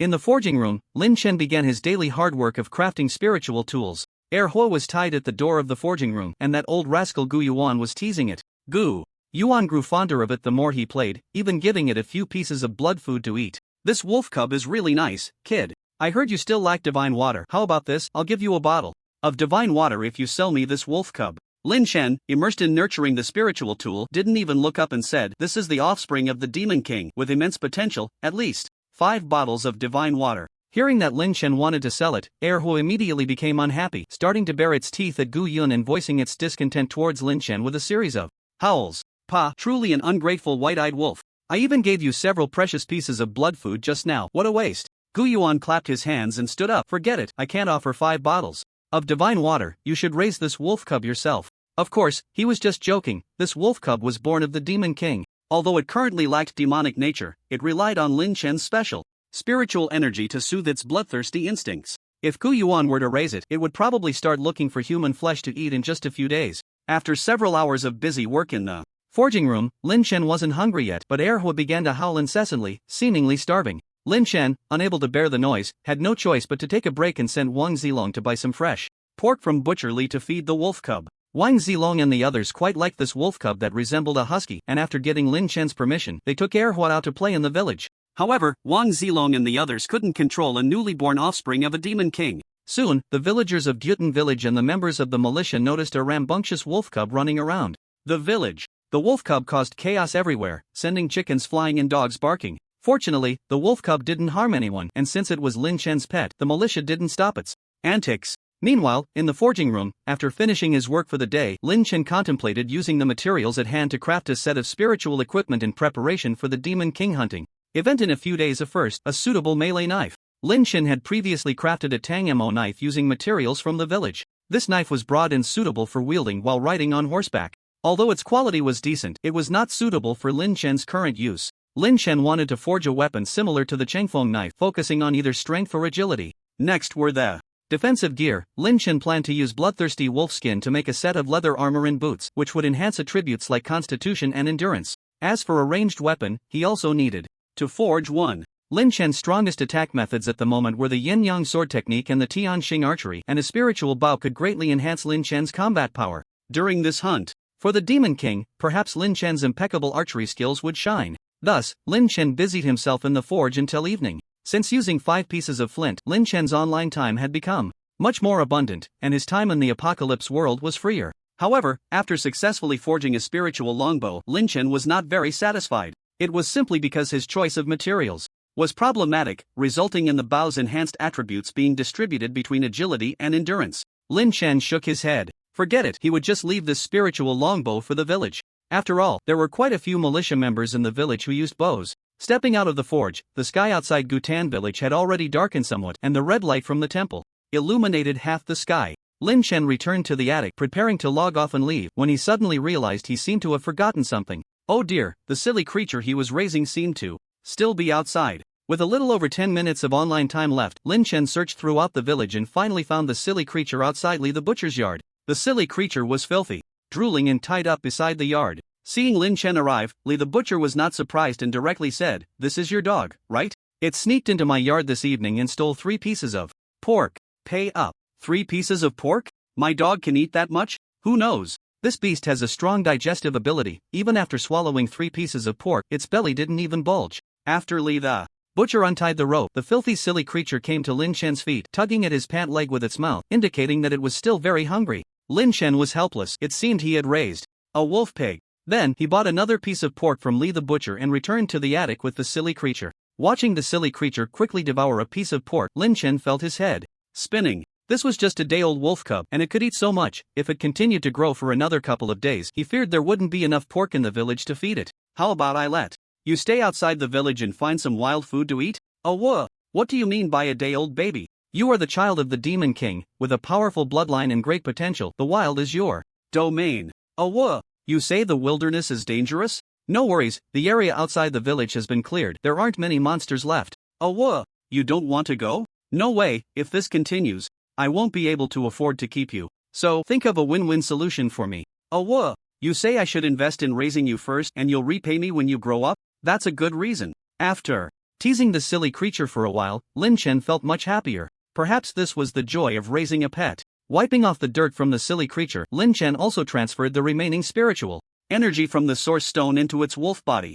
Feeling the warm spiritual energy, the silly creature curled up in Lin Chen's arms and stopped whining about being hungry. After a moment, Lin Chen disappeared from the attic, while the wolf cub climbed onto Lin Chen's bed and fell into a deep sleep. Time flew by, and it was 3 days later. Today, Lin Chen was to go with the old village chief and others to the Demon King's lair to hunt this Demon King. Before setting off, Lin Chen changed into the high-quality spiritual gear he had tailored for himself over the past 3 days. Wolfskin Armor Spirit Artifact, armor crafted from the leather of high-quality heart-eating wolves. It possesses exceptional toughness, capable of withstanding blunt and sharp weapon attacks. Infused with spiritual energy.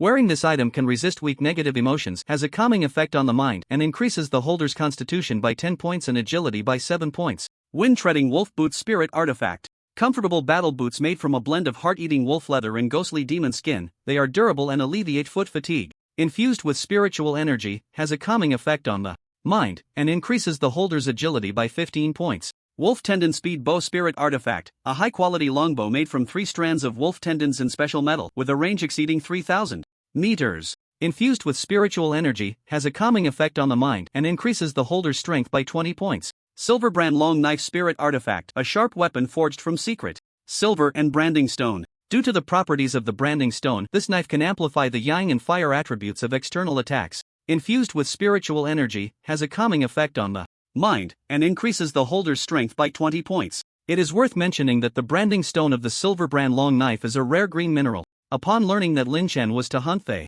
Demon King with the village chief, Gu Yuan took out this rare mineral for Lin Chen to use. Later, Lin Chen melted down his previous silver long knife and forged the Silverbrand Long Knife with this piece of branding stone. The Silverbrand Long Knife is incredibly cool, with a blade that displays red and silver colors, shimmering brilliantly in the sunlight. Besides the Silverbrand Long Knife, Lin Chen was most satisfied with the Wolf Tendon Speed Bow. This bow had indeed consumed a lot of Lin Chen's materials. Initially, he used a single wolf tendon for the bowstring, but the tension was too weak to withstand Lin Chen's full draw. Later, at Gu Yuan's suggestion, Lin Chen combined 3 wolf tendons into one string, which could then bear his strength, significantly increasing the range. As for the wind treading wolf boots and wolf skin armor, they were crafted from the best materials Lin Chen had on hand. In any case, to create these 4 spirit artifacts, Lin Chen had used up nearly half of the organ materials he obtained from the heart-eating wolf slayer. After 3 consecutive days of drinking divine water, Lin Chen's attributes had greatly improved compared to before. Each attribute exceeded 40 points and was nearing its limit.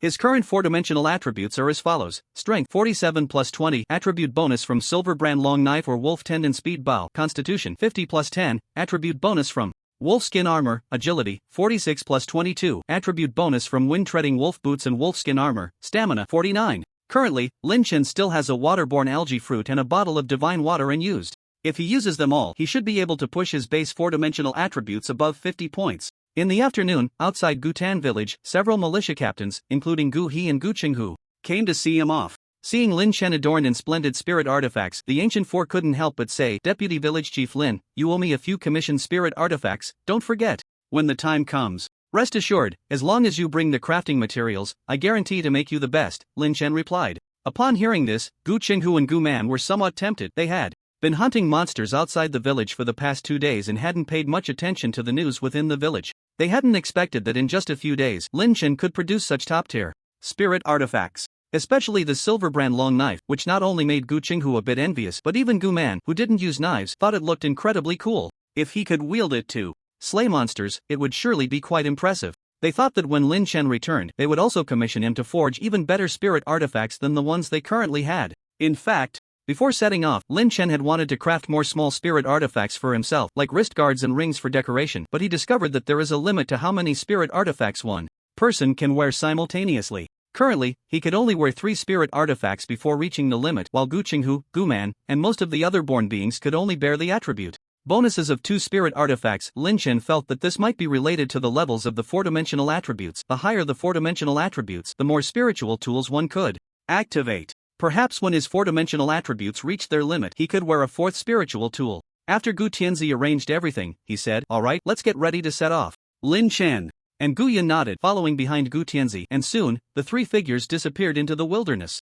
Gu Yi gazed into the distance filled with hope and said, "I hope the village chief and his group can make it safely." Gu Man chimed in, "Yeah, I've wanted to become a martial artist for half my life." In the wilderness, Gu Tianzi led Lin Chen and Gu Yun at a brisk pace. Even if they weren't martial artists, the physique of a professional level expert was extraordinary. Fortunately, with the enhancement of his equipment, Lin Chen already had an agility of 68. With such agility, Lin Chen easily kept up with the two. Gu Yan ran the slowest. He glanced at Lin Chen and saw him looking calm and moving leisurely, so he asked, "Deputy Village Chief, your agility attribute must be quite high now, right?" "It's decent, but I'm still quite far from breaking the limit." Gu Yan exclaimed, "Breaking the limit? That's impressive. I remember that among the ancestors who left their names in Gutan village, very few managed to break the limit." Lin Chen questioned, "Isn't there divine water in the village? Can't it nurture someone to break the limit?" The old village chief, leading the way in front, listened to their conversation and turned back to explain, Xingshan, our natives of the Tanchi continent are different from you born ones.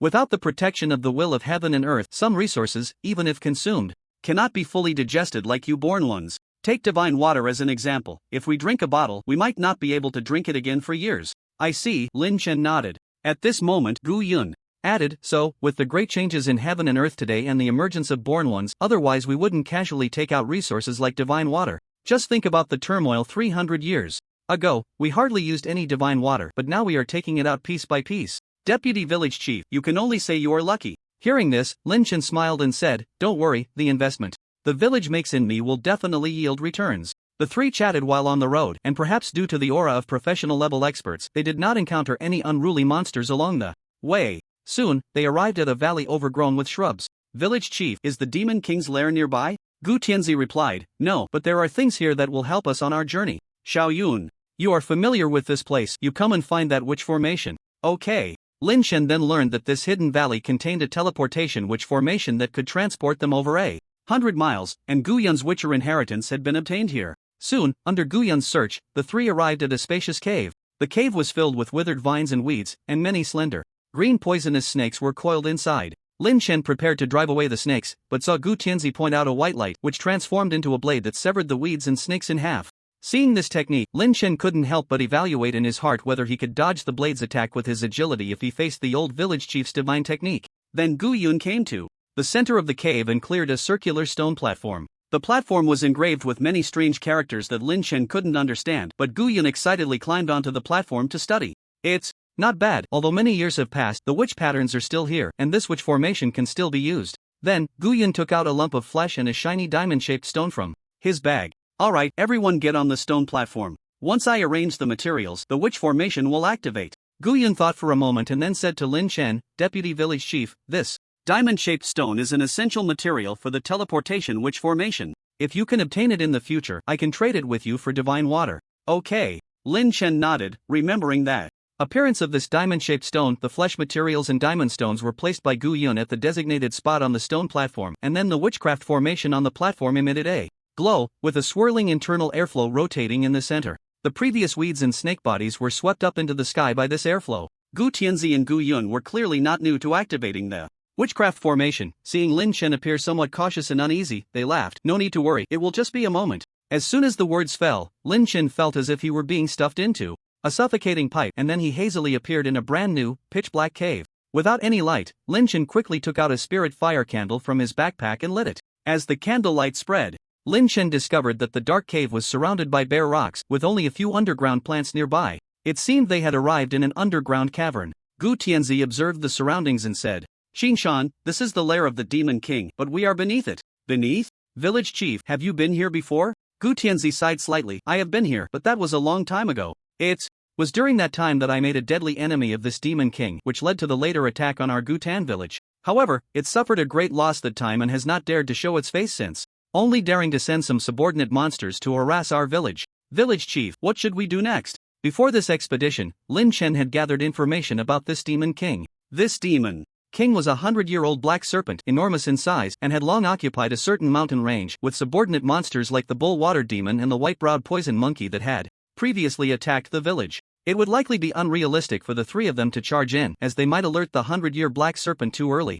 Gu Yun confidently said, naturally, we will go directly to its dwelling and use the village chief's inherited divine talisman to slay this 100-year black serpent. The reason Gu Tianzi was confident in killing the black serpent Demon King was that, after he advanced to the 2-star divine priest level, he could wield enough divine power to activate the village's inherited divine talisman. This talisman was left by a former 3-star divine priest in the village, and once activated, it could kill any spirit or demon below the 3-star level. Decades ago, the black serpent Demon King was only a 1-star professional, and even if it had made some breakthroughs, it should still be within the 2-star range. Gu Tianzi frowned slightly, expressing more concerns. No need to rush. This black serpent likes to dwell in the mountains, but as far as I know, there is a lake connected to an underground river behind the mountain. Although the 3-star talisman is powerful, I am not entirely confident that I can kill the black serpent in one strike. If it survives the talisman's attack and hides in the lake, it will be difficult to kill it again. Regardless, whether the black serpent Demon King is dead or not, once our presence is revealed, it will likely trigger a riot among all the monsters in the mountain range. For safety's sake, we need to think of a way to retreat. At this moment, Lin Chen asked, "Village chief, is there only one black serpent demon king in this mountain range?" Gu Tianzi replied, "Demon kings have territorial awareness, so there should only be one, but apart from the demon king, there are probably countless level 10 demons in this mountain range." Hearing this, Lin Chen confidently said, "Then there's no need to worry. As long as the demon king is dealt with, I can handle the remaining monsters." With a full set of top-tier spirit equipment, Lin Chen could be said to be invincible below the professional level. Whether it was one by one or in groups, he could take them all down. The underground cave that the witchcraft formation transported them to had been abandoned for a long time, and there used to be a narrow path leading to the surface, but to ensure that this place would not be discovered by monsters, Gu Tianzi had buried the cave's exit. Now the three of them needed to dig a new passage. Being the youngest among the three, Lin Chen naturally took the lead in this laborious task. Using the silver-etched long knife as a digging tool, Lin Chen quickly dug out a small hole leading to the surface in just a few minutes. Stretching his head out, Lin Chen was quite surprised by the scene outside the cave. In the distance, the mountains were lush and green, with layers upon layers of peaks, and a faint white mist floated, resembling a naturally beautiful fairyland. Seeing that there were no dangerous monsters outside, Lin Chen pulled Gu Tianzi and Gu Yun up. "This place is truly beautiful, but unfortunately, it's occupied by a horde of demons." "Ha, the more beautiful the place, the more hidden dangers there are. Let's go." I remember that the lair of the Xian snake is in the southeast direction. Before leaving, Gu Yun took out a bottle of water that could eliminate human scent and poured it on the soil near the cave entrance, then had Lin Chen and Gu Tianzi apply some on themselves. This water could erase human traces, making it an essential tool for wilderness travel. The three of them headed southeast, but not long after, they discovered a group of white-browed poison monkeys playing on the branches, hunting flying birds. There were quite a few white-browed poison monkeys, at least 20 or 30 of them. Gu Tianzi frowned and said, "Let's go, we need to bypass this group of monkey demons." To ensure they weren't detected, Lin Chen dispersed the white mist, using its concealing ability to move forward. At that moment, a white-browed poison monkey on the outskirts spotted the moving mist, rubbed its eyes, and after confirming the mist was indeed moving, it quickly pointed at the location of Lin Chen and the others, chattering excitedly. Unfortunately, the three of them moved extremely quickly and soon slipped into a dense thicket of grass and bushes. By the time the main group of white-browed poison monkeys arrived, they sniffed around on the ground for a long time but found nothing, and the monkey that had alerted them was given a good scolding. In the grass, Gu Yun rarely showed a hint of excitement. "Ha, this is really interesting. I remember when I went out to hunt demons back in the day, it was just as thrilling." Gu Tianzi smiled slightly. "Alright, we should find the trace of that demon king before it gets dark." Having taken a long detour, the three of them walked over 10 miles in the mountains before finally arriving at the resting place of the demon king, the Xian snake. The sky gradually darkened and the clouds in the west glowed with a golden afterglow. At that moment, a gust of wind carrying a fishy smell wafted in. Gu Yuan sniffed and said, "This should be the place. I remember there's a big lake nearby." Lin Chen, with better eyesight, found a high slope to look out from and indeed spotted a shimmering lake ahead. The lake lay like a clean mirror nestled among the mountains. Although the scenery was beautiful, Lin Chen noticed many bull-headed water demons resting by the lake. There were indeed quite a number of bull-headed water demons, at least several hundred, even more than the number of bloodthirsty wolves in the wolf den. If they disturbed these bull-headed water demons before finding the demon king, dealing with just these hundreds of bull-headed water demons would be quite a headache. The three of them explored around the lake, trying to find traces of the demon king, but after searching the surrounding mountains, they found no sign of the Xian snake. Could it be that the Xian snake was in the lake? Fortunately, at that moment, Lin Chen discovered traces of a snake path in a patch of grass. The path was about a meter wide, clearly left by a gigantic snake. Lin Chen took out the tracking talisman from Ancient 4, which recorded the scent along the snake path, then floated with a blue light, leading the three of them forward. However, the direction indicated by the tracking talisman was right into the lake, so Lin Chen put the talisman away and said, "Village chief, elder, this is a bit troublesome. It seems the demon king we're looking for is hiding in the lake." Gu Yun tugged at his beard and said, "I remember the Xian snake doesn't like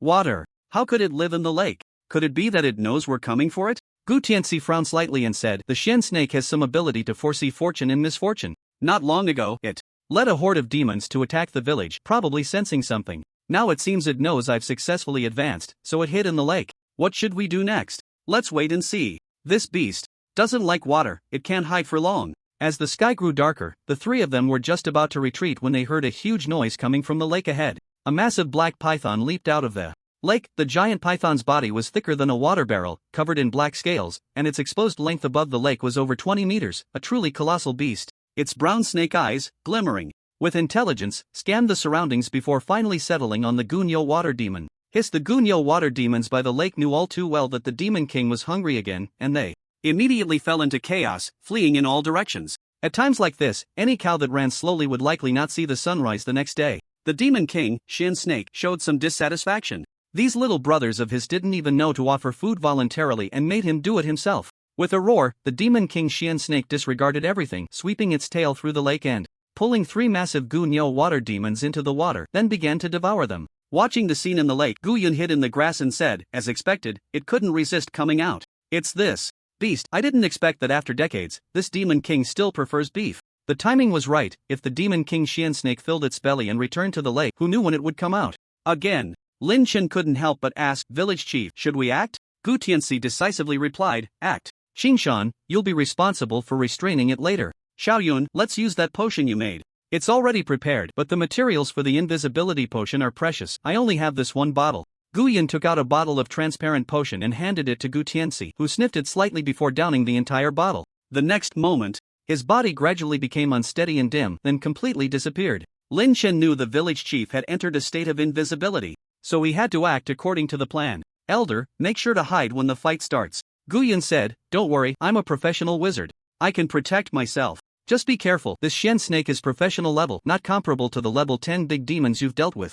I know. Lin Chen pressed his palm to the ground, and a large amount of cold white mist rose up. At this moment, the Demon King, Shen Snake, also noticed the movement in the grass from afar, its snake eyes emitting a dangerous light. Whoosh! An arrow, fast as lightning, shot out from the white mist, heading straight for its snake eye. Sensing danger, the Demon King Shen Snake quickly closed its eyes, but the arrow still struck the black scales outside its snake eye. Roar! With its eye injured, the Demon King Shen Snake was furious, wildly slapping the lake's surface and letting out a long cry, as if summoning all the demons in the nearby mountains. Lin Chen had just tested an arrow and found that with his current attack power, he could easily pierce the Demon King Shen Snake's scales. That made things much easier. Lin Chen took out a fine iron arrow from his backpack and knocked it on the wolf's sinew bow. This arrow was entirely made of green quality or iron and had been nurtured by Lin Chen's spiritual power. Although it couldn't provide attribute bonuses, it was sufficiently tough and sharp. For this shot, Lin Chen infused it with 7 points of health value. Whoosh! The arrow shot through the air, and halfway through, it transformed into 6 additional arrows, all aimed at the other snake eye of the Demon King Shen Snake. The Demon King Shen Snake sensed the crisis and quickly twisted its body to dodge, but under the law of causality, the 7 arrows made a right angle turn in midair, charging towards the Demon King Shen Snake's eye. Boom! 1 arrow, 7 shots. Directly triggered the stacking damage of the Heavenly Star Archery, blowing a massive wound in the right eye of the Demon King Shen Snake. Seeing this scene, Gu Yun, who was hiding nearby, was astonished. He hadn't expected Lin Chen to suppress a professional level Demon King with just a bow. As for Lin Chen's arrow technique that could turn corners, he had heard Gu Qinghu and Gu Man mention it before, but nothing was more shocking than seeing it with his own eyes. Well done, Deputy Village Chief Lin, you've truly surprised me. When we return to the village, I'll propose that the village give you an extra bottle of divine water every month. Sensing Lin Chen's tenacity, the Demon King Shen Snake didn't think of retaliating. Instead, it directly dove into the bottomless lake. Seeing this, Lin Chen thought to himself that it was bad according to the plan. He attracted the attention of the Demon King, allowing the village chief to secretly release the divine talisman. However, to his surprise, he had only shot 2 arrows before the Demon King was frightened back into the lake. Although the Demon King, the Shen Snake, had hidden in the lake, the Gunyo water demons rushed over in droves. For some reason, these subordinate demons not only willingly became the Shen Snake's food but also obeyed its commands.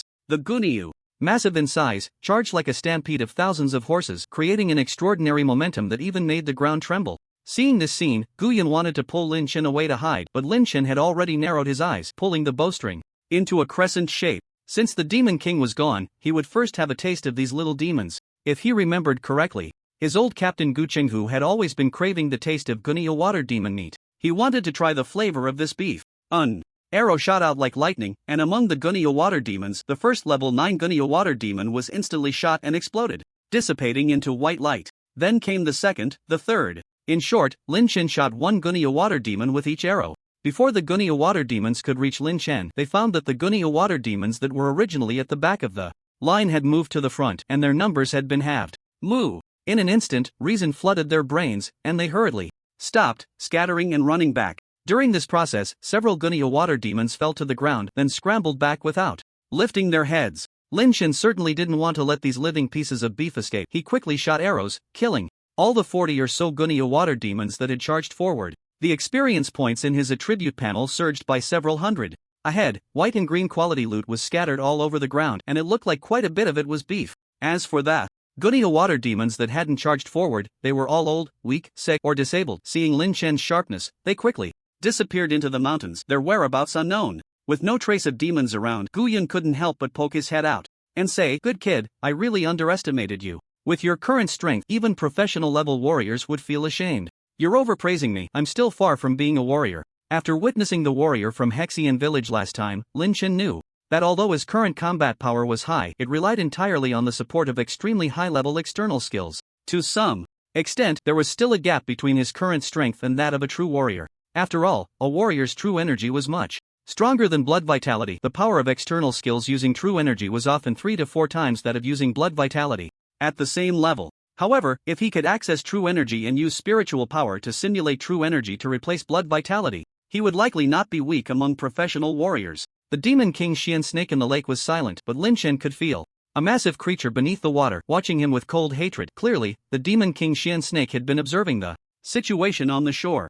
As for the old village chief, Lin Chen had no idea where he was hiding. Perhaps after witnessing Lin Chen's combat power, he regretted making the plan for Lin Chen to assist in the attack. Lin Chen thought for a moment and decided to take some risks, exposing some flaws to the Demon King Xian Snake, lest the beast remain hidden in the lake. He then withdrew the white mist and slowly stepped forward to collect the loot from the Gunyo water demons. The loot from the Gunyo water demons mainly consisted of 4 types. The white quality Gunyo meat was delicious, and long-term consumption could increase blood vitality and physique, similar to the effects of blood food. Then there was the green quality Gunyo meat, which, in addition to being delicious, could actually improve root bone talent and grant the hydrophilic talent with long-term use. The remaining 2 types were organ materials from the Gunyo water demons. One was the green quality Gunyo gastric juice, which had strong corrosive properties currently unknown in purpose. The other was Gunyo beast skin, which appeared to be of material not inferior to that of the bloodthirsty wolf beast skin, likely usable for making armor. From the 40 or so Gunyo water demons, approximately 60 pieces of materials dropped, with the green quality Gunyo meat being the majority. Lin Chen was quite satisfied. He had not yet killed the Demon King but had already obtained a good haul. At that moment, a chattering sound came from the grass in the distance. It was the group of white-browed poison monkeys from before. Upon discovering Lin Chen, these white-browed poison monkeys rushed over excitedly, eager to taste human flesh and blood. Good courage! Lin Chen drew his wolf sinew bow and shot down the 2 leading poison monkeys. The group of monkeys was not deterred. Instead, they charged in even angrier. Seeing this, the lake's demon king, the Xian Snake, could no longer hold back. It roared and stirred up towering waves that surged toward Lin Chen on the shore. This human had injured its eye, and it wanted to tear him apart. With enemies approaching from both sides, Lin Chen frowned slightly. In a critical moment, he transformed into white mist and vanished from his spot, then instantly reappeared 10 meters away. Upon seeing the Xian Snake's sneak attack, Gu Yun's heart leaped to his throat, but when he saw Lin Chen cleverly evade, he couldn't help but exclaim, "Well done, Deputy Village Chief Lin. Just how many tricks do you have?" The massive waves stirred up by the Xian Snake not only missed Lin Chen but also swept many white-browed poison monkeys into the lake. Enraged and humiliated, it quickly swung its massive tail fiercely at Lin Chen. Lin Chen switched to his silver-marked long knife, dodging while executing a 5-fold flame sunblade technique. Under the golden blade light, the scales at the tail of the Xian Snake shattered, revealing a half-foot deep wound, with snake blood gushing out. Realizing that Lin Chen still had close combat skills, the Xian Snake understood it could not overpower him and quickly retreated back into the lake. Lin Chen couldn't help but feel anxious. Why was this Demon King such a coward? Just like the Black Mist Spectre, it ran away quickly when it couldn't win. And what was going on with the old village chief? There was still no sign of him. Meanwhile, Gu Tianxi, after witnessing Lin Chen's combat prowess, was no longer in a hurry to hunt the Xian Snake but instead submerged into the lake. The lake was extremely deep, and after diving for about 100 meters, he gradually reached the bottom. The water was icy cold, and with the pressure of the deep water, even Gu Tianxi couldn't stay there for too long. The lake bottom was overgrown with aquatic weeds and green plants, and there were many corpses of animals and demons. After a brief search, Gu Tianxi found the lair of the Xian Snake. There lay a gigantic snake skeleton, resembling a small mountain, with just the skull being the size of a 3-story building, and its body stretched like an unending small great wall. Compared to this snake skeleton, the Xian Snake seemed to be in its juvenile stage, truly a small witch meeting a great witch. A hint of joy appeared on Gu Tianxi's aged face. Indeed, it's here. I just wonder if Xiao Yun can extract essence blood from this bone. It is known that when advancing as a martial artist, the better the quality of the Demon King's blood used, the smoother the martial artist's path would be. Compared to the ordinary blooded Xian Snake above, the owner of the skeleton before him was an ancient fierce beast known as the Black Water Xian snake. If the blood of the Black Water Xian snake were used to awaken a martial artist, the awakened individual would be equivalent to gaining unparalleled talent with a chance to reach the 3-star professional level and become a true genius. Although Gu Tianxi had placed part of the village's hope on Lin Chen, he had never given up on Gu Qinghu and Gu Man, who were also on the path of martial artists. As the village chief, he had to strive to bring hope to the village. With the corpse of the Black Water Xian snake here, there's no need to rush. First, let's deal with the Xian snake above. Jingshan and Xiaoyan should not be able to kill it. Then, Gu Tianxi found the entrance to the underground river, sealed it with a divine talisman light membrane, and swam toward the lake's surface. At this moment, the Xian snake was still hiding beneath the water, observing Lin Chen with its relatively intact left eye. In just a few minutes, the white-browed poison monkeys that had come to support were all slaughtered by Lin Chen. The drops from the white-browed poison monkeys were sparse and ordinary, with only green-quality poison claws and white-quality monkey meat. The poison claws might be used to craft some poisonous arrows or weapons, but as for the monkey meat, it was sour and bitter, useless to Lin Chen. He would just toss it to the fool as a snack later. With the Xian snake not coming out, Lin Chen stood guard on the shore, and now that he has tested the methods of the Demon King Xian snake, Lin Chen discovered that his combat power is indeed strong. The century-old Demon King is not even his match. It seems he had been too low-key before. Boom! Suddenly, a massive light erupted from the dark lake. A pillar of light shot straight into the clouds, and the enormous Demon King Xian snake was blasted out by this beam, landing heavily on the shore. Village chief? It's me. In the void, Gu Tianxi's floating figure slowly appeared, holding a divine talisman that had not yet completely burned out. Lin Chen approached the Demon King Xian snake and found that the old mudloach, which had just been hiding beneath the lake, was now completely lifeless. Apart from the injuries he had just inflicted, there were no new wounds on its serpentine body. It seems the old village chief's inherited divine talisman primarily attacks the soul. I must say, its power is indeed great, comparable to the explosion of a small nuclear bomb. Guyan hurried over, and upon seeing the snake corpse on the ground, couldn't help but say, "Village chief, what a waste. I see this Demon King isn't that formidable. The deputy village chief could handle it alone, so the inherited divine talisman wasn't necessary. It could be dealt with, true, but if this Demon King had been hiding underwater, it would have been impossible to kill it in a short time. With our trip to Tianshui City approaching, we can't afford to waste too much time here." Gu Tianxi didn't explain much and quickly asked Lin Chen for help, preparing to extract the tendons and drain the blood. If Lin Chen were to kill a professional-grade demon, he could obtain excellent materials in addition to experience points. However, these materials are random. They could be the demon's blood or other organ materials. To ensure he obtained the blood of the Demon King, Gu Tianxi decided to personally slay the Demon King before setting off. As the oldest person in the village, Gu Tianxi is undoubtedly the most experienced master of demon dissection in Gutan village. Under his guidance, Lin Chen swiftly made an incision at the head of the Demon King Xian snake with a silver long knife, and scalding snake blood immediately gushed out. "Quick, let me do it, don't waste it." Gu Yun hurriedly took out a large water bag and began to collect the continuous flow of the Demon King's blood. "Ha, we hit the jackpot. This Xian snake's blood should be enough for our village for 3 generations. Seeing Lin Chen stop, Gu Tianxi urged, "Xingshan, don't stop. After a demon dies, its body will be contaminated by the dispersed demon power. If you need other materials, cut them off quickly." Okay. What Lin Chen coveted most was the glossy black scales of the Xian snake, but the scales were connected to the muscles, making them the hardest to separate. Before that, he decided to extract the snake gallbladder, heart, and other organs first. The Xian snake's body was enormous, and Lin Chen, disregarding the bloody stench, dove into the snake's abdomen to retrieve its organs. The materials he harvested were quite abundant. Xian snake gallbladder blue, a gallbladder from the Demon King snake cut with poor technique, tainted with a small amount of demon power, widely useful. Xian snake heart blue, a heart from the Demon King snake cut with poor technique, tainted with a large amount of demon power, widely useful. After obtaining 2 blue quality materials in succession, Lin Chen became even more excited. However, when he attempted to harvest the third item, the snake lung, the system prompted that it had been completely infected by demon power and was no longer usable. With no other choice, Lin Chen had to emerge from the snake's body and began cutting the outer skin and scales of the Xian snake. If he could obtain a piece of blue quality scale, he might be able to craft a professional-grade exclusive spirit tool.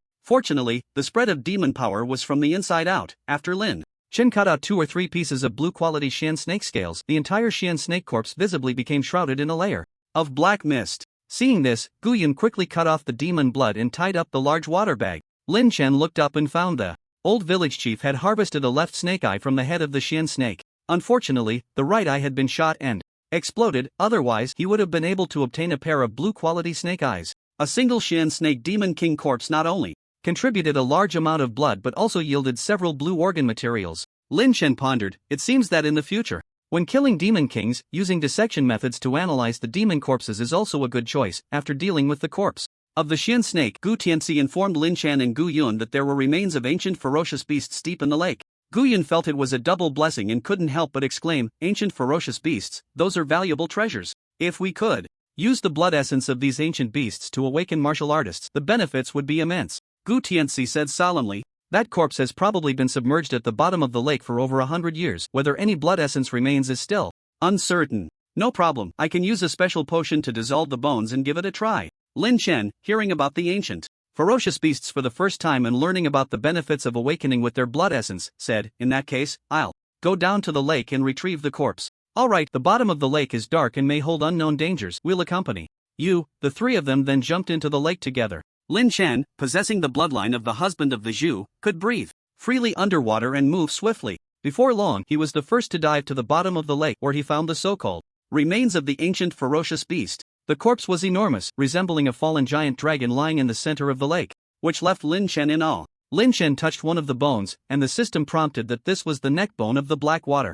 Xian snake, now devoid of essence and too large to be stored in the system space. Lin Chen frowned, since he couldn't store it in the space. Retrieving these bones from the lake bottom would likely be a significant project. At that moment, Gu Tianxi and Gu Yun also slowly swam to the lake bottom. Lin Chen gestured that he couldn't store the bones in the space and could only move them one by one. The two had no objections and nodded in agreement. Lin Chen then selected a tailbone and used all his strength to drag it up from the muddy lake bottom. Dust rose, and the lake water became murky. Fortunately, Lin Chen had considerable strength, and with the buoyancy of the water, he managed to lift the several thousand-pound tailbone. He then quickly ascended while pulling the tailbone. Seeing this, Gu Tianxi couldn't help but feel emotional. If he hadn't brought Lin Chen along, not only would it have taken much effort to kill the demon king Xian snake, but even discovering the remains of the ferocious beast at the lake bottom would have been impossible to retrieve. On the other side, Gu Yun was also shocked after seeing the full view of the ferocious beast's remains, but he noticed many unfamiliar herbs growing beside the corpse.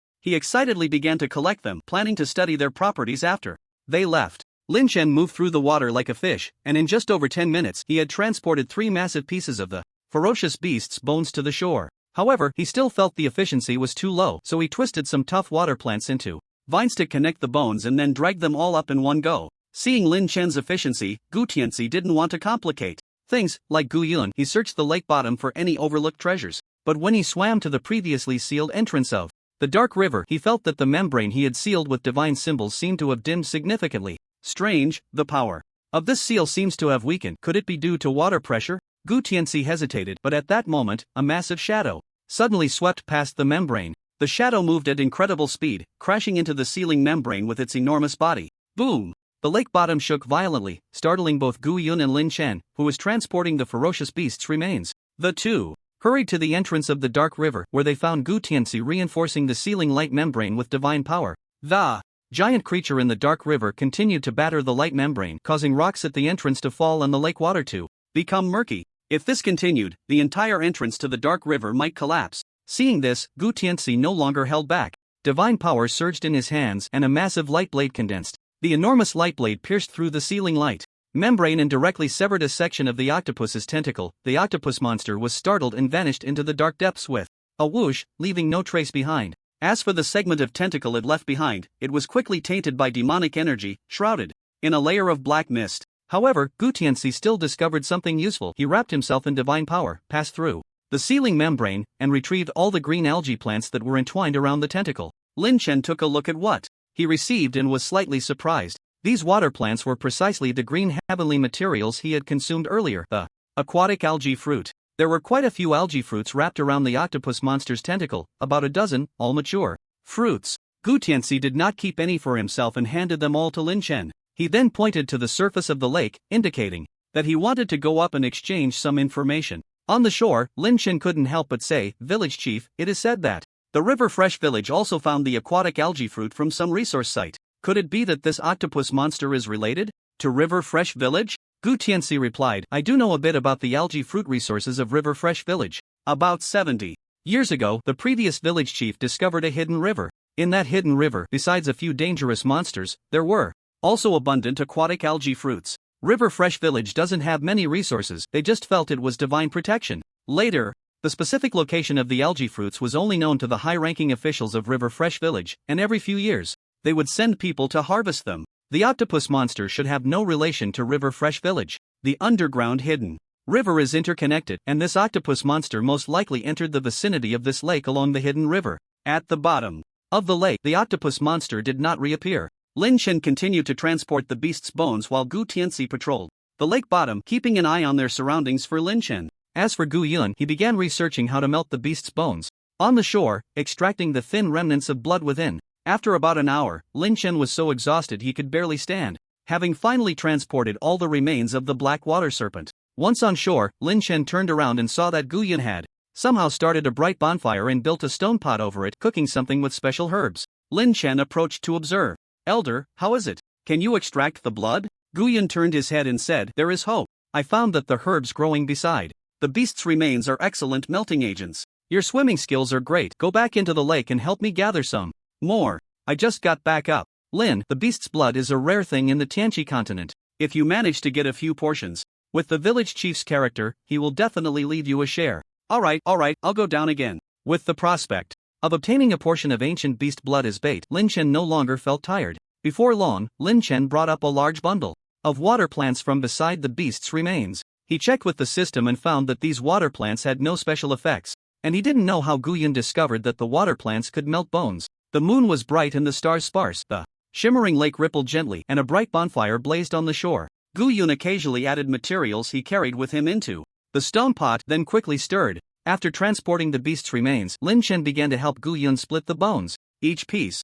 of the black water serpent's bones was extremely large, and they had to be smashed into pieces to melt. Fortunately, the serpent bones had soaked at the bottom of the lake for over 100 years, and the essence had almost completely flowed away, making the material not as hard as he had imagined. At that moment, Gu Tianxi emerged from the lake and brought up the segment of the octopus tentacle. Seeing Lin Chen struggling to split the bones, he flickered with divine power in his hand, and several light blades danced under the moonlight, slicing the massive serpent bones into sections. Lin Chen let out a sigh of relief. If he had to split the bones alone, he would probably still be at it by dawn, unable to break down this mountain-like pile of bones. Xinshan, if you still have the tracking talisman of Shaoxi, you can record the aura of this tentacle. Perhaps in the future, we can find the lair of that octopus monster. Lin Chen's eyes lit up. Indeed, the elder was experienced, something he hadn't thought of. If they could use the tracking talisman to find the lair of the octopus monster, they might discover the growth location of the aquatic algae fruit. Lin Chen then took out a brand new tracking talisman and stuck it onto the octopus's tentacle.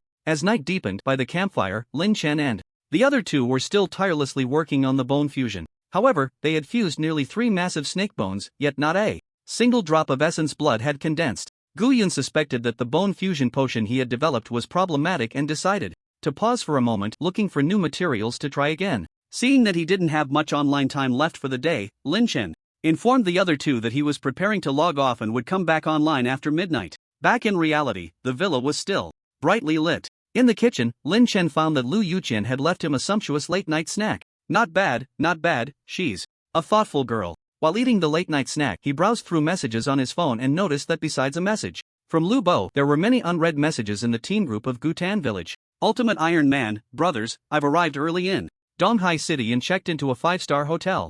I'll scout out that auction for you later. Wang Zilong, so fast, the auction is still days away, why rush over? Ultimate Iron Man, my online girlfriend of 6 months wants to meet, I have to prepare well. Wang Zilong, 6, I envy those about to have a girlfriend. Xin Changsheng, impressive, I envy those about to have a girlfriend. Ultimate Iron Man, brother Qin is also chiming in, not easy. I heard you're a big boss, the 5-star hotels in Donghai City are too expensive. Can you reimburse me? Xin Changsheng, our boss is village chief Lin, he's the real rich man. Just selling some resources from the apocalypse world would be enough for us to work hard for several lifetimes. If you want reimbursement, go to our boss Lin. Wang Zilong. Brother Qingshan went out of the village for a mission today, he's probably still in the apocalypse world and can't see the messages in the group. Xin Changsheng, by the way, have you guys heard the news recently? 3 days ago, there was a spirit invasion incident in Linha City. The invading spirits seem to have condensed into a ghostly trap, trapping an apartment building. Nearly 100 people died that night, and the bodies were piled up like a small mountain. Oh little monster, spirit invasion, wow, that's terrifying. Ultimate Iron Man, so fierce, scary. Did they deal with the spirits in the end? Qin Changsheng, they did. It said that a powerful reborn expert surnamed Lin from Linha City killed the spirit with one strike. That apartment building was split into a dangerous building and is now sealed off by the authorities, no entry allowed. I thought, isn't our boss also surnamed Lin? He's also a knife expert. So could the person who acted be our boss Lin? Ultimate Iron Man, damn, now that you mention it, it's quite possible. Ask Wang Zilong, he's closest to Boss Lin and must know if Boss Lin is from Linha City. Wang Zilong, huh? I don't know anything, but it's likely, right? Oh little monster, then it's probably true. But is the news about killing a semi-professional spirit with one strike reliable? If our boss Lin has that strength, wouldn't that be professional level combat power? Qin Changsheng, my official friend said.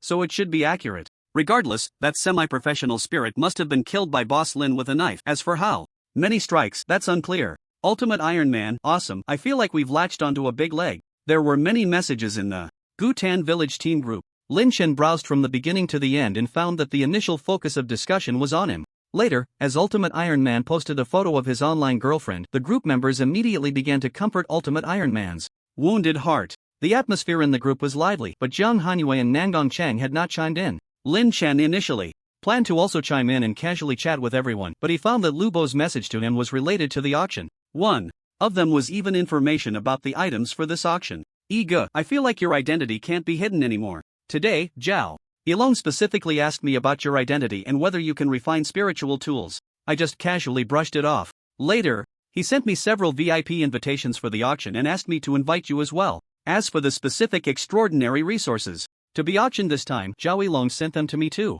Take a look. Lin Chen opened the auction item file and found that Zhao Yilong had indeed brought out quite a few precious resources from the Apocalypse world. Purple sweet potato spirit fruit, a green quality spirit fruit from the Apocalypse world. Consuming it can increase physical attributes by 2 points and heal hidden injuries in muscles and bones. Silk gloves, a semi-spiritual tool made of tough material, can catch sharp blades with bare hands, and wearing it can increase agility by 3 points. Chi blood pill, a precious pill comparable to green quality attribute fruits. Consuming it can significantly increase chi and blood value, usable by reincarnators of levels 1 to 10. Poison dragon horn, a beast horn dropped by the demon beast poison dragon rhino, a green quality material, can be used to make spiritual tools. White lotus seed, a white quality spirit fruit, consuming it can increase physical attributes by 1 point. Apocalypse world activation code, a code that allows ordinary people to become reincarnators. Arriving at the novice village is unknown and must be reported to the official before use. Note, this auction has a total of 32 items, most of which can be traded with cash, while a few items can only be exchanged due to the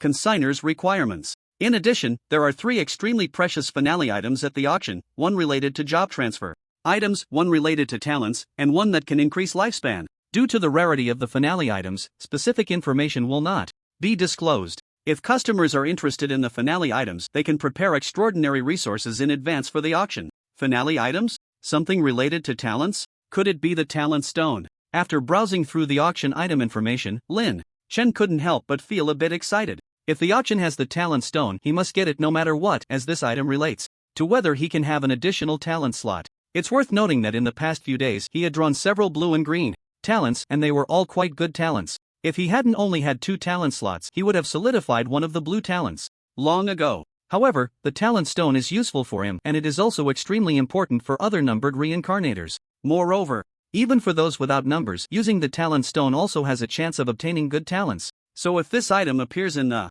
auction, it would likely be the most valuable item. Lin Chen suppressed his excitement. The urgent task is to find out whether the finale item related to talents is the talent stone. After thinking for a moment, Lin Chen asked Lu Bo to give him Zhao Yilong's WeChat.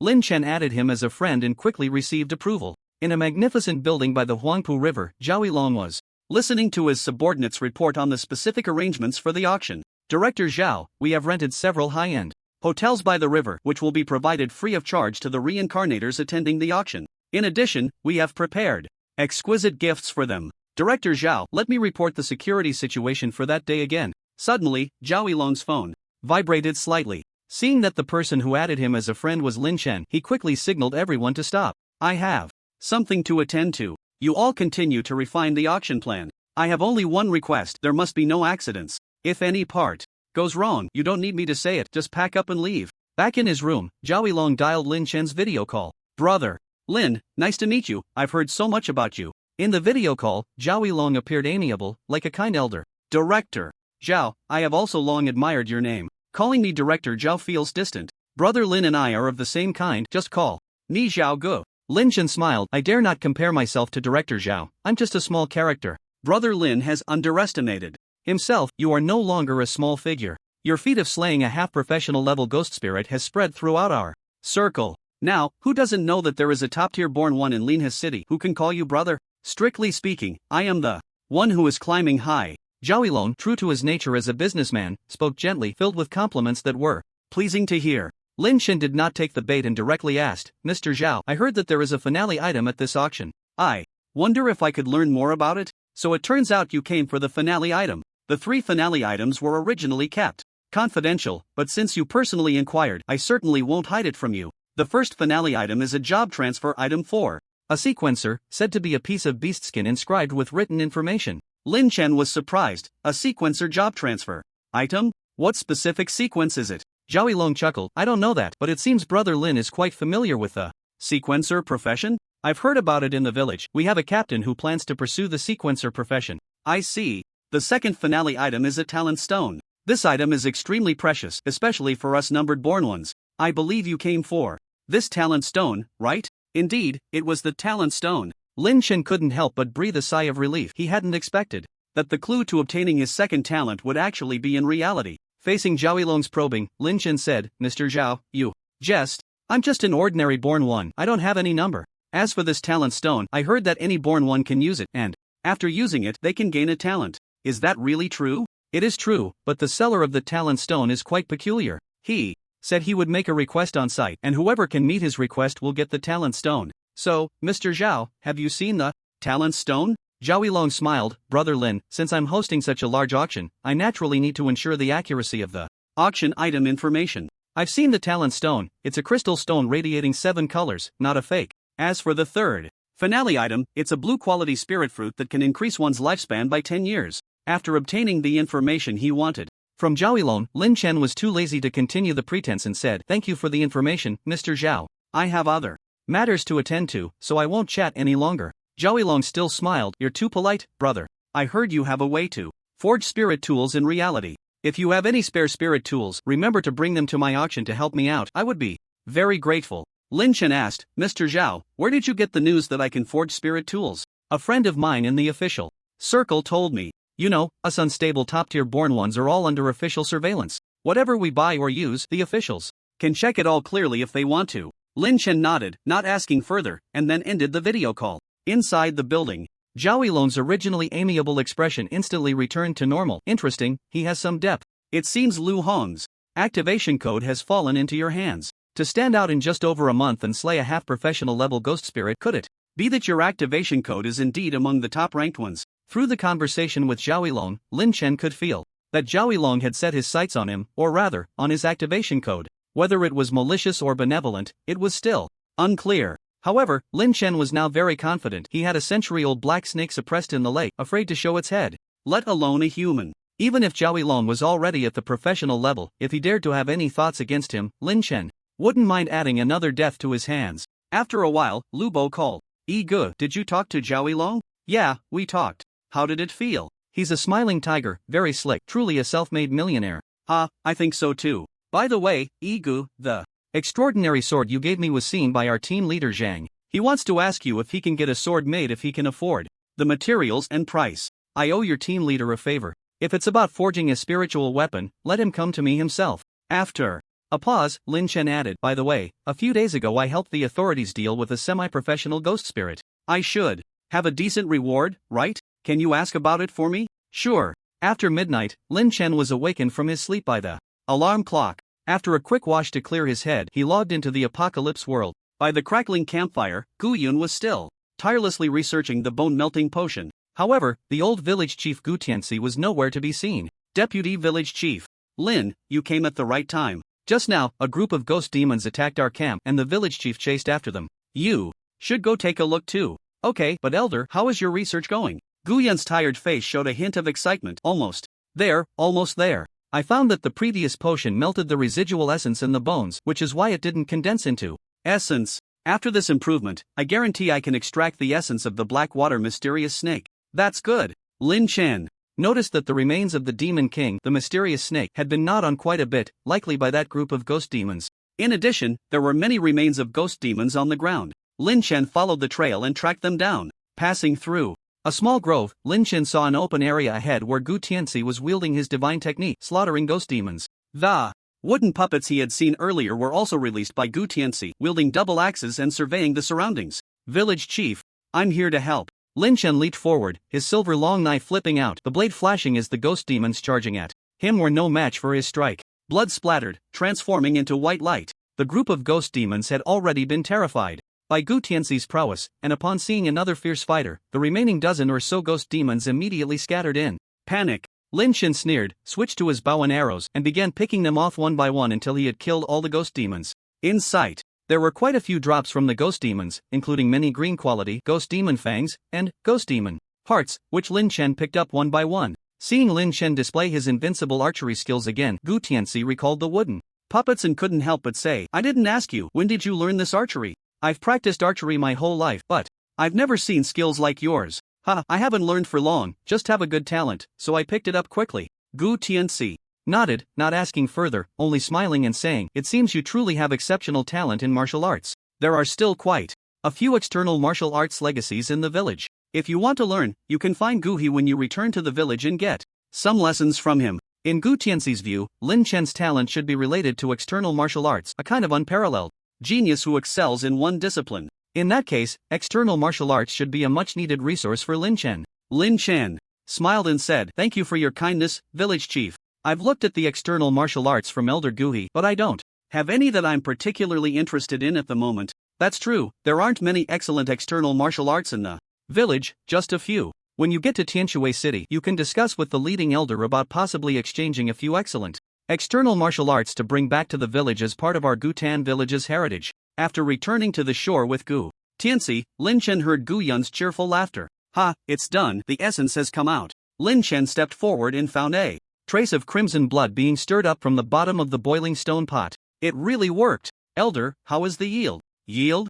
Gu Yun was taken aback, then after understanding the meaning, he said, the yield isn't high. I estimate that if we melt all these fierce beast corpses, we might only get 3 portions of essence. 3 portions? Excluding Gu Qinghu and Gu Man, perhaps he could indeed get 1 portion. Lin Chen's heart stirred, and he then worked even harder to help Gu Yun melt the bones. Time passed, and the 3 of them worked tirelessly until dawn, completely dissolving the massive and numerous corpses of the ferocious beasts. Originally, Gu Yun thought they would only obtain 3 portions of the black water Xian snake's essence blood, but surprisingly, a complete portion was refined from the snake's skull bones, resulting in a total of 4 portions of essence blood, which delighted the 3 present. Since Lin Chen had put in considerable effort, Gu Tianxi directly handed 1 portion of the essence blood to him. Upon receiving the essence blood, Lin Chen eagerly checked it with the system. Black water Xian snake essence blood purple, a portion of essence blood from an ancient ferocious beast, extremely precious and widely useful. Wow, purple quality. Lin Chen did not expect that this portion of essence blood would be of purple quality.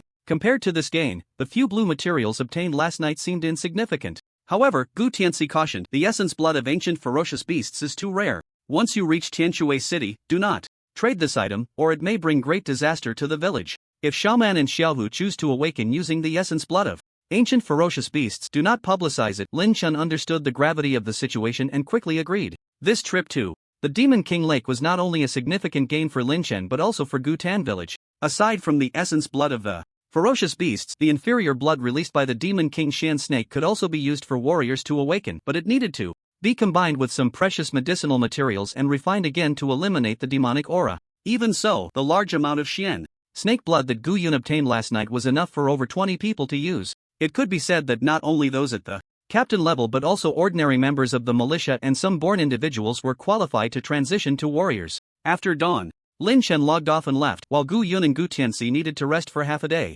Inside the villa, Lin Chen did not expect an unexpected visitor today. The elderly man before him had graying hair, wore a Zhongshan suit, and had a pleasant demeanor, exuding an elegant aura as he conversed with Lin Chen. Lin Chen had only seen him on television before, and he never imagined that this high-ranking elder would personally visit him one day. The elder smiled and said, "Thank you, young brother, for your help with the apartment matter a few days ago, which spared our country from a serious loss. I have already understood the circumstances regarding Jiang Bai. The public robbery of your spoils was entirely his fault, so you should not feel guilty." The headquarters in the capital.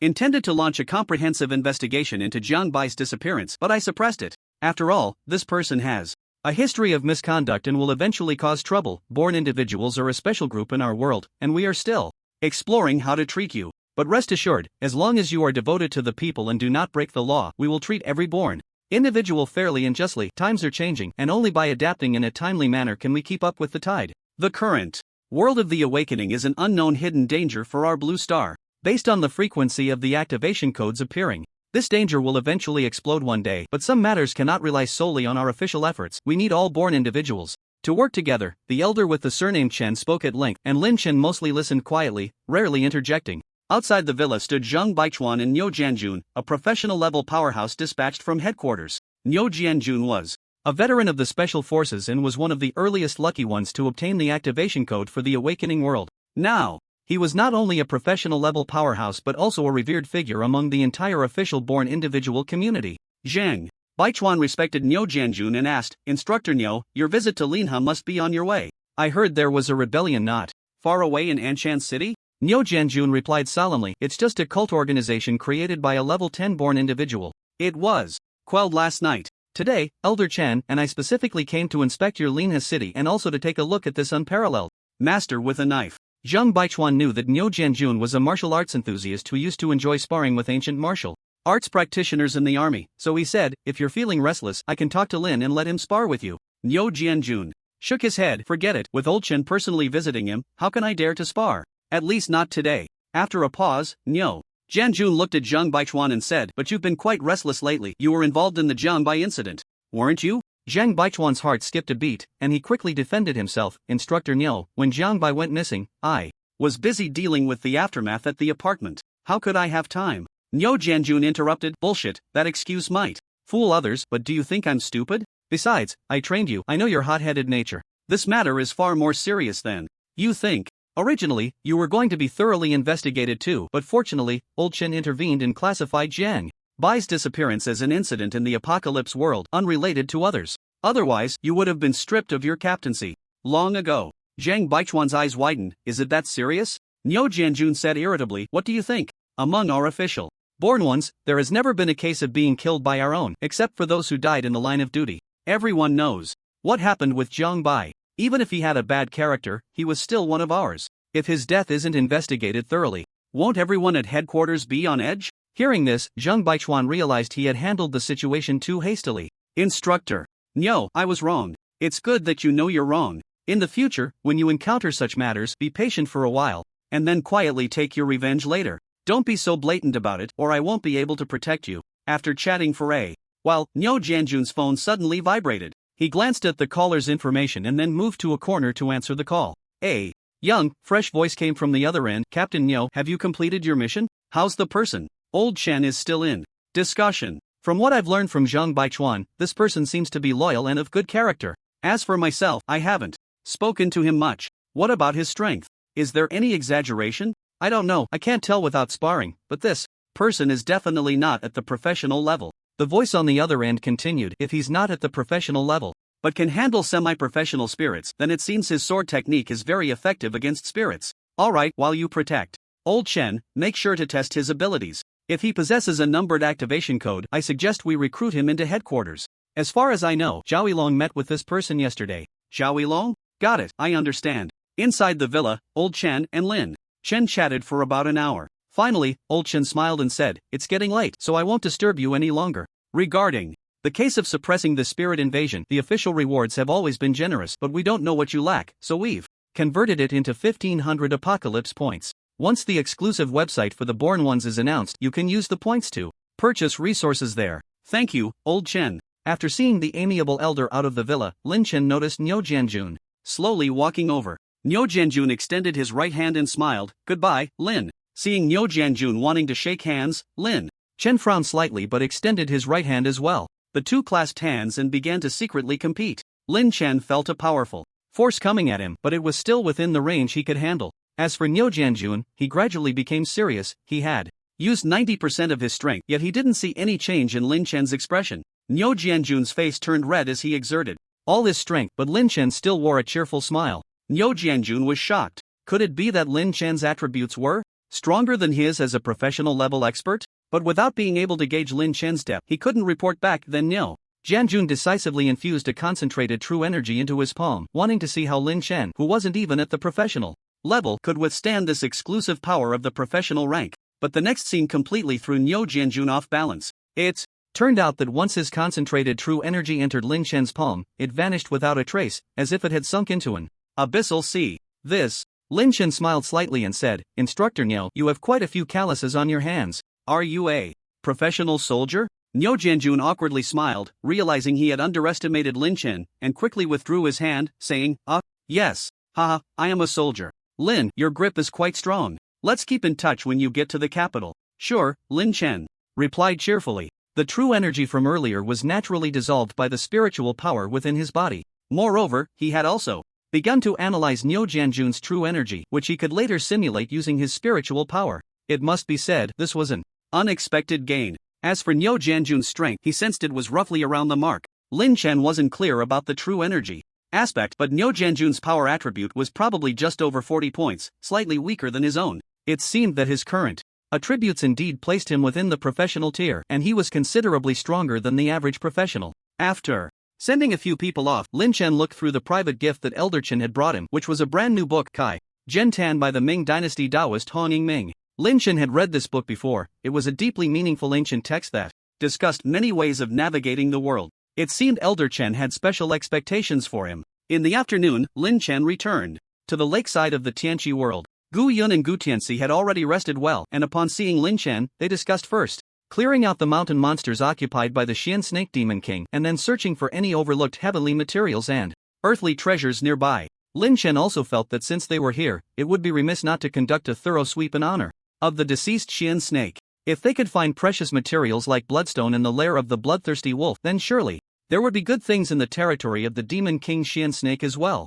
Centered around the lake, the three of them began their search. Soon, they found a cluster of spiritual fruits in a grove to the east of the lake. Fine meat fruit white, grown with blood and flesh, the fruits have a bloody smell and are rich in nutrients. This spiritual fruit appeared to have no special effects, just a bloody neat flavor which should be quite favored by monsters. Lin Chen picked over 20 of them, preparing to take them back to feed to the silly one. An hour later, the three of them found the lair of the white-browed poison monkey. Most of the white-browed poison monkeys had been slaughtered by Lin Chen the night before, leaving only a few mother monkeys nurturing their young at the old lair. Upon seeing Lin Chen and the others arrive, a few mother monkeys charged at them in anger. Lin Chen frowned and immediately struck with a knife. The knife's force was fierce, and 3 ferocious mother monkeys fell instantly into a pool of blood, turning into dropped items. The remaining mother monkeys, witnessing this scene, shrieked and roared in panic, scattering in all directions.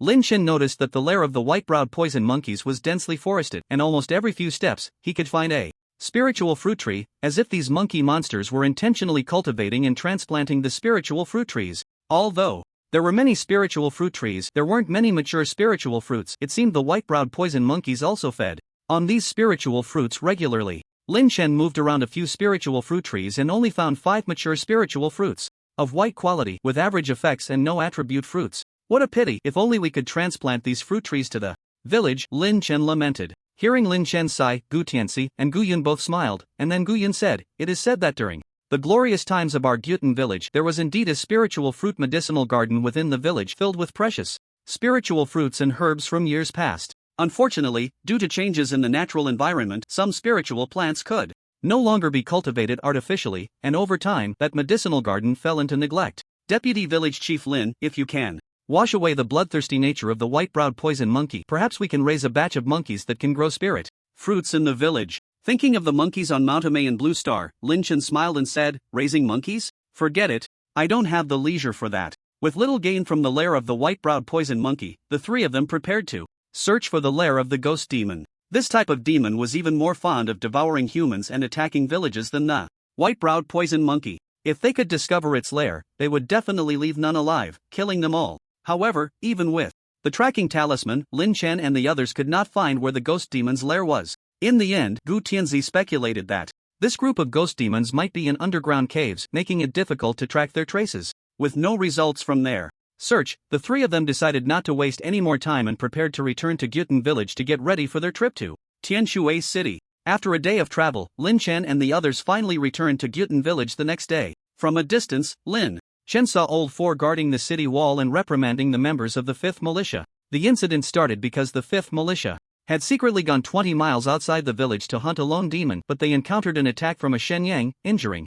many people. If it weren't for Gu Laihai being nearby, the members of the 5th Militia might have all been killed. Du Gufeng defended. Captain Old Four, you can't blame us for this. The demons near the village are getting fewer and fewer, and we can't kill the strange spirits. If we want to grow and upgrade, we can only go further. Get lost. Anyway, your deaths have nothing to do with me. Seeing Gu Tianzi and the others return to the village, Old Four was too lazy to scold them further and left the militia team to come over. Old man, how was it? Was your trip smooth? Guyan smiled and said, smooth, very smooth, but this isn't the place to talk.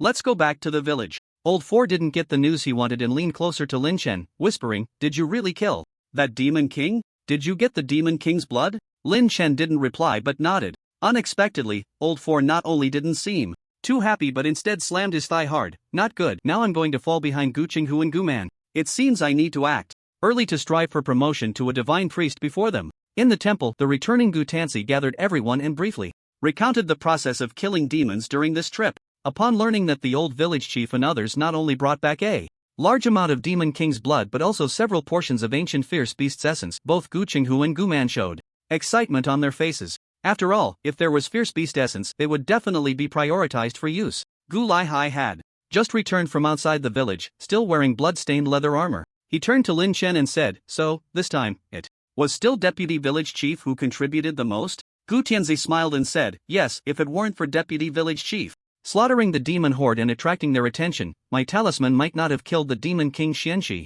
Lin Chen knew that the old village chief was intentionally building momentum for him so that he could take a portion of the fierce beast essence without attracting criticism. Gu Laihai said, impressive, Deputy Village Chief Lin, if you have some free time in the future, could you spar with me? I want to see how strong I really am now. No problem. Lin Chen didn't think Gu Laihai would be his opponent, but sparring would be good. Sometimes showing strength could solve many problems. Old Four was well aware of Lin Chen's current strength, and, looking eager for excitement, said, alright, you guys remember to notify me when you set a time. I want to see the captain admit defeat. Gu Man couldn't help but say, count me in, I want to see too. At this moment, Gu Yuan couldn't help but say, since you all want to see, why don't we hold a martial arts competition in our village? The resources the village chief brought back can also be used for the competition as rewards. A martial arts competition? Hearing this, the entertainment-starved Gu Man, Old Four, and others all cheered. That's right, I think it's a good idea. If we go to Tianshui City, we might not be back for a while. Since we have everyone here now, holding a martial arts competition would be great. That works. Damn it, I've been stuck guarding the inner city walls of the village every day. I'm about to go crazy. Lin Chen couldn't help but ask, so, can the descendants participate in this martial arts competition? If the news of the competition spreads, the descendants would only be able to watch from the sidelines and not participate, which might cause dissatisfaction among their group. Well, Gu Yuan hesitated. Some of the descendants have impressive skills. If they win the competition, would they have to give away the resources for advancing to martial artists? Gu Tianxi pondered for a moment and said, the descendants can compete separately. I will select some resources as rewards. Regarding the martial arts competition, everyone briefly discussed and established the rules and rewards. Afterward, they dispersed. Just as Lin Chen was about to leave, Gu Yuan blocked his path. Once he saw that everyone else had left, Gu Yuan whispered, Xingshan kid, don't say you didn't get anything good this time. You're currently on the path of a sequence, and the blood of fierce beasts is useless to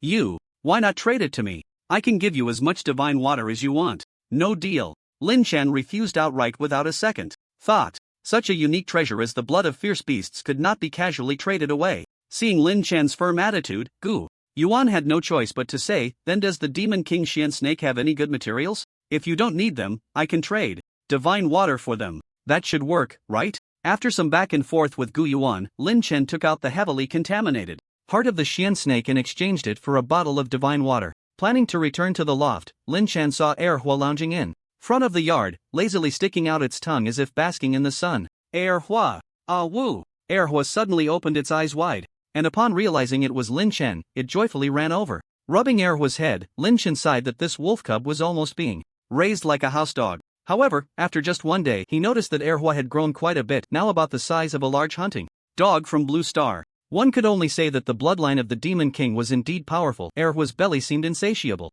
and as long as there was food, its size would keep increasing. Perhaps after some more time of feeding, Erhua would be big enough to ride Riding it to Tianchuan City would surely be quite cool. After tossing a few pieces of prime meat fruit to Erhua, Lin Chen went up to the loft to tally up the gains from this trip. The biggest gain was a portion of purple quality fierce beast blood, which, according to Gu Yuan, was extremely valuable and comparable to a talent stone. For any advancing martial artist, it was a treasure that could lead to a complete transformation. Next was the blue material obtained from the Xian Snake Demon King, among which the heart of the Xian Snake was traded to Gu Yuan for a bottle of divine water. In addition, Lin Chen still had a better quality Xian Snake gallbladder and several pieces of black scale armor from the Xian Snake. The remaining major haul included 10 waterborne algae fruits and over 100 dropped items from the monsters. All in all, not only did it replenish part of the losses from Lin Chen's previous forging of spiritual tools, but it also significantly increased his material stockpile. One could say that even if all the resources of the descendants in the entire Guten village were combined, they wouldn't match Lin Chen's current wealth. After organizing his current resources, Lin Chen found that Erhua had already finished the delicious prime meat fruit and was tugging at his pant leg for more food.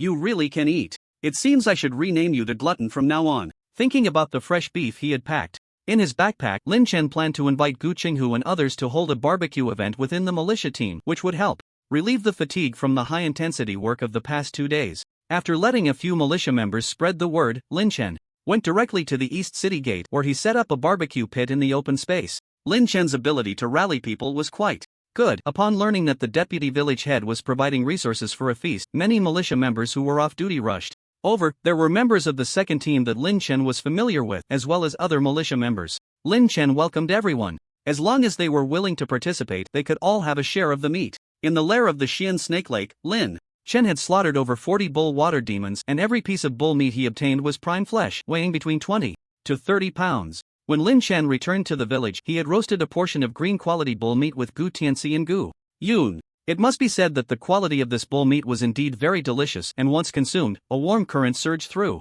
his body, not only increasing his vitality but also slightly improving his bone structure. Due to the large amount of bull meat that needed to be grilled, Lin Chen called over Gu Shan and others to arrange seating and cut the meat in batches for roasting. At that moment, a newcomer, eager to join in, approached cautiously and asked, "Village Chief Lin, can I come over to eat meat too?" Lin Chen remembered every newcomer in the village, and this one seemed to have arrived less than a week ago, so he smiled and said, "Come on over, as long as you're willing, everyone gets a share." The newcomer was overjoyed and quickly replied, "Thank you, Village Chief Lin." Before long, upon hearing that Lin Chen was using bull meat to treat the villagers, even Gu Laosi, who was still on guard duty, dropped his work and rushed over. Seeing the skewers of seasoned bull meat grilling on the iron rack, Gu Laosi wasted no time and immediately grabbed a few skewers to eat. "Not bad, not bad, this bull meat is really damn delicious, but how can we eat meat without wine? Deputy Village Chief Lin, get some wine." Lin Chen thought the same and instructed Gu Shan and the others to fetch some drinks from the wine cellar managed by Gu Yuan.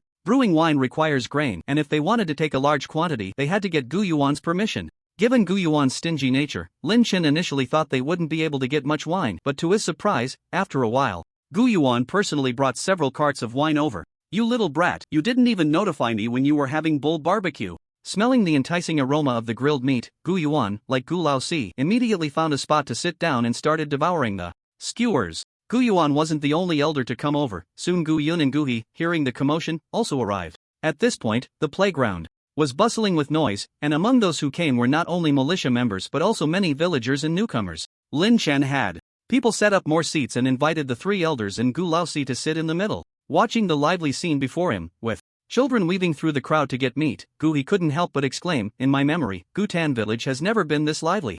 Gu Yun chuckled and said, "That's natural. Ever since Deputy Village Chief Lin and the others appeared, although the number of demons has increased, the number of demon slayers has also grown. Nowadays, you probably can't find a single demon within 10 miles of our village, so the villagers no longer have to worry." At this moment, Gu Yuan asked, "Qingshan kid, with so many people eating meat, do you have enough bull meat?" Lin Chen thought for a moment and replied, "It should be enough. The bull meat is rich in vitality, and ordinary villagers might feel their bodies heating up after just a few bites, unable to eat more. Only the militia members with decent physiques could consume about a pound. A piece of bull meat weighing 20 to 30 pounds was enough for about 30 people, and the consumption wasn't as large as imagined." However, as more and more villagers came to eat the barbecue, the white-quality bull meat on Lin Chen gradually ran out, and he had to take out the green-quality bull meat. In the second half, Gu Qinghu, Gu Man, Gu Laihai, and others, along with Qin Changsheng, finally arrived. Among these people were many newcomers who had just returned from slaying demons. After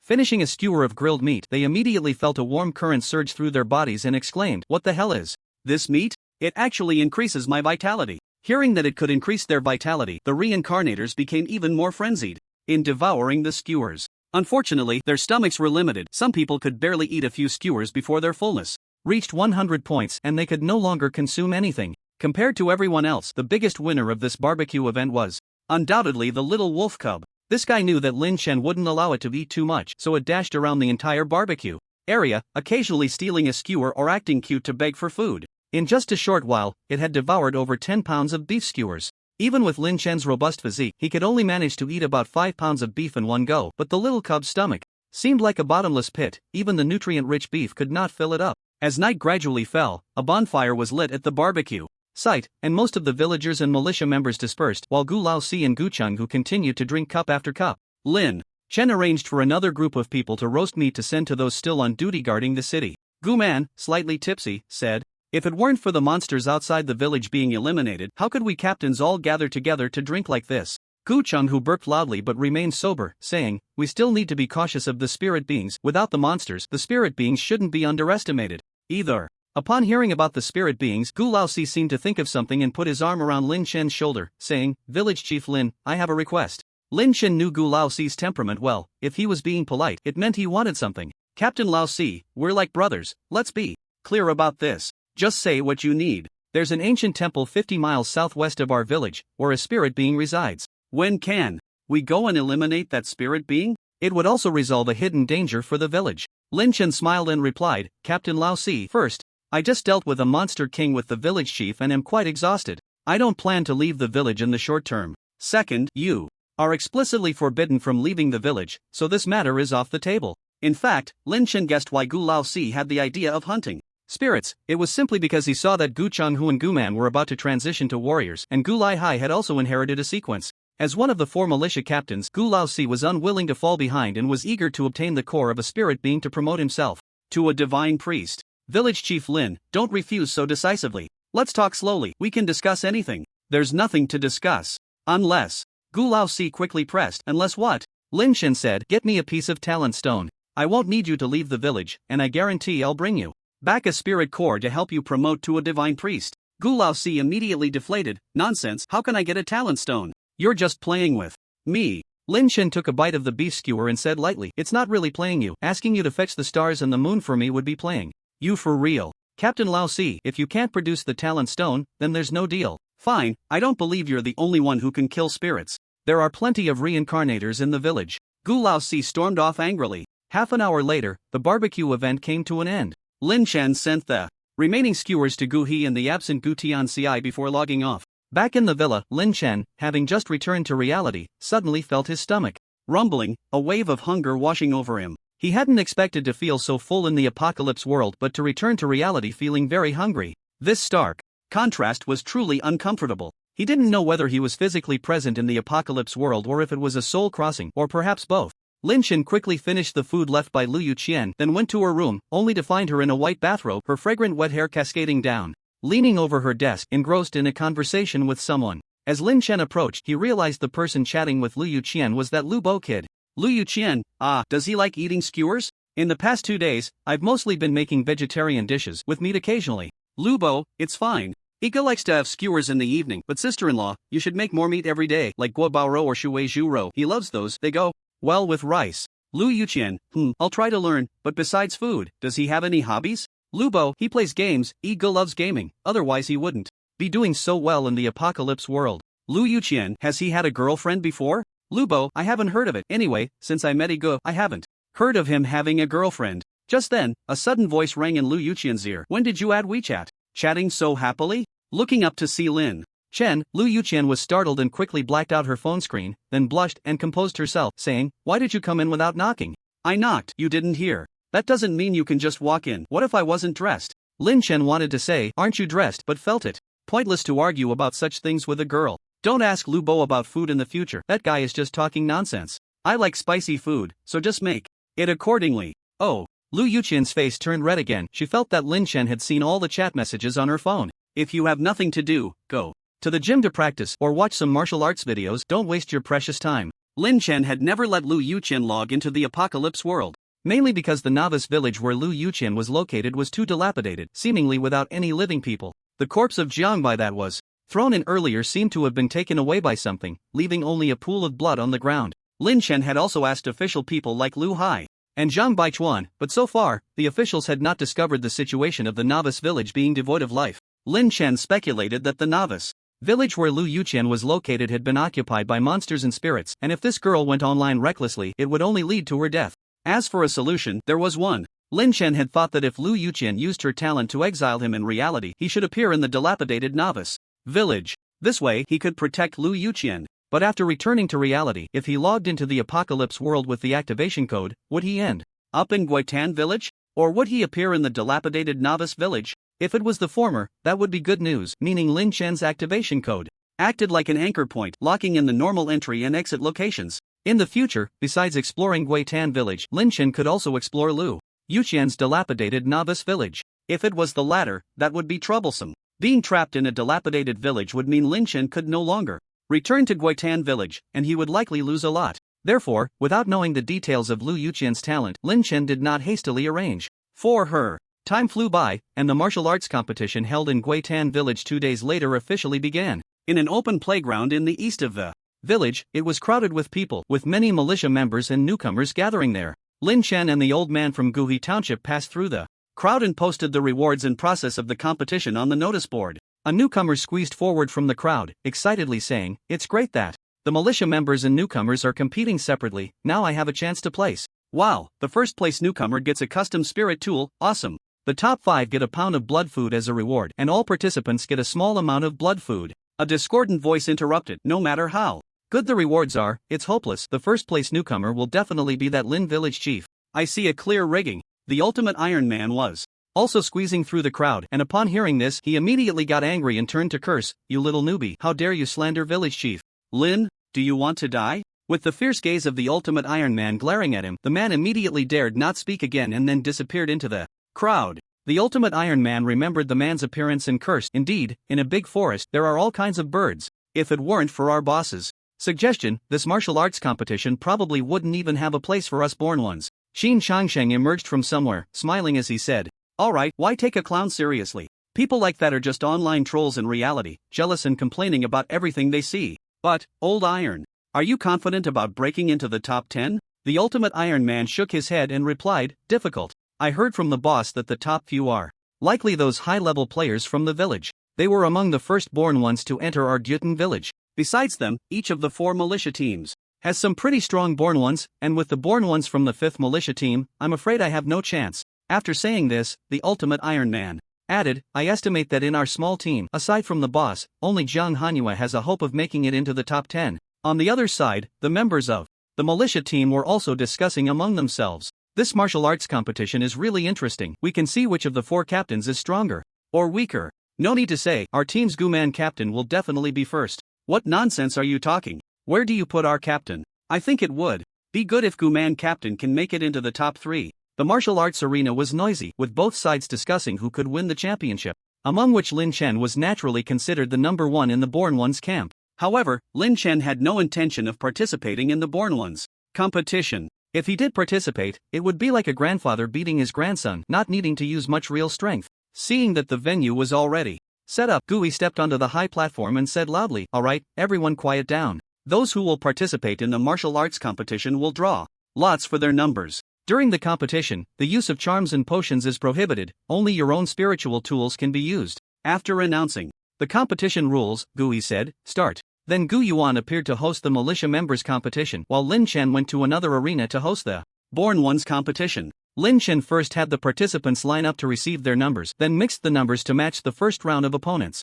There were quite a few Born Ones participating in this competition, totaling more than 60, including several first-level newcomers who had just been born in Juten village. It goes without saying that these newcomers came for the so-called blood food participation prize. Seeing that Lin Chen was only responsible for issuing numbers and had not drawn one himself, the ultimate Iron Man couldn't help but step forward to ask, "Boss, aren't you participating?" "What? Do you want me to participate?" "Of course. Just now, a clown newcomer mocked you. I think you should show your strength and intimidate them a bit." Lin Chen smiled and casually replied, "No need." After the news that Lin Chen would not participate in the Born Ones competition spread, many Born Ones breathed a sigh of relief. With Lin Chen gone, their rankings could improve by 1 place. On the outskirts of the crowd, Chang Konghua, who had just received his number, also laughed. "Now I have a chance to be first, don't all of you compete with me." Next to him, Duck Bear couldn't help but say, "Is this Lin village chief really that strong, even making you, Chang Konghua, wary?" In Duck Bear's view, among their batch of Born Ones, aside from the currently missing Li Chenjie, Chang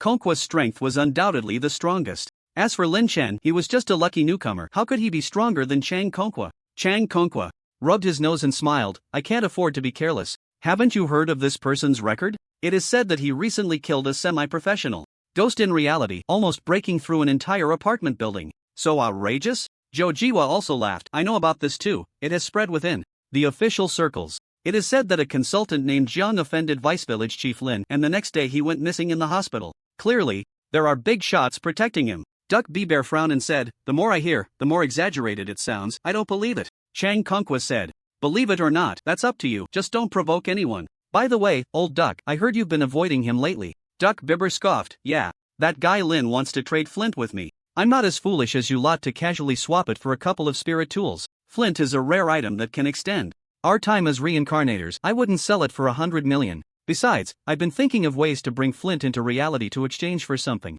good." Hearing this, Chang Konghua couldn't help but say, "Bring it into reality? Old duck, don't go down the wrong path." Duck Bear turned his gaze to a newcomer reincarnator ahead and smiled softly. "Don't worry about it, I have my ways." The martial arts competition for the militia team had already begun, while Lin Chen's side was just matching up the reincarnators for the duel. Although there were fewer reincarnators, Lin Chen didn't dare waste time and quickly arranged for everyone to start the matches. The first to take the stage was Zhu Chang from the malicious 5th team, whose strength was second only to Du Gufeng, a level 6 reincarnator. His opponent was a newcomer reincarnator, barely at level 2. Lin Chen let the two take the stage, and the level 2 newcomer decisively surrendered and left. "Alright, Zhu Chang wins, step down and wait for the next match." The second match was between Chang Konghua and Nangong Henxiang from Lin Chen's team. This match was also without suspense. As soon as Nangong Henxiang took the stage, he surrendered after just one move. Chang Konghua wins. Several matches in a row showed a significant level gap between the two sides in the reincarnator camp, so there was little to watch. The lower-level participants basically surrendered immediately upon taking the stage. But when Chen Duo and Du Gufeng took the stage, their duel drew several bursts of laughter from the audience. It turned out they were both trained by the same master, and Chen Duo and Du Gufeng both took the stage wielding short knives and shields. Both were experienced fighters, level 6 reincarnators, and their attributes were evenly matched, making each clash a fierce contest. In the end, Du Gufeng created an opening, knocking Chen Duo's shield away with a strike, then chased after him with a slash. Chen Duo had invested a lot in agility, making him a nimble little chubby guy. He rolled and dodged desperately on the stage, countering with his short knife. The two fought for 7 or 8 minutes, but ultimately, Chen Duo was exhausted and found Du Gufeng's knife at his throat. Chen Duo, with a thick face, said, "Brother Feng, you're still the best. I admit defeat. If you get a top 10 reward, share some blood food with me, considering our relationship." Du Gufeng rolled his eyes and replied irritably, "Nonsense. If you had surrendered earlier, I might have shared a bit. Now, I've used all my trump cards and external skills to deal with you. I might lose in the next match." As time passed, the first round of the martial arts trial was nearing its end. Now, only the final match remained. Lin Chen announced the names of the two participants. "The next match is between Duck Bear and Io Little Monster." Then, the two slowly walked out from the crowd and onto the stage. Lin Chen's gaze lingered on Duck Bear for a moment, but he said nothing, then quietly advised Little Monster, "You're not his opponent. If you can't win, surrender in time." Io Little Monster chuckled, "Don't worry, boss, I'm not someone who enjoys being bullied. I'll just show up on stage and then surrender." Io Little Monster knew that his strength didn't rank among the reincarnators in Gyutan village, so he was just there to join the fun. Seeing Lin Chen whisper a few words to his opponent, Duck Bear sneered and then took out his semi-spiritual weapon, the support hammer. The support hammer was a deep yellow color, shining brightly in the sunlight. Io Little Monster couldn't help but say, "I say, big brother, I'm just here to join the fun. You don't need to take it so seriously, bringing out a spirit tool. We're already on stage, what are you talking about?" Duck Bear took a big step forward and swung the heavy hammer down fiercely at Io Little Monster. The hammer struck heavily, as if it weighed 1,000 pounds. The little monster, now only at level 5, naturally dared not take it head-on and quickly dodged. But the Duck Bear was also quite agile, catching up and continuing to smash down. Boom! The golden hammer crashed onto the arena, instantly creating a hole in the wooden platform. Seeing this, Lin Chen frowned slightly. Did the duck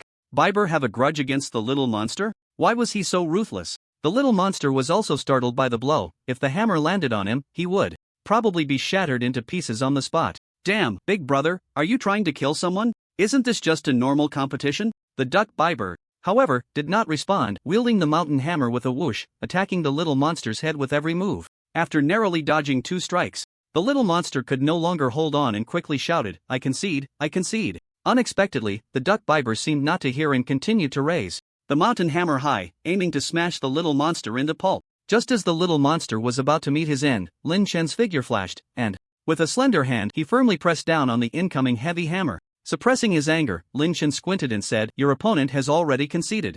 Can't you hear that? Seeing Lin Chen appear at lightning speed and single-handedly take his hammer, the duck Biber's pupils constricted. He tried to pull the hammer back, but Lin Chen's hand seemed to have welded the mountain hammer in place. No matter how hard he tried, the hammer did not budge an inch. The duck Biber sneered, Deputy Village Head Lin, you truly live up to your reputation. Lin Chen frowned. He could now sense that the duck Biber before him harbored considerable malice. But he remembered that he had no past grievances with this person. So you were really prepared to kill just now? The duck Biber, of course, was not foolish enough to admit to having murderous intent. He merely replied, The heavy hammer has no eyes. I just couldn't control my strength. If Deputy Village Head Lin had called for an end sooner, I would have stopped early. At this moment, Chang Konkwa, who was watching from below, couldn't help but come up and say, Sorry, Lin Village Head, my friend is a bit elbowy. With that, Chang Konkwa pulled the duck Biber down. Are you crazy? Testing him in front of Deputy Village Head Lin? Are you looking for death? The duck Biber, unfazed, replied, What do you know? I just wanted to see if he's as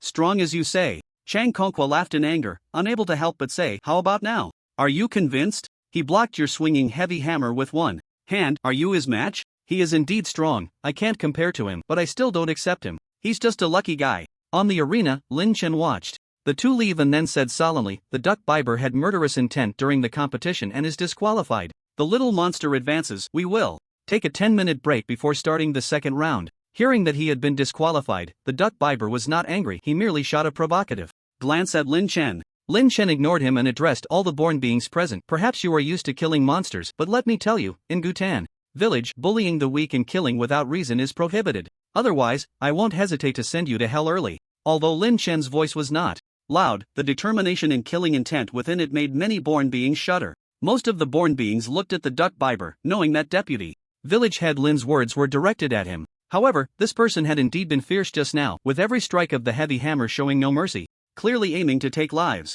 Jojiwa shook his head and sighed repeatedly, looking at the duck Biber and saying, Well, old duck, I really don't know what you were thinking. You've really offended Deputy Village Head Lin this time. The duck Biber retorted defiantly, I don't care. 30 years in the east and 30 years in the west. When I advance to a professional level, that Lin will see. Then, Lin Chen continued to preside over the second round of the competition. This round would consist of 32 participants, from which the top 16 would be decided. Compared to the first round, the participants in this round were all at least level 4 born beings, making the competition much more engaging. The two sides exchanged blows back and forth. Soon, Chang Konkwa, Dugufeng, Zhu Chang, Zhang Hanyue, and others stood out one after another. What surprised Lin Chen was that Qin Changsheng, with his level 3 attributes, managed to reach the top 16. Besides Qin Changsheng, Zhang Hanyue and Wang Zilong from Lin Chen's team also successfully entered the top 16. After the top 16 matches, Lin Chen no longer presided over the event but handed it over to the elder of Gua Township. When he arrived at the militia team's arena,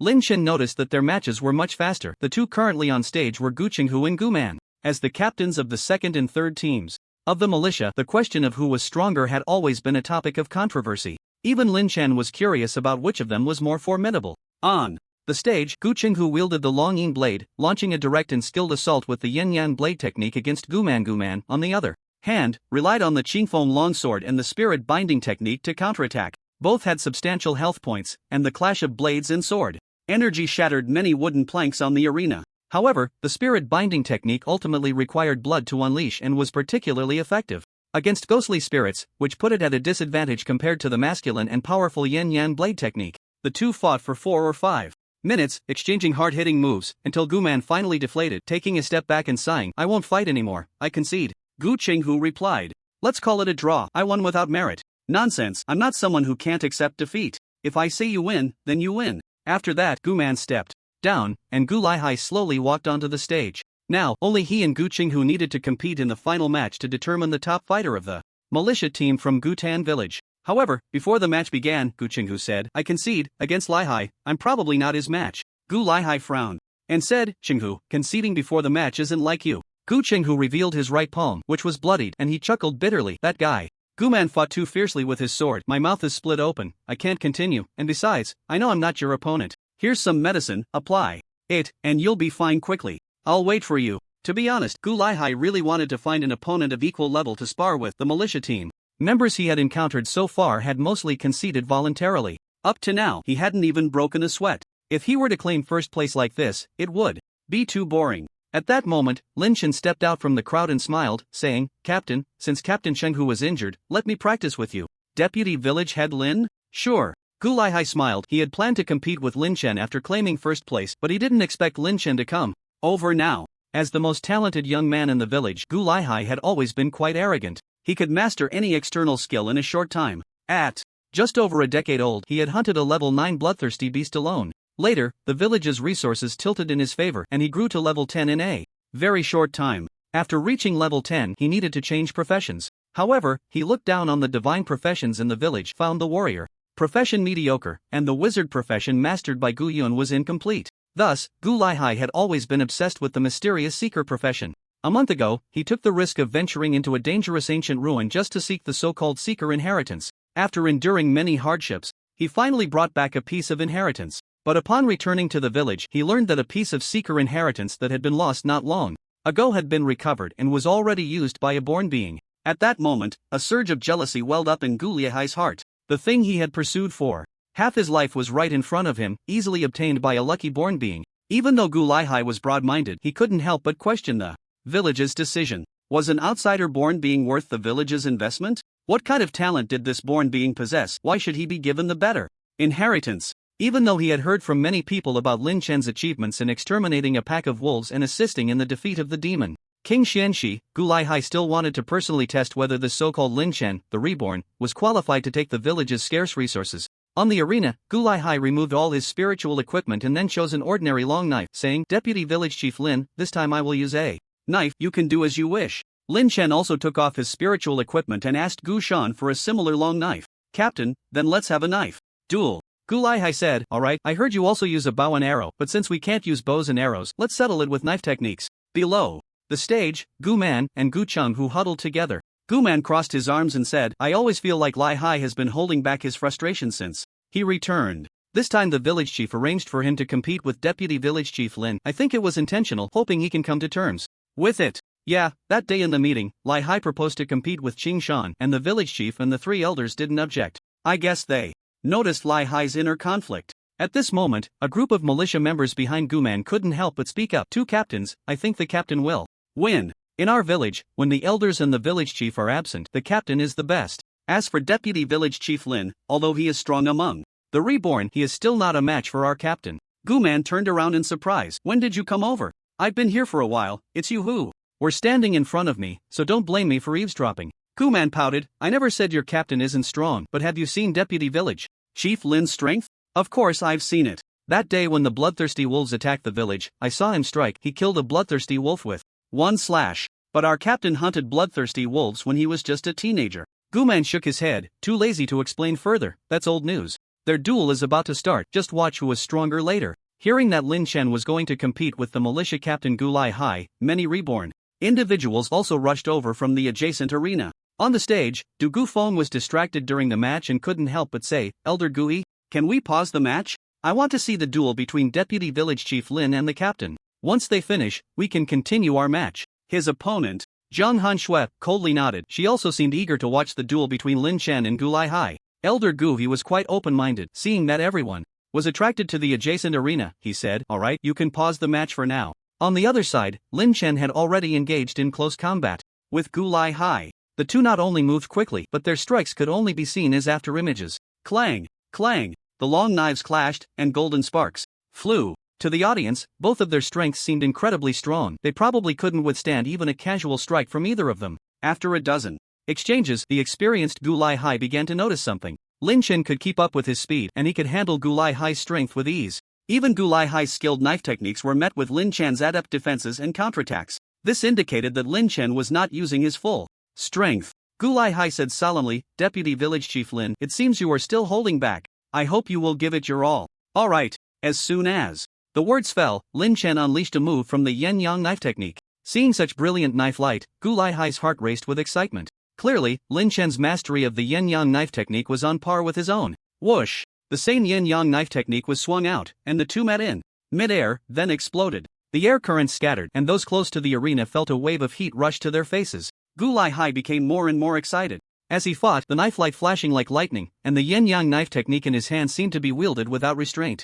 At that moment, he finally felt he had encountered an evenly matched opponent, one who could ignite his passion without being a demon. Lin Chen, on the other hand, remained calm, skillfully responding to Gu Laihai's various lethal moves. In just a few minutes, he had roughly gauged Gu Laihai's strength. Gu Laihai's four-dimensional power attributes were around 35 points, with agility also above 30 points. As for endurance and physique, they were unmeasurable, but likely not too low. Compared to Gu Laihai, Gu Qinghu and Gu Man had power attributes only around 30 points, and their other four-dimensional attributes were inferior to Gu Laihai's. If only attributes were compared, the three were not too far apart, but Gu Laihai's yin-yang sword technique was of a very high level, level 7. It should be noted that even after more than 10 years of cultivation, Gu Qinghu had only managed to elevate the yin-yang sword technique to level 6. The difference of one level was like heaven and earth for them. If it weren't for Lin Chen's purple sword technique talent, he probably would have been lucky to even grasp the basics of the yin-yang sword technique by now. On the arena, due to Lin Chen's leniency, everyone felt that Gu Laihai had a slight upper hand, his sword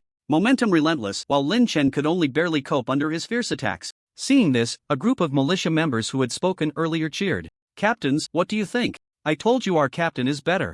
Gu Man and Gu Qinghu were aware that Lin Chen had not yet exerted his full strength, but they did not argue, knowing it would not be wise. On the arena, Gu Laihai had already cornered Lin Chen. During a moment of catching his breath, Gu Laihai noticed that the ordinary long sword in his hand had already developed a notch, the blade covered in cracks, on the verge of collapse. He glanced at Lin Chen's sword and was immediately taken aback. It turned out that Lin Chen's sword had no notches at all, looking perfect and intact. Not even a drop of sweat was on Lin Chen's face, while he himself was panting heavily and drenched in sweat. How is this possible? His sword has no wounds at all? Is he really letting me win?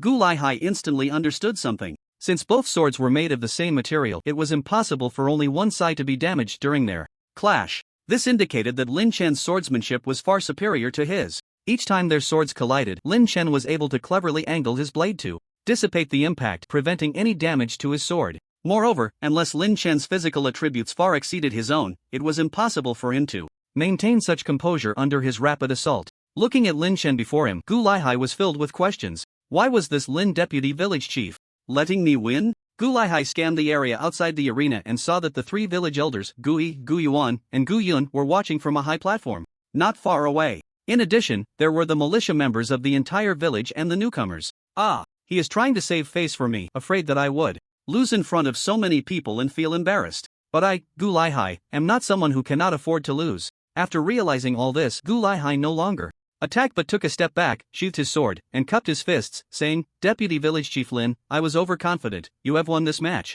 1. Lin Chen was somewhat puzzled as to why Gu Laihai suddenly conceded. Could it be that his leniency was too obvious, allowing Gu Laihai to see through it? But why did Gu Laihai look at him with a hint of respect? Lin Chen scratched his head. He hadn't intended to let up, but his combat power had already reached a professional level. If he truly went all out, even Gu Laihai might not be able to withstand a single strike. So he had only used 30% of his strength to spar with Gu Laihai. As they fought, he found himself cornered. Realizing that if he continued to hold back he would lose, he thought to exert a bit more strength, hoping to defeat Gu Laihai and save face for both of them. Unexpectedly, Gu Laihai conceded outright. "Captain." Gu Laihai showed a hint of guilt and said, "Deputy Village Chief Lin, no need to say more. I am simply not as skilled as you. Please don't take to heart what happened earlier." Upon hearing Gu Laihai concede, many militia members in the audience were in an uproar. The captain clearly had the advantage. How could he suddenly concede? In the crowd, the little monster exclaimed excitedly, "I told you the boss would win. Pay up. Everyone who bet on the captain, pay up." A member of the militia behind Gu Man said, "I refuse to accept this. The captain is clearly about to win. Why should we concede?" "Yeah, why should we?" Many in the militia were die-hard fans of Captain Gu Laihai, and seeing this, they couldn't help but start complaining. At this moment, Gu He spoke up, sternly reprimanding, "Enough, it's just a matter of winning or losing. Making such a racket is unbecoming." Another voice came out, Elder, I heard that many resources from our village have been given to the born ones. We refuse to accept it. Why are the born ones more esteemed than us? Yeah, every time we go out to slay monsters, if danger arises, the born ones are often the first to run, yet they get half of the resources that are obtained. This statement resonated with many members of the militia. Hearing these words, Lin Chen frowned. He realized that even in the small Gutan village there were unseen undercurrents. As the threat of monsters outside the village was gradually eliminated, internal conflicts began to arise. Or rather, these conflicts had existed long before. But why were members of the militia stepping forward to voice their opinions? Was someone deliberately instigating? Lin Chen thought He would use words to persuade these dissatisfied individuals. But he only saw Gui's fingertips glow with white light, and those who had spoken in the crowd were dragged out in a disheveled manner. Long whips, made of white light, lashed down on them fiercely. After just a few lashes, the individuals let out cries of pain. Ah, we were wrong, Elder. A fierce look flashed in Gui's eyes. Since the turmoil 300 years ago, no one has dared to challenge the authority of the Elder for a long time. It seems we have been too lenient with you all these years. Who gave you the courage to question the words of the village leaders? Since the establishment of Gutan village, it has never survived in the Apocalypse continent based on so-called fairness. It is the strong, only the strong can protect Gutan village.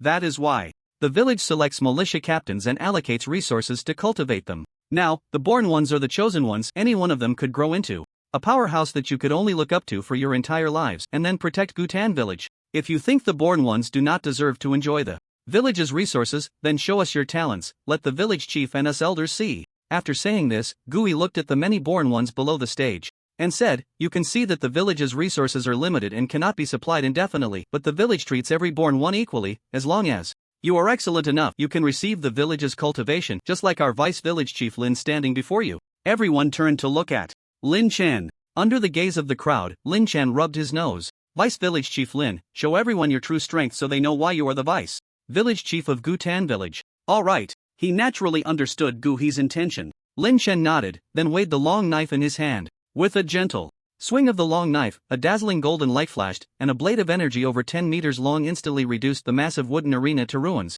Those present widened their eyes in shock, speechless for a long time. Seeing this scene, the militia members who had just been shouting about unfairness fell silent. Even the duck named Bibber, who had previously mocked Lin Chen and thought he was just a lucky guy, frowned. Gu Lihai took a deep breath and weighed the broken long knife in his hand, but it was unclear what he was thinking. Elder Gu, he shed his earlier kind demeanor, still carrying a hint of anger in his brows, and said, so, what? Do I need to say more? The same resources are given to you. Can you wield this knife? Moreover, Vice Village Chief Lin has never taken more resources than the village can spare. Every time, he has earned the so-called rewards through great contributions to the village. Everyone fell into silence. Gui scanned the crowd and, seeing that no one dared to respond, waved his hand and said, Guman, bring those who led the ruckus earlier and felt the village rules were unfair to me. Yes, Elder.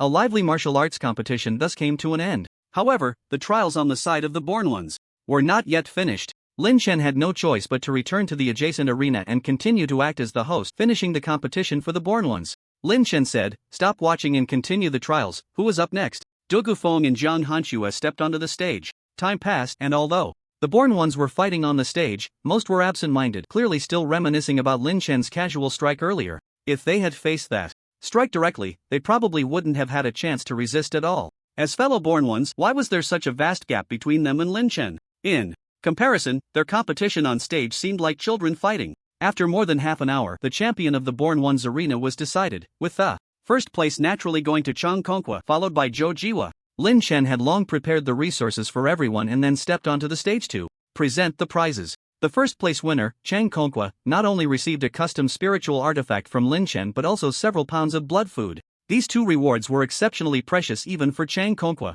When Lin Chen approached Chang Kongqua to present the award, he heard Chang Kongqua quietly say, Deputy Village Chief Lin, the incident with Duck by Bo earlier was unintentional. Please forgive him. Lin Chen chuckled softly and interrupted. Brother Chang Kong, it's better for the person involved to apologize. You don't need to be the nice guy, or you'll end up pleasing no one. Chang Kongqua sighed slightly in his heart, knowing that Lin Chen probably held a grudge against Duck by Bo, but it was also the old duck's fault for being so thoughtless. After the martial arts competition on the stage completely ended, Lin Chen went to the temple. He saw that the three elders all had somewhat heavy expressions. Lin Chen asked, what's wrong? Why the deep frowns? Gu Yuan sighed. It's related to those militia members who were whipped earlier. Today, they incited the crowd, and we sensed something was off.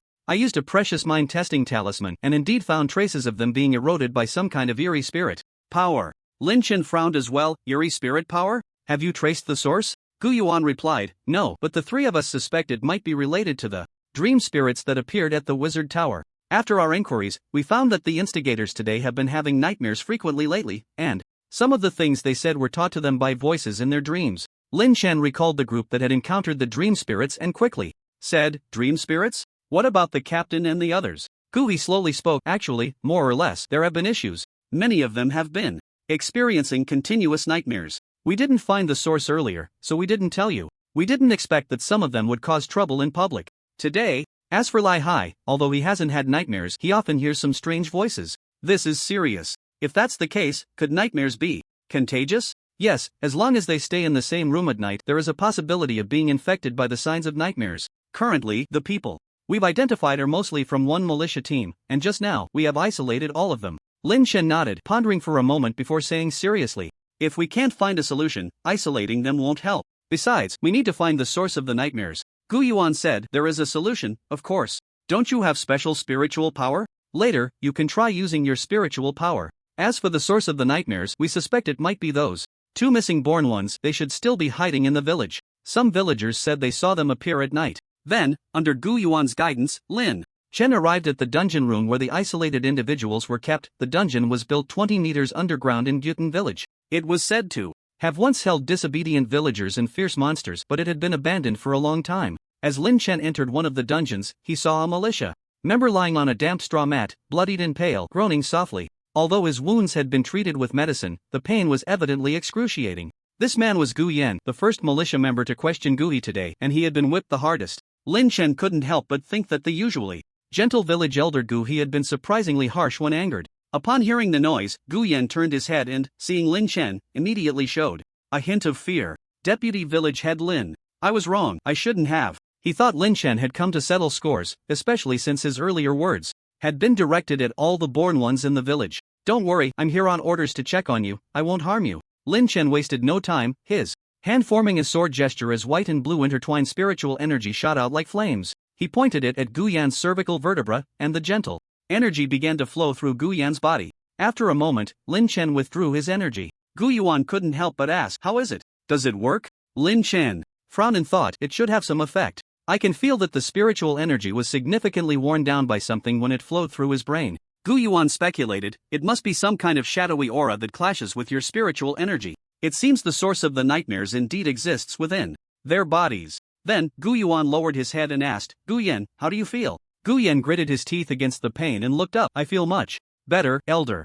I promise I won't speak carelessly again. Please let me go. Whether I can let you go depends on your behavior in the coming days. If you hear the voice from your dreams again, you need to inform us immediately. Although Lin Chen had dispelled some negative energies from Gu Yan's mind, it was still too early to see any results. Then Gu Yuan took Lin Chen to other dungeons, providing spiritual healing to each militia member who had experienced nightmares recently. One militia member, realizing Lin Chen was there to save them, immediately hugged Lin Chen's leg and cried, Deputy Village Head, I was wrong. You even treated me to barbecue before. Whoa, I shouldn't have disrespected you. This person cried painfully, filled with guilt, and it didn't seem like an act. Lin Chen could only gently comfort him and left a few bottles of wound treatment medicine. After Lin Chen and Gu Yuan left, this person, holding the medicine Lin Chen had given him, wiped his tears and thought that from now on, Lin Chen would be his second idol, with the first still being their captain. As the sky gradually darkened, most of the born ones in Gyutan village returned to reality, while Lin Chen remained in the attic. Just moments ago, he had received 3 bottles of divine water from Gu He. The reason for the reward was, of course, for assisting in killing the Demon King, winning first place in the martial arts competition, and resolving the hidden dangers of nightmares in the village. In the past few days, Lin Chen had continuously consumed water algae fruit and 2 bottles of divine water, one as a backup, one exchanged from Gu Yuan. Currently, his raw attributes were as follows: Strength 53, Constitution 53, Agility 55, Limit, Stamina 52. Lin Chen discovered that once his attributes reached 50 points, the green quality algae fruit could only increase his agility by 1 point, while the blue quality divine water could only increase his attributes by 5 points. It could be said that the closer one got to a certain limit, the weaker the effect of attribute increases became. Nevertheless, he was only 7 points away from the limit of his 4 attributes. Originally, Lin Chen planned to use the upgrade attribute points to fill in his limit attributes, but considering that breaking through level 7 might allow him to awaken a better Constitution talent, he decided to use Divine Water to complete his remaining attributes. He first took a sip of Divine Water, and Lin Chen felt an incredible sense of refreshment throughout his body. Ding! You drank the holy water from the ancient pond, endurance attribute +1. Ding! You drank the holy water from the ancient pond, strength attribute +1. He opened the attribute panel. Strength 54, Constitution 54, Agility 55, Limit, Endurance 55, Limit. After downing a bottle of Divine Water, his endurance attribute reached its limit and his strength and Constitution attributes each increased by 1 point. Feeling the fullness within his body, Lin Chen paused, planning to drink the Divine Water again later. However, it seemed the taste of the Divine Water spread throughout the room, and soon, a thumping sound came from downstairs. The next moment, the silly creature rushed up, drawn by the scent. Now, the silly creature stood 1.8 meters tall, like a swift tiger, diving straight into Lin Chen's embrace. Ah woo! Looking at the bottle of Divine Water emitting an enticing aroma, the silly creature stared with its 2 golden wolf eyes, drool dripping onto the floor. Lin Chen tossed a piece of prime meat fruit to attract the silly creature's attention, but this guy, knowing good from bad, ignored its favorite prime meat fruit and gazed longingly at Lin Chen. Seeing that Lin Chen remained unresponsive for a long time, it yelped twice. Ah woo woo! You fool! It seemed determined not to leave until Lin Chen fed it. Lin Chen couldn't help but laugh in frustration, so he dripped a bit of Divine Water to feed it. After calming the silly creature, Lin Chen felt ready to drink the Divine Water again, completing the remaining 2 limit attributes. For some reason, after reaching the limit of his 4 attributes, Lin Chen felt himself undergoing some unknown transformation, his entire body surging with energy, even the antlers on his head felt a bit itchy, and his spiritual power boiled. The next moment, Lin Chen chose to break through to level 7. Ding! Player Qingshan Bulo has broken through to level 7, Awakening Constitution. Detecting that the player has achieved the racial limit achievement, a special baptism will occur. At the same time, a brilliant white light pillar shot straight down from the dim starry sky. The dazzling light illuminated the entire ancient pond village as if it were daytime.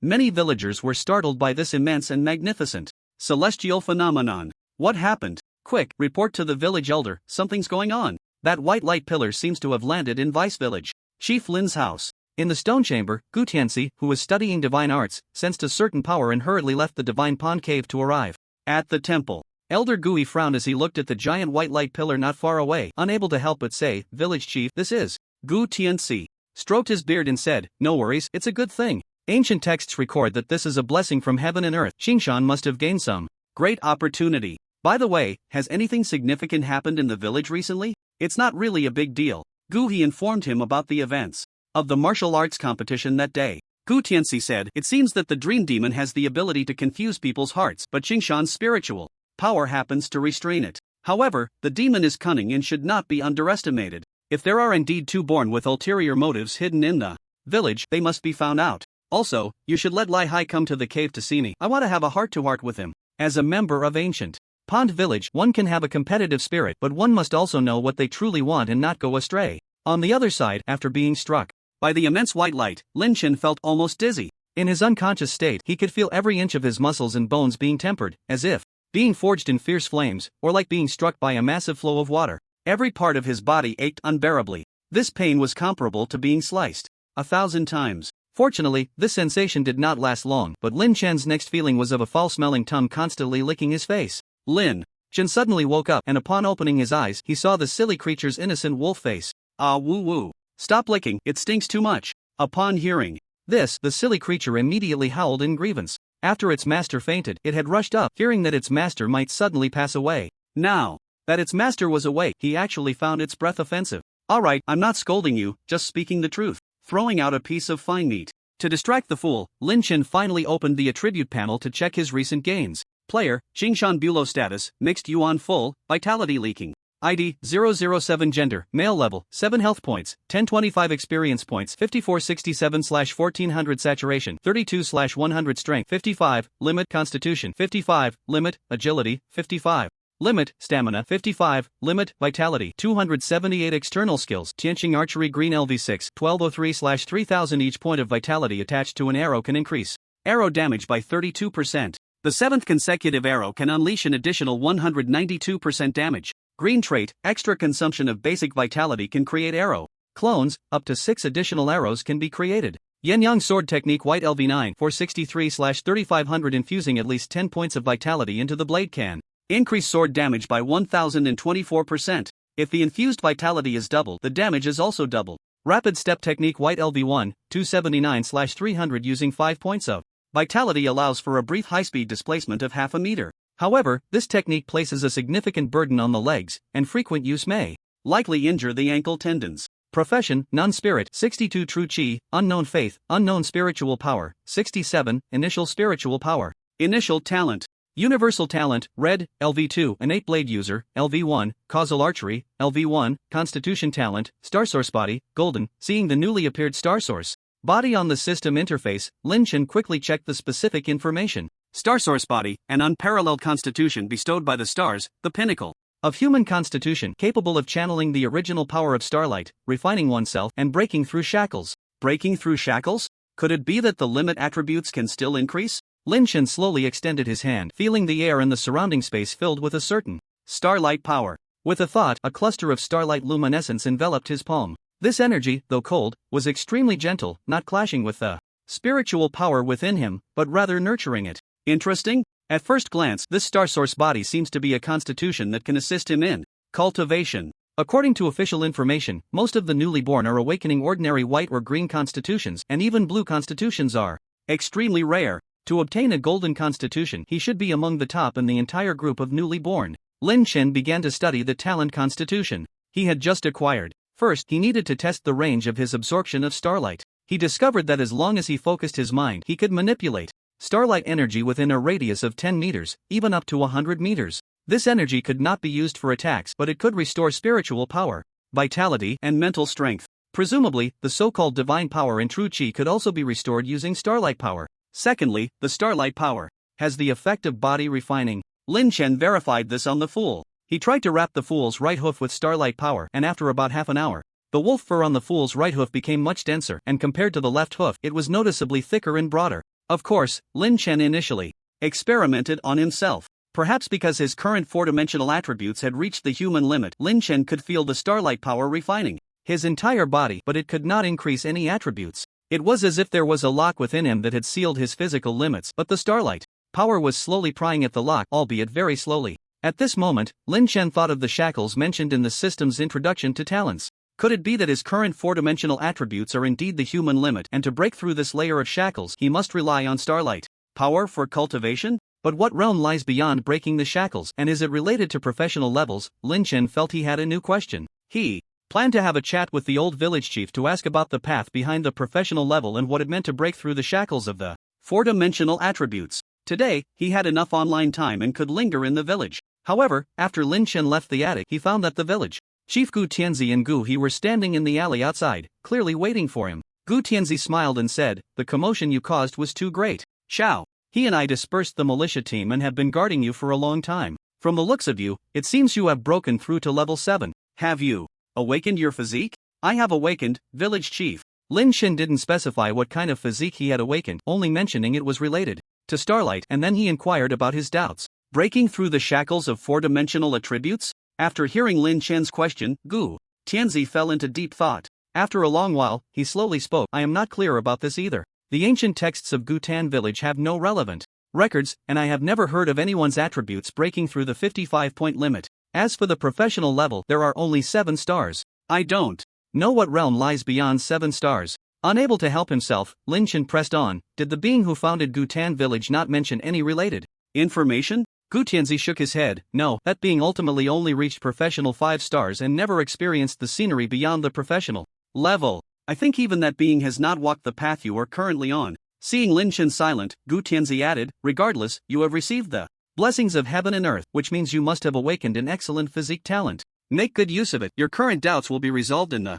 future." Lin Chen nodded, then chatted with Gu Tianzi and Gu Yuan for a while before logging off. Back in the villa, Lin Chen went to the balcony, feeling the gentle breeze. In the distance were the lights and neon of Linha City. He waved his hand, and the surrounding starlight power quickly gathered in the palm of his hand. Lin Chen was surprised. The starlight power in reality was even more intense than in the apocalypse world. Interesting. This meant he could use the starlight power in reality to help others refine their bodies and increase their four-dimensional attributes. It seemed that his greatest use of this Talent was to assist others in their cultivation. TSK, those he trusted would be fortunate in the future. Suppressing his thoughts, Lin Chen recalled the commission that Gu He had entrusted to him, so he took out his phone and contacted LV Hai. In Longchang City, LV Hai was on duty in a community suspected of being invaded by monsters, accompanied by several team members. When he saw it was Lin Chen's call, he thought for a moment and answered, "Lin, what's up so late? Captain LV, help me investigate 2 people. I suspect they have brought the ghost spirit into reality."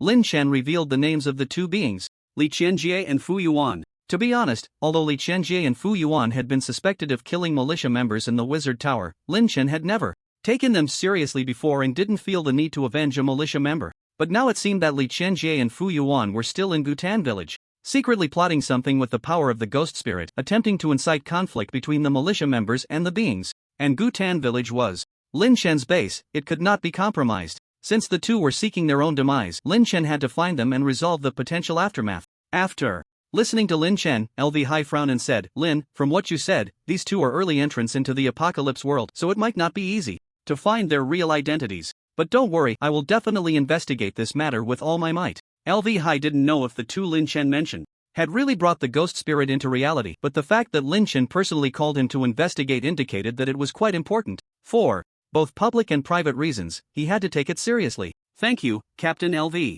No need to be polite, we are brothers. I heard that when heading to Tianshui City, our 2 villages will act together.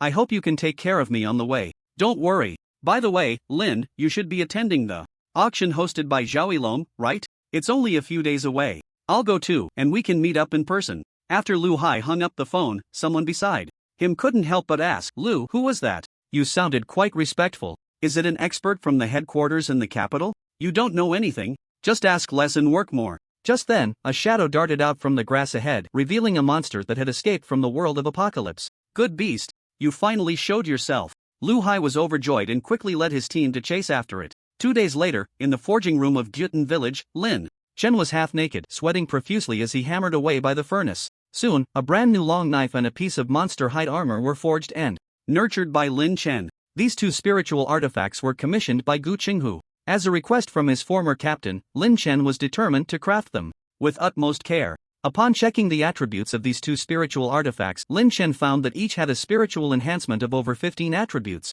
which was quite good for minor spiritual artifacts. He left the 2 artifacts in the treasury and organized the materials on him, then said, "Elder, I might not have much time online in the next few days. If any issues arise with the newborns in the village, please have Qin Changsheng and the others notify me promptly." Gu Yuan, who was studying books, waved his hand and said, "The village won't have any problems without you, so go ahead and don't worry." In reality, the auction in Donghai City was approaching, and Lin Chen had to make a trip there. Not for anything else, but he was determined to obtain that talent stone. After all, a new talent slot would provide him with tremendous support. Over the past 2 days, Lin Chen had also been studying the star source body he had just acquired. He discovered that although he could no longer increase his 4-dimensional attributes through star power cultivation, his vitality and spiritual power were gradually increasing. In just 2 days, his spiritual power had grown by 1 point each day, while his vitality increased by 3 points daily. This growth rate was significantly more substantial than consuming blood food and divine water. After all, cultivating with star power required no resources, it could be done on nights with stars. This indicated that the star source body was not as simple as he had imagined, and perhaps there were undiscovered uses. Now, with enough stored experience points, Lin Chen had already raised his level to 10. Although he gained 20 additional free attribute allocation points, his 4-dimensional attributes had reached their limits and he could not allocate any points. He wondered if these attribute points would still be useful in the future. Next, Lin Chen had 2 plans for his development. One was to collect talent stones to continuously increase the talent slot positions, and the other was to prepare for advancing to a higher professional level. Although he had awakened his bloodline organs and possessed spiritual power, according to the inheritance beast skin, he was still not a true sequencer. Only by obtaining divinity and achieving sequence promotion could he walk the path of a sequencer. After logging off and returning to reality, Lin Chen quickly packed his travel clothes in the villa and set off with Lu Yuqian to the Apocalypse Squad Center in Linha City. Lin Chen initially didn't want to bring this girl alone, but when Lu Yuqian learned the reason for the auction, she begged to participate, saying it would be a chance to see the world. Considering that it wasn't safe for a girl to stay alone in the villa, Lin Chen hesitated for a moment and decided to take Lu Yuqian with him. As for the Apocalypse Squad Center in Linha City, it was a newly established official institution in every prefecture-level city, fully responsible for all matters related to the world of Apocalypse. In critical situations, this institution could mobilize all resources in the city, wielding considerable power. The Apocalypse Squad Center was located in an old government building. Although it looked ordinary from the outside, the interior was quite luxurious. Knowing that Lin Chen was coming, Zhang Baichuan had arranged for Zhao Shuang and Lu Bo to come and meet him early. In front of the building, Lu Hong waved and greeted, "Igu, oh, sister-in-law is here too." The term sister-in-law made Lu Yuqian blush instantly. Lin Chen glanced at Zhao Shuang and noticed that he had a mechanical prosthetic limb, but he said nothing and directly asked, "Where's team leader Zhang?" After experiencing the incident with the black mist and the eerie spirit, Zhao Shuang had become much steadier. He replied, "There was a murder case in the city yesterday, suspected to be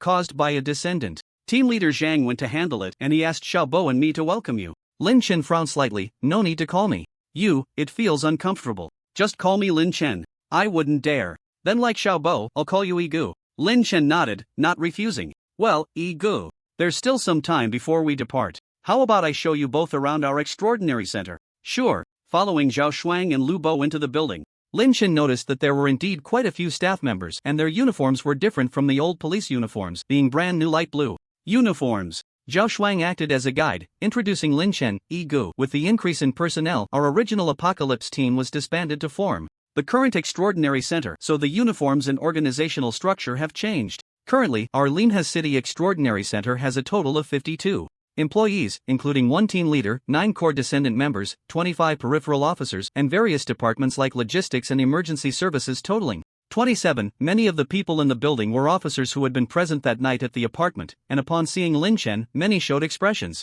of surprise. The shock Lin Chen had brought them that day was simply too great. He had charged alone into the eerie black mist, not only killing the black mist spirit directly but also nearly turning the apartment building into ruins. Now that ruined building was almost becoming an official tourist spot. However, some newcomers, not understanding the situation, couldn't help but ask, "Zhang Gu, who is this person? Why is Zhao Gu personally leading him?" "Keep your voice down, this is the top expert in Linha City. Even if team leader Zhang were here, he would probably still be leading the tour." Surrounded by so many officers, Lu Yuqian couldn't help but feel a bit nervous and moved closer to Lin Chen. Seeing this, Zhao Shuang said, "Everyone, let's get back to our own work or the boss will come back and scold us." "Zhao Shuang is right, let's do our own tasks." "Alright, disperse." Then, Zhao Shuang took Lin Chen and Lu Bo to tour the interior of the building, including the emergency response center, staff dormitories, data room, logistics storage, and so on. Lin Chen did not enter the more confidential areas, just strolled around the entrance. Of course, there were strict security measures outside these places, with double password doors and infrared sensors. After the tour, Lin Chen couldn't help but marvel at how well the hastily established Extraordinary Center was organized. Not only were personnel and resources abundant, but the coordination between various departments was also very good. "Igu, I've heard that the Extraordinary website, planned by the higher-ups, is about to be launched. When it goes live, you can exchange ordinary supplies purchased with Apocalypse points directly at our center. Of course, valuable extraordinary supplies will be delivered to you directly by the headquarters in the capital." After the tour, Lin Chen rested in the building for a while before Zhang Baichuan appeared. "Lin Laudi, sorry to keep you waiting. Let's go, we're heading out now." Zhang Baichuan was in a hurry. As the team leader of the Extraordinary Center, he was supposed to stay in the jurisdiction at all times, but he had taken a 2-day leave to attend an auction hosted by Zhao Yilong for something he needed, so he was going to Donghai City with Lin Chen. Besides Zhang Baichuan, Lu Bo was also accompanying them, while Zhao Shuang and Zhou Huaiwen stayed behind in the city center to prevent any emergencies. The reason Lin Chen was going with Zhang Baichuan and Lu Bo was mainly that he was carrying a few spiritual artifacts. Aside from Lin Chen's own ancient Tang sword, most of the spiritual artifacts were low-quality semi-spiritual artifacts he had refined using the white materials that had burst forth from Jiangbai over the past few days. Although the attributes of spiritual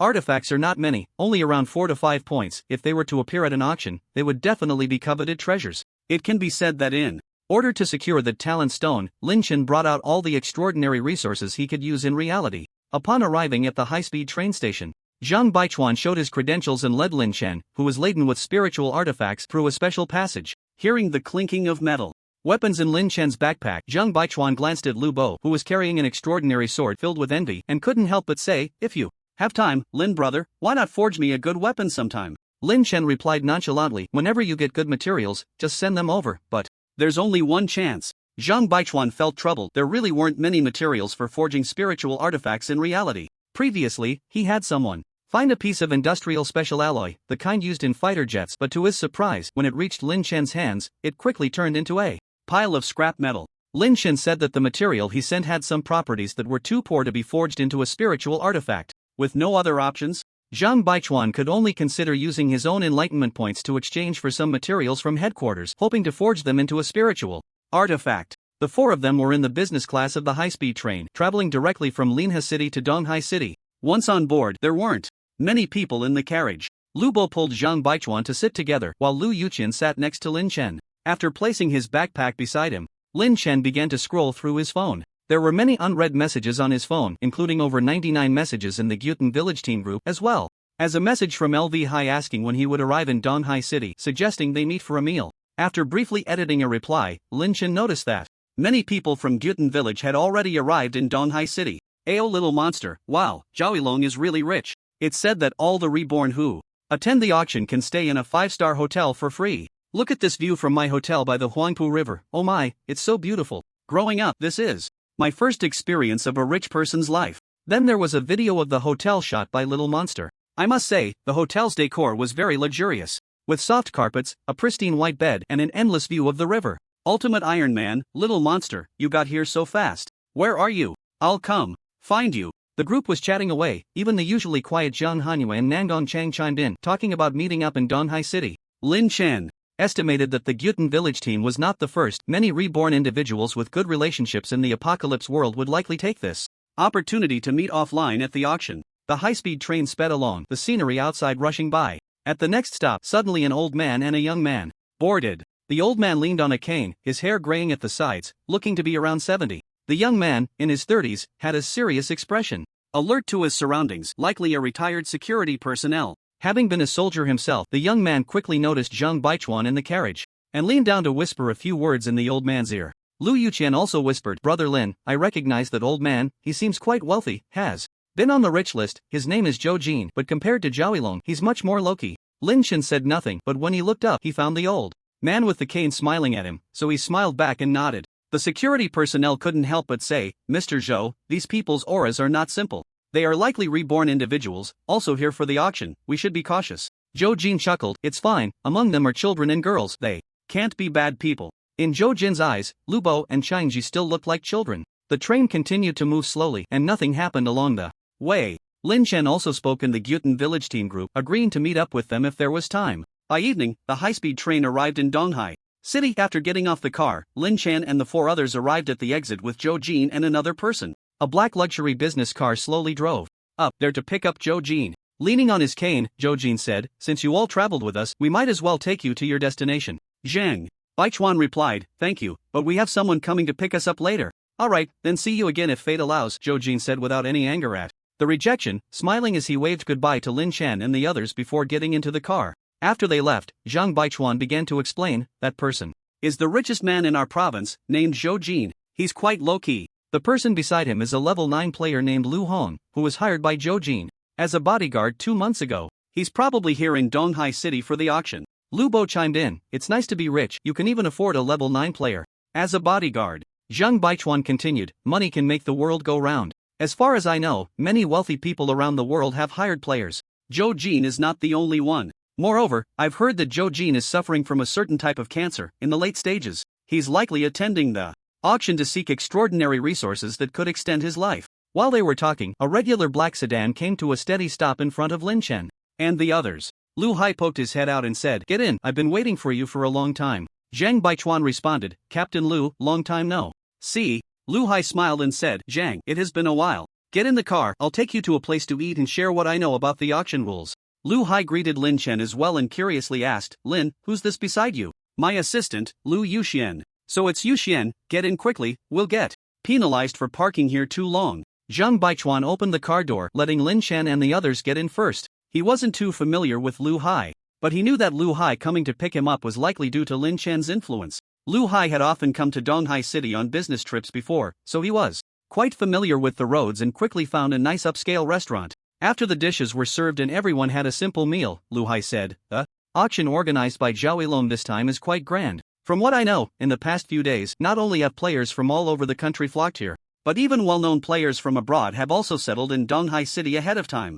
Zhang Baichuan's sources of information were clearly not as good as Lu Hai's, and he couldn't help but ask, players from abroad? Who are they? Lin Chen also perked up, as he hadn't had access to information about foreign players since the player forum went down. The most famous one is Hans from the United States. According to official news, he is already a professional level powerhouse. There's also Brunei from South Asia, who is suspected to be at the professional level as well. Lu Bo put down his chopsticks and couldn't help but ask, they're all professional level, does our country allow them to enter? Lu Hai laughed and said, Brother Bo, you're joking. Our country isn't a man-eating tiger. As long as they don't break the law, they can enter just like normal people. Lin Chen asked in a deep voice, Captain Lu, with so many professional level players appearing in Donghai City, who is in charge of the local extraordinary center? They must be a bit anxious, right? Lu Hai replied, you're right, Lin. To ensure that this auction goes smoothly, our headquarters in the capital sent Team Neo and Consultant Sun here in advance to cooperate with Zhao Yilong and ensure everything goes perfectly.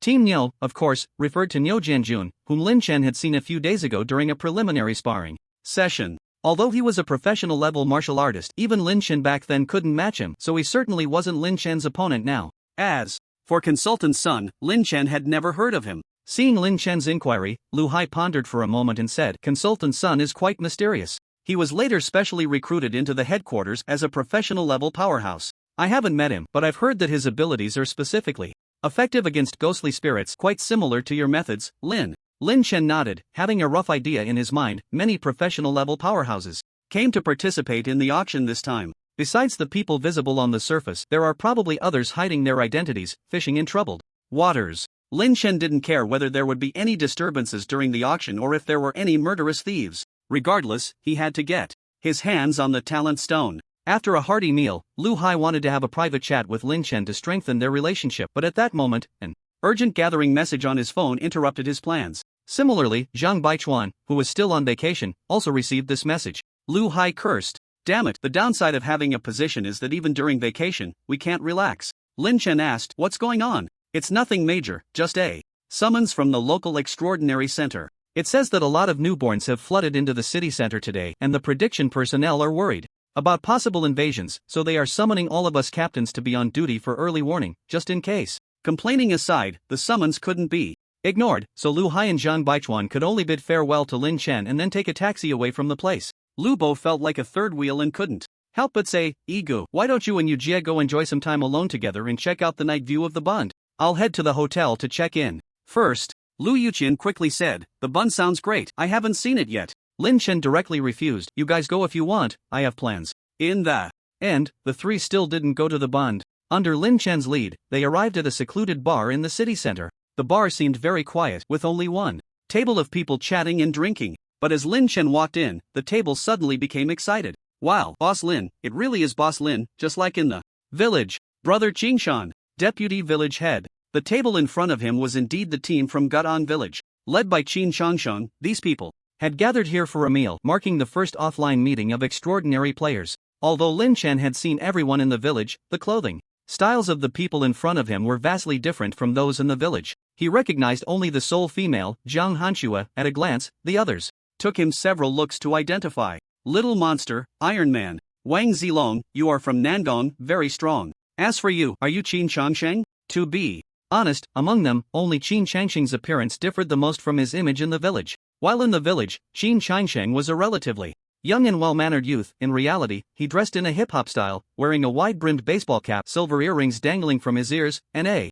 brightly colored graffiti t-shirt. Qin Changsheng smiled and said, Boss Lin, it's me, but who are the two behind you? This is my younger brother, Lu Bo, currently a member of the official extraordinary center. This is Lu Yuqian, my assistant, also considered a newborn. After a brief introduction, Lin Chen introduced Lu Bo and Lu Yuqian to the people from Gutan village one by one. The people in the room were those Lin Chen trusted more, so it was good for them to meet and get to know each other. Lin Chen was then welcomed to the main seat, with Lu Bo and Lu Yuqian sitting beside him. Lu Bo was not one to be shy. After learning the names of the Gutan village members, he quickly blended in and started chatting happily. The people from Gutan village were also very curious about Lu Bo's official status, asking this and that. As a fellow female, Lu Yuqian began to chat quietly with Zhang Hanshua beside her. The ultimate Iron Man asked, Little Bo, according to you, all novice villages should have official personnel stationed, so does our Gutan village have your official personnel? Lu Bo replied, I'm not sure about that. There weren't any before, but it's hard to say recently. After all, Igu has long been noticed by headquarters, so it wouldn't be surprising if they arranged for an official to be stationed in the village. Little Monster asked again. Then what's going on with the extraordinary website? I heard the boss mention it before. Just as Lu Bo was explaining to everyone, Lin Chen's phone suddenly received a message from Lu. Hi, Lin, there's been an invasion incident at the Bund, and some ordinary people have been injured. If you're there, be very careful. What's the situation? Is it serious? Not clear. It seems to be a creature from the water that has already swept away a few tourists from the shore. We're on our way there. In the bar, Lin Chen interrupted everyone and recounted the invasion incident at the Bund. The ultimate Teakman exclaimed, "Wow, with more born beings, it's indeed easier for chaos to occur. Luckily, we didn't go to a crowded place to join the fun." Lu Bo was also startled by this remark. It was fortunate he hadn't insisted on Ego taking Yujie to the Bund to enjoy the night view. Ayo, the little monster chuckled. What's wrong with joining the fun? Anyway, with the boss around, even if a creature appears, it's just a matter of a single strike. Thinking of the scene a few days ago when Lin Chen casually shattered the arena with a single blow, everyone from Gutan village nodded in tacit agreement. Since the invasion incident at the Bund wasn't happening nearby, everyone wasn't too anxious. However, when the topic came up, the people from Gutan village began to ask Lu Bo how to protect themselves in case of an invasion. Lu Bo spoke confidently. If it's a creature invasion, the danger level depends on the rank and characteristics of the invading creature. For a level 10 monster, you must escape, but if it's a ghostly spirit invasion, just run as far as you can. Staying alive is the most important. Upon hearing this, everyone nodded in deep agreement. Ghostly spirits are mostly able to evade physical damage. Firearms and sharp blades cannot harm them. Even Lin Chen, at present, can only rely on the special abilities of the Yin-Yang sword technique to injure ghostly spirits, but the Yin-Yang sword technique is one of the most difficult external skills to learn. It seems that no one in the Gutan village team has even begun to learn the Yin-Yang sword technique, so naturally, they can't deal with ghostly spirits. After a while, Jin Shangshang received a video from a friend who was at the Bund, revealing the chaotic scene. Everyone, I happen to have a friend at the Bund. He filmed a video, take a look. The video showed a noisy, panicked crowd, along with the blaring sirens of police cars. The playground at the Bund was packed with people. At that moment, the camera angle shifted from the shore to the river, and a long red tongue shot out from the pitch-black water, instantly wrapping around a nearby tourist. The crowd was in a frenzy, with some shouting, "Don't panic, don't trample." The ultimate Teakman gasped. Wow, that tongue is so long. The distance from the water surface to the shore must be at least 30 meters. What kind of creature is this? Lin Chen was well versed in the official information about creatures, but at that moment he couldn't identify what exactly was lurking underwater. One could only say that the apocalypse world is vast. Perhaps the areas currently explored by Blue Star are just the tip of the iceberg, and the types of creatures discovered are merely a fraction of what exists. Nandong Ichion watched the video for a while and said, "There are too many ordinary people. Even if the officials from the extraordinary center rush over, they probably won't be able to evacuate the crowd and deal with the creature in time. It's a tough situation." Ayo, the little monster replied, "It's indeed difficult, but what I'm more concerned about is whether this large-scale invasion incident will expose our group of born beings."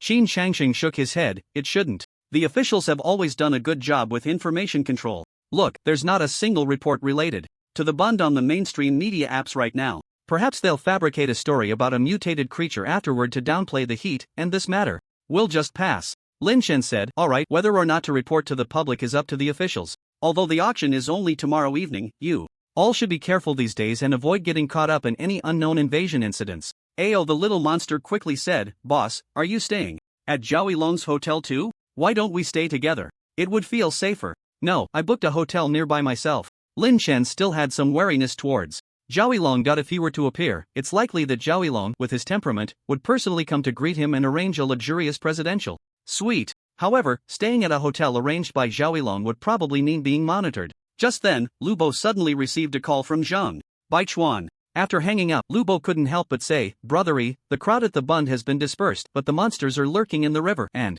we can't find any trace of them. The Extraordinary Center branch in Donghai City has requested all our official personnel to assist. I'll be heading over shortly." Lin Chen frowned slightly. "You're going too? Is there no one left in Donghai City?" Although Lu Bo was already a level 6 descendant and had the unparalleled sword forged by Lin Chen, judging by the long tongue spat out by the monster earlier, it was clear that it wasn't a level 10 descendant. Going there would just be sending him to his doom. Maybe they're short on manpower. "Don't worry, brothery, with Team Zhang around, I estimate I'll just be doing some peripheral work." At this moment, on the Bund, the desolate playground was filled with official personnel led by Niu Jianjun, who were searching along the river for traces of the underwater monsters. If this monster wasn't dealt with, Donghai City would likely never know peace. Any findings from the underwater infrared detection? None. Many detectors have been damaged by the monster. Its intelligence is probably not low. What a joke, there's not a single level 10 monster, that's foolish. Don't just stand around, let the water police mobilize, seal off the estuary and the upstream river. We must not let this beast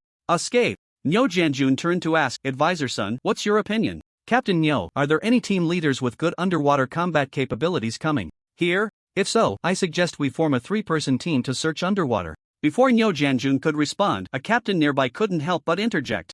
Advisor Sun, the monster hasn't shown its true form yet. Initial assessments suggest it's a frog-type monster. Isn't it a bit hasty to send personnel into the water now? Advisor Sun smiled and said, as official personnel, ensuring the safety of lives and property is our top priority. Allowing the underwater monster to survive even a moment longer could lead to unnecessary casualties. Of course, this is just my suggestion. The final decision rests with Captain Nyo. Nyo Janjun felt a bit dissatisfied. This Sun was using lofty words to pressure him, and the key was that he currently had no good solutions. If Sun truly cared about the safety of ordinary lives and property, why wasn't he, a professional, going into the water himself? At this moment, Nyo Janjun felt an impulse to jump into the water, but his swimming skills were poor and the river's undercurrents were fierce. He wouldn't be able to exert his professional combat power underwater. If he really jumped in and failed to deal with the monster, he would need someone else to rescue him, and that would be utterly humiliating. Indeed, it was tough to handle the dispatch task. He should have let other professional experts from headquarters take this job. Lu Hai was also beside Nyo Janjun, and seeing Nyo Janjun's troubled expression, he whispered, Captain Nyo, Lin Laodi has also arrived in Donghai City tonight. Should I ask him to help? Lin Chen? Nyo Janjun frowned and thought for a moment. Although Lin Chen wasn't a professional, his strength was unfathomable. During their previous encounter, he hadn't grasped Lin Chen's true power and had instead been probed by Lin Chen. Let him know. If he's willing to come help, that would be great. The group continued searching along the riverbank, but just then, a red tongue shot out from beneath the water, swift as lightning, and wrapped around an ordinary officer holding a flashlight. What audacity! Nyo Janjun was furious. This beast actually dared to harm someone in front of him. In the next moment, Nyo Janjun dashed forward with incredible speed, his calloused palm striking out a wave of true energy that hit the red tongue. The tongue instantly shattered, and the officer who had just been dragged into the river was flailing in the water. Save him! Lu Hai and several other captains sprang into action quickly, rescuing the officer who had just danced with death. The officer was terrified, his face pale, trembling and unable to utter a word for a long time. Nyo Jianjun frowned and said, let the ordinary officers leave first. In front of this monster, they won't even have the chance to draw their guns, with no means of self-defense. All right. The monster in the river disappeared again, and Nyo Janjun searched in vain, only able to have the severed red tongue he had interrupted retrieved. This red tongue was 4 to 5 meters long, made of tough yet soft and slender material. Good material, let's preserve it with a vacuum device to prevent it from being contaminated by the monster's power, said a captain-level figure. Captain Nyo, this monster's tongue is severed, it probably can't attack from the bottom of the water anymore, right? Nyo Janjun replied, who knows if this monster has a second tongue or can grow a new one? Don't let your guard down. Only by capturing and killing the monster can this matter be resolved. At this moment, Zhao Yilong, who was hosting the auction, also learned about the incident at the bund and hurried over with a few personnel. Captain Nyo, you're personally involved. Isn't this monster in the water an easy catch? Director Zhao is joking. This monster is hiding underwater and doesn't show itself. I can't do anything.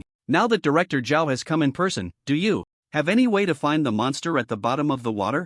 Zhao Yilong had already made some sort of cooperation with the authorities for the auction. He shouldn't have come regarding the bund incident. However, with a major monster invasion occurring the day before his auction, if it wasn't resolved in time, it might affect his auction the next day. I'll give it a try, Zhao Yilong said, not daring to make any guarantees. He gestured to a few of the born-again individuals he had brought with him, and one of them took out a talisman. Captain Nyo, this item is a talisman brought from the apocalypse world that can sense monster energy. Do you want to take action, or should I? Nyo Janjun was curious about Zhao Yilong's methods and smiled, saying, I've long heard that Director Zhao is skilled and proficient in lightness skills. Why not let Director Zhao take action himself? All right. Zhao Yilong knew that many born-again individuals gathered in Donghai City were paying attention to the situation at the bund, with some even watching from nearby high-rise buildings. If he could resolve the monster at the bottom of the river, his reputation would likely increase further, and the Black Card Alliance he founded might become the unofficial top organization. For Zhao Yilong, who had built his fortune on reputation, fame could bring wealth and also intangible influence.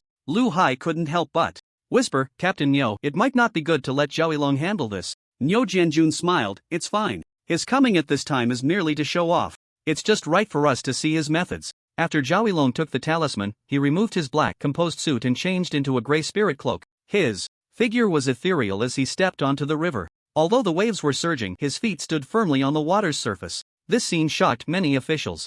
Lu Hai also exclaimed, "Impressive, what kind of technique is this?" Nyo Jianjun said solemnly, "According to the information I've received, this is Zhao Yilong's unique external skill, allowing him to walk on wind and waves. I don't know the quality of his external skill." Meanwhile, many born-again individuals gathered on both sides of the river, all starting to record the scene. Wow, Zhao Yilong is indeed a professional-level powerhouse. He can actually stand on the river. I've heard this person follows the martial artist path and is proficient in lightness skills. Seeing it now, it really is the case. At this time, Lin Chen had also arrived near the bund with Lu Bo. After all, he wasn't very reassured about Lu Bo coming alone, and since he had received information from Lu Hai, he thought he might as well help if he could. However, upon arriving, he found Zhao Yilong walking alone on the river, holding a glowing talisman, searching for the traces of the monster at the bottom. Good, old Zhao's lightness skills are quite impressive.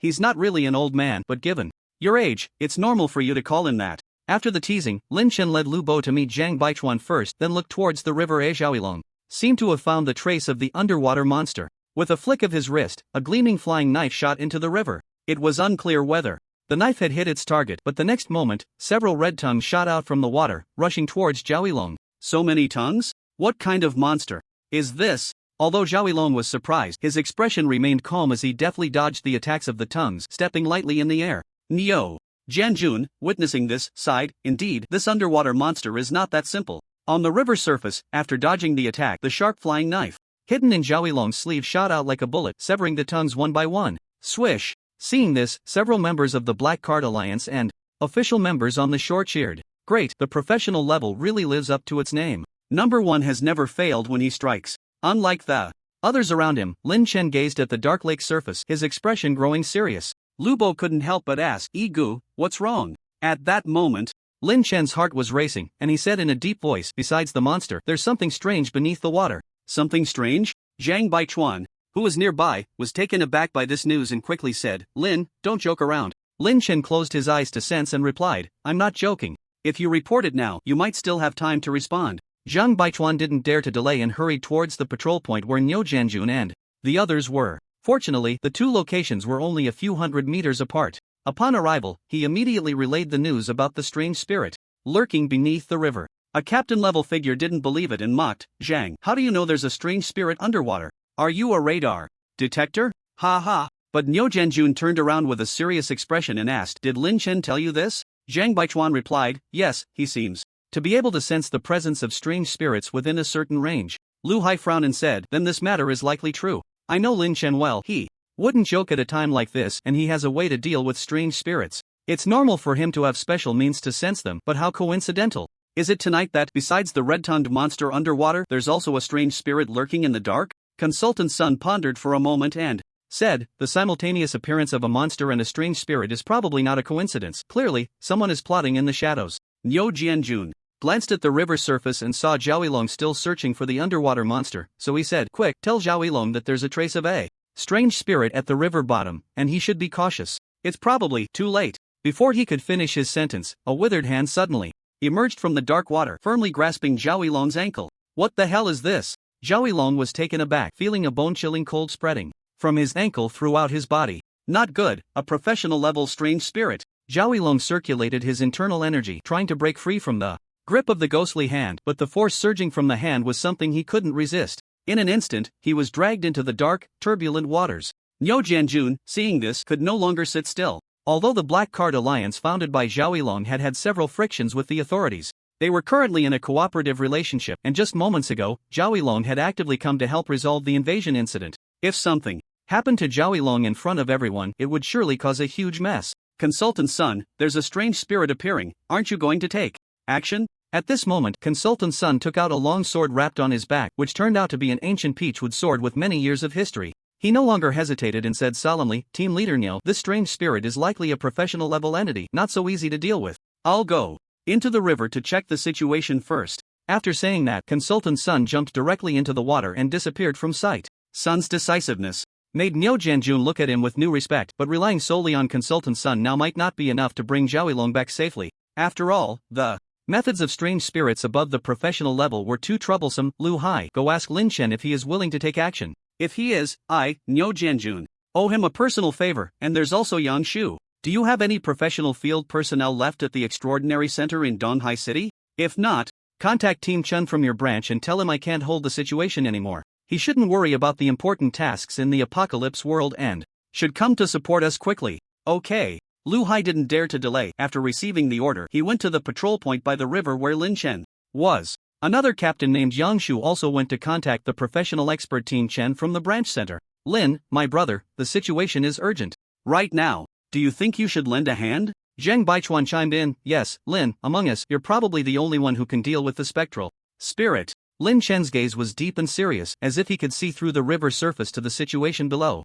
After the spectral spirit appeared beneath the river, the strange stone in his chest throbbed violently, the frequency of this vibration far exceeding what he felt when encountering the black mist. Spectral spirit. It was clear that the spectral spirit controlling the withered ghost hand was a professional-level entity, and facing a professional level, even Lin Chen didn't have complete confidence in his ability to cope. Although the officials Lu Hai and Zhang Baichuan came to plead with him, Lin Chen wouldn't expose himself to a dangerous environment. However, he still needed to respond to the officials. After thinking for a moment, Lin Chen slowly spoke. I can only help a little. That monster was heavily injured by Zhao Yilong and seems to be planning to escape. First, help me get a bow and arrow. Alright, if Lin can deal with that monster, that would be great. Lu Hai also knew that it wasn't very realistic to let Lin Chen go into the river to confront a professional level spectral spirit for no reason. After all, if he were Lin Chen, he wouldn't want to enter the water under such uncertain conditions. Lu Hai disappeared for a few minutes and quickly returned with a short bow made of tough cow horn. Lin Chen took it in hand and asked in slight surprise, spirit weapon? Lu Hai nodded. I borrowed it from Team Chen in Laoyuan City. This cow horn short bow was accidentally brought out from the apocalypse world by him. Lin, give it a try and see if it feels comfortable. It's fine, usable. Besides the cow horn short bow, Lu Hai also brought a bag of matching arrows. Judging by the craftsmanship and materials, they seemed to be modern alloy arrows, very sharp and tough. In fact, Lin Chen had always wanted to make a bow and arrow for himself in reality, but he lacked excellent bowstring materials and eventually gave up. He selected an arrow and knocked it on the bowstring, drawing it back fully, his gaze locking onto the monster at the bottom of the river. Then with a whoosh, he released the arrow. From the perspective of others, Lin Chen's arrow shot very crookedly, entering the river at an angle. Lu Hai initially thought Lin Chen's first arrow was just to test the accuracy, but after 2 seconds of pause, he didn't see Lin Chen make any further moves. Lin, is that it? That's it. As soon as the words fell, they saw an ugly, gigantic toad monster at the bottom of the river, pierced through the head by the arrow, floating to the surface. Wow! Seeing the scene, both Lu Hai and Zhang Baichuan were speechless and shocked. So that arrow actually hit the monster at the bottom of the river? This monster, which had left several professional-level experts helpless, was taken down by a single arrow? The two were stunned for a moment but quickly reacted, instructing someone to go into the water to retrieve the monster's corpse. Soon, the monster's body was dragged up. This toad monster was about 2 meters wide, massive in size, with its back covered in flesh lumps resembling flesh-colored flower stamens. Each lump contained a long red tongue that could stretch freely. No wonder this monster could spit out multiple red tongues earlier. Seeing Lu Hai and his team skillfully dissecting the toad's body, Lin Chen spoke up. If you can preserve the long tongue material, remember to save a few pieces for me. The long tongue had good elasticity, and Lin Chen thought the material might be useful for making bowstrings. Of course, Lin, even if you hadn't mentioned it, we would have saved some for you. On the other side, although Niu Jianjun couldn't hear the conversation between Lin Chen and the others, he couldn't help but applaud when he saw Lin Chen shoot an arrow and then the monster being dragged ashore. Since the invasion incident occurred, the most dangerous monster has been dealt with, which is one of the few good news. However, there is still no word from Zhao Yilong and Consultant Sun in the Dark River. Niu Jianjun plans to dive in himself. Yang Shu, has Team Chen arrived? The official practitioner named Yang Shu replied, after learning about your situation, Team Chen has left the apocalypse world and is on the way. Niu Jianjun nodded. That's good. Once he arrives, let him take charge. I need to go into the water. With that, disregarding the objections of several team leaders, Niu Jianjun requested a life jacket with a bit of buoyancy and jumped directly into the icy river. One of the team leaders said, Captain Niu is a bit impulsive. He is our leader. If anything happens to him, it will be a big problem. Damn it, what nonsense. Are you talking? Lao Feng, can't you say something good for once? If you have the ability, why don't you jump in to save him? I know my own limits. If I really went in, I'd probably turn into a corpse floating out. By the way, did you hear about Team Chen that Captain Niu mentioned?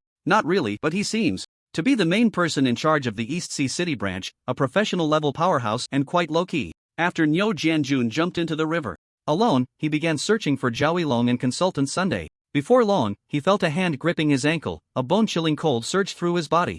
And the next moment he seemed to be dragged into a special space. Splash! Nyo Janjun struggled hard, breaking free from the murky water, gasping for air. When he looked up, he was shocked to find that it had turned into daytime, with a scorching sun beating down on the earth. He seemed to be in a muddy, yellow river, drifting downstream, with endless barren yellow land on both sides. Damn it, where has he ended up? And what is this place, a ghost realm? Or an illusion?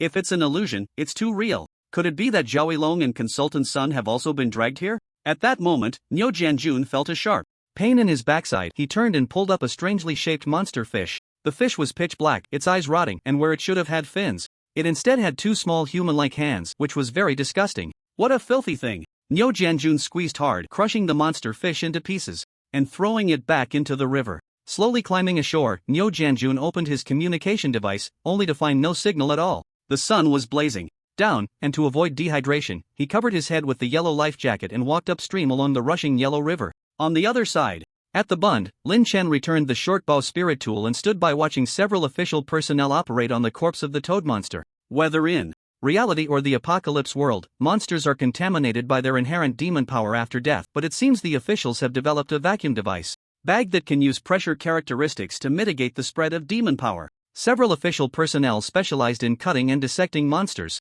seemed very skilled. They put on operational clothing, entered the vacuum device bag, and quickly cut out a lot of materials from the toad monster. Lin Chen observed from the side, feeling that he had learned new dissection techniques. There were still many red long tongues inside the tumor on the back of the toad monster, and LV Hai instructed them to store them separately. Even the toad monster's slime and lumps of beast skin had to be preserved. Currently, extraordinary resources in reality are still very scarce, and no waste can be afforded. LV Hai said, Lin, many people have put in effort for this monster. I'm afraid we can only give you some of the best long-tongue materials. Lin Chen nodded, not minding these details. Moreover, the only thing he found valuable on this toad monster was the long-tongue material. After the toad monster was dissected, LV Hai found Yang Shu again to ask when Team Chen would arrive, and now, Nyo Janjun and the others had disappeared without a trace at the bottom of the river, and he couldn't help but feel a bit anxious. Captain Lu, I also want Captain Chen to arrive as soon as possible, but there's a bit of a traffic jam on the way. He probably still needs 10 minutes. 10 minutes? In another 10 minutes, the flowers will have wilted. Lu Hai sighed and glanced at Lin Chen, but he knew that Lin Chen was impossible to go into the river to save anyone. In fact, according to the news he had just received, there were two unofficial professional-level born beings who had arrived in Donghai City today, but these two had a poor relationship with the authorities and were likely watching the show from a nearby building, making it even less likely for them to step in to save anyone. Lu Bo had been following Lu Hai closely and curiously asked, Brother Lu, the Captain Chen you keep mentioning? Who is he? Lu Hai briefly introduced. Captain Chen is the overall person in charge here in Donghai City, a professional-level powerhouse. I've heard he advanced to professional level even earlier than Captain Neo. So impressive, how come I've never heard of him before? Lu Hai continued, Captain Chen is about the same age as Lin, and he tends to be quite low-key. He only shows up when there's a serious invasion. Lin Chen was also listening intently to the information about Captain Chen, feeling a bit curious about this person. It was said that Nyo Janjun advanced to professional level thanks to the talent bestowed by his number, but Captain Chen had become a professional level even earlier than Nyo Janjun. Could it be that this person also had a number? On the river, the official police boats were continuously deploying infrared reconnaissance machines to patrol the riverbed, but unfortunately, it seemed that Nyo Janjun and the others had been dragged into a mysterious space, and the reconnaissance machines naturally couldn't detect anything. After a few minutes, the so-called Captain Chen finally appeared. He was wearing a white t-shirt, blue jeans, and casual shoes, stepping out of a taxi beyond the security line. As he approached, everyone noticed that his hair just brushed his eyebrows, his features were delicate, and he looked like a freshly graduated college student. After listening to Lu Hai and Yang Shu's report, he said calmly, I know the situation. I'll go into the river to save them. You all are responsible for security here, and don't let any ordinary people get too close. Captain Chen slowly walked toward the river, but at that moment he suddenly turned his head and came to Lu Bo's side. My name is Chen Chu, nice to meet you. Your spiritual weapon behind you is quite good. Can I borrow it for a moment? Ha! The exquisite sword that Lin Chen had forged for Lu Bo was too flashy, and due to its spiritual weapon characteristics, it had a shimmering light flowing on its surface, so Lu Bo had wrapped the entire sword in black cloth, not expecting that it would be recognized by Captain Chen at a glance. Lu Bo scratched his head, unsure whether to lend it or not, and looked at Lin Chen. Lin Chen slightly nodded, indicating that it could be lent. Lu Bo handed over the exquisite sword. Thank you both. Chen Chu knew that Lin Chen was the one making the decision, and after expressing his gratitude, he jumped into the river. On the shore, everyone waited anxiously. If even Chun Shu couldn't deal with that unknown ghostly hand, it was likely that the entire official team would be at a loss. At that time, this place might become a restricted area, prohibiting anyone from approaching, just like the ghostly area in Tokyo that remains a restricted zone to this day. About half an hour later, a huge whirlpool suddenly appeared on the river's surface, and then Zhao Yilong supported Consultant Sun, while Chen Shu carried Niu Jianjun slowly out. Meanwhile, Lin Chen could also sense that the ghostly aura at the riverbed had disappeared. Interesting. Had the ghostly being been resolved, or had it left on its own? But looking at the state of Chen Shu and the others, it seemed that this ghostly being was not resolved. Lu Hai and other captain-level figures hurriedly went up to support them. Captain Chen, what happened to Captain Niu? Just exhausted, nothing serious. Let everyone disperse, the ghostly being has disappeared. Disappeared? This. Lu Hai and the others wanted to ask more, but Chen Shu and the others didn't seem inclined to explain further. Zhao Yilong, drenched from the water, felt quite a bit disheveled. He scanned the area and noticed Lu Bo and Lin Chen on the shore, slowly walking over. He wiped the water stains off his body with a towel and smiled, saying, Brother Lin, Xiaobo, when did you arrive? Why didn't you let me know? Lin Chen replied, President Zhao is busy with affairs, we didn't want to disturb you too much. At that moment, Chen Shu also walked over slowly and handed the extraordinary sword to Lu Bo. Your sword is quite good, it helped me a lot inside. If you need anything in the future, feel free to come to me. Also, since the invasion incident is over, consider it a contribution on your part. Lu Bo felt a surge of joy upon hearing this and quickly said, Thank you, Team Chen. No need to thank me, you deserve it. Zhao Yilong was somewhat surprised by this, as he had just seen how Chen Shu wielded this extraordinary sword to pierce through numerous ghostly hands and strange fish in the Yellow River Ghost Cave. Before coming out, he had even touched this extraordinary sword. It could only be said that this sword was far superior to many of the spiritual artifacts he was going to auction off tomorrow. Even in the world of apocalypse, it would be an exceptional spiritual artifact. Xiaobo, is this spiritual artifact sword yours? Lu Bo braced himself and said, Yes, it's mine, Uncle Zhou. Not asking further, Zhao Yilong turned to Lin Chen, knowing that this extraordinary sword was most likely forged by Lin Chen for Lu Bo. Although he had previously known that Lin Chen had the ability to forge spiritual artifacts in reality, he hadn't expected that Lin Chen could create such a top-tier spiritual artifact. Zhao Yilong realized that he had underestimated Lin Chen's importance earlier. Brother Lin, where are you staying this time? I have a few hotels under my name, and one presidential suite is still unbooked. If you don't mind. Lin Chen smiled and declined, saying, President Zhao, you are too kind. I have already checked in. If there's a chance, I will definitely take you up on that next time. Zhao Yilong naturally understood the polite refusal in Lin Chen's words. He had originally wanted to chat more with Lin Chen, but at that moment, a few members of the Black Card Alliance whispered something in his ear, and Zhao Yilong's expression changed instantly. Xiaobo, Brother Lin, I have something to attend to, so I'll take my leave. You have my contact information, feel free to reach out if you need anything. With that, Zhao Yilong hurried away. Seeing that the matter was settled, Lin Chen also prepared to leave, but Lu Bo shoved the extraordinary sword into his hands. Iga, I felt that when Team Chen returned the sword just now, several captains looked at my sword with shining eyes. Could you hold on to it for me? No worries, just keep it. If anyone has their eyes on your sword, let me know their names, and I'll take care of them for you. As he said this, Lin Chen deliberately raised his voice, and many officials nearby heard him clearly. They turned to look at the person who had spoken. Oh, it's Lin Chen. The captains who had originally been interested in Lu Bo's spiritual artifact sword immediately lost their enthusiasm and looked away. What a joke! Lin Chen was quite a notable figure in the official circles. Anyone who offended him would end up missing, like Advisor Jiang, whose body had yet to be found since that day in the hospital. Moreover, they had all witnessed Lin Chen shooting the river monster with an arrow. It was better to avoid provoking such a fierce person. Lu Hai walked over with a smile upon hearing the voice. Brother Lin, you're overthinking it. Xiaobo helped Team Chen with such a big task. Who would dare to covet his sword? That would be slapping Team Chen in the face. Besides, with you around, not many would have the guts to do so. Lin Chen shook his head slightly and said, Team Lu, money can be alluring. Some people may develop greed that's hard to suppress. True, some people need to be taught a lesson. At this point, Lin Chen curiously asked Lu Hai what Chen Shu, Niu Jianjun, and the others had encountered in the river bottom ghost cave. Lu Hai whispered, I'm not sure either. I asked a few times, but Team Chen didn't say anything. Team Niu did mention a few things to me. He said that if it weren't for that strange spirit being forced and threatened by Team Chen, they probably wouldn't have let the four of them out. Lin Chen nodded slightly and inquired, was there any human factor in the appearance of this strange spirit? Lu Hai's expression was serious as he said, there should be, but it needs to be investigated. Otherwise, it wouldn't be so coincidental. I estimate that I won't have much free time in the next few days. After Lin Chen returned to the designated hotel, he found that the members of the ancient pond village team had not left the room. They seemed to be waiting for his first-hand news. Qin Chongsheng had somehow obtained several video clips from a friend filmed from a nearby building by the river. The footage included scenes of Zhao Yilong treading on the river surface, searching for the toad monster, as well as Lin Chen drawing his bow and shooting an arrow that struck the toad monster from beneath the water. "Boss, how did you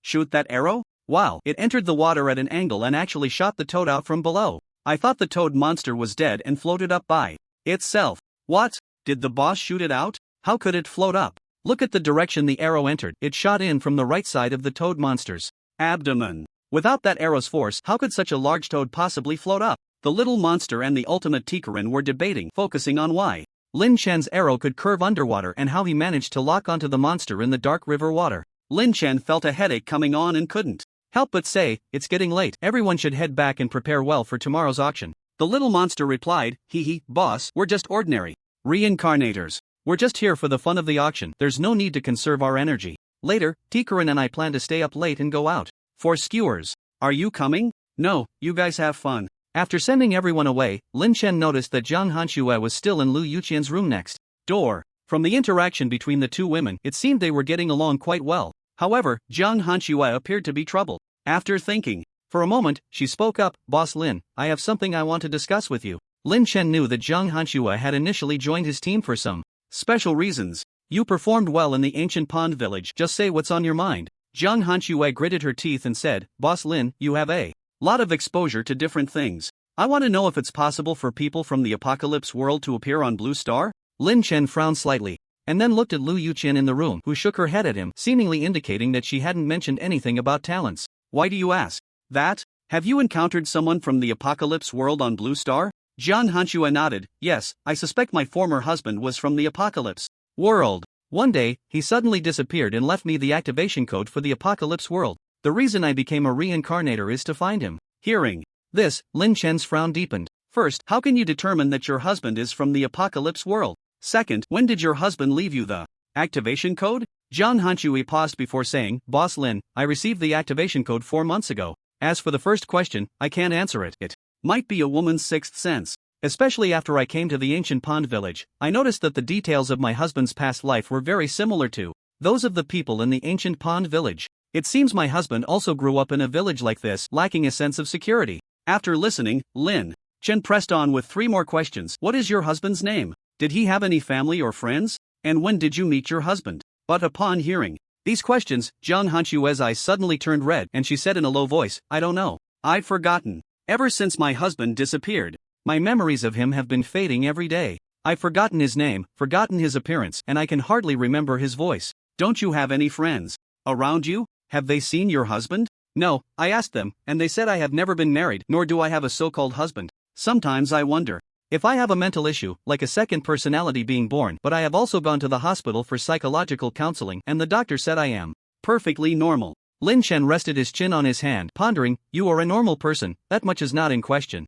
However, according to what you said, there are several points of doubt. First, your husband seems to have appeared out of nowhere. He entered your life, but your friends and family know nothing of him. Second, your husband suddenly disappeared one day, leaving behind the activation code for the apocalypse world, and since then, your memories of him have been fading day by day. Am I right?" Zhang Hanxue regained her composure and thought seriously, "Yes, Boss Lin, I actually reflect on this every day, wondering if there is something wrong with my memory, or if I am entangled with something that has altered my memories, creating a husband who does not exist." Lin Chen nodded, indicating he understood. In Lin Chen's view, there were 2 possibilities regarding what happened to Zhang Hanxue. The first was that everything Zhang Hanxue said was true. She really had a husband who seemed to be from the apocalypse world, and this person left her an activation code after he left. The second possibility was that Zhang Hanxue's memories had been altered by some kind of malevolent spirit. From the beginning, she never had a husband. But this possibility only arose after she came into contact with the activation code and entered the apocalypse world. But what kind of malevolent spirit would engage in such a trivial act, toying with a born individual's memories for a sense of accomplishment? Moreover, Zhang Hanxue had descended in Gyutan village. If there were such spirits near the village, the higher-ups in the village, like Guhi, would surely know something. Considering all these thoughts and clues, Lin Chen felt the first possibility was the most likely. But if this were true, it would mean that the natives of the apocalypse world could enter the Blue Star reality by some unknown means. After thinking for a moment, Lin Chen said, "Extend your wrist." Zhang Hanxue obediently complied, extending her hand. Lin Chen infused a stream of spiritual energy into Zhang Hanyue's wrist, and the spiritual power circulated within her body without any loss. It seemed that Zhang Hanyue's memories had not been altered by any negative malevolent spirit. At that moment, Lu Yuxian couldn't help but say, "Brother Lin, do you think Sister Hanyue's husband could be someone from your Gyutan village?" Before Lin Chen could respond, he heard Zhang Hanyue shake her head. "No, although he resembles the people in the village, he definitely is not one of them." Lin Chen asked, "Did your husband leave anything else besides the activation code?" Zhang Hanyue thought seriously. "No, he didn't leave anything behind, but sometimes in my dreams I can sense him talking to me. He says he misses me and wants me to find him as soon as possible." Upon hearing this, Lu Yuxian felt that Zhang Hanyue's situation was related to a ghost story she had heard before. In that ghost story, a woman dreamed of her husband who urged her to find him, but when the woman finally found her so-called husband, it turned out to be a rotting corpse buried under her bed. Just thinking about the details of that ghost story sent chills down her spine, and she felt uneasy. Finally, Lin Chen spoke. "What I can tell you now is that the apocalypse world is connected to the Blue Star. We can go there, and people from their side can come here too, but the conditions are very harsh. Your husband may indeed exist, but right now, your strength is too weak. You have no means of self-protection outside the village. So it's better to set aside the matter of your husband for now, focus on leveling up and enhance your strength." Zhang Hanyue bit her lower lip and said, "Boss Lin, I know my strength is very weak. I've done my best in the village, always rushing to the front whenever the militia encounters monsters, but I don't understand why there's such a big gap between us. In fact, I saw you the first time you entered the village, so when you called me and Tai Kurin as the deputy village head that day, Lin Chen smiled. "It's nothing, it's all in the past. Your reactions back then were normal. After all, it was me, and I have always looked down on newcomers, especially those luckier than myself. Boss Lin, I want to become your person in the future." Halfway through her sentence, Zhang Hanyue glanced at Lu Yuxian and realized she had misspoken. She quickly corrected herself. I want to follow you, like how the gangsters in movies take in younger brothers. Of course, I heard there's some kind of contract in the village. If you're worried, you can let me sign a contract that I can't betray you, as long as I can find my husband." Lin Chen then understood what Zhang Hanyue meant. He smiled slightly and said, "That's a good thought, but why should I take you in? What special talent do you have compared to others?" Zhang Hanyue thought for a moment and said seriously, "Boss Lin, aside from offering myself, I can do anything you ask, any dangerous task." Lin Chen pondered for a while and then nodded. "All right, I'll consider it, but right now I have a dangerous task that I need your help with." At that moment, Zhang Hanyue didn't hesitate and resolutely said, "I can do it." "Good." Then, Lin Chen brought over Lu Yuxian, who was munching on sunflower seeds nearby. Lu Yuxian is also a born one. She has a special ability to exile people from Blue Star to the apocalypse world. I need you to try Lu Yuxian's exile ability and see if you can return to Gyutan village using the activation code after being exiled. After hearing what Lin Chen said, Zhang Hanyue's gaze towards Lu Yuxian changed slightly.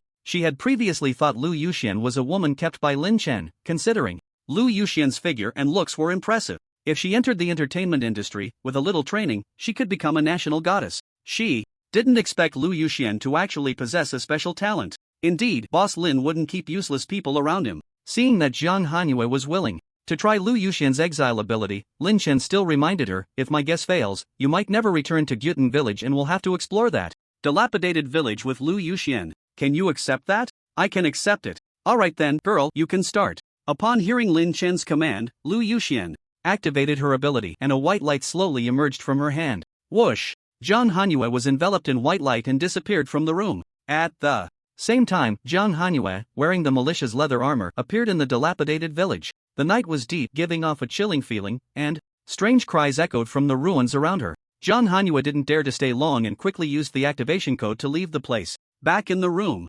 Zhang Hanyue took a deep breath, activated the code again, and prepared to log into the apocalypse world. Her figure vanished before Lin Chen's eyes, but moments later, she reappeared. Lin Chen hurriedly asked, "How was it?"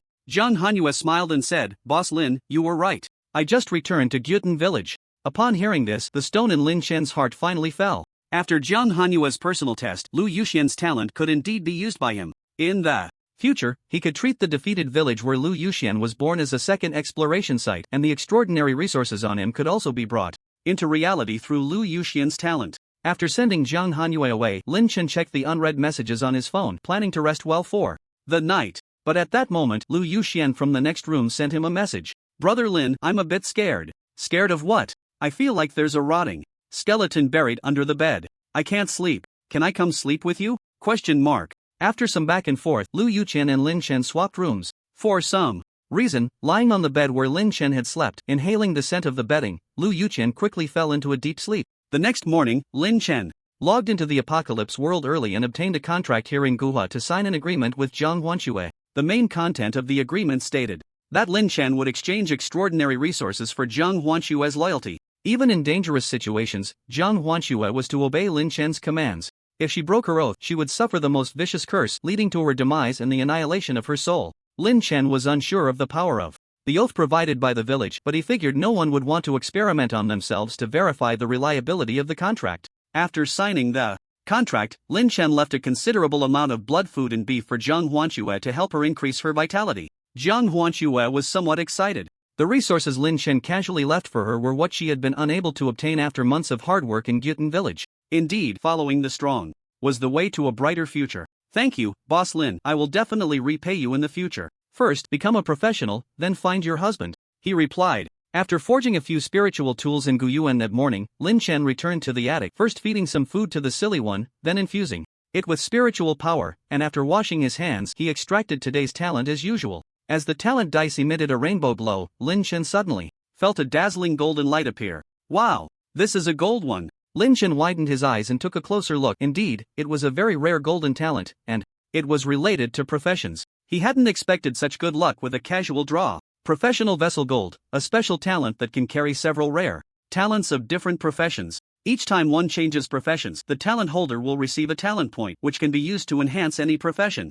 After reading the introduction of the Professional Vessel talent, Lin Chen couldn't help but nod slightly. This golden talent was indeed very suitable for him at the moment. Although Lin Chen was already prepared to pursue the path of the sequence, his strongest combat power currently came from martial arts. External skills. Gu Tianxi's assertion that Lin Chen was suited for the warrior profession was not unfounded. With Lin Chen's current level of external skills, if he could advance to a warrior, all his vast vitality would transform into true energy, and with that ancient fierce beast's blood, Lin Chen after the profession change would likely become a standout among the warrior professionals. However, if Lin Chen insisted on following the path of the sequence, the two external skills he possessed would eventually be eliminated. Now that he had the professional vessel talent, Lin Chen could consider changing to several more professions. However, to solidify this golden talent, he needed to auction for the talent stone tonight, otherwise he would have to replace innate blade user. So, he had to get that talent stone tonight. As the sun set, the river sparkled in the light. By the Huangpu River, in front of a luxurious and magnificent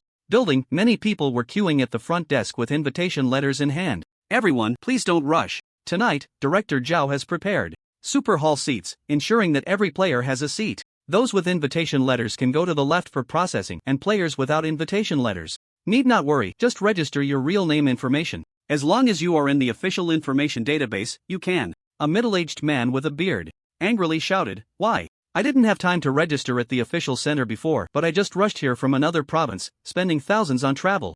And now you tell me I can't enter?" The front desk girl, a reborn from the Black Card Alliance, smiled faintly and said, "Sorry, sir, the requirements for this auction are set by the officials. Even if we want you to enter, you still can't. If you don't mind the trouble, you can go register your reborn information over there." Inside the resplendent hall, the reborn were flowing in and out, mostly queuing in an orderly manner. Of course, there were some arrogant newcomers trying to cut in line, but they were quickly stopped by armed security personnel. Although the newcomers generally had physical qualities far superior to ordinary people, they still dared not be too reckless in the face of universally equal weapons. Ah Yao and the little monster were also in line. The little monster scanned the 400 to 500 newcomers gathered in the hall and couldn't help but say, "I wonder if the boss and the others have arrived. There are really a lot of newcomers here. There should be some brothers from our Gutan village." Taiker replied, "With the boss's status, he's probably already been invited to some VIP room by Zhao Yilong. We don't need to worry about that. But about the brothers from Gutan village, I think I just saw someone who looks a lot like Dugufeng." Wang Zilong quickly looked up and said, "Is that true? Let me see." At that moment, Lin Chen was indeed in a VIP box at the auction. The auction venue was very spacious, with thousands of seats surrounding it, resembling a small bird's nest. In the center was a high platform for the auction and a super large high-definition electronic screen. LV Hai leaned back on the large sofa in the box, eating grapes, and said, "I heard this venue was built by dismantling 2 floors of a building in just a month. It seems Zhao Yilong has long had the idea of holding an auction." Zhang Baichuan said, "Zhao Yilong is a man with plans. I heard he has been in contact with many foreign newcomers lately, seemingly wanting to expand the influence of the Black Card Alliance abroad. In any case, it's a good thing." Lin Chen and the others chatted casually and soon began discussing the items to be auctioned today. LV Hi spoke again. I heard that last night during the Bund invasion incident, the auction treasury that Zhao Yilong was guarding closely was robbed. No wonder.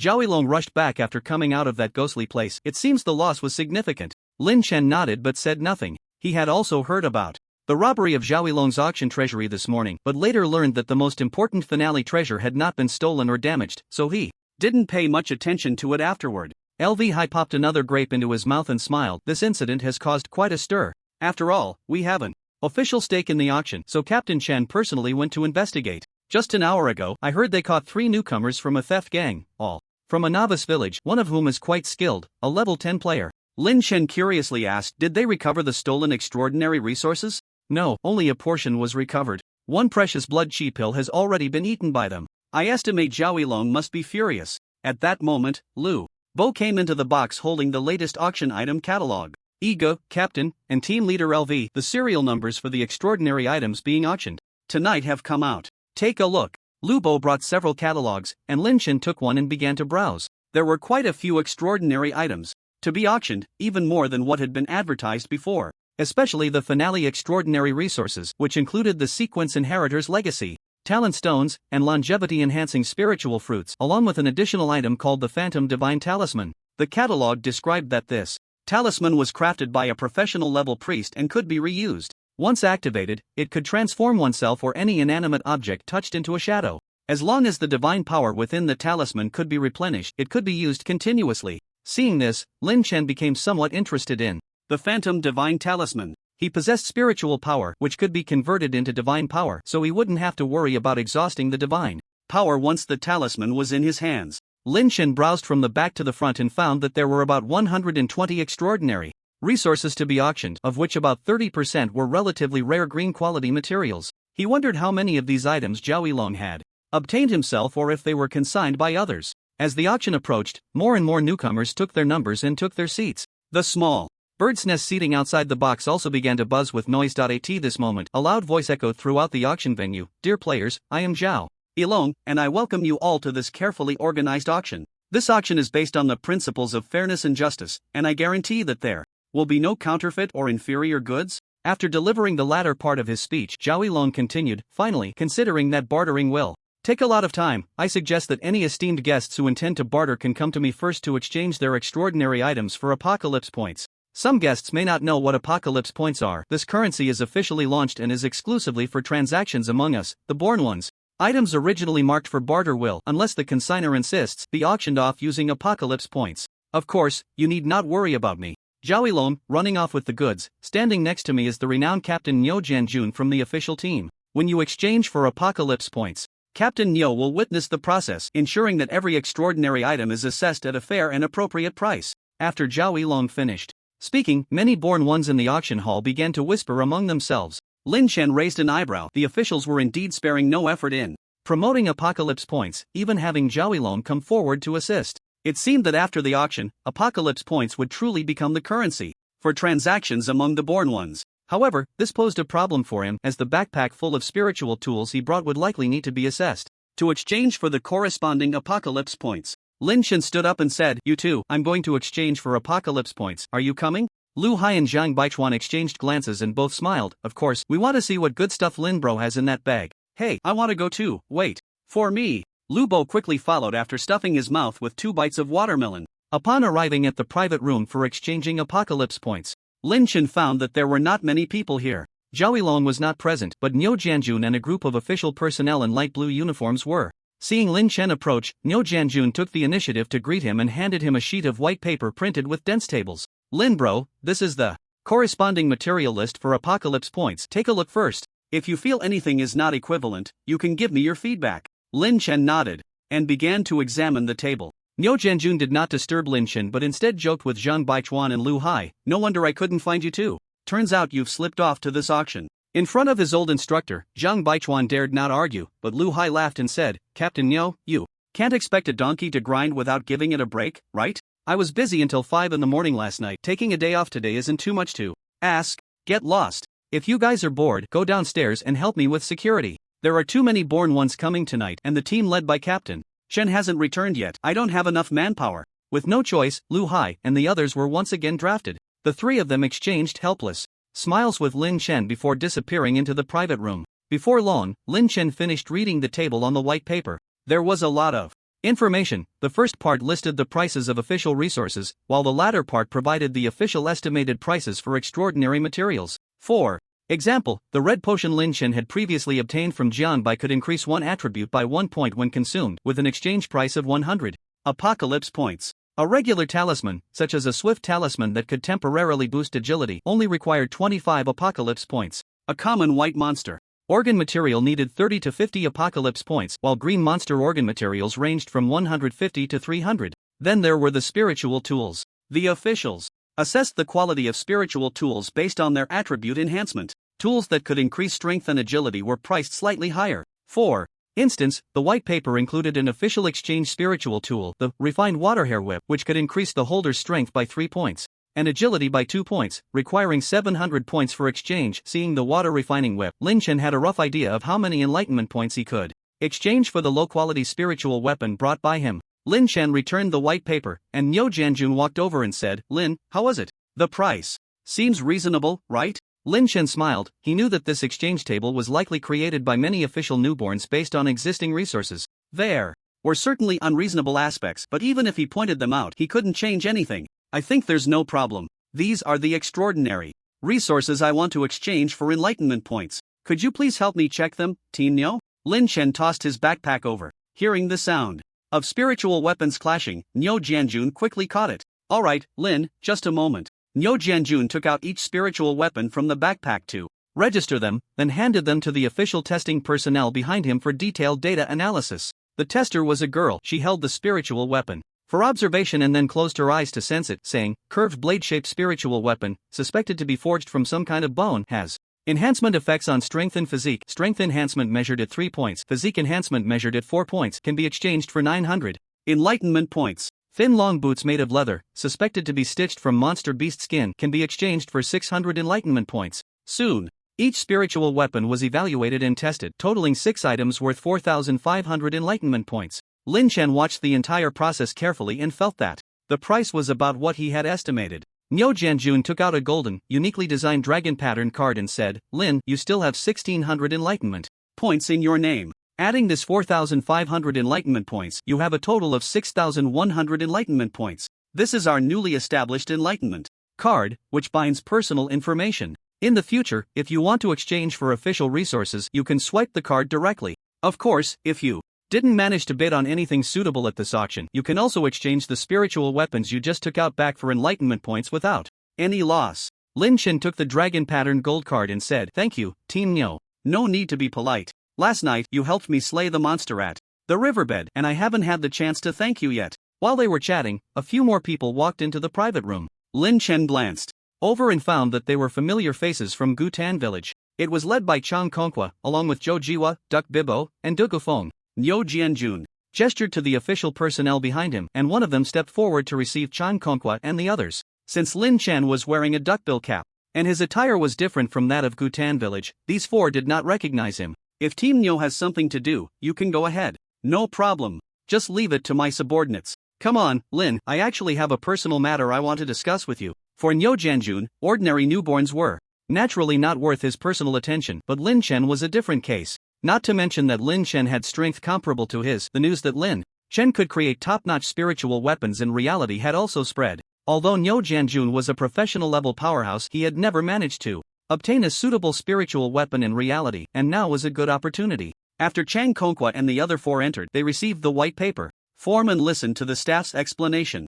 Du Gufeng was just there to join the fun. Feeling a bit shy, he seemed to have recognized Lin Chen's voice and, upon seeing Lin Chen's face directly, couldn't help but turn his head and ask, "Lin, village chief?" Recognized, Lin Chen couldn't ignore it, so he nodded slightly and said, "It's me. What a coincidence. Are you here to exchange for enlightenment points too?" Chang Kongqua, wearing a loose white t-shirt, turned around, showing a look of surprise, but quickly smiled and said, "Yes, Village Chief Lin, we happened to encounter a monster in reality a few days ago, and after dissecting it, we obtained some materials that were not tainted by monster power, so we wanted to exchange them for enlightenment points." "All right, then. You all get busy." After Lin Chen and Niu Jianjun left, Duck Bibo couldn't help but curse, "It's that Lin Chen again. Why does it feel like he's everywhere?"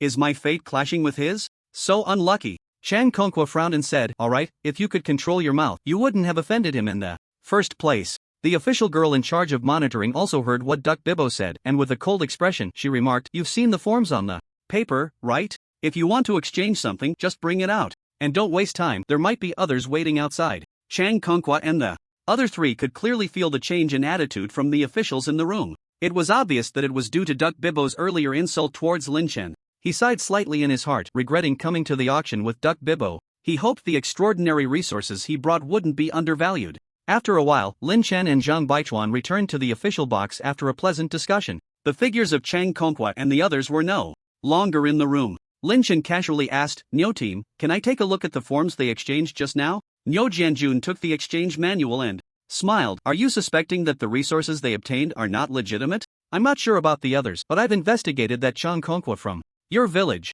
His real name is Gao Shankong, and a few days ago he indeed assisted the officials in killing a monster in the city. Not him, I want to see the others. Lin Chen took the manual and found that the materials Chang Kongqua used to exchange for the apocalypse points were indeed monster materials, and the same went for Zhou Jihua. But Duck Bibbo and the other two were different. They exchanged for grilled bull meat skewers. Lin Chen had hosted a barbecue for the whole village that day, grilling bull meat, and indeed some of the newborns had hidden small portions of grilled bull meat skewers. But Lin Chen clearly remembered that Duck Bibbo hadn't come over, so this grilled bull meat was most likely not his. Lin Chen raised an eyebrow and then called Wang Zilong, asking him to investigate the situation of the newborns in the village to see if anyone hadn't logged in recently. At that moment, Wang Zilong and the little monster were enjoying a high-end seafood buffet in the banquet hall on the lower floor of the auction hall. Since the auction hadn't started yet, many inexperienced newborns were here eating and drinking wildly. Wang Zilong held the phone in one hand and a piece of Boston lobster meat in the other, his mouth greasy as he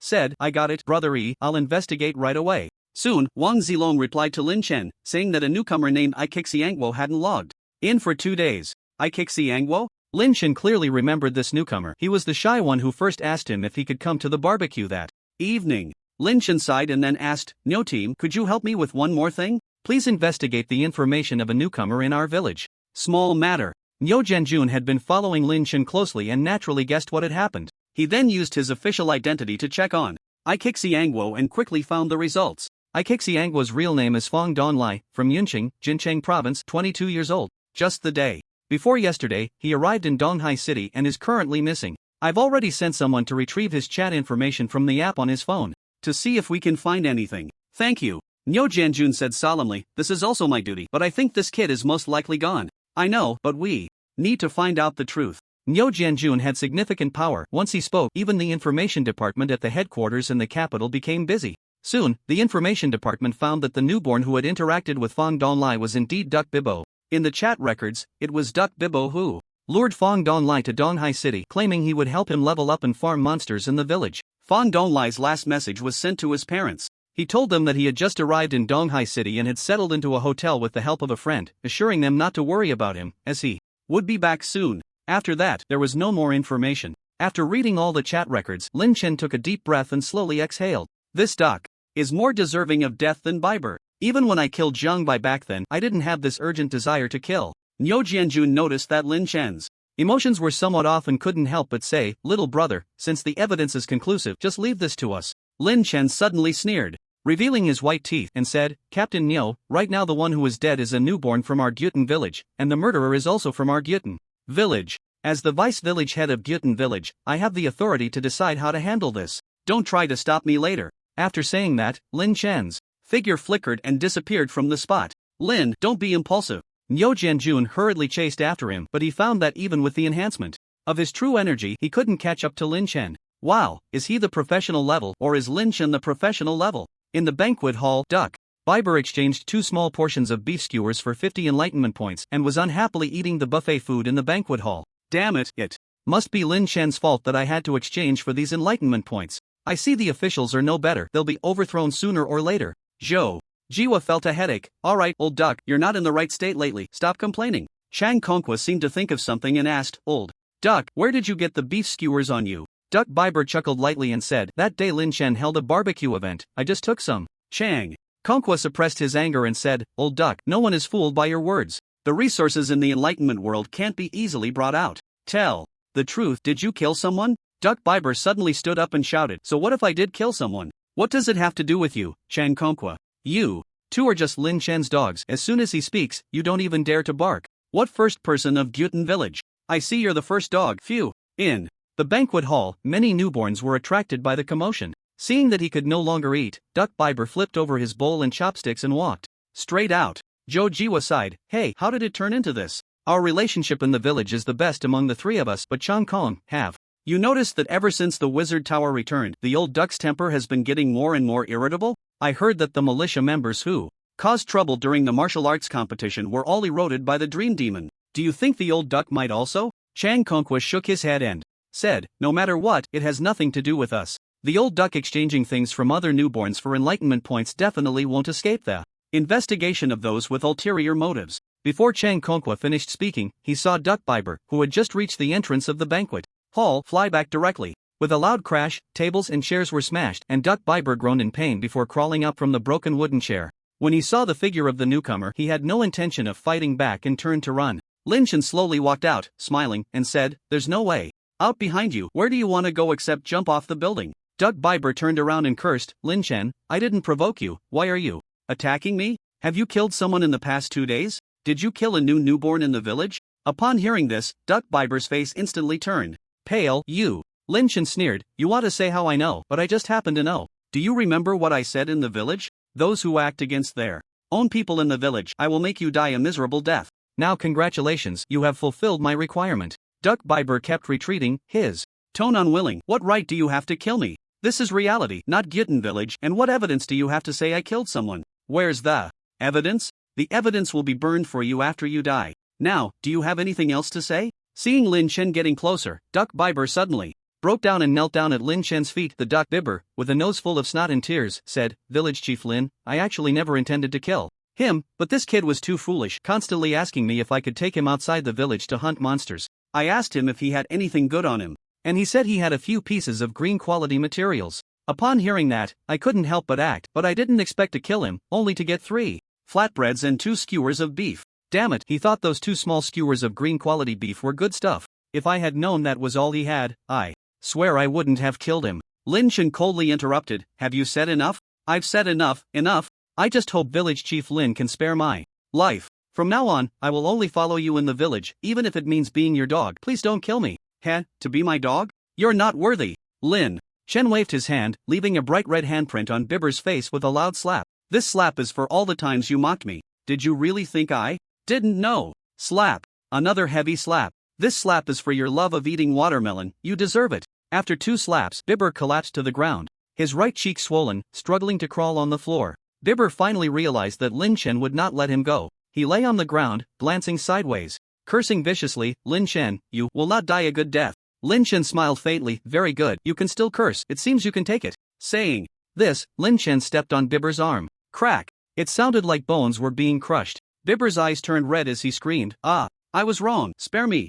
The commotion in the banquet hall naturally attracted many onlookers, but no one dared to step in. Even Jo Jiwa, who wanted to come out to persuade, was held back by Chang Kong Kwa. "Don't go, it won't help. Relying on killing newcomers to explode extraordinary materials, even if Village Chief Lin doesn't kill him, old duck is doomed." Prince Long and the little monster Aya were also watching from the crowd, already taking out their phones to record, cheering loudly. "Bro, what's going on? Don't you understand? That person down there killed a newcomer not long ago, and now he's being retaliated against." "Oh, I see. I thought someone was committing a crime and wanted to step in. If that's the case, then I don't need to intervene." "You intervene? Old brother, I'm not saying you. Can't you see the strength of these two? The one standing is hard to say, but the one lying on the ground is at least a level 9 or 10 big shot. So exaggerated." At that moment, the official Lu Hai and a captain-level figure named Feng Shushui hurried over. "Who dares to make trouble here?" Lu Hai rushed into the banquet hall, only to find that the assailant was Lin Chen. He couldn't help but frown. Wasn't Lin Chen exchanging points with Team Nyo upstairs just now? Seeing Lin Chen had already broken the limbs of the person on the ground, Lu Hai couldn't help but say, "Lin, my brother, what's going on? Hold back a bit, don't kill him." Lin Chen ignored him, continuing to slap Bieber hard. He found that slapping someone was quite relieving. At this point, Bieber was already spitting blood, with over a dozen teeth knocked out, looking utterly miserable. Feng Shushue, a captain-level figure just transferred from another district today, saw Lin Chen daring to commit violence in front of him and immediately rushed up. "Old Feng, don't go. Lu Hai tried to stop him but couldn't. Lin Chen didn't even turn his head, throwing a punch. The next moment, Feng Shushui felt a great force coming at him, his knees couldn't withstand it, and he slid down to kneel. Fortunately, Lin Chen held back his strength so Feng Shushui wasn't injured, just looking a bit awkward. Feng Shushui cursed inwardly. Damn it, he felt like he had lost face today. Then, sliding back to his feet, Feng Shushui bared his teeth and turned to question, Lu Hai, why didn't you join me in taking action? Lu Hai gestured, let's not join this commotion. Didn't you see Niu Dui watching the show in the crowd? Feng Shushui turned around and found that Niu Jianjun was indeed standing not far from them. Seeing that Lin Chen had calmed down a bit, Niu Jianjun stepped forward and said, Lin, that's enough. If someone really dies, you'll be famous. Lin Chen wiped the blood from his hands on the clothes of Duck Bibbo, then slowly stood up and said, thank you, brother Niu. I'll leave this person to you. Looking at Duck Bibbo, who resembled a dead dog, Niu Jianjun shook his head and said, what are you talking about? You helped us officially capture a criminal. I should be thanking you. He then turned to the many born ones in the banquet hall and said, everyone, the person lying on the ground is named Duck Bibbo. 2 days ago, he deceived and killed a newcomer born one in Donghai City and he is now being assisted in his arrest by kind-hearted individuals. A country has its laws, and a family has its rules. If a born one commits murder, they must face legal consequences. I warn each of you present, if there are those who consider themselves strong and bully the weak, you better be careful. Niu Jianjun's voice was loud, causing many to wince in pain. Soon after, Duck Bibbo was taken away by Lu Hai and Feng Shushui, while Lin Chen glanced at the 3 flint stones in his pocket.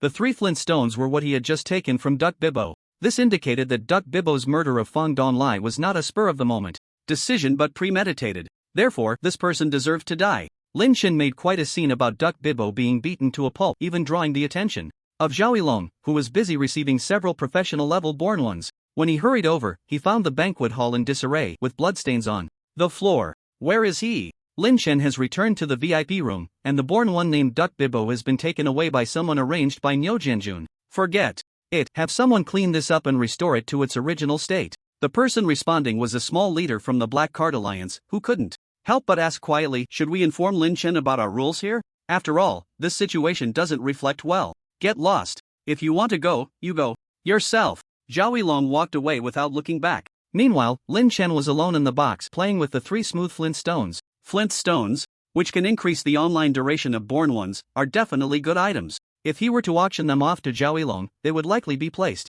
among the more precious items later on. According to the information Lin Chen received from Niu Jianjun, after becoming professional level, the daily online duration would increase by 4 hours, which is 2 time periods. However, for born ones who want to stay in the apocalypse world all day, this amount of time is really not much. Lin Chen planned to keep 2 flint stones for himself, and for the extra one, he would see if he could trade it for something good. Just then, Lu Hai slowly walked into the box. Lin, the matter with Duck Bibbo has been handled. He has confessed to the relevant charges, but this person won't be killed for now. Niu Dui wants to maximize the benefits. Maximize the benefits? Lin Chen nodded, understanding Lu Hai's meaning. Currently, the official captures of born ones with death sentences are not in a hurry to execute them. Instead, they will utilize the born one's ability to carry out apocalypse supplies, stuffing some supplies into their backpack space before executing them. One can only say that the officials are indeed making the most of their resources.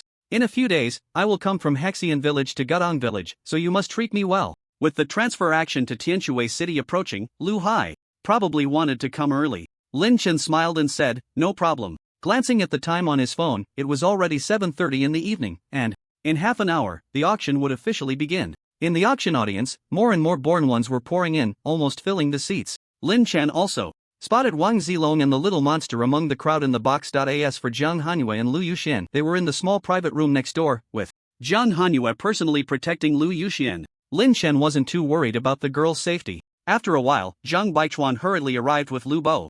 Zhang Baichuan took a sip of ice water and said, I'm exhausted. Lu Bo and I were assigned to patrol outside the building. We caught several private media reporters and a few unregistered newcomers trying to sneak in. Zhang, you just missed a good show, Lu Hai said with a grin, eager to stir the pot, as he recounted how Lin Chen had almost killed a newcomer in the banquet hall. This guy named Duckbib has all his limbs shattered like a pile of mud. It's truly tragic, but he brought it upon himself. A pile of mud? Zhang Baichuan thought of Zhang Bai, as if Zhang Bai had also had his limbs disabled by Lin Chen first, and then slapped around. It seems Lin's brother has this penchant for cruelty. After hearing this, Zhang Baichuan said, good thing. If it were me, I would have caught that Duckbib on the spot. Lin, you really went all out. Lin Chen smiled but said nothing. As officials, Lu Hai and Zhang Baichuan probably disapproved of his actions against Duckbib, but both were clever enough not to voice their true thoughts. Lin Chen turned to Zhang Baichuan and asked, Captain Zhang, how many enlightenment points have you prepared? Is it enough for your auction? Zhang Baichuan replied, including a few months' salary, I only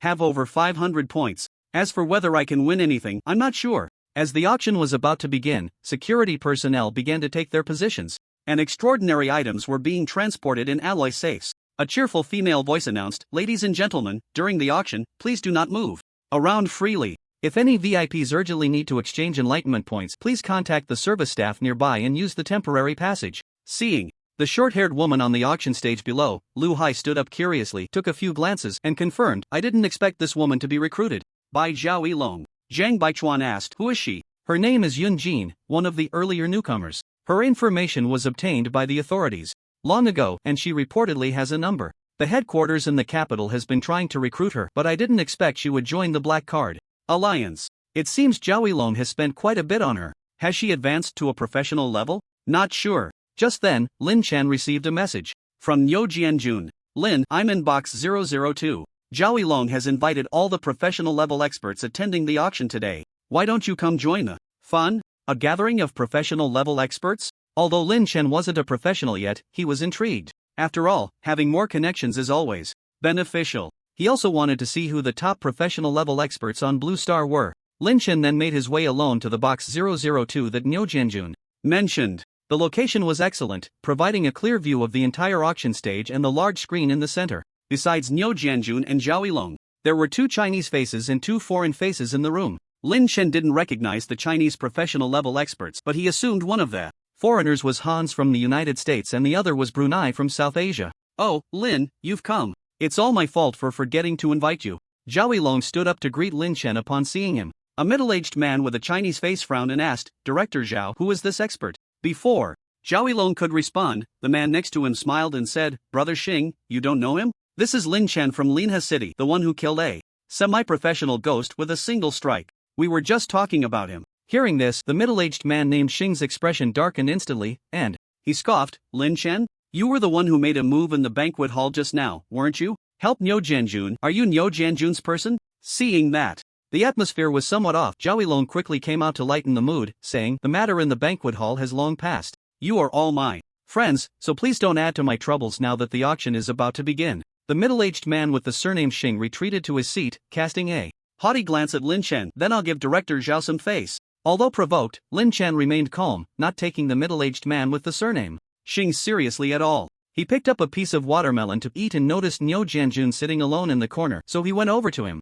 Brother Niu, you're not being very fair. You talk about building connections, but as soon as I walk in, you've drawn a wave of inexplicable hatred towards me. Niu Jianjun chuckled at Lin Chen's words and replied, Don't blame me, Brother Lin. Xingjiu has had a grudge against me for a long time. He probably knows you're close to me and has taken it out on you. Just treat him like a clown and ignore him. Lin Chen nodded and asked, What about the person next to Xingjiu? Niu Jianjun whispered, Sang Jigai, also a professional level powerhouse. These two have been bullying others in their district, even threatening to seize resources from the local extraordinary center. It was only after I intervened that they toned it down a bit, but they still hold a grudge against the authorities and blame me. Just as they were talking, 2 foreign faces in the private room, the professional level Hans and Wendai, came over with their wine glasses, elegantly trying to befriend Lin Chen. Lin Chen exchanged a few simple words with them before returning to his seat. He sighed, in this day and age, foreigners are actually more polite than our own people. Niu Jianjun chuckled, these two have a good reputation in the foreign-born community and haven't been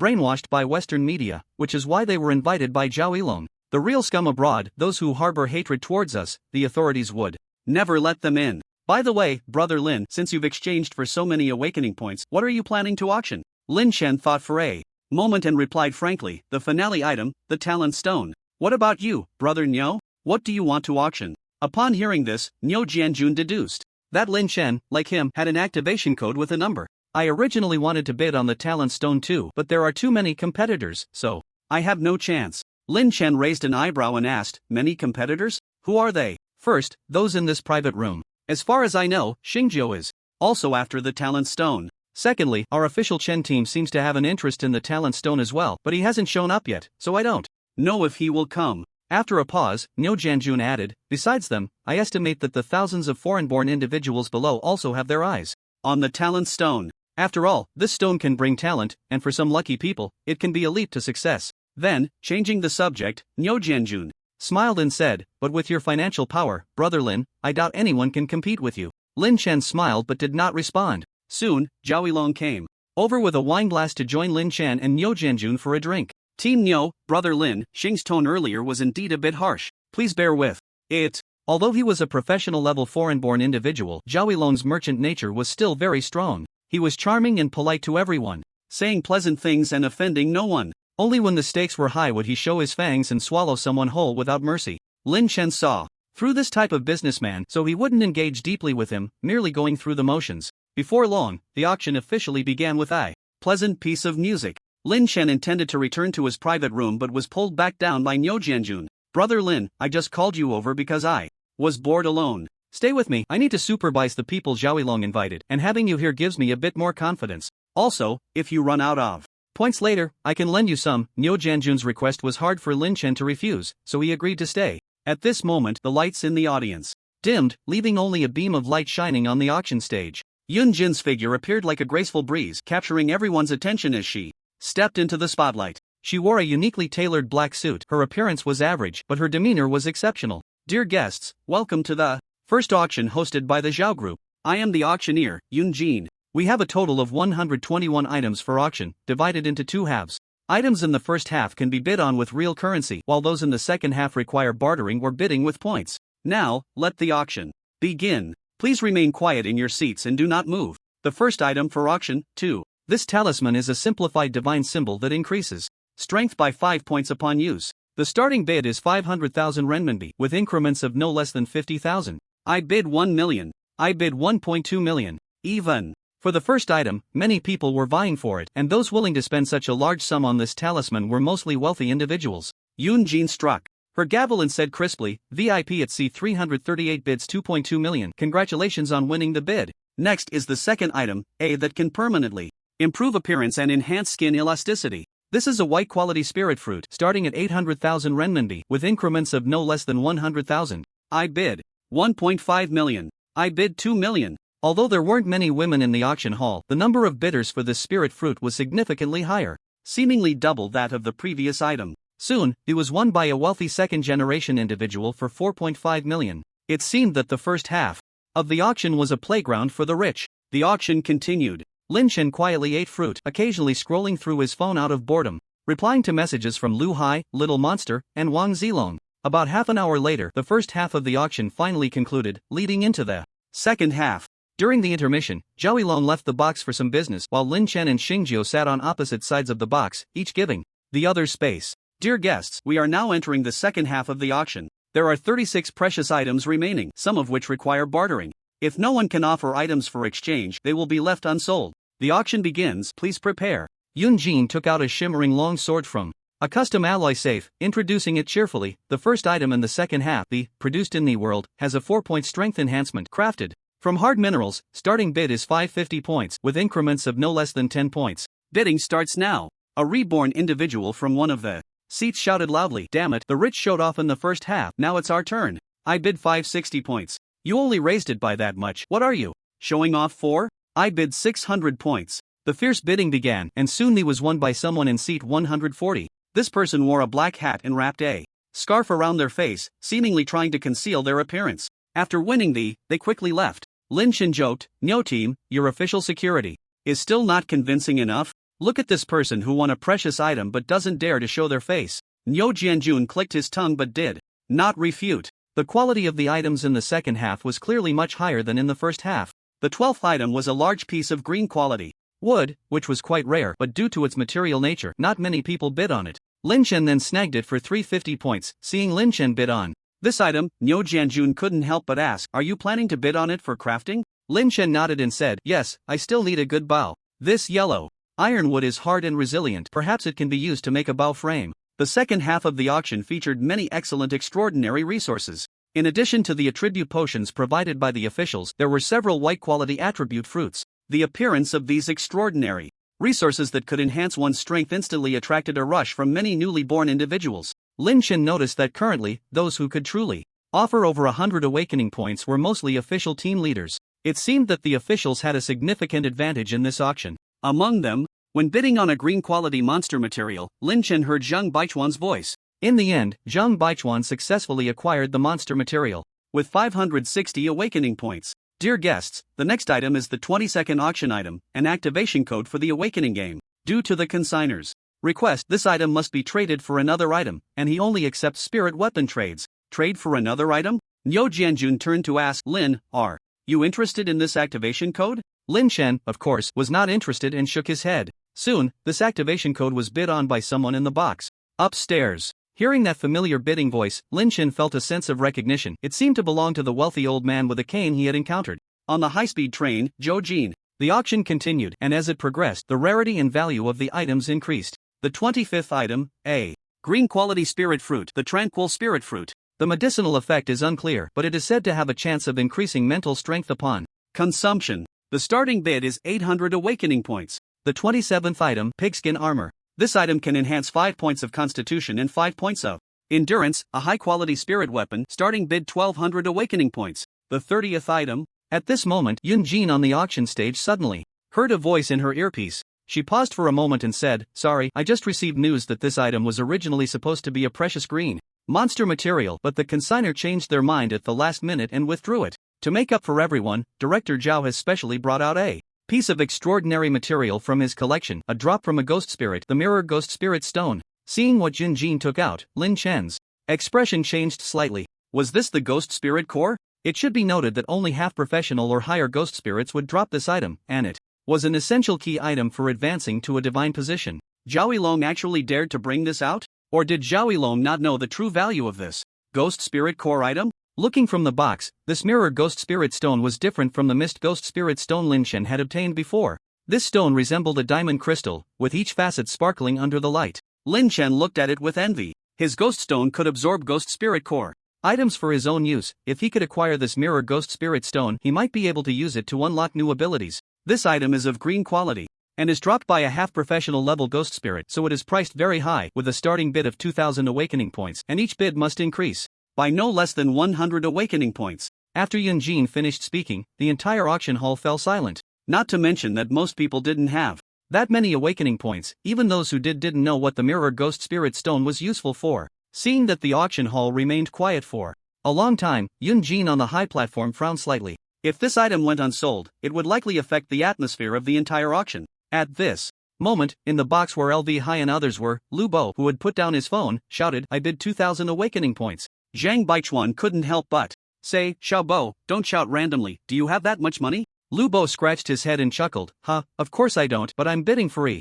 Goo. Indeed, it was Lin Chen who had messaged Lu Bo to help him bid. If Lin Chen were to bid, it's likely that professional level experts like Zhao Yilong would realize the value of this mirror spirit stone, leading to complications. After Lu Bo placed his bid, no one else followed. Yun Jin, feeling helpless, could only bring down the hammer and announce that Lu Bo had successfully purchased the mirror spirit stone. At that moment, Niu Jianjun, curious, asked, "Little brother, this is what you wanted to bid on, right? What exactly is this spirit stone dropped by the spirit, and what is its use?" Lin Chen was surprised. Brother Niu doesn't know? In Lin Chen's view, the materials and items needed for a deity's advancement should not be a secret at the official level, and a professional level expert like Niu Jianjun should have known long ago. This suggests that the official side currently lacks a professional level deity, or perhaps there is one, but this person hasn't disclosed the materials needed for their advancement. This highlights the importance of information disparity. Because Lin Chen was born in the ancient village of Gutan, a village of deities, and gained the trust of the village's higher-ups, he was able to access important information that even the officials did not possess. Niu Jianjun wanted to ask further, "Brother, I really don't know, so what is this thing?" Lin Chen, unwilling to lose out, smiled and said, "Brother, this is a big secret, but it's already useless to you. However, if you want to know, trade me a spirit core, and I promise to tell you." Hearing that it was useless to him, Niu Jianjun shrugged, "Forget it, it seems the official side only has one of these, and it's currently being studied in the lab.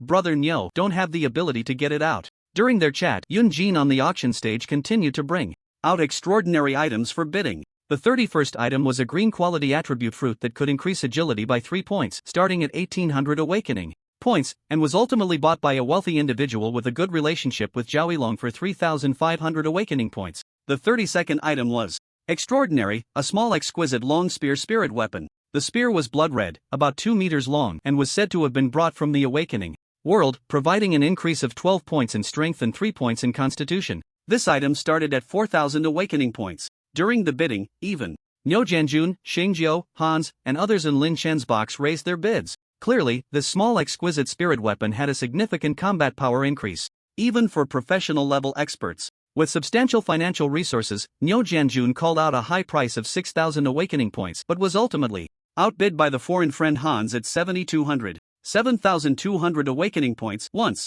7,200 awakening points twice. Congratulations to the esteemed guest in box 002 for successfully purchasing the blood-red long spear. After losing the bid, Nyo Janjun was somewhat annoyed. Damn it, how does this foreigner have so much money? Lin Chen said he probably exchanged professional-level resources for awakening points. What's wrong, brother Nyo? You're in charge of the awakening point exchanges, don't you know? What the hell do I know? It's probably that Zhao Yilong's grandson secretly helped with the exchange. The auction continued, and the next items were the grand finale of 4 items. Among them was the talent stone that Lin Chen had been eagerly anticipating. However, judging by the prices of the previous items, the 3750 awakening points he had left might not be enough. Lin Chen turned to Nyo Janjun and said a few words, to which Nyo Janjun readily replied, "Little brother, bid as you wish. If you don't have enough of the 6,000 awakening points I have, I'll find a way to help you." Now that Nyo Janjun hadn't gotten the long spear spirit weapon he wanted, he could only find a way to obtain a suitable spirit weapon from Lin Chen in a short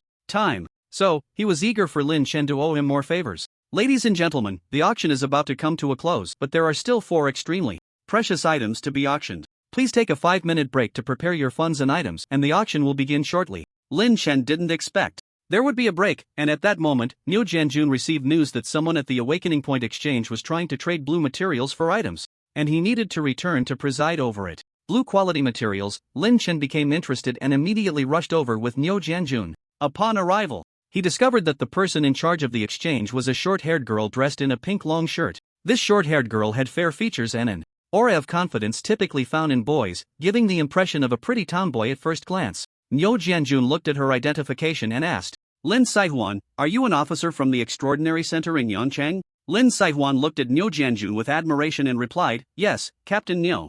I took leave to come to Donghai City specifically for the auction." Seeing that the girl recognized him, Nyo Janjun didn't mind. Many people in the official reincarnator community had heard of his name. "Alright, what materials do you want to exchange? However, as an official personnel, the materials you present must have a legitimate source. Rest assured, I guarantee they are legal and legitimate." Lin Saihuan gave Nyo Janjun a crisp military salute and then took out a box from her backpack. Inside the box was a batch of yellowish mushrooms. The moment Lin Chen saw this item, he couldn't help but raise an eyebrow. It seemed he had seen this in the ancient texts of Gutan village. The dragon's saliva mushroom was an extremely rare treasure among blue-grade materials. In terms of value, it was probably only second to the beast's blood he possessed. Compared to Lin Chen's knowledge, Nyo Janjun clearly did not understand the rarity of this item. After having it tested, he stared at Lin Saihuan and said, "It is indeed a blue-quality material, but how did you obtain this?" Lin Saihuan explained, "About a week ago, there was a monster invasion in Yangchang. The monster was a soil blood year which likes to devour various heavenly materials and earthly treasures. I found this dragon's saliva mushroom in its stomach after dealing with it. The soil blood year is an 8th level monster, and you handled it alone? I was lucky, I brought a flamethrower. Although this thing can burrow underground, it happens to be afraid of fire." Nyo Janjun frowned slightly but still had someone retrieve the invasion records from Yangchang. After reviewing the information, he said, "You were indeed lucky, but next time you encounter a monster beyond your capabilities, prioritize your safety." Lin Saihuan quickly said, "Captain Nyo, can I exchange this dragon's saliva mushroom for something?" "Yes, since you killed the monster by yourself, the spoils naturally belong to you. But is this material really called dragon's saliva mushroom? What is its use?" I'm not sure either. I heard it from our captain." Nyo Janjun shook his head slightly, examined the appearance of the dragon's saliva mushroom in the box, and said, "Alright, blue unknown material, no damage, can be exchanged for 3,000 awakening points." "Thank you, Captain Nyo.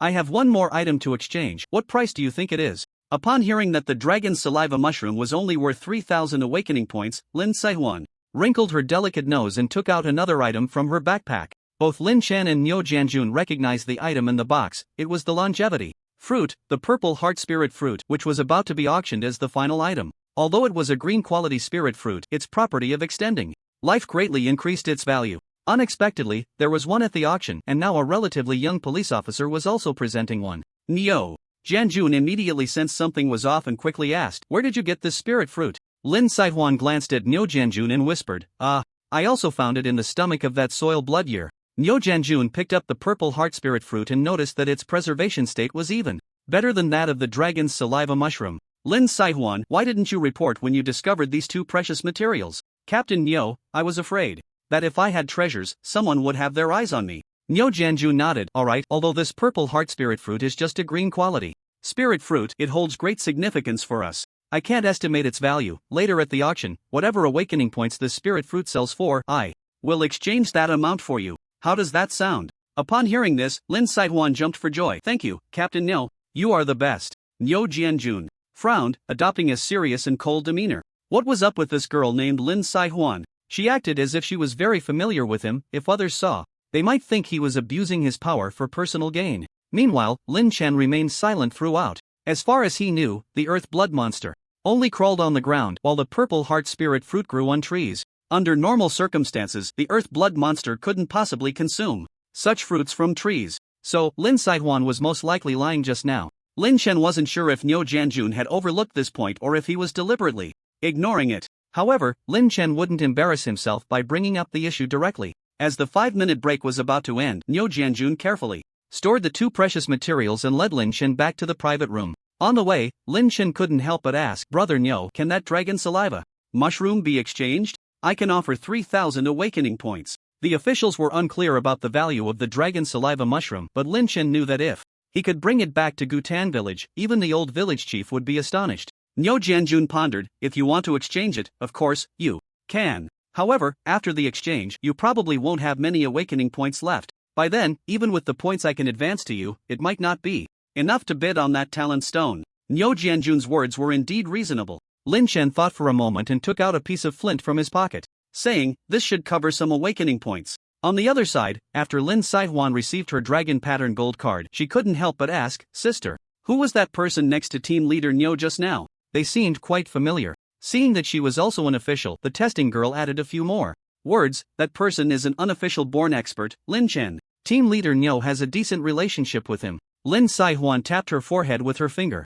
Unable to suppress her thoughts, "Lin Chen? Why haven't I heard Master Nyo mention him? Could it be that this person passed away early and didn't survive until the major invasion event 6 months later? TSK, how pitiful. After all, he is a friend of Master. Should I remind him about it?" Inside the private room, as soon as Lin Chen and Nyo Janjun walked in, they caught a glance from Xingjiu, who sneered, "Could it be that the awakening points you prepared weren't enough, so you went to exchange them at the last minute? If you don't have money, then don't come, you're just here to watch the show." Nyo Janjun wasn't one to tolerate such remarks and immediately retorted, "Xingjiu, is your mouth always this foul? Didn't you brush it before coming out today?" Xingjiu suddenly stood up. "Nyo Janjun, if this weren't Zhaoilong's venue, I would definitely make you experience my methods. Get lost. If you're too scared to make a move, just say so. What do you take Zhaoilong for?" Although the two were arguing, neither had any intention of fighting. In the end, Sang Zhigui pulled Xingjiu back down, and Lin Chen returned to his previous position with Nyo Janjun. Nyo Janjun whispered, "Brother, from what this guy said, he seems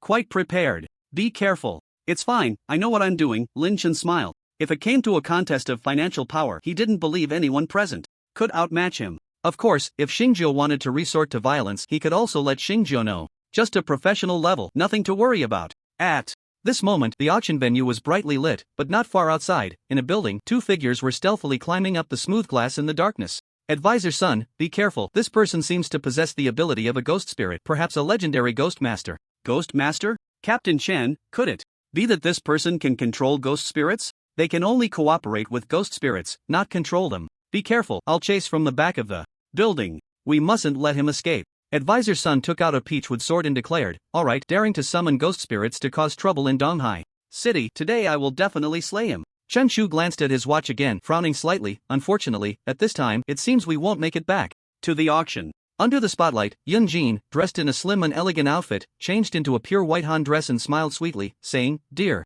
guests, thank you for your patience. We are now proceeding to the final process of the auction, the bidding for 4 grand items. The grand items collected by Director Zhao are all treasures, rare even in the Tianqi game. If any esteemed guests are interested, don't miss out. Now we will begin the auction for the first grand item, the Phantom Talisman, a talisman that can be used long-term as long as it replenishes divine power. Yun Jin took out a red talisman. with exquisite patterns and projected it onto the large high-definition screen for everyone to see through the camera. This is not a one-time use talisman. It is more like a special item, exceptionally rare, originating from the Tianqi game, with a starting bid of 5,000 Tianqi points. Each bid must be no less than 200 Tianqi points. Lin Chen was initially somewhat interested in the Phantom Talisman, but after bidding a few times, he found that the price had soared to 11,000 Tianqi points. Moreover, the bidder was none other than Sang Zhigui, who was sitting next to Xingjiu. This price was too high, far exceeding Lin Chen's expectations, and he was ready to give up. Niu Jianjun said, "Do you know the origin of this Phantom Talisman, little brother?" "Oh, what is its origin?" "Earlier, Zhao Yilong's treasury was robbed, and that group managed to bypass Zhao Yilong's security thanks to this Phantom Talisman, successfully entering the treasury to steal." Lin Chen suddenly realized he had heard Lu Hai mention this before. It seemed Zhao Yilong did not suffer a loss. He must have obtained the Phantom Talisman from those thieves, which should compensate for most of his losses. Congratulations to the esteemed guest in box 002 for successfully bidding on the Phantom Talisman. As Yun Jin struck the wooden hammer, Sang Zhigui successfully acquired the Phantom Talisman for 11,500 Tianqi points. Although Sang Zhigui obtained the Phantom Talisman, there was a pained expression on his face, indicating that this price had exceeded his estimated limit. Dear guests, next is the second grand item, the Purple Heart Spirit Fruit, which can extend life. Whether you are plagued by illness or nearing the end of your life, the Purple Heart Spirit Fruit can help prolong your lifespan. According to our data, consuming this fruit can grant up to 10 additional years of life. Now, the auction for the Purple Heart Spirit Fruit officially begins, with a starting bid of 5,000 Tianqi points, and each bid must be no less than 200. The appearance of the longevity fruit stirred excitement among the wealthy guests who had come specifically for it. "I bid 6,000 Tianqi points." "I bid 7,000. "Old Wang, you're only 60 years old, why are you competing with us?" "I bid 8,000. Urgent and aged voices echoed from many boxes. Lin Chen couldn't help but ask, "Brother Niu, do these wealthy people really have so many Tianqi points?" Niu Jianjun replied, "They all exchanged real assets for them. I don't know the exact ratio, but Zhao Yilong has made quite a profit here. I bid 10,000 Tianqi points." At this moment, Lin Chen heard a familiar voice, evidently, there. Provincial tycoon Zhou Jin was also participating in the bidding. Lin Chen clicked his tongue. He realized that the wealthy would truly stop at nothing for the sake of life. The price of the Purple Heart Spirit Fruit continued to soar, directly reaching a high price of 14,000 Tianqi points amidst the frenzied bidding. In the end, it was Wei Chang, the richest man in Qin province engaged in mineral development, who successfully acquired the Purple Heart Spirit Fruit.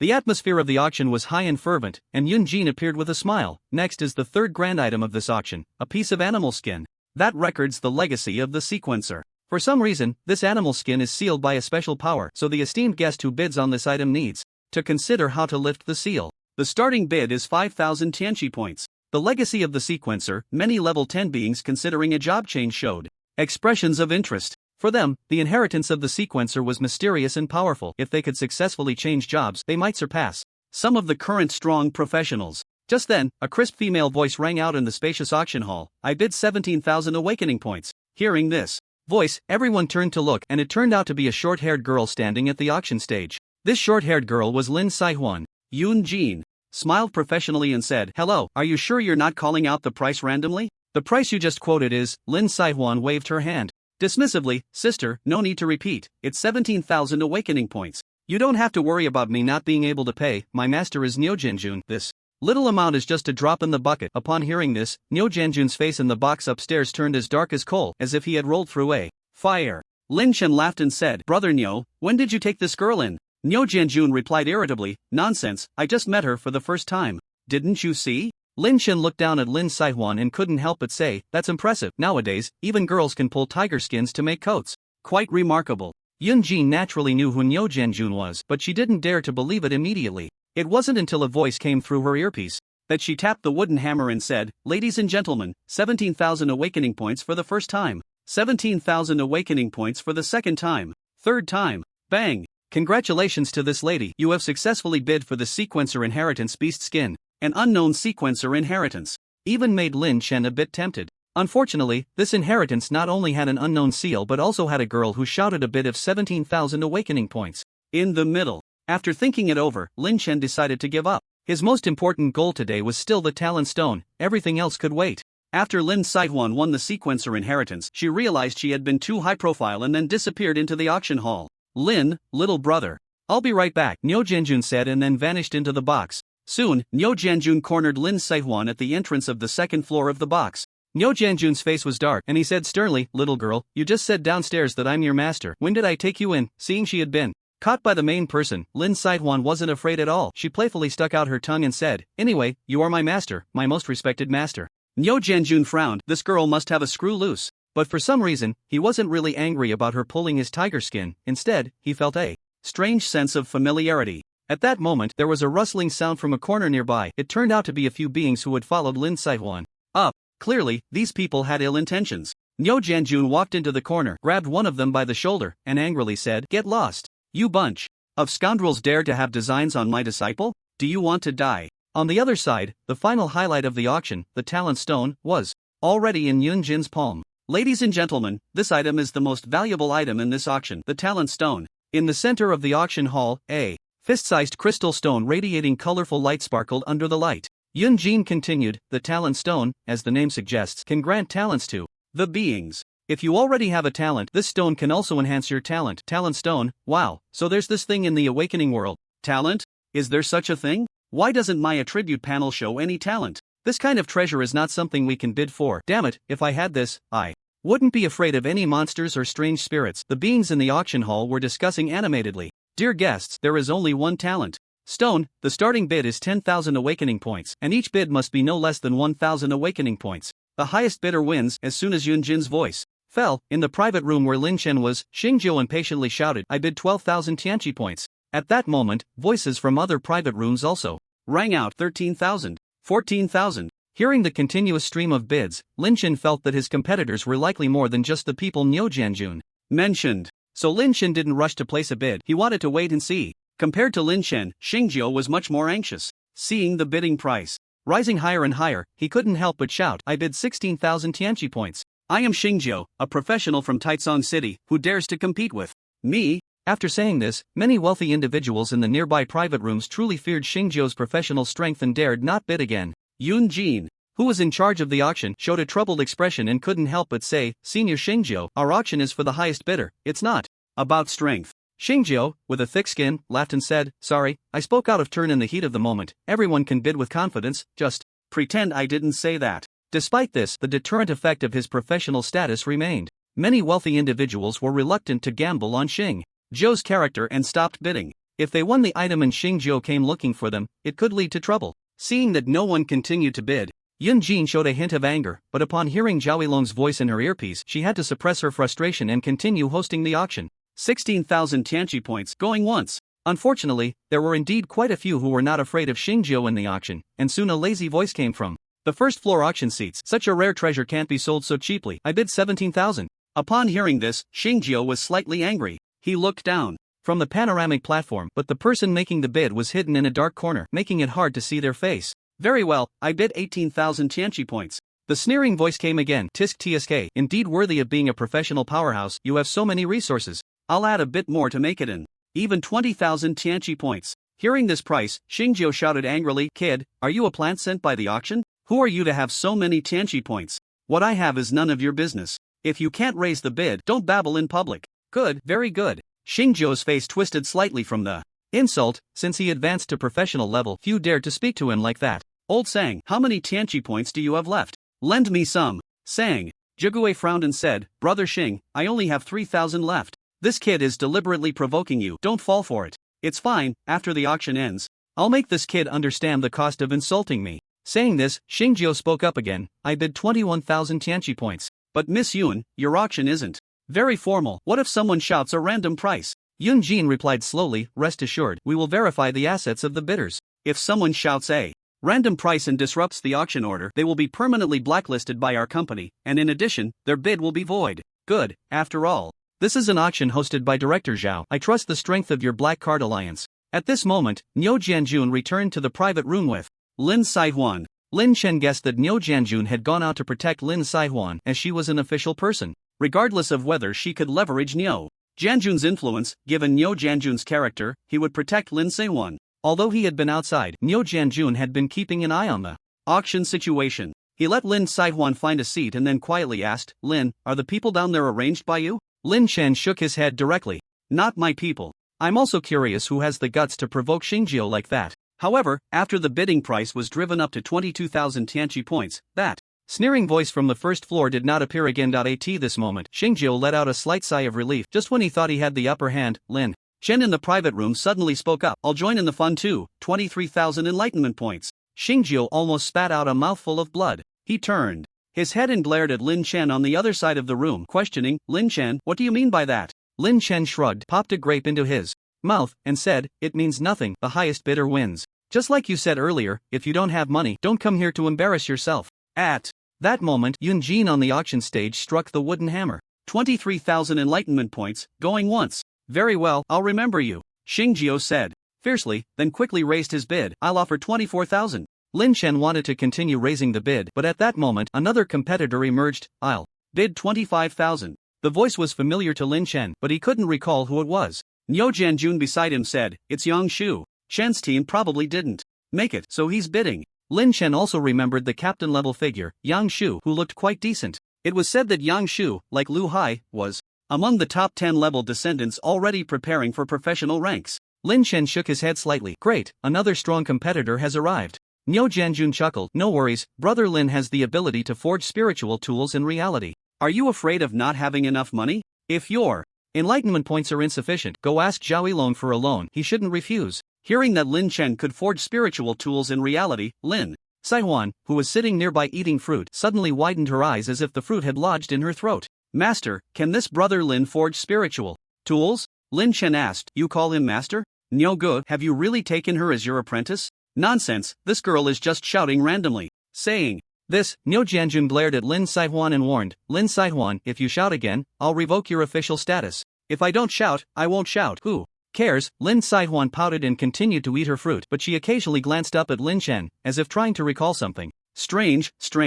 I remember before the Great Invasion, there were only a handful of people who could forge spiritual tools in reality. If this Lin Chen is a friend of my master and can forge spiritual tools, why has my master never mentioned it to me? At this moment, the angriest person in the entire auction hall was undoubtedly Xingjio. To bid for the talent stone, he had promised numerous conditions to borrow a large amount of enlightenment points. Unexpectedly, the auction process was full of twists and turns. Not only did Lin Chen from the private room jump out to compete with him, but now another person had come to raise the bid. Although he was a professional level powerhouse, his enlightenment points were extremely limited. If he were to become heavily indebted just for a talent stone, it would greatly hinder his development in the enlightenment world. However, from another perspective, the talent stone was too important for him. If he could obtain it, the path after reaching professional level would likely be much smoother. Xingjio took a moment to calm down, thought it over, weighed the pros and cons, and finally said, 27,000 enlightenment points. If anyone dares to raise the bid again, I'll make sure they don't see the sun tomorrow. Clearly, for the talent stone, Xingjio didn't care about his reputation anymore and planned to use force to intimidate. On the auction stage, Yun Jin frowned and said, Mr. Xing, your words. Xingjio was too lazy to beat around the bush and interrupted directly, little girl, stop mumbling. I want that talent stone. If you can't make the decision, let Zhao Yilong handle it. The entire auction hall fell into silence. After a moment, Zhao Yilong's voice emerged, sighing, Brother Xing, are you putting me in a difficult position? His calm tone contained a hint of anger. Xingjio said, Director Zhao, I told you from the start that I came for this talent stone. If you had traded with me in advance and sold me the talent stone, we wouldn't be in this situation. Now, why not do me a favor? I'll bid 27,000 Tianqi points to buy the talent stone, and we can consider this matter settled. You, Director Zhao, will profit, and I will get what I want. What do you think? Zhao Yilong replied, I, Zhao Yilong, enjoy making friends, but I detest friends who don't play by the rules. You, Xingjio, don't have the face to make me break the rules. Fine, I was polite to you earlier, but do you really think I, Zhao Yilong, am made of clay? Now I announce that Xingjio has violated the rules at the auction and has used force to intimidate others, so he is stripped of his auction qualifications. From now on, anyone in my Black Card Alliance will not entertain this person. Upon hearing this, Xingjio angrily said, Zhao Yilong, do you dare? Why wouldn't I dare? If you had a bit of sense, you would know how important this auction is to me. Zhao Yilong, since you have repeatedly made things difficult for me at the auction, I can only say I'm sorry. Then, the door to the private room was open, and Zhao Yilong walked in with several members of the Black Card Alliance. Xingjio, let's go. You are not welcome here. Xingjio was furious. He had just been treated as a VIP, and now he was being expelled. He couldn't help but say, Zhao Yilong, are you really going to be this ruthless? Zhao Yilong coldly replied, the one who was ruthless first was you. If you had spoken to me properly, I might have lent you some Tianqi points in an emergency, but now, there's no chance. Seeing Xingjio standing there without reacting, Zhao Yilong added, Xing, Gio, don't force me to take action against you. I forgot to mention, Captain Neo is still here, and this auction has an official presence. Xingjio took a deep breath, glaring fiercely at Zhao Yilong and Niu Jianjun, not even sparing Lin Chen a glance. Fine, I remember you all. With that, Xingjio stormed out of the private room. Sang Zhigui sighed and also prepared to leave. Zhao Yilong smiled and said, Brother Sang, I'm sorry. If you wish to stay, our auction still welcomes you. It's no trouble. This matter was indeed not handled well by Brother Xing, but the item I bid on. Don't worry, Brother Sang, it will be reserved for you. Sang Zhigui nodded to everyone present and then left slowly. Afterward, Zhao Yilong took the microphone and addressed the crowd at the auction. I apologize for the minor disturbance that interrupted everyone's enjoyment. Afterward, I have prepared apology gifts for everyone, which can be collected at the exit. Also, just now, Xingjio called for the auction to be voided. Yunjin, please continue hosting. Yes, Director Zhao. Dear guests, the last bidder was Mr. Yang from box 012 with a bid of 25,000 Tianqi points. Is there anyone willing to bid higher? Lin Chen witnessed the entire process of Xingjio being expelled, and now there was one less competitor, which was a good thing. Lin Chen then placed his bid, 26,000. Yang Shu quickly followed up, saying, 27,000. Then let's make it 30,000. Wow, 30,000 Tianqi points. Many of the newly born were stunned by this price. If we consider that 100 Tianqi points can be exchanged for 1 attribute point potion, then 30,000 Tianqi points could exchange for 300 attributes. What kind of extraordinary treasure is this talent stone that it has attracted so many big shots to fight over? Upon hearing the price of 30,000 Tianqi points, Yang Shu was at a loss and quickly called Chen Chu. Beep. After several seconds, the call was finally connected. What's wrong, Yang Shu? Captain Chen, the talent stone was bid on by Lin Chen for 30,000 Tianqi points, which exceeds the price you and I discussed. Should we increase the bid? 30,000? Lin Chen really has money. Forget it, I'm still busy catching people here. If we can't win this talent stone, just give up. With no other choice, after receiving Chen Chu's instructions, Yang Shu could only give up on the bidding. At this moment, Yun Jin had already struck the wooden hammer in her hand. 30,000 Tianqi points once, 30,000 Tianqi points twice, Dong, 3 times. Congratulations to Mr. Lin from box 002 for successfully bidding on the last treasure of this auction, the talent stone. Upon hearing that he had won the talent stone, Lin Chen couldn't help but breathe a sigh of relief. Now he didn't have to wash away the natural blade user talent. He could use the new talent slot to accommodate the professional container talent he drew this morning. However, the talent stone hadn't arrived yet, so he couldn't pop the champagne just yet. Brother Nyo, I'm going to collect the auction item. Niu Jianjun marveled at Lin Chen's boldness, managing to buy a talent stone for 30,000 awakening points. Although the talent stone was useful to him as well, he couldn't come up with that many resources. Go ahead, I need to maintain security too. Tonight is likely to be a sleepless night. Guided by a servant from the Black Card Alliance, Lin Chen arrived at box 001, where Zhao Yilong was located. Besides Zhao Yilong, there were also several top 10 members of the Black Card Alliance present. According to Lu Bo, the top 10 members of the Black Card Alliance were all captain-level figures around level 10. Lin Chen noted the appearances of these individuals, then found a spot to sit down, placing the backpack he had just received from Lu Yuqian on the coffee table. Zhao Yilong chuckled, Brother Lin, you've spent quite a bit of awakening points today. How do you plan to settle this? No rush, if I can't afford it, I'll just mortgage it to President Zhao. Zhao Yilong took a slow drag from his cigarette, squinting as he said, Brother Lin, you're joking. But if you really can't pay, I'm willing to take you in, and I promise that within the Black Card Alliance, your status will only be below mine. Lin Chen teased, that won't do. If I join, wouldn't your brothers in the Black Card Alliance be at a disadvantage? In the Black Card Alliance, those with ability can occupy high positions. This is something everyone knows. Moreover, your ability to refine spiritual tools is unique. If you join us, it would be like adding wings to a tiger. Lin Chen smiled and declined, then took out the box from his backpack, saying, no rush, President Zhao, take a look at this first. Inside the box were 2 waterborne algae fruits, each capable of increasing agility by 5 points. This is... Zhao Yilong quickly put down his cigarette but wiped his hands with a wet towel and took out one of the waterborne algae fruits to examine. It's waterborne algae fruit. This is a top-tier item among green attribute fruits. I remember there are only a few in the official resource pool. Where did you get this, Brother Lin? The source is confidential. President Zhao, how many awakening points do you think this is worth? Besides the 2 waterborne algae fruits, Lin Chen's backpack also contained some green-quality beef and blood food, which he had packed into his personal space earlier that morning, using Lu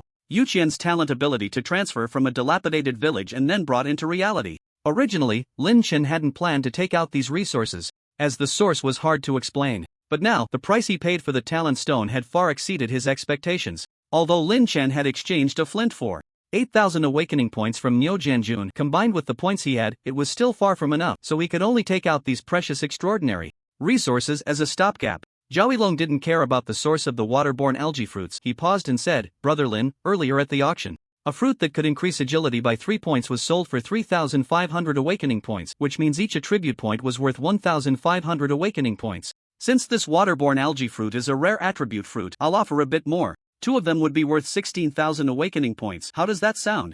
After hearing this, Lin Chen nodded. Zhao Yilong's offer was indeed a premium, and strictly speaking, it was he who was benefiting. Okay, besides that, let's use the remaining awakening points to offset this. Lin Chen took out a piece of blood food. Looking at the wriggling, seemingly live meat, Zhao Yilong bit off a piece, feeling the bloody taste fill his mouth, but his internal true energy became a bit more active. This is the blood food from Guten Village. It truly is a good item. I estimate this can offset Brother Lin's remaining awakening points. President Zhao knows about Guten Village?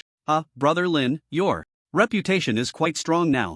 Many people are inquiring about your new beginner village, and with Gutan Village being so special, certain news has naturally spread. Lin Chen nodded, knowing that many of the newcomers in Gutan Village had likely been bought off by the authorities or other forces just to gather information about him. By the way, Director Zhao, blood food can't be stored for too long. It's best to consume it sooner rather than later. Alright. After chatting for a while, Lin Chen took the talent stone and yellow ironwood from Zhao Yilong and left the private room. Once Lin Chen had left, someone behind Zhao Yilong spoke up. "Number 1, you called us here. I thought we were going to take action against him."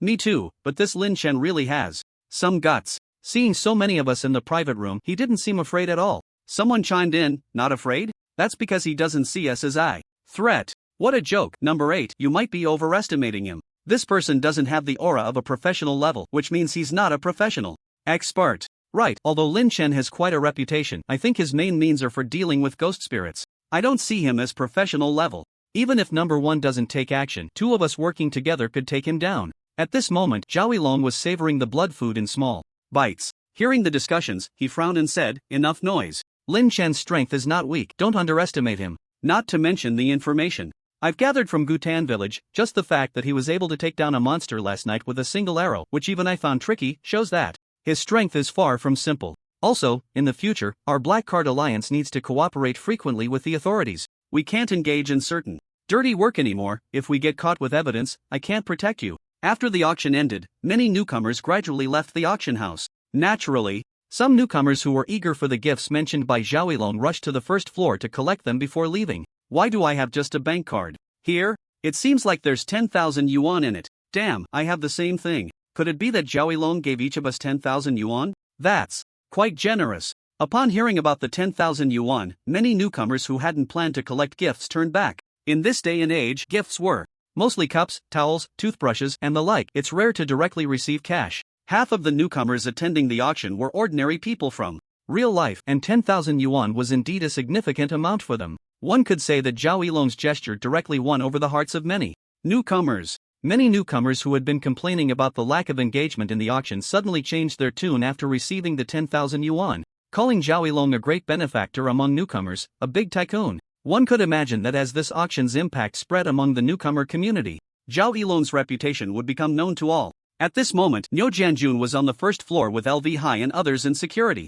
Seeing Zhao Yilong directly giving out 10,000 yuan, which amounted to millions with over 1,000 newcomers, he couldn't help but marvel at Zhao Yilong's ambition. At that moment, LV Hai scanned the crowd and suddenly frowned. "Captain Neo, I think I saw Sang Ziguil and Xingjiu." "Where?" "Just in that corner a moment ago. But now they're gone. They might have slipped into the building." Neo Jianjun thought of something and quickly said, "Hurry and send a message to Brother Lin, telling him to be careful." At this time, Lin Chen had already reunited with the little monster and Wang Zilong. After receiving LV Hai's warning message, Lin Chen raised an eyebrow after reading it, then quietly put his phone back in his pocket. Interesting, these two returned. Could it really be for him? The little monster noticed Lin Chen's unusual expression and asked, "Boss, is something wrong?" Lin Chen smiled and said, "It's fine, you all leave first. After a while, the village will organize a team to go to Tianshui City. Try to accumulate as much experience as possible. Don't get stuck at level 7, and maybe you can catch this transfer warrior operation. As for Jiang Hanyue, you should stick with Zhao Yuxian and wait for me at the agreed place."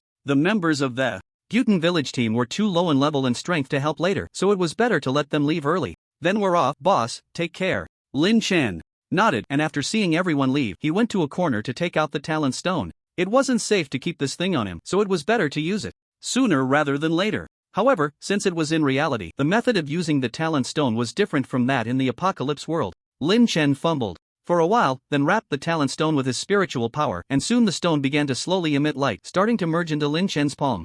Meanwhile, Xing Jiu and Sang Zhigui were already searching for Lin Chen's whereabouts inside the building. Xing, are we really going to take action? Old Sang, since we've made the decision, let's not hesitate. With the two of us working together, no matter how strong Lin Chen is, he won't be able to react in time. At that point, I'll just take the talent stone, and you can take care of the other things on him. Upon hearing this, Sang Zhigui still expressed some concern. Niu Jianjun and a group of officials are nearby. What if they discover us? Xingjiu sneered. Kill and seize the evidence. As long as we act cleanly and leave no evidence, even if the officials know it was us, so what? Zhao Yilong has killed plenty of born beings before, but after becoming a professional, he successfully cleared his name. As long as we stick together, the officials won't be able to do anything to us. This building is filled with surveillance cameras set up by Zhao Yilong. I suspect he has already discovered the two of us. Xingjiu's face turned sinister as he recalled the scene of being expelled by Zhao Yilong earlier, and he couldn't help but clench his fists. No worries. If Zhao Yilong comes to stop us, then we'll kill him too. At this moment, Zhao Yilong indeed received news that Xingjiu and Sang Zhigui had sneaked back into the building, but he didn't rush to make any deployments. Number 1. Should we notify Lin Chen? I think these two are after the talent stone he took. Zhao Yilong chuckled as he watched the surveillance video. No rush. Let's watch the show first. It's better to provide timely help than to add flowers to a brocade. Just right. I also want to see how strong this Lin brother really is. In the corner, Lin Chen had just absorbed the talent stone when he saw Lin Saiwan's figure appear, playfully waving at him. Hey, Uncle Lin, you're here? Lin Chen's forehead twitched. Uncle? This girl really dares to call him that. He didn't even have a girlfriend yet, and he was already an uncle. However, if she really became Niu Jianjun's apprentice and called him uncle, it wouldn't be wrong in terms of seniority. Lin Saiwan, right? Why aren't you with Team Niu? What are you doing here? Hee, I heard that Uncle Lin can refine spiritual tools, so I wanted to come and discuss a big business with you. Lin Saiwan casually made up her reason. She secretly ran up to see Lin Chen, wanting to learn more about him. In her previous life, she had never heard of someone like Lin Chen. She remembered that there seemed to be a master craftsman in Linhe City, but that person was surnamed Lu, not Lin. Ever since she used the talent to be reborn, Lin Saihuan was afraid that her little wings would disrupt the future pattern, causing deviations in the node she was familiar with. And she found that Lin Chen seemed to not exist in her memories from her previous life. Therefore, she had to figure out the problem. Big business? You want to refine tools? Yes, my master Team Neo said your refining skills are top-notch. How about this? Let's add each other on WeChat and I'll chat with you later. Just as Lin Saihuan took out her phone to scan the code, Lin Chen's expression suddenly changed. He pressed his left hand on Lin Saiwan's head and then swung his right fist fiercely. Boom, the air scattered, and a phantom black shadow was forced back by Lin Chen's right fist, slowly revealing its form. Good job, Lin Chen, you actually managed to take my overwhelming killing punch. Sang Zhigui? It's me. Before Sang Zhigui could finish his words, a deadly killing intent emerged from behind Lin Chen. Lin Chen, I want you dead. Xing's roar echoed. However, at this moment, Lin Chen was already prepared. The ancient Tang knife wrapped in black cloth was suddenly unsheathed, and with a whoosh, a dazzling golden light erupted as a magnificent blade aura slashed backward. The decorations and vases in the corridor shattered with a thunderous crash under the impact of this strike. Crack! Xing's sensed the crisis, abruptly shifting from offense to defense, dodging just in time to avoid the blow. He turned his head and couldn't help but narrow his pupils. Lin Chen's strike had directly blasted a large hole in the concrete wall. The coordinated attack of two professional-level powerhouses occurred in just 2 seconds, while Lin Saiwan's mind was still a bit dazed, not quite able to react. Don't get in the way here. Lin Chen directly tossed the girl into a room, then gripped the ancient Tang knife, engaging in combat with Sang Zhigui and Xing's. Brother Xing, this guy seems to be as strong as us. He actually managed to take my overwhelming killing punch head-on. Stop talking and take him down quickly, otherwise, it will be bad when Niu Jianjun and the others catch up. Sang Zhigui, wielding a set of iron fists, excelled in close combat, attacking Lin Chen up close, while Xing's agile in movement, used his Amei dagger to launch surprise attacks from the outside. The two worked together seamlessly, and as soon as they clashed, Lin Chen felt a long-lost pressure. It felt like when Lin Chen was at level 5, fighting alone amidst a horde of corpse monsters. However, it was merely a bit of pressure. Although not at the professional level, Lin Chen's attributes had already reached the human limit, and a casual slash carried immense power. Clang! Clang! Sang Zhigui took 2 strikes head-on with his iron fists. and immediately felt his hands go numb. The spirit artifact fist wraps he had painstakingly obtained were also slashed open with 2 gashes. He cursed, "Damn it, Brother Xing, this guy must be playing possum, his strength attribute is too strong. Don't hold back, Lao Sang, use your ultimate skill." In response, Xingjiu was also struggling. He kept shifting his position, trying to sneak attack Lin Chen from behind. But Lin Chen's long knife was swung with such density that it seemed to have eyes on the back of his head, intercepting his attacks every time. "Alright, take this punch." Sang Jigui stepped back half a step, his true energy surging, and his iron fists erupted with a glaring red light. "Interesting, let's see if your fists are harder or my knife is stronger." Lin Chen sneered. After fending off Xingjiu's attack, he no longer held back, converting his spiritual power into true energy and forcefully infusing it into the ancient Tang knife. The long Tang knife radiated golden light, the blade vibrating and producing a crisp sound. Flame Sun knife technique. A ripple passed through the air as this strike carried astonishing potential, as if it could tear through the air and shake the surroundings. The Tang knife collided with the iron fists, and a burst of gold and red erupted, like the roar of thunder exploding in an instant. Boom! Time froze at that moment, and Sang Jigui could feel the numbness in his fists and the sharp pain in his chest. In the next moment, fear and unwillingness flashed in his eyes as he was directly blasted away. As the dust settled, Sang Jigui lay on the ground, his clothes seemingly burned by scorching fire, gasping for breath, with a massive knife wound across his chest, bloody enough to reveal his internal organs and intestines. Lao Sang. Seeing this scene, Xingjiu's face showed shock and fear. Sang Jigui's overwhelming killing punch was not only a green quality external skill but had also been cultivated to level 5, possessing immense power. A single punch could turn a tank into scrap metal. Unexpectedly, facing Lin Chen's single strike, Sang Jigui's full-force overwhelming killing punch was completely at a disadvantage, gaining no upper hand at all. Before him, Lin Chen seemed unscathed, while Sang Jigui was left half-dead. No, this Lin Chen must be a hidden professional-level powerhouse. Xingjiu felt a sense of retreat, realizing that he had probably kicked a hard stone today. "Brother Xing, save me." Sang Jigui let out a weak cry for help, but from his perspective, he only saw Xingjiu fleeing without looking back.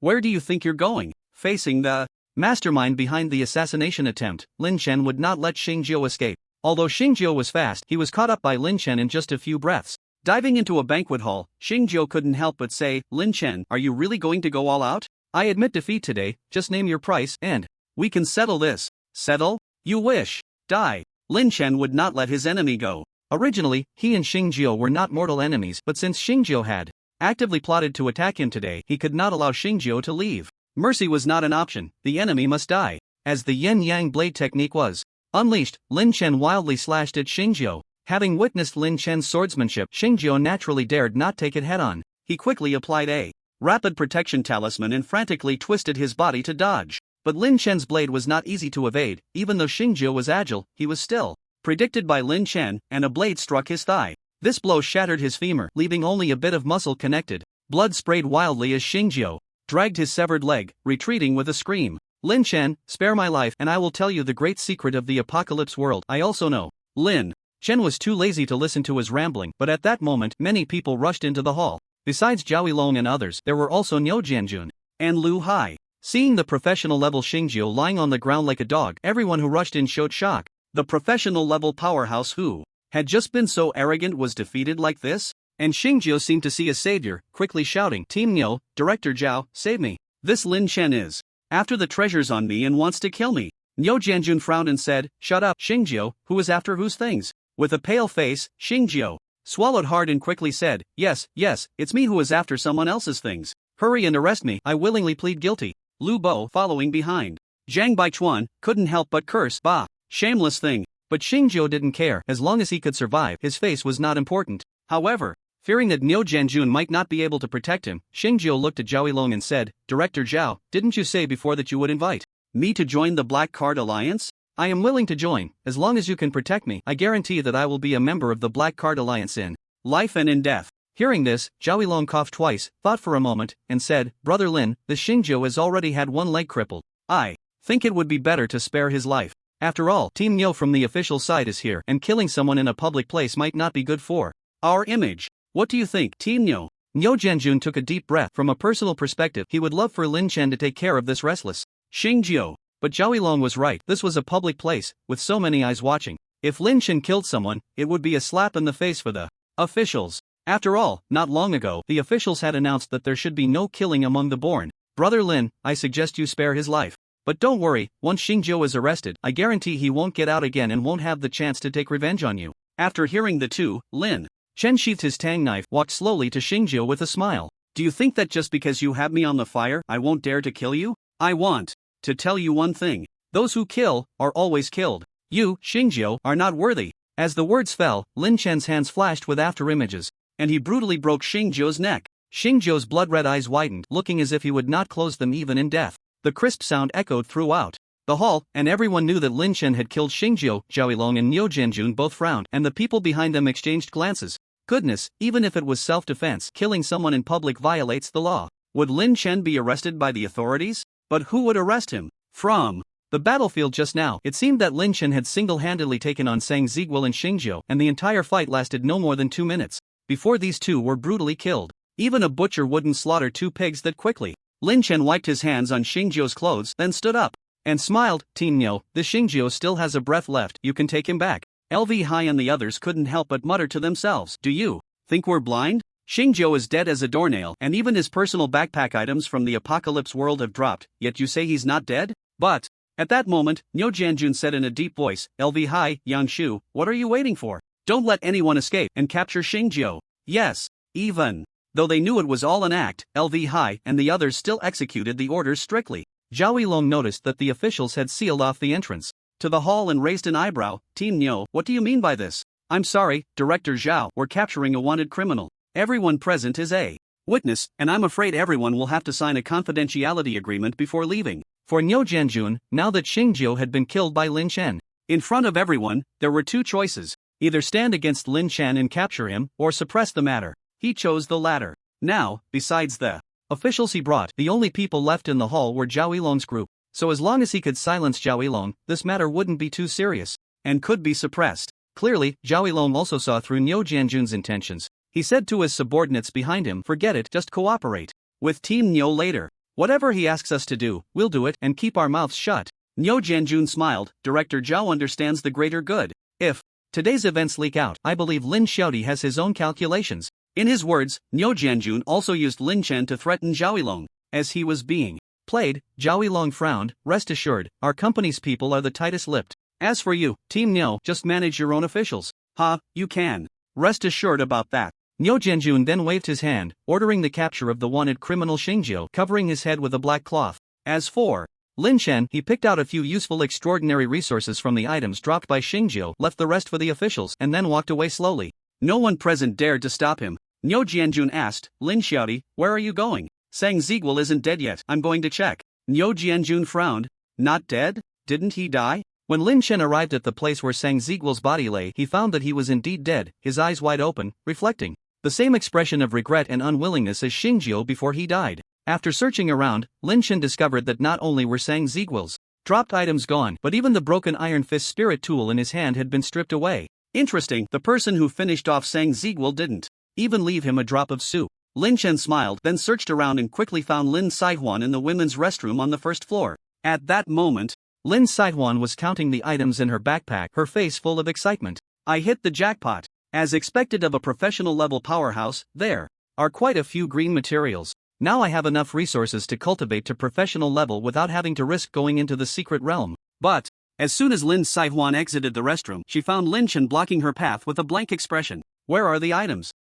Uncle Lin, what a coincidence, you also came to the restroom? Say it again, where are the items? Staring at Lin Chen, Lin Saihuan felt a chill run through her body. She quickly took out something from her backpack behind her. Here, Uncle Lin, you were too careless. Luckily, I picked everything up for you. All that stuff from that surname Sang is right here. Lin Chen opened the backpack and found that there were indeed quite a few good items inside. Although there were no blue quality materials, there were more than a dozen green quality monster organs, mostly furs, along with a spiritual weapon iron fist and some gray pills of unknown use. Lin Chen slung the backpack over his shoulder and continued to ask, what else? What else is there? Lin Saihuan shrugged, wearing an expression that said, she had nothing left. That's it, Uncle Lin. Everything is here. I'm a good kid, I won't hide other people's things. Lin Chen was too lazy to say more. He pressed down on Lin Saihuan's shoulder with one hand and pulled out 2 items from her unremarkable chest. One was the illusionary divine talisman that Sang Zhigui had just auctioned off not long ago, and the other was the sealed legacy of the sequencer. You, a good kid, wouldn't steal from others like you do.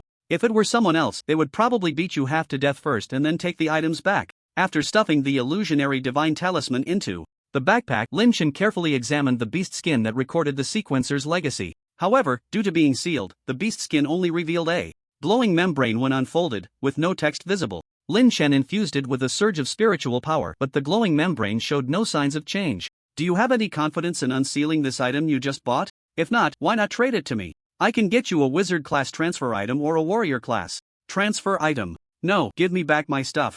Lin Saihuan tried to snatch it back, but Lin Chen pressed a finger to her forehead. Don't rush, let me take another look. After studying it for a while, Lin Chen realized he couldn't even figure out the sealing principle on this beast skin. It seemed that the seal was not easy to break. Just then, Niu Jianjun rushed over upon hearing the commotion. Lin Saihuan jumped up like she had seen a savior, shouting, "Master, come save me. This Lin is bullying me and stealing my legacy." Lin Chen had no choice but to throw the legacy beast skin to Lin Saihuan, saying, "Here, if you want to trade it, you can come find me." Niu Jianjun said nothing, giving Lin Saihuan a serious look before turning to Lin Chen and saying, "Lin, I need to talk to you about something. Come outside with me." Standing outside the building, feeling the cool night breeze, Niu Jianjun finally spoke. While we were holding the auction here, a group of spirit controllers appeared in Donghai City, suspected of wanting to release spirits from the apocalypse world. Lin Chen frowned. Spirit controllers? Yes, a group of people who can control spirits. Although there are no professional level experts among them, they can use the power of spirits to perform all sorts of incredible techniques. For us warriors, the methods of these spirit controllers are varied and difficult to deal with. Brother Niu, you're not telling me this to ask me to help you deal with the spirit controllers, are you? No, Team Chen and Consultant Sun have already killed 2 spirit controllers, but they found out that this group is organized. Didn't you ask Lu Hai to investigate the 2 born in Gyutan village? According to the news from Team Chen, this group of spirit controllers is related to those 2, so I came to ask what those 2 have done. Lin Chen thought for a moment and briefly recounted the dream-related incidents that had occurred in Gyutan village. The methods left by the dream spirits can be infectious, unknowingly affecting a person's temperament and mentality. If someone has continuous nightmares and hears voices in their dreams, it's probably the work of the dream spirits. Niu Jianjun nodded seriously. So that's how it is, now I understand. After discussing the spirit controllers, Niu Jianjun couldn't help but ask, "Brother, may I ask you something? Are you really a professional level?" Earlier, Niu Jianjun knew Lin Chen was strong, but he hadn't expected him to be this powerful. He looked at the venue where the fight took place in the building, and from the disheveled hallway, it was clear that Sang Zhigui and Xingjiu were almost being overwhelmed by Lin Chen alone. Moreover, Lin Chen had not sustained a single injury. It should be noted that even Chen Shu, who was stronger than him, would probably not handle 2 professional-level martial artists so easily. It can only be said that Lin Chen's strength was far beyond his expectations. Lin Chen smiled and said, "If Brother Niu thinks I am, then I am. The professional level is just a dividing line of strength, isn't it? It's not that important." He then waved his hand, telling Niu Jianjun to collect materials for forging spiritual weapons, as he would be leaving Donghai City tomorrow. After Lin Chen left, Lin Saihuan sneaked over.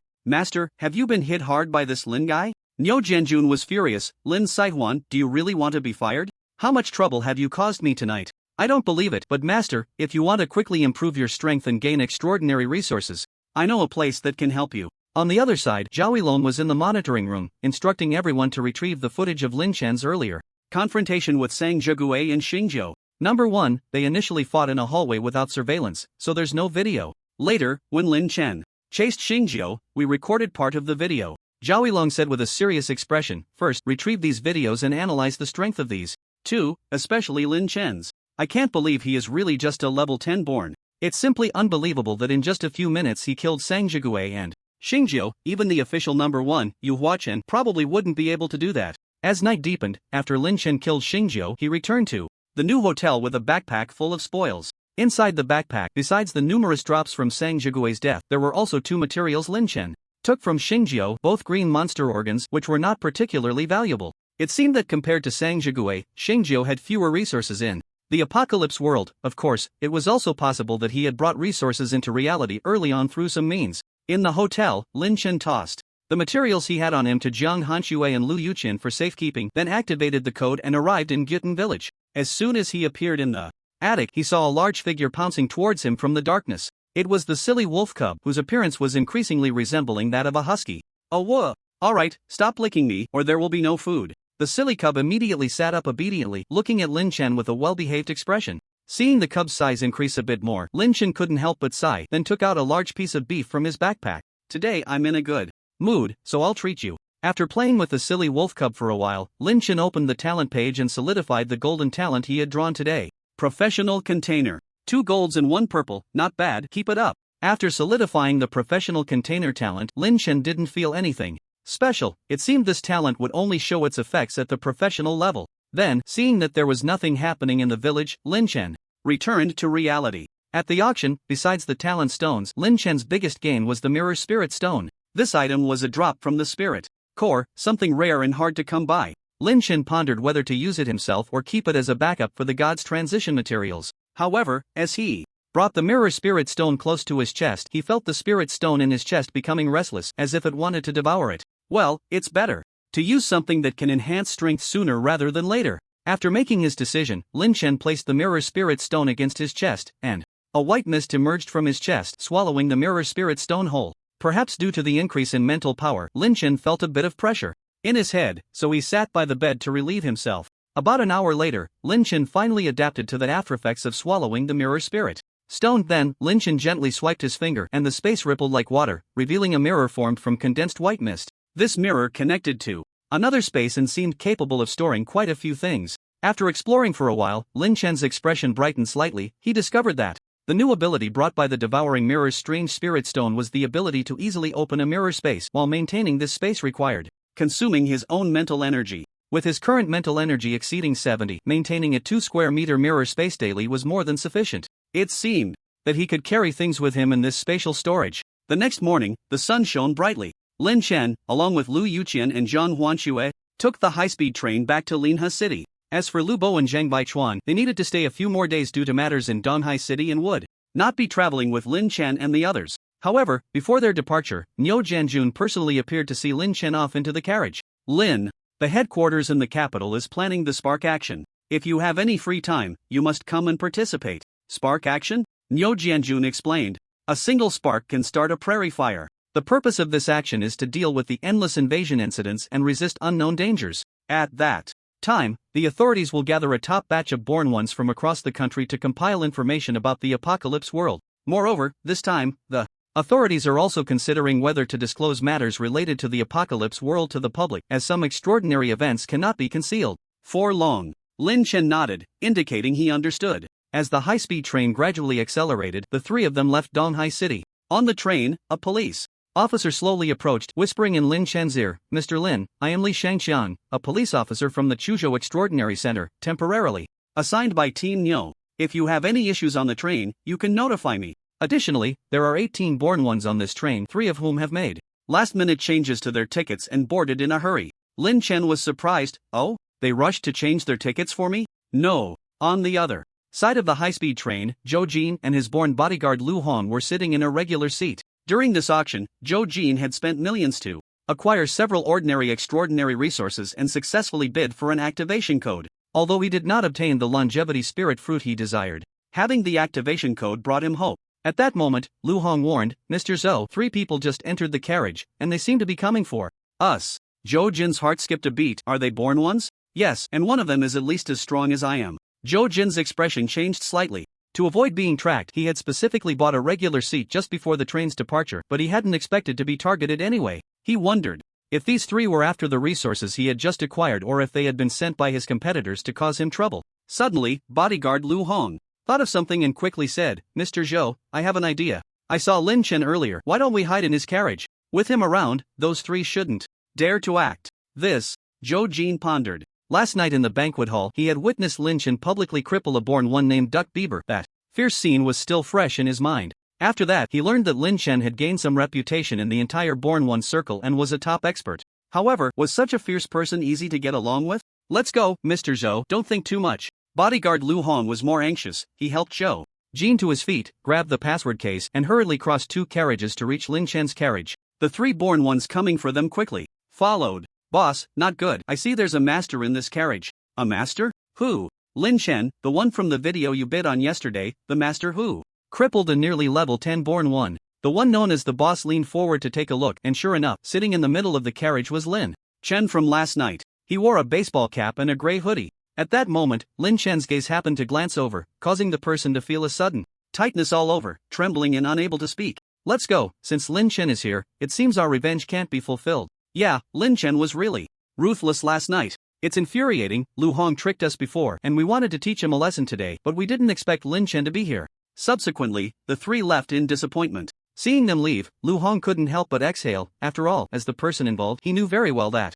these three were coming for him. Mr. Zhou, it really worked, they've left. Unaware of the situation, Zhou Jin also breathed a sigh of relief, then straightened his clothes and said, "That's good, let's go. Since it's Lin Xiaoyu who helped, we should thank him." Zhou Jin then brought Lu Hong to Lin Chen. "Lin Xiaoyu, thank you for your help just now." Lin Chen smiled and said, "Mr. Zhou, no need to be polite, I didn't do anything. But Mr. Zhou should be careful when hiring bodyguards in the future. Don't get yourself into trouble." Hearing this, bodyguard Lu Hong instantly turned red, stammering and unable to speak. Zhou Jin wasn't foolish. Upon hearing Lin Chen's words and seeing Lu Hong's expression, he guessed something. "Thank you for the reminder, Lin Xiaoyu. I thought it was my enemies coming after me. However, Lu Hong has always been dedicated to me. I believe he didn't mean any harm." "As you wish." Lin Chen waved his hand. If it weren't for his good impression of Zhou Jin and the fact that Li Shangxian wanted him to step in to maintain order, he wouldn't have bothered with this matter. Interestingly, this bodyguard Lu Hong shared the same name as his older brother. Lin Chen asked, "Mr. Zhou, may I ask, did you buy the activation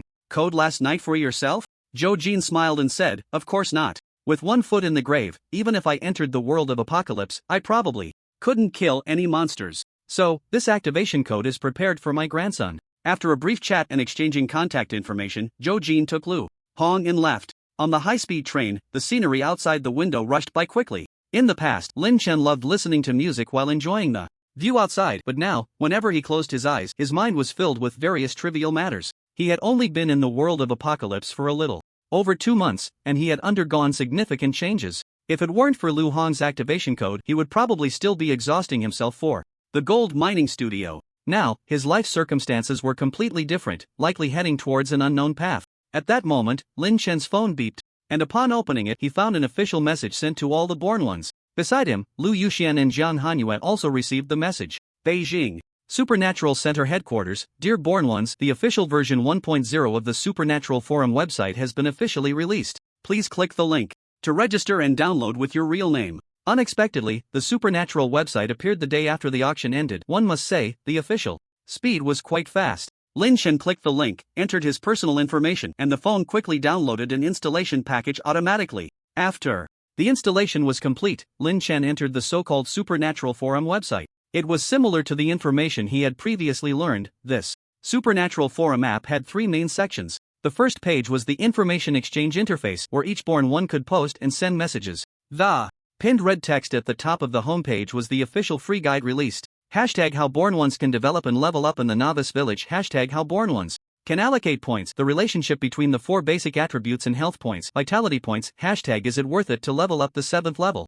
Awakened physique talent? Hashtag compilation of monster data in the world of apocalypse. There were a total of more than 10 pinned messages for the newly born beings. The information officially released for free is extremely important, saving a lot of time exploring the world of the apocalypse. As for the second content page, it is the bounty interface. Since Lin Chen's household registration is in Linhe City, he directly entered the Linhe City bounty interface. However, the current bounty events are at 0. Lin Chen wanted to see the bounty events in other cities, but it showed that his qualification permissions were insufficient, and he could not browse bounties across cities. The third content page is the official store. Here, the currency is apocalypse points, and there are quite a few items listed, but they are all extraordinary resources developed by the official. Among them, the 4 major attribute potions are the main focus, with a bottle of strength and agility potions costing 100 apocalypse points, while the endurance and constitution potions require 95 apocalypse points per bottle. Then there are low-quality talismans and alloy weapons produced internally by the official. Overall, the quantity of goods is very limited, and there isn't much of value. The last page is the personal information interface. Newborn, Lin Chen household registration location, Linhe City, Su province level, unknown. Apocalypse points, 350 points. A trip to Donghai City took Lin Chen 2 days. These 2 days were not wasted. Lin Chen not only obtained the talent stone but also acquired many good things. His reputation has spread widely, and even if others know he possesses a high-numbered activation code, they likely won't dare to covet him casually anymore. However, with the action in Tianshui City from Gyutan Village approaching, Lin Chen needs to focus on developing the center in the village. This trip to Tianshui City is not only for Gu Qinghu and Gu Man to transition to warriors, but he also plans to use the blood essence of fierce beasts to transition into a warrior himself. At that time, he wants to test how the professional container talent works and how the so-called talent points can enhance his profession. As night fell, Lin Chen settled Jian Hanyue, who had accompanied him, in the room next to Lu Yuqian's, and then went alone to the villa's rooftop to absorb the surrounding starlight to refine himself. Ever since he obtained the star source body, Lin Chen has been taking time every night to practice. Although his attributes have reached the human limit, Lin Chen can feel that with each session of practicing with starlight, he is getting closer to breaking through this layer of limitation. About half an hour later, the starlight enveloping Lin Chen dissipated, revealing a body drenched in sweat and reddened skin. At this moment, Jiang Hanyue cautiously walked onto the rooftop and said, "Boss, it seems something has happened in the village. Elder Gu Yuan asked me to notify you to go online." "What happened?" "I'm not sure, but it seems to be related to Captain Lao Si." After urgently going online, Lin Chen discovered that the entire militia of Gyutan village was on high alert and the atmosphere in the village was tense. Upon arriving at the temple, he saw Old Four groaning weakly on the straw mat, with a mass of black evil energy swirling around his abdomen, sometimes transforming into a giant tiger and sometimes into a human face roaring at the people around. Gu Yuan was almost pulling his beard out in frustration. He sighed and said, "Lin kid, you finally made it. Quickly use your spiritual power to see if you can eliminate this tiger spirit's evil energy." Lin Chen stepped forward to hold down Old Four's thrashing body and asked, "Elder, what happened?" Gu Yuan replied irritably, "Ask Old Four." In the evening, this guy took the militia's 5th team to hunt the spirit on his own. Unexpectedly, they didn't kill the spirit and instead lost quite a few people. Lin Chen frowned. "People died. Who died?" "One newborn from the 5th team named Wei Heezy, and another was an old militia member from the 4th team. If it weren't for that guy named Dugu Feng retreating in time, probably none of their group would have made it back." Lin Chen sighed. He knew Wei Heezy, who was a lower-ranked newborn from the 5th team. He understood that Old Four had always wanted to obtain the core of the spirit, but this guy was too impatient. With the 5th team of reincarnators, each at an average level 6, daring to hunt the eerie spirits, I really don't know what Ancient Four was thinking. At this moment, although Ancient Four was entangled by the eerie energy, he still retained some rationality. Upon hearing Gu Yuan's words, 2 lines of tears flowed from the corners of his eyes, seemingly mourning for the deceased. Lin Chen did not continue to rub salt in his wounds. Instead, he silently mobilized the spiritual power within him to wash away the eerie energy swirling around Ancient Four's abdomen. This eerie energy was filled with brutality, darkness, and a bloody aura, making it difficult to cleanse. Fortunately, Lin Chen had the source stone in hand, providing a continuous flow of spiritual power. After about 10 minutes, Lin Chen finally managed to completely cleanse the dark substances from Ancient Four's body. Just then, Gu He returned with Dugu Feng and others. Gu Yuan couldn't help but ask, "How did it go? Did you catch that tiger spirit?" Dugu Feng glanced at Lin Chen and then shook his head, replying, "No, we searched the entire ancient temple and found no sign of that tiger spirit. Could it have escaped?" Gui frowned and said slowly, "This tiger spirit has resided in the ancient temple for many years. It wouldn't abandon its nest to leave, and besides, it wouldn't run away in the face of us." At this moment, Dugu Feng approached Lin Chen, seemingly wanting to say something. Lin Chen looked at him and said, "What's wrong? If you have something to say, just say it directly." Deputy Village Head Lin, "I wonder if that tiger spirit might have crossed the spatial passage into reality after Wei Heezy's death." In reality, not long ago, in Donghai City, the hotel where Dugu Feng, Wei Heezy, and others were staying suddenly erupted with a tremendous roar of a tiger. This roar was like thunder, scaring the guests in the entire hotel half to death.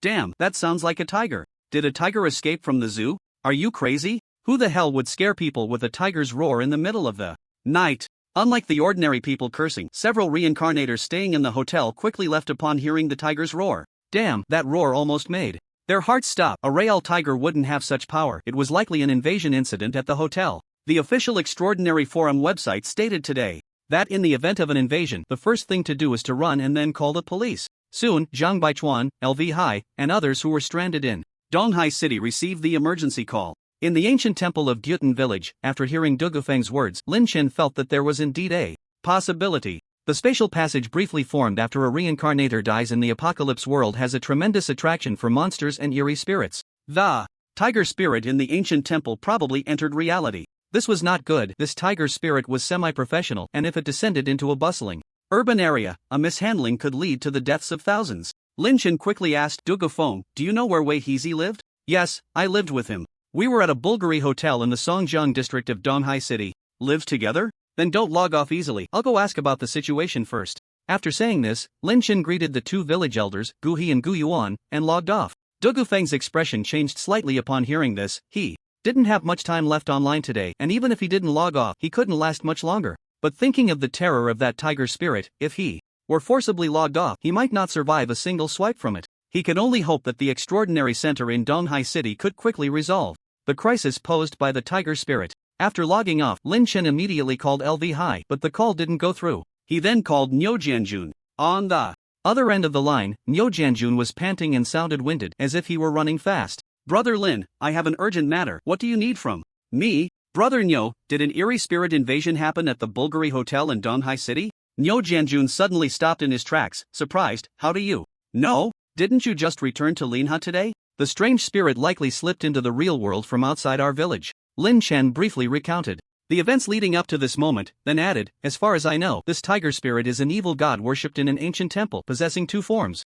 One is a spiritual body that can devour souls and transform into a ghostly figure, while the other is a fierce tiger that feeds on the flesh and blood of living beings. After hearing this, Nyo Jianjun said solemnly, Thank you, Lin brother, your information is very important. Currently, I have received news that the hotel has been completely occupied by the tiger spirit you mentioned, and ordinary people are likely all dead, with only a few born beings managing to escape. Right now, Chen and I are on our way there. Just the two of you? What about Consultant's son? He returned to the headquarters in Beijing this morning. After hanging up the phone, Lin Chen could only hope that Nyo Jianjun and Chen Shu could quickly kill the tiger spirit, otherwise countless people might die at its jaws. Unfortunately, he was now 1,000 miles away in Linha City, otherwise he would definitely want to join in the excitement. After all, any strange spirit would be a great boon for him. However, to be safe, Lin Chen still sent a message to Lu Bo in Donghai City, advising him to be cautious and not get caught up in the tiger spirit incident. At present, most born beings still lack effective means to deal with strange spirits.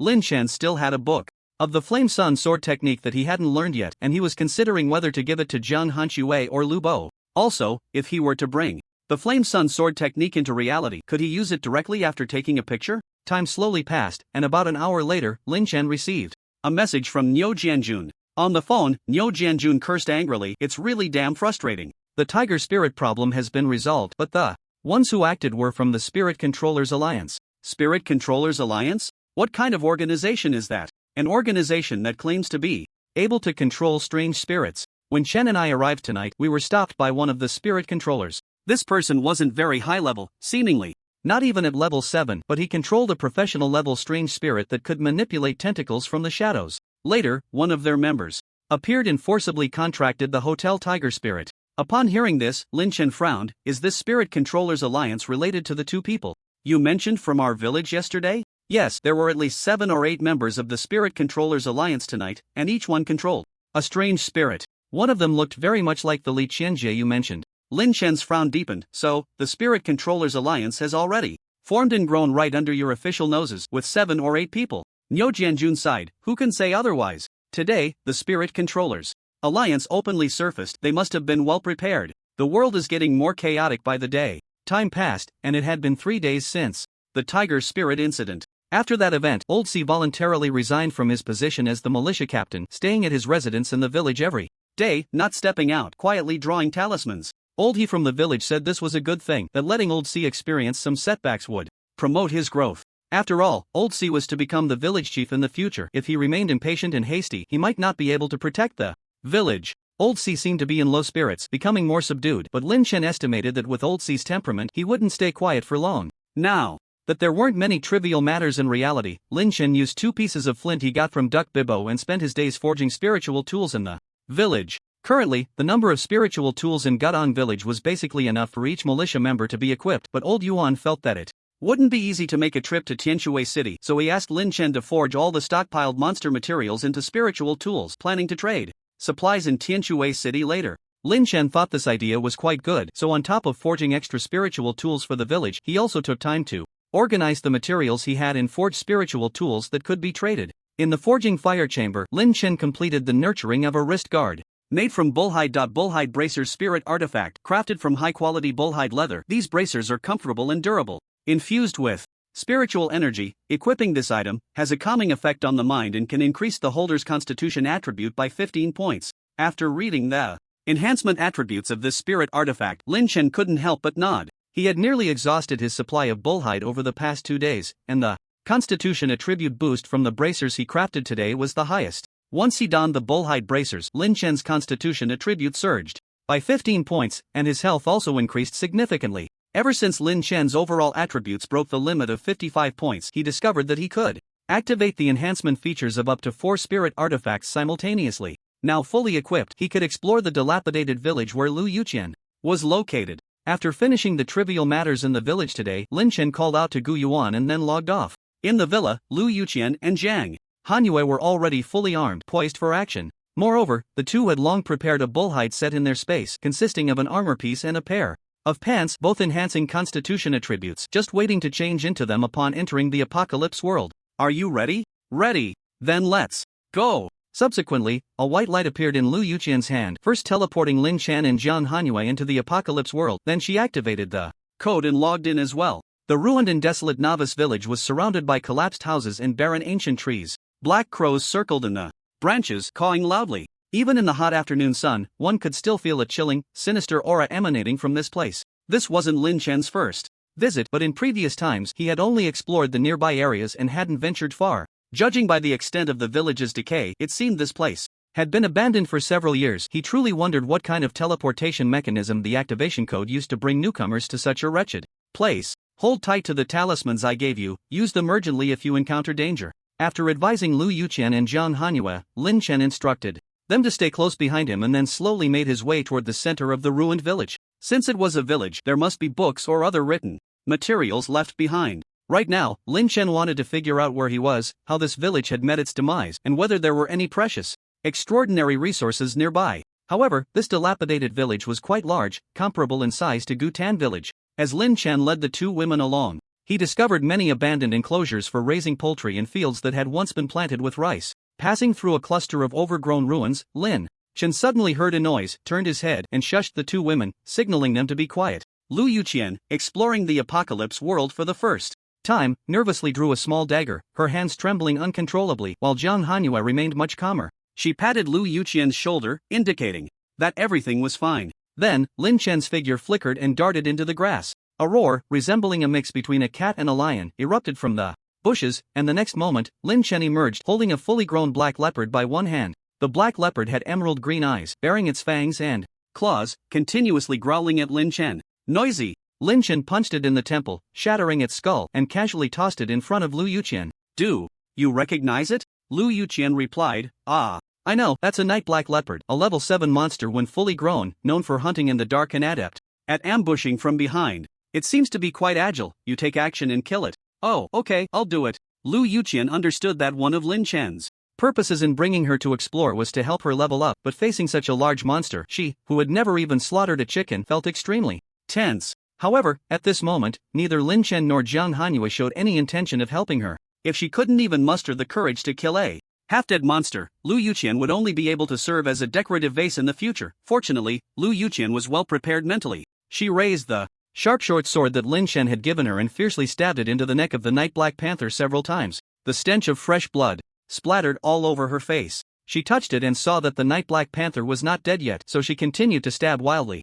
It wasn't until the night black panther transformed into a white light and disappeared that she slumped to the ground, as if her soul had left her body. Lin Chen smiled and asked, How does it feel? Lu Yuqian looked at Lin Chen and said, Not good. Then just kill a few more times, you'll get used to it. We, the born ones, must all go through this bloody process to survive in this world. A level 7 night black panther only dropped a green claw, which Lin Chen did not take, letting Lu Yuqian collected herself, as it was her first dropped item and held significant meaning. After that, Lin Chen led the two women to continue forward. Lin Chen discovered that the entire dilapidated village had been completely occupied by monsters. Besides the night black panther they had just encountered, Lin Chen found a dual-faced venom spider residing in a collapsed thatched hut 3 kilometers away. The dual-faced venom spider was a rare level 8 monster with potent venom all over its body. This time, Lin Chen did not let Lu Yuqian take action. After severely injuring the dual-faced venom spider, he handed it over to Jiang Hanyue to finish off. The dual-faced venom spider dropped a venom sac and spider silk, both of green quality. This was the first time Lin Chen encountered spider silk, and he planned to study it to see what kind of spiritual weapon it could be used to create. With Lin Chen's resource supply, Jiang Hanyue's vitality was increasing rapidly. In addition, Lin Chen intended to provide her with attribute fruit resources based on her performance. If Jiang Hanyue proved to be worth cultivating, he needed to give her a good physical talent before she reached level 7. Thus, they explored slowly, and Lin Chen finally led the two women to a densely built area. The houses and buildings here were neatly planned, although most were in ruins and entangled with plants similar to wall climbing tigers. It was still evident that this place was once the core area of the dilapidated village. Lin Chen closed his eyes and used the strange stone to sense the surroundings, finding no abnormalities, indicating that there were no strange spirits here. However, the buildings around were eerily silent, perhaps hiding unknown dangers. Lin Chen cautioned, "Stay close to me, this place feels a bit sinister." Based on Lin Chen's experience, the central area of such village buildings should be the key location, either the village chief's residence or a shrine or temple. Such places often contained written records. But just as Lin Chen was leading Jiang Hanxue and Lu Yuqian through the buildings, the entire village trembled slightly, and all the green plants seemed to grow wildly as if injected with hormones. Lin Chen frowned. He could clearly feel that something underground in the village seemed to be awakening, an immense pressure that he hadn't felt even when facing the Xian Snake Demon King. Clearly, something above the professional level was about to emerge. Seeing this situation, Lin Chen quickly said, "You two, log off and leave first." "Brother Lin, what about you? I want to see what's down there. I've come all this way, so I should at least investigate the situation in this village." Although Lu Yuqian and Jiang Hanxue were very worried about Lin Chen, they could only activate the log-off code upon hearing his firm command. They would only be a burden if they stayed here. Subsequently, Lin Chen took out the silver-etched long knife from his backpack, ready for action. Soon, the tremors in the ground stopped, and a massive vine burst through the earth, attacking Lin Chen. Lin Chen frowned slightly, dodging while unleashing a fiery sun blade technique powered by his true energy. The fiery sun blade technique was already powerful, and with true energy, its power was amplified 3 to 4 times. Even so, this strike did not sever the massive vine but left a large, charred wound on its surface. Sensing the difficulty posed by Lin Chen, the nearby soil trembled again, and massive vines burst forth from the ground, weaving an impenetrable net in the air, seemingly intent on trapping Lin Chen. This is troublesome. Could the main body of this thing be a type of plant hidden underground? In this situation, Lin Chen had no room to maneuver. He retracted his silver-bladed long knife and transformed into a cloud of white mist, rushing out through the gaps in the vines. He flew quite a distance before landing over 100 meters away, at which point Lin Chen resumed his human form. Ahead, the enormous vines continued to mercilessly strike the ground until they sensed that Lin Chen was no longer within their attack range, gradually coming to a halt. The massive vines did not retract back into the soil but stood still like towering chimneys. Lin Chen did not approach easily again. Instead, he prepared to bypass this area and explore nearby. This time, Lin Chen learned from his lesson, moving quietly to avoid attracting the attention of the vines underground. Soon, he discovered a relatively well-preserved building within the village and slipped inside over the wall. This building had a 2-courtyard layout with several rooms. Lin Chen did not find any human remains here, but clothes, furniture, and other debris were scattered in the yard overgrown with wild grass. At that moment, a withered yellow book caught Lin Chen's attention. This book appeared to be the genealogy of the village, recording the names of 7 or 8 generations. The title page read, Zheng Family Village Generational Register. Lin Chen nodded. So this village was called Zheng Family Village. Now that he knew the name of the village, he wondered how it had been destroyed. Could it be related to the underground vines he encountered earlier? With the information still scarce, Lin Chen placed the register into his backpack and continued searching. Soon, in a corner of one room, Lin Chen discovered a hidden entrance. This entrance was blocked by a decaying wardrobe and seemed to lead to a cellar, but the damp, musty air inside was heavy and eerie. Lin Chen lit a spirit fire candle and stepped cautiously into the cellar. The cellar was not deep. After taking more than 20 steps, he reached the bottom. Inside the cellar lay many discarded weapons and books, along with a large pile of moldy food and wine jars used for storing water. It seemed this was a hiding place for the villagers, but for some reason, there were no corpses here, only scattered debris. Lin Chen casually picked up a long knife, its blade rusted and made from ordinary iron, not a spirit weapon, thus lacking value. As for the scattered books, there were 3. Lin Chen brushed off the dirt and dust, discovering that these 3 were precious external martial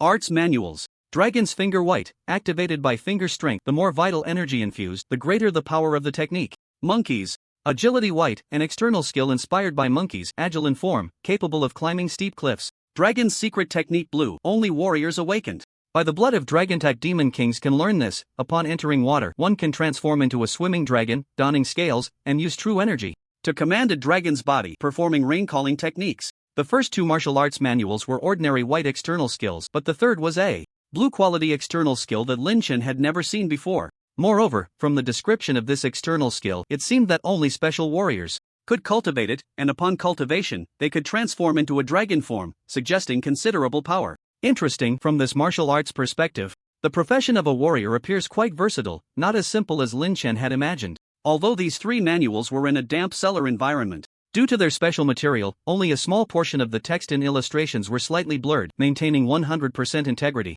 As long as Lin Chen met the conditions, he could learn them directly. However, Lin Chen did not plan to learn them. He would first take these 3 external skills back to the village for the elders and the village chief to examine. After obtaining the 3 external martial arts manuals in the cellar, Lin Chen found nothing else of value. He then exited the cellar and climbed out into the yard. But at that moment, a massive vine suddenly lunged at him. Whoosh! Lin Chen activated his swift movement technique, forcibly shifting half a meter. At the same time, 5 or 6 vines emerged from the ground, attacking Lin Chen. The giant vine's tentacles struck down casually, shaking the earth, causing the ground to crack and leaving deep indentations. Without a second thought, if Lin Chen were hit, he would likely be knocked out cold, if not killed. Sensing the danger, Lin Chen transformed into white mist and flew towards the horizon without looking back. Damn it! This giant vine is truly a crafty old coin. It must have detected his position long ago and was waiting for him nearby. Next, Lin Chen felt the giant vine fix its gaze on him. If he invaded the core area of the village again, he might be ambushed. It had already been half an hour since he left Lu Yuqian and the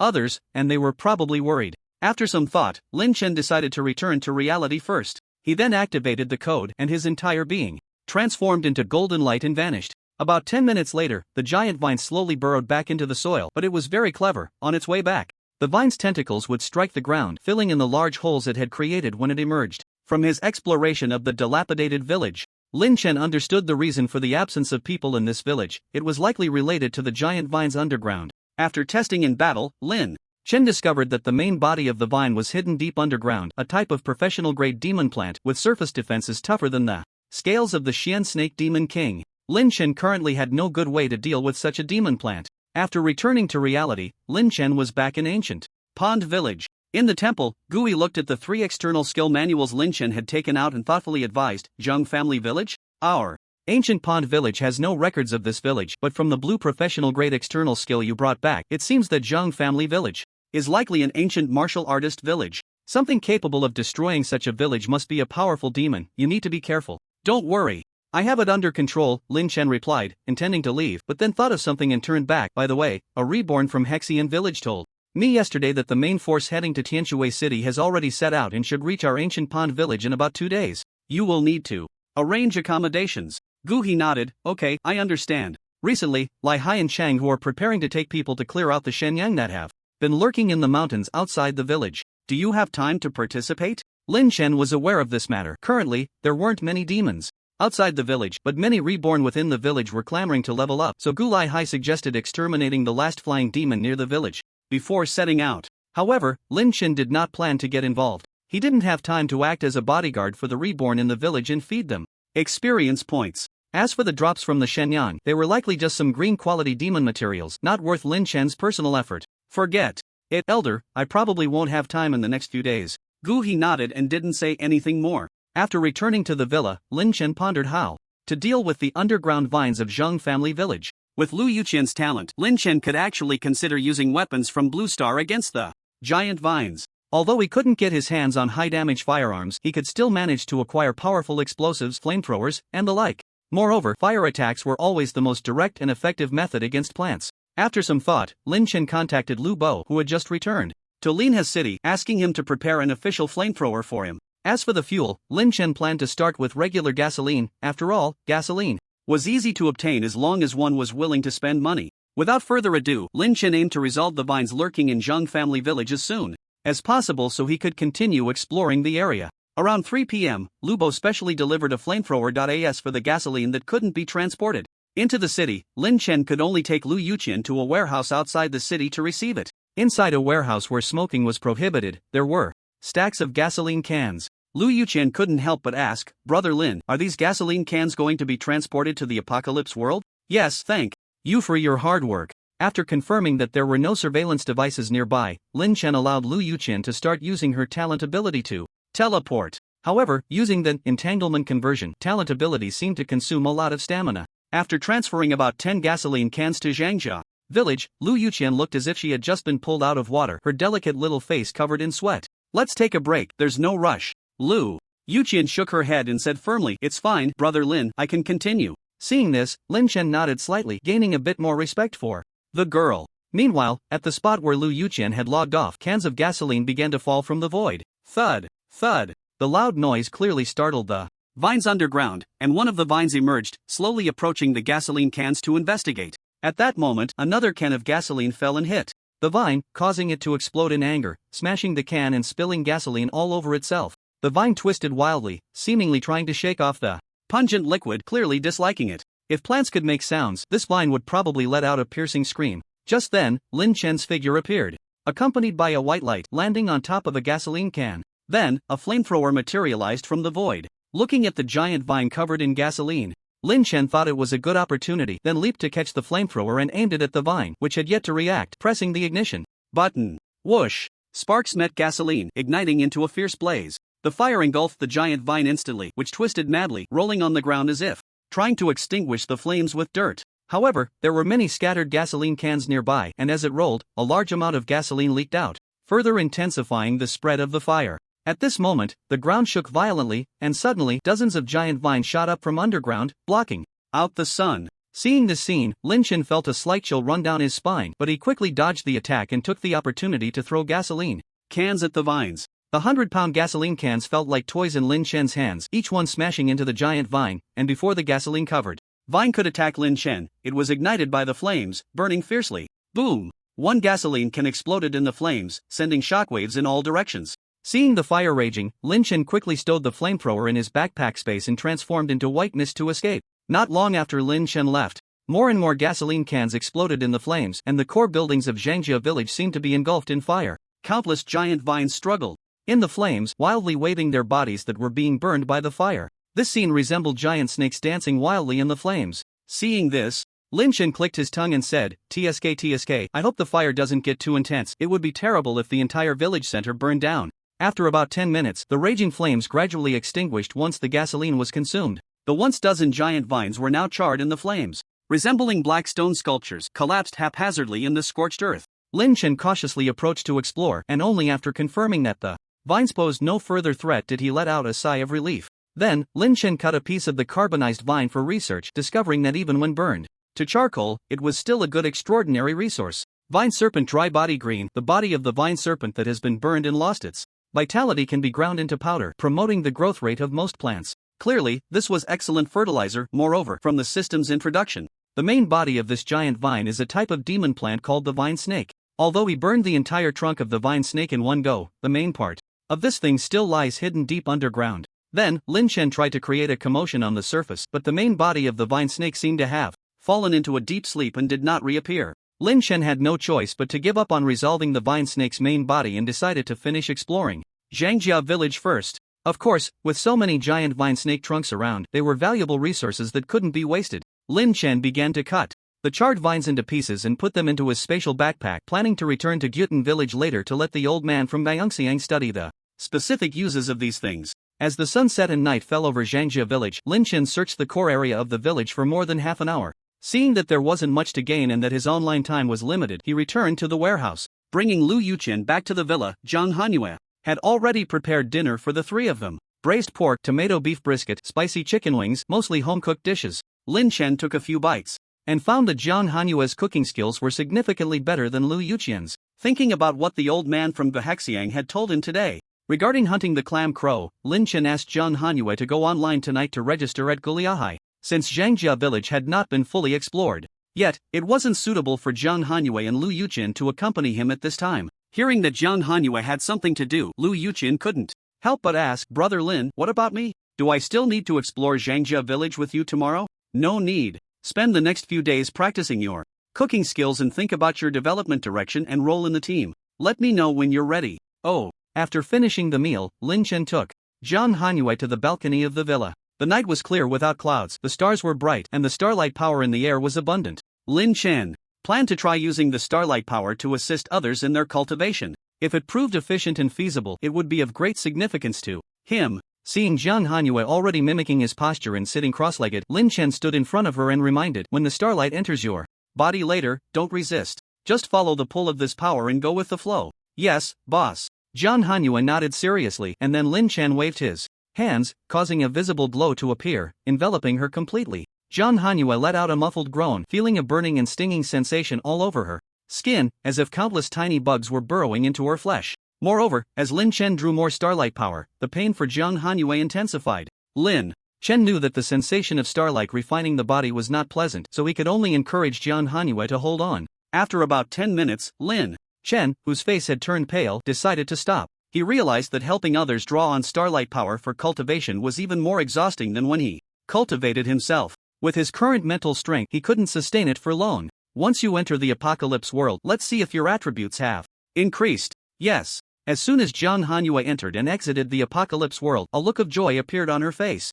Boss, my physique attribute increased. By 1 point. It's amazing. Just 1 point? Lin Chen raised an eyebrow. He had consumed over 50 points of mental strength, yet it only resulted in a 1 point increase for her. It seemed that using starlight power to assist others in cultivation wasn't very efficient. However, for Jiang Hanyue, Lin Chen's method was miraculous. She was currently stuck at level 6, trying to accumulate attribute points to awaken a decent physique talent. But the attribute fruits in the village were so rare that her 4-dimensional attributes hadn't increased in half a month. She didn't expect that after just a little over 10 minutes of Lin Chen helping her cultivate, she would gain 1 point in physique. If she could achieve this every night, her strength would surely rise rapidly. At this rate, it wouldn't be long before she advanced to a professional level and solved the mystery of her husband from her memories. In the evening, Lin Chen did not waste any time. Instead, he went to the 3rd floor of the villa, planning to forge a spiritual bow for use in reality. To have enough spiritual power to nurture this spiritual bow, Lin Chen even utilized Zhao Yuqian's talent to bring out a source stone from Gyutan village.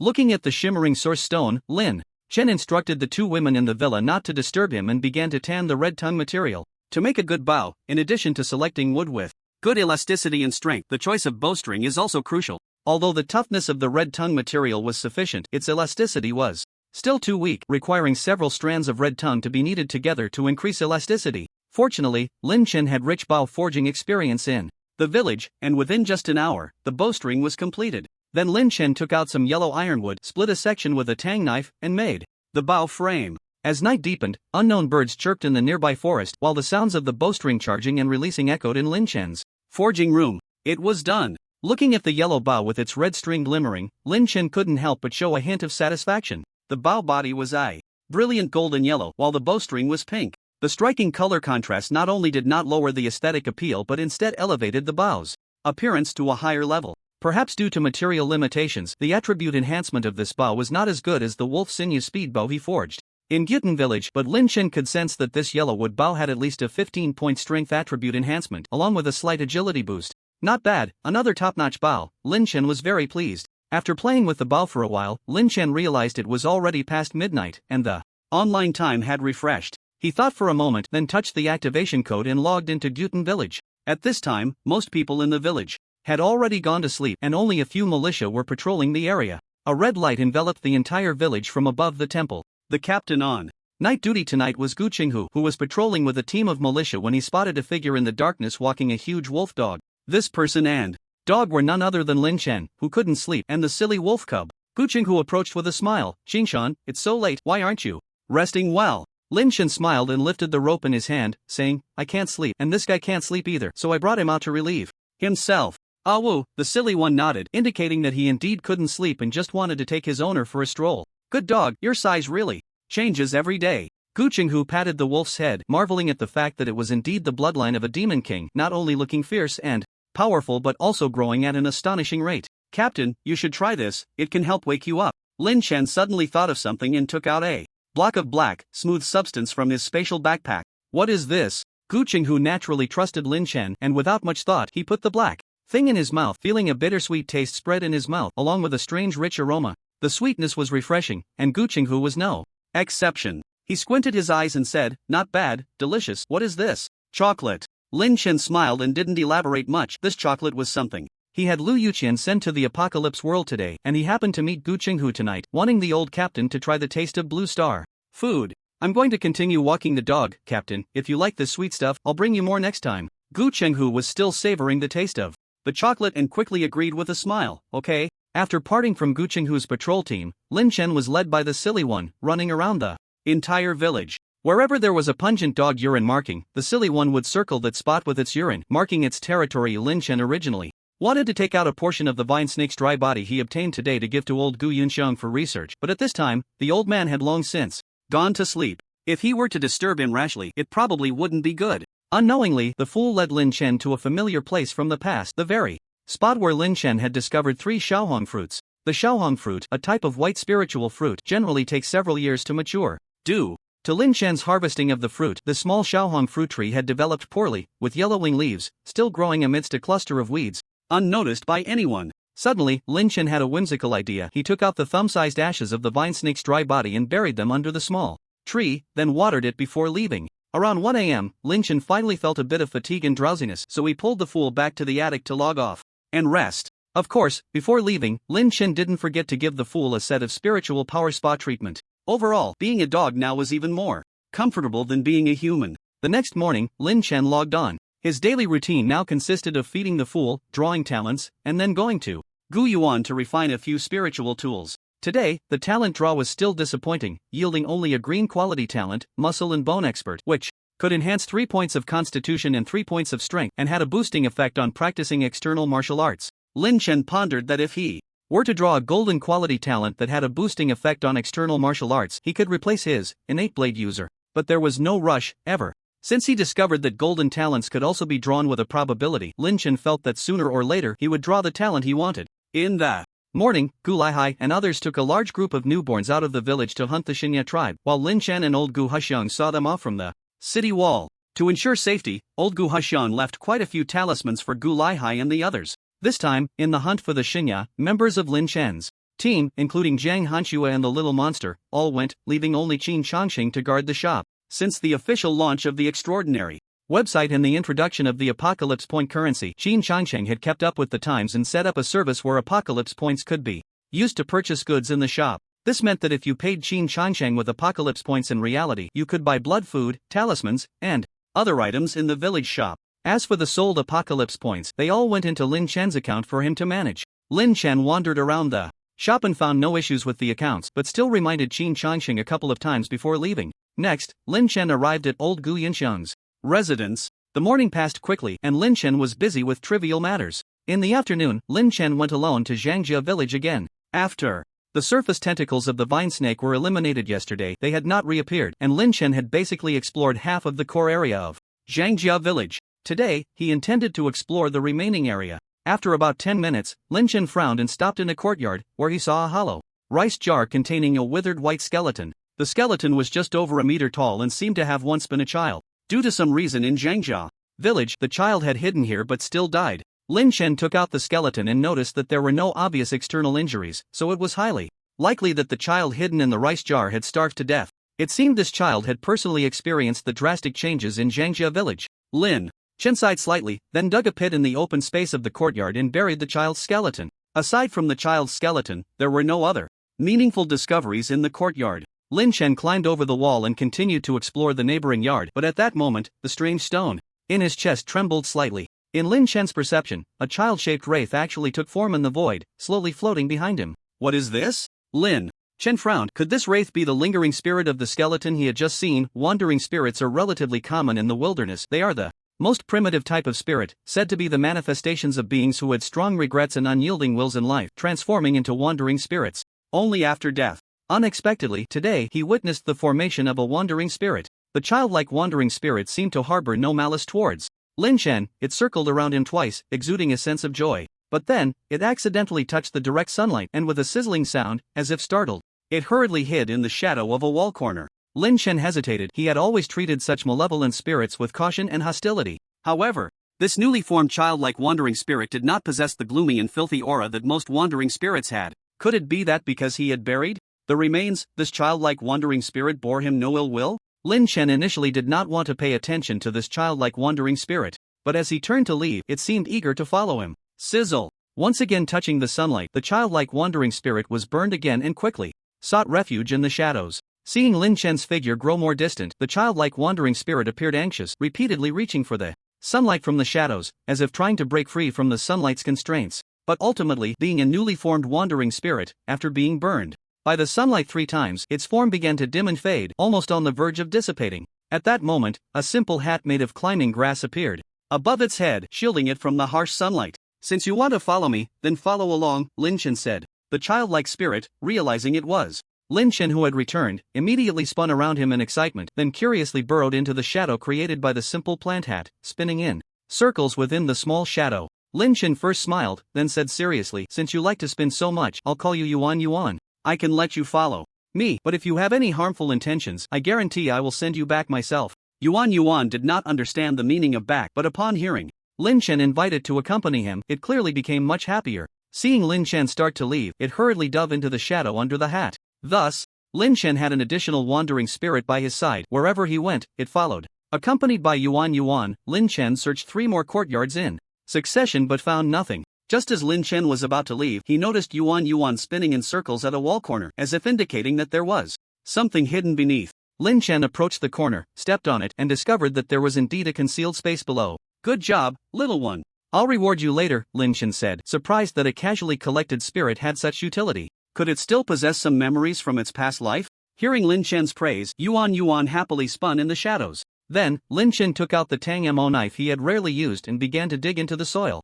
After digging about 2 meters deep, he uncovered a profound entrance. Since Yuan Yuan was nearby, Lin Chen could not use the spirit fire candle, so he made a torch and slowly began to explore the cave entrance. The entrance of the cave was a sloped passage at a 45-degree angle, narrow and terrifyingly dark. Lin Chen dropped a stone and it rolled down without obstruction, taking about 10 seconds to hit the ground. Thus, Lin Chen gauged the depth of the cave. He then slowly slid into the cave entrance, with Yuan Yuan closely following behind him. Upon reaching the bottom of the cave, Lin Chen felt the temperature was very low and the surrounding silence was eerie. Using the light from his torch, Lin Chen examined the situation inside the cave. It was incredibly spacious, even the slightest sound would echo, and at least at the edge of the torchlight he could not see the boundaries of the cave. Lin Chen frowned slightly, pondering what this place was. Could it be that Zhangjia village, like Guotan village, had underground deities for worship? Lin Chen walked slowly forward, and after about 100 meters he discovered a massive stone platform ahead. On the stone platform stood a broken stone tablet with only 2 remaining characters. Inscribed, "Martial Path." Lin Chen was slightly taken aback and suddenly understood. Could this place be the martial arts stele, a location that helps martial artists change their profession? I didn't expect Zhangjia village to actually have a martial arts stele. It seems the heritage of this village is not simple. However, this martial arts stele appears to be damaged, broken in the middle with half of it missing. The entire cave is quite empty, with only the half stele on the high platform and nothing else. Lin Chen felt that in a place like this, whether or not there were any treasures, there should at least be some written information, but after taking Yuan Yuan around the entire cave, he found nothing. Standing before the broken stele, Lin Chen even thought about bringing it back to Guotan, but the stele was too large. Unless it was split into several pieces, it couldn't fit into his spatial backpack. Even if Lin Chen opened the mirror space, he couldn't fit such a large broken stele. Forget it, if this stele is still useful, leaving it here means he can access it any time. There's no need to rush to take it away. With a hint of disappointment, Lin Chen left the cave with Yuan Yuan. In the following time, Lin Chen searched through the entire unexplored core area of Zhangjia village's buildings. Apart from finding a few boxes of hidden treasures and jewelry, there were no other useful discoveries. However, from the remnants in the buildings, it seemed that the villagers of Zhangjia village had fled in a hurry. Perhaps the people of this village had all escaped to other places. Seeing that it was getting late, Lin Chen initially planned to log off and leave. But then he suddenly remembered the cellar where he had found 3 external martial arts manuals yesterday, so he took Yuan Yuan back to that place once more. Among a pile of discarded weapons, Yuan Yuan did not disappoint and began to circle around excitedly. Lin Chen was overjoyed. Sure enough, there's something. He took out the Tang Mo knife and started digging again. Before long, a wooden box buried deep underground was unearthed by Lin Chen. Upon opening the box, a familiar aura of a fierce beast rushed towards him. Inside lay a transparent jade tube containing some kind of blood. The transparent jade tube resembled a plastic product but was very soft, seemingly woven from some kind of cocoon. The blood inside was a faint golden color, gently swaying as the box was opened. This is... Lin Chen widened his eyes and touched the jade tube. Sanshui Yulong Essence Blood Purple, a drop of essence blood from an ancient fierce beast, extremely precious and widely useful. Indeed, this was a drop of fierce beast essence blood, and it was related to the external martial arts heritage of Zhangjia village. What a good find! Lin Chen didn't expect that such a precious resource of essence blood would be hidden in this cellar. If he hadn't had the sudden idea to return and search with Yuan Yuan, he might have permanently missed this ancient fierce beast's essence blood. One could only say that the person who buried this essence blood was too cunning. If it weren't for someone in the know, outsiders entering here would at most find 3 external martial arts manuals and would never discover this fierce beast essence blood. Little guy, thanks to you today. Lin Chen looked at Yuan Yuan, who was playing in the cellar, and thought for a moment, planning to reward Yuan Yuan with a necromancy stone. However, he didn't carry it with him, it was still in Gyutenkun. So Lin Chen activated the activation code and disappeared from the cellar. When Lin Chen suddenly vanished, Yuan Yuan, who was still playing, widened its eyes in surprise, then hurried to the spot where Lin Chen had disappeared, searching around anxiously. GG. Just as Yuan Yuan was about to cry out of worry, Lin Chen suddenly walked back in from outside. Lu Yuxian's talent teleportation had its anchor point at the place where she logged in and out, so Lin Chen appeared at the location where Lu Yuxian logged off. Then, Yuan Yuan frantically outputted towards Lin Chen, seemingly saying why he had disappeared just now. GG.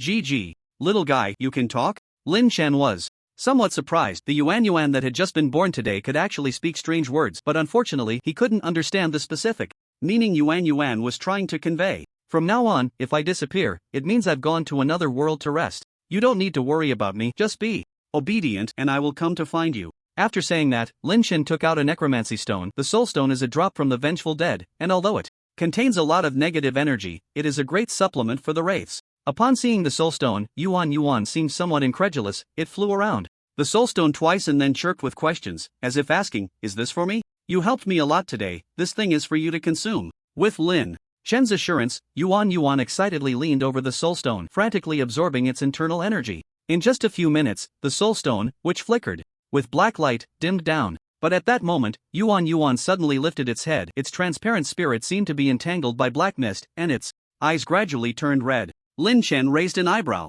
This is bad. I forgot that while the soul stone is a great supplement for wraiths, it is filled with negative and gloomy death energy. Letting Yuan Yuan consume it might not help but harm it. Little one, come here. Although Yuan Yuan, wrapped in negative energy, wanted to listen to Lin Chen, a brutal voice in its heart was saying, eat him, eat this human. Roar. Lin Chen noticed Yuan Yuan's abnormality, and then he flashed forward, unleashing his spiritual power, pouring it over Yuan Yuan's spirit. Ziz. It was as if dirty things were being burned by fierce fire. In just a few seconds, the black mist entangling Yuan Yuan was completely cleansed by Lin Chen's spiritual power. Sure. Yuan Yuan blinked its eyes, enjoying the feeling of being enveloped by Lin Chen's spiritual power, as if the annoying voices in its mind had vanished. Looking at the now normal Yuan Yuan, Lin Chen let out a sigh of relief. If Yuan Yuan had truly been eroded by the death energy and turned into a brutal wraith, he would have regretted it immensely. Fortunately, his spiritual power did not let him down. Now, Lin Chen increasingly felt the uniqueness of his spiritual power. Although it had not yet enhanced his combat strength, it played a crucial role in refining spiritual tools and dispelling the demonic nature and the gloomy death energy of wraiths. The seer profession is indeed the most mysterious among the four major professions. That evening, several militia members from Gyutan village were on guard atop the city wall. When they spotted a long line of people densely packed in the wilderness ahead, the leader of this group held a large machete and led a horse followed closely by dark-skinned militiamen, each carrying heavy bundles and looking weary. Upon seeing the city wall, the leader's face lit up and he shouted, "Brothers, we have arrived." The crowd showed expressions of joy upon hearing this. In the back of the line, Lu Hai and a few reborn individuals also looked up at the low city wall ahead. One of the reborn said, "This is Gyutan village. I didn't expect this village to build a wall to defend against monsters, but with a wall this low, can it really keep the monsters out? How could it possibly keep them out? Not to mention stronger monsters, even I could easily leap over it. TSK. This village seems worse than our Hexian village." Hearing this, Lu Hai spoke up, "Alright, this is not our village after all. Behave yourselves here and don't cause any trouble. Also, when Lin comes out later, keep your eyes peeled." Before Lu Hai could finish, several reborn from Hexian village chuckled. Awkwardly, "Captain Lu, you don't need to say that. Everyone knows the reputation of Master Lin. Even if we were truly seeking death, we wouldn't dare to be reckless in front of him. It's best to keep it that way." Lu Hai nodded coldly. The players accompanying him were among the earliest high-level reborn from Hexian village. Although they appeared respectful to him on the surface, they had a rebellious and arrogant nature underneath. Originally, Lu Hai didn't want to bring this group along, but he had no choice. Even though he was already a level 10 master, he still had no say in the village, and his words were ineffective. So sometimes Lu Hai was curious about how his brother Lin managed to become a powerful figure in Gyutan village. As far as he knew, among the many novice villages officially explored, although the higher-ups in most villages relied heavily on the reborn, they were also constantly wary of them. Special novice villages like Gyutan village were indeed quite rare. The militia in Gyutan village spotted the team from Hexian village from a distance. Gu Shan stepped forward and said, "These people should be from Hexian village. Hurry and notify the village elders and deputy village head Lin, telling them that the people from Hexian village have arrived." The relationship between Hexian village and Gyutan village had always been good, with frequent intermarriages among the upper echelons. Over the past century, Therefore, to welcome Hexian village, Gu He, along with village elders Gu Yuan and Gu Yun, came together with the militia. In front of the city gate, the crowd was bustling. The village elder from Hexian, He Huan, and the militia captain, He Tianlong, slowly stepped out from the line. He Huan still had the image of a withered old man with a spirit sword tied to his waist, smiling as he stepped forward and said, Gu Yun, it's good to see you again. Gu Yun approached with a grin, patting his shoulder and saying, I didn't expect it to be you, old fellow. With your body, can you hold out until we reach Tianshui City? Look at you. I'm a martial artist, even if my body is weak, I'm still stronger than you, a half-baked wizard.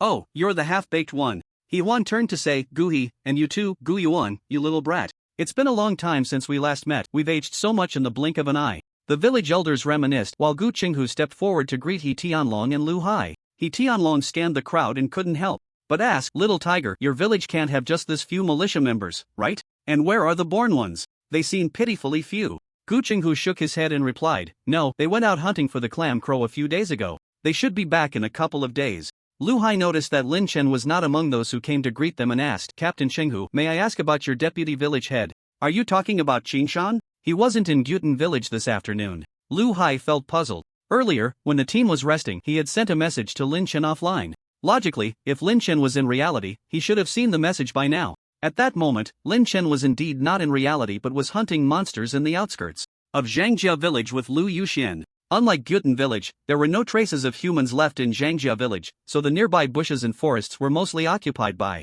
various monsters. In less than 2 days, Lin Chen had led Lu Yuxian to kill over 10 monsters in the area. The types of monsters varied, but the most valuable was a level 10 Flower Tiger Bull Demon. The Flower Tiger Bull Demon occupied a small hill and was a fierce creature over 3 meters tall, with a tiger's head and a bull's body, possessing immense strength and vitality. Lin Chen took 2 strikes to finish it off. The Flower Tiger Bull Demon dropped 3 green quality items for Lin Chen: Flower Tiger Bull Meat, Great Demon Tiger Blood, and Patterned Tiger Skin. All 3 drops were precious and rare materials, with the Flower Tiger Bull Meat being particularly special as consuming.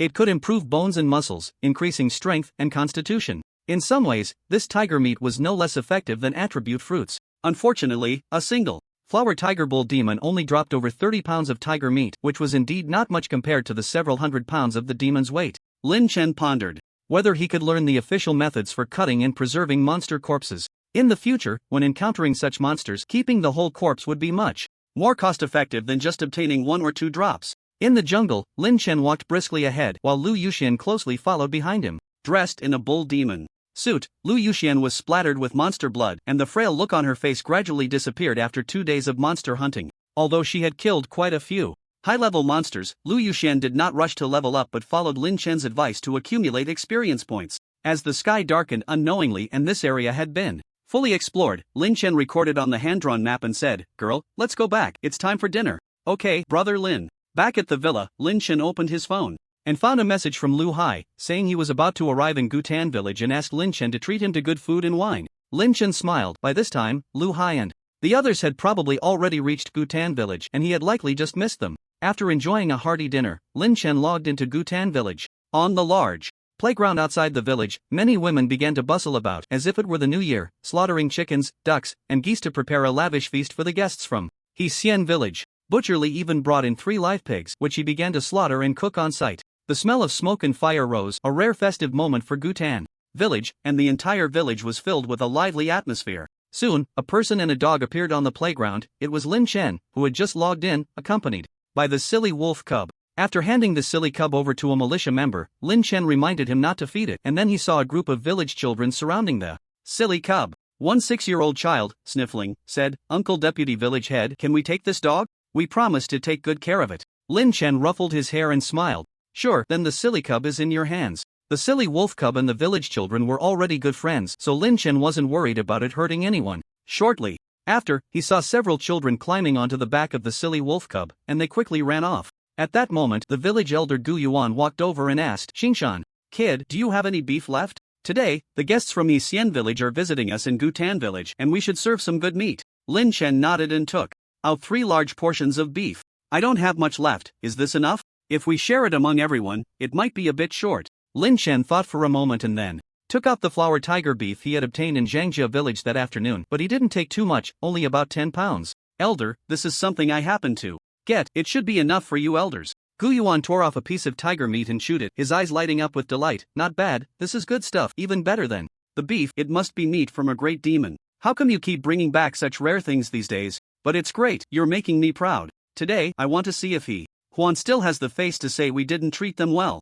Watching elder Gu Yuan leave with the seriousness of a child, Lin Chen shook his head and smiled. The longer he spent time with them, the more he felt that the 3 village elders of Gutan village each had their own distinct personalities. The 3 elders accompanied elder He Huan in the tent, reminiscing about old times, while Lin Chen went to greet them and then wandered around the playground. After looking around, Lin Chen couldn't find Lu Hai or the other born ones from He Xian village. Through inquiries, Lin Chen learned that Lu Hai and the others had rushed to the village shop after hearing that they could buy blood food to increase their vitality with the points from the heavenly awakening. Blood food was still a rare commodity in other villages. Although Lu Hai was now a level 10 born one, his vitality was quite ordinary, only peaking at 30 points. If he planned to pursue a martial artist profession, this amount of vitality was far from sufficient. Ever since Lin Chen had continuously slain Xing Jiu and Sang Zhigui, 2 professional level opponents in Donghai City, the authorities had discovered that while professional levels could crush non-professionals with their attributes, if they didn't build a solid foundation and rush to change professions, even becoming a professional would only make them stepping stones.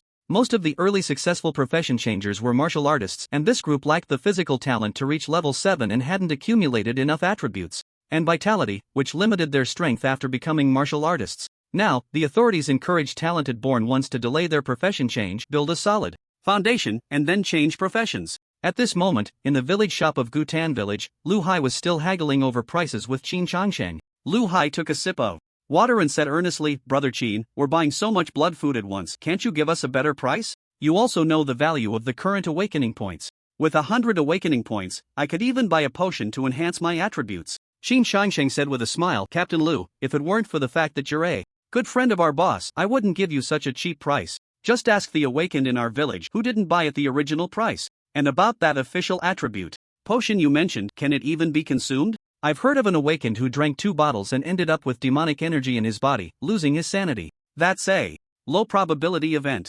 Besides, you can't drink good things continuously. Look, I made the effort to come to Gyutan village, and you're asking me to owe you a bit. After more than 10 minutes, Lu Hai returned to the playground with several awakened from Hexian village. At that moment, Lin Chen was helping the militia team grill beef skewers. From a distance, Lu Hai saw Lin Chen and waved with a smile, Brother Lin, it's been a few days since we last met. Captain Lu, you look all smiles. Did you have a good harvest at the shop? As he approached Lin Chen, Lu Hai joked, it's alright, but that guy from your village, Qin Changsheng, is really sharp. He just won't give me a better price. During their chat, Lu Hai noticed that Lin Chen was grilling beef skewers and quickly grabbed one. If he remembered correctly, this could also enhance vitality, being a relatively rare and edible type of demon meat. After taking a bite, Lu Hai immediately felt a wave of warmth surge through his abdomen. Good meat, good beef. Seeing Lu Hai's reaction, a few awakened from Hexian village who were following him couldn't help but reach out for the skewers. Lin Chen suddenly laughed and said, everyone, there aren't many of these beef skewers.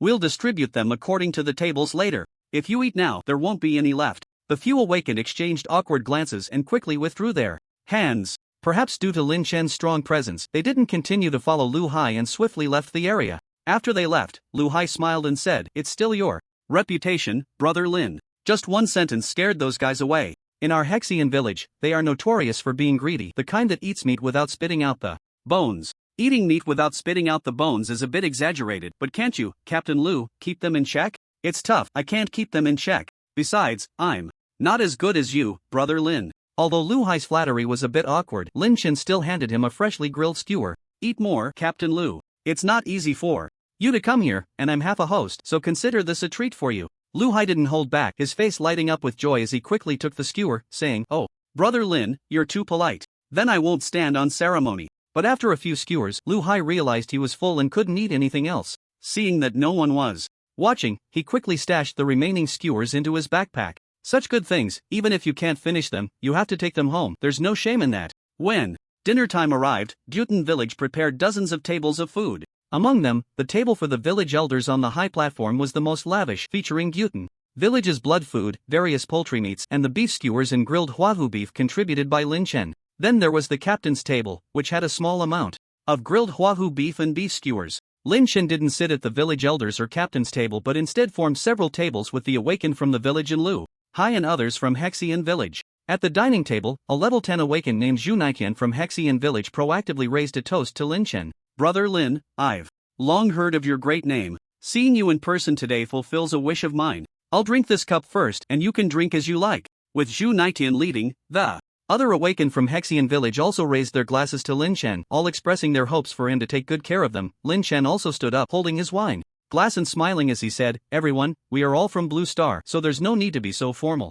You can speak more directly. I'll be frank, in Gutan village, as long as you abide by the law, I guarantee that I will treat you as esteemed guests." Zhu Naiqian and the others quickly nodded, saying, "Of course, we are law-abiding people." After a round of toasting, a plate of freshly grilled beef skewers was brought to the table and everyone present received 2 skewers.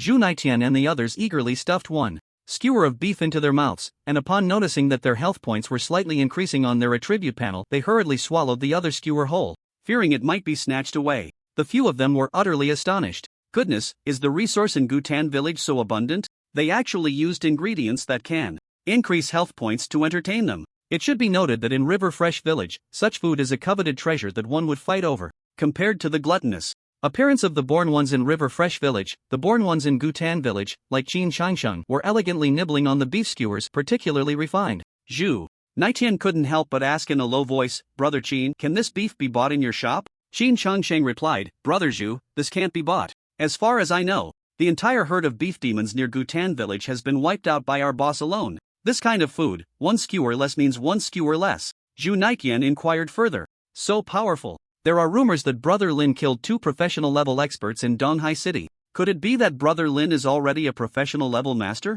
I don't know about the boss's matters." After the banquet, Gui had the militia team clear out a few empty rooms for the people from River Fresh village to rest. Then, Gui called Lin Chen and Gu Qinghu to the temple to discuss matters. At the conference table, Gui slowly said, "He Huan told me that River Fresh village has never obtained Demon King's blood. He learned that we in Gutan village have surplus awakening Demon King blood and wants to exchange some resources for a few vials of Demon King blood. What do you think?" Lin Chen and Gu Qinghu exchanged glances, and then Lin Chen asked, "May I ask, what resources does River Fresh village plan to use to exchange for the Demon King blood?" "A batch of aquatic algae fruits, as well as the external martial arts manuals from River Fresh village." Lin Chen nodded and said, "Since these are resources needed by the village, I think we can trade." "Good, then let me talk about the second matter. You should all know that the aquatic algae fruits from River Fresh village come from a mysterious dark river, and before heading to Tianshui City, He Huan wants to join forces with our Gutan village to eliminate the monsters in that dark river and then harvest the treasures within. According to him, besides a large number of aquatic algae fruits, there are also nether lotus." "Nether lotus?" Upon hearing about this treasure, Lin Chen showed a hint of surprise. The nether lotus is a professional level, blue quality treasure, and importantly, the lotus seeds can increase mental strength when consumed. This treasure is equivalent to a professional level attribute fruit, making it extremely valuable for those pursuing the wizard profession. Gui said, "Yes, it's the nether lotus. I have already agreed to this matter, and we will have a share of the nether lotus obtained." Gu Chenghu asked, "Village elder, when shall we set off?" "No rush. I plan to wait for Lai Hai and Xiaoman to return before starting this operation. Also, it would be best for Deputy Village Chief Lin to go personally." "Go personally?" Lin Chen pondered. He suspected that He wanted him to go for some deeper reason. After the meeting ended, Gui indeed kept Lin Chen behind to explain the reason for him going to the Dark River. Gui said solemnly, "Tonight, I chatted with Yi Huan and learned something about the inheritance of the sequence. Do you know how to refine divinity after awakening your bloodline organs to truly advance to professional level?" Lin Chen thought for a moment and replied, "Although the inherited beast skin has dissolved, deeper inheritances will still occasionally flash in my mind. The inheritance records that my husband Zhu has 3 divine paths which can be walked separately or simultaneously. Once the bloodline organs have fully developed, the divinity will manifest. At that time, I will need to collect the corresponding materials to promote the growth of divinity, but currently, my antlers have not yet fully developed, so I still don't know what materials are needed." Gui nodded after listening. "Good, this should be the normal path of a sequencer. However, He Huan told me that some divinities of sequencers can be shared, and there exists the divinity of water in that underground dark river, otherwise, it wouldn't nurture so many rare treasures." Lin Chen frowned and asked, "Water divinity? How does He Huan's village elder know this so clearly? Also, isn't there no sequencer inheritance in Hexian village?" Gui chuckled. He said that a sequencer once passed through their village and left behind information related to sequencers. Of course, you should take this with a grain of salt. He must be hiding something. But in any case, there should be useful things for you in that underground dark river, so I hope you can go there in person. If the divinity can indeed be shared, it should save you a lot of trouble. Lin Chen nodded but still asked uneasily, Elder, will that Huan village elder accompany us on this trip? He is the one in charge, so of course he will go. But you don't need to worry, this old fellow has a strong character. Although he can be quite stubborn at times, he rarely schemes against others. I brought up the topic of sequencers first, so the water divinity should be credible. What dangers are there in the dark river? Gu he thought for a moment and said, according to Huan, most of the creatures around the dark river are level 10 aquatic monsters covered in a lot of aquatic algae. As for the core of the dark river, he hasn't explored it much, perhaps a monster king is lurking there. If you're still worried, let Elder Guyun accompany you on this trip. Having an additional professional level support would naturally be helpful for the mission. Lin Chen readily agreed, alright. After leaving the temple, Lin Chen noticed he didn't have much online time left, so he prepared to find the silly one first, take it home, and then log off. Following the traces left by the silly one, Lin Chen finally found it among the young peony fruit saplings. When Lin Chen arrived here, he discovered that after 2 days of growth, the small sapling he had cultivated with the carbonized ashes of the vine snake had actually grown over 10 centimeters. In addition, 3 green peony fruits were hanging from the vibrant green branches and leaves of the sapling. Moreover, within the few seconds of Lin Chen's arrival, the green peony fruits were ripening at a visible speed. Lin Chen was shocked. Could this be the effect of the vine snake ashes? In just 2 days, these ashes could catalyze a white-quality spirit fruit tree to bear fruit. Wow, even the most miraculous fertilizer wouldn't have such an effect. Seeing Lin Chen approach, the silly wolf cub guarding the fruit tree immediately howled at him, as if to say that it had discovered the fruit first. Lin Chen knew that most monsters are very sensitive to the aura of spirit fruits, and it was likely the scent of the ripening peony fruits that attracted the silly wolf cub. However, a dog that steals is not a good dog. Lin Chen controlled his strength and immediately gave the silly one a good beating. The silly one was a bit dazed, shook its mouth, and then stared at Lin Chen with a foolish look. At this moment, Lin Chen picked 3 peony fruits and tossed one to the silly one. This is a reward for you, after all, it would be a waste for you to eat this. I'm doing it for your own good. Looking at the peony fruit in front of its paws, the silly one immediately forgot the fact that it had just been beaten and swallowed it whole. The nutrients of the spirit fruit dissipated in its belly, and the silly wolf cub quickly rubbed against Lin Chen's leg, feeling that its master was really good to it. After picking the 3 peony fruits from the fruit tree, the branches and leaves of the tree quickly withered, and the trunk rapidly dried up. Lin Chen shook his head slightly at this sight. It seems that although the catalytic effect of the ashes of the vine serpent is extraordinary, it comes at the cost of permanently consuming the lifespan of the fruit trees. That night, Lin Chen learned from Jiang Hanxue that the hunting team in the ancient Rift Sea had successfully hunted 3 large demon shinyas today and was expected to return in 2 days. Lin Chen calculated the time. He estimated that after Gu Laihai and the others returned, he would set off for the dark river.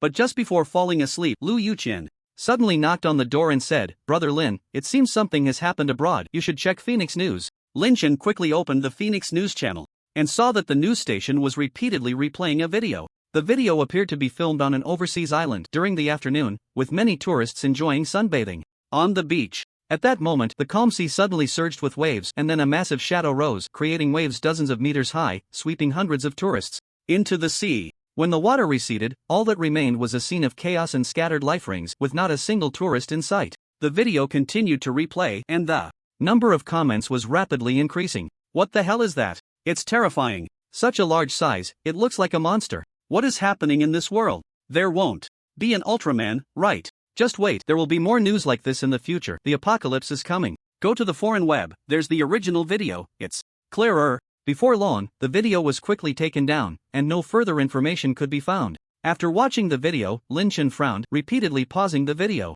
trying to see the shadow in the water more clearly, but unfortunately, the video was too blurry. Comparing it to the coconut trees and buildings by the sea, he could only judge that the shadow in the water was at least 100 meters tall. Lu Yuqian couldn't help but ask, Brother Lin, do you think this monster will appear in the coastal areas of our country? You don't need to worry about that. Although our Blue Star civilization lacks extraordinary power, our modern weapons are not weak. This kind of giant monster, while formidable, should not withstand our nuclear weapons. Besides, if the sky falls, there are tall people to hold it up. Though he said this, Lin Chen still felt a bit worried. He never expected that just over half a year after the apocalypse appeared, such a deep-sea giant monster would manifest in reality. If this situation continues, it is likely that the existence of the apocalypse world will soon be known to ordinary people. No wonder Niu Jianjun had previously told him that the authorities were working on the Spark plan, considering whether to announce the situation of the apocalypse world to the public. However, even if ordinary people knew, what could they do? To gain extraordinary power upgrades in the apocalypse world, an activation code is required. But now, there are probably only tens of thousands of activation codes nationwide, which is merely a drop in the bucket for over a billion people. If a large number of ordinary people are incited by those with ulterior motives, it is likely that the country and society will fall into chaos. From the official perspective, unless activation codes are distributed on a large scale or extraordinary powers can no longer be hidden, they will not inform the public of the true situation of the apocalypse world. This night was destined to be a sleepless one. The video that Phoenix News was looping not only spread a wave domestically, but also reached countless people abroad. Moreover, after professional assessment, it was confirmed that the video was not computer-generated. Many foreign netizens began to leave comments on their country's official accounts, questioning what exactly was happening in the video and what the authorities were hiding from them. In contrast, the situation domestically was somewhat calm. The video seemed to have stirred no waves. However, many astute individuals had begun to connect the recent frequent occurrences of unnatural deaths in the country, and some born individuals had started to subtly spread information about the apocalypse world. That night, a message was pinned on the official extraordinary forum. #It is strictly forbidden to spread extraordinary information to non-born individuals. Violators will be punished for treason, with the maximum penalty being death. After nightfall, Lin Chen received a call from old Chen. Lin Xiaoyu, could you please take some time to come to the capital tomorrow? The future of the country needs your advice. It can be said that what happened tonight disrupted Lin Chen's plans for the past 2 days. But there was no choice. The current situation in reality was somewhat unstable, and when chaos arrived, Lin Chen, who was in the midst of the larger environment, could not escape it. The next morning, Lin Chen arrived at the military airport outside the suburbs of Linhe City. The guards had already received the information, but they still conducted a strict check on Lin Chen's identity. Not finding any prohibited items, the soldier saluted and said, "Sorry, it's my duty." Lin Chen nodded, indicating it was no problem. Then, under the guidance of the relevant personnel, Lin Chen arrived at the runway. At that moment, a military transport plane was already parked on the runway. A middle-aged officer stepped down from the plane and saluted, saying, "Mr. Lin Chen. Hello, my name is Qin Shang, and I am responsible for taking you to the capital base. If you need anything on the way, feel free to let me know. Thank you, I appreciate it." After boarding the military transport plane, the aircraft quickly ascended into the clouds at an altitude of over 1,000 meters.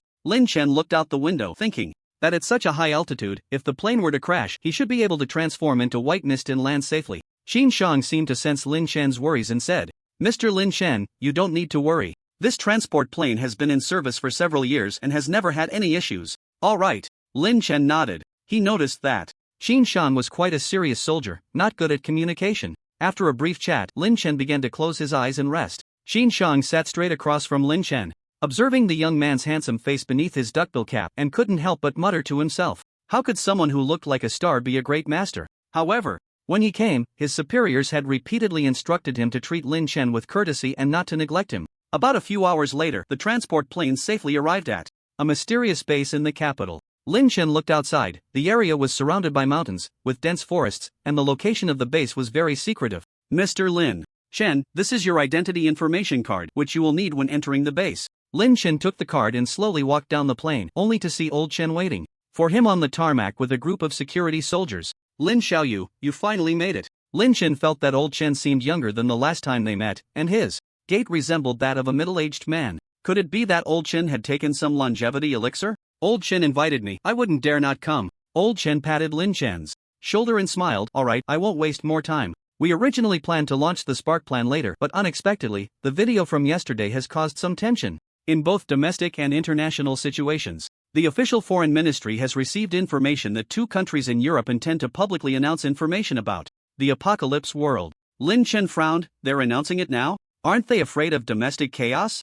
Old Chen replied, "Their country is already a mess, with protests happening every day. They would love to have external conflicts to divert public attention. We proposed negotiations, but they pride themselves on being a democratic society, claiming they can't hide important information from the public. It's truly laughable. So once they announce it, we have to announce it too? Information is interconnected worldwide. If they announce it, we won't be able to hide it. But that's not the most urgent matter. The reason for gathering you here is to discuss something significant. Let's go. The people inside are probably waiting for us." Old Chen personally led the way into the base, and Lin Chen hurried to keep up. Lin Chen looked around and found that the entire base seemed to be built against the mountain, hidden deep within the mountain's interior. The security here was tight, and the guards they encountered along the way were armed with real guns and ammunition. At the entrance of the base was a massive iron gate, which Old Chen opened with a card, and the gate slowly creaked open. As they walked, Old Chen said, "This base was built several years ago, but who would have thought that the apocalypse world would suddenly appear on Blue Star more than half a year ago? For some extraordinary individuals, they can drill through walls and dig holes, so some of the defensive facilities here are practically useless. Later, from your professional perspective, please give us some suggestions." Lin Chen didn't respond but nodded. There were many corridors inside the base, and at every turn there were fully armed personnel guarding. Old Chen led Lin Chen forward, stopping after passing through 3 corridors. They arrived at a spacious hall laid out like a grand auditorium from the 1980s with rows of tables set with white porcelain cups. Just then, Lin Chen heard a call. "Lin, my brother." Turning around, he saw Zhao Yilong, whom he hadn't seen for a few days. Lin Chen wasn't surprised, since he had been invited to the Starfire project. It was normal for Zhao Yilong, who had a good relationship with the authorities, to be invited as well. "When did you arrive, Zhao?" "Not long ago, just a few hours. I boarded the official plane in the early morning and barely got any sleep." As he spoke, Zhao Yilong yawned heavily and rubbed his temples. Seeing that no one was around, Zhao Yilong whispered, "Lin, my brother, I noticed old Chen seemed to personally bring you in. Did he reveal anything in advance?" "To be honest, I received a message in the early morning, specifically instructing me to come alone. I was a bit worried, fearing this was the official's way of finding a reason to deal with me. Now that I see you here, I feel more at ease." Lin Chen smiled. He had had similar thoughts as Zhao Yilong before, but when he saw old Chen personally come to greet him after getting off the plane, his doubts were dispelled. "I'm not sure either. I guess the authorities received some important news related to the apocalypse world and want to consult our batch of newborns. But Zhao, you have many sources of information, haven't you heard anything?" "I really don't know. As you know, after the auction, there were a lot of troubles in Donghai City, especially with the emergence of the Alliance of the Deceivers, which has been a headache for me." Just as he was speaking, a familiar figure approached. It was Advisor Sun, who had appeared in Donghai City not long ago. "The Alliance of the Deceivers? Zhao, why don't you elaborate?" "Advisor Sun, you don't know?" "I don't. Since returning to the capital, I've been busy with personal matters. I know about the Alliance of the Deceivers, but I haven't had the chance to understand the specifics." Zhao Yilong chuckled and took a sip of tea. "That's interesting. I previously mobilized the Black Card Alliance members to find a member of the Alliance of the Deceivers in Donghai City. I intended to capture him and interrogate him about their organization's location, but Captain Chun Chu called me directly and told me to let him go." "Is that so?" Upon hearing this, Advisor Sun frowned. Due to his talents and unique experiences, he had always held a deep disdain for the Deceivers. Naturally, he had little fondness for the Alliance of the Deceivers either. Zhao Yilong smiled and said, "Perhaps Captain Chen has his own considerations. Anyway, as far as I know, the headquarters of the Alliance of the Deceivers is currently hidden in Donghai City." Lin Chen listened to their conversation without interrupting. He understood that Donghai City was the territory managed by Zhao Yilong's Black Card Alliance, and the silent emergence of the Alliance of the Deceivers in Donghai City was an unknown threat to Zhao Yilong. Therefore, Zhao Yilong was eager to use the power of the authorities to eliminate the Alliance of the Deceivers. Advisor Sun nodded and said, "Don't worry, Zhao. I will discuss this with Captain Chen. Any organization related to the Deceivers should be completely eradicated." As time passed, 3 more newborns appeared in the hall, led by the guards. These 3 individuals were not from the same group. After entering the hall, they glanced at the layout and then sat down in separate corners. These people were all strangers to Lin Chen, and Sun Guwen was not familiar with them either. Only Zhao Yilong frowned slightly, pondering, "If I'm not mistaken, that Taoist with the long gun and bun should be Zhang Lingdong from Longhu Mountain. It is said that he is a high-level practitioner from Longhu Mountain and made contact with the world of Tianqi 3 months ago. Whether he has become a professional now is still unclear." The man in the corner of the back row, dressed in a suit, is called Chao Hua. He is an executive of a listed company in Guangdong province, one of the earliest batch of born individuals, a professional-level powerhouse, but he is quite low-key. I even specially sent him a VIP invitation before the auction, but he didn't come. As for the last girl, Zhao Yilong looked at the 18-year-old girl in the corner who was already playing on her phone, and thought, "For a moment, I don't know her. I've never heard of this character. Perhaps she is a master from the capital headquarters." Sun Guwen immediately shook his head, saying, "I know everyone from the headquarters. This girl is not from the capital." Seemingly aware that Lin Chen and the others were discussing her, the girl, while playing on her phone and sucking on a lollipop, waved at the 3 with a sweet smile. At that moment, Lin Chen, Zhao Yilong, and Sun Guwen all felt quite awkward and quickly averted their gazes. After a pause, Zhao Yilong said again, "I've noticed that perhaps everyone who came this time has something in common." "Commonality? What commonality?" "If I'm not mistaken, we all possess numbered activation codes." Upon hearing this, Lin Chen and Sun Guwen exchanged glances but did not refute. Seeing their expressions, Zhao Yilong felt even more certain of his guess. Zhao Yilong suddenly asked, "Lin, my brother, the activation code of Lu Hong should have fallen into your hands, right?" Lin Chen frowned slightly and replied coolly, Zhao, it's better not to pry into such private matters. Zhao Yilong chuckled, you're overthinking it, my brother. The fact that activation codes are graded is no longer a secret in our circle. Take me for example, my number is 102, and I'm not afraid to tell you openly. If you two don't mind, I'll take a guess. Lin, your talent number should be quite high, and your talent is related to refining tools. As for Sun Guwen's invitation code, I estimate that the talent you carry is related to killing spirits. Upon hearing this, Sun Guwen's expression darkened. He coldly said, Zhao Yilong, is your Black Card Alliance usually studying the talents of our group, trying to seize our activation codes? Zhao Yilong quickly replied, Sun Guwen, I was just making a casual guess. Look, Lin isn't angry. I also openly stated my talent number, which allows me to be immune to 1 instance of death damage. Compared to you, my talent is far inferior. Sun Guwen still snorted coldly. Who knows if what you say is true or not? I have no need to lie. Besides, as far as I know, once an activation code has been used, it cannot be used again unless one dies. I, Zhao Yilong, have no reason to offend you or scheme for your activation codes. Then what do you mean? Zhao Yilong smiled and said, no special meaning, we are all acquaintances and of the same kind. The secrets of the Tianqi world are too many and the crises are too numerous, so I thought we could form an alliance to help each other in the future. Sun Guwen said, an alliance is fine, but don't expect me to make selfless contributions. Of course, I, Zhao Yilong, am a businessman, so I naturally value equal trade. Saying this, Zhao Yilong looked at Lin Shen again. What about you, Lin? Are you willing to form an alliance with me, Zhao, so that your matters will be our Black Card Alliance's matters? Lin Shen knew that Zhao Yilong had always wanted him to refine spiritual tools for their organization. If he didn't agree, given Zhao Yilong's temperament, he would probably keep pestering him. Moreover, Zhao Yilong's Black Card Alliance indeed had connections and financial resources, so it wouldn't hurt to get on good terms with them. Lin Shen thought for a moment and said, Zhao, like Sun Guwen, I am only considering a preliminary alliance. Zhao Yilong quickly smiled and said, of course. Since we are allies now, could I trouble you, my younger brother, to help me refine a few spirit tools in the future? Lin Shen nodded in agreement, sure, as long as Zhao Zong prepares the materials. After all, he had the final say on the refining materials, and by then, Zhao Yilong probably wouldn't even notice if a few were misappropriated. Previously, Lin Shen lacked sufficient spiritual power to refine spirit tools in reality, but now that he had brought out a source stone, he didn't have to worry about the spiritual power issue. Hearing Lin Shen's words, Zhao Yilong was overjoyed, holding up a white porcelain teacup and saying, good, today has not been in vain. I, Zhao, will toast you both with tea instead of wine. After chatting for a long time, Old Shen still had not appeared. Sitting in the chair, Lin Shen took out his phone and sent another message to Niu Jianjun. Niu Jianjun was not only an important member of the official team but also had a talent number. Logically, he should definitely be part of this Starfire project, but for some reason, none of the messages he sent to Niu Jianjun since last night had received a reply.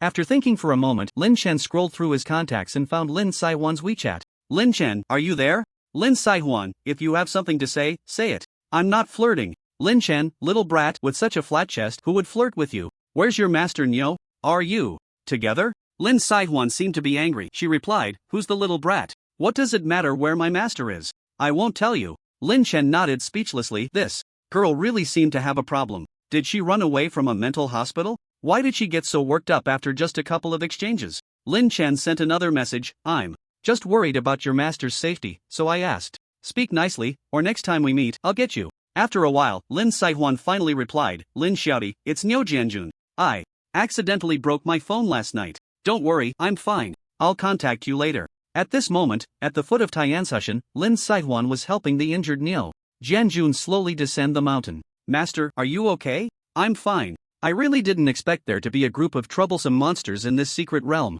Fortunately, I managed to pick that spirit fruit. Today has been a huge harvest. Hee, it's good that Master has gained something, but Master, can we not inform the officials about this secret realm when we go back? Niu Jianjun straightened his face and said seriously, disciple, this is something I need to teach you. This secret realm originally belongs to the country, and only the officials can fully utilize the resources within this secret realm. Lin Saihuan stuck out her tongue and said, Master, I didn't say we shouldn't tell the officials, just that we can delay it a bit. Let's strengthen ourselves with the resources in the secret realm first. Besides, what about the officials? I remember during the Great Invasion incident, many officials ran away faster than rabbits, while only you stood at the forefront. But in the end, when you died, not a single person came to save you. As she spoke, Lin Saihuan's eyes turned red. Niu Jianjun sighed. In these past few days, he had also figured out Lin Saihuan's background. According to Lin Saihuan herself, she had traveled back from 2 years in the future. At that time, due to certain reasons, the Apocalypse world merged with Blue Star ahead of schedule, leading to the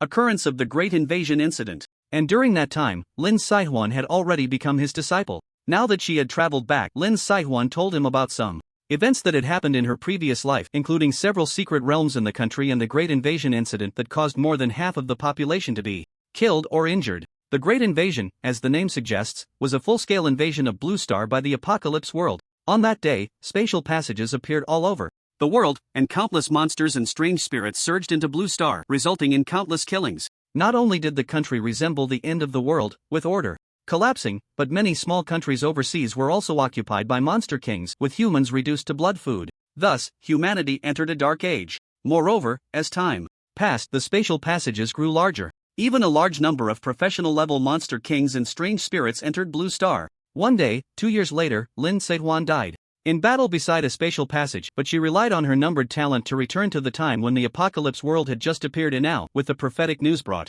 back by Lin Saihwan, they might have a chance to change the future. Nyo Genjun thought for a moment and said in a negotiating tone, "Disciple, I will report this secret realm's location to the authorities first. When the next secret realm appears, I promise to use the resources inside to enhance our strength. How about that?" Lin Saihwan could tell this was just a perfunctory response. She retorted, "Hey, master, why are you so thick-headed? If you don't become stronger, how can you protect the country and the people? Disciple, you don't understand the significance of a soldier. Besides, enhancing our strength and reporting the secret realm's location are not in conflict. But don't worry, master will keep your secret of rebirth safe." Inside the secret base in the capital, a surveillance screen was displaying the scene in the conference hall where Lin Chan and others were. Sitting in front of the monitor was a tall young man wearing gold-rimmed glasses, with earrings and a white t-shirt covered in graffiti. His deep-set eyes were as clear and calm as a cold pool. Old Chen walked in, saw the footage on the monitor, and couldn't help but say, "Bai Xian, did you set up this surveillance?" "Don't worry, old Chen, I installed it myself. They won't find out."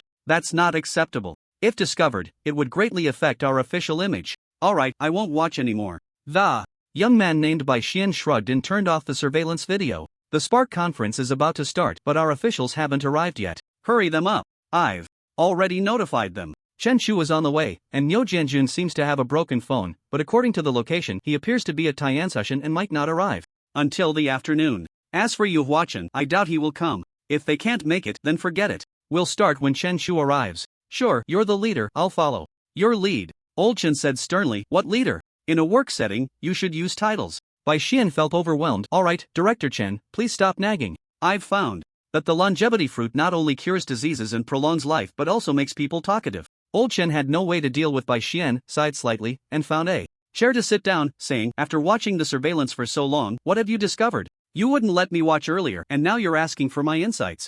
If I ask you to speak, then speak. If you keep this up, I might kick you out of the Spark project." Bai Xian had no choice but to say, "I can't see much from the surveillance. Anyway, the people you invited should all have activated code numbers for their talents." Then, Advisor Sun, Lin Chen, and Zhao Yilong seem to have a good relationship. I saw them chatting for a long time. As for the last three, they are quite indifferent and reclusive, not very sociable. "Is that all? You know my dual-eye talent requires me to see them in person to be effective. Just watching the surveillance, what can I figure out? Forget it." Old Chen opened his phone to check messages and then said, "Let's go, Chen Shu has arrived, and the meeting can begin." When Old Chen and Bai Xian entered the conference hall, Lin Chen and the others all looked up. "Everyone, sorry to keep you waiting. I invited you here today to discuss several important matters regarding national security." Old Chen stood at the podium and noticed that everyone was sitting quite scattered, so he smiled and said, "There's only this one conference hall in the base, and we're not even 10 people. Why don't you all come to the front row? It'll save me some effort in speaking." Old Chen still held considerable prestige, as he had once been a half-real leader in the official ranks. Lin Chen and the others exchanged glances and then moved to the front row, but they still left a few seats between each other. Old Chen smiled and didn't ask for more. He knew it was already quite difficult to gather this group of exceptionally talented and top-tier non-official beings together. You all must have seen the video released by Phoenix News last night. The content of the video is real, and I won't elaborate further, but before the meeting begins, let me show you a series of official satellite images. Under Bai Xian's control, a series of aerial images were projected onto the screen in the conference hall. There were 7 or 8 images in total, but each one was astonishing in its own right. The first satellite photo depicted a giant hand emerging from the deep sea, dragging a 30-meter-long blue whale down into the depths. The second photo showed the massive carcass of the blue whale being devoured, its remains washed up on a deserted island by the waves. Then came the third, fourth. Each photo was more or less related to that enormous shadowy creature from the deep sea. After viewing this information, Zhao Yilong's expression turned grave as he asked in a low voice, "Old Chen, when were these photos taken?" 3 days ago. At that time, including us, several countries with advanced satellite technology, like the United States, also detected this giant creature. But just yesterday, this creature emerged from the deep sea and devoured beachgoers on an island abroad. Zhao Yilong furrowed his brow and asked, "If I may be so bold, don't the major powers of Blue Star have any thoughts of using nuclear weapons to deal with this creature?" Old Chen sighed, "Yes, of course, but we have estimated that even with the most advanced nuclear weapons available today, it may not be able to completely kill this giant creature. Moreover, the Pacific Ocean where the creature resides is not within our territorial waters. To take action, we must collaborate with several major powers of Blue Star. As you know, involving multiple countries in negotiations makes it very difficult to accomplish, as each country has its own ideas. Alright, the reason I showed you these satellite photos today is to inform you that the threat from the apocalypse world is imminent. Perhaps when the real danger arrives, the creature invasions and the incursions of strange spirits you have encountered before will seem trivial." Seeing the attendees fall into silence, Old Chen waved his hand, instructing Bai Xian to distribute freshly printed documents to the 9 people present. The document was just a few pages long, with the cover reading Top Secret * Official Spark Plan Project. The main reason for gathering everyone today is to discuss 3 things. The first is to publicly announce the existence of the apocalypse world to the public. Considering the current random and scarce activation codes appearing on Blue Star, we are preparing to launch a nationwide martial arts initiative. The main content of the nationwide martial arts initiative is on the first and second pages. Please take a look. Lin Chen carefully read the contents of the document. He discovered that the nationwide martial arts initiative mentioned by Old Chen referred to teaching external martial arts brought from the apocalypse world in reality. Although one cannot upgrade in the apocalypse world without an activation code, the external martial arts from the apocalypse world are akin to martial arts manuals in novels and films. With diligent practice, one can strengthen their body and refine their vitality. Old Chen continued, "Since we made contact with the apocalypse world, we have been conducting various experiments, with external martial arts being our main focus. In the apocalypse world, a born individual must reach a certain level and attribute to learn external martial arts manuals and condense their vitality. However, in reality, we found that as long as one masters the techniques of external martial arts, there is still a chance to condense their vitality. 6 months ago, we selected 10 inheritors of ancient martial arts for experimentation. As of now, 8 of them have been able to condense their vitality, and while practicing external martial arts, their physical attributes have also been improving. This indicates that even without activation codes, we Blue Star people can enhance our strength using extraordinary resources." After finishing the plan, Lin Chen couldn't help but ask, "Old Chen, I want to know how strong the 8 individuals with vitality are now?" Old Chen replied, "In terms of strength, they can roughly contend with level 3 creatures. As for strange spirits, these individuals learned external martial arts without special attributes, so they cannot deal with strange spirits." Lin Chen nodded, understanding in his heart, although the original intention of the official nationwide martial arts program is good, even those with a foundation in martial arts, like the ancient martial arts inheritors, take at least half a year to refine their vital energy and blood. For ordinary people, mastering external skills and refining their vital energy and blood would likely require years of hard training. At this moment, Bai Xian, who had been silent, coughed a few times and said, "Everyone, I know you may not have high hopes for this program, but the secrets of the world of Tianqi are becoming increasingly difficult to conceal from the public. If we cannot issue activation codes to them and let them self-learn a martial art, it's certainly better than doing nothing and waiting for death."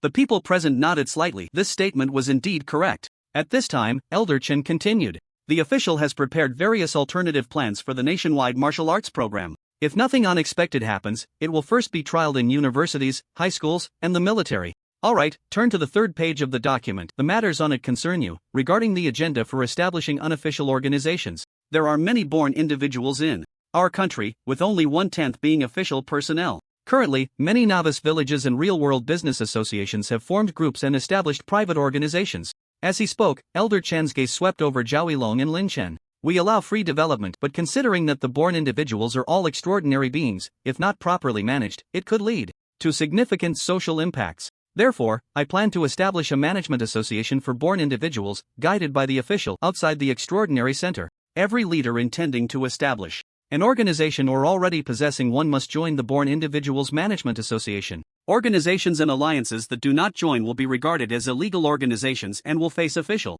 warnings and crackdowns." Upon hearing this, Zhao Yilong's smile turned cold as he said, "Elder Chen, does this mean that the recently emerged alliance of the enigmatic must join the Born Individuals Organization Association as well?" Elder Chen remained silent, and Bai Xian narrowed his eyes and spoke. If the leader of their organization does not join the association, it will be defined as a heretical organization. Zhao Yilong continued, I think everyone knows a bit about the profession of the enigmatic must. Can these born individuals, who rely on contract spirits and can change temperament at any moment, really join the association? What if they are controlled by the spirits and go on a killing spree in reality? Moreover, the incident of monsters and spirit invasions at the Bund in Donghai City is likely the handiwork of this group. So, if they are willing to join the association, does the official plan to whitewash them? Hearing this, Chen Shu's calm face showed anger for the first time. He spoke, Zhao Yilong, enough. Your Black Card Alliance has also done many shady things a few months ago. Besides, the founder of the Alliance of the Enigmatic Must has agreed to cooperate with our official to eliminate the domestic spirit invasion incidents.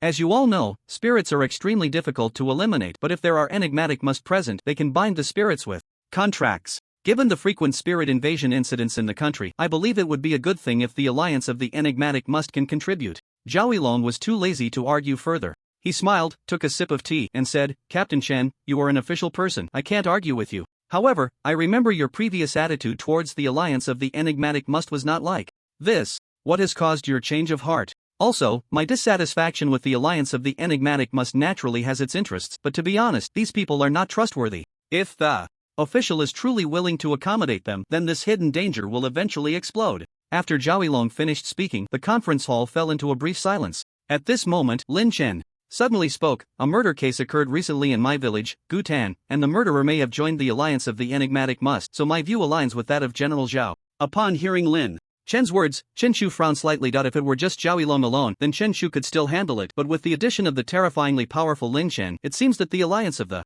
enigmatic beings would really struggle to be accepted by the authorities. After listening to the focal point of the discussions, Old Chen smiled and said, I have a general understanding of the situation. Regarding the Alliance of the Enigmatic Beings, rest assured, if the authorities truly accept them, they will definitely purge the unstable members with criminal records. Of course, it cannot be denied that some misguided enigmatic beings are indeed willing to serve the country, and we cannot let them feel disheartened. Zhao Yilong chuckled inwardly upon hearing this. He was indeed an old politician, speaking in a way that offended no one. Alright, the important matter we need to discuss today is not this. Regarding the Alliance of the Descendants, I hope everyone present can apply to join. Aside from the President, this association will initially set up 5 positions, which can only be held by non-official descendants. In the future, this association will serve as a bridge for communication between official and non-official descendants. After hearing this, Lin Chen nodded slightly. This meant that the 5 positions in the association were similar to representatives among the descendants, which, in the long run, held considerable power. Zhao Yilong was more aware of these convoluted matters. He smiled and said, Old Chen, we cannot represent the entire non-official descendant community, but it could be elected. Besides, your reputation among the descendants is already well known. Old Chen replied with a smile, then turned serious and looked at everyone, saying, Alright, the reason I called you here today is actually to discuss one last major issue, a catastrophe that could lead to the destruction of Blue Star. Upon hearing this, the expressions of everyone present turned grave and serious. According to a piece of top-secret information I received, in 1 year and 2 months after the emergence of the Apocalypse World, which will be in June next year, the Apocalypse World will undergo large-scale integration with Blue Star. At that time, spatial passages will appear all over the world, and countless monsters and enigmatic spirits will flood into Blue Star. Chen Shu's expression changed slightly as he asked, Old Chen, where did you get this information? I cannot disclose the source, but I can tell you that there is a 90% probability that this information is true. Moreover, you are all endowed individuals and should know that some abilities can predict the future. Upon hearing this, Lin Chen's expression also became serious. The golden abilities he had received could indeed be related to causality, and certain abilities might indeed have the potential to foresee the future. However, he had previously discussed the issue of the integration of the Apocalypse World and Blue Star with the old village chief, Gu Tianxi, who had said that without a few hundred years, the 2 worlds would not merge so quickly. Could something have accelerated the process of world integration? Old Chen, can you elaborate on this crisis? Old Chen nodded and said, Alright, according to the information I received, this crisis is referred to as the Great Invasion Incident, which signifies the full-scale invasion of reality by the Apocalypse World.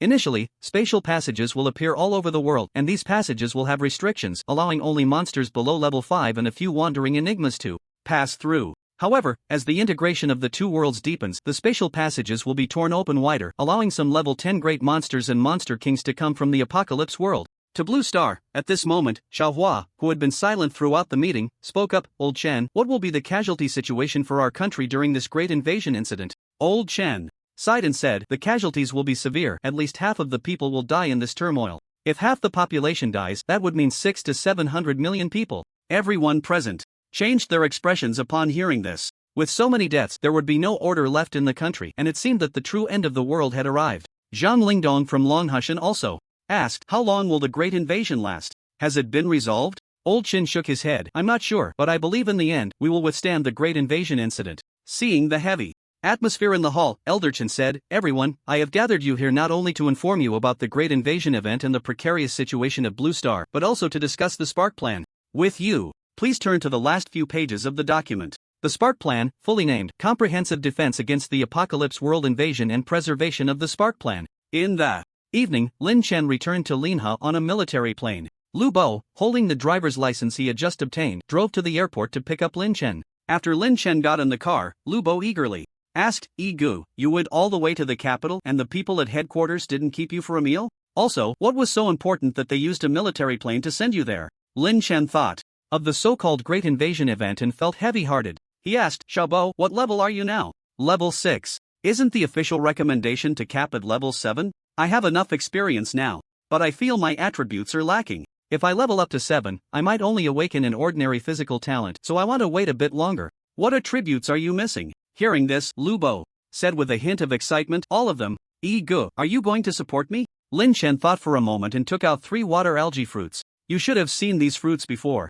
Lu Bo turned his head to take a look and almost jumped up. Damn, water algae fruit. Gu, I heard from Team Zhang that one can increase agility by 5 points, which is equivalent to leveling up. It's the most precious attribute fruit. Lin Chen smiled, don't get too excited, focus on driving. Where these 3 algae fruits came from, you don't need to ask. We'll split them later, but don't eat them all at once. If you can't digest them, you'll lose attribute points. Lu Bo parked the car by the roadside, carefully stashing the 3 water algae fruits, and turned to say, Gu, did you encounter something? In the capital? Why are you being so generous today? Is this all your savings? There is indeed something big, but I can't tell you too much. I can only say, improve your strength as soon as possible. Don't be so carefree all the time. In the future, when a crisis comes, if I'm not by your side, you'll have to protect yourself. Also, the effect of the water algae fruit is halved once agility reaches 40 points, so keep that in mind. Oh. After returning to the villa, Lin Chen logged into Gyutan village. He took out the wolf tendon bow and went to an open area in the village to practice the celestial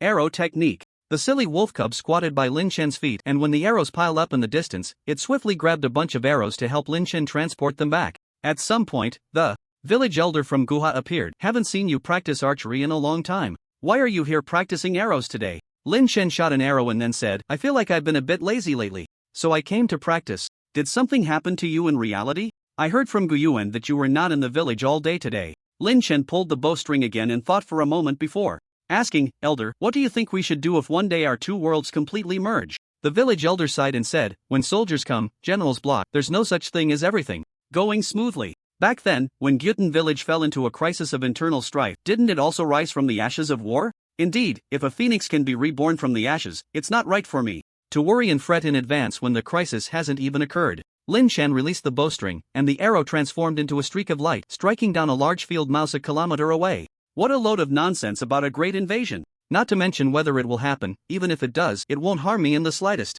Lin Chen narrowed his eyes, drew the bow, and shot an arrow into the dark clouds, the arrow carrying a faint glow, disappearing with a whoosh into the endless darkness dotted with only a few stars. Inside the capital base, Niu Jianjun was reporting to Elder Chen about the matters concerning the secret realm of Tianzhushan. The secret realm is a spatial bubble. When 2 worlds merge, space gets folded and falls into the other world. The secret realm of Tianzhu Mountain is formed by the unstable spatial area of the apocalypse world falling into Blue Star. However, the duration of this secret realm's existence is unknown. Perhaps one day it will suddenly disappear.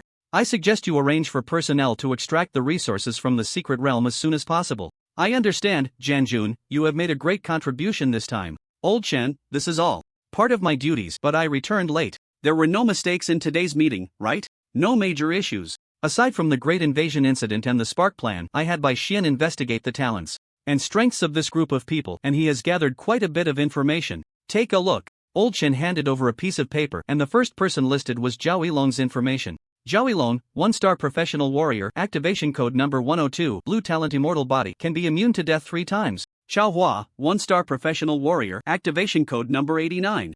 Blue talent petrification power, can absorb rock attributes, covering the whole body, significantly increasing strength and constitution, and gaining a rock-like body. Zhanglingdong, level 10 reborn. Activation code number 47, purple talent dragon and tiger body, strong physique, smooth blood flow, extraordinary martial arts learning ability. Ling Baobao, 1-star professional priest, other. Information unknown. Lin Chen, level 10 reborn, other information unknown. After reading the information on the paper, Niu Jianjun said in disbelief, Old Chen, this information can't be wrong, right? How?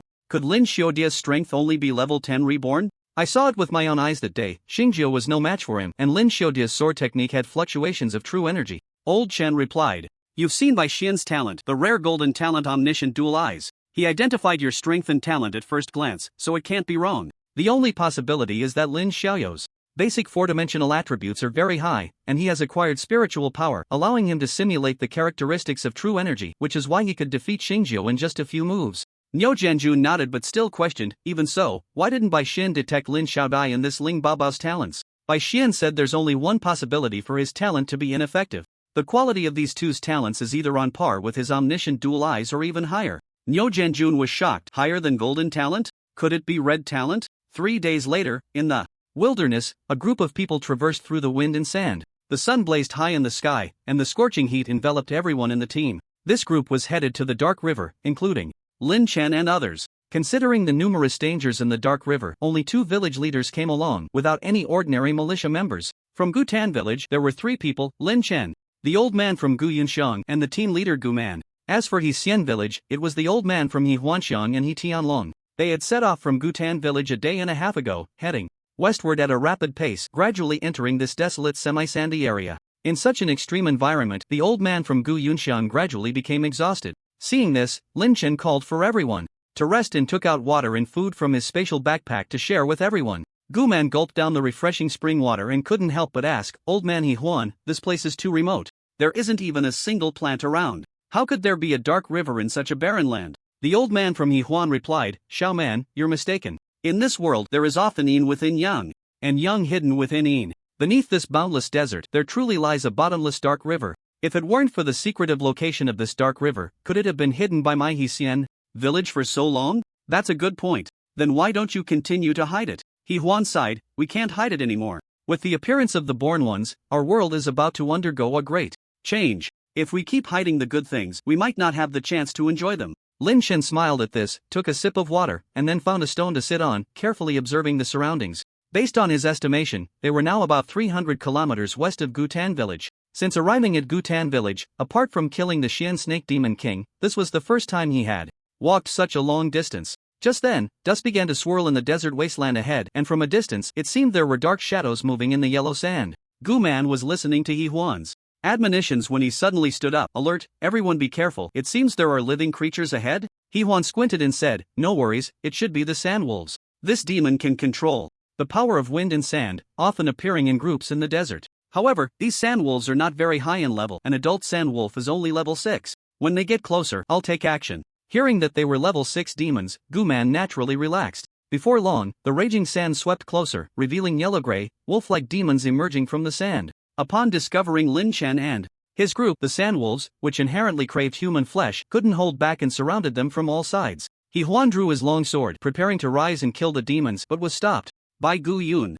There are only about 20 demons, we old bones don't need to move.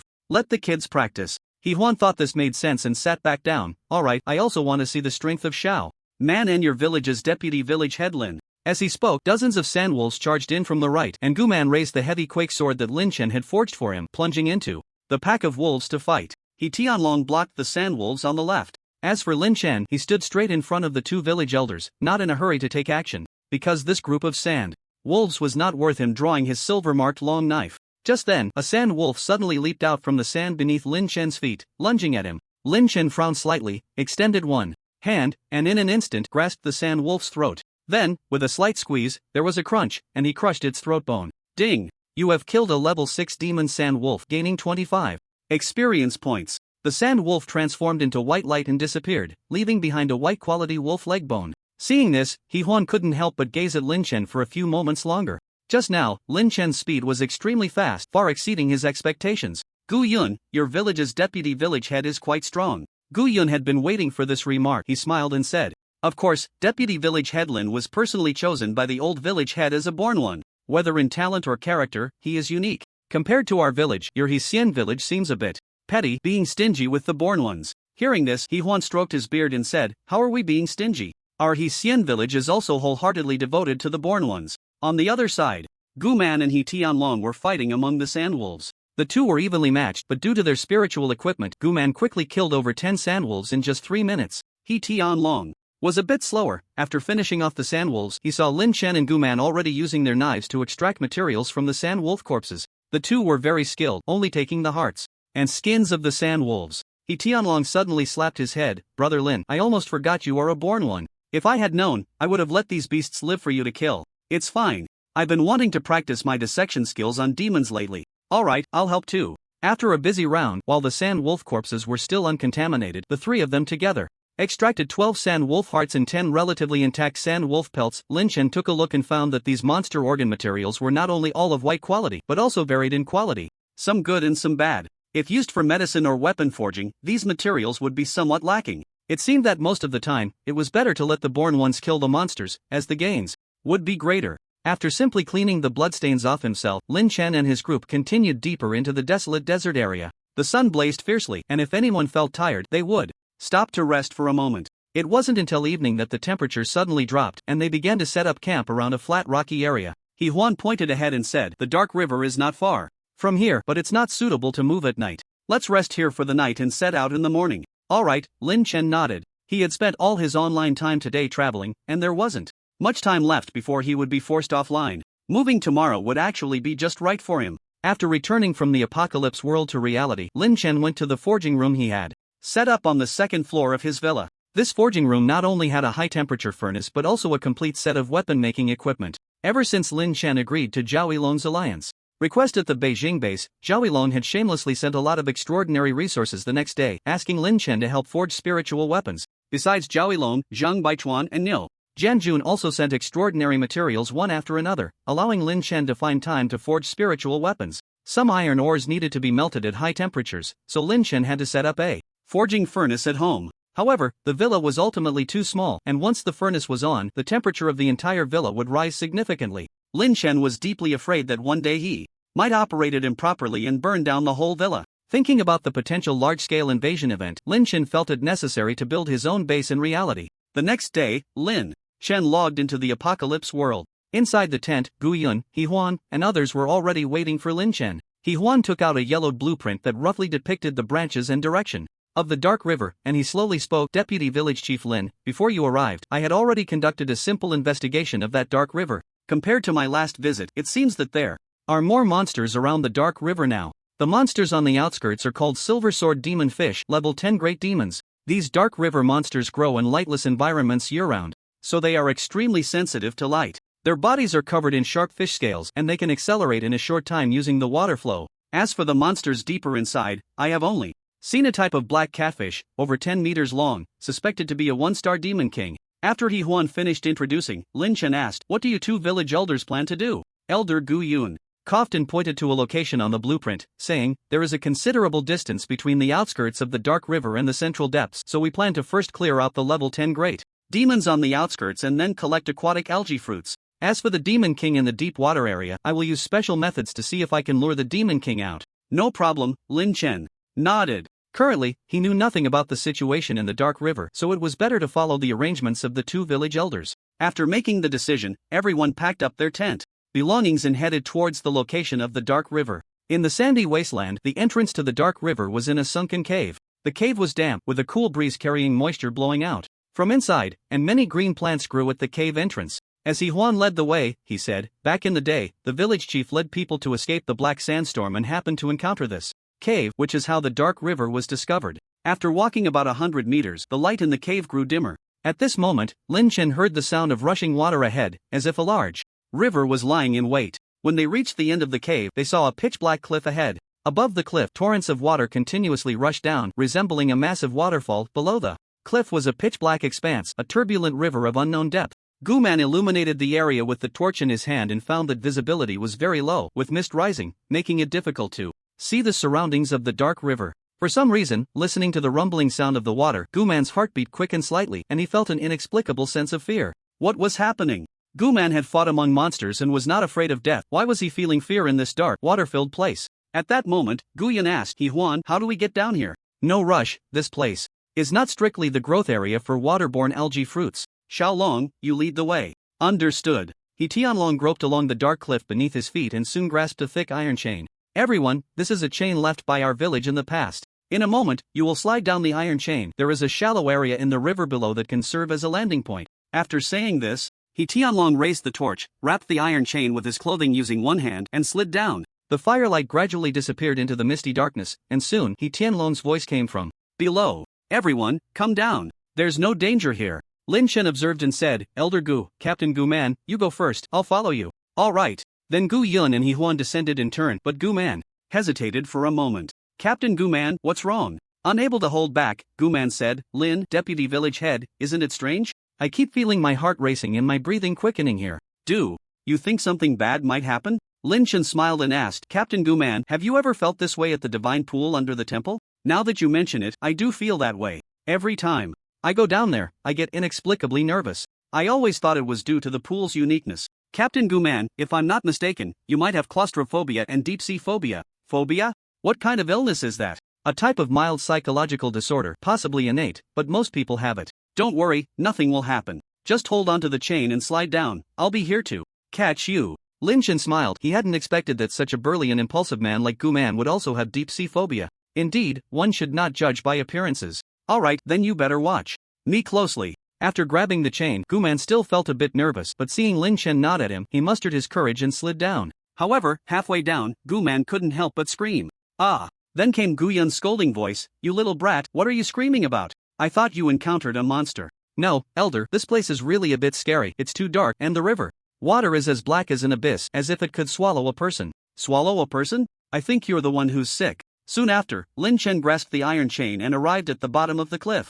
This place was a rocky shallow area, but from the damp moss and watermarks beneath their feet, it was clear that it was often submerged by the dark river water. Let's go, there's still quite a bit of road ahead. Tianlong led the way, with He-hwan and Elder Gu-yun in the middle, while Lin Chen brought up the rear with Gu-man. Gu-man quietly asked, Lin, deputy village head, what was that condition you mentioned? Can it be treated? As far as I know, it can only be alleviated. Treatment is hard to say. After walking for about 10 minutes, they reached a dead end with only a deep, dark pool that seemed to have no end in sight. By this point, the sound of the water from the earlier cliff was no longer audible, and Lin Chen estimated that they were now at a very deep underground location. He-hwan whispered a warning, be careful, this is already the outer area for the growth of waterborne algae fruits. There may be traces of silver sword demon fish in the river below. Just then, Gu-man seemed to kick something. He bent down and discovered it was indeed a waterborne algae fruit entwined with vines and leaves. The fear in Gu-man's heart was instantly filled with surprise as he smiled and said, It really is the growth area of the water algae fruit. I can't believe we can find this spiritual fruit right by the shore. But when Gu-man lifted the water algae fruit, a silver light shot straight out from the water. Splash! Be careful! Lin Chen frowned, and with a flash of his silver blade, a magnificent blade force, imbued with a sense of heat, erupted from his hand. Swish! In the next moment, as the blade light fell, the silver object that had surged out from the dark river pool was cleaved in two by Lin Chen. Then, a flash of white light appeared on the ground. Silverfish gel white-green, one of the demon fish that grows in lightless rivers. Consuming this gel white grants enhanced vision and the ability to see in the dark.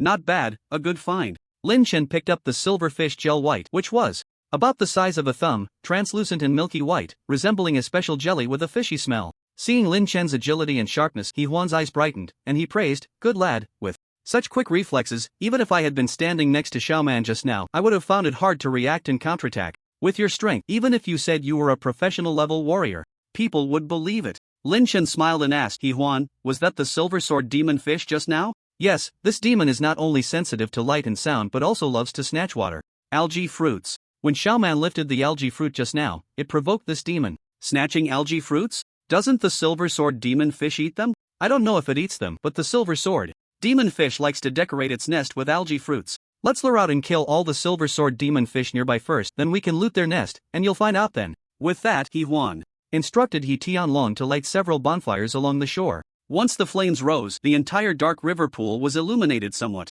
Immediately, the silver sword demon fish, sensing the light, began to swim over restlessly. Not able to contain himself, He-hwan said, Gu-yun, are you going to make a move? Let me see your wizardry. Lin Chen thought of the drops from the silver sword demon fish and quickly said, He Huan, let me handle it. If he let the two elders take action, he feared he wouldn't get much of anything. Gu Yun was more than happy to let Lin Chen take the lead, stroking his beard and smiling. Alright, Deputy Village Chief Lin, I'll leave it to you. Meanwhile, Gu Man and He Tianlong stepped back from the dark pool, each taking out their weapons and becoming vigilant.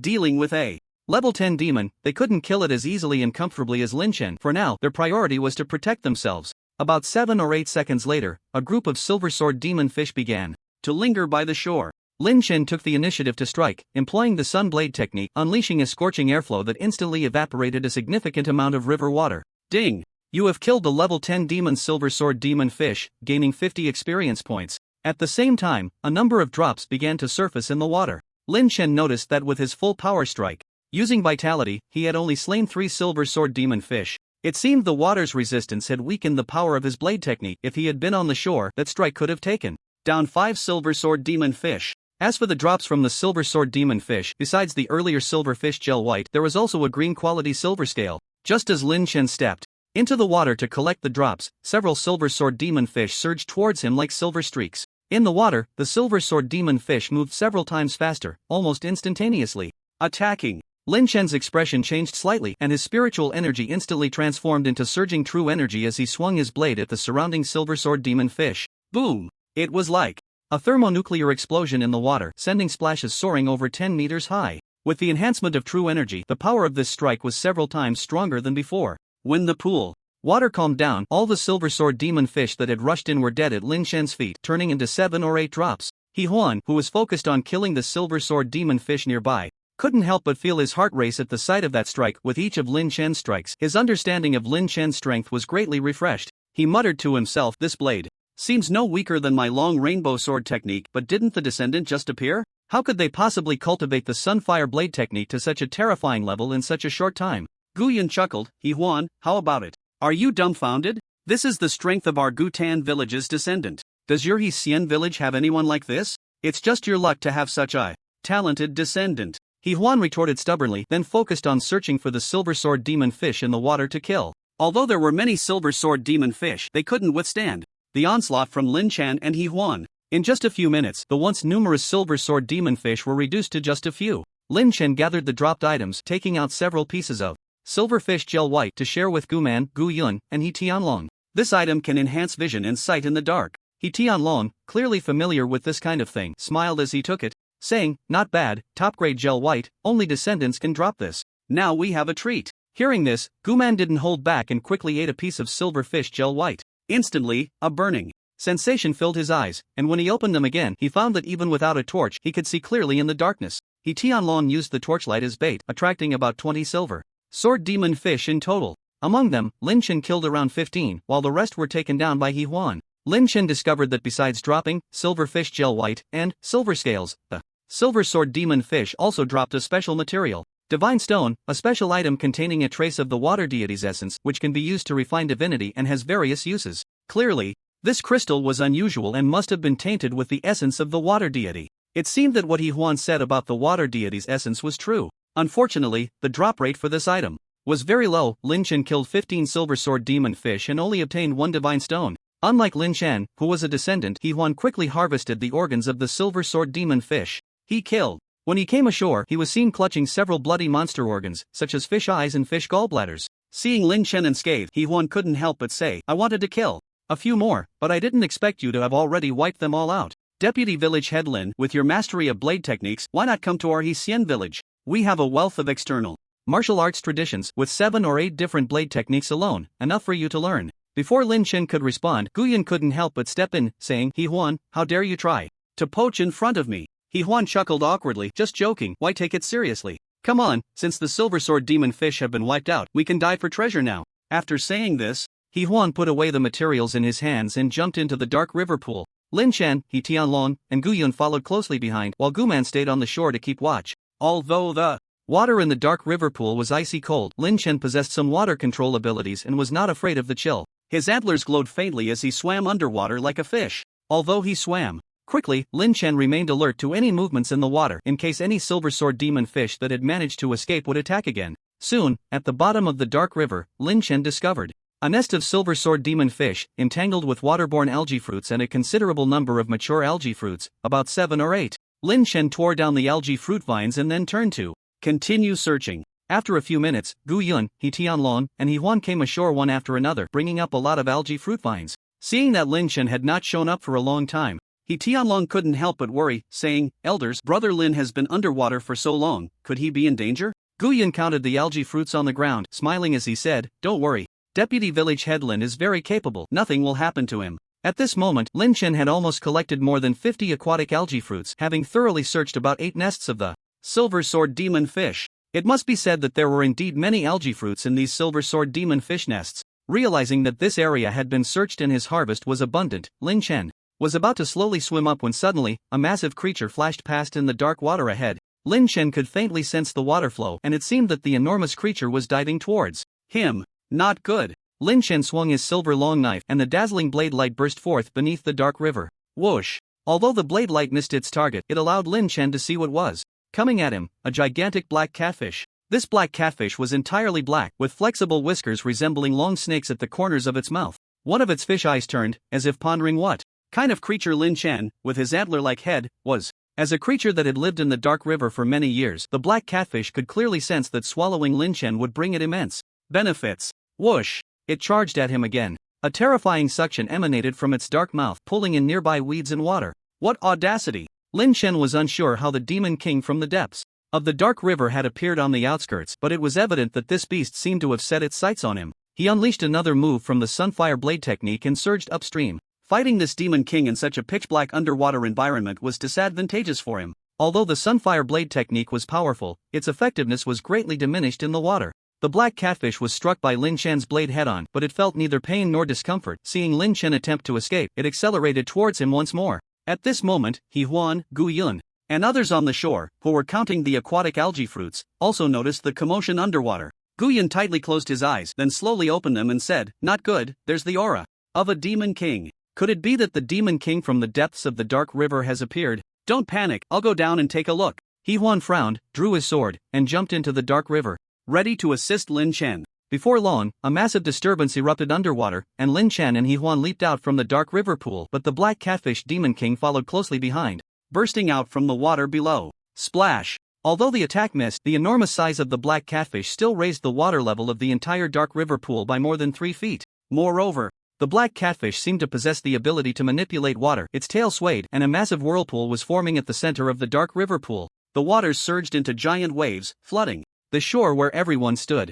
Gu Man and He Tianlong clutched their bags and continuously retreated. Lin Chen, holding the silver long knife and carrying the wolf sinew bow, stood in the shallow water, constantly searching for the whereabouts of the black catfish Demon King. However, this black catfish was quite intelligent. It did not surface again but instead hid deep underwater, manipulating the whirlpool with its dark form. Seeing more and more whirlpools forming in the dark river and rushing towards them, He Huan said in a deep voice, "Gu Yun, we can't exert our strength underwater. As a wizard, you have many means. Do you have a way to bring this Demon King up? I'll give it a try." Gu Yun did not dare to guarantee anything. He focused his glowing eyes, searching for the black catfish's trace at the bottom of the water. Although he was a wizard, Gu Yun's inheritance was incomplete, and the spells he mastered were extremely limited. At this moment, a whirlpool fully formed and surged towards them, with great momentum. Lin Chen frowned, standing in front of everyone, and struck out with all his might. The golden blade light, nearly 10 meters long, illuminated the dark river, and everyone heard a loud bang as the whirlpool was instantly dispersed before Lin Chen's blade.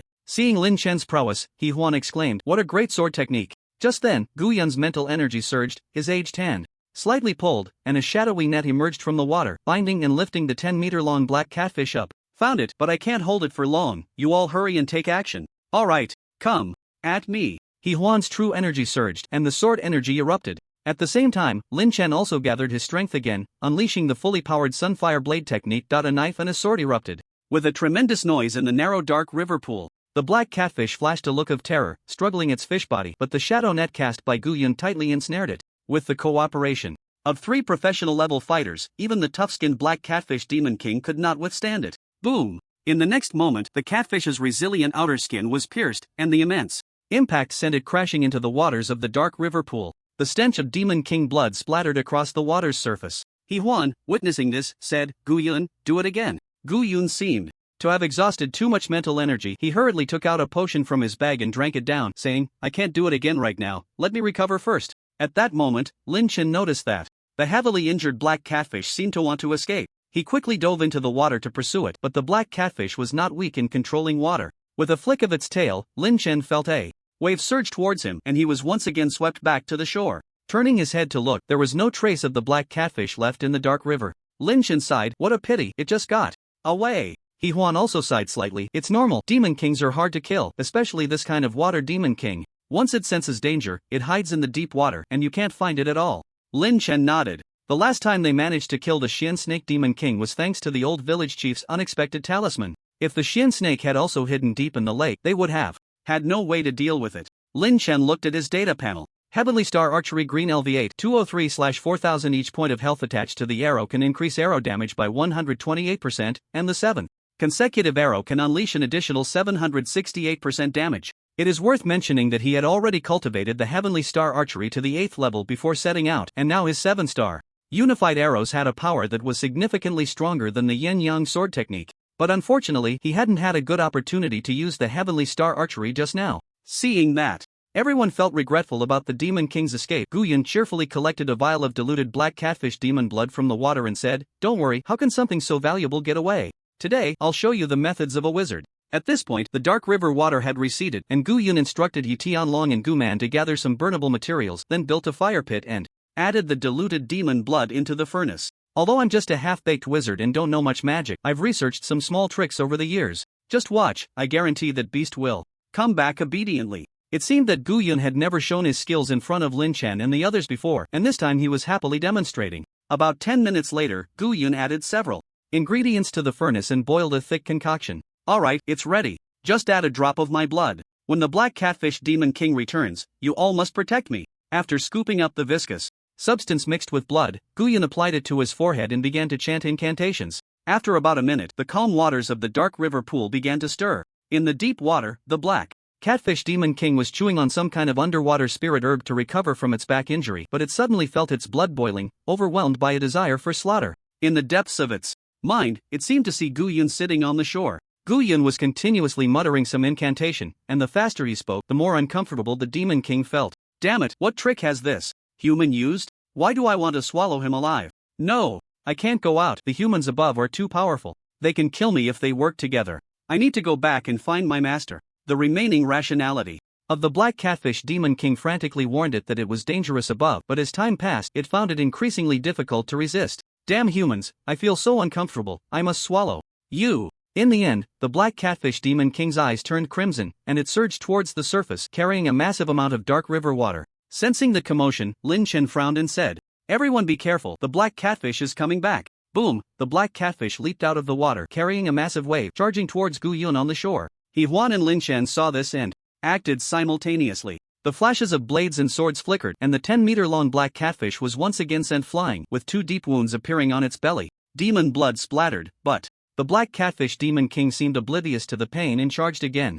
Roar! With a deafening roar, the entire dark river pool began to churn. Lin Chen slashed twice, nearly piercing the catfish's belly, but it relentlessly pursued Gu Yun. As expected of a demon king, it's truly troublesome when it goes mad. But what method did Gu Yun use to make the black catfish demon king chase him so desperately? Seeing Gu Man and He Tianlong carrying Gu Yun as they fled through the waves, creating distance from the black catfish, Lin Chen took out the wolf tendon bow and began to charge an arrow. Infusing it with true energy, Lin Chen's arrow emitted a brilliant glow. Splash! The black catfish, covered in wounds from blades and swords, leaped out of the water again, hovering in midair. Whoosh! Seizing the moment, Lin Chen shot the arrow from his hand like lightning, splitting it into 7 in midair, which then transformed back into a single arrow that plunged straight into the catfish's belly wound. Boom! A massive explosion erupted from the catfish's belly, and it seemed as if blood rain was falling from the sky, with a section of the catfish's tail shot down by Lin Chen. At that moment, He Huan, who was chasing the black catfish, couldn't help but exclaim, "What a great archery technique!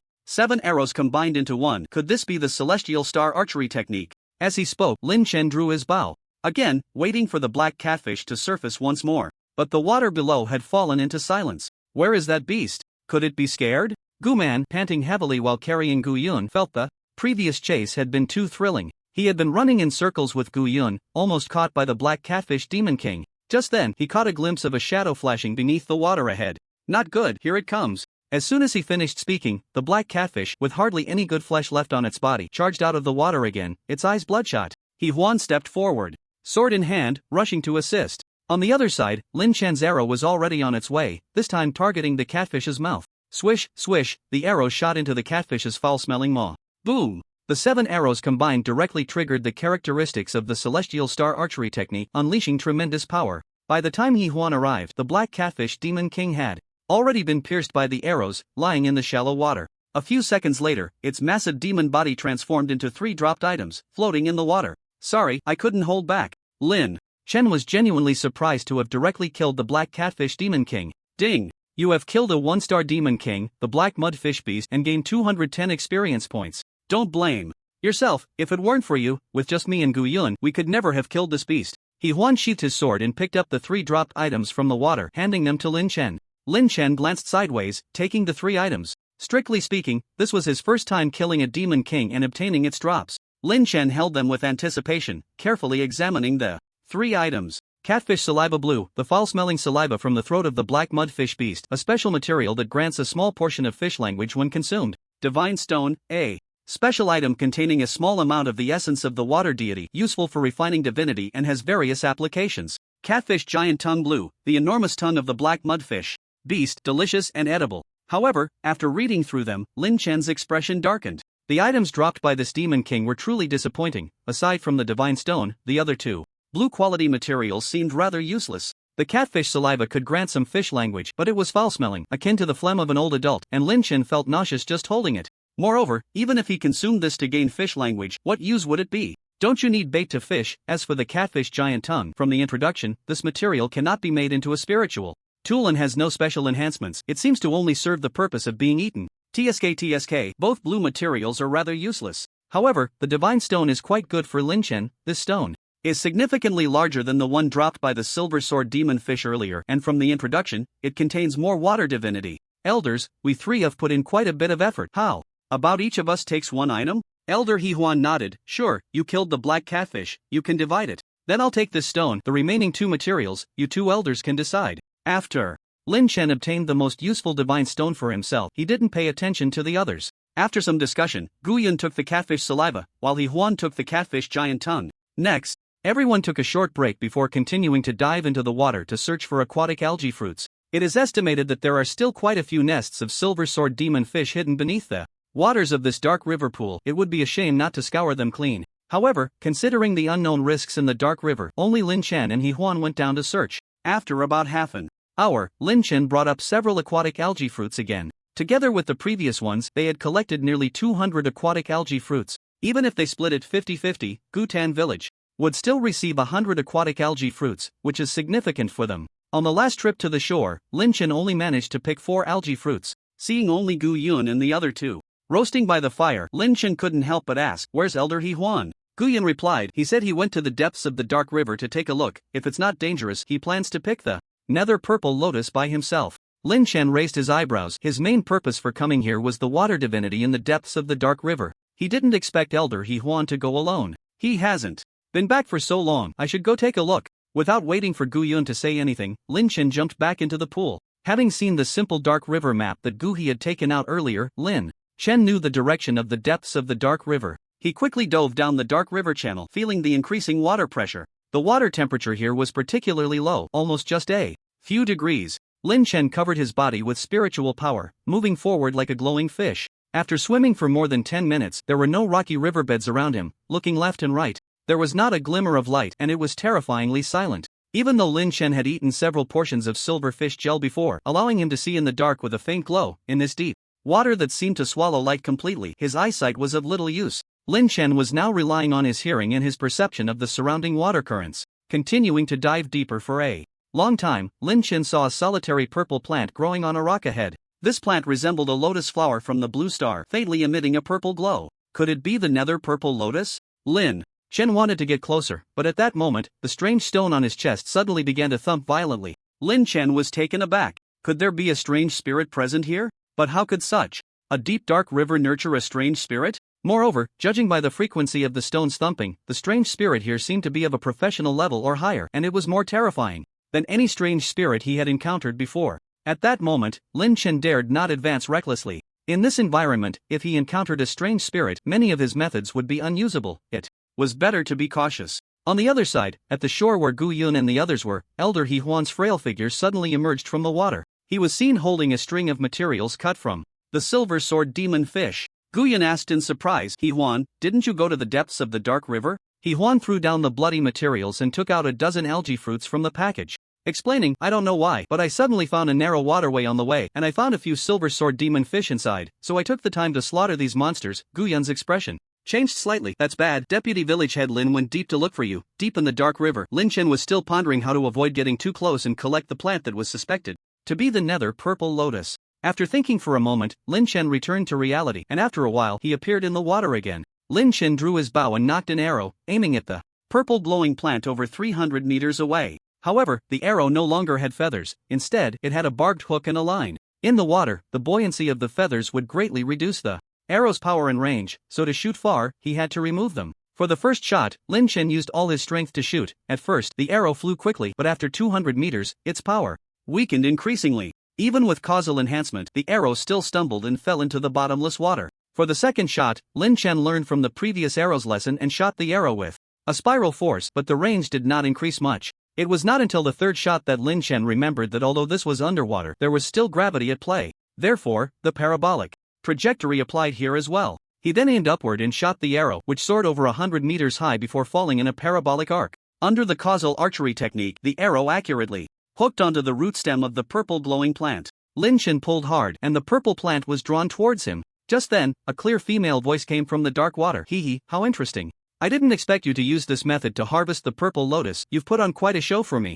Lin Chen was startled and quickly retreated while pulling on the arrow. It seemed that the mysterious spirit had been watching him shoot. Don't be in such a hurry to leave. Talk to me for a bit. If I wanted to harm you, you would have been dragged into the ghost realm long ago. Why not chat with me? If I'm happy, you can have as much of the purple lotus as you want. The voice came again. Lin Chen calmed down and pointed to his mouth, indicating that he couldn't speak. I forgot you're a person. Fat 12.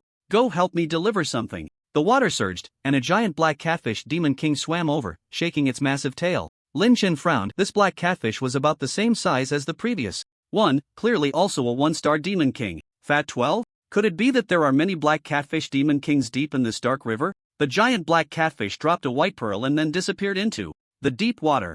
Lin Chen took the pearl, his heart racing. This was actually a purple material. 10,000-year clam pearl purple, a precious clam pearl that takes 10,000 years to form. Consuming. It grants the blue quality spirit water body, which can improve one's root bone, communicate with aquatic beings, and breathe and speak freely underwater. It was evident that this 10,000-year clam pearl was very precious. Lin Chen pointed to his mouth, indicating that this clam pearl was for him to eat. In the darkness, the voice laughed. You little thief, you just brazenly stole my purple lotus, and now I give you a treasure, yet you still hesitate to eat it. Don't worry, this is a reward for you. After all, in 10,000 years, you are one of the few living people to reach here. Lin Chen held his breath and decisively stuffed the 10,000-year clam pearl into his mouth. Instantly, a mysterious energy surged through his limbs. Lin Chen looked down. He was glowing slightly. Once the 10,000-year clam pearl was completely digested, Lin Chen felt that his control over the water flow had deepened significantly, and being in the cold deep water felt almost the same as being on land.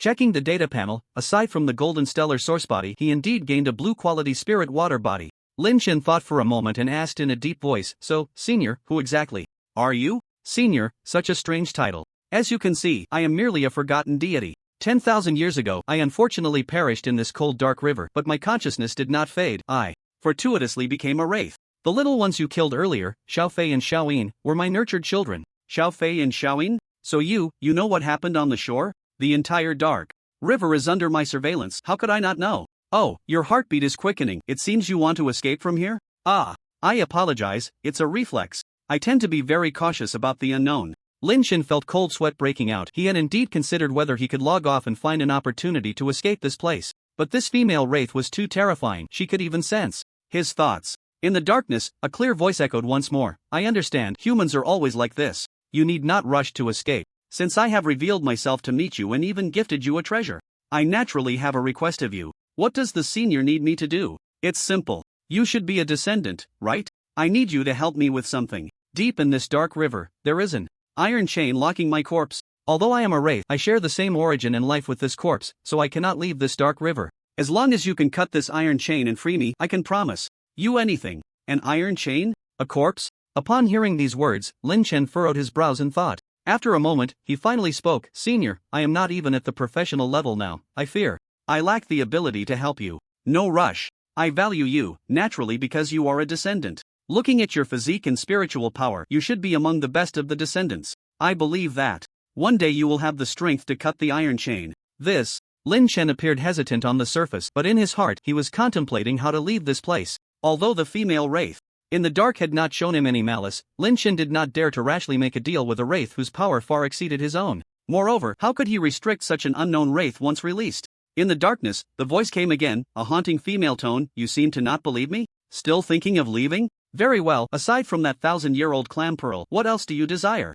Upon hearing this, Lin Chen was no longer in a hurry to leave. He thought for a moment and said, Senior, I am a sequencer. I wonder if you have anything here that could help me. The antlers on your head have a very pure and clean aura. They should be a spiritual organ exclusive to sequencers, though still in the juvenile stage. How about this? I will help you catalyze the growth of your spiritual organ, and then you can consider whether to trade with me. All right. Lin Chen quickly agreed. From the earlier probing, it seemed this female wraith was quite eager to make a deal with him. However, she referred to the bloodline organ as a spiritual organ? Lin Chen thought for a moment. Perhaps the terminology was different from 10,000 years ago. In any case, he needed to secure some benefits first. Once the spiritual organ forms, it requires special resources for nurturing. Your antlers look somewhat malnourished. Just wait, I will have Fei 12 fetch the resources you need. Thank you. On the other side, He Huan and Gu Yun had already delved deep into the dark river, searching for Lin Chen's trace. He Huan advanced along the rocky riverbed, while Gu Yun closely followed behind, holding a piece of luminous stone ore.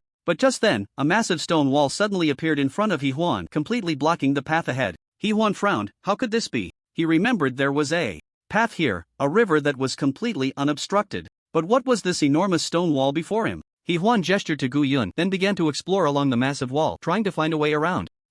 However, the wall was perfectly embedded in the riverbed, and judging by the marks, it seemed this stone wall had existed for a long time. But He Huan was a bit dazed. Could it be that he was too old, his memory failing him, and he had taken the wrong path? The two of them retraced their steps, and once they surfaced, Gu Yun frowned and said, He Huan, what kind of path did you take? How could it be a dead end? Where exactly is the dark river's depths? Impossible, I've been there several times. How could I have taken the wrong waterway? Wait here for me, I'll go take another look. He Huan dove back into the water, swimming towards the river channel, but after more than 10 minutes he resurfaced with a look of disbelief. What's the matter? Strange, I really can't find the way in. What about Deputy Village Head Lin? I didn't find him. I don't know where he went. In the depths of the dark river, Lin Chen waited for a while and then saw that fat black catfish bring out something again, which turned out to be about the same shape and size as the nether purple lotus he had just picked. However, this lotus was pure white. Spirit source white lotus blue, a rare plant rich in spiritual energy. Consuming its mature lotus seeds can enhance spiritual power growth and nourish spiritual organs.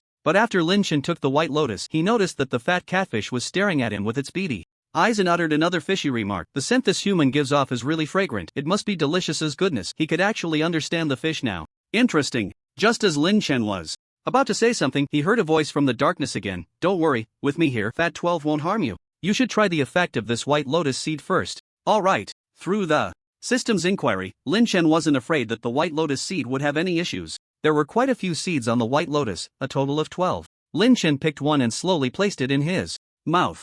Instantly, he felt a sense of urgency from the antlers on his head as the energy contained in the white lotus seed was gradually drawn up to the top of his head. Although he couldn't see it, Lin Chen could feel his antlers growing a bit larger. During this time, Lin Chen hadn't consumed any divine water, but he had been practicing with the star source body every day, and his spiritual power was slowly increasing. Looking at the data panel, his spiritual power had actually surged by more than 12 points, bringing his current spiritual power to 89 points. Considering that a wizard job required 100 points of mental power to change professions, Lin Chen felt that once his spiritual power reached 100 points, he would completely nurture his antlers, and at that time, subsequent knowledge of inheritance would appear in his mind, allowing him to change professions as well. After a moment, feeling that he had digested the lotus seed in his stomach, Lin Chen ate another white lotus seed, waiting for it to digest. How is it? Are you satisfied with the resources I sent you? Lin Chen asked. Not bad, but you haven't discussed a trade with me yet, and you've already given me 2 gifts. Do you really just want me to let you go that simply? Simple? Heh, if you knew what kind of chains were used to trap my corpse, you wouldn't say it's simple. So, you should dive deeper into the dark river, since it's so difficult. Why not wait until I have the strength to help you? Lin Chen placed the purple lotus and white lotus into his backpack space, turned to leave, but heard the woman's eerie voice again. You think you can just leave after eating everything? You really have thick skin, but do you think you can get away? Lin Chen didn't catch the rest of her words. He twisted his body in the water and quickly turned back. But he hadn't gone far when he encountered a massive stone wall blocking his path. He stepped forward to investigate, revealing a look of shock. This stone wall was wedged in the dark river's stone path, completely blocking the way back. What was going on? How could such a large stone wall suddenly appear here? Was it an illusion? Lin Chen drew his silver-marked long knife and struck, only to hear a loud boom as the blade left no mark on the stone wall. This woman must have known I couldn't get out and was waiting for me here. But how did this stone wall appear? Lin Chen tried several times and found that he couldn't break the stone wall at all. He could only return the way he came. In the depths of the dark river, seeing Lin Chen turn back, the woman's voice came again. Kid, are you willing to trade with me now? Lin Chen observed his surroundings and noticed several black catfish demon kings slowly swimming in the distance. He spoke, if what you say is true, my current strength probably won't be able to help you. The voice from the dark river carried a hint of cold amusement. That's fine. If you can't help, then you'll have to repay with your life. After all, my things aren't so easily taken. Lin Chen couldn't help but feel a headache. It seemed he had fallen into a tiger's den. After trapping him, this female demon was revealing her true intentions. Senior, before I help you, can you tell me who you really are? And where exactly is this dark river? What was that stone wall about earlier? You will know my name in due time. This dark river is quite ordinary, nothing special. As for that stone wall, it was a means to seal this place back in the day, but now it is under my control. Lin Chen asked, what do you want me to do for you to let me go? First, come down to the bottom of the dark river. Once you see my corpse, you'll understand. There was no choice. Despite the ominous stone in his chest beating wildly in warning, Lin Chen could only grit his teeth and dive down. The black catfish demon kings surrounded him from a distance, preventing any escape.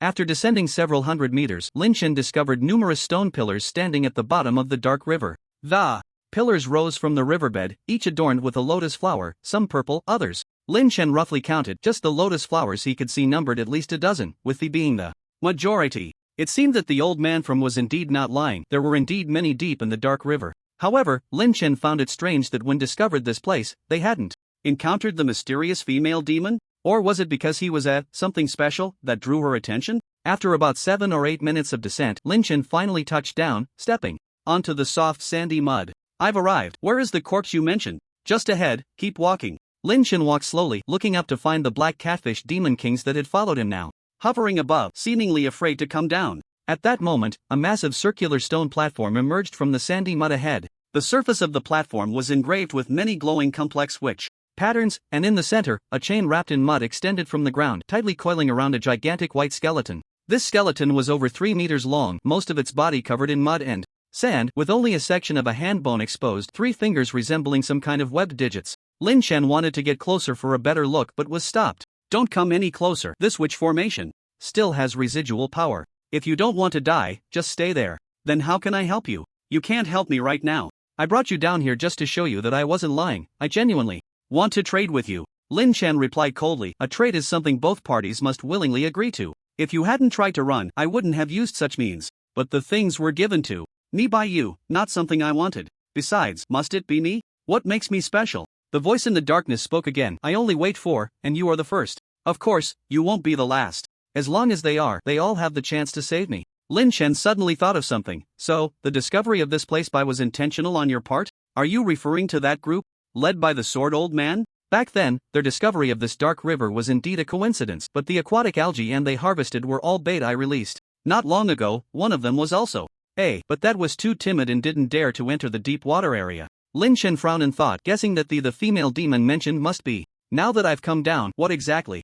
Do you want to trade with me? Sign a contract with me, and in 10 years, you must rescue me, severing the iron chains in the witch formation. Otherwise, you will end up like me, schemed against and trapped in the dark, lightless dark river. Lin Chen felt a sharp pain in his teeth. Senior, this is not a fair trade. Besides, 10 years is too short. A voice came from the darkness. I've already paid you the reward, and you have no choice but to accept. Of course, if you are willing to stay here with me forever, I won't force you. Lin Chen thought for a moment. Senior, could you tell me what realm I need to reach to save you? Demigod. Since you are on the path of the Seeker, as long as you become a demigod, you can use the power of the rules to break the witch formation and sever the chains. Lin Chen didn't know much about the realms beyond the professional level, so he quickly inquired, Demigod? What is a demigod? Seeing that Lin Chen truly didn't know, the voice in the darkness continued. The professional level is a turning point for ordinary beings, and with each step you take, you get closer to divinity. There are 7 stars in the professional level, and when you step into the 5th star, you can be called a demigod. The voice in the darkness paused for a moment and then added, "You are on the seeker path, which makes it easier for you to reach the demigod realm than other professions.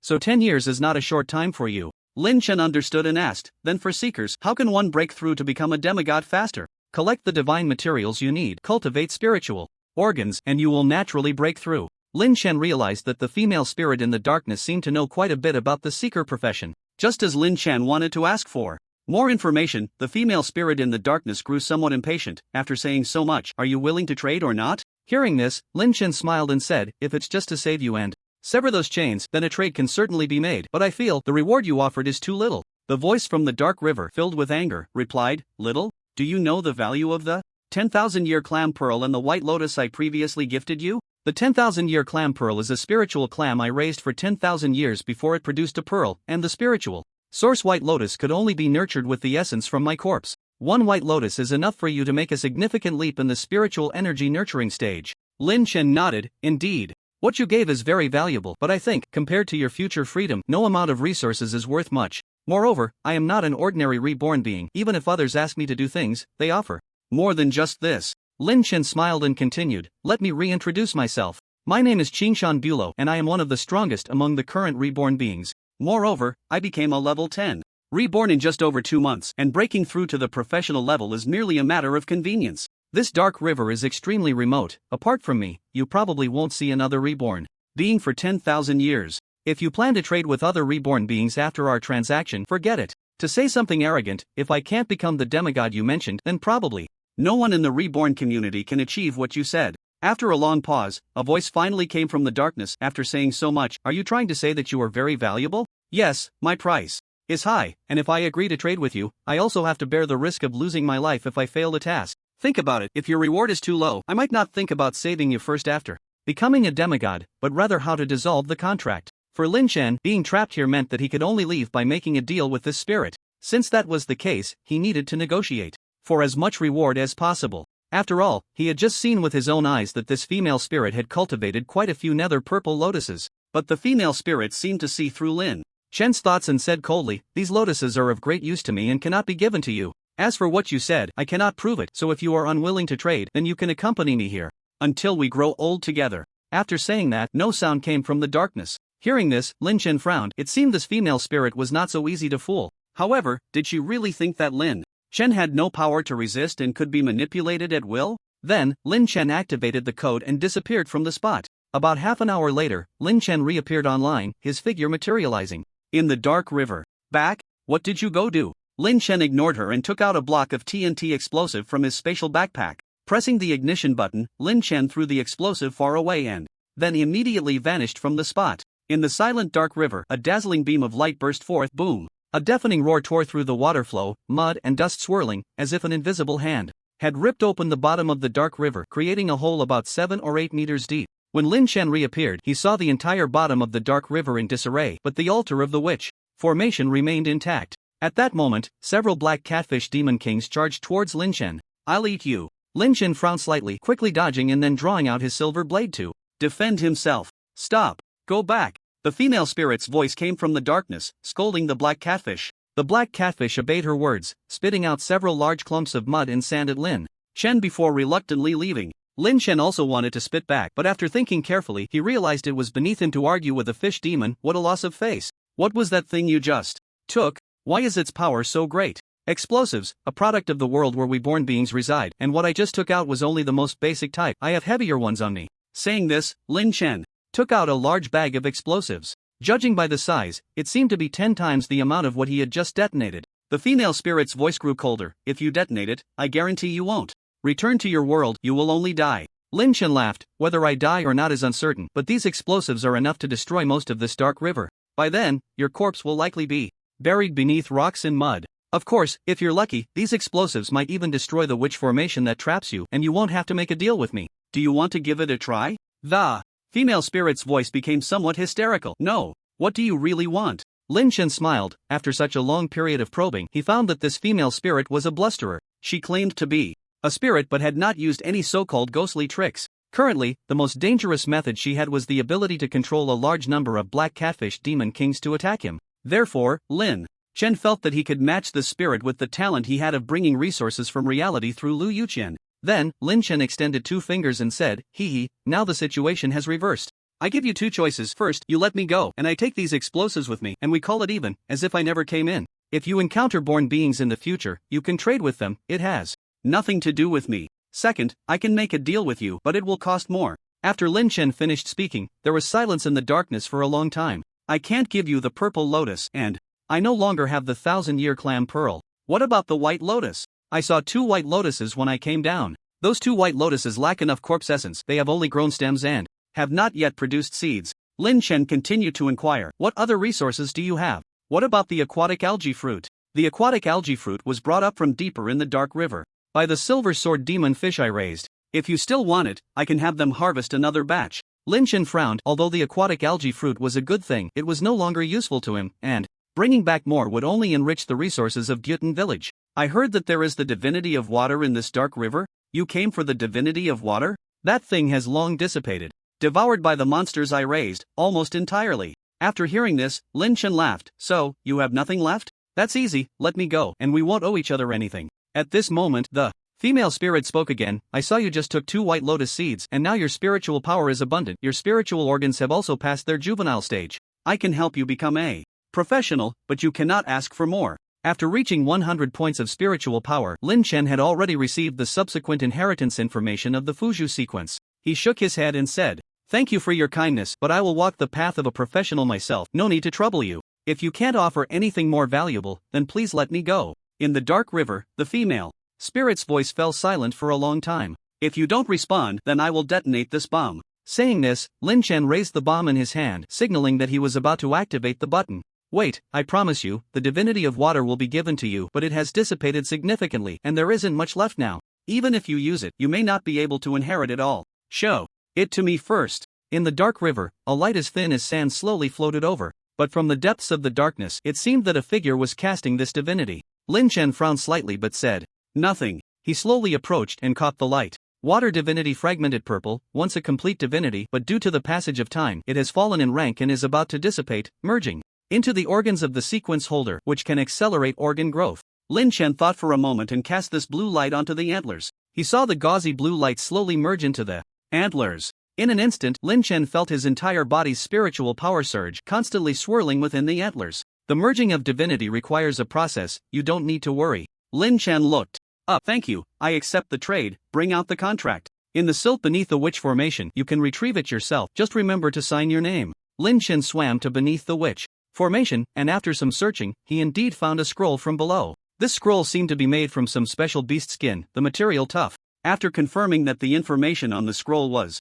correct, Lin Chen slowly signed his name. "Ding! You have accepted the mysterious person's commission. The task reward has been issued. Within 10 years, you must destroy the witch formation and sever the iron chains. If you fail the task, you will suffer an unknown curse." With the system's task prompt popping up, Lin Chen felt more at ease. With his experience of signing contracts in Gyutan village, the system prompt could monitor whether there was an issue with this contract from another perspective. It seemed that this female spirit was indeed not playing tricks on him. Lin Chen asked, "Now that the trade is complete, can you let me go?" "Wait, besides the trade, I want to give you one more thing. Fat 12, come here." In the dark river, a fat catfish slowly swam out. It was the large Fat 12. From before, 10 years is too long. From now on, Fat 12 will follow you and supervise you to complete the trade. Fat 12 swam around Lin Chen twice, its enormous fish eyes staring blankly at Lin Chen, as if saying, "What are you looking at?" Lin Chen ignored the silly fish and said to a corner of the darkness, "You're not joking, are you? It's so big, how can I take it out of the dark river?" The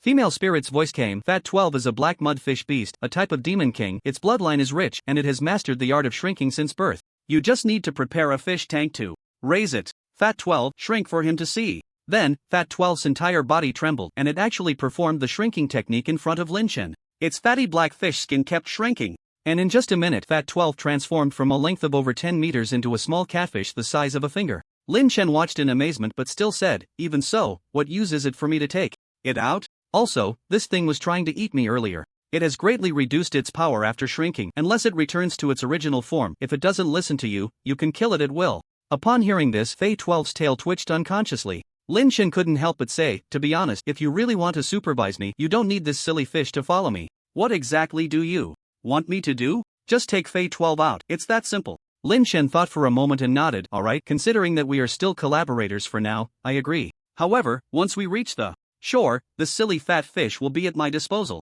The cold voice came again, as you wish. Now that the stone wall has disappeared, you can leave. Good, then see you later. Lin Chen took one last look into the depths of the dark river, then held the already shrunk Fei 12 in his palm and swam towards the exit of the dark river. Once Lin Chen's figure completely disappeared, an old figure that had been hidden in the darkness for a long time slowly emerged. His hair was as white and withered as snow, his forehead was covered with wrinkles, and he exuded a sense of lifelessness from within. If Lin Chen were here, he would surely be surprised to find that the old man's face bore some resemblance to the old village chief, Gu Tianxi. He found you just now, Heejin, the old man said in a deep voice. I know, this descendant is very clever. Although he was chatting with you, he was always trying to locate your position. If I hadn't revealed myself, he might have found your true form. So what if he finds it? I just hope he can complete the transaction and release me. The old man continued, the person chosen by Gu Tianxi should be among the best of the descendants. And didn't you notice just now? Although this person is greedy, he is cautious, though cunning, he is also someone who keeps his promises.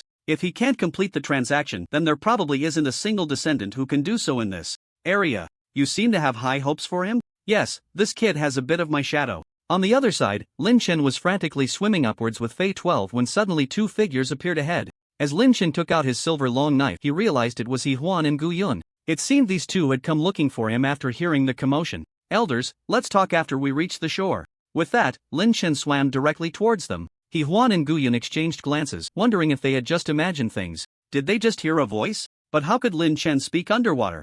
They didn't have time to think further and quickly followed Lin Chen upwards. Splash! After surfacing, Lin Chen took deep breaths of fresh air. Although he could also breathe and speak freely underwater, the feeling was still different from being on land. Speaking in deep water with high pressure felt like having plastic bags wrapped around his lungs. Every word was uncomfortable. At this moment, He Huan, who had just come ashore, eagerly asked, Lin kid, where exactly did you go just now? Gu Yun also looked at Lin Chen with curiosity. The sudden appearance of the stone wall in the dark river was too strange. After that, he and He Huan had entered the water several times searching for Lin Chen's whereabouts until they heard a huge vibration in the water. They swam towards the source of the vibration and finally found Lin Chen. Lin Chen glanced at He Huan and thought for a moment before saying, I entered the depths of the dark river along the waterway. It was quite dangerous, there seemed to be mysterious mechanisms. Later, I used explosive means to escape. Dangerous? Yes, there were at least dozens of black catfish demon kings. If I hadn't run fast, I would have probably been swallowed by them. Upon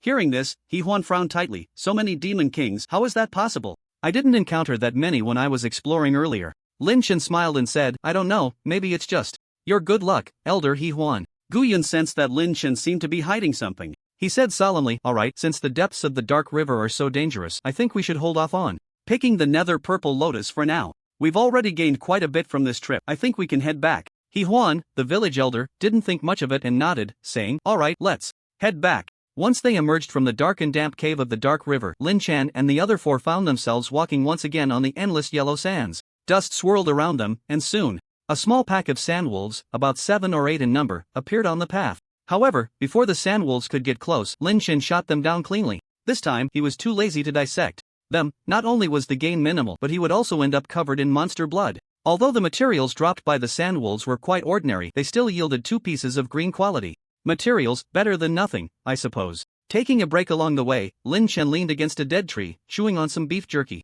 It was then that he remembered the fat 12 he had put in his pocket earlier. Pulling it out, he found it covered in a sticky mess, caked with mud and sand. It opened its mouth and complained, You human, hurry up and give me some water, I'm about to die of thirst. Lin Chen chuckled and took out a bottle of water, pouring it over it. Fat 12 opened its mouth wide and drank greedily. It was its first time leaving the dark river since its birth. But the environment outside the dark river was terrible. The air was filled with fine sand, making it hard to breathe. Guman approached, curious, and asked, Hey, Lin, the deputy village chief, where did you find this fat catfish? It looks a bit like the black catfish demon king. Lin Chen casually replied, I found it in the dark river. It's probably a descendant of the black catfish demon king. I thought it was interesting, so I brought it back. Interesting, interesting. If it were a bit bigger, we could roast some fish to eat. It's so small, we'll have to raise it a bit longer before we can eat it. Upon hearing this, Fat 12 immediately started cursing. You black guy, I'll eat your grandma's leg.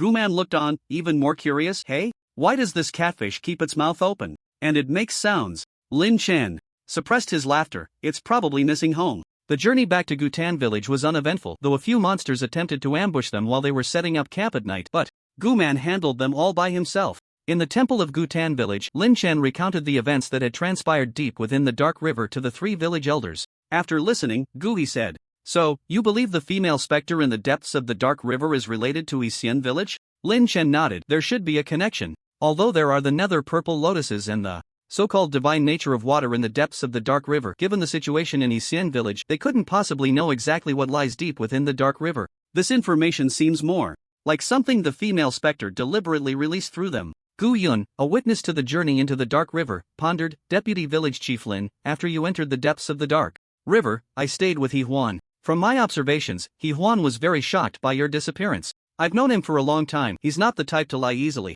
He tilted his head back, closing his eyes in thought. After a moment, he spoke, "I understand the situation now. Since your journey went relatively smoothly and you gained a lot, the process is not important. Gu Yun, Gu Yuan, you both go about your own business. Make more talismans and potions in the next couple of days. These supplies will be very useful when we reach Tianshui City." However, Gu Yun and Gu Yuan exchanged glances and did not rush to leave. Gu Yuan pondered for a moment and couldn't help but say, "Qingshan kid, you said you obtained another purple lotus and some white lotus. The white lotus is of no use to me, but how much do you want for the purple lotus? I'll trade it for divine water." Gu Yun thought to himself, how could Gu Yuan be trying to snatch things from him? He quickly stepped forward. "No way. The purple lotus is much more useful to me. If there's a trade, it should be with me. Deputy Village Chief Lin, didn't you ask me what kind of witchcraft I used to deal with the Black Catfish Demon King? I'll trade you my treasured witchcraft." Hearing that the two were arguing over the nether purple lotus, Gui scolded, "Enough. You can discuss the nether purple lotus with Qingshan later. Right now, focus on your own important tasks." After driving away the 2 village elders, Gui said to Lin Chen, "I have guessed part of the reason behind the matters of Hexian village, but this involves the previous village chief, so I cannot disclose it. If you want to know, you can ask the village chief later." Lin Chen nodded, then exclaimed in surprise, "The village chief has come out of seclusion?" Although he had already become a 2-star deity, Gu Tianxi still preferred to stay underground to study materials, occasionally going into seclusion and not seeing anyone. Previously, Lin Chen had obtained a dragon's saliva mushroom from Lin Saihuan and wanted to discuss how to use it with the old village chief, but the old village chief had been in seclusion, so there was no opportunity. "Today, I happen to have some free time. Come with me to Tianshui City. The village chief is rarely available and he has many things to tell you." Under Gui's guidance, Lin Chen once again entered the Divine Temple's underground cave pool. Inside the village chief's seclusion stone chamber, Gu Tianxi was seen diligently recording something under the candlelight. When he noticed Lin Chen entering, he put down the scroll in his hand and smiled. "I heard you went to that underground river in Hexian village. How was it? Any gains?" Lin Chen was already quite familiar with this stone chamber. He cleared the scroll and found a place to sit down, saying, "I gained quite a bit, but I was more frightened." "Oh, do tell." With Gu having left, Lin Chen repeated what he had just said. After listening, Gu Tianxi wore a mysterious smile and said, "This matter indeed has some relation to me. As for that underground river, I know a bit about it. Overall, its existence will not harbor any malice towards you. In 10 years, with your talent, you probably won't need that long to become a demigod." "Then what exactly is in that underground river?" Gu Tianxi sighed slightly and replied, "There are some things I don't know much about, but I can tell you that my Gyutan village has a long historical heritage, but Hexian village is also quite extraordinary. I was once very curious. The villagers of Hexian village have the surname He, which naturally relates to rivers. But in our area, there aren't any major rivers. Later, I reviewed the ancient texts in the village and found that Hexian village suddenly appeared near our Gyutan village thousands of years ago. Qingshan, you haven't ventured too far out, so you may not know the unique terrain of our Gyutan village. For many years, our Gyutan village was the only unique settlement on this land. Although small villages occasionally migrated near us, they found it hard to survive. Only Hexian village, after appearing thousands of years ago, stood firm on this land just like our Gyutan village. Hexian village was initially very mysterious, but after marrying into our Gyutan village, that sense of mystery faded quite a bit. However, I remember a previous village chief recorded that the people of Hexian village all came out from underground. I didn't understand the meaning of this statement at first, but after learning about the existence of the underground river, I began to understand some things. The underground river hides the greatest secret of Hexian village, which seems to be related to the deities from 10,000 years ago. The people of Hexian village only know the secret through each village chief. The reason I happen to know is that the previous village chief of Hexian village is my blood relative. My mother is from Hexian village. Lin Chen nodded and asked, I see. So, can deities also fall? Are deities beings Above practitioners? I can't say for sure, as the information I have is quite limited. Ahem. Gu Tianzi coughed a few times, and seeing this, Lin Chen quickly took out a bottle of spring water from his backpack and handed it over. Qingshan, perhaps the people of Hexian village have plotted against you, but please don't take it to heart. If you become a demigod in the future and complete the contract transaction, you will have the strength not to be used by others. Lin Chen smiled and said, "Don't worry, village chief, I'm not a petty person. Besides, this time I've gained quite a lot, so it's a win-win situation. But that black catfish Demon King, as for those kinds of creatures, it's better for you to raise them yourself. If you're worried, go find Xiao Yun later. He has become a wizard over the years, and has developed quite a few tricks. He should be able to help you control the unruly demons." Lin Chen nodded. "Alright, village chief. By the way, I also obtained a dragon's saliva mushroom earlier. I've been thinking about how to present it to you." As he spoke, Lin Chen took out the dragon's saliva mushroom. Dragon's saliva mushroom? Gu Tianzi showed a look of surprise. He smiled and said, "I didn't expect such a spiritual item to still exist. Qingshan, how did you find it? I can't disclose the source, but there won't be a second one from that place. Never mind, having one of this item is already a tremendous blessing for our Dutton village. Although the dragon's saliva mushroom is a blue-quality extraordinary spiritual item, it holds special significance for Dutton village because every 30 years, there is a spring ceremony. Each time the spring erupts, not only does the water of the divine pond surge wildly, but the children of Dutton village are blessed with a high probability of awakening the qualifications of a divine priest. This day is the most celebrated day for Dutton village. However, to initiate the spring ceremony, a dragon's saliva mushroom is needed as the main material, which is irreplaceable. It has been nearly 35 years since the last spring ceremony, and they are still missing a dragon's saliva mushroom to start the ceremony. Now that they have seen the dragon's saliva mushroom, how could Gu Tianzi not be overjoyed? It seems that heaven wants to allow Dutton village to thrive again. Qingshan, it seems I did not make the wrong choice back then. Gu Tianzi examined the dragon's saliva mushroom and found it to be quite fresh, saying, "The timing is perfect. After the spring ceremony, you can set off for Tianshui City." "No problem, but village chief, I also want some divine water." "Of course, I won't let the village suffer. I'll exchange resources for it." Gu Tianzi smiled gently and waved his hand, saying, "No worries. Bring back this dragon's saliva mushroom, and you can have as much divine water as you want. As long as you treat us as family, Dutton village will always have a place for you." After a pause, Gu Tianzi thought of something and took out a few divine talismans from a pile of scrolls. "This time when you go to Tianshui City, aside from the dangers you might encounter on the way, you also need to be wary of the people in Tianshui City. I have just become a 2-star divine priest. My abilities are limited, but during this time, I have also made a few 2-star divine talismans. This one is a thunder talisman, effective against ghostly spirits. Of course, if you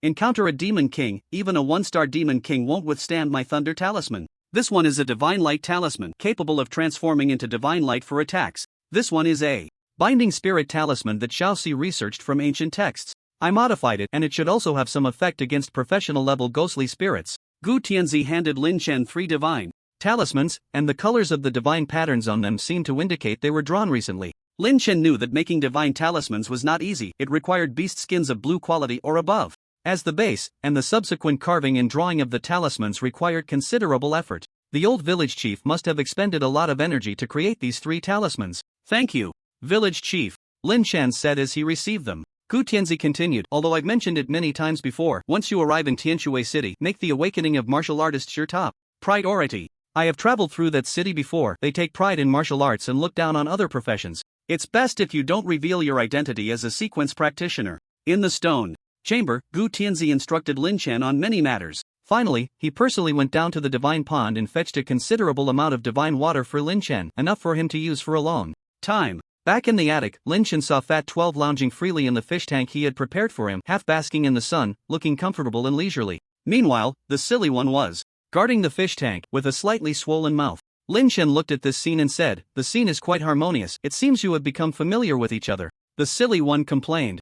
"Ah woo, you said it whipped you with its tail, so why don't you bite back?" "Ah woo woo." Lin Chen shook his head. "Do you want me to help you?" "Silly one, I want to help you too, but if you can't even handle this little fat catfish, how can you still call yourself a wolf?" Hearing this, and with its owner nearby, the silly one bared its teeth and lunged at the Fat 12 in the fish tank, but saw Fat 12 leap into the air, jumping out of the tank, and with its agile tail, it wildly slapped the silly one's mouth. Slap, slap, until the silly one was dazed from the hits. Fat 12 then controlled the water flow to catch itself and gracefully landed back in the tank. Afterwards, it shot a glance at Lin Chen with its fish eyes, as if to say, "Is this the level of the dog you raised?" Lin Chen praised, "Not bad, your skills are quite impressive. Keep practicing, and the meat at the tail will be tender and delicious. Upon hearing this, Fat 12 angrily retorted in the tank, "You human, truly despicable. If you dare to eat me, I will swallow you whole. No, I will swallow your entire village. No wonder you're the Demon King. Have you eaten humans before? I haven't, but I imagine humans are extremely delicious. If you send me a person to eat, I wouldn't mind trying. In the future, if you encounter danger, I can also come to your rescue." "Heh, you want to eat people? Then let me see your skills first." Lin Chen reached into the tank and immediately saw Fat 12 controlling the water in the tank to form water needles that shot towards him. Fat 12 sneered, "Among my brothers, I have the best talent for controlling water. What do you have to compare with me?" Lin Chen raised an eyebrow and saw the antlers on his head flicker with light, causing the water needles to suddenly stop in place, suspended in midair. Seeing the scene, Fat 12 exclaimed in disbelief, "What's going on? How can you also control the water flow?" Lin Chen did not answer, flicking his finger, and the suspended water needles instantly turned into raindrops falling down. Then he lifted Fat 12 out with one hand. "Human, don't insult me. I'll fight you." Fat 12 took a deep breath, trying to use its demon power to return to its original size, but Lin Chen's right hand tightened its grip, nearly crushing it. Feeling the increasingly terrifying force, Fat 12 felt as if its fish bones were breaking, and quickly said, I was wrong. I won't eat humans anymore." Lin Chen warned it, "First, from now on, call me Master Lin. Second, if you ever think of eating humans again, I guarantee you will be chopped into 1,000 pieces and then thrown into a pot with some pepper and ginger." "I understand, just let me go. Considering this is your first time here, let me teach you a principle on how to maintain good relations with your seniors." Saying this, Lin Chen called the silly one over, then pried its mouth open and tossed Fat 12 inside. "Hold it in your mouth. If it tries to grow bigger, just bite it to death." The silly one bit down on Fat 12 and started running around the yard, while Fat 12 kept begging for mercy in its stinky mouth. "This place is too smelly. Let go of your fat lord. Woo woo. Woo, Grandpa, I was wrong." Afterwards, Lin Chen ignored the wolf and the fish and went upstairs. Next, he prepared to officially advance to the professional level. Ever since Lin Chen's spiritual power broke through to 100 points in the Dark River, the antler on his head had also absorbed some inheritance information into his mind. Among them was the method to advance to the professional level. The first method is called the Ordinary Advancement Path. It requires collecting 8 types of extraordinary materials, 3 of which are ordinary white materials, 4 are green quality materials, and 1 is a blue quality material. The blue quality material must be related to one of the 3 divine attributes of the Fuju sequence. Upon successful advancement, the physical body of the sequence holder will be greatly enhanced, and they will be able to transform into the form of the divine beast of Fuju. The second method is called the Spiritual Advancement Path. This advancement method also uses extraordinary materials as assistance, but the main core material is extraordinary materials related to spiritual power. After successfully advancing the upper limit of the spiritual power of the bloodline, organs will increase significantly, and the recovery speed of spiritual power will also accelerate greatly. The third method is called the Divine Advancement Path. The main materials required for this are rare and precious divine substances used to save time and the growth of one's own divinity. Upon successful advancement through this method, one will gradually comprehend the authority and rules of the Divine Beast sequence. The 3 advancement methods are essentially equal in status. Choosing any one of them to the end will grant partial authority functions of the Divine Beast. However, to fully obtain the abilities of the Divine Beast, one must traverse all 3 advancement routes. Lin Chen carefully studied and found that these 3 advancement methods correspond to the physical body, spiritual power, and the authority of rules. For other professions, there are a total of 7 stars at the professional level, but each star represents a world of its own, and most dull-witted individuals often waste half their lives at the first star of their profession. However, for the sequence profession, to become a complete professional level in the shortest time, one only needs to choose a divine path and then select an advancement method. However, it seems that advancing to a complete professional level in this way would likely result in the weakest sequence practitioner. After the Dark River expedition, Lin Chen not only obtained the incomplete water divinity but also acquired the spirit source White Lotus. Coupled with the large amount of divine water he had just requested from the old village chief, Lin Chen now perfectly met the 3 paths of the divine beast's water control divinity: the mortal, spiritual, and divine paths. The mortal advancement requires divine water, the spiritual advancement requires the spirit source White Lotus, and the divine advancement requires the water divinity. Therefore, Lin Chen planned to take the first step in the divine beast sequence path by focusing on the water control sequence. Since the auxiliary materials required for the mortal advancement were quite numerous, Lin Chen initially thought he wouldn't be able to gather them in the village. However, after receiving the subsequent divine beast inheritance, he discovered that the unknown spiritual fruit he obtained from killing Jianbai was exactly the last spiritual fruit he needed. One could only say that heaven was paving the way for him. After bringing that spiritual fruit back from reality to ancient Pond Village, Lin Chen returned to the attic and took out all the materials for this advancement. First was the mortal advancement, which required 7 auxiliary extraordinary materials, along with the most crucial divine water. Since the inheritance did not specify the amount of divine water needed, Lin Chen had just asked the old village chief for more than 10 bottles of divine water, so he was not worried about running out. Next was the spiritual advancement, which required not many auxiliary materials, needing 10 kilograms of deer blood and the spirit source white lotus. Finally, for the divine advancement, the required water divinity had already been integrated into the deer antlers, so there was no need for special preparation. Next, Lin Chen took out the medicinal bathtub used during his last awakening and began to mix the materials for the mortal advancement. Time slowly passed. In the attic yard, Fat 12 had already escaped from the mouth of the fool and was digging in the dirt. Seeing this, the fool rushed over, grabbing Fat 12's fishtail and giving it a wild shake. Unable to control the water flow, and with its body wrapped in sand, the small Fat 12 was indeed no match for the fool. Dead dog, stop biting. If you bite again, I really will get bigger. Oh whoa. The fool could not understand fish language. It could only think of the scene where it had just been slapped by the fishtail and wished it could bite this fat catfish to death. But after all, this was the fish brought back by its master, so it had to show some respect. In the end, the fool thought of a nasty trick. It stepped on Fat 12's fish body with its hind hooves and immediately let out a stream of yellowish hot urine that drenched Fat 12. The strong stench soaked its entire body, and Fat 12's fish eyes turned red. Dead dog, I will not rest until we are enemies. Just then, a professional level aura emanated from the attic. Both the fish and the wolf were startled by this aura. Taking advantage of the fool's distraction, Fat 12 quickly pushed off the ground with its tail and hopped back into the fish tank. After that, Fat 12 cleaned off all the dirt from its body and glared at the fool, saying, "Dead dog, you're dead meat. Oh whoa. If you have the guts, come over. This time, I will make you unable to take care of yourself." The fool is also clever, knowing that the fat catfish in the water has high combat power. It only calls out from a distance, not daring to approach and provoke. But soon, another professional level aura emanated from the attic room. A few minutes later, a third aura that broke through to professional level was released. Using the 3 methods of mortal, spirit, and divine to advance, this is the complete water control sequence. Now, I should truly be a professional level powerhouse. In the attic, Lin Chen, with pure white antlers on his head, slowly stood up, surrounded by a faint blue water curtain flowing gently around him. With a single finger, he gathered water vapor in the void, forming a mass of flowing water before his eyes. The water continuously transformed in the air, first becoming the likeness of the old village chief, then shifting to the scene of Fat 12 swimming, and finally morphing into a sturdy shield. After playing for a while, Lin Chen waved his hand, and the mass of water returned to vapor, scattering and disappearing. After advancing to professional level, Lin Chen's most obvious gain was his control over water. In addition to manipulating the water vapor in the air, Lin Chen could also transform water into various forms for attack or defense. He could now be called the Master of Water. After a moment's thought, Lin Chen opened his attribute panel. Player, Xingshan Bulo status, Abundant Spirit Chi ID, 007 Gender, Male Level, Professional 1-star Health Points, 3320 Experience Points, 3140/5000 Satiety, 66/100 Strength, 55, Limit, Constitution, 55. Limit, Agility, 55, Limit, Endurance, 55, Limit, Vitality, 298 External Skills, Tianqing Archery Green LV8, 555/4000 Each point of vitality attached to an arrow can increase arrow damage by 128%. The 7th consecutive arrow can unleash an additional 768% damage. Green trait, additional consumption of basic vitality can create arrow clones, up to 6 additional arrows can be created. Yen Yang.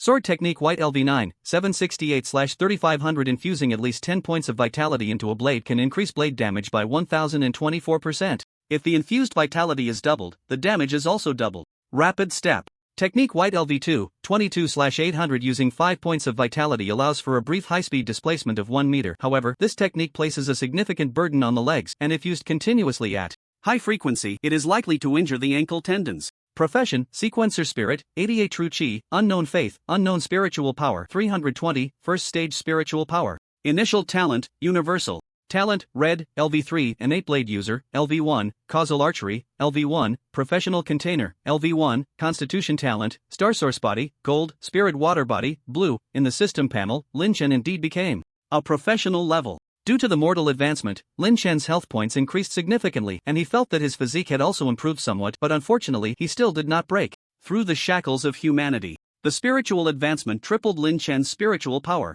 The increase from the divine advancement, however, did not reflect on the data panel. Nevertheless, after obtaining the first profession, an additional talent point appeared in the professional container talent. Lin Chen thought for a moment and did not rush to use this talent point to enhance his profession. Next, he wanted to try the ability of the sequencer's mortal advancement path, the Divine Beast transformation. Lin Chen's spiritual power surged, and the white antlers on his head emitted a dazzling light. In the next moment, wrapped in spiritual power, Lin Chen transformed into a radiant white deer. The white deer seemed to be between a semi-physical and semi-spiritual form, giving off an ethereal feeling. It stood about 2 meters tall, with strong and powerful limbs, a pure white long tail gently swaying behind it, and eyes like 2 brilliant pearls. Then, white mist swirled around, and Lin Chen walked through the mist, as if stepping out of a fairyland as a divine beast. Oh whoa! Hearing the sudden sound of hooves stomping on the floor inside the room, the fool outside the yard suddenly became alert and called out. Suddenly, a snow-white spirit deer stepped out from the house, and the fool froze in place. It cautiously approached to sniff, then quickly retreated.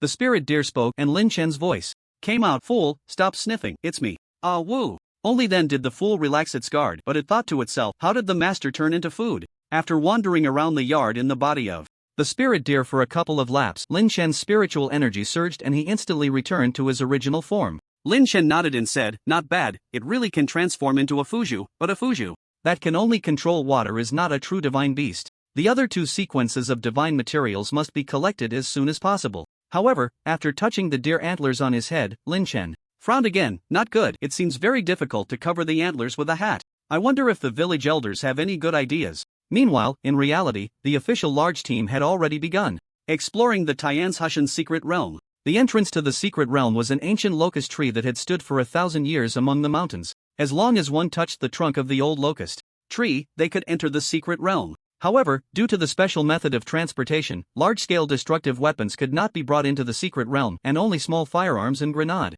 launchers could be carried. In the official camp among the mountains, inside a tent, Bai Xian was explaining the situation in the secret realm. Several senior captains, including Lu Hai and Yang Shu, sat below. Old Shen is not here, so the exploration of the secret realm is currently arranged by me and Team Nyo. After a few days of exploration with drones, we have initially detected that the entire Tianzhushan secret realm is about 5,000 square kilometers, mainly consisting of hills and forests, but there is a dry river in the edge areas. Bai Xian then arranged for someone to distribute the map materials. This is the map of the secret realm, but I hand drew it based on drone photos, so it's a bit rough, please bear with me. Through our initial exploration with Team Nyo, we found that this secret realm is a resource-rich demon domain. Upon hearing this, Lu Hai couldn't help but ask, demon domain? Consultant Bai, if I may ask, what is a demon domain? Bai Xian glanced at him and said, a demon domain is a collective term for a gathering of demons, with at least 1 or more demon kings inside. There are countless demons ranging from levels 1 to 10. Fortunately, this secret realm seems to be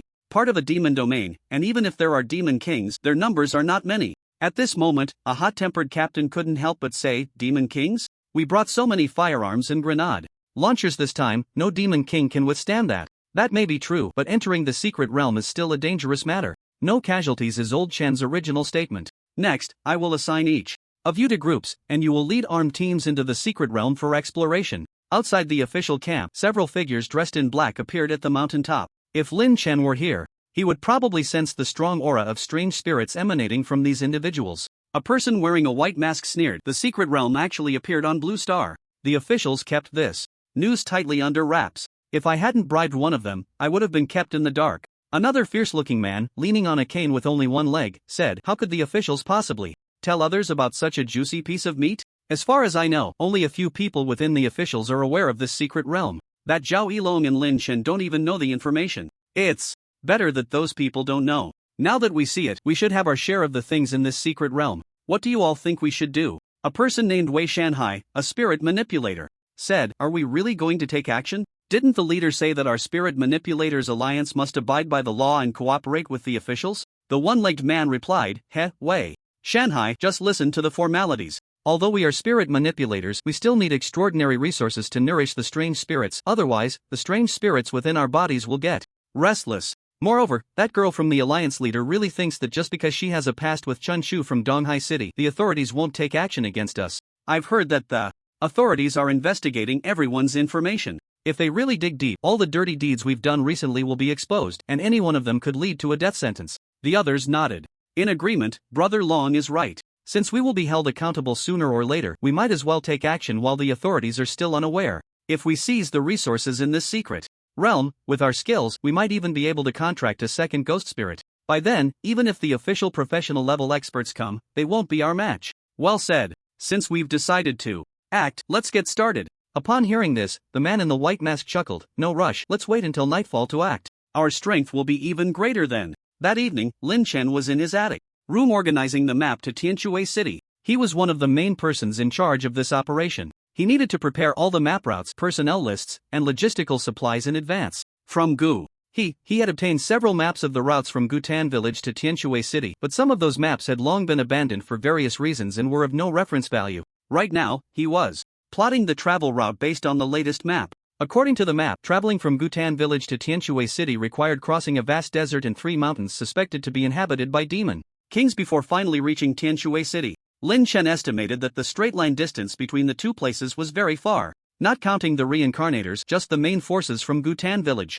And Xian village would take about half a month to walk. If the reincarnators were included, the time required would likely be even longer. Moreover, due to the scarcity of livestock like cows and horses in the village, carrying logistical and trading supplies would also be quite troublesome. After all, some important supplies couldn't be placed in the reincarnator's backpack space. Lin Chen was calculating resource consumption when he suddenly heard shouting from outside the building. Lin, my brother. It's Lu Hai, I need to talk to you. Lin Chen stepped out and saw Lu Hai rushing into the room in a panic. Lin Chen poured him a glass of water. Team Lu, haven't you been quite busy lately? What's the matter? Take your time. Lu Hai didn't have time to drink water and hurriedly said, do you know about the secret realm at Tianju Mountain, brother Lin? Lin Chen raised an eyebrow. Secret realm? What is a secret realm? It's a long story, but to put it simply, a secret realm is a fragment of the apocalypse world that fell to Blue Star, containing a large amount of resources from the apocalypse world. Just a few days ago, the authorities discovered a secret realm in Tianju Mountain. Recently, Team Nyo has been leading us to explore it, but unexpectedly, an accident happened tonight. An hour ago, we finished exploring the designated area and were about to turn back when we were suddenly attacked by ghost spirits, and then the exit of the secret realm was sealed off. Ghost spirits? There are ghost spirits in the secret realm? Why didn't you take precautions in advance? No, those ghost spirits aren't from the secret realm, they are controlled by the Ghost Manipulators Alliance. Lin Chen smiled. The Ghost Manipulators Alliance? This is interesting. Last time at the meeting in the capital base, Team Chen said that the Ghost Manipulators Alliance was worth courting, as they could resolve the domestic ghost spirit invasion incidents. How dare they act against you? Lu Hai was unaware of the specifics of the meeting and hurriedly said, who knows? Anyway, those ghost spirits are definitely being manipulated by someone. They are more troublesome than a level 10 demon. Brother Lin, I'm currently trapped in the secret realm with a team of people. The methods of those ghost spirits are too bizarre. I'm no match for them. I've thought it over, and I fear only you can come to my rescue. Lin Chen roughly understood Lu Hai's situation and said, what about Team Nyo? Aren't they in the secret realm? I don't know. The communication equipment set up temporarily in the secret realm was destroyed, and I have no idea about Team Nyo's situation. Lin Chen thought for a moment and said, Brother Lu, I want to save you too, but this is not easy. Since the existence of this secret realm is something I don't even know about, it must be classified information from your officials. If I rashly go over there. Lu Hai sighed and said, Lin, if I were alone in the secret realm, I wouldn't come to you for help, but I have a whole team of soldiers with me, many of whom are just 20 years old, still in their prime. Since the members of the Ghost Manipulators Alliance dare to kill me, they probably won't spare these soldiers either. Lin Chen frowned and thought, alright, you wait there. I'll log off and notify the officials, then rush over as soon as possible. Thank you, Lin. I will remember your kindness, Lu Hai said, relieved that Lin Chen agreed to come to the rescue, and then he logged off. In a dark ravine of the secret realm, Lu Hai's figure appeared. Nearby, the disheveled soldiers immediately surrounded him. A middle-aged man in a company commander uniform stepped forward and asked, Team Lu, what's the situation? Lu Hai said in a deep voice, Commander Sun, the news has gone out. The officials should be mobilizing for rescue soon. Don't worry, there will be help. That's great. Commander Sun clenched his fists, unable to stop trembling at the thought of the ghost he had just encountered. As an atheist, even when he came to the secret realm and encountered various monsters, he still believed these things could be explained by science. But after meeting that shadow that even bullets couldn't hit, he was completely terrified. This was not a monster that humans could deal with. At that moment, he desperately wished to be an extraordinary being like Lu Hai, to gain the power to protect himself. On the other side, after Lin Chen appeared in the villa, he immediately contacted Elder Chen. Elder Chen had also learned about the events happening in the Tianzhashan secret realm from various sources. Young friend Lin, I have mobilized personnel from the Extraordinary Center near Tianzhashan to provide support, and there are people from the headquarters in the capital heading over as well. However, according To the information transmitted by Yang Shu and the others, this group from the Ghost Manipulators Alliance is quite strong. Up to now, Nyo Jianjun hasn't sent any news, and he may have been trapped by the ghosts. Be very careful when you get there. Don't worry, I will. I have arranged for Zhang Baichuan to accompany you. You can go directly to the military airport in Linha City. After hanging up, Elder Chen couldn't help but sigh. The available combat power at the professional level in the country was still too few. Even with Lin Chen, Zhao Yilong, and a few others who had good relations with the officials, there were still fewer than 10 people. It's a pity. If I had known you would be so restless, I should have acted against you earlier. A trace of self-blame flashed across Elder Chen's mind as he looked at the documents in his hand, which detailed all the members of the Ghost Manipulators Alliance. After gathering and studying the information, it was found that the initial members of this Ghost Manipulators Alliance numbered about a dozen, many of whom had contracts with professional-level ghosts. To date, the number of members in the Ghost Manipulators Alliance had surged to over 50. Among the Ghost Manipulators Alliance, there were mainly 3 groups of members. The leader of the Ghost Manipulators Alliance was named Mengilan, who had a close relationship with Chunshu from Donghai City and advocated for cooperation with the officials. The second group consisted of those who had fortuitously come into contact with the legacy of the Ghost Manipulators in the Apocalypse world. Most of these people had a history of misconduct and were arrogant, making them unstable elements. This group was the one leading the attack on the Tianzhushan secret realm. The third group was led by a being named Li Qianjie. Li Qianjie was low-key and rarely seen in public. Currently, it was only known that he was from Gyutan village and was suspected of having a contract with a ghost that could manipulate nightmares. With no further information available, after putting down the documents on the Ghost Manipulators Alliance, Elder Chen dialed another number on his phone. Yu Hua Chen, something has happened in the Tianzhushan secret realm. On the military helicopter, Zhang Baichuan yawned, sporting dark circles under his eyes, and complained, Lin, since there are ghosts, bringing me along is useless. I don't have any special means to deal with ghosts. Lin Chen smiled and said, Old Chen instructed that if Team Zhang doesn't want to go, just go back. Besides, I, as an unofficial personnel, haven't complained.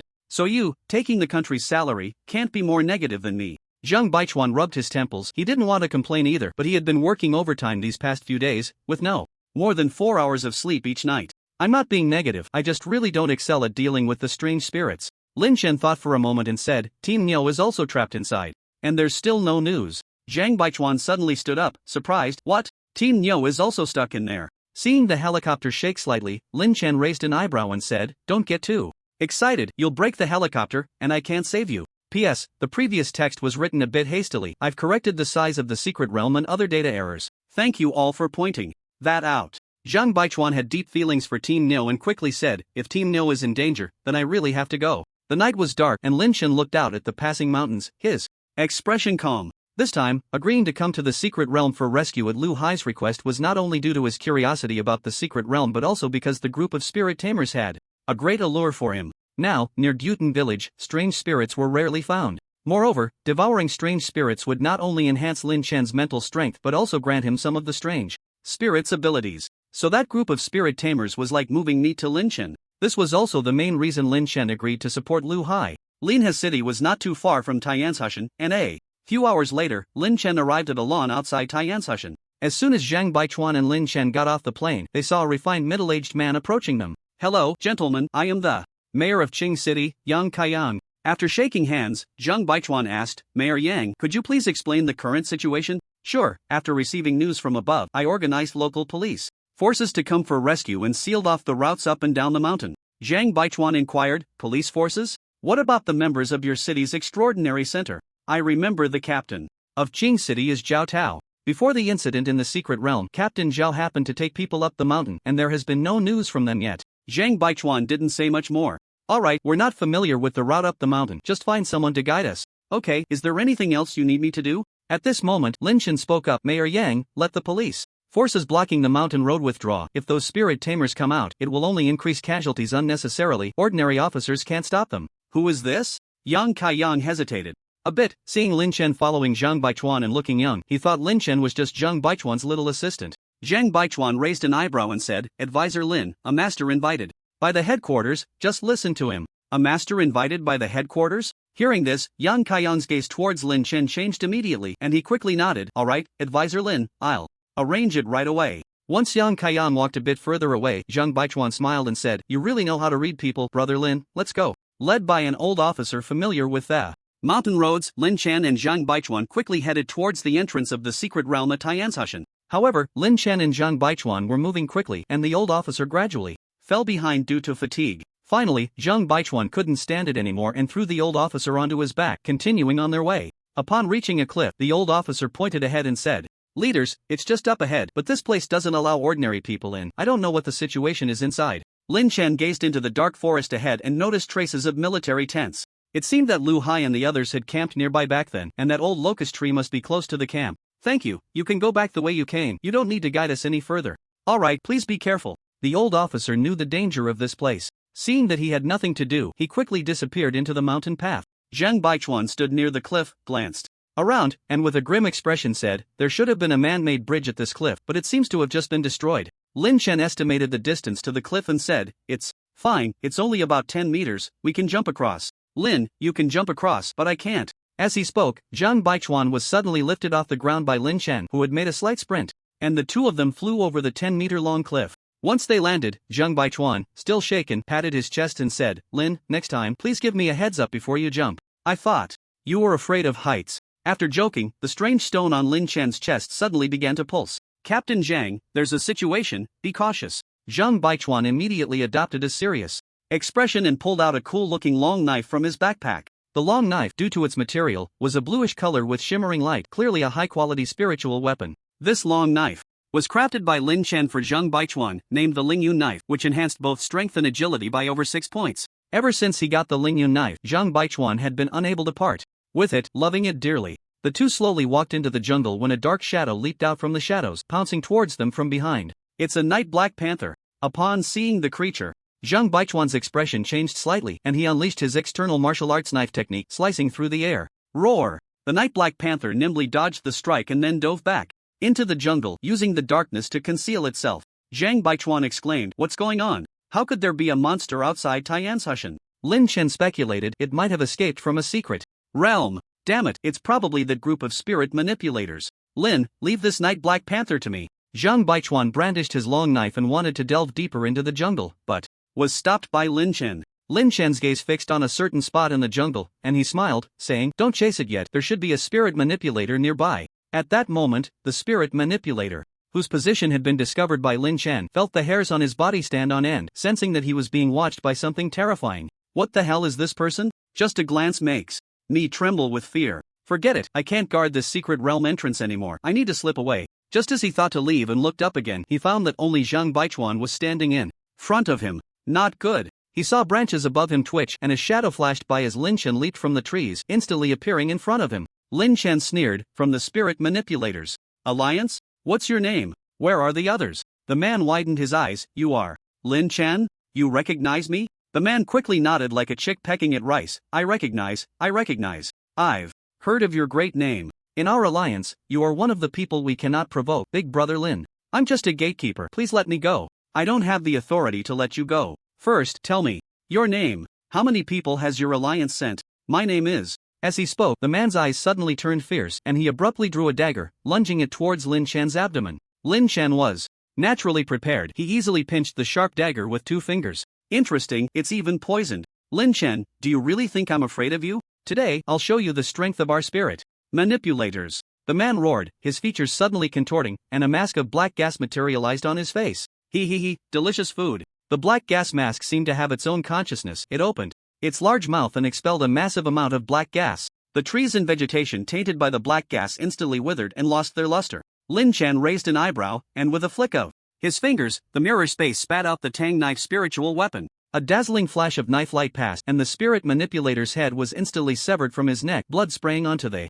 nearby trees. Meanwhile, the black-faced spirit fell away from the face of the Yugwas, crawling on the ground like a spider trying to escape. "Trying to run? You won't get the chance." Stepping forward, Lin Chen grabbed the struggling black-faced spirit and stuffed it into his chest. Feeling the devouring sensation from the ghost stone, Lin Chen shook his head slightly. This black-faced spirit seemed to only possess the strength of level 8. Even if he digested it, the effect on him would be minimal, let alone gaining its abilities. It seemed that only spirits above half-professional level would be of great use to him. At that moment, Zhang Baichuan ran over. "Lin, did you just kill him?" Lin Chen replied, "If I can't get any information, should I just let him live for the new year?" Zhang Baichuan glanced at the corpse on the ground and nodded. Alright, since Old Chen asked me to listen to you, whatever you say goes. So what should we do next? I'll go check the situation in the secret realm. You guard the entrances and exits of this secret realm, and remember to take down that Night Black Panther. Leave the outside to me, I can handle that beast alone. But Lin, you must rescue Teen Nyo. Don't worry. After briefing Zhang Baichuan on some matters, Lin Chen approached the large locust tree and touched its trunk, instantly being absorbed into it. At that moment, in the secret realm, one of the Yugwas searching for extraordinary resources suddenly said, "Not good, Zhou Ran seems to be in trouble. The connection I had with the sub-spirit I placed on him has been severed." How is that possible? Zhou Ran is a level 9 descender, and with the blackface spirit he contracted that can spray corrosive black gas, even an average captain wouldn't be his match. Maybe a captain-level figure came to support him. By the way, isn't that Lin Chen always the official's lackey? I heard he's in Lina City. If he comes, it would only take him a few hours. Alright, no matter who comes, we should take our gains and leave. Even without counting what we snatched from the officials, the extraordinary resources we've gathered in these few hours are enough for us to make a fortune. Let's go find the white-faced man and the cripple. With all that gunfire, they should still be dealing with Nyo Jianjun. At an official resource point in the secret realm, Nyo Jianjun and several official clerical staff were trapped. There, a large number of frenzied monsters were continuously assaulting the stronghold. If one observed carefully, they would notice that each monster seemed to have a grotesque white mask appearing on its face. Under the control of the white masks, these monsters recklessly charged at the resource point. Nyo Jianjun held a long gun, standing at the forefront, shooting down any monster that charged at him, while the others shot from the back. Team Nyo, we don't have many spare bullets left, this won't work. Nyo Jianjun swung a frenzied level 8 Night Black Panther away and shouted, "Don't panic, the secret realm has lost contact. Old Chen should send someone to support us. Just hold on a little longer." Hearing this, the crippled man from the Yugwas alliance sneered from a distance, "Nyo Jianjun, as long as you hand over all the extraordinary resources in the warehouse, I guarantee no one will be killed. After all, this secret realm is for all who see it. There should be a share for our alliance." Nyo Jianjun retorted angrily, "Dream on. You Yugwas alliance should wait to be held accountable. I, Nyo Jianjun, swear that after today it will be a fight to the death with your Yugwas alliance." Ha! Quite the bravado. I want to see if you, Nyo Jianjun, have what it takes. The cripple sneered and then vanished into the darkness. Brother Bai, the monsters are dwindling. You need to control another batch of monsters to come over, or we won't be able to take this warehouse stronghold. The man in the white mask said, "Long ago, the nearby monsters have already been cleared out by the officials. I'm afraid I can't summon more monsters now. It might be better to give up on this resource point. After all, we've already gathered quite a bit." The cripple known as Dragon Brother frowned and said, "No, as far as I know, the official has recently collected blue-quality extraordinary resources and stored them at this resource point. As long as we break through, it would be worth it even if we have to escape abroad." The man in the white mask replied, "Alright, if Dragon Brother can use the ghostly trick, I'm willing to have a go with you." For them, the consequences of using the ghostly trick were too great. Unless absolutely necessary, they wouldn't dare to unleash the true power of the ghostly spirit. Dragon Brother was very resolute. After thinking for a moment, he gritted his teeth and said, "Fine, today I'll let the officials see what's what. It's just a professional level, not to mention that guy named Lin Chen, even I can kill." At this moment, Nyo Jianjun was still fending off the frenzied monsters, but seeing that the monsters were dwindling and the crippled man had also disappeared, he couldn't help but show a hint of joy. However, suddenly, an invisible wave spread out from the forest, and it felt as if they were all covered by a special space. At the same time, all creatures within this space felt a sharp pain in their right legs. What's going on? My leg seems to be numb. Mine too, it hurts so much. Hearing the screams behind him, Nyo Jianjun furrowed his brow. Suddenly, he also felt a sharp pain in his leg, as if his entire right leg had vanished. Nyo Jianjun stumbled, nearly falling into the corpses of the monsters. Not good. Could this be that cripple's ghostly trick? Aha, Nyo Jianjun, if you can't control your right leg, how can you be arrogant with me? Even if you are with the officials today, I will still kill you. Dragon Brother's face showed a murderous intent as he slowly emerged from the dark forest, revealing that a dark ghostly leg had grown where his right leg had been missing. This ghostly leg was covered in bloody mouths, oozing blood. Nyo Jianjun steadied himself and said, "You can try.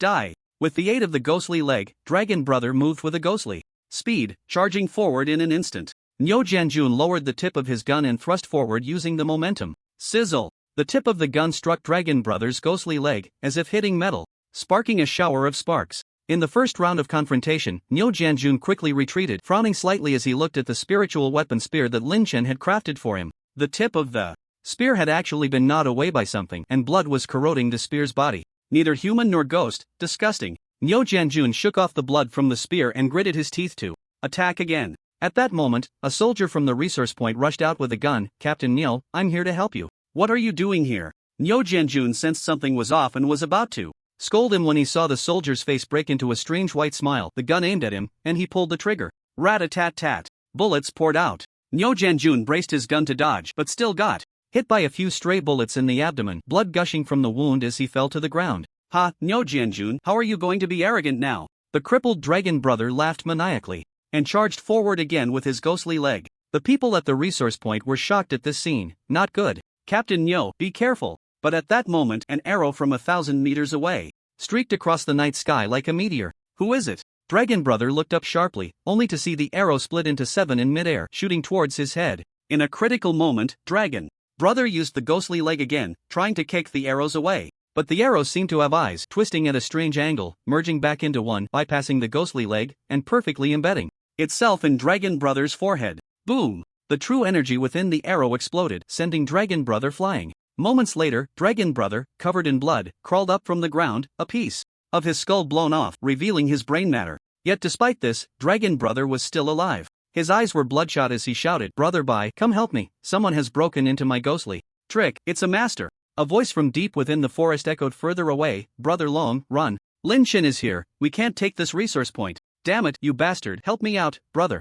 Long shouted, but the voice of the white-faced man was no longer heard in the woods. It goes without saying that this thing must have left him behind. "Xin Xiaobai, I'll fuck your horse." Lin Chen's voice suddenly came from behind. "Want to fuck his horse? You probably won't get the chance." The limping brother Long turned around and found it was indeed Lin Chen, having witnessed the power of that arrow.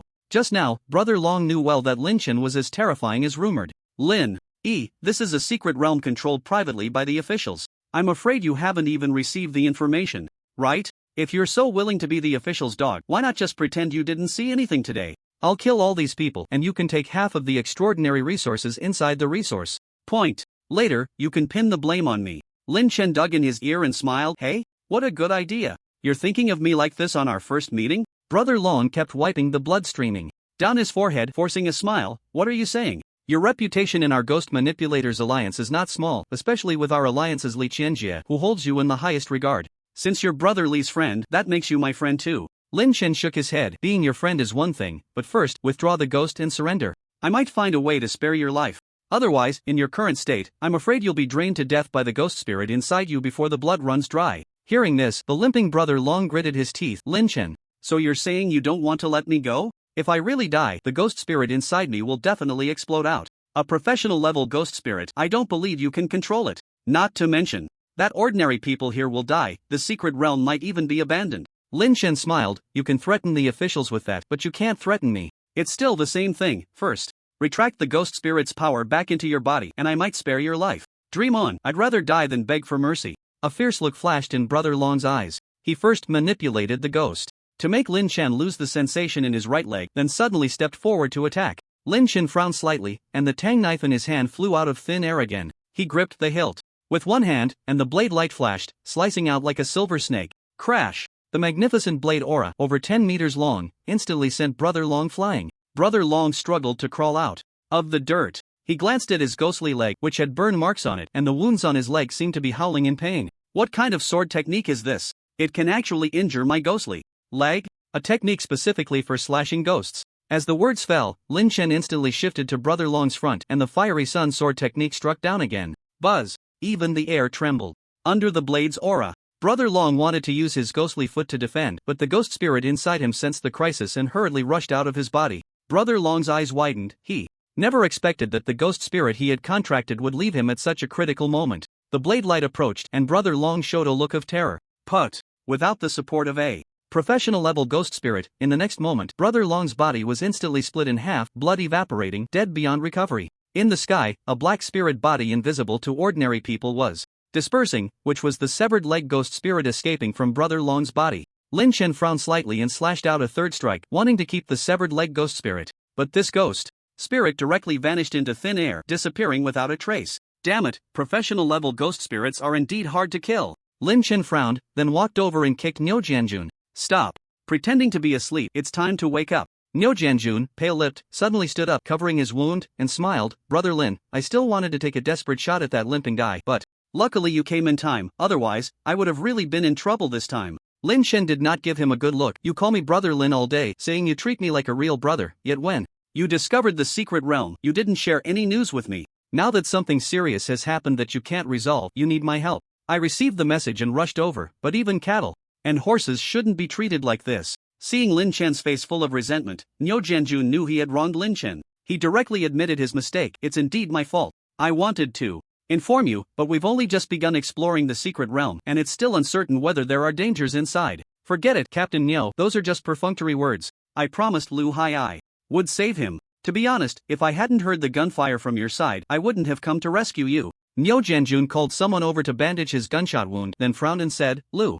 Hai, they encountered an attack too? Yes, I heard that quite a few people from the Alliance of the Enigmatic Beasts have come. Now that you're safe, I need to go find Lu Hai. Lin Chen prepared to leave, but saw Niu Jianjun handing him a map. Brother Lin, this is the map of the secret realm. It shows the areas we've explored and those we haven't. As for Lu Hai, he should have been responsible for this area. Lin Chen took the map and found that it marked the locations of several resource points within the secret realm. Among them was an important resource point for producing green quality ores. Given the current progress of the official forces, it seemed that the ores in this area hadn't been touched much. Lin Chen met Niu Jianjun's gaze, and Niu Jianjun winked at him. Lin Chen understood, knowing this guy wanted to use the resources on the map to compensate him. Alright, thank you, Brother Niu. Hearing Lin Chen call him Brother Niu again, Niu Jianjun finally smiled. Thank you, Brother Lin. I can't make decisions about the secret realm, otherwise, I would have informed you no matter what. You need to be careful while acting alone in the secret realm. If you encounter someone from the Alliance of the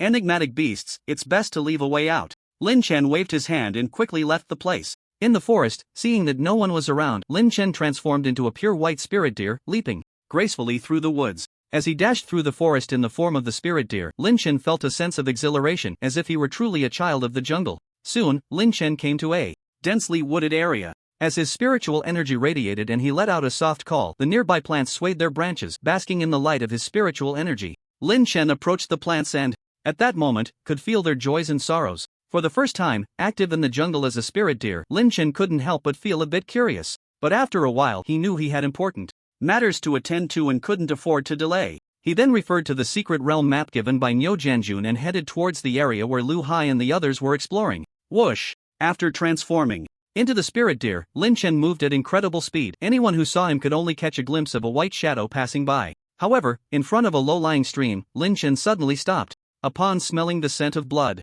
help! A faint cry for help came through. Lin Chen reverted to his human form and stepped forward slowly. He saw a slightly plump man lying by the stream, his face darkened, trembling uncontrollably. A weak voice came, Lin, Great Master. Lin Chen approached. Do you know me? The man gritted his teeth and said, I am Zhuwen, the captain of the Extraordinary Center in Lingpan City. I'm not going to make it. Please tell Captain Niu that Captain Zhao Tao from Qing City has betrayed us. He collaborated with the enigmatic beasts to ambush me and stole some extraordinary supplies. My entire team has been killed by them. Lin Chen looked upstream at the stream, where many soldiers lay with terrified expressions, their blood mingling with the water, creating a horrific scene. What injuries have you sustained? Can you hold on? Zhuwen struggled to say, I don't know. It feels like I've been bitten by an invisible spirit. My whole body is freezing cold. Master Lin, don't mind me, just send out the news about Zhao Tao's betrayal first. Don't speak. Lin Chen stepped forward, placing one hand on Zhuwen's shoulder, his spiritual energy surging and flowing into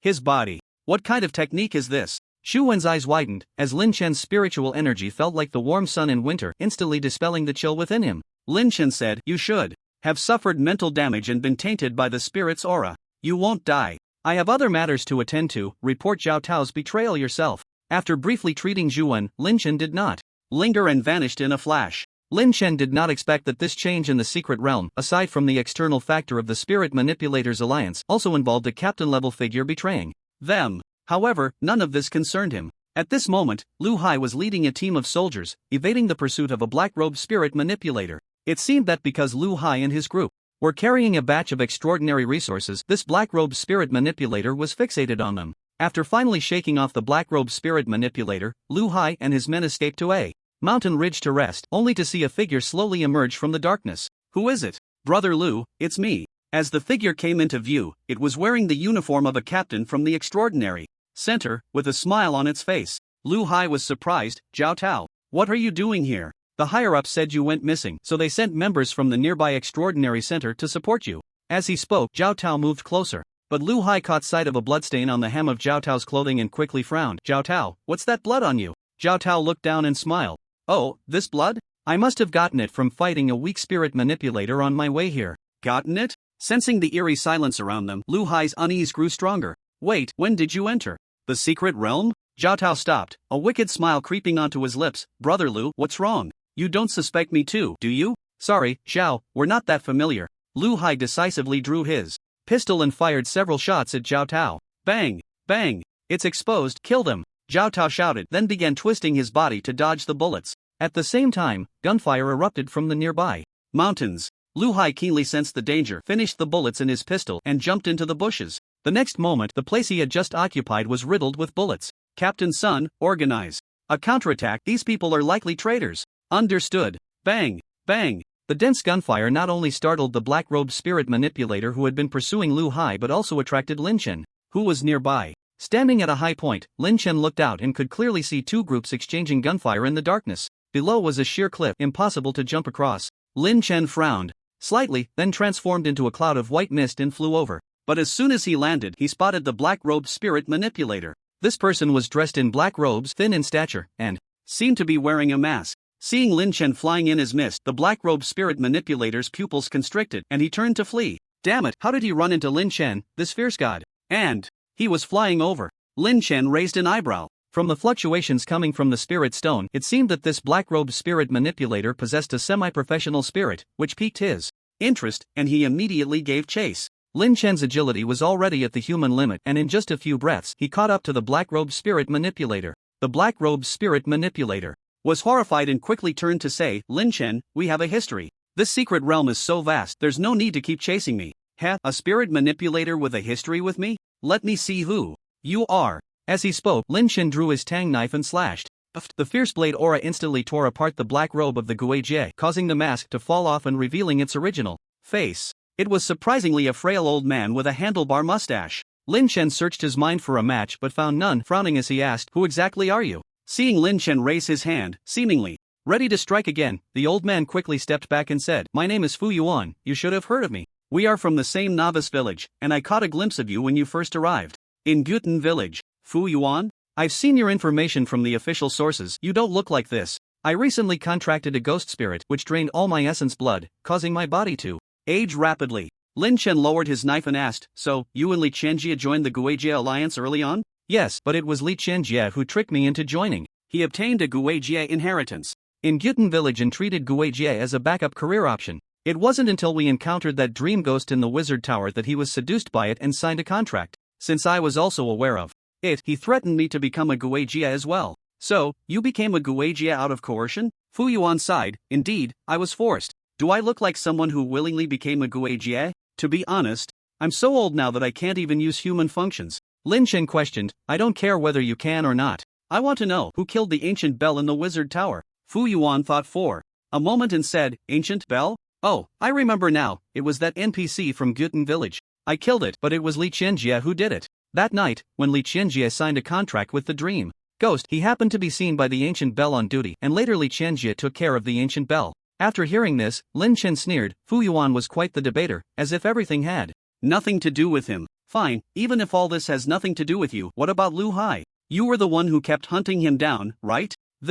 Upon hearing this, Fu Yuan's face turned slightly pale. Lin Chen, you know that Guijie need a lot of extraordinary resources to nurture the ghost spirits within their bodies. I had no choice, and I assure you, after entering this secret realm, I didn't dare to kill anyone. Even with Lu Hai and his group, I only intimidated them with ghost spirits. I didn't deal any fatal blows. Seeing Lin Chen raise the tang knife spirit tool in his hand, Fu Yuan was alarmed and hurriedly said, If you lay a hand on me, that would be unreasonable. I won't accept it. Lin Chen laughed, At your age, still so childish. If I want to kill you, do you think it matters whether you accept it or not? If you don't accept it, go tell the king of hell. Fu Yuan knew this was true. He was sweating profusely, then pondered, Lin Chen, if you don't kill me, I'm willing to be your eyes and ears. I can report everything about the Guijie alliance and Li Qianjie to you in the future. Hearing this, Lin Chen relaxed his grip on the knife. I can spare your life, but you must hand over the ghost spirit on you. Fu Yuan firmly refused. Ghost spirit? No way, if I give it up, I'll probably be at your mercy. With it, you're already at my mercy.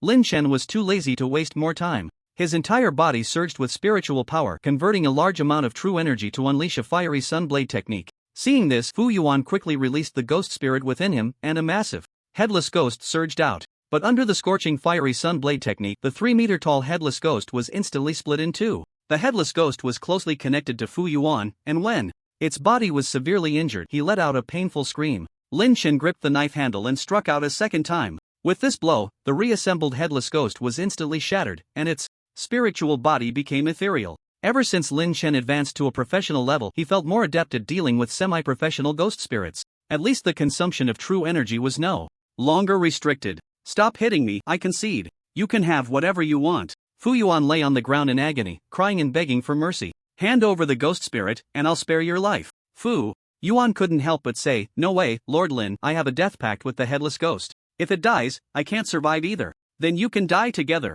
Suddenly, Fu Yuan thought of something, his eyes reddening as he said, wait, I know a major secret. Lord Lin, I can trade this information for my life. What secret? If it's truly valuable, I might spare you. It's related to the crisis in the real world. As far as I know, our blue star is about to merge with the apocalypse world, and when that happens, the whole world will fall into disaster. It's probably happening next year, and the members of the Ghost Manipulators Alliance have already started stockpiling supplies. Lin Chen raised an eyebrow. Where did you get this information? I don't know, the leader said it. Her name is Mengilan, and I've heard she's the old flame of Captain Chun Chu from Donghai City. Mengilan? Did your leader participate in this secret realm matter? No, I heard the leader contracted a powerful ghost spirit. Very strong, but she seems to advocate cooperating with the authorities and won't oppose them. So I estimate she doesn't know about tonight's secret realm incident either. Lin Chen nodded. Alright, but the information you just provided is outdated. I already know it, so it probably won't work to buy your life. Damn. Lord Lin, we can't play like this. Fu Yuan wanted to curse but didn't dare to say it out loud. Lin Chen smiled and tapped the blade against Fu Yuan's face. You're not worth me playing like this. Think again, what else can you offer for your life? Wait, Lord Lin, I also know something. Our leader seems to have a talent stone. You should need this, right? Talent stone? Lin Chen's expression became serious. Tell me more. Seeing that Lin Chen seemed interested in the talent stone, Fu Yuan hurriedly said, it's about the auction in Donghai City. The news spread that you bought that talent stone at a high price. We were once gathered together and talked about the talent stone, and then the leader said she has one. Of course, I don't know if it's true, but Lord Lin, if you let me go, I promise to investigate this matter thoroughly. You're not lying to me? Fu Yuan raised his hand and swore to the heavens, it's definitely true. If I lie to you, let me be struck by 5 thunders and die a terrible death. Lin Chen thought for a moment and said, alright, I can spare your life, but you need to give me a vial of blood. Fu Yuan hesitated. Blood? Lord Lin, what do you need my blood for? To track you, no more nonsense. If you don't want to bleed, I'll slice you. Lin Chen took out a vial from the mirror space. Here, I'll give it. I'll do it right now. Ever since he contracted the headless ghost, Fu Yuan had become emaciated and weak, his vitality severely depleted. He bit his finger and frantically squeezed out blood, but after more than a minute he only managed to drip 2 drops. Lin Chen, tired of wasting time, yanked Fu Yuan's right arm and sliced at his wrist, causing a large amount of blood to flow out instantly. Oh my god, that cut could take my life. Lin Chen frowned and threw a piece of blood food to Fu Yuan from the mirror space. One last thing, are you and Li Qinjie still in Guten Village? Gratefully accepting the blood food from Lin Chen, Fu Yuan said, no, we left about a week ago. The village is under strict investigation. Where did you go? They said Tianshui City, but it was always Li Qinjie leading the way, so I don't know if he lied. Lin Chen nodded, shook the vial of blood in his hand and then tossed it into the mirror space. Alright, that's it. You leave the secret realm first. If you find out any news about the talent stone, let me know. Also, as long as you don't harm the innocent and sincerely work for me, I guarantee that even if the authorities catch you, I can still spare your life. Thank you, Lord Lin, I promise not to do anything bad. With that, Fu Yuan hurriedly slipped away. Lin Chen smiled at his retreating figure. He had originally intended to kill Fu Yuan and devour the ghost spirit within his body, but the headless strange entity within Fu Yuan's body was somewhat contrary to Lin Chen's intentions. Although he could absorb the abilities of half-professional level and above strange spirits, the abilities of this headless strange seemed unable to complement his strange stone abilities. He certainly did not want to transform into a headless form. Of course, the most important reason for not killing Fu Yuan was that Lin Chen indeed needed an informant from the Strange Spirit Alliance. This organization was chaotic and uncontrollable. Moreover, those who signed contracts with strange spirits would gradually be influenced by them, becoming an unknown danger. If there was an informant to help Lin Chen keep an eye on the Strange Spirit Alliance, that would be ideal. However, Lin Chen did not know Fu Yuan well. His earlier display of cowardice could also have been an act. But Lin Chen did not care. Having obtained Fu Yuan's blood, he had a way to learn some tricks from the old man in Gu Yunxiang, ensuring Fu Yuan would obediently comply in the future. After spending a few minutes with Fu Yuan, the gunfire in the mountains had already ceased. Lin Chen walked forward slowly. By a low-lying pool, Lu Hai was resting with a team of soldiers, many of whom had gunshot wounds. Hearing footsteps, Lu Hai immediately became alert. Could it be that Zhao Tao and the others who had just retreated had returned? Who is it? Lin Chen's voice came. It's me, team leader Lu. Lin, my brother. Upon hearing this voice, Lu Hai couldn't help but feel overjoyed, not expecting Lin Chen to keep his promise and arrive so quickly. With Lin Chen here, they were basically safe. Lu Hai approached and said, Lin, you're quite fast. It's only been a few hours, and you're already here. I received your message and set off without stopping. I was transported by military helicopter along the way. Lin Chen's gaze swept over the pool, noticing several soldiers lying around with gunshot wounds. Among them, Captain Sun still seemed somewhat vigilant, not lowering his weapon and keeping his eyes fixed on Lin Chen. Seeing this, Lu Hai said, Captain Sun, don't be tense, this is Lin Chen, a great expert invited by the authorities. With him here, we will all be safe. Captain Sun nodded and then lowered his weapon. Lin Chen also nodded in acknowledgement to Captain Sun and then asked, Are there many casualties? Lu Hai replied, Although a few people were shot, only one is seriously injured. I gave him a bottle of physical attribute potion. He should be able to hold on. By the way, Lin, that flash of blades not far from here was caused by you, right? Lin Chen nodded. Yes, I encountered the strange spirit that had been pursuing you. I severely injured it, and it fled. That's good. Luckily, you arrived in time. If it weren't for the commotion you caused, Zhao Tao and the others probably wouldn't have retreated. Lin Chen raised an eyebrow. The gunfire just now was caused by Zhao Tao? Yes, he quietly approached with his men, seemingly trying to ambush me. Fortunately, I sensed something was off and wasn't caught off guard. Well, you were lucky. I encountered someone named Zhu Wenan. The way, he was ambushed by Zhao Tao and the people from the Strange Spirit Alliance, and he was seriously injured. All the soldiers he brought are dead. Lu Hai was shocked upon hearing this. What? Is Zhu Wen okay? He should be fine. After a brief chat and exchanging information, Lin Chen instructed Lu Hai to organize the personnel and prepare to return. Although Lin Chen wanted to explore this secret realm, it was better to ensure Lu Hai and the others were safe first. After all, he had promised to protect them. However, Lin Chen had transformed into a spirit deer and arrived in just over an hour. Sending this group of injured personnel back would likely take a considerable amount of time. As time passed, after escorting them for several hours, the sky gradually brightened. At this moment, a message came through Lu Hai's communication device. After reading it, Lu Hai joyfully said, Lin, the communication devices within the secret realm have been restored. The official forces are rushing in from various locations, and some of the strange spirits causing chaos have already been suppressed. Team leader Niu knows our situation and has sent someone to pick us up. Lin Chen nodded in acknowledgement. About 2 hours later, a team led by several captains arrived as reinforcements. Seeing that Lu Hai and the others were safe, Lin Chen greeted them and quietly disappeared into the crowd.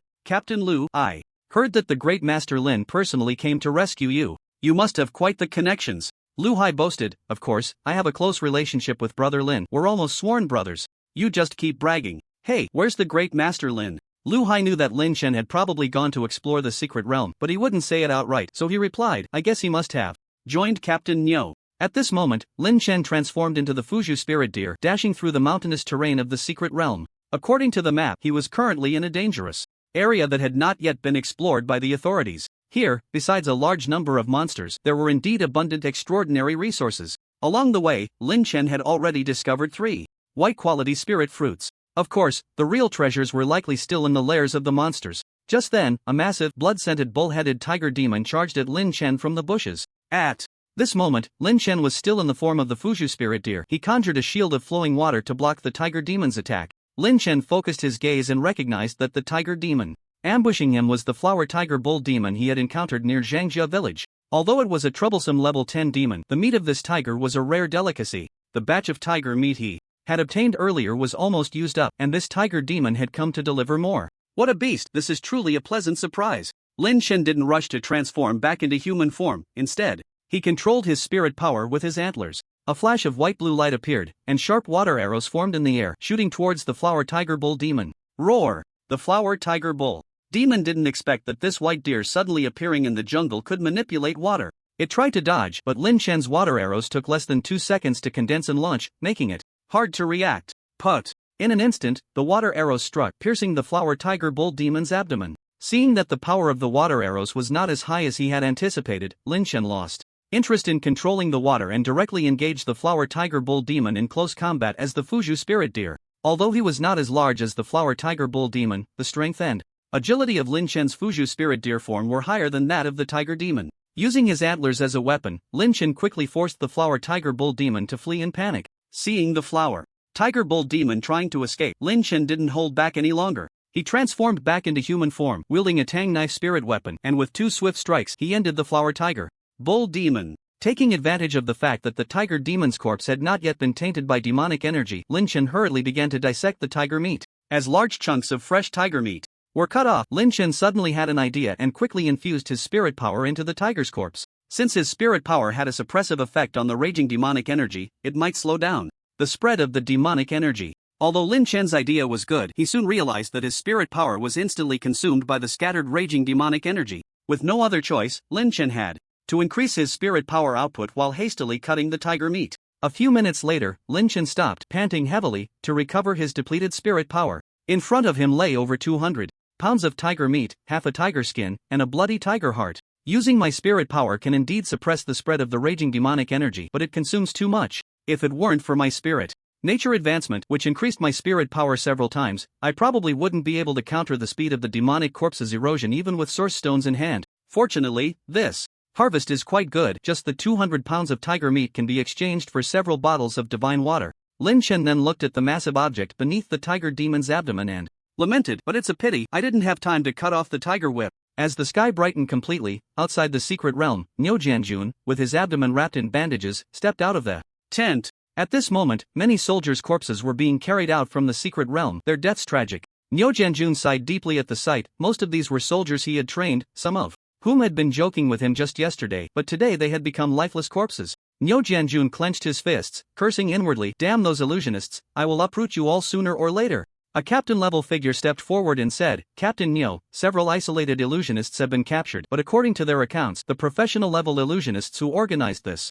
operation have all escaped, including Qin Xiaobai and Zhang Xian." Niu Jianjun frowned and replied, "Report this information to Old Chen, he will issue a nationwide manhunt for them. These people won't get away." "Captain Niu, all these people are from the Illusionist Alliance. I don't think this organization is good. Should we capture everyone in this alliance?" Niu Jianjun shook his head. "It's not as simple as you think. Although the Illusionist Alliance as a whole, it is too dispersed. Many of them did not participate in the Secret Realms riot. We can't just strike them all down indiscriminately. By the way, Captain Niu, currently, Captain Zhu and Captain LV are on their way back, but Advisor Bai hasn't sent any news yet. Bai Xian? Send another team to search for him in the Secret Realm. That guy is quite clever and unlikely to get into trouble." Meanwhile, Lin Chen killed a flower tiger bull demon and began searching for traces of other flower tiger bull demons in the vicinity. The tiger meat produced by this type of demon beast is extremely valuable, and if encountered, it would be best to capture them all. Unfortunately, after spending some time searching the surrounding mountains, Lin Chen did not find a second flower tiger bull demon.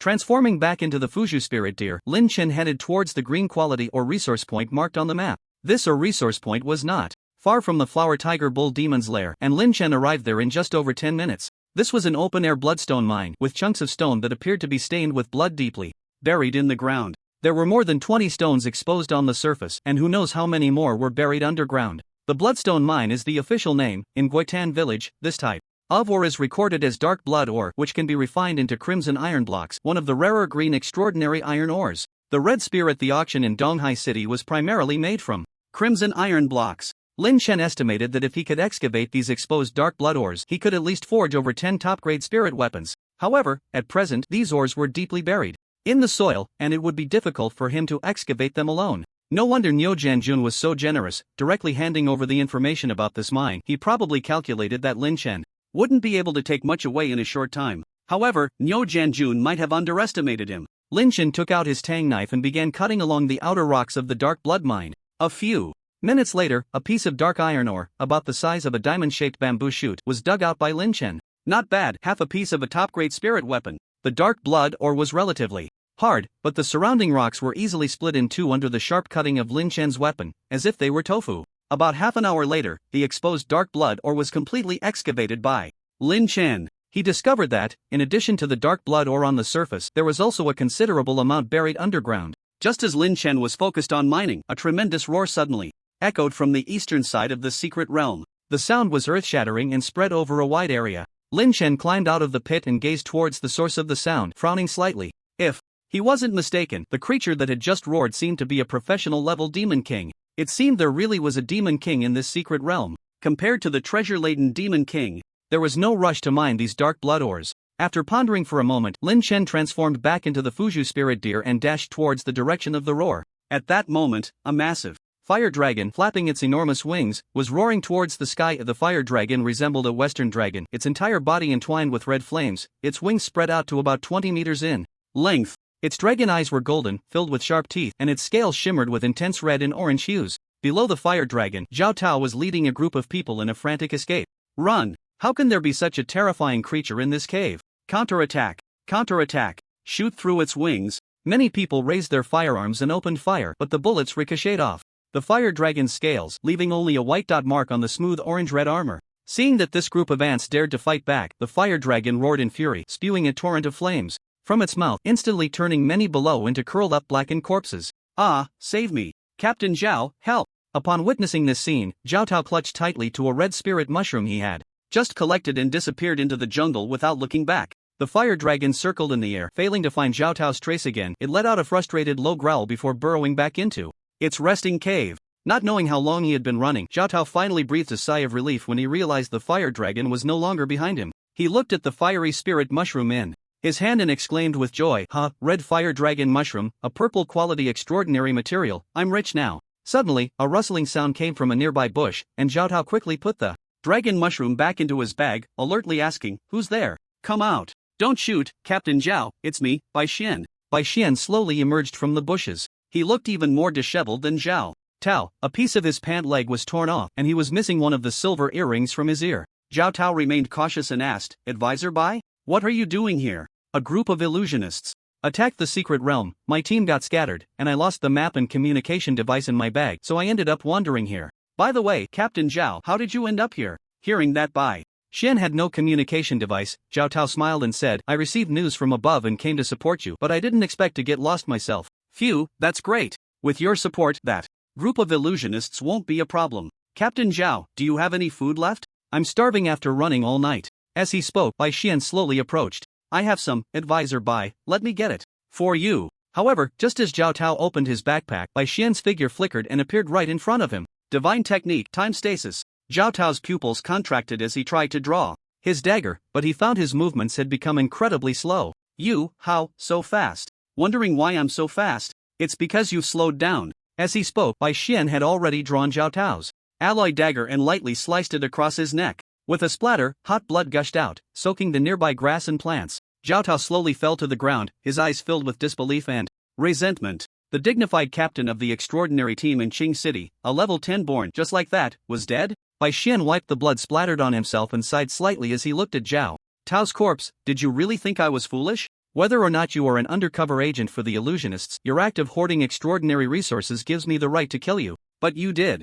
Do me a favor by bringing out such a good treasure from the dragon's lair." With that, Bai Xian picked up Zhao Tao's backpack. The bag was stuffed with numerous extraordinary resources from the secret realm, the most precious of which was undoubtedly the red fire dragon mushroom. Just then, a voice came from a nearby tree. "Advisor Bai, as the saying goes, those who see should share, that red fire dragon mushroom should belong to me as well, right?" Bai Xian looked up warily, and upon seeing the figure in the tree, his brows furrowed. "Lin Chen? When did you arrive? I've been watching for a while." Lin Chen smiled, shaking his phone as he added, "I even took pictures and recorded a video." Bai Xian snorted coldly and said, "So what if you take it? Zhao Tao is a spy for the Imperial Deceiver, he deserves to die. As a consultant for the headquarters, I have the right to kill him. I didn't expect to threaten you, but to be honest, if you don't come, this dragon grass will be mine. So, shouldn't I get my share of the dragon grass?" "Impossible, the resources in this secret realm belong to the country." Hearing this, Lin Chen smiled. "All right then, I'll wait for you to hand it over, don't keep it to yourself." Bai Xian's face darkened. Even though he was a consultant at headquarters, he was reluctant to turn over such a purple extraordinary material. After pondering for a moment, he said, "Giving you half is not out of the question, but you must promise to keep it a secret." "Don't worry, I'm not a blabbermouth." Bai Xian was also decisive, directly tearing off half of the red fire dragon grass and tossing it to Lin Chen. "Generous." Lin Chen gave him a thumbs up and then stuffed half of the red fire dragon grass into his backpack. Being extorted like this by Lin Chen, Bai Xian said irritably, "How did Master Lin get in? You didn't sneak in, did you?" Lin Chen replied, Elder Chen arranged for me to enter the secret realm to support you, but seeing your methods, Consultant Bai, it seems you don't need my help. Bai Xian thought for a moment and said, I really don't need it here, Master Lin should go help others. Since Consultant Bai doesn't welcome me, then I'll take my leave. Lin Chen smiled and then vanished into the woods. Moments later, a low voice came from Bai Xian, this dragon grass is rare even after 10,000 years, and you willingly share it with this person? Why not just kill him too? Kill your head. I've never been able to see through this guy's talent. This time I saw him, and he has already become a professional sequencer. If I really want to kill him, I might be taken out before I even make a move. So what if he's a sequencer? The divine profession you walk is not much worse than a sequencer, and as long as you let me eat more food, I guarantee I can continuously provide you with divine power and teach you rare divine techniques. You will become the number one among the born. Heh, do you really think I'm foolish? You should crawl out from the parchment first, and besides, don't expect me to believe you before I understand your background. In the distance, Lin Chen gazed at Bai Xian, who seemed to be talking to himself, frowning slightly. This consultant Bai was even more mysterious than he had imagined. The divine technique Bai Xian had just used should be able to manipulate local time. Such strength was probably already that of a professional divine practitioner. Lin Chen shook his head. Forget it, there's no need to think so much. There are many people in the world with opportunities, even those who have activated the top 10 talent codes are not just him, Lin Chen. 4. Now, he couldn't be too high profile and ignore everything. Lin Chen glanced again at the dragon's lair on the bald mountain ahead, which was emitting heat. On the map it was marked with a red cross, indicating that the authorities had conducted a preliminary investigation of this place and deemed it extremely dangerous. Although there was danger, Lin Chen still planned to go in and take a look. It was not easy to enter a secret realm, so he naturally wanted to take away all the resources he could scavenge. If he waited for the authorities to fully explore and control this secret realm, then trying to steal anything would probably not be an easy task. Lin Chen then took out the illusion divine talisman he obtained from Sang Zhigui. Ever since he got this talisman, Lin Chen had figured out its function. By activating the talisman, he could transform his body into a two-dimensional shadow, and he could turn anything he touched into a shadow. However, the more things he turned into shadows, the greater the consumption of divine power. Lin Chen had tested it. Using the divine power that came with the talisman, he could freely transform into a shadow for 10 minutes. However, since he had spiritual power to convert into divine power, this talisman could be used continuously in Lin Chen's hands. Then, transforming into a shadow, Lin Chen stealthily entered the dragon's lair in the cave. The dragon's lair was much more complex than Lin Chen had imagined. The passages were wide and intricate, with all the rocks exuding a scorching aura. Following a main passage downward, Lin Chen finally arrived at the resting place of the fire dragon. Perhaps it was because something had just been stolen. This fire dragon was scanning its cave territory, sparks continuously spewing from its nostrils. Lin Chen hid in a corner, not daring to move. Through his perception, he sensed that this fire dragon was much stronger than the demon kings he had dealt with before, the Shin Snake and the Black Catfish. It might be a professional 2-star or 3-star demon king. If he were discovered by the fire dragon, he would definitely be unable to fight back and could only think of a way to escape. After waiting for a long time, the fire dragon leaped down a dark cave entrance and disappeared inside. Lin Chen then revealed himself and began to explore the vast cave. Since it was the fire dragon's habitat, one corner of the cave was piled high with the corpses of various demon creatures, and Lin Chen also discovered several corpses of flower tiger cattle demons. In addition, another corner of the cave was where the fire dragon's droppings accumulated. It emitted a foul odor, but many plants were growing there, all appearing to be extraordinary materials. Lin Chen had heard Gu Yun mention before that dragon-type demons were treasures all over, and even their dung pits could nurture precious resources. After thinking for a moment, Lin Chen held back his disgust and transformed into a cloud of white mist to fly up, harvesting these plants from the dragon dung. There were more than 10 plants in total, which Lin Chen bundled together and disdainfully stuffed into a corner of the mirror space. As Lin Chen's mental power grew, the volume of the mirror space he could open up also expanded significantly, so he wasn't worried about filling it up. Afterward, Lin Chen took a tour around the enormous cave and found that this place seemed to be just where the fire dragon ate and defecated. Apart from the food corpses and droppings, there was nothing more inside. However, the eating and defecating were at opposite ends of the cave, indicating that this fire dragon had some standards. He just didn't know where Zhao Tao had picked the red fire dragon grass from. At that moment, Lin Chen heard a low roar coming from underground, and he stretched his head toward the cave where the fire dragon had disappeared. He saw that the cave was extremely deep, seemingly over 1,000 meters, and at the end of the cave was a pool of red flowing lava where the fire dragon was bathing. Interesting, this place turned out to be a volcanic crater. At this moment, Lin Chen's gaze caught sight of something. About 500 meters into the cave, there was a plant that seemed to be entwined with flames, the red fire dragon grass. So the red fire dragon grass grew within this cave. Seeing the fire dragon still frolicking in the lava, Lin Chen activated the Phantom Divine Talisman, decisively transforming into a shadow and slithering down the cave wall.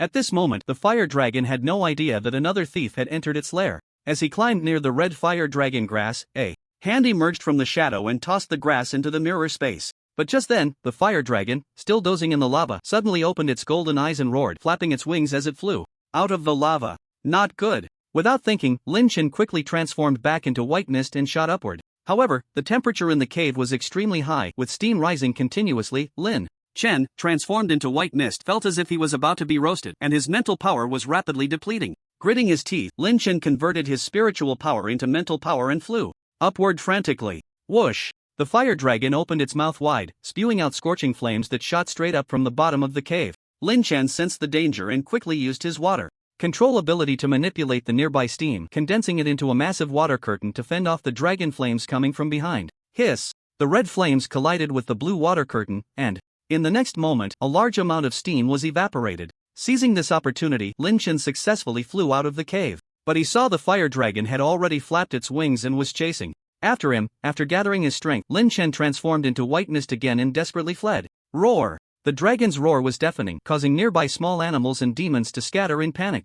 Bai Xian, who was dealing with Zhao Tao's corpse, looked up upon hearing the commotion and saw a cloud of white mist flying ahead, with the fire dragon chasing behind. Every time the fire dragon breathed fire, a stream of water condensed from the void would counter the flames. The two entities tangled and danced along the low sky, igniting many trees along the way with the residual dragon flames. A great fire broke out, thick smoke billowing. With his all-knowing dual eyes, Bai Xian naturally recognized Lin Chen's true form at a glance. He exclaimed in surprise, "This white mist is actually Lin Chen? He. The methods of a sequence are special. Transforming into white mist is not surprising. If you want to learn, I can teach you the divine art of stepping through the void." Shut up! Bai Xian folded the sheepskin scroll at his chest and hurried towards the exit of the secret realm. At this moment, Lin Chen was in the air, trying to shake off the fire dragon behind him, but the fire dragon seemed to see him as a little thief who had stolen 2 dragon herbs, relentlessly pursuing him. Seeing a small lake ahead, Lin Chen dove in without a second thought. The fire dragon roared, hovering above the lake, opening its mouth filled with sharp fangs, and a torrent of red flames poured down from its maw. Splash! A large amount of steam evaporated, and the small fish and shrimp above the lake were cooked in just a few seconds. Lin Chen hid in the deep water, frowning slightly. This was not a sustainable solution. However, the lake was his territory, and he could certainly take on this fire dragon. Just right, he wanted to test the water control ability of the Fuju sequence. Then, Lin Chen clasped his hands, and 2 water dragons spiraled out of the lake, attacking the fire dragon in a cross-strangling formation. The fire dragon also knew that the little thief hiding in the water could control water. It soared high, trying to evade the water dragon's assault. But at that moment, the water dragon suddenly changed form, merging into a single transparent giant hand that tightly grasped the fire dragon's tail. Roar! The fire dragon was startled, flapping its wings frantically, breathing fire at the transparent hand. The water met the high temperature and quickly evaporated. Lin Chen gritted his teeth and conjured a second water hand, slapping towards the fire dragon's wing. With a splash, struck from the side by the immense force of the water, the fire dragon lost its balance in the air and plummeted into the lake. Roar! Glub, glub! Perhaps for the first time since its birth, the fire dragon fell into the icy lake. Water, terrified, it struggled and roared, trying to flap its wings to fly out. But under Lin Chen's control, the water formed chains, dragging it deeper into the lake every time it attempted to escape. At this moment, the news of the fire dragon rampaging out of the cave had reached Niu Jianjun's ears, and he quickly organized a team to rush to the lake. From a distance, Niu Jianjun saw that many nearby forests had been ignited by the fire. "Don't just stand there, put out the fire first. We can't let the blaze destroy the secret realm." "Yes. Where's the Demon King Fire Dragon? It should still be in the lake." The roars have been coming from that direction. Lu Hai also arrived with Niu Jianjun and reminded him, "Captain Niu, since whatever is in that lake can contend with the Demon King Fire Dragon, it might be a powerful demon king that hasn't been recorded. We need to be cautious." Niu Jianjun nodded in agreement and quickly led everyone towards the lake. But as soon as they arrived, they saw the fire dragon flapping its wings and bursting out of the lake, fleeing in a panic, disappearing into the horizon without looking back. Several team leaders, including Lu Hai, were puzzled. "What's going on? It seems the Demon King Fire Dragon has fled? Strange. According to our investigation, the most powerful overlord demon king in the secret realm is this fire dragon. Could there be an even stronger demon king besides the fire dragon? Captain Niu, there seems to be someone up ahead." Niu Jianjun focused his gaze and saw a person slowly walking out of the lake. It was Lin Chen. "Lin, my brother, what are you doing here?" Niu Jianjun quickly approached and noticed Lin Chen's pale face and drenched body, as if he had overexerted himself. It's nothing, I encountered the fire dragon chasing me and used some tricks to escape. Lin Chen forced a smile. This time, he had nearly exhausted his mental and spiritual energy while entangled with the Demon King fire dragon using the lake's water resources. Fortunately, the fire dragon had been scared off by being dragged into the water multiple times. Otherwise, if the fight continued, he might have lost. But upon hearing that Lin Chen had escaped the fire dragon's pursuit, Niu Jianjun exclaimed in shock, Lin, you're amazing. According to our investigation, this fire dragon is a professional 3-star monster, and you managed to come out unscathed from its chase. Lu Hai added, ahem, Captain Niu, I have to say that monster fire dragon seemed to have fled. At this, everyone present realized. From the very beginning, it was likely Lin Chen who had been exchanging blows with that monster fire dragon. Goodness, as a fellow reincarnator, does Lin Chen possess the strength of a professional 3-star? Seeing the astonished looks from those around him, Lin Chen shook his head slightly and didn't explain. Without sufficient data for reference, he wasn't sure what level his current strength could be classified as. However, considering his encounter with this 3-star fire dragon, if he occupied a favorable terrain and combined it with his long-range attack technique, the Celestial Star Archery, even if he faced a 2-star monster, he wouldn't be at a disadvantage. But when it came to a 3-star monster, he feared he still lacked a bit of strength. Just now at the bottom of the lake, he had used the Flame Sunblade technique multiple times to strike at the fire dragon. But the defensive power of the 3-star fire dragon's scales far exceeded Lin Chen's expectations. He couldn't even break through its defenses. If he hadn't used the lake's terrain to entangle the fire dragon and taken advantage of its fear of water, Lin Chen would have likely been torn to shreds by now. Now, with Lin Chen's spiritual and mental energy completely depleted and in need of recovery, Niu Jianjun took him back to the camp to rest. From Niu Jianjun, Lin Chen also learned about the situation with the rebel monster tamers. They hadn't caught the big fish, but they had captured several weaker monster tamers. Moreover, Fu Yuan, whom Lin Chen had left as a counterbalance, had also escaped and hadn't been discovered by the authorities. Inside the military tent, Niu Jianjun handed Lin Chen a cup of freshly brewed hot coffee and said, I just received the latest news.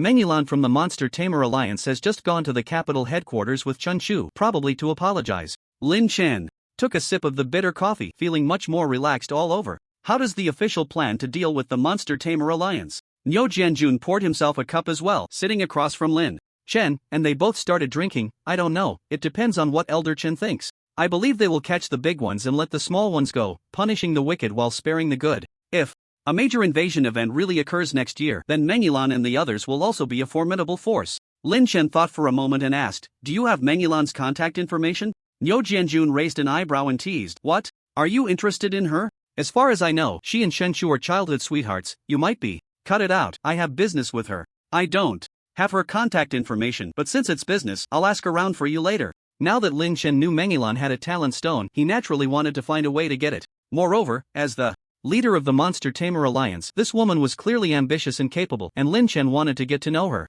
At that moment, a voice came from outside the tent. Captain Niu, consultant Bai, is back. Lin Chen and Niu Jianjun stepped outside to see Bai Xian returning to the camp with a bag of extraordinary resources on his back. Bai Xian still looked as disheveled as before. Upon seeing Lin Chen standing next to Niu Jianjun, he frowned but said nothing. Lin Chen glanced at Bai Xian, savoring his coffee, and also tacitly chose not to speak. Bai Xian said, Captain Niu, Zhao Tao betrayed us, and I almost got ambushed by him, but fortunately, I was cautious and managed to turn the tables on him. Here are the things from his backpack. Niu Jianjun glanced at the extraordinary resources in the backpack, said nothing more, and simply remarked, good, as long as you're back safely. Elder Chen was just asking about your safety. Come on, now that we're all here, let's have a video conference.